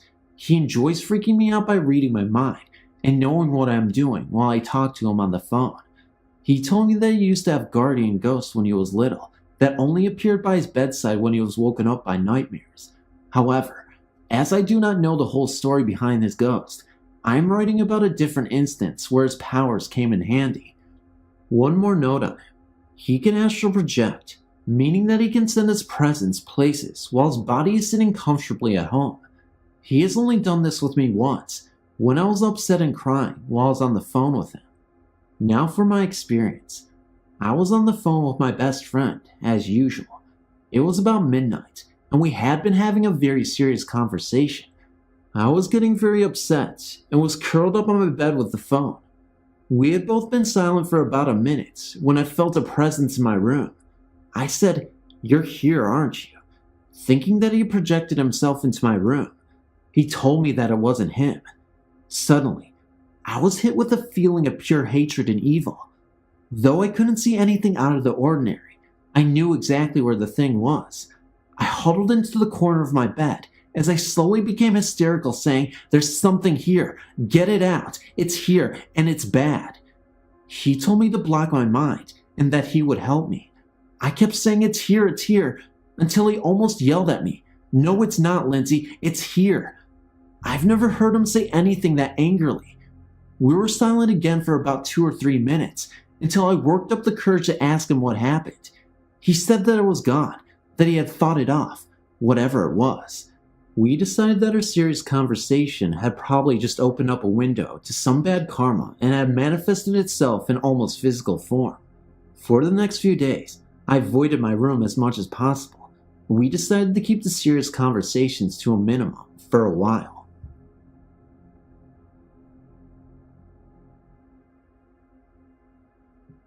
I've had several experiences with entities, mostly I believe evil. They seem to be attracted to me. When I was about 5 to 8, my sister had a poster of E.T. that I was deathly afraid of. Its eyes would follow me, and I feel like I saw it wink. I think it might be a spirit working through it. When we moved from the house, I had the guts to rip it in half. Incidentally, my sister told me that last year she was deathly afraid of it too, but kept it because it scared me. Then when I was 10, I just turned out my nightlight and was starting to snuggle under the covers when I felt someone tickling the blankets around me. I was really sleepy at first, so I thought it was my mom, but the second I realized she went to bed hours ago, I flipped on my back and 2 disembodied hands started choking me. My spirit left my body. This is possible, and I ran down to my parents' room screaming to help me. When I realized I wasn't there, I was back in my bed. I was not dreaming because I had marks on my neck, and I remember the time exactly when I turned out my light. Then when I was 13 in my house, I now stay in one night, I was meditating, and when I was down, I went to blow out my candles and I looked out the window. I saw a short man all in black with glowing red eyes. I couldn't move, and I was petrified until finally I ran to the bathroom.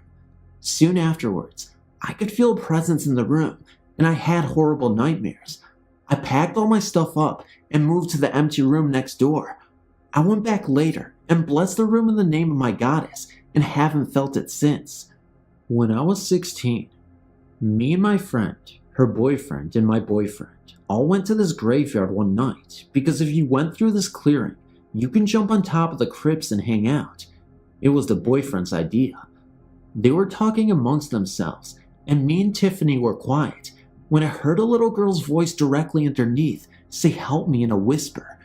It kept on for a while, every couple of minutes, and kept getting louder. I noticed that every time it happened, Tiffany was looking around, and I asked her if she heard it. She said, "Yeah, it says help me." The guys never heard it. A little time after that, I was riding in a truck with friends, and a big swirl of fire leaped across the road. It almost looked like a tumbleweed the way it swirled. I wasn't on drugs or anything. Neither of my friends saw it. Then sometime this year, currently 19, I was riding along with a friend when I looked out the window and I saw this thing running along the side of the road. I thought it was a large black dog, and I watched as it moved ahead of the car and then darted in front. I screamed, "Watch out," but it disappeared. My friend thought I was crazy. It wasn't just a shadow because I saw four legs moving, but if it was the ghost of a dog, it was a huge one. It was almost the size of a baby deer. Following this last encounter, I decided it was time to seek counsel from someone more familiar with the paranormal in an effort to make sense out of what was happening to myself and my family.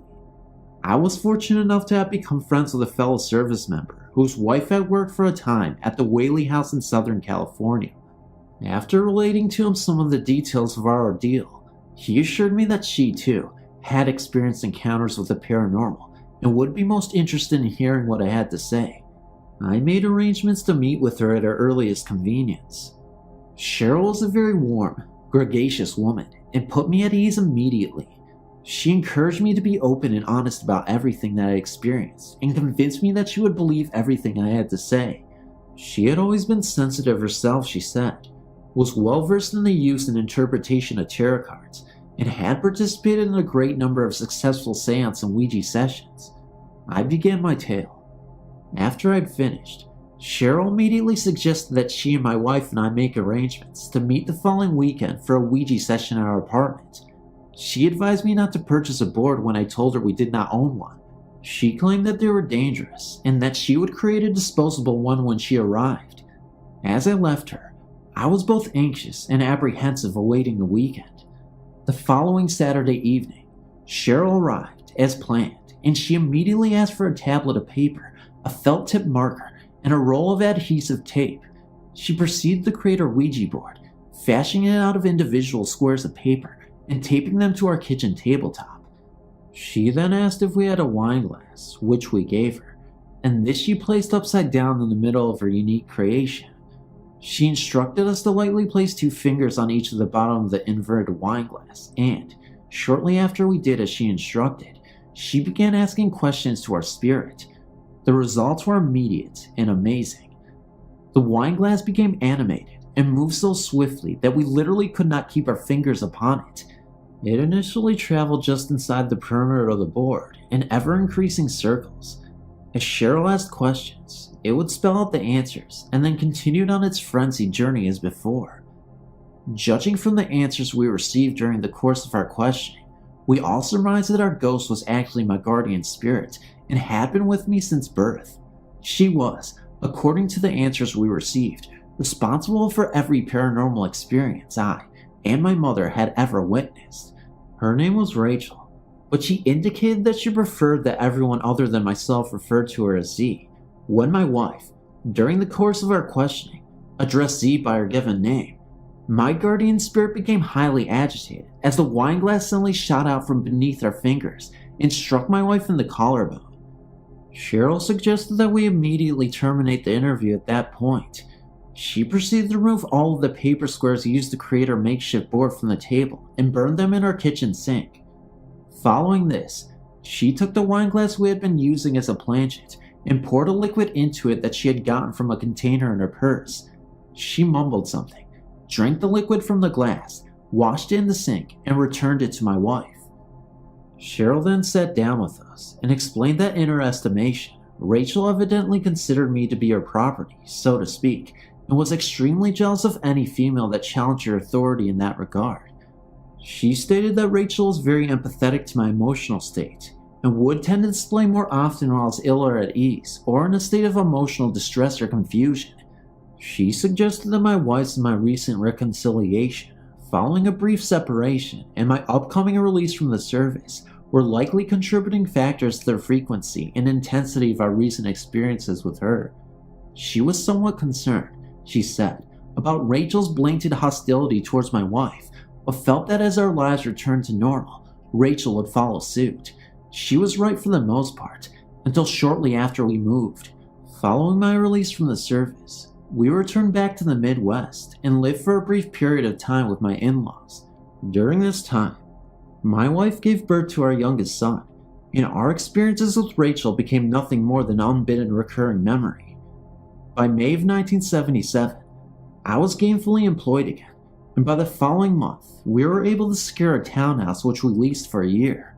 Shortly after arrival in our new home, Rachel decided it was time to become reacquainted.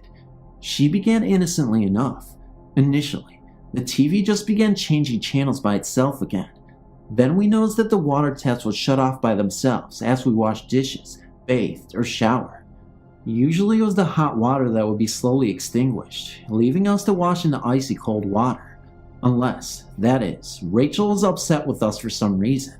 Then it was the cold water, scalding us until we realized what was happening and could defeat our efforts. The faucet knobs would be visibly turned to the right and be shut off. It took us a while to notice this, but we eventually did. We became accustomed to keeping an eye on the faucets so we could thwart her attacks.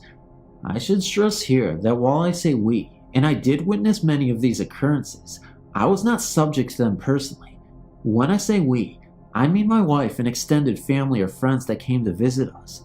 I should also note that Rachel never harmed or attempted to frighten the kids.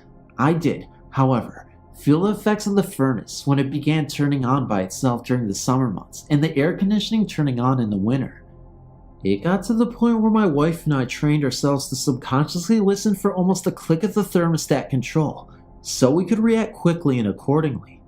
As odd as it sounds, these daily interruptions to our lives became almost commonplace and second nature until they were brought to our attention, sometimes hysterically, by our house guests. At which point we attempted, as rationally as we could considering the circumstances, to explain the phenomena. We were for the most part able to assuage their fears. That is until my friend Dave spent the night. Dave was a lifelong friend of mine who called me unexpectedly one cold wintry night and explained that he had been physically evicted from his apartment by his wife, under threat of death should he attempt to remain, he claimed. He desperately needed a place to stay until she calmed down and became rational, so I, of course, invited him over immediately. He arrived at our townhouse shortly thereafter, carrying a sleeping bag and an overnight case containing what little he was able to stuff into it as his wife chased him around their apartment. He filled me in on all the juicy details of the latest arguments, and then, reluctantly, I was forced to bid him goodnight as it was getting late and I had to get up for work very early the following morning. He was settled in a sleeping bag on the living room couch, watching TV as I headed upstairs to bed. I didn't see Dave for a very long time after that. When I woke the following morning and headed downstairs for my coffee and car keys, I immediately noticed that while Dave's sleeping bag, shirt, and shoes were still lying on the floor where he had left them the preceding night, he and his pants were nowhere to be found. Somewhat alarmed, I immediately went to the kitchen window, looked out into the parking lot, and noticed that his car was also gone. Had his wife called him at her house and begged him to come home, with the phone in our bedroom, we would have surely been awakened by its ringing, and Dave had assured me that his wife had no idea where he had gone. Had he called her perhaps? If so, why then hadn't he dressed before he left? Especially considering an extreme cold and with a foot of snow on the ground, there had to be a reasonable explanation, or so I hoped. Returning home from work that night, I immediately attempted to contact Dave by telephone at his apartment. The operator informed me that his line had been temporarily disconnected. I later learned that it had been ripped from the wall during he and his wife's argument. Growing more concerned, I then called his brother and was relieved to hear that he had indeed returned home to his wife the previous night.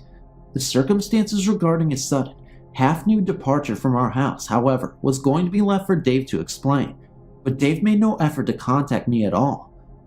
2 weeks to the day later, I was finally able to contact Dave by telephone at his apartment.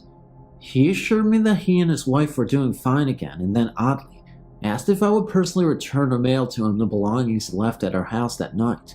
I suggested that he stop by for them one evening and fill me in on the details surrounding his sudden departure, but he emphatically refused. In fact, he stated that he would never set foot again in our house if he had anything at all to say or do about it. I was extremely perplexed at this point, and it took me 2 months and a 12-pack of beer to finally pry the story out of him, during which time I held his possession hostage. It seems that shortly after I had gone to bed that night, Dave decided that he should also get some sleep. He told me that he'd gotten up from the couch and turned off the television and then slipped back into his sleeping bag. Almost immediately after he had settled in, facing the back of the couch, he said that someone tapped him on the shoulder. Assuming it was me, he turned over to face where he thought it would be standing and saw only the darkened living room. As my mother had years earlier, Dave said he came to the immediate conclusion that I was messing around with him and simply rolled over to go back to sleep. As soon as he did, he said, came the shoulder tapping once again. He claimed that he jumped up and turned on the lamp at the end of the couch, hoping to catch me as I ran to hide, and was surprised to find the living room once again empty. Somewhat unnerved, but again blaming me, he turned off the light, this time deciding to face the living room. The tapping now came from behind the couch. He ignored it. It came again. He again refused to acknowledge it. Suddenly, he said, one end of the couch, with him on it, was propelled approximately 3 feet into the air and dropped to the floor. He struggled out of the sleeping bag and bolted straight upstairs to where my family and I slept. He stood, he said, outside our bedroom doorway for almost 10 minutes, torn between awaking us or fleeing. After calming down, he decided to go to the bathroom and return to his sleeping bag, having rationalized that what he experienced could be attributed to that night's activities with his wife. He returned downstairs and headed for the half bath, located directly off of the kitchen. As he approached the bathroom doorway, he said that the bathroom light suddenly turned on by itself and the door slammed shut directly in his face, missing him by only fractions of an inch. That was the final straw. He grabbed his pants from the floor near the end of the couch. He would have left them too, he said, had it not been for the fact that they held his car keys, and ran for the outside door. As he ran through the snow, struggling to get into his pants, he claimed that as he looked back, towards the apartment windows, the bathroom curtains parted and the light went out. Dave held true to his word and never returned to our apartment again. I delivered his belongings to him personally as he requested. This is not a personal experience, but that of a friend. Her mother had been recently divorced and decided to buy a cute little house for herself and her 2 daughters to live in. The house was that of an elderly lady who was confined to a wheelchair. Before they moved in, the place needed a good cleaning, and some of the carpets needed changing, most notably the one upstairs, which had been the woman's bedroom and where she painted with oil paints, because there had been a worn path from the wheels on her wheelchair through the upstairs room where the lady had spent most of her time. The girls took the upstairs room, and their mother was downstairs. In the beginning, my girlfriend would hear noises during the night, but would think it was either the house settling or her imagination. Then she started to smell paint for no apparent reason, with or without the windows open, breeze or no breeze, night or day. The sounds became more defined and would often happen often. She told me that it sounded as though someone was moving around her room. She would hear the squeak of wheels, and the smell of paint was so strong. I never had the impression of fear from her. She often joked and said it was her room before it was mine, and she has every right to be here. In the 3 years that they lived in the house, before they moved out of state, the carpet in her room had to be changed 3 times because the same worn marks had been there when they first bought the house. It kept coming back.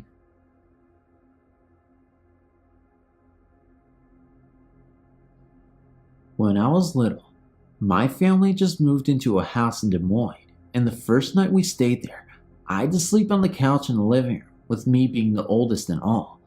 Well, let's get on to the point. Here's what happened. I got up to go to the bathroom in the middle of the night. I came back, and the last thing I saw was my covers and my pillow. I started to shut my eyes, but then I opened them up for some reason, because I got a really strange feeling that I couldn't describe. And I saw a man right in front of me. He almost looked like an Amish guy, and he had these weird green eyes, and he just stared and glared at me. It felt so demonic. It felt almost evil. I couldn't even sleep. After that, I just froze. Then I put my head under my covers and screamed, "Mom, Dad." Just before my parents rushed in to see what was the matter, the Amish guy looked me dead in the eye, and he said one thing. He said, "If you ever tell anybody this happened, then you're going to die. The thing was, he was telepathically communicating with me. He didn't say it from his mouth, but he said it through his mind. I'm not sure if that makes sense or anything, but that's just what I felt. That was probably the most scariest ghost story I could ever tell to anybody, so I hope you enjoyed it. I stumbled across your website about ghost hauntings and thought my current story could be handy. Firstly, I live in a little town and village at one of the most southern parts in Australia, along the SC coast. I'm 21 years old, never touched a single bad drug in my life except alcohol, and have no family with mental illness in my bloodline. About 4 months ago, I was reading my book in bed, and the lights were on. My dog was on the bed with me. Suddenly, at approximately 11 p.m., I heard a clap at the end of my bed, and the room went sorta cold.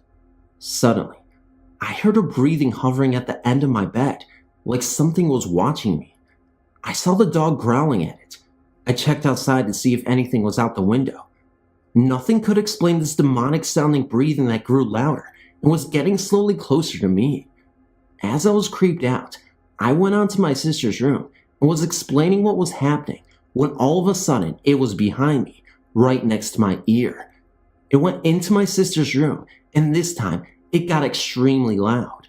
She started crying and hiding under her boyfriend's arm. It stopped and went away. For the next week, I started to notice whenever I walked into different buildings, the power would fade in and out for a second. Everywhere I went. I put it down as coincidence until it just became too much of a coincidence.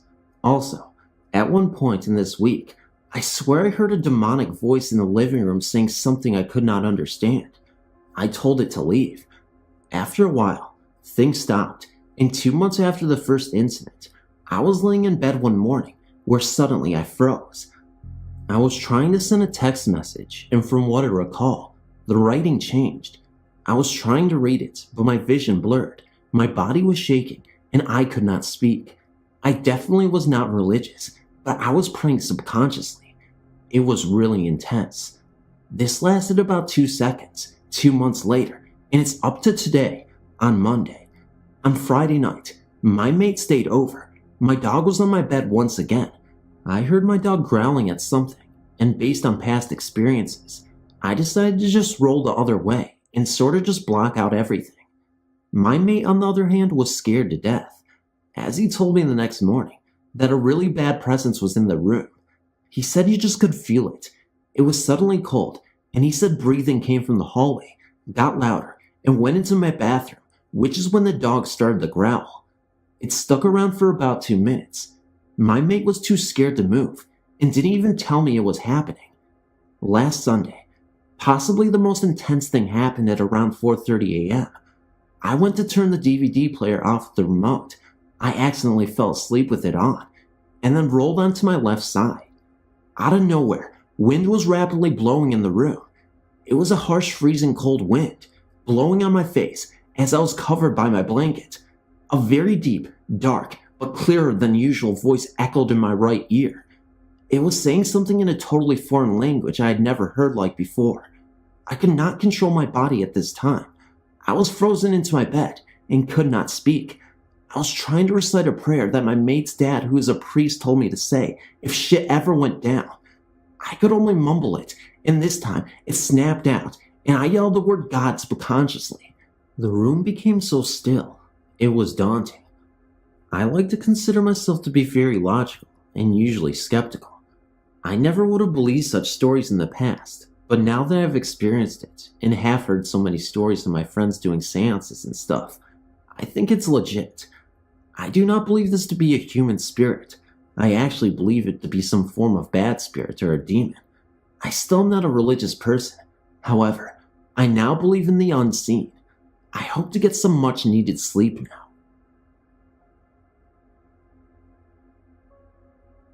I've had slight hauntings all my life. Just little things that I'm sure mostly everyone has had happen to them. That is until my family moved into a home in De Pere, Wisconsin. The home is an area rich with history. It is supposedly where the last Dufresne was found. I've heard stories from other people whom lived in this area. and a lot of them have problems with their homes as well. Here is my story. We moved into the home when I was about 13 years old. At first, we loved the house and how big it was, but in the first few minutes of running through it, I could almost sense something was really odd about the house. It was just a spooky feeling that I had when entering some of the rooms.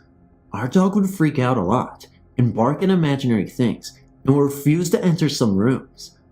Our friend would refuse to spend the night because they felt something evil in the home, and some claimed to see demons and shadow people. I came home to find my best friend sitting on my porch shaking and crying. She told me that she was in my bedroom and heard my mother's bedroom door slam shut. She went to investigate and found that there was no reason for the door to slam like it did. So, she opened the door and set a heavy clothes basket in between the door frame and the door itself. She left the area, only to hear the door slam shut 5 seconds later. She went back and found the clothes basket had been flung inside of the room. We also had an unusual fire that should have killed all of us, but for some reason, I woke up to discover its TVs would flip on and off by themselves also. Alarm clocks would never stop the correct time either. I almost felt like the house had a good and evil battle going on with it, and we were caught in the crossfire. My sister and her friends would hear moaning noises a lot too. We finally told her mother that we needed to move, and she did not put up a fight. The day we moved out, she confessed to us that when she was sleeping, she would wake up to a feeling like someone was sitting on her and strangling her. She even felt the fingers once. When we got to our new house, the neighbors came over to greet us. They asked where we had just moved from. We gave them the address, and they got all very pale and told us that they too had lived in the same house and asked us if we had any problems living there. We compared stories, and almost everything was the same. The home is almost always for sale or rent. It just seems nobody wants to stay in it for very long. I did meet the current owner once, and he told me he has had no problems with the home, but I'm sure that he either is not noticing, or maybe the demons have finally left. It just seems like every home I lived in has the same little type of hauntings with it, or I'm just sensitive to that kind of energy, which I could live without. I have many things I could post here, but some I'm not ready to share yet. Hello, my name is Tiffany, and I have some uncertainties maybe you can clear up for me. When I was 6 years of age, my father was killed in a car accident on his way to work. To this day, I strongly feel his spirit remains with me. For the record, I love my father dearly, still do, and miss him so much. In the spring of 1992, as a class project for our psychology class, we had to take notes that night of the dream we had, if one was had, and share it with the class the next day. I still to this day cannot decipher if what I had was a dream or a near-death experience. I dreamt I sat in this tunnel. It had all my favorite childhood memories within it, my stuffed bear, my ball, my favorite tricycle, etc. Also in that tunnel was my father, dressed in a white gown, sitting on a chair. I knelt down next to him and listened to him tell me, "Tiffany, I love you, and I need you to understand this is not your time." I told him that I loved him and missed him so much, but he told me that I couldn't go, because then I couldn't tell my mom what he wanted me to share with her. He told me, "I understand you miss me, but you have to understand that one day we will all be together, and that time is not now. You have to let your mother know how much I miss her and care about her, as well as the rest of you. I have 6 siblings. The light in this tunnel was absolutely beautiful. I've never seen anything like it before. As I was drifting away from him in the dream, I was waking up, sobbing uncontrollably. Of course, I had to go and share this with my mom, and she was speechless. Since then, I've only had one other dream with my dad and siblings in it. Of course, real as ever, and again, so upset I couldn't be with him. I'm just not so sure if the first one was an actual dream, out-of-body experience, or near-death experience. It was just amazing. My second experience, when I was 20 to 21, I became pregnant. I lived with my cousin and her boyfriend in Ballsville, New York, in an apartment on Downer Street. One night, while I was close to my expecting date, I woke up to a woman without a face in a white gown, almost like a nun sitting at the end of my bed. When I sat up, she immediately disappeared. She showed up a few times after, almost as though she was watching over me. It didn't matter if I moved my bed from one side of the room to the other, she still found her way. To this current day, I still feel like I have family who have passed on watching over me. I've been told I have an older man, usually sitting at my kitchen table with a cigarette in one hand and a cup of coffee in the other, which sounds much like my grandfather. I can't tell you how many times my fiance, 2 older sons, and myself have put our cell phones, digital camera, flashlights, anything with batteries on the kitchen counter, and within hours, the batteries are almost drained. We don't place these items up there as often as we used to. Many times when family is going to pass on, see the individual in a dream the night before, and that's when I know their time has come. I've had dreams which include the dead meant for other people, and let me tell you, they physically drain me. Oh my god. Sometimes it's fun though. When relaying the message to the rightful person and seeing their expression when I tell them something I have previous knowledge of and don't know what it means, but they have an understanding. It is just amazing. It seems to bring relief to them. I don't know if you can sort any of this out, or if any of this makes sense to you, but I know this stuff has happened to me, and it doesn't scare me. It seems like more of a wake-up call. Thank you for your time, and have a great evening. Thank you for listening as well. I sincerely appreciate it.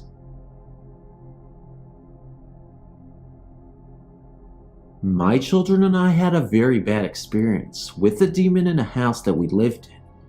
My son became very scared one night as he viewed a ghost of a man with a sword sticking out of its side. This ghost was standing in the doorway of my son's bedroom very late one night. He said this thing was just giving him the feeling of such terrible dread and hatred. It made my son feel like it was going to kill us. My son started sleeping in my daughter's bedroom, and that thing started going from room to room, looking for my son, and so it started coming into our room and scaring the daylights out of me. I felt the hatred and anger.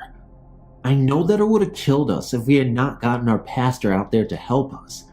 When our pastor pulled into our drive, he said he felt the anger and hatred just emanating from the house to the outside. He knew what we were up against, and we immediately started saying prayers to Jesus and his army of saints to fight for us. It ended up working so well that while we were living there, we had no more problems. But whenever we drive by, we cannot even look at the house. I know this was a short one, but I appreciate you listening. Hi, my name is Diane. Growing up in Detroit, my family lived in a house that was haunted.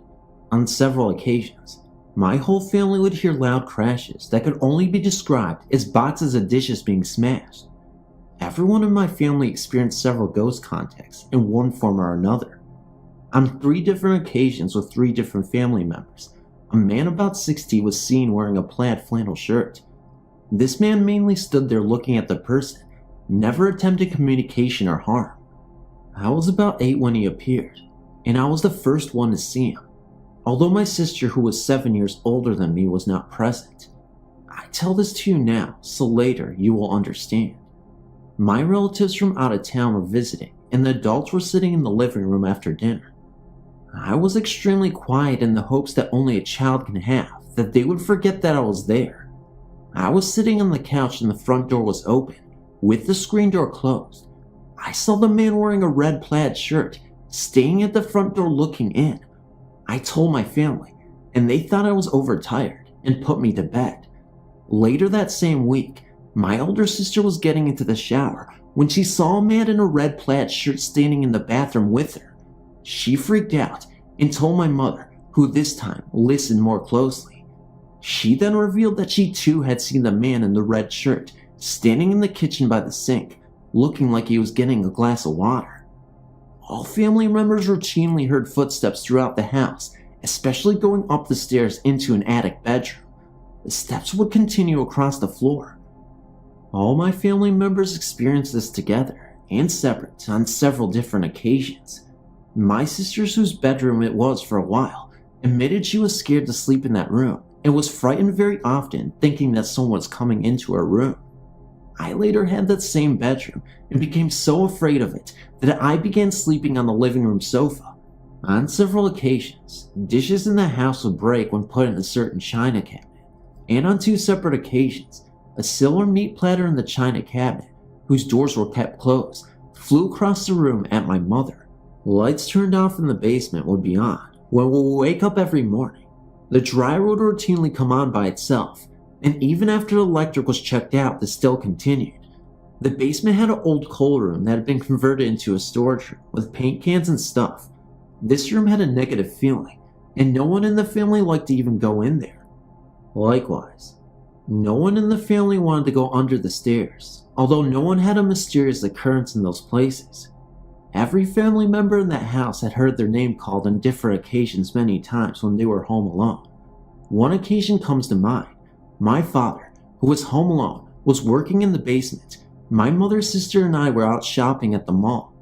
He distinctly heard the front door open, even though it was locked, and someone walked across the living room and the kitchen. He walked upstairs and found the front door locked, as he knew he would. It was then that someone called his name. He answered, and no one said anything after that. Another all-family experience came when we all went to visit my grandmother who lived across town. We even brought the family dog. We were returning home, and as we pulled into the driveway, I saw the drapes move back like someone was watching us return. I said, "Did you see that?" And my father countered, "What did you see?" I told him, and he and my mother and sister agreed that this is what they saw too. My dad went into the house first while we waited in the car. Everything was just as we left it with the doors locked. On one occasion, I awoke to having a woman staying at the foot of my bed. She disappeared as soon as I got a good look at her. Her name was Anne. She said she had lived in that house. No one in the house ever saw Anne again. This house had an addition that was a former dining room off the back. It had built-in china cabinets that would fly open on no occasion, even after my mother put hooks on them, thinking the wood was swelling. Music was often heard playing softly. In all, it was a weird place to live, and we were all very glad to move, but we did live there over 20 years. My parents moved into an apartment, as I did in a different location, while staying with them because I had become extremely ill. I had a unique experience of a ghost nurse who took care of me. My parents were asleep, and I was lying on the sofa, so hot but lucid. I could hear them snoring from the bedroom. I heard soft whispers shuffle across the floor and felt a cold hand lovingly touch my forehead, checking my fever, a comfort. I was not afraid really, and somehow thought Grandma is here, but I had no evidence of this. I remember keeping my eyes closed, just knowing my nurse did not want me to see her. I was very conscious of my parents snoring and knew it was not them. When the feet shuffled off, I opened my eyes and got up and looked at my parents. They were sound asleep. The whole situation lasted maybe 2 minutes, yet I started to improve that night.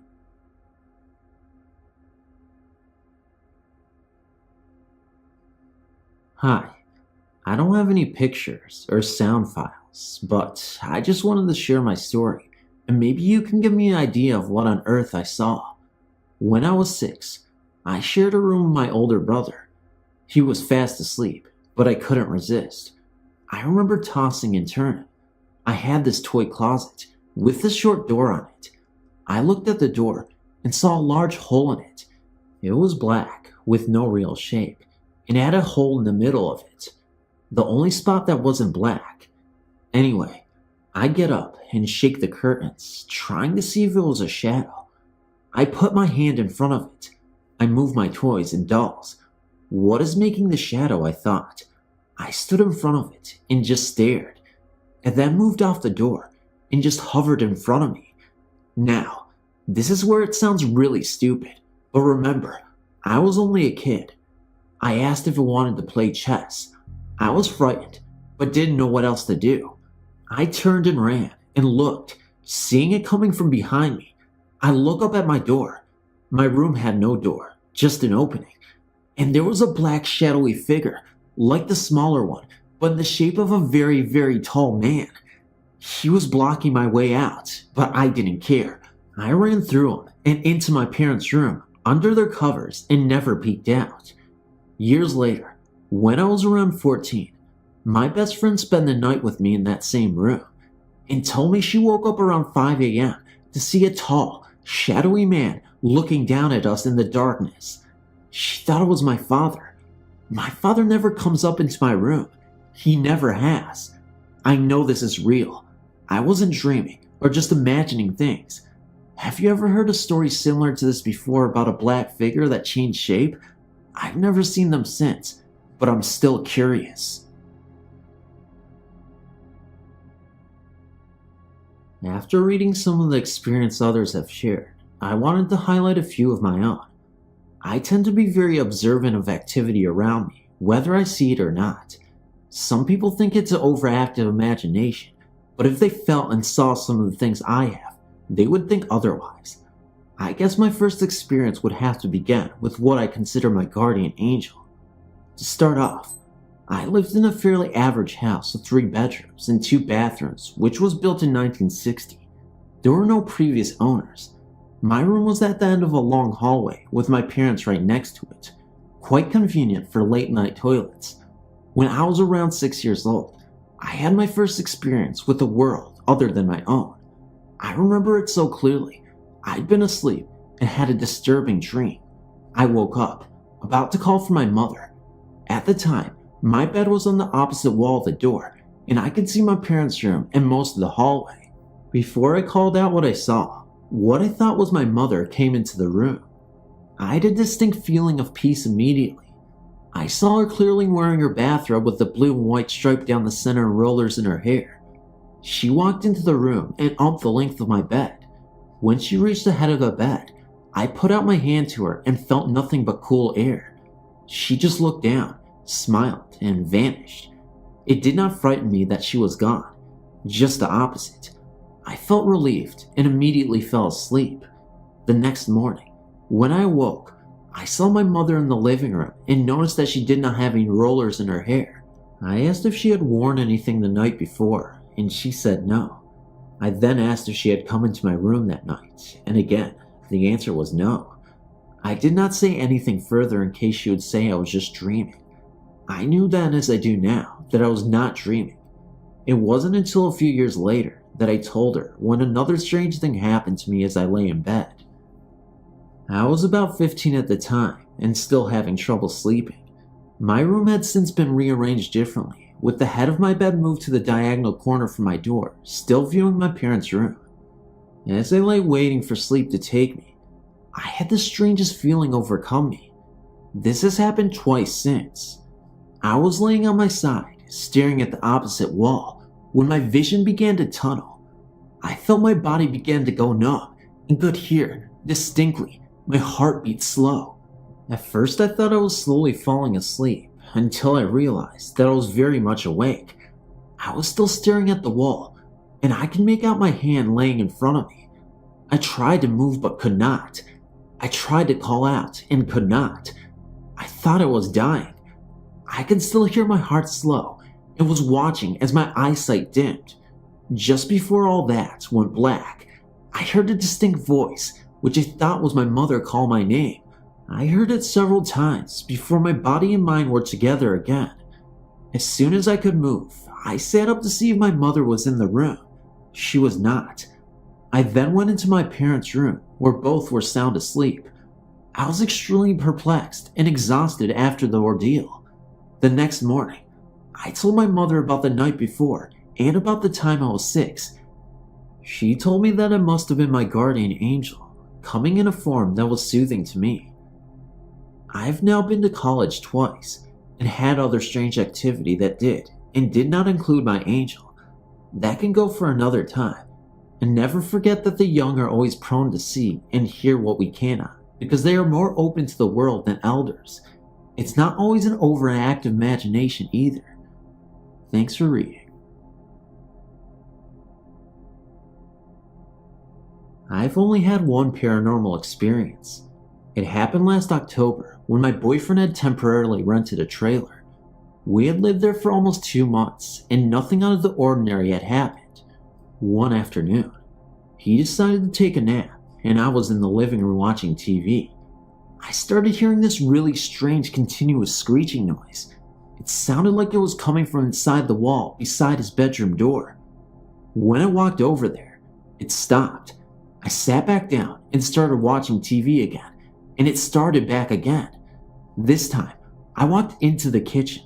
The bedroom was right beside the kitchen, and I started opening the bottom cabinets, and once again, the screeching stopped. I never said anything about it to my boyfriend because I didn't think a lot about it at the time. A couple of days later, we were in the kitchen eating breakfast, and he told me that the day before, when he was there by himself, that he heard a weird, loud screeching noise. He said he tried to find it where it was coming from, and it would not stop when he'd look.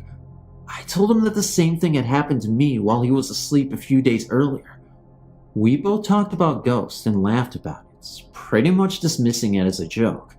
A few minutes later, his mom came and stayed all night and was asleep on the living room couch. This particular night, we were sleeping in the bedroom on the opposite end of the trailer.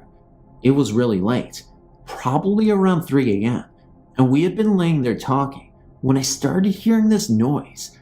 It was kind of like the screeching, but much quieter, and screeched at intervals, like footsteps. I thought my boyfriend had his hand dropped over the side of the bed, making that noise with his hand against the plastic on the mattress. I said, "Brian, quit making that noise." He said, "I'm not making that noise," and held up both of his hands. He looked at me as scared as I looked back at him and said, "Get up and get dressed." As soon as he said that, you could actually tell where the screeching was moving through the room to the corner beside the bed and feel this undescribable presence, and all of a sudden, the screeching just went crazy and so loud. It was right there. Needless to say, within a split second, it was the only one there. Now, can you imagine 2 grown adults running into the living room to wake up his mom? She said she hadn't heard anything, but that we scared her to death running through the living room at 3 a.m. in the morning like we were on fire. We sat up in the living room for the rest of the night and moved back to his mom's house within the week. So far, that's the only experience that I've had.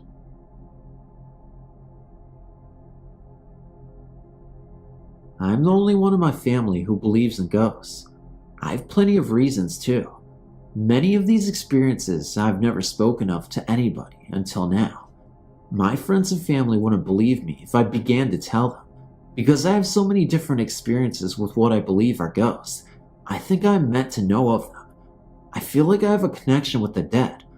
All of this probably sounds pretty unbelievable, especially coming from someone as young as I am, but it all happened. When I was very young, like maybe 3, I remember being watched. I remember shadows by the closet door. I think it was the shadow of a man. He watched me every night. Usually, he would just stand there. Once or twice, he would move towards me, and I ran into my parents' room, where they would let me stay. The shadow followed me into that room too, but I felt safe with my parents. For the next couple of years, I don't remember much. When I was 5, I lived on a farm in Nebraska. It was a really quiet area. I remember seeing a young woman, late teens, early 20s, running through the woods, laughing and giggling. If any of my experiences were to be blamed on my imagination, it would be this one. Though it was only my imagination, I don't understand how it appeared in my memory with such vivid detail. Later that year, I moved back to my home state, Virginia. Virginia is a pretty amazing state. It is one of the first places people came to when they discovered America, and it is also full of historical sites from both the Revolutionary War and Civil War, many battlefields and cemeteries. Anyway, when I first moved back there, my mother, my brother, and I were staying with my grandparents. It's a pretty old brick house. Before my grandparents moved into it, it was owned by my great aunt Clara. Ever since the first time I stepped into my grandma and grandpa's bedroom, I always get the chills. Even now, I dread going in there alone. When I was younger, the eyes of the picture of Aunt Clara would follow me. They would follow me across the room. My brother has always been just as scared of the room as I have. He would never tell anybody why. To this day, He refuses to go into the room. I remember the scariest was when I was 5. I was napping on Grandma's bed, and I was dreaming about Great Aunt Clara. All I remember about the dream was that she was wearing all black, and she was reaching out to me. I woke up sweating. The room was so dark, but I made out her figure standing at the front of the bed, reaching out to me like in a dream. I got up and ran out of the room and into the dining room, where I was pushed headfirst into the leg of the large solid dining room table. I turned to see who had pushed me, and nobody was there. I had to go to the emergency room for stitches in my forehead. I never told anybody about seeing her because nobody would have believed me. Shortly after, we moved. This is a story about what happened to me and my husband about 3 years ago. We had 2 small children, a boy and a girl. Our son died of a bad illness. Soon after is when this story began. We had just returned from retrieving our son's ashes, which we kept in an urn atop our bedroom dresser. Earlier that evening, we had just put our infant daughter to bed and were lying in bed watching TV. Our son's urn slowly started moving from the back of the dresser to the front, then started shaking from side to side as if he wanted out. I was very scared, as this was my first experience with actually seeing a spirit. I hid my head under the covers and told my husband to move his urn to the back of the dresser so it wouldn't fall off. I didn't think I could actually stand to have to see his ashes. My husband got up and spoke to our son. He was much braver than I was at the time, telling him it was okay and he needed to be careful not to fall off the dresser. My husband had just returned to bed when it started again. This time, he removed our son's urn and placed it on the floor. That's what started it all. For then, we heard a loud crash come from the bathroom. My husband went to investigate. Returning to me, he had found nothing broken or moved. Then the noises moved to the kitchen, and then to his bedroom, as if he was still going about his play. We then realized that our son must not know that he had passed on. My husband tried speaking to him and telling him it was okay and he should go on to heaven. The noises stopped. We thought he listened to him. But then there was a knocking at the door. It was our best friend and was also our son's godmother. We sat on the living room couch and told her what had just happened. She in turn told us what we had assumed. He was too young to realize he was gone. From our friend's vantage point on the couch, she could see partially into the bathroom. We heard her gasp and then cry out. "My God," she said, "look at that." We all went into the bathroom to discover what made the loud crash that came from the bathroom earlier. There was a small handprint on the cabinet under the sink. It was just the size of our recently departed son's and looked as though he had been playing in the dirt, for it was brownish, black in color. I know that it was not there earlier, for I, my husband, and our friend had spent the few days cleaning the house, removing all his clothes and toys, giving them to our friend. That was the end of it, for the night. But it started again the very next morning. I must tell this about our son first, so you will understand what happened. Our son slept in the room on the other side of our bedroom wall. When he awoke every morning, he would play for a little, walk quietly. Then he started to get hungry.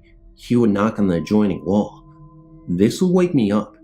The very next morning, I was awakened by the knocking on the wall and have just woken up. I was still disoriented, got out of bed to go and tend to my son, not remembering that he was gone until opening his bedroom door to find it empty.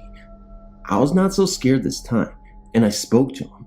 I told him that we loved and missed him, but that as he passed on, I could not give him his breakfast. I went back in my bedroom and woke my husband to tell him what had happened. Later that morning, I received a frantic call from our friend, telling me of the very real dream she had the night before, after leaving our house. Her youngest son was only 2 months old at the time, and still woke in the middle of the night for a bottle. So when she awoke to her son's cries, she just got up and went to the kitchen to heat him a bottle. She was turning the lights on as she went. As she turned the kitchen light on, there was her son standing in the middle of her kitchen. She was shocked at first, but then started to speak to him. Our son and friend were very close before he died, and went to her house frequently to play with her 3 children. She was a strong believer in the supernatural. It didn't bother her at first. A game that they used to play was my son would run around her house with a beach ball, and she would chase after him. In this dream, he had the ball and was calling to her to chase him. She went after him, calling his name.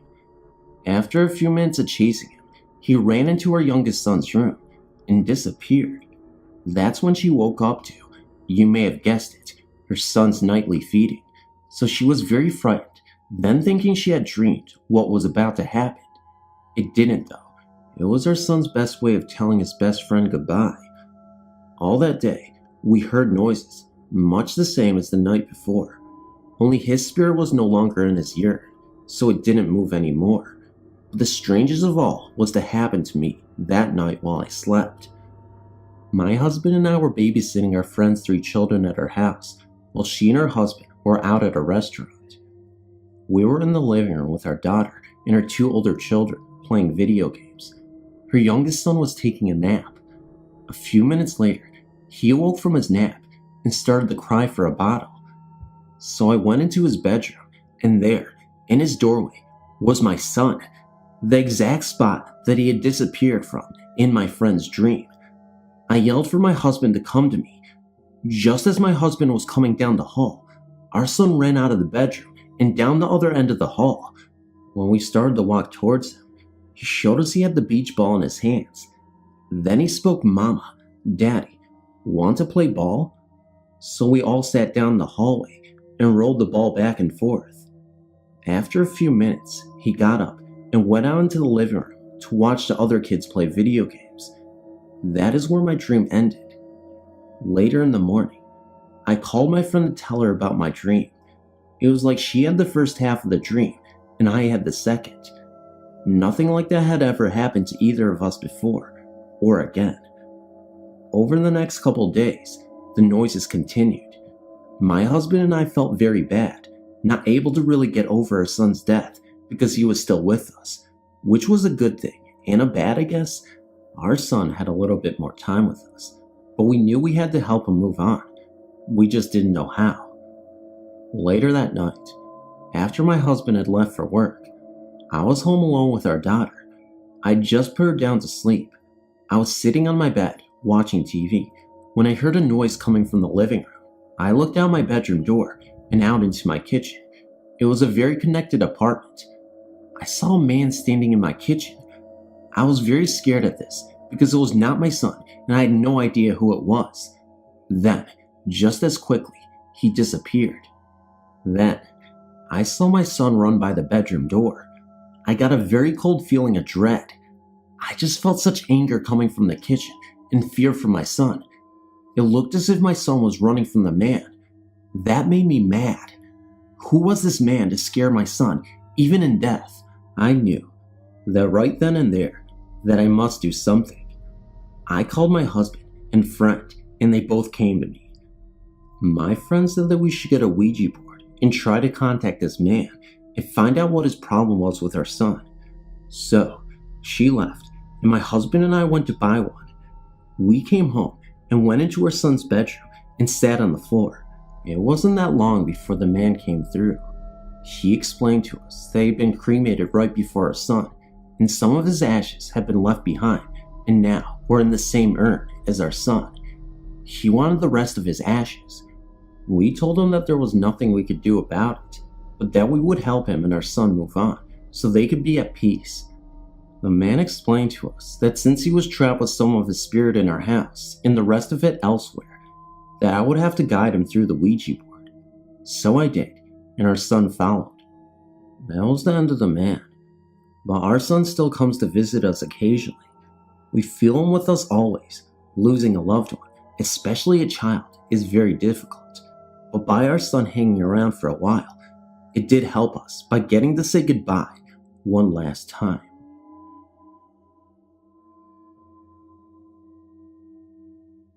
My mom thinks she has a ghost in her bedroom. Either her father, mother, or grandmother she feels. Her television goes on and off by itself at all hours, day or night, even when she is not in there.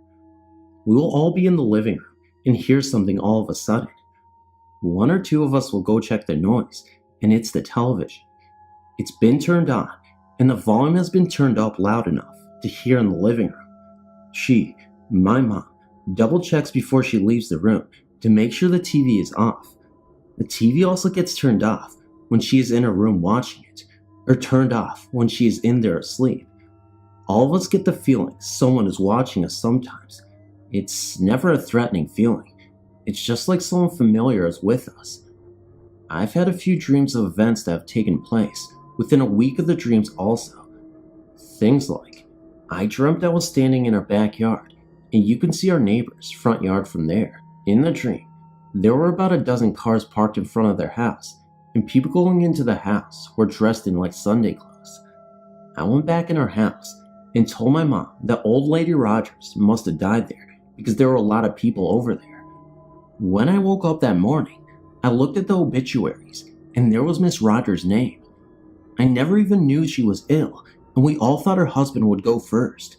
Then, there was the dream about an airplane crashing into my aunt's truck with a parking lot full of cars, and hers was the only one that was touched. I woke up when the plane hit the truck. It was about 1:45 p.m. My mom got a call from my aunt that night. She said she had been in a wreck just before 2 p.m. that day. Weird, huh? Just wanted to share. I am from Ann Arbor, Michigan, and I am giving you information about my grandmother's house at Sunset Road. This house is directly across from a street from an old cemetery. I grew up in this house and have seen many scary things. I was about 11 years old, and I saw a man's figure appear on the side of my grandmother's bed. A very large man, and keep in mind that it seemed to look like my grandfather, who I never met. My grandmother was blind and saw him. I've heard footsteps in this house when I was the only one there. My sister saw my dead grandfather walking down the basement steps the day of his funeral. A couple of people have died in this house, and that is why I'm not surprised at all that it is haunted. Thanks for listening to my short story, and I hope you appreciated it. Okay, so here goes my story. I know it sounds really impossible to some, but either bear with me or quit reading. About 2 to 3 years ago, I lived in a very old apartment complex in Maryville, Ohio. When we first moved in there, I knew there was something very weird about it. It just didn't seem like a very happy place. My parents were in the process of a divorce, and my dad lived within walking distance. I chose the room on the left. Once you walked up the stairs, there was a staircase with a landing halfway up the stairs that you could see from my doorway. My mom's room was right on the other side of mine, and the bathroom right across the hall. Well, back to the story. So I was being babysat by my best friend's sister, and we were downstairs listening to music, and suddenly, all the lights and music went off. We figured the power had just gone out, so we just started talking. After about 10 minutes, the TV came on, and it was all static. Lately, I had been seeing a man in a black cloak run from our kitchen out the back door, and I looked over, and I saw it again. Nobody in my family believed me, so I looked at Constance and asked her if she had seen that, and she said yes. So we were a bit freaked out and decided to go upstairs. At about 3 in the morning, Constance went back to sleep, and I stayed up because I could have sworn I was hearing people downstairs and that the stairs were creaking. I turned to switch the stereo on. The power had come back by this time, and I heard a voice right behind me. It was a guy's voice, and it said, "Don't scream and don't be afraid." I slowly turned around, expecting to see a guy with a rope or something, ready to tie me up, but there was nobody there. I quietly asked who was there and where they were, but nobody answered. Constance was babysitting for a week. I decided I had imagined it, so I just decided to go to bed. The next night, we were watching a cartoon in my bedroom, and I heard the same voice. I turned the TV off and asked Constance if she had heard that, and she said she heard a man talking. So I asked who was there, and they were there again. This time it answered me. It said its name was Willie, and that he wanted to be friends. He said he was sitting right beside me. I turned to look, and I couldn't see him. Will said that he was my guardian angel, so I wouldn't be able to see him. I think it was a mistake. I agreed to be a friend, so me and Constance talked to him for the remainder of the babysitting stay. After about a month, things started to turn for the worst. I had a problem with one of my friends, and I told Willie, and he, or it, asked me if I wanted him to hurt him. And that was when I decided he wasn't very friendly and asked him to leave. That night, I had my friend that had made me angry. We made up, spent the night as a way to say I forgive you. Well, I thought something might happen, but I took my mind off of it. At about midnight, we decided to turn the TV off and just talk until we fell asleep. I heard something on the stairs and went to look, but I couldn't see anyone. But I thought I heard my name and Willie's voice, so I went back to my room and shut my door. Right after I shut my door, I heard someone laughing, and this freaked both of us out because my mom was at the neighbor's house. I ran over and locked my door, then ran back to my bed and grabbed my baseball bat and stood by my closet, ready to hit anyone who came in. Then, my doorknob started shaking and my door rattled violently. I seriously thought I heard Willie's distinct laugh, so I hollered at him and told him to go away and never come back. Right after that, the door stopped, and we both vowed to never tell anyone who knew what happened. Of course, if we seriously considered it first, then we might tell someone. But seriously, are we nuts? Am I nuts? Thanks for reading. I wanted to tell you some of my personal experiences that happened in Randallstown, Maryland. There's a Job Corps Center on Old Court Road. It is technically considered Woodstock, Maryland. The center is called Woodstock Corps Job Center.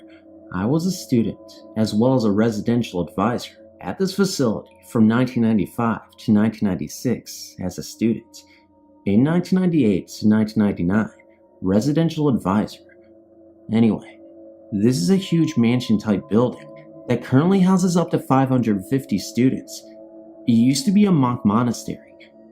There is a graveyard for the monks that still sits at the entrance of the center. Well, when I was a student there were a lot of strange things that would happen, but we had one that was widely known around the center.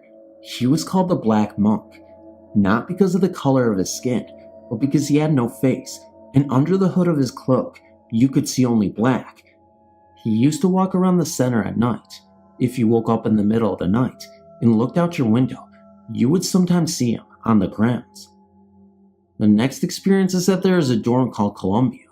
All the dorms are named after surrounding towns. That was the dorm that I lived in. There used to be an extension to the dorm that you could access through a door at the back of the lounge. The entrance to that part was always kept locked on the upstairs section of the dorm. This section of Columbia burned down sometime in the 80s. When the dorm caught fire, there was a 16-year-old girl who perished in the fire. She has been seen many times in the dorm lounge. Just before I started at the center, there was a dance. This could have happened in the summer of 1995. The night of the dance, a young girl, I believe she was 16 or 17, was out on the grounds, walking to the dance. When she realized that the dance was starting, she began to run to the entrance to get to the dance. As she trotted towards the entrance, she realized that she was having trouble breathing. She was an asthmatic and had forgotten her inhaler in her room. Having trouble breathing and with no one around, everyone was in the dance. She sat down on the steps to the then flagpole, now waterfall, and unfortunately perished. She was also a resident of Columbia Hall, and you could hear her wheezing walking down the hall at times during the night or when the dorm was quiet. Now, when I was a staff member there, I was placed in Columbia Hall as staff. Well, in the mornings, we used to have a check of all the rooms to make sure that the girls had cleaned their rooms, closed, and locked the lounge and laundry room, etc. One morning, while I was up there, I would always start at the far end of the dorm, checking rooms, and the laundry room was about midway down the hall, and the lounge was at the end of the hall. Anyway, I went in to check a student's room, and when I came back out of that room, I realized that the lounge room door was locked. It was open when I went into the first room and closed when I came out. So I decided to go down and just lock it, figuring the door had just caught wind. When I went to lock it, it was already locked. This was impossible, since the door had to be locked with a key. Then, just at that moment, I heard the washing machines, all 4 of them, start up in spin mode. So, at this point, I got creeped out, and I went into the laundry room to investigate, thinking maybe one of the girls was being funny. When I got into the laundry room, there was no one in sight, and as I lifted the lids, all of the washers were half full with water. Mind you, I said that they were in spin mode. At this point, I became too creeped out to stand in, so I ran downstairs to get another staff member to come up with me until my inspection was complete. I don't know if I had some kind of gift or something, but I was not the only one to see or hear things, except that morning, no one else was with me. But there was something about that place that just seemed to draw this one out in me. I was always the one to see them and draw other people's attention to them. Since leaving there, I've not had such powerful occasions. I've had some strange things happen, feeling someone else in the room is with me, etc., but nothing this strong, and I will never forget them. Thanks for listening. I recently started a new job in a large local department store. This store has a huge basement where empty shelves are stored and overstocked items, such as large ficus trees and so on. Many employees refuse to go down there alone at night. I found out why. One evening, I went down to the basement to drop something off. There is a very long hallway between 2 huge rooms down there. I walked to the far room, going through the hallway. As I neared the end of the hall, I thought I heard the click-click of high heels. I turned, saw nothing, and walked on. I was standing at the counter down there doing some work and heard the sound again. I looked, and I swear, I saw what looked like to be a woman literally walking into the ficus trees and disappearing. Yes, I saw high heels. Well, I went upstairs rather quickly. After talking with many coworkers, I discovered they all had the same experience. Come to find out, the woman who used to handle the incoming trucks died suddenly about 2 years ago. And yes, she always wore high heels to work. The woman who replaced her main management moved the warehouse desks upstairs, as she always felt so creepy sitting downstairs. Did the former freight manager love her job so much that she hates to leave? Who knows? I just know I've joined the ranks of, I'm not going down there by myself.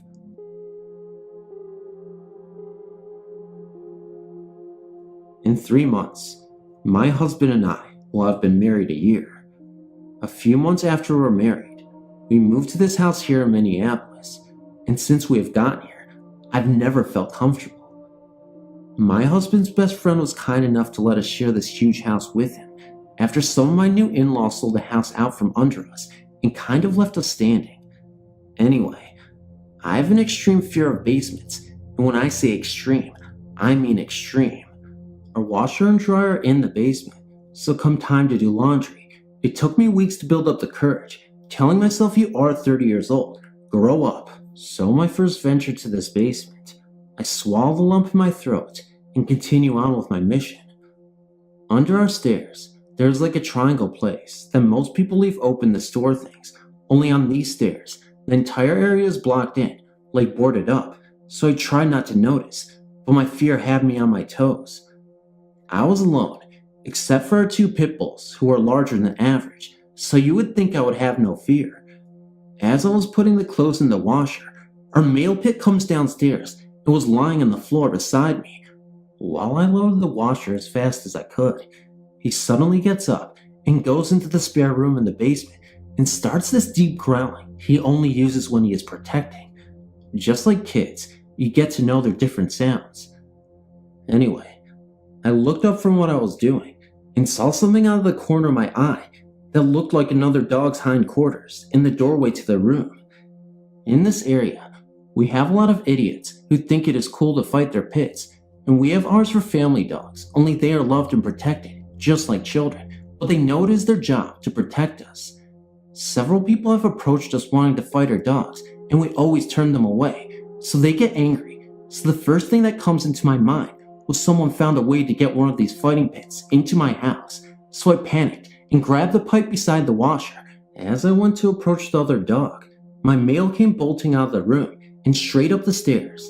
I got this feeling someone was behind me, so I ran after him.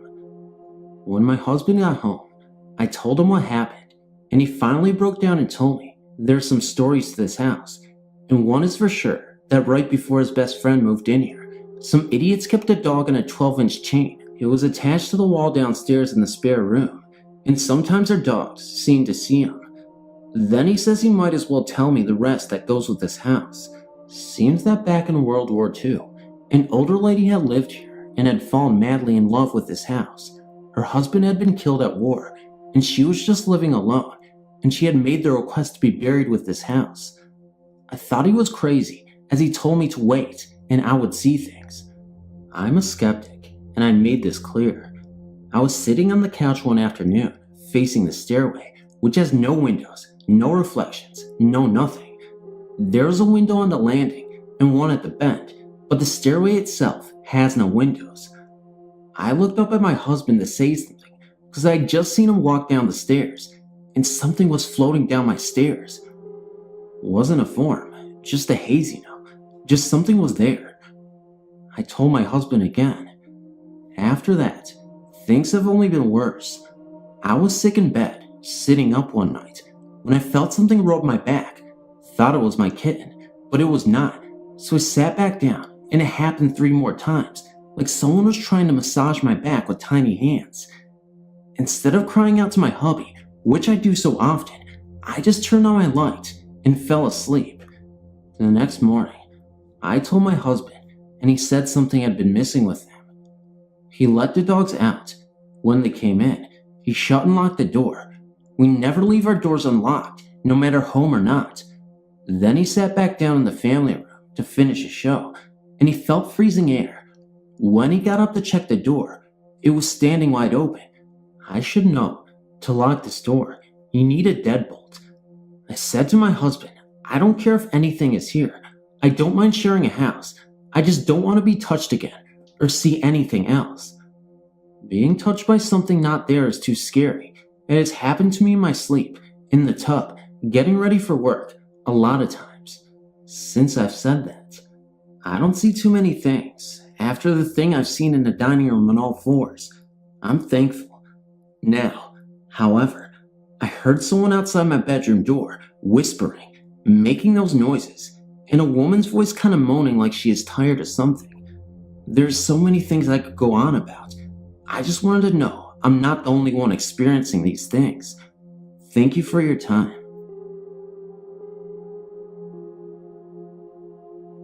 When my mom was 17 and her twin brothers were 15, they lived with my great-grandma, whom I call Nanny. My nanny lives in this old house that once belonged to her mother and her mother's pet bird, who had both passed just 8 months before. Her mother because of sickness, and the bird because no one really paid any attention to it after her mom died. I must say myself that this house is weird. It is shaped like a barn, and it's 2 stories high. My mother's incident happened on the 2nd story. My mother was downstairs watching TV, while her brothers were upstairs asleep in their bunk beds. This was around 11 p.m. My nanny wasn't home yet. She had been working late. While my mother was sitting on the sofa, debating whether to go to bed or wait for Nanny, she heard a loud screech that sounded like her great-grandma's bird. She shrugged it off and got up to get a snack. From the kitchen, you can clearly see the twins' bedroom. She was walking towards the kitchen and looked up to see the twins' light on in the room and went up to investigate. When she got to the room, the light switch was flipped down, but the light was on. She flipped the switch a couple times, and the light still would not go out. About this time, she heard the TV downstairs get very loud. She ran to the stairs and looked down and didn't see anything and walked back to the twins' room. The light still had not went off, and it was still flipped down. My mother then heard her deceased great-grandmother's voice say, "Scotty, Scotty, wake up! Scotty, who was on the top bunk, then started rolling towards the side of the bunk bed, opposite of the wall where the rail should have been, but he refused to put it there. He was getting ready to roll off when my Uncle Stephen, who was on the bottom bunk bed, dead asleep, threw a body pillow from the side of him and onto the floor. Not a second later, Scotty rolled off and hit the pillow. The light went off, the TV turned down, and my mother, who nearly passed out, heard the bird screech again and heard her great-grandma say, "Calm down, Femi," the bird's name. Hello. I thought of sending a peculiar occurrence that happened to me, but I hadn't found the right place. Here goes. My grandma was diagnosed with cancer in 1996. She was treated, and we all thought she was cured. In my case, I really didn't know much about cancer, and when the doctor said that the cancer was out, I never thought it would come back. In December 1999, I was living out of town. It had been a month since I had seen my grandma, a really long time for us. I was supposed to come pick her up and take her to my house for the holidays. On the 18th, she felt sick and went to the hospital. I arrived on the 19th, and she still wanted to go back to my house for Christmas, so against what the doctor thought, she checked out. Her bladder was no longer working, and she felt weak all the way. To be fair, now that I'm writing this, it sounds that she was pretty bad already. I always thought it was going to pass. I mean, she had overcome cancer, hadn't she? I know, it was stupid of me.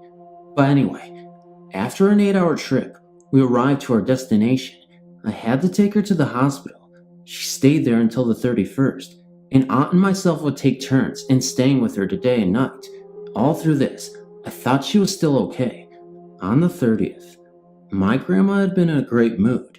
She had been joking and playing with me all day, and so when my aunt arrived, I headed home. I would arrive at home and start cleaning and preparing next day's supper. I was pretty occupied with what I was doing, and my 2 children were sleeping. As I was mopping the kitchen, the back door had a sort of mirrored glass. I was in front of this door when I felt someone walk behind me. I looked up and I saw a shadow walk by. The feeling was more intense than what I actually saw. What went through my head as I saw the shadow was the memory of my grandpa, deceased for 5 years at the time. I dropped the mop, forgot about everything, ran up the stairs, and cuddled in between my sleeping children. I would love to say that when I thought it was my grandpa, I felt at peace. I was scared, honestly. I woke up at around 6 in the morning to the smell of roses. My aunt phoned at 7 to let me know that my grandma had fallen into a coma. All this day, the smell of roses persisted, and I would smell it everywhere. She died on January 1st, 2000. She never made it out of the coma. Unfortunately, the cancer had invaded most of her organs. I know it's not really scary, but it's the only experience I could not explain logically. I've never read of anything that has to do with the smell of roses. If anyone has had a similar experience, please let me know so I can understand this better.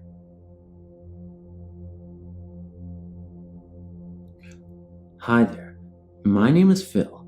I used to live in a bungalow in Surrey for 13 years with my parents. The property was built in 1953, and we think that it was built on an old forest. We moved there when I was 13 years old, and I'm 29 now, and I've moved out, but things still happen. My parents have now sold the property on. Anyway, when we moved in, we wasn't told that the previous owner had suddenly died in my mom's and dad's bedroom from a heart attack. We were there about 3 months before we started noticing odd things, like objects that were put in safe places we would find like elsewhere, like keys and pictures would move, strange cold areas that normally would be in the hallway, creaking floorboards at night, and strange shadows that the cat would sometimes avoid. The cat would stop dead in its tracks and not go into that room. Instead, would just sit there and stare at nothing as far as we could see. These things continued for about 3 years, but we got used to them.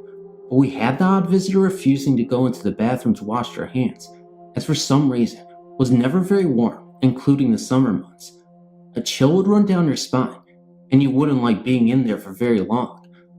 I remember one morning, it was a Sunday, I was 16 at the time. I was lying in bed relaxing. Now, I was definitely awake because the TV was on and it was 7:30 a.m. I was lying on my back, just deciding whether to get up or not, when the cat jumped out of the bed at a very high speed and ran from the room. Just then, I felt this pressure on my chest as if someone was pushing down on me. I couldn't breathe that well. I couldn't shout out for help, nor could I move, as if I was paralyzed. This must have lasted for about maybe 2 minutes, then whatever it was lifted off of me. I jumped out of bed and went into the kitchen where my mom was making breakfast. She said I looked very pale and white, and when I told her what had happened, she told me that she had a similar thing happen to her, only that she felt as if someone was trying to strangle her, and at the same time, I told a friend of mine, who at the time was heavily into the paranormal, and he suggested that the person who died of a heart attack in the house was feeling something bad, and he wanted us to feel the same thing. He wanted us to feel the pain he went through, but I wasn't sure about this thought, as I think that someone or something in that house wanted us out. A few strange things happened for us the next few years, but generally it was quietish. But things started happening to me again. When I was about 20ish, I had the same experience as someone pushing down on me at the same time as before. Also, I'm sure it used to follow me about, is sometimes I would get this feeling of someone being right behind me. I then saw a dark, tall, gray-haired man standing in the hall when I came home late one night, and when I said who's there, because my mom and dad were on holiday at the time, it disappeared in front of my eyes. Naturally, I didn't stay there that night, as I was by myself. I then started seeing faces in the wall, shadows moving at night, doors blowing open, even though there wasn't any kind of wind around. So a friend of my dad's, who was a born-again Christian, brought a clergy around to move through the house and said prayers in each room. He didn't like the hall, bathroom, or my mom's and dad's bedroom whilst in this room because he had a picture thrown at him which smashed against the wall. He then left simply a bit shaken, but not sure about what quite happened. Things were bad for a while, but then got better. I stayed another 6 years in that house, but had to leave as didn't quite feel happy there. My mom and dad have now sold the property onto someone else, and naturally, we didn't inform them of the problems there.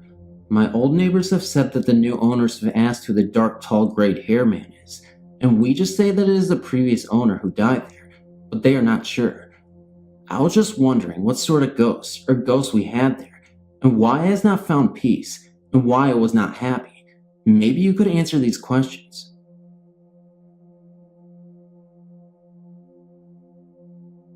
I have a best friend named Mandy, and she has always said that there was a ghost named Jack that watches over her, and at the time she told me this, I was about 9 years old. I was invited to her house on a Saturday just for the day, but I ended up staying there till after dinner. She told me Jack likes to hang around in the basement of her house and likes to open this old freezer door. I never thought about it until we went down to the basement to play. I felt like someone was watching me. Later, we went upstairs and her mother told us dinner was ready and told us we were eating outside. So before I went for dinner, I told my friend Mandy that I'll be out in a second, and she said okay, and she went out to have dinner. I forgot my toys downstairs, and I remembered when I looked downstairs, the lights were off and the freezer door was wide open. At this time, I was thinking of whether or not I should go down there, so I just stood there for about a minute. All of a sudden, I heard someone call my name. It was like a soft whisper voice. I thought it was my friend Mandy. I knew she was outside with her parents having dinner, but I thought maybe she came back to get something. So I went downstairs. I looked all over for her, but couldn't find her anywhere. Now, I felt very scared, and I grabbed my toy and ran upstairs, thinking someone was watching every move I made. I went outside and saw my friend Mandy and her parents out there having dinner. I didn't want to bring up anything about it in front of my friend's parents. So after dinner, I told my friend Mandy what I heard and felt, and she said that it was our ghost Jack. Then she started to bring up how Jack communicates to her, and she sometimes sees him walking around down there. She doesn't seem to be startled at this, because she believes that Jack is there to watch over her. This past September, my sister and I visited this place. I've noticed it is no longer on your website, The place is truly haunted. I'm no ghost hunter, but we thought we would give it a try on our vacation. This place I'm referring to, of course, is Knoxville, Tennessee's Evil and Copper Ridge Road. When we got there, no sooner than we got out of the car and crossed the street, I was overcome with fear. We went into the graveyard and was looking around. I looked at the building and saw a glowing light. I just thought it was from a street light on the other side of the building, but my niece was standing beside me and never saw it. I was taking some pictures of headstones when my sister started running towards me, yelling, "Did you hear that?" I then proceeded to tell her that I didn't hear anything, so we all ran scared, and she said she even heard a dog growling. We left and went back to our motel. We got brave and decided to go back. When we got back, we went into the building and not the graveyard. This time, it was like I couldn't breathe. After a few minutes, I was okay. We walked around the outside of the building. My sister wanted to go inside, but only if one of us went with her. I said I wasn't going in there, so we ended up back in the graveyard. We start looking around again, when we noticed something really strange. What we saw in the distance of the graveyard, all the way in the back, was the faint image of a black shadowy figure approaching us. I started yelling, "Run, it's going to get you." Everybody sees this thing, so we run for my car and refuse to get back out. Now, my sister, for whatever reason, wanted to get back out there and investigate, out of curiosity, I guess, but I told her not to go out there. We drove away, and that was that. I live in a small town in Texas. For as long as I can remember, everyone has told stories of our high school being haunted. Before I begin, I will give you some background info. The high school was built, I believe, in the 1920s. As the years have gone by, the school has been expanded on, but the original building is still there. It is in the part of the building that most of the weird experiences have happened. These are all stories told to me mostly by the teachers. I've never experienced anything myself. I will try to remember everything. As a side note, this all occurred in the original part of the building. On with the stories. To start with, one of the classrooms in the old building belongs to Miss P.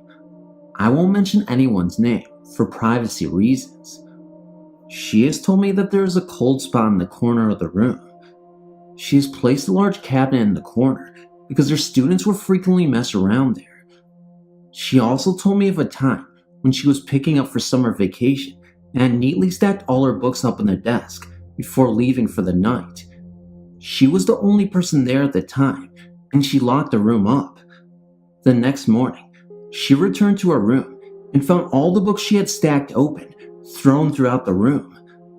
I've taken her class, and sometimes without warning, the mobiles on her ceiling will move, but there is no breeze to move them. Also, the smell of lemons can be smelled by everyone every once in a while. Sometimes when she has her own scented candles, of which are never lemon. The main hauntings, I guess you could say, come from the gym. For years, people have had strange things happen. About 4 summers ago, we had a teacher bring in some paranormal investigators to have a look at the high school gym.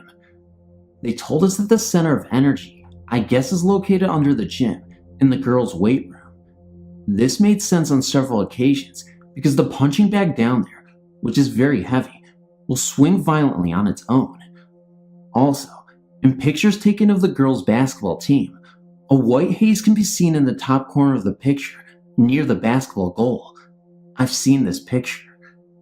My friend is a photographer for the yearbook, and in a lot of her pictures taken in the old high school, white balls called orbs can be seen floating around, and even my teacher has seen them floating around as well.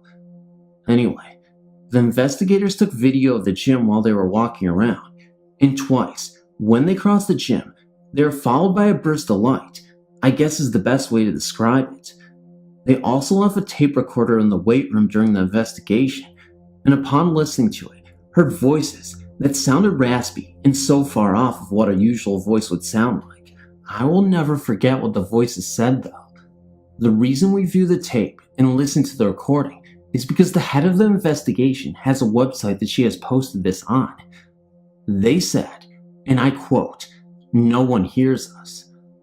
I just thought I would share this with you all after reading the many experiences of others on this website. I attend this high school currently. Many rumors fly around about who the ghost can be. The most reasonable is that of an old janitor who died, and also some of the high school students who were involved in a car crash. I don't know what year that was, but many people believe that they could be there as well. The investigator doesn't believe they are harmful, but she also recommended not trying to contact them as well. She believes they inhabit the gym because that used to be a high source of energy, with pep rallies, athletics, and such. That is all I know.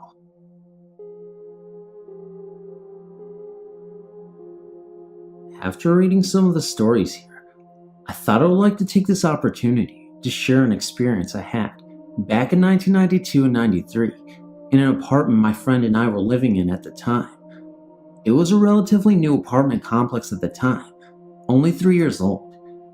Things were innocuous enough to begin with, so neither my friend nor I really thought anything was odd. Items of food, jewelry, or clothing would disappear and reappear frequently, days or weeks later, in strange places, other than those where they had originally belonged. We each thought the other person was misplacing these items and forgetting we'd moved them. It was quite amusing at times to open up the cupboard and find the cheese in with the dinner plates or the chicken pies in your closet. Oh, and socks used to disappear a lot. Well, usually one. I think that was the washing machine eating them. Often, there would be a dark shape out of the corner of your eye, and when you turned to look, there was nobody there. I mean, you could feel someone there too. Laying in bed at night, I would hear the front door open and footsteps walking across the living room, and thinking it was my roommate coming in from her night out, I would call out to her and get no reply. She hadn't come home. No one was home except for me. I was woken up one night by voices whispering very close by. I thought it was someone chatting outside my bedroom window at 3 o'clock in the morning, but when I woke up more fully, I realized it was coming from my bedside radio. But the radio was not turned on. It was not even plugged in. The TV would turn on by itself. Usually when we were in bed, it would come on really loudly and startle you awake, and it wasn't even on a channel we even liked to watch. One night, my friend had volunteered to sleep in the living room on the couch because my friend and daughters were over for a visit. Another long story, and my daughters had taken her bedroom over. Lynn told me the next day that during the night, she had been woken up by the feeling of someone standing over her. She said the feeling was very intense, and at this point, she had not opened her eyes, and she just knew someone was standing over her, watching her. She at first thought it was either myself or one of my daughters, but for some reason didn't want to look. Eventually she said she had to look, and as soon as she opened her eyes, the feeling was gone, and nobody was there. My family and I were all fast asleep. Then, over a period of time, things became even more weird. We had some fresh skim milk in the fridge, just bought that morning from the local 7-Eleven, which was only across the parking lot of where we lived. A short time later, we went to use the milk, and it was curdled. No harm done. We took it back to the store, and they gave us another fresh carton. We took the carton, and it sounded normal, so off we trotted home for our tea.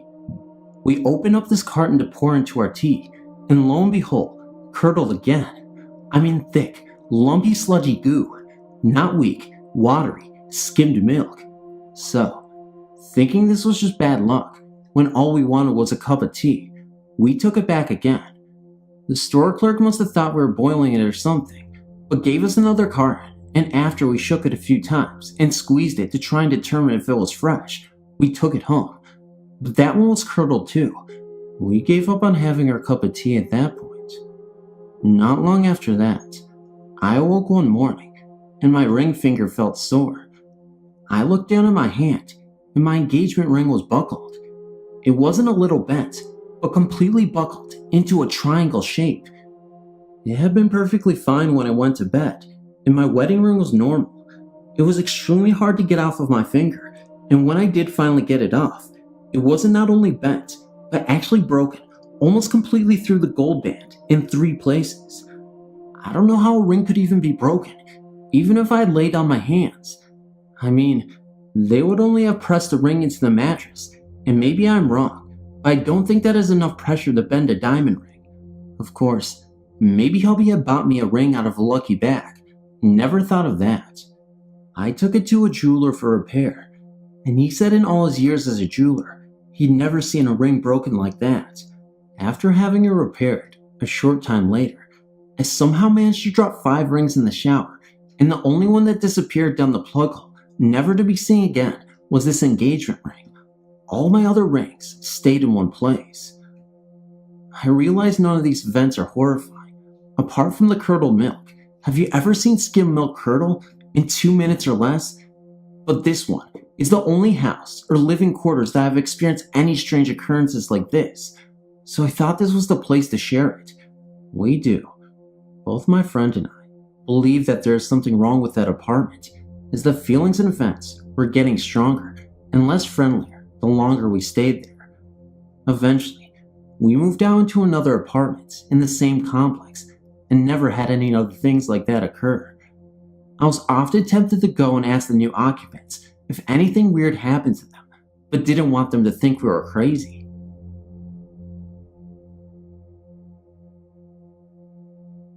A couple of years ago, me and my dad moved in with my new stepmom. Everything was going just fine. I just got a new horse, so everything was perfect.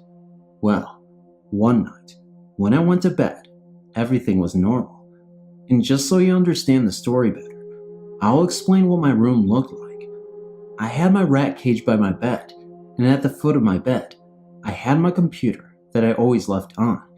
And on this night, I had extra blankets on my computer chair. Well, I just turned off my bedside light and was staring at my screensaver until I fell asleep.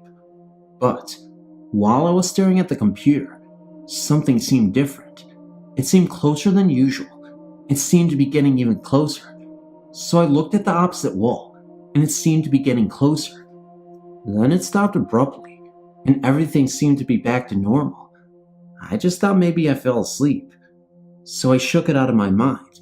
Then everything seemed to be not normal again, and somehow I seemed to know what was coming, because all I could think of was to keep an eye on that door, the bedroom door. Then, a black-shaped, shadowy man came in. Well, of course I was scared. Then he walked to the side of my bed and just stood there, did nothing but stand there. He then walked back to my doorway and then turned to stare at me again. So my thought was run past him and get to my parents' room. I thought this was all a dream. So I got out of bed and started to run to my door and get past this man. Well, I wasn't able to get past this man because it felt like an invisible force field and I was frozen there, like I couldn't even move. I tried moving, but I was paralyzed. The man just stood there for about 2 minutes. Then my light turned on and my dad walked into the door and the man vanished. He asked me what was wrong, and I told him about the man that was in my room. Then I asked him if he saw me paralyzed and that I couldn't move, thinking maybe it was a dream and I dreamed I walked into him. But he said no. He woke because he heard me scream, "Please, Daddy, help me, Dad, help." I can bet my life I never said that. This isn't the only time I've seen this man. When me and my family were vacationing in Mexico, I had a nightmare, and my parents woke me up and brought me over to their room. This hotel room had 2 rooms and a bath to calm me down. The lights were off, of course, but they had the bedroom light on, so there wouldn't be too much light in the room, and I was sitting on their bed. Then, I looked over at a couch that was in their room, and there was a shadowy man sitting there, laughing at me. So I started screaming, because of course, I was scared, and my parents didn't know why I was screaming, but the man was still sitting there and laughing, and I was trying to point this out to my parents, but they couldn't see him.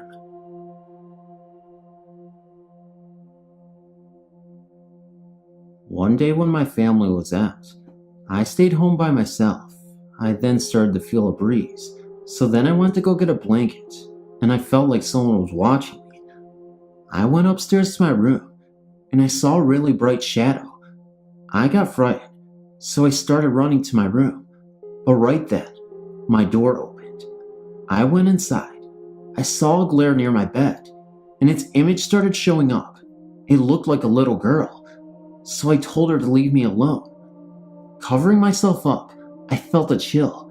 I started crawling to the hallway near the steps, and it was standing right there in front of me. My parents came home right then, so they tried to open the front door, but I went to open it, but it was already unlocked. I told them what had happened. They couldn't believe what I was saying. I went to go drink some water, then I went to sleep, but I couldn't. It seemed like the little girl was watching me. I can still see her to this day, but it does not frighten me. It sometimes seems like she is talking to me. I can tell when she is there because I either get the chills or I feel as someone is touching me. I moved not too long ago, but I will always remember her. I wish I knew what she was trying to tell me or leave me alone. I will remember that forever. My family had moved into this house. The old owner, a middle-aged man, moved because of the memories. 2 years earlier, his wife had died giving childbirth. Soon after that, we moved in. My older brother decided to move back in and took the room across from mine. I hated my room. It was always cold, and I was scared to be in it by myself. I would lay on my bed and watch TV. 2 times I saw ghosts. My dad sometimes went in my brother's room to play his PlayStation, and out of the corner of my eye, in broad daylight, I would see an older man, slightly bald, wearing a white shirt, and walk into my brother's room. I thought it was my dad, but the lights didn't turn on, and my dog started to cry. Soon after, I saw a young girl walk into my brother's room. She had long, dark brown hair, and was wearing a white nightgown. We have a mirror at the end of the hall, between our rooms, and while walking down the hall a couple of times, I would see people behind me. One time, there was a very tall, skinny man standing behind me, about 10 feet, staring into the mirror. I told my mom, and she thought it was funny. She gave him the name Frank. A second time I was walking down the hall, I looked up into the mirror, and a dark figure with a flowing dress ran across the hall. Then one night, I was sleeping and was woken up by a man standing beside my bed, staring at me and breathing deeply. I was too scared to move or talk. After I fell asleep, I had a dream about the devil. I swear I felt like I was awake and something was holding me down. I couldn't even move my head. After those things happened, I wouldn't go to sleep until my brother got home. And one night, after he got home, I decided to sleep on the couch in the living room. My eyes were shut and it was dark.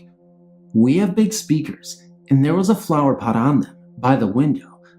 I heard the flower pot slide across the speaker, but was too scared to even open up my eyes. I was lying on my back with one arm under the blanket and one arm on top of the blanket. Not a minute after, I heard the flower pot move. Something grabbed my hand and squeezed it.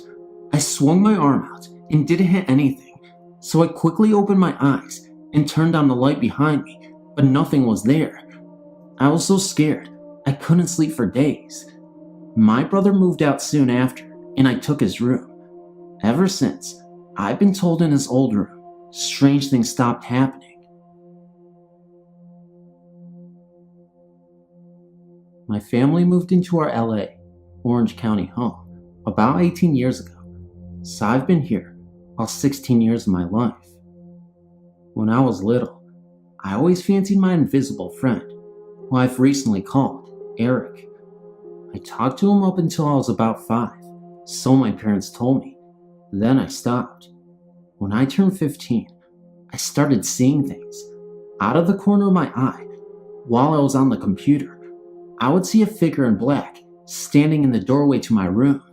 My computer is in my parents' room, being they have the alternate phone line. Their door is directly down the hall from mine. You can look through my door from theirs. I would also smell odd smells, like death or some sort of fish, when none is cooking. There will also be cold spots in the same part of the downstairs hallway, where most of the activity has taken place. Occasionally, even, I will feel a hand on top of mine while I'm waiting for something, such as when my parents were yelling on the phone when they found out my mom was unable to get a much-needed surgery. Luckily for me, that's not all. There was an instance where I actually heard something. I sat in the salon, doing my homework as I normally did. I was home alone. Out of nowhere came a thud, thump, thump, repeatedly from our den. It was rhythmic and rather loud. I let it run its course, and for a moment, before becoming frustrated, I yelled, "Eric, please, I'm trying to do my homework." It stopped, and I swear, that was almost regretful sigh afterwards. I've also seen the same spirit in several places, which has led my friend to believe he's my guardian. He has startled me once at school by appearing in the doorway to our recreation room. Naturally, only I could see it, which caused me to move from the line of running freshmen, who would have otherwise run into me. I'm planning to do an EVP as soon as I get an external mic for my recorder. In another story, a small home located in the suburb of Chicago houses a very strange spirit. The room I stay in while visiting my grandparents' house is across the hall from what used to be my uncle's and now deceased. Every now and then, the hanging doors in the closet will sway, even when there is no draft nor air conditioner. In the night, there will be occasional whispering. The spirit has never appeared to be malicious, which has led me to believe it is the spirit of my uncle. Though the house was built during World War II, there is no other reasonable explanation. Another story I have is a story I'm sure many people have. It begins on a warm summer day upon the Queen Mary, which is permanently docked in Long Beach, California.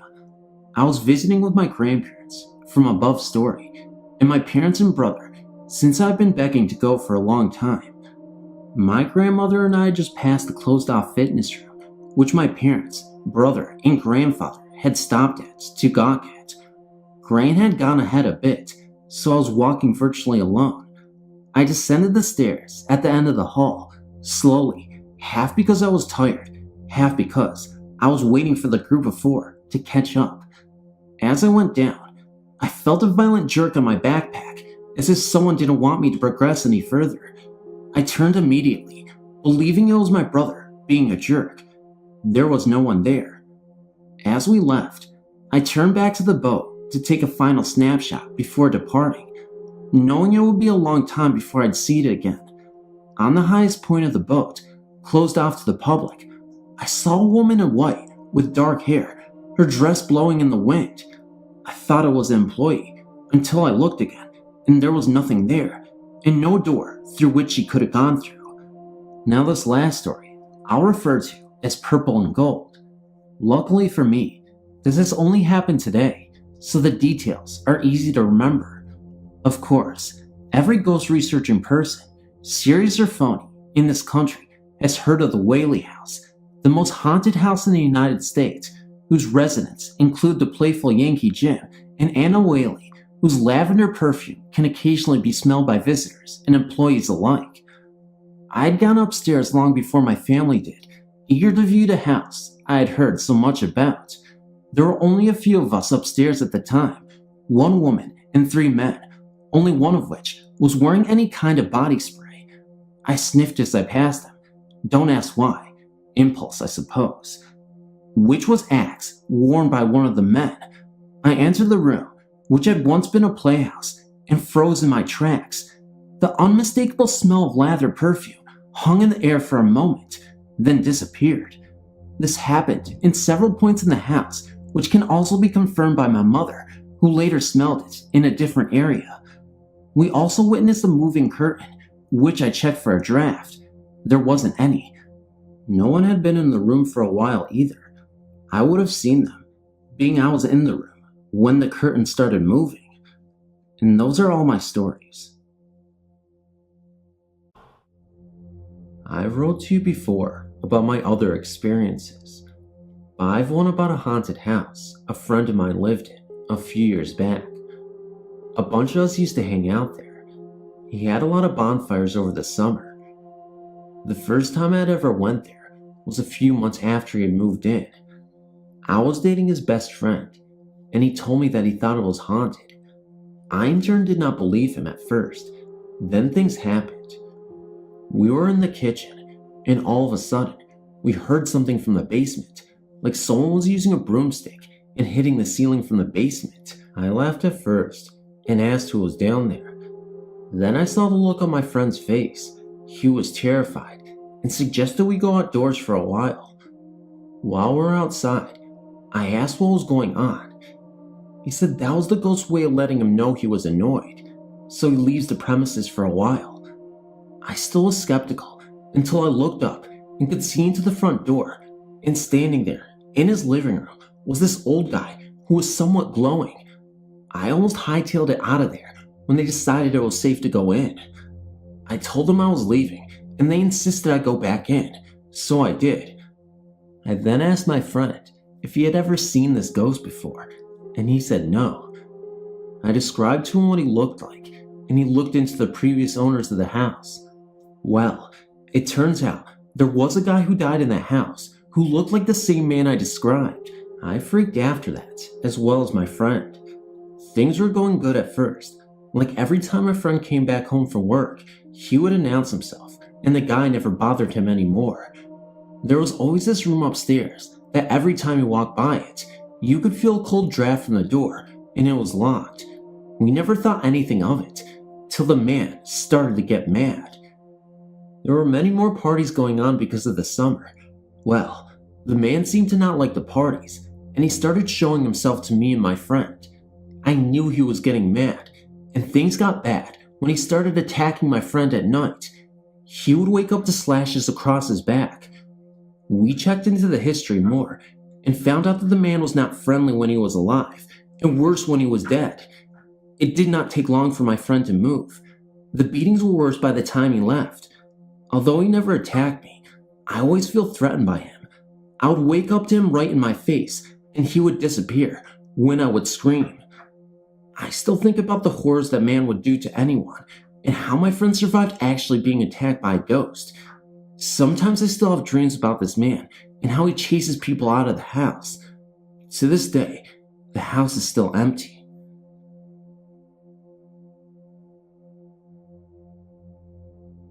My name is Billy, and I would like to share a supernatural story of mine. Although my story does not have a physical contact, seeing a ghost, there was definitely something supernatural in the house. It was a few years ago, back in 2001 or 2002 I believe, in Mississauga, Ontario. Mississauga is a fast-growing suburb just outside of Toronto. The place in question was your very typical haunted house on top of a hill surrounded by vast land, which in turn was surrounded by industrial and commercial land. The house was deserted, only of its occupants, as its remains lay trapped behind boarded windows. I know it sounds silly, but that is exactly what it was. That looming house on the hill that every kid stared at as there were parents that drove by. I was one of those kids who, while in the backseat of my parents' car, stared silently at the house as we drove by. But it was more than just the stereotypical view of the house that captured me. There was something there, something odd that pulled me in. It was not until a few years later that I had the guts to go to the house. I'd moved away from Mississauga to Toronto, but I never forgot the house. I'd always told myself that I would go back, alone, and take photographs of the house. So one day, I grabbed my camera and I headed back to the house. It was early spring, and the leaves have yet to grow on the trees. The house had the most scary driveway I'd ever seen, probably the length of 2 to 3 football fields, and that is no joke. Now, from what I know, the house remained deserted and the land untouched by commercialists. I guess sometime, someone managed to get inside because the roof was burnt completely off. Most of the window boardings were torn down, and the insides of the room were completely overturned and damaged. From the beer cans all over the place, there must have been a party. The property around the house was littered with about 3 to 4 sheds and about 4 to 5 old rusted cars and scraps all over the ground. I forgot to mention that for some reason, I decided to go in the house in the evening, dusk to be precise. I had less than an hour to take photographs before darkness settled in. So, I entered the house from the back because it was the only part of the house with an open door. The floor was littered with papers, overturned chairs, and a lot of other rubble. I took some photos in the entrance and made my way inside. I went into the room that was the furthest into this part of the house. The first floor had 2 sections of the house that could not be reached from inside. This room had an overturned couch, a fireplace, and a littered floor. This room gave me very strong thoughts about entering it. I don't know what it was, but there was something that felt like I wasn't supposed to be there. But I entered, and I stood at the far right corner behind the couch and aimed my camera towards the fireplace. The light on my camera flickered on and off rapidly, and my camera refused to take the photo. I tried and tried, but my camera would not take it. Instead, I stood there and watched as the room went from total darkness to light as the camera flickered on and off. Afraid of what might appear, I left the room and stood looking into it from beyond. From there, I went to the upstairs to where a previous fire left the entire floor naked to the sky. This is where I noticed something odd. The house's main floor, as I've said before, was divided into 2 parts. Neither could be reached from inside the main floor. You either had to leave the house, go around and enter through another door, or, as I just had learned, you had to go upstairs, cross over to the other side, and take another set of stairs down. Unfortunately, the stairs that led to the other side of the house was blocked by fallen timber, but this layout of the house was very, very odd. It did not make any sense. So, I went back downstairs and went around to the other side of the house to enter. I found an open window and pulled myself up onto the ledge. I froze right on the spot, staring deep into this part of the house. I have no idea what it was, but something was telling me to stay the hell away from the house. I felt this deep fear, this huge warning of not to enter this part of the house, so I pulled myself back down and walked away. Now, here's the interesting part. I've dreamt much of this house before I had gone to visit it. In my dreams, there was another entrance to the house, or another part of the house, a tunnel carved into the house from the ground. As I walked away, I saw it, about 50 feet from the house. 5 feet down the portal of it, cemented there, lay another path wide enough to crawl through that pointed to the house. Now, you can believe this or not, everything I've said is true. Just thought you would like to hear it. In the late 1970s, I attended college in New York State, around the Finger Lakes. The building I describe was first built in the 1890s. Since we were in the middle of the first oil crisis, students who remained on campus spent the short winter term in the old main dorm to conserve energy. As it happened, some friends and I were assigned a large, empty room on the top floor. It was 4 floors up and 1 below the attic, and 1 end slanted along the roof line. The room had been primarily used for storage. The gloomy winter sun had a hard time shining through the one ice-upped window facing the lake. Dark as it was, we cheerfully shoved a desk to one side and slept on the floor to give us more room. We were having a good time camping out and weren't inclined to do much schoolwork until our papers were due. After 3 weeks or so, a winter storm was approaching, so we decided to stock up on necessities and have a little party just amongst ourselves. I'd like to say that we were all sober as judges and went to bed early after saying our prayers. However, it being the late 70s, we indulged in smoke and alcohol. We had the stereo up loud, but the music couldn't completely cover the growing sound of the wind. Our window was frosted up, and a tree branch scratched the glass. Every now and then, someone wondered whether we'd be snowed in. Someone said we would at least be able to get down on the tree. Eventually, we turned in. Unsurprisingly, that night, I had a very spooky dream. A woman hovered over me and was trying to say something to me. God knows I tried to understand her, but her fluid outlines and vivid colors made me feel a bit queasy. I woke up, certain she was still in the room. I saw nothing, just the shadow of the tree limb swaying outside. Too much party, I thought to myself, and went back to sleep. We were quiet the next morning. I suppose it was due to too much of a good thing the night before. The snowdrifts were impressive, as the wind had been so wicked, but the sun was out, and the sky was clear, and the snow was pristine. It was so much different than the storm that I felt up to sharing my spooky dream. It seems that two of the others had strange dreams as well. Since we all dreamed different things, I was certain nothing occult had happened. I was very relieved, since we still had 3 weeks to live in that room. Being a Florida girl, I was still curious about snow still, and wanted to have a look around. I dragged a willing soul with me, and we make a quick trek around the yard. Finally, I wanted to see about our tree. My companion was bitching about the cold, and she ran into my back. When she saw why I had stopped, she said, "Son of a gun." You may have guessed by now that there was no branch, no tree, no vegetation within 15 yards of our window, and nothing was 4 stories high. We dug in the snow a bit to see whether it had fallen. Nope, no trunk, no hidden limbs in the snow. We ran up to the room to look out and make certain we had the right window. When we heated off the frost with a hairdryer and we looked down and saw nothing but our tracks, every one of us marched back down to try and find our tree. Nothing. We went back upstairs and talked a bit to get over the shock. We were all skittish, but managed to sleep in the room, but with our mattresses shoved much closer together. After that, we never mentioned much. Why bother? There was no rational explanation. I'm just glad I wasn't the only witness. That would have been crazy making.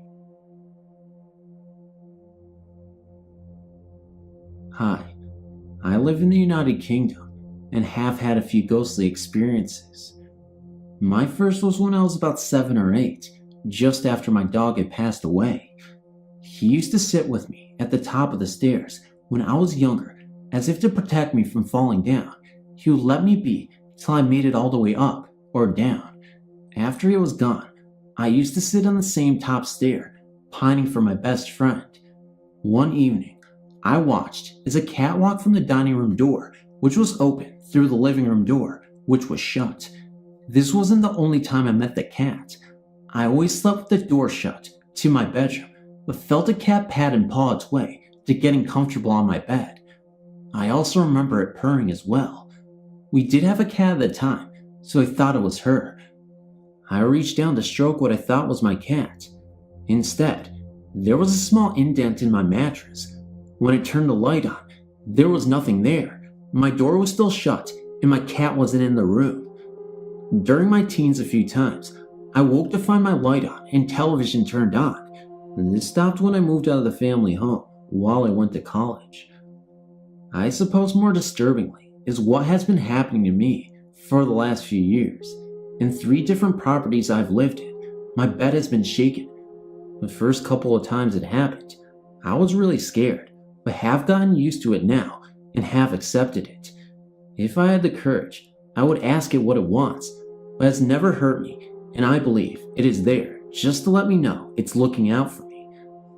Whenever it has happened, it is usually when I've been upset. It happened after I broke up with my ex-girlfriend, for example.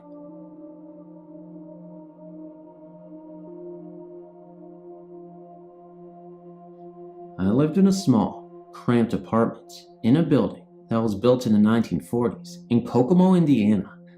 I've heard several ghost stories from my friends and whatnot, but I'd never taken any of them to heart until I saw firsthand a ghost in my very own house. I had never truly felt at ease in my own apartment.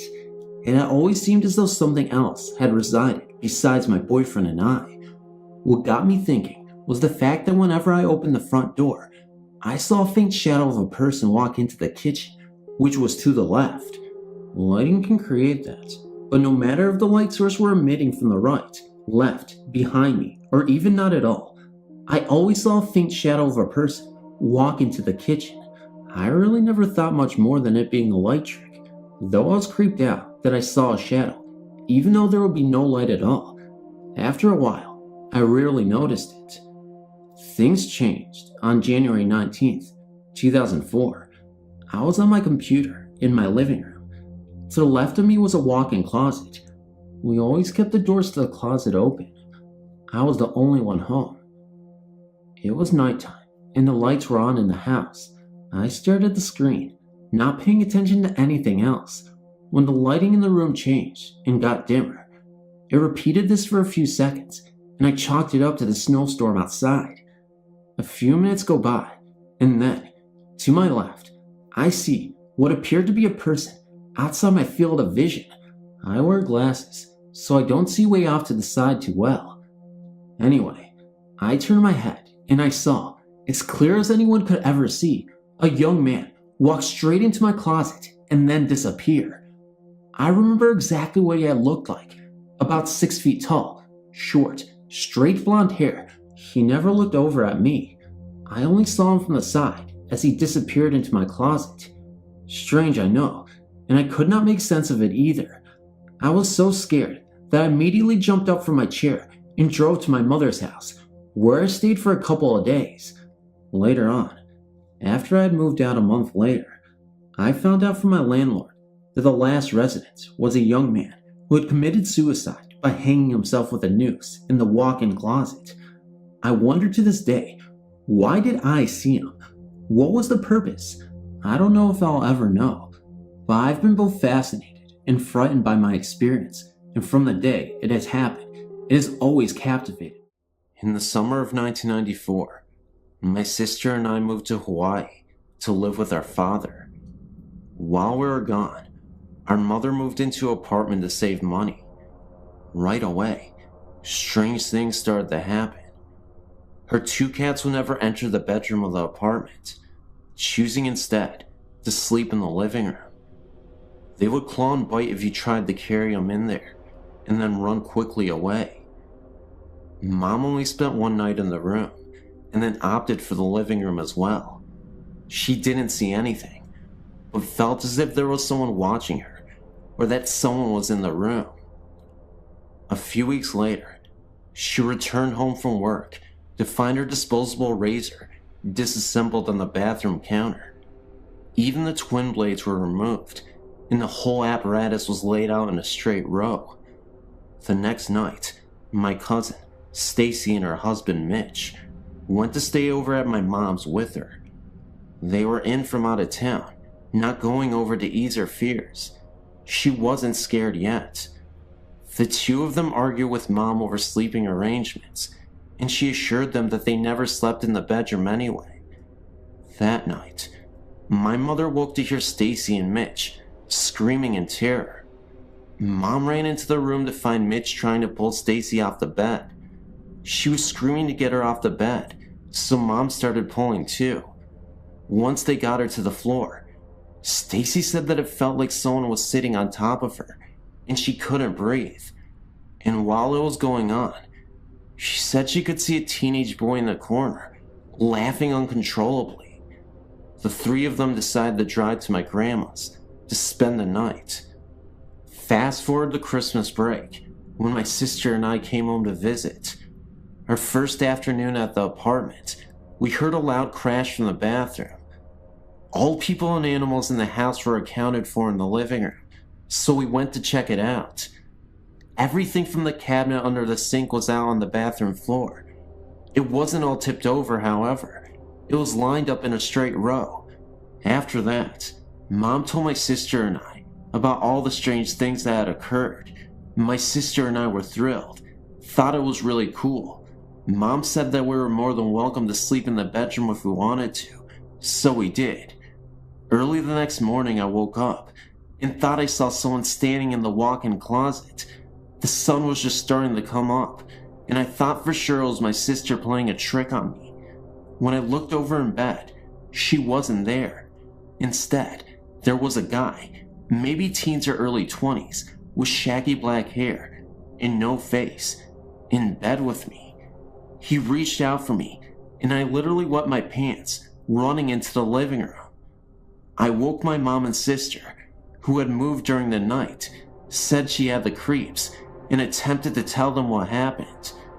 Mom told us to get our stuff, and we left. Later that afternoon, I recited the story to Stacy, and she said the guy I described was the one she saw laughing at her. Mom went to the leasing office a week later and asked to be moved to another apartment. All the leasing agent had to say was that no one had lived in that apartment longer than 4 months.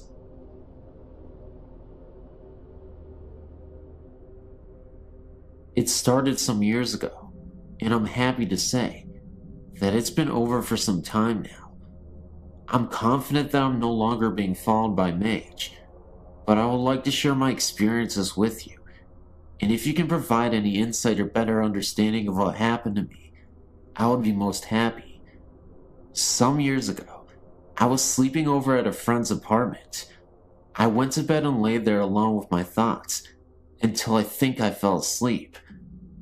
I was awoken by 3 sharp knocks, similar to someone knocking on a solid wooden door, and turned my head to the bedroom door, which was 3 yards away to my right. The door was closed, yet within the doorframe was a figure. To my eyes, the figure was shimmering and vivid with colors, without any real human form, yet to my senses, I was certain that it was a woman, that she was extremely tall, and that she was wearing jewelry. I perceived her with the absolute clarity that my eyes were unable to support. I opened my mouth to yell, but could not. It lasted only a few seconds when the door opened and my friend entered the room. The vision was gone. I said to my friend with a detached calmness that I had just seen a ghost, but this of course was met with indifference. I did not press the matter, as I was already beginning with self-doubt. By the end of a mostly sleepless night, I had managed to convince myself that it was a dream, or at least a product of that period between sleep and wakefulness. Within days, the whole episode was forgotten. Some 6 months later, I was at home with my parents and decided upon an early night. I had a lot on my mind that night and needed some space and some quiet for contemplation. I was lying on my single bed in my small bedroom, lost in thought, when I heard the 3 knocks again. My heart leapt. From my bed, I could see ahead of me, and to the right, the bedroom door, which was open, and the landing is accessible by 3 ascending steps. Through the door, I can see about 3 yards of the landing until the angle of the door frame cuts off the view. There, just at that farthest point, was the same vision, the same shimmering colors. She was much clearer this time, and there was no doubt that my eyes were seeing a woman. She was so tall that she had to bend her head to her left until it was almost resting on her shoulder, like a body hanging without the noose. But she was looking at me. Her eyes, although I couldn't actually see them, were fixed upon me, and there was a malice in them, I had no doubt. Then, in an instant, she came along the landing, down the 3 steps, and right up to my face. So quickly and so aggressively, she brought her face to within an inch of mine. I could make out her eyes and nose, but to this day, I cannot be sure if I saw them or experienced them. I could not separate her emotions from her visage, which seemed to be one and the same in my mind. It is difficult to describe, but I saw her face and features, along with her hatred and despite. I opened my mouth to scream, but nothing came. Eventually, she disappeared. I've never been so terrified in all my life. Never has fear removed any capacity to utter or to move a single muscle. And yet this was the case. I lay rigid for some time, at least until the room was light from daybreak. I was absolutely sure that I had not fallen asleep, but yet over time, I managed to convince myself that this was indeed the case. This is how I came to terms with it. Over the next year, I saw no more of her, and she was reduced to an entertaining story for friends. Then I married and moved to set up house with my wife. The third, the last, and the unequivocal sighting was during the early days in my new home. It was a bright, warm Sunday afternoon, and I was sitting on a chair to watch a television program, an old episode of Bonanza, as it happens, when I became aware of another presence in the room. I turned to the door behind me, fully expecting my wife to be there, but she was not. As I turned my head back to the TV, to my right was a settee, and, sat in the middle, was the woman again. This time she was sat on the edge of the settee, with her hand forward, cupping her chin in her hands, and her knees were also together under her chin. She was leaning forward in this position, contemplating me amusingly, or mockingly. I cannot decide. There was so much clarity about her features, and the room was bright, which she seemed to reflect.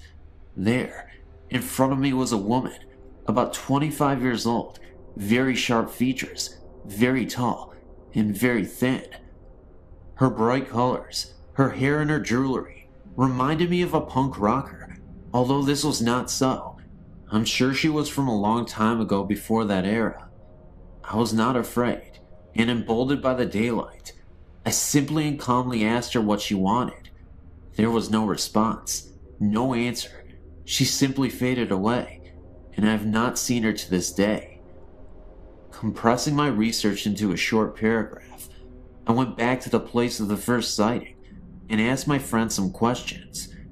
It transpired that she was haunted by a spirit many years previously who would disturb household objects. An expert was brought in, who ascertained that they were being haunted by a malevolent spirit who was called Mage. It was not possible to get rid of her, but to hope that she leaves of her own accord. This happened in my friend's hometown, some 300 miles from where I live. My theory is that Mage came with my friend to my hometown and took a liking to me, thereby following me to both my parents' home and onward to my married home. I don't know who has provided the vehicle for her to leave my house, but I hope that she has been gone for good.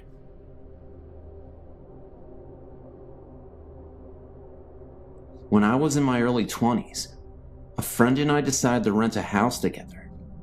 We found a lovely old house near the Mississippi River, and I was immediately drawn to it. After we moved in, we both began to notice banging on the walls and lights blowing out constantly.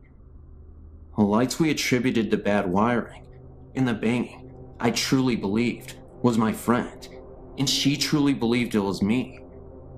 The layout of the house was one we had never seen before. There was a hallway that led from the front living area to the back bedroom areas that was at an odd, slanted angle. I always felt uncomfortable going down this hallway and found myself going around by way of the kitchen. After months, my friend and I decided to take in a third roommate to help with expenses. During the next month or so, after this third roommate moved in, we noticed an increase in frequency to the noises, banging, and lights going out. We also began to notice that every month, and this is really weird, right around the time that all three of us began our menstrual cycles, a very large stain began to appear in the middle of our living room floor. We tried constant shampooing, but it would always reappear immediately. Then after our cycles were finished, the stain would disappear on its own, only to reappear the next month. Our third roommate then became very withdrawn after only a short time of being in the house. She began to go directly to her bedroom and never came out except to go to work. Her personality has also changed drastically. She went from being very funny and outgoing to a complete loner. She would also say very inappropriate, weird things to us. We had known this girl for some time, and her behavior was quite unsettling. She finally told us that she was not comfortable in this house and was moving out, and she did so that very day. Shortly after she moved out, the banging noise began in earnest, and we started noticing our things being rearranged. We began to laughingly and nervously admit to each other that something was not right in this house. However, neither one of us felt threatened by any kind of the weird happenings, and in fact, I personally actually felt almost protected by it. We started to call our ghost George, and would talk to him whenever the banging would begin. We were trying to watch something on TV, and George would start banging or knocking. We would say, "Please, George, not right now. We're trying to see this." And he would actually stop, at least until the show was over. Unfortunately, no matter how much we begged him to stop putting the stain on the floor every month, that never ended. In fact, it got bigger and darker the longer we lived there. One kind of amusing episode happened to us one memorable evening. I decided to let my boyfriend at the time stay overnight with me, although I usually didn't do this. Just as we were dozing off, a very loud bang sounded, coming from the hallway. My boyfriend sat up and asked, "What the heck was that?" Immediately, a knocking began at the far end of the hall and rushed towards my room very fast, knocking louder and louder the closer it came. My boyfriend said, "That has to be your roommate being funny." I just laughed and tried to explain about our ghost, and that I thought he might be angry that I had a male friend overnight. He said that was bull and got up to investigate. Just as he came to the hallway, the knocking began again, all around him. Needless to say, my brave 6'4" boyfriend ran straight out the front door and never came back in the house. Anyway, after a few years, my roommate and I decided we were going to move to a cheaper apartment, closer to where we worked. As soon as we started packing, the noises, and especially the lights going out, began to get really bad. I was even starting to get a little frightened. One day, as we were finishing up packing, we decided to go check in the basement and see if we had anything left down there. While we were down there, we decided to go in the old fruit cellar, since neither one of us had actually looked in it. We found some old fishing equipment. We also found an old shirt box that was sealed with tape and felt kinda heavy, so we brought it upstairs and opened it up. Inside was a bunch of old pictures. Most of the pictures were of a young man of about 25 or 30. In many of the pictures, he was in our house and standing on the porch of the house. There were also some antique glass slides with pictures of him in the military uniforms. We dated the stuff around World War II. We decided to call our landlady, an elderly woman, around 80 years old, to tell her we had found the box. When we called her and told her what we had found, she hung up on us. We called back, and her daughter answered and said that they didn't want that stuff anymore, and we could have it or throw it away. We thought it was very strange, since normally our landlady was a sweet old lady, so we decided that some of the stuff in the box might be worth more money, and we would sell some of it. Some war medals, and even an old stock certificate. That night, I put the box on the kitchen table, and we went to bed. In the morning, we were going to move the last of everything, and as we were preparing to go, I asked my roommate what she had done with the box of stuff. She said she hadn't touched it. We looked everywhere and couldn't find it. Finally, around lunch, we got hungry and decided to cook a frozen pizza. We turned on the oven and immediately began to smell something burning. When I opened the oven, there was the box. Okay, I swore my roommate did it, and she swore I did it. So we left the box on the table again and left to move some things to the new place. When we got back, the box was gone again. This time, we found it immediately in the kitchen pantry, so we kinda laughed it off and put it back on the kitchen table. About 10 minutes later, I walked into the kitchen and it was gone again. I decided the heck with it and decided to just go finish the bedroom closet I had just minutes before been working on. When I stepped up on the chair to wipe off the upper shelves, there was the box. That did it. I said out loud, "Okay, George, we promise not to take your stuff," and put the box back in the fruit cellar where we had found it. We left that day and have never been back, but I've always wondered if the next tenants ever heard from George.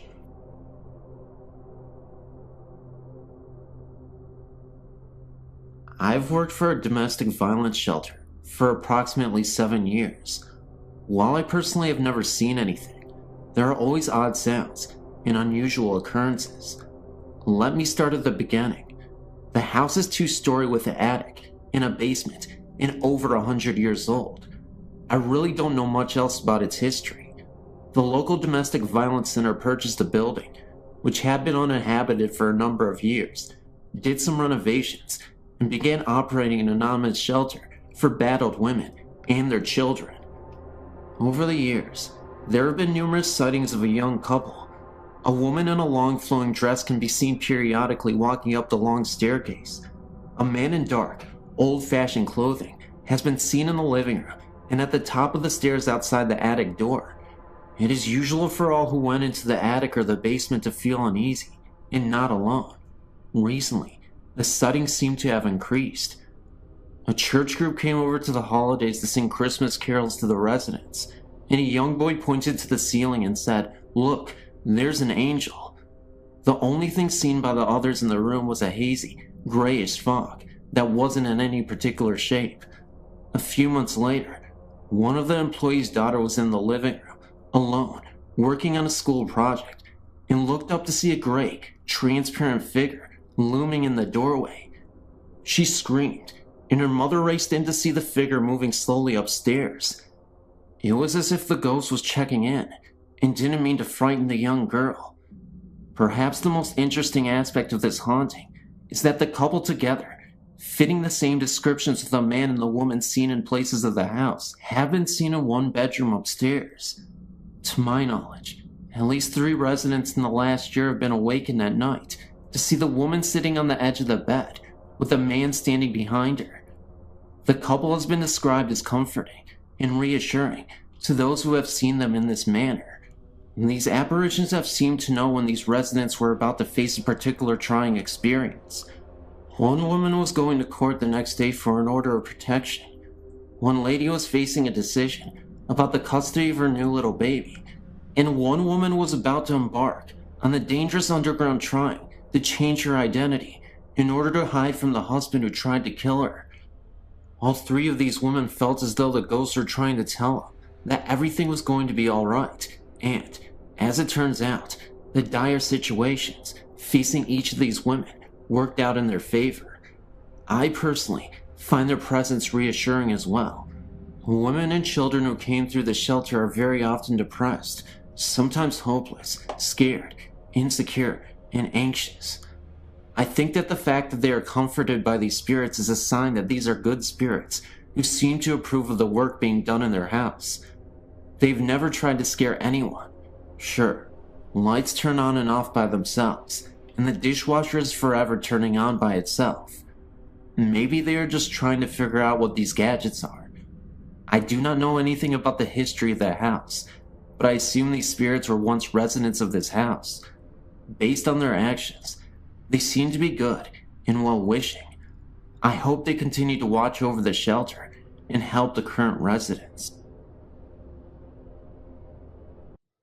I just sent you info on the old Kelly house in Houston, Texas. I used to rent there with 4 other people. It's a 3-story, turn-of-the-century house built by Mr. Kelly. He owned Kelly Lumber Company and used this lumber to build the house. The rent house goes for about $2,300 to $2,000 a month as of current. It has a long history of hauntings that started right after Miss Kelly committed suicide. We found out about this info by accident, which I will describe later. I was the first to experience the haunting. I just moved in and had a friend over. The front window blinds at the entrance slammed shut and closed by themselves. It scared my friend so bad, he ran out of the house. I shared the house with 4 other adults. 2 of them, ladies, were amateur mediums. Just local psychic fairs and healing centers was their occupation. We overlooked the house together before we rented. Upstairs in the master bathroom is a set of old French windows above the sinks. It has a crank to open the windows. 2 of us tried to open it, but it was weathered and painted shut. We forced it, and it would not budge.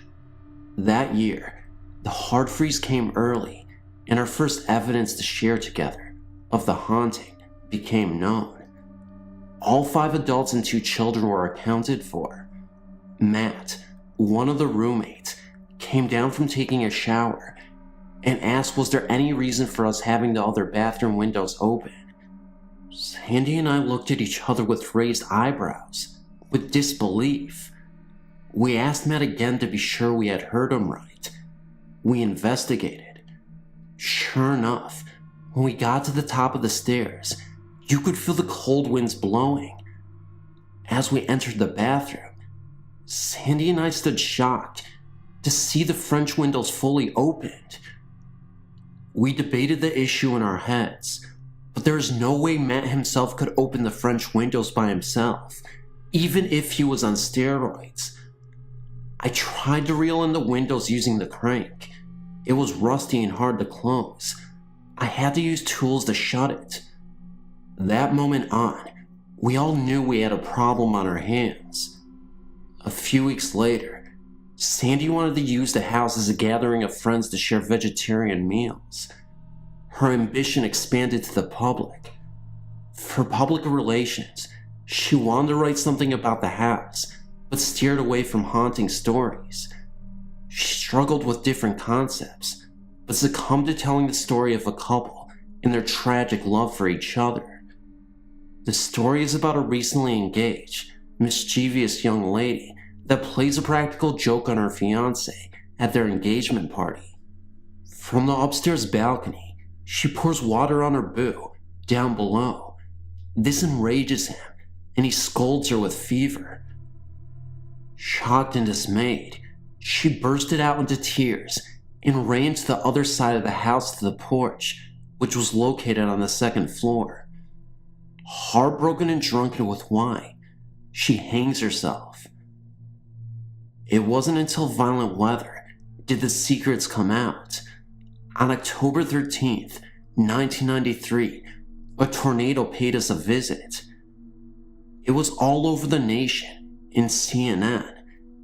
It was simply unheard of. A tornado touching down near a large downtown area, especially in Houston. The tornado struck our neighbors next door in the apartment building across the street. Because of her national cover, and Sandy's interview with news reporters being broadcast over the nation, it prompted an old resident to pay us a visit. The granddaughter of Mr. and Mrs. Kelly came by to see if we were all right, and wanted to share pictures and stories about the house. We wanted to ask her questions too, without sounding nuts. We already had a couple of occurrences of the hauntings since then.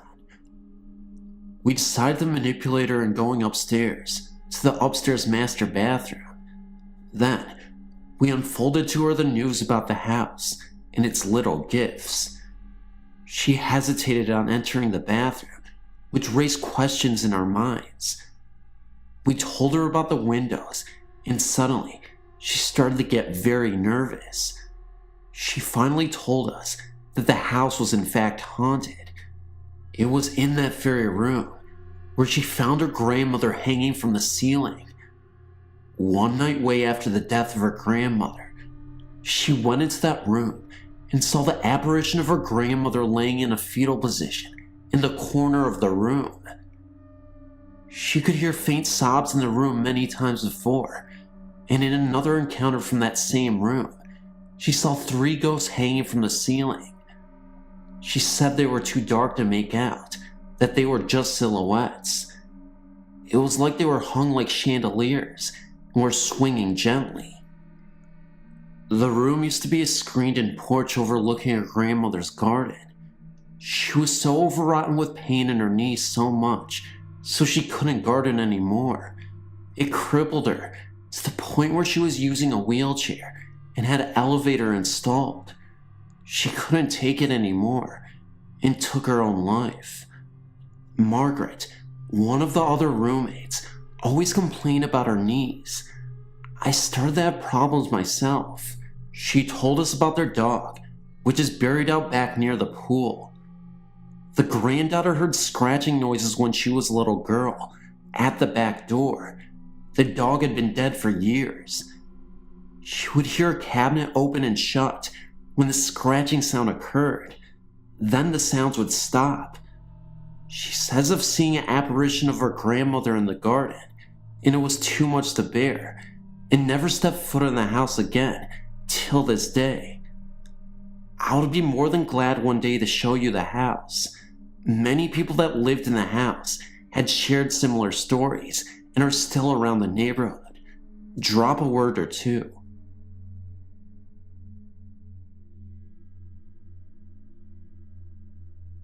When I was in my 20s, I'm 30 now, I used to always go camping with my older brother during the autumn months in Washington State. This story won't be very long, but it'll always be an unforgettable experience. On one of the days we were venturing out to go camping, we ended up taking the back roads on the way to the campground. The total drive was about 3 hours long, and got up early in the morning to make the drive. If you're unfamiliar with Washington State scenery, it is breathtaking. Lots of trees towering over you as you drive through, mountainous landscapes, green pastures, etc. It is, in my humble opinion, the best place to be in America. Well, anyway, we ended up staying for a couple of nights and set up a tent in the middle of these woods in the campground. It was just us and nature. I remember we sat on a log and built up a fire every night, roasted s'mores, admired the beauty of the nature here, and just took in the impressive scenery, as we usually do. One of the nights we were doing this, my brother thought he heard another person scream "help me" from afar. "Josh, you think that person is in trouble?" he remarked. I didn't hear the sound, so I dismissed it and told him how absurd it was, because I was certain we were the only ones here. "Come on, Tim, we always camp here. Nobody is here." At that point, my brother insisted that he heard a voice, pleading for help. He even said that while we were asleep in the tent one of the nights, he could see a shadow moving around just outside the tent.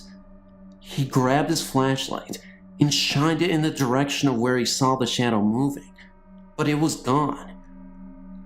Another night, he could have sworn that someone was unzipping the tent while we were sleeping. He took out his flashlight and got out of the tent to investigate. He said that he saw a mist slowly disappear and dissolve into the trees. I remember the last night we were there, my brother and I had a debate on whether or not the campgrounds here used to be an Indian settlement.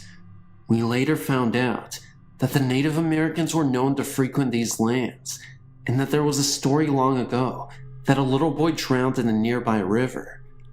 He has been known to haunt the campgrounds. Anywho, as we were talking, the campfire that we just started went out the moment we mentioned anything about Native Americans. It was not windy at all, and the fire was very strong. It startled us so much that after a couple hours, we said we had enough, and ended up driving home later that night. It was about 3 a.m. as we were heading back home, and we started the car up.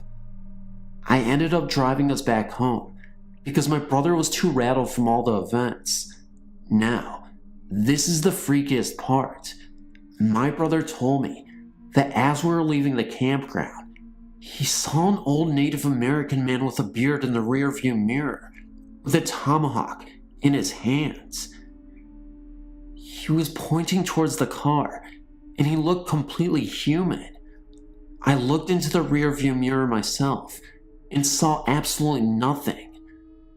Either my brother was playing games with me, or we just invaded the territory of natives, and they were very upset with us.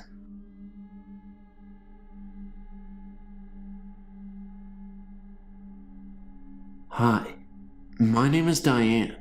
Growing up in Detroit, my family lived in a house that was haunted.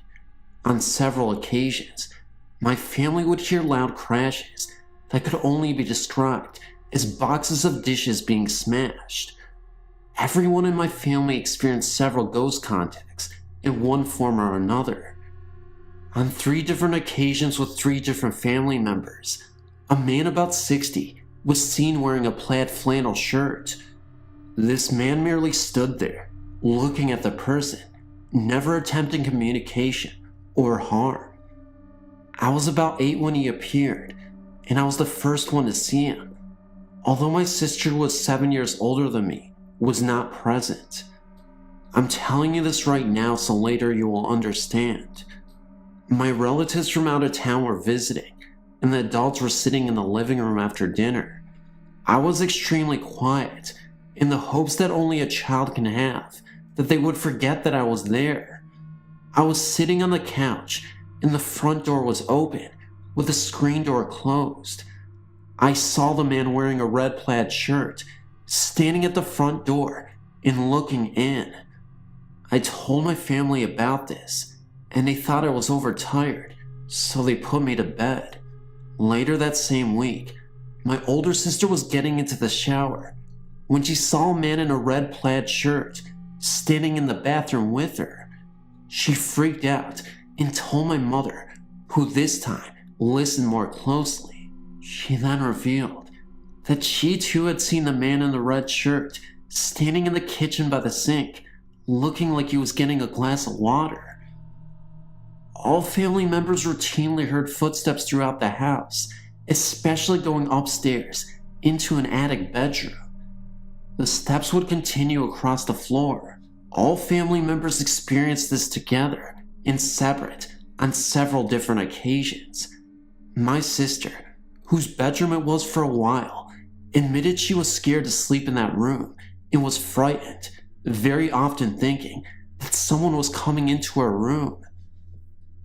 I later had that same bedroom and became so afraid of it that I began sleeping on the living room sofa. On several occasions, dishes in the house would break when put in a certain china cabinet. On 2 separate occasions, a silver meat platter in the china cabinet, whose doors were kept closed, flew across the room at my mother. Lights turned off in the basement would be on when we woke up every single morning. The dryer would routinely come on by itself, and even after the electric was checked, this still continued.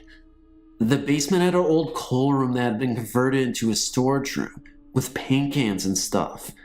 This room had a negative feeling, and no one in the family liked to even go in there. Likewise, no one in the family wanted to go under the stairs, although no one ever had a mysterious occurrence in those places. Every family member in that house had their name called on different occasions, many times when they were home alone. One occasion comes to mind. My father, who was home alone, was working in the basement. My mother, sister, and I were out shopping at the mall.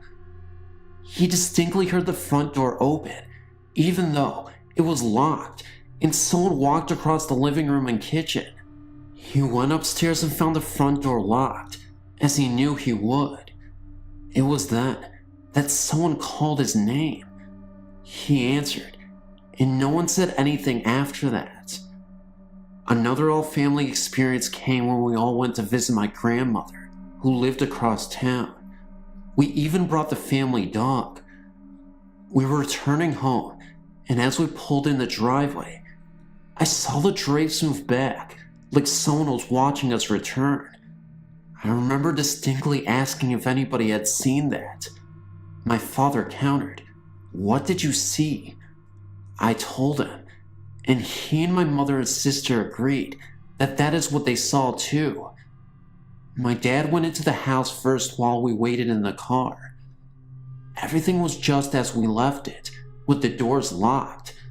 On one occasion I awoke to having a woman standing at the foot of my bed. She disappeared as soon as I got a good look at her. She said her name was Anne and she had lived in that house. No one in that house ever saw Anne again. This house had an addition that was a formal dining room off the back. It had built-in china cabinets that would fly open on no occasion, even after my mother put hooks on them, thinking the wood was swelling. Music was often playing softly. All in all, it was a weird place to live, and we were all very glad to move, but we did live there for over 20 years. My parents moved into an apartment, as I did in a different location, while staying with them because I had become extremely ill. I had a unique experience of a ghost nurse who took care of me. My parents were asleep, and I was lying on the sofa, so hot, but lucid. I could hear them snoring from the bedroom. I heard soft slippers shuffle across the floor and felt a cold hand lovingly touch my forehead, checking my fever, a comfort. I was not afraid, and somehow thought Grandma is here, but I had no evidence of this. I remember keeping my eyes closed, just knowing my nurse did not want me to see her. I was very conscious of my parents snoring and knew it was not them. When the feet shuffled off, I opened my eyes and got up and looked at my parents. They were sound asleep. The whole situation lasted maybe 2 minutes, yet I started to improve that night.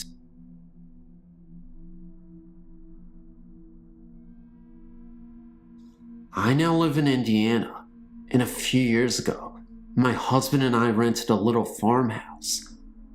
Our landlord lived right behind us, and the farmhouse used to belong to his grandparents, now both deceased. Not long after we moved in, we began to hear things, and my 2-year-old daughter would wake up in fear, crying about a man in her room. I would say, "Where?" and she would point to a corner of the room, but I would see nothing. We would often hear footsteps coming up the basement stairs with no one there. This is happening in front of other witnesses also. We would sometimes hear a man in the basement talking, but couldn't make out what he was saying. Now, the basement was a creepy place where I always sensed being watched and followed. There was a little room that used to hold well water with a heavy door that had the window painted white. I felt this room was evil, and I hated it. Unfortunately, my washer and dryer were down in the basement, so I had to go there often. For a long time, the ghost just made noises, not meant to scare, just moving about the house. Later, he would come into our bedroom at night. I never realized it until I saw your site and David and Sherry's site, but he came in the room a lot more than the 2 times I saw him in human form. I would either be asleep or almost asleep, and I would see a ball of light drift slowly into the room. It would sometimes move to the side in front of my closet, or to my horror, it would come right at me and hover right above me. I didn't realize then that the orb was the ghost. I thought I was dreaming a weird dream that seemed like I was awake, because I saw the room exactly like I was awake. Apparently, because I was awake. I would be half asleep and angry at myself for having such terrifying visions, so I would angrily think in my mind, "Get out of here, stop," and it would disappear. Twice after that, I woke up to see a 30 to 40-year-old man with dark hair and a red and black lumberjack shirt. I would catch him staring at me beside my bed. Oddly, I was so tired that I just rolled over and went back to sleep. I found out later from my friend who used to live next door to the house that my landlord's grandfather had died in the house. His name was Pete. Also, he had been a grumpy old man. Funny thing was that both times I saw him, he was a younger man. Anyways, he never really bothered us, so we had no problem. We only moved out because we bought a new house this past year. To this day, I still can't believe I calmly co-abided with a ghost. I've been reading stories on this page for over a year now. Why? I don't know. I'll always find myself scared at night. But look forward to the new entries every month. I thought it might be time to submit my scariest. I'm very sensitive to the spiritual world, so I have many.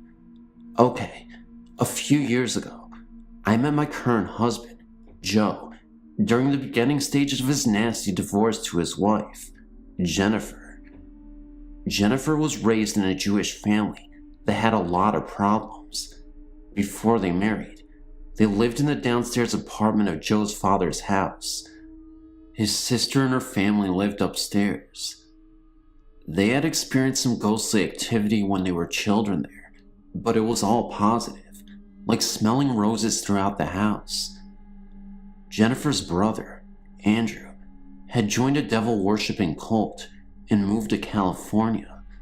Eventually, he realized I was crazy and sick, so he hopped on a bus and journeyed home to Massachusetts. At every stop, one of the members was standing outside the bus, just staring at him. He made it home, but did not escape. They came to him at night, played head games, and did not allow him to let go of the devil. He was also very heavy into drugs. Joe was, and still is, a member of AA, so he invited Andrew to live with them while he tried to recover and get off the drugs. Unfortunately, Andrew couldn't, and one day he said to us, "I just want to live to see you two get married." A few weeks after their wedding, Andrew was found hanging from a tree in a nearby park. After the funeral, Joe was consoling Jennifer when he heard 3 knocks on the door. He went to answer it, but no one was there. All of a sudden, a rush of energy entered his body, and then everything went black. Joe awoke to his brother-in-law, holding him down and trying to stop him from convulsing. He had come downstairs to find out what the knocks were from. Joe and Jennifer got Andrew's wonderful leather living room set. They moved to Connecticut and split up shortly thereafter. I came along pretty quickly and also got pregnant pretty quickly as well, so we were not allowed to see the family, for they were ashamed of Joe's actions. One night, I had a nightmare of being chased by an evil and angry spirit through a house I had never seen before. I was flying from room to room, up many stairs. Finally, I went into a room where there was a child spirit on a bed, and very scared. I remember holding it while watching the spirit fly up the stairs at us. Then, I awoke. I told Joe about this because it was so vivid. He just about died. I described every room down to the wallpaper of his father's house that his sister still lives in. We were invited over shortly after. His family began to forgive him and understood his reasoning, not to mention they had a beautiful niece, granddaughter, that they did not know. When I walked in, I knew I had been there before. Amy, Joe's 7-year-old niece, said, "I knew you had blonde hair. I had a dream about you last week." Strange. A year later, I went to a psychic who I had never met before. She told me a lot of stuff about my guides and messages from them. Well, one was this. That spirit that was chasing you, it is the sibling of your boyfriend's ex-lover. And that was it. We just finally sold that dang leather furniture. I hope Andrew leaves me alone now.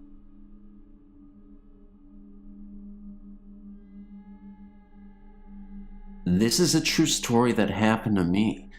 It is one of many, and I mean many stories, that happened to me that involve spirits. It started one night. I was spending the night at my grandma's house in the spare bedroom. She has 2 spare bedrooms. One is mine, and one is my older sister Tammy's.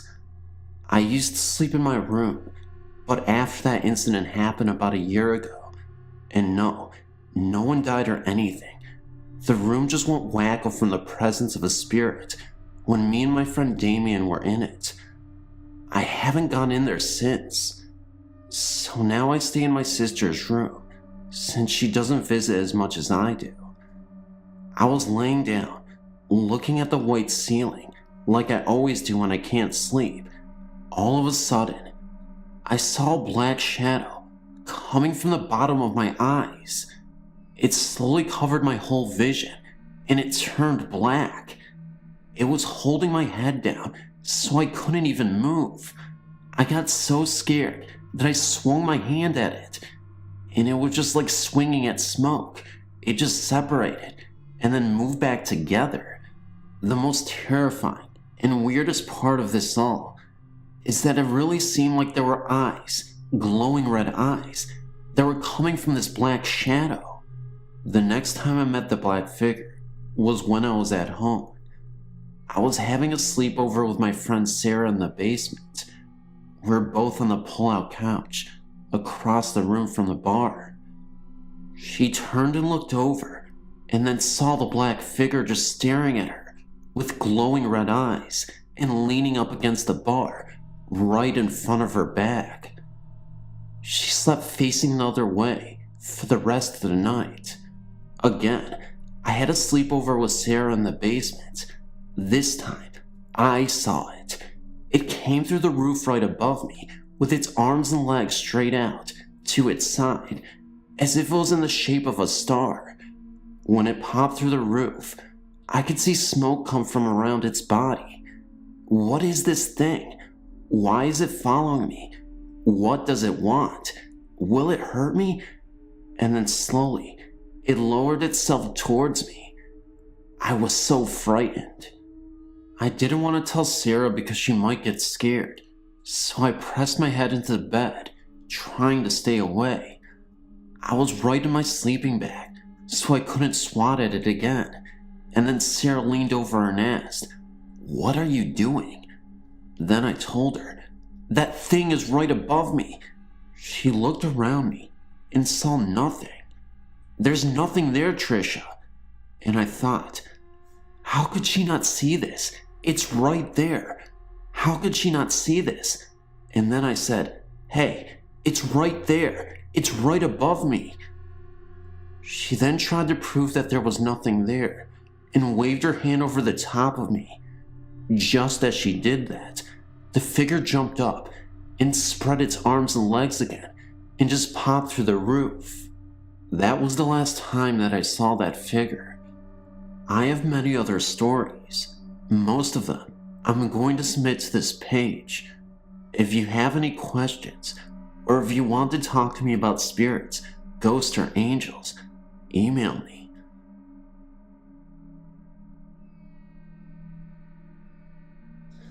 Odd things have always happened to my family.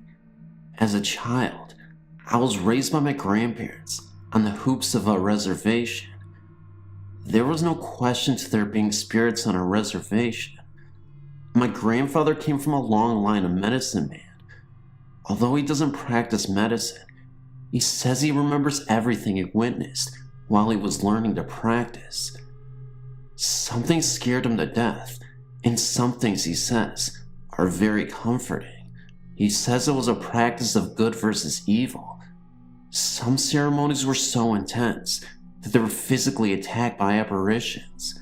Large, small, white, sometimes gray or black images. He says the spirits are present all the time, as if waiting for the right moment to strike. He always said if I was harmed in any way, I shouldn't point blame to anyone or anything. He said to express in words, "You aren't getting the best of me, just loud enough for me to hear it." Even when whispered, it was a means of protection. He said sometimes late at night, family members that have passed away would come knocking at his window, mostly his brother. He said he knew when it was his brother and when it wasn't.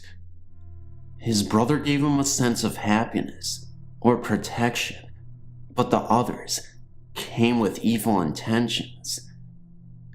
He said that all encounters are warnings and signs of bad things that are about to happen, or when sickness was about to fall on the family members. He said he knew when evil ones were around. When they came to his window, he would feel a cold breeze, then a strong sense of fright, Chills would overwhelm his body, and then a split second before he saw or heard anything, he would be paralyzed, completely taken over. The chills got worse, and when he would try to yell, nothing would come out. Sometimes he said he felt like he was dying and feeling every bit of it. Of course, this only time this happened was when it was pitch black in his room. Sometimes they reached in for him from outside his window or from right underneath his bed. He said it wasn't the same feel as someone grabbing you physically. Their grasp pierced right through to the bone, much like a snake wrapping tightly around you. Only every bit of the inside would also feel constricted, right down to the bone. We always had traditional singing gourds hung up around the house. These were used for funeral wakes. Almost every time a force was present, it was through a dead family member, even if it was just a dark shadow. The dead were used as portals to reach the livelihood of our people. He said the gourd served as a warning system. If a force entered our house, the gourds would rattle like crazy, much like an alarm system, protecting the house from theft. He said this would cause the dead to return to the resting place. It was a reminder that the person was dead, and that he was only causing distress. The evil using it had no way of evading or entering our house. If the force was strong enough, the gourds would not work. He said if that happened, we would all experience cold chills and a sense of fright. He said you'd have to feel so scared you wouldn't want to move, and that if you didn't convince yourself to move, it would only get worse, and that one person would be taken as an outlet for the family. Sickness or death would fall that person. To this day, I've never seen or experienced anything of that nature, but deep down inside, I know it's all true. I've heard the gourds go off, but never felt anything. My grandfather says they still visit him. I love my grandfather for everything he has shared with me. He says that all of this is only fair warning, and that this happens to everyone. Some just don't notice. The next time you fall or get in a fight, just think, who is really behind it all? I could go on, but I think it's best to stop here.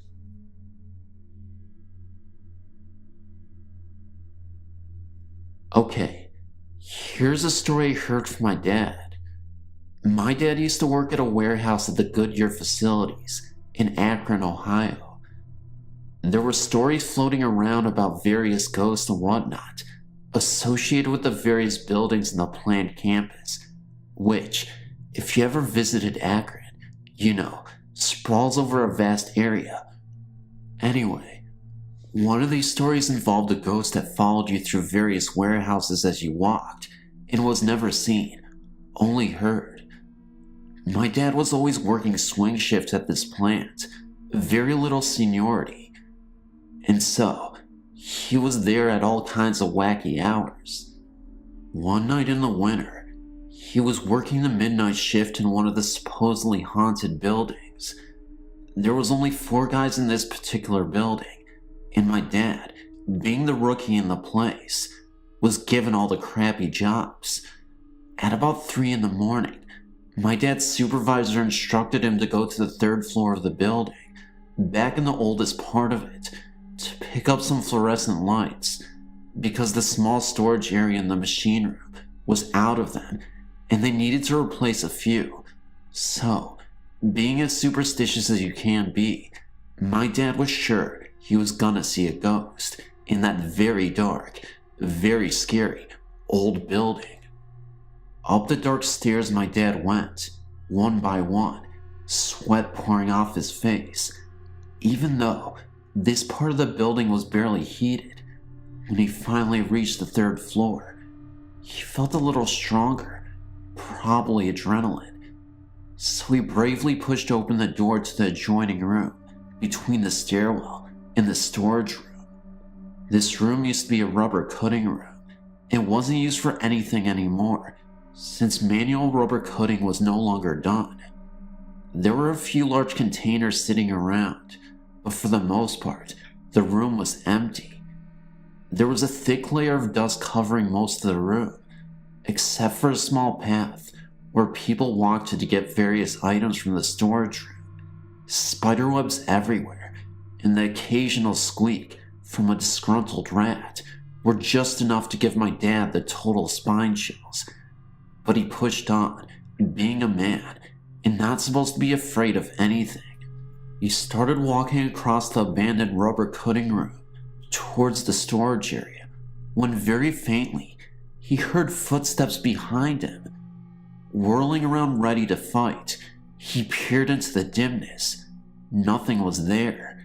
He assumed it was his nerves, which he had worked into a frenzy by this point, and he turned quickly, embarrassed, and continued towards the storage area, when sure enough, more footsteps. He slowed. They slowed. He sped up. They sped up. With his heart racing, he slowly turned around. Still, nothing was there. Drenched with sweat and scared nearly to tears, he bolted towards the storage room, his feet pounding heavily on the thin metal floor. The footsteps were even louder now. Every step he took, another step followed, not an echo, but right behind him. He made it to the storage room, fumbled with the lock, ran inside, and slammed the door behind him. The room was very small. All he could hear was the pounding of his heart, threatening to blow right through his chest. The only way out was the way he came. After calming down a bit and smoking about 5 cigarettes, he was feeling brave again. He grabbed a large box of lights, decided to fling open the door, and run like hell as fast as he could cover the 50 to 75 feet to the stairwell. Getting up his nerve, he grabbed the door handle. He slowly turned it. As soon as he heard the click of the latch opening, he flung open the door and sprinted towards the light in the stairwell. There were the footsteps again, closer than ever, right behind him. That's when it happened, tripping over something. He sprawled headfirst into the darkness. Total quiet met him. Darkness and quiet. He slowly rose to his feet, putting one hand behind him to help him get to his feet. Once again, the footsteps crept up behind him. That's when he finally got the guts to look in the direction where the footsteps were coming from, and what he saw astonished him. He saw an old man wearing an eye patch and had a cane in his hand. He had suspenders and overalls on, and a blue hat on that resembled Mario from Super Mario Bros. The guy only appeared for about 30 seconds, but it was long enough to notice the presence. The figure disappears. He rose to his feet and walked back to his coworkers, never telling any of them of what he found. Years later, he still tells stories about sending the new rookies up there in the middle of a dark night when all is quiet to walk across the metal floored room to get light bulbs that aren't really needed.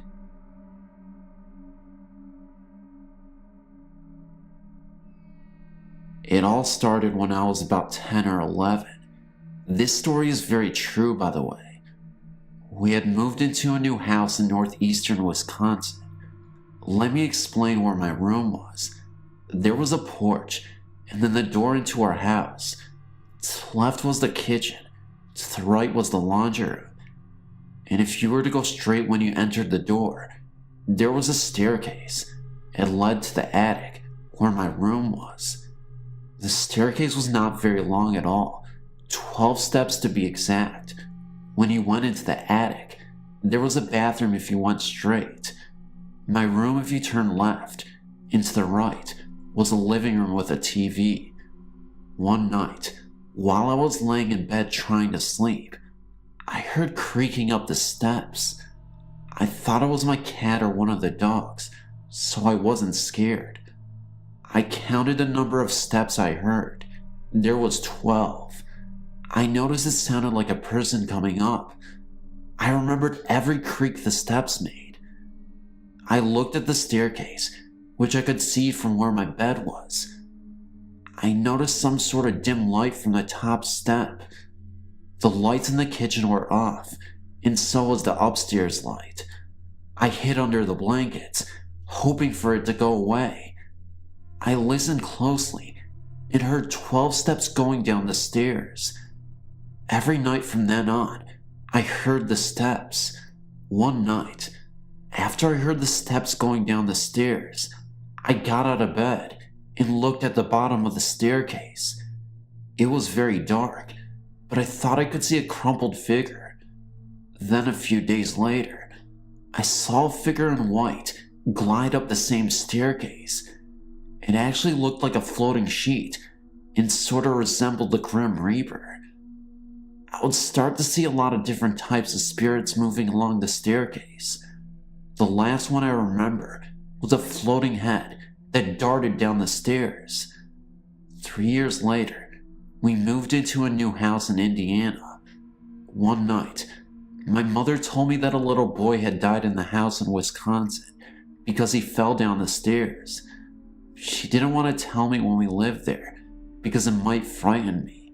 To this day, I'm still very haunted by that.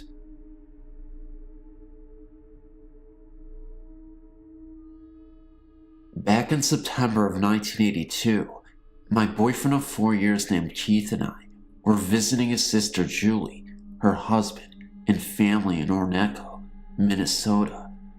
He was 17 and I was 21, an odd age range, but he looked every bit my age and was mature as well. Sitting up late, we were talking, and for some reason, we got on the subject of death. I asked him if he believed in the afterlife, and he said that he did not. He believed that when it was over, but he knew I believed, and I asked that in case there was an afterlife of any sort, and that if we were able, that if one of us should die before the other, that the one who died would come back and watch over the one left behind. He agreed. As time passed, Keith needed a space, and I gave it to him, reluctantly at times, to the point where we would get into heated arguments, and I would move out of his house, where we lived together with his father. In June 1983, on a windy, extremely hot Wednesday night, Keith died in a fire that consumed their trailer house. I hadn't been with Keith for about 3 months, as our breakups and makeups were getting more sporadic. I recall trying to hitchhike to his place that night, 12 miles away, but as I stood on the highway for what seemed like 45 minutes, I just wasn't getting a ride. It was strange, because I hitchhiked the highway regularly and never had a problem getting a ride within 5 or 10 minutes. But that night, it was mostly humid and so hot that within minutes of leaving my apartment to go to the highway, I was soaked with sweat, like I had just taken a shower and didn't dry off. So, I went back home. The next day, my sister contacted me, saying that Keith had died the night before. I was devastated. My whole world fell to pieces. I spent the next few days with Keith's dad at Julie's house, preparing and attending the wake. At the wake, I was alone in the viewing room with Julie, and everyone else was downstairs visiting. It was a closed coffin service, but I had written a letter to Keith and wanted to place it in the coffin. But due to the extensive damage to Keith's body in the fire, the funeral home director would not let me see him. So I decided to put the letter in the small groove between the top and bottom halves of the coffin. As I was putting it there, a gust of wind came out of nowhere. It seemed to come right from the groove where I was about to place the letter. It was so strong and sudden that I screamed. People came from downstairs to see what the matter was, and I told them I had seen a mouse. No one in their right mind would believe me, and besides, maybe it could be explained some way I could not figure out. The night before the funeral, I was having a tough time trying to sleep due to the emotional turmoil I had faced from hearing the tragic news. I couldn't stop crying, and I was absolutely devastated. Just then, I felt a cold breeze brush past my face while I was still laying down in bed and hysterically crying. I then felt the weight of the bed getting heavier, like someone else was sitting on the bed. I screamed Keith instinctively and laid up in bed. The bed instantly felt lighter, and I could have sworn I saw a small ball of light move around the room before disappearing. During the wake, I had a 110 camera and took several pictures of the coffin. These pictures I will have to retrieve from Julie, as I've gotten married 6 years ago and gave my photo album a key to her as a means of trying to let go of the past and move forward into my new life with my husband and daughter. But when I do, if I can't figure out how to scan them and get them on here, I will send them in. I believe I have something here. Also, in closing, I realize the depth of the promise we made to each other that night, just months before Keith died, and have spoken aloud, hoping I will release him if we're bound in any way, that I release him of his promise and set him free several times in the past few years. Thank you for reading.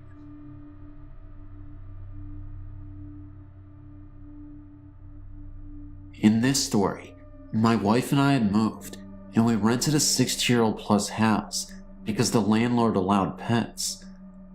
My wife had misgivings about the house from the first day we viewed it, but she agreed to move in. We lived there for 6 months, August 1997 through January 1998. She had a strange feeling about the staircase, as if something bad had happened or would happen to one of us. I couldn't blame her, for the staircase was dark with no railing and carpeted so that it could be easy for someone to fall down the stairs. She also swears she heard old-time music playing in her bedroom late at night. I never heard it, and I don't believe it was our neighbors. She also said she would see people out of the corners of her eyes when she was alone. This hadn't happened to her before, and hasn't since in our new house, which we have lived in for 9 months. The strange coincidence is this.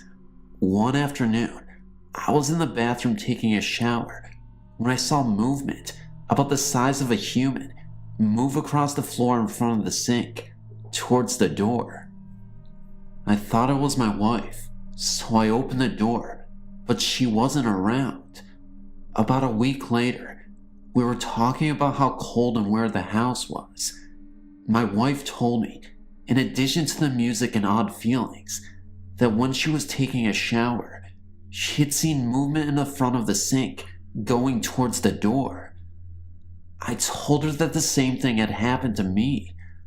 I thought that perhaps reflections off moving cars in the street in front of the house could explain the movement, but it wasn't sunny when I showered. At this point, I was freaked out, so in addition to poor insulation, bats in the attic and mice in the walls, we had ghosts. We moved out within a few months.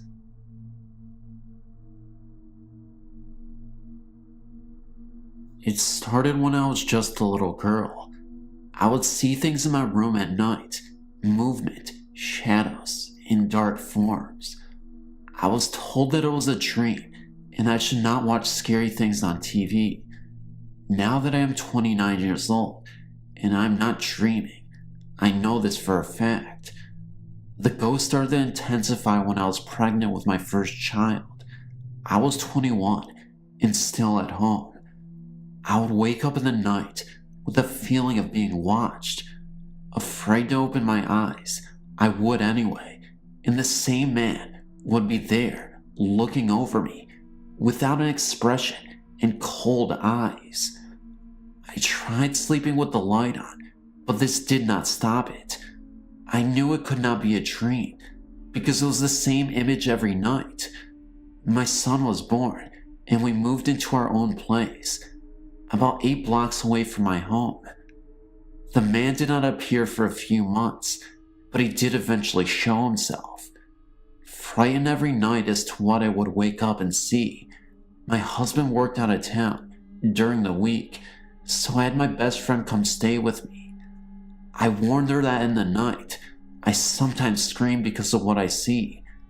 Hesitant at first to believe me, then the screams came, and she too was a believer. My friend eventually moved into her own place. What happened next, I can't explain. My friend has never experienced any ghosts or such, but one morning, while lying in her bed, she felt something jump up on it, like a cat would. The only thing is, she didn't have a cat. Before she knew it, she was frozen, as if someone was lying atop her and restricting her movement. The incident left as soon as it came, but she was well aware that this was an event that she could not get over. She moved shortly after. The stranger thing was that the man I'd seen for 4 years was gone. Had he been the one at her house? Did he move on with her? I will never know. I've never seen him since. My husband and I eventually bought our own home and began to move. The last night in our apartment, I awoke to at least 6 to 8 apparitions above my bed. The spooky thing was that I was pregnant with our second child. It was as if they came to say goodbye. We got settled into our new home. Incidentally, it's 3 blocks from our apartment. It was about a year before the first incident. We knew when we moved in that the lady of the house had died here. That is who I expected to see, but quite the contrary. It was a man in police dress, like you would see at a funeral or graduation. His image appeared in the mirror next to my bed. He's the only one of the many ones that I've seen here. Now I only see an image once, and never again do they appear. Some months, it is every night. In some months, none at all. Just when I think they are gone, I wake up and scream. They never touch me or try to talk to me. They just stand there and stare at me. The lights can be on or off. It does not matter. I think that my younger son is experiencing the same thing, but I do not know how to ask him without scarring him. Some nights, he sits straight up in bed and cries and points with terror on his face. I look, but there is nothing there. All I want to know is if I'll ever be able to go to sleep and be confident that I won't wake up screaming. Thank you for your time, and hopefully someone out there can relate to me.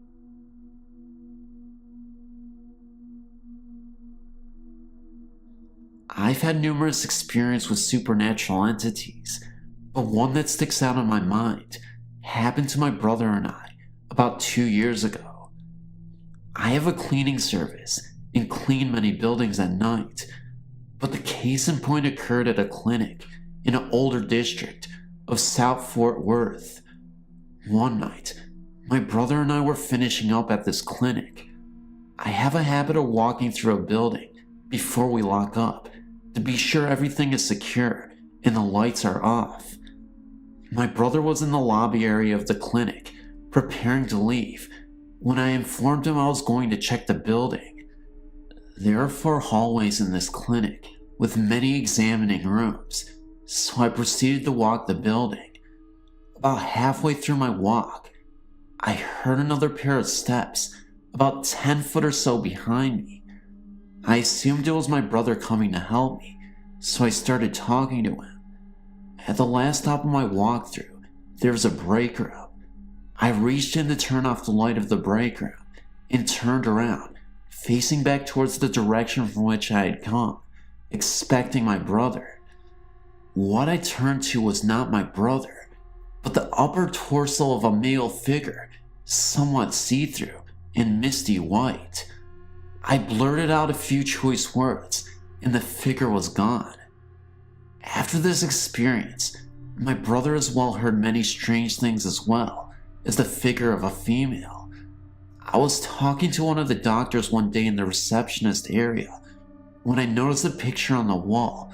Instantly, I recognized one of the people in the picture with the figure I'd seen. A cold chill came over my body at this point. I pointed out the picture to the doctor and asked who this person was.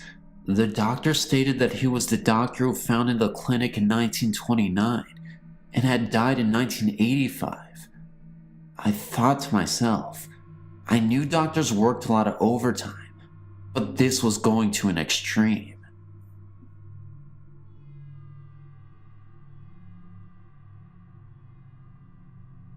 In the mid-1980s, my wife and I bought a home in Hanover Park, Illinois.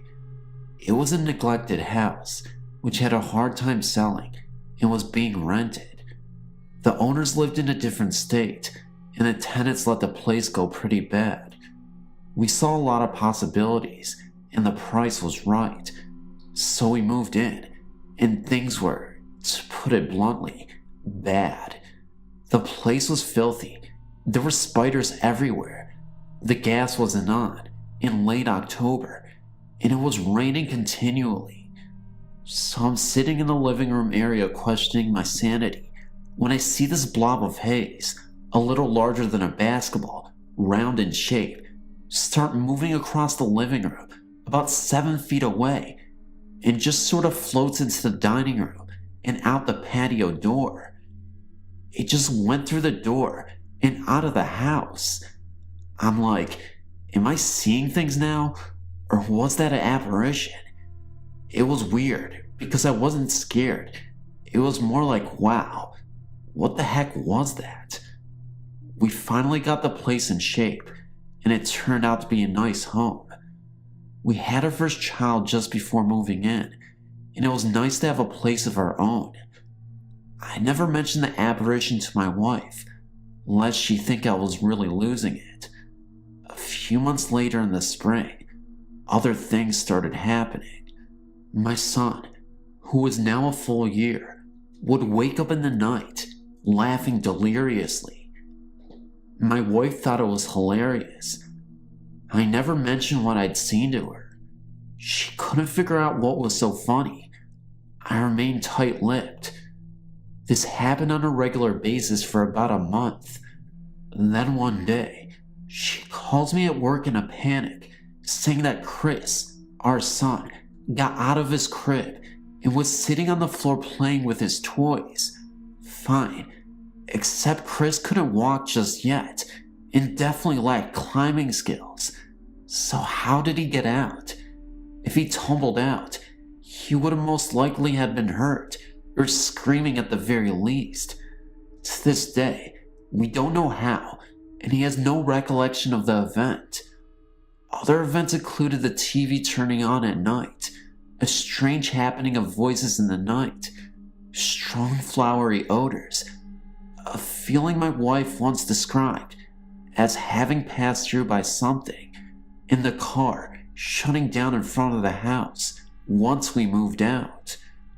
We sort of visited, and when we passed the front of the house, the car just shut down. It restarted with no problem, and had no problems before, or any time soon thereafter. Weird.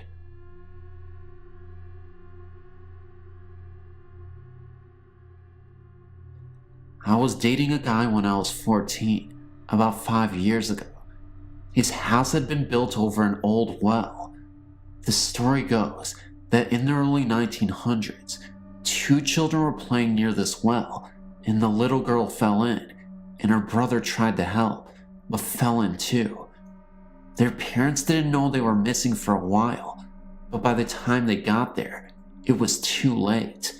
Well, they moved, and another house was built over it. My boyfriend's closet was built over this well. One night, it was raining really hard, and he was playing his guitar. A bolt of lightning struck right outside his window and lit up the whole room. About 10 seconds after that happened, we heard children laughing. I looked in the corner of his room and saw 2 children standing there, staring at us. I just sat there and stared back. They stood there for about 30 seconds and then vanished. After that, you would find things misplaced and then find them later. He came home on several occasions to find his room messed up. He would pick it up, leave, come back, and it would be messed up again. We broke up soon after that, and I've never heard about the children again. Hey everybody, a 21-hour video done just for you, or maybe it isn't, who knows, I don't know. Hopefully the monetization goes through and it checks, but anyway, I digress. Guys, if you liked the video, please consider giving a like, share, and subscribe if you're new.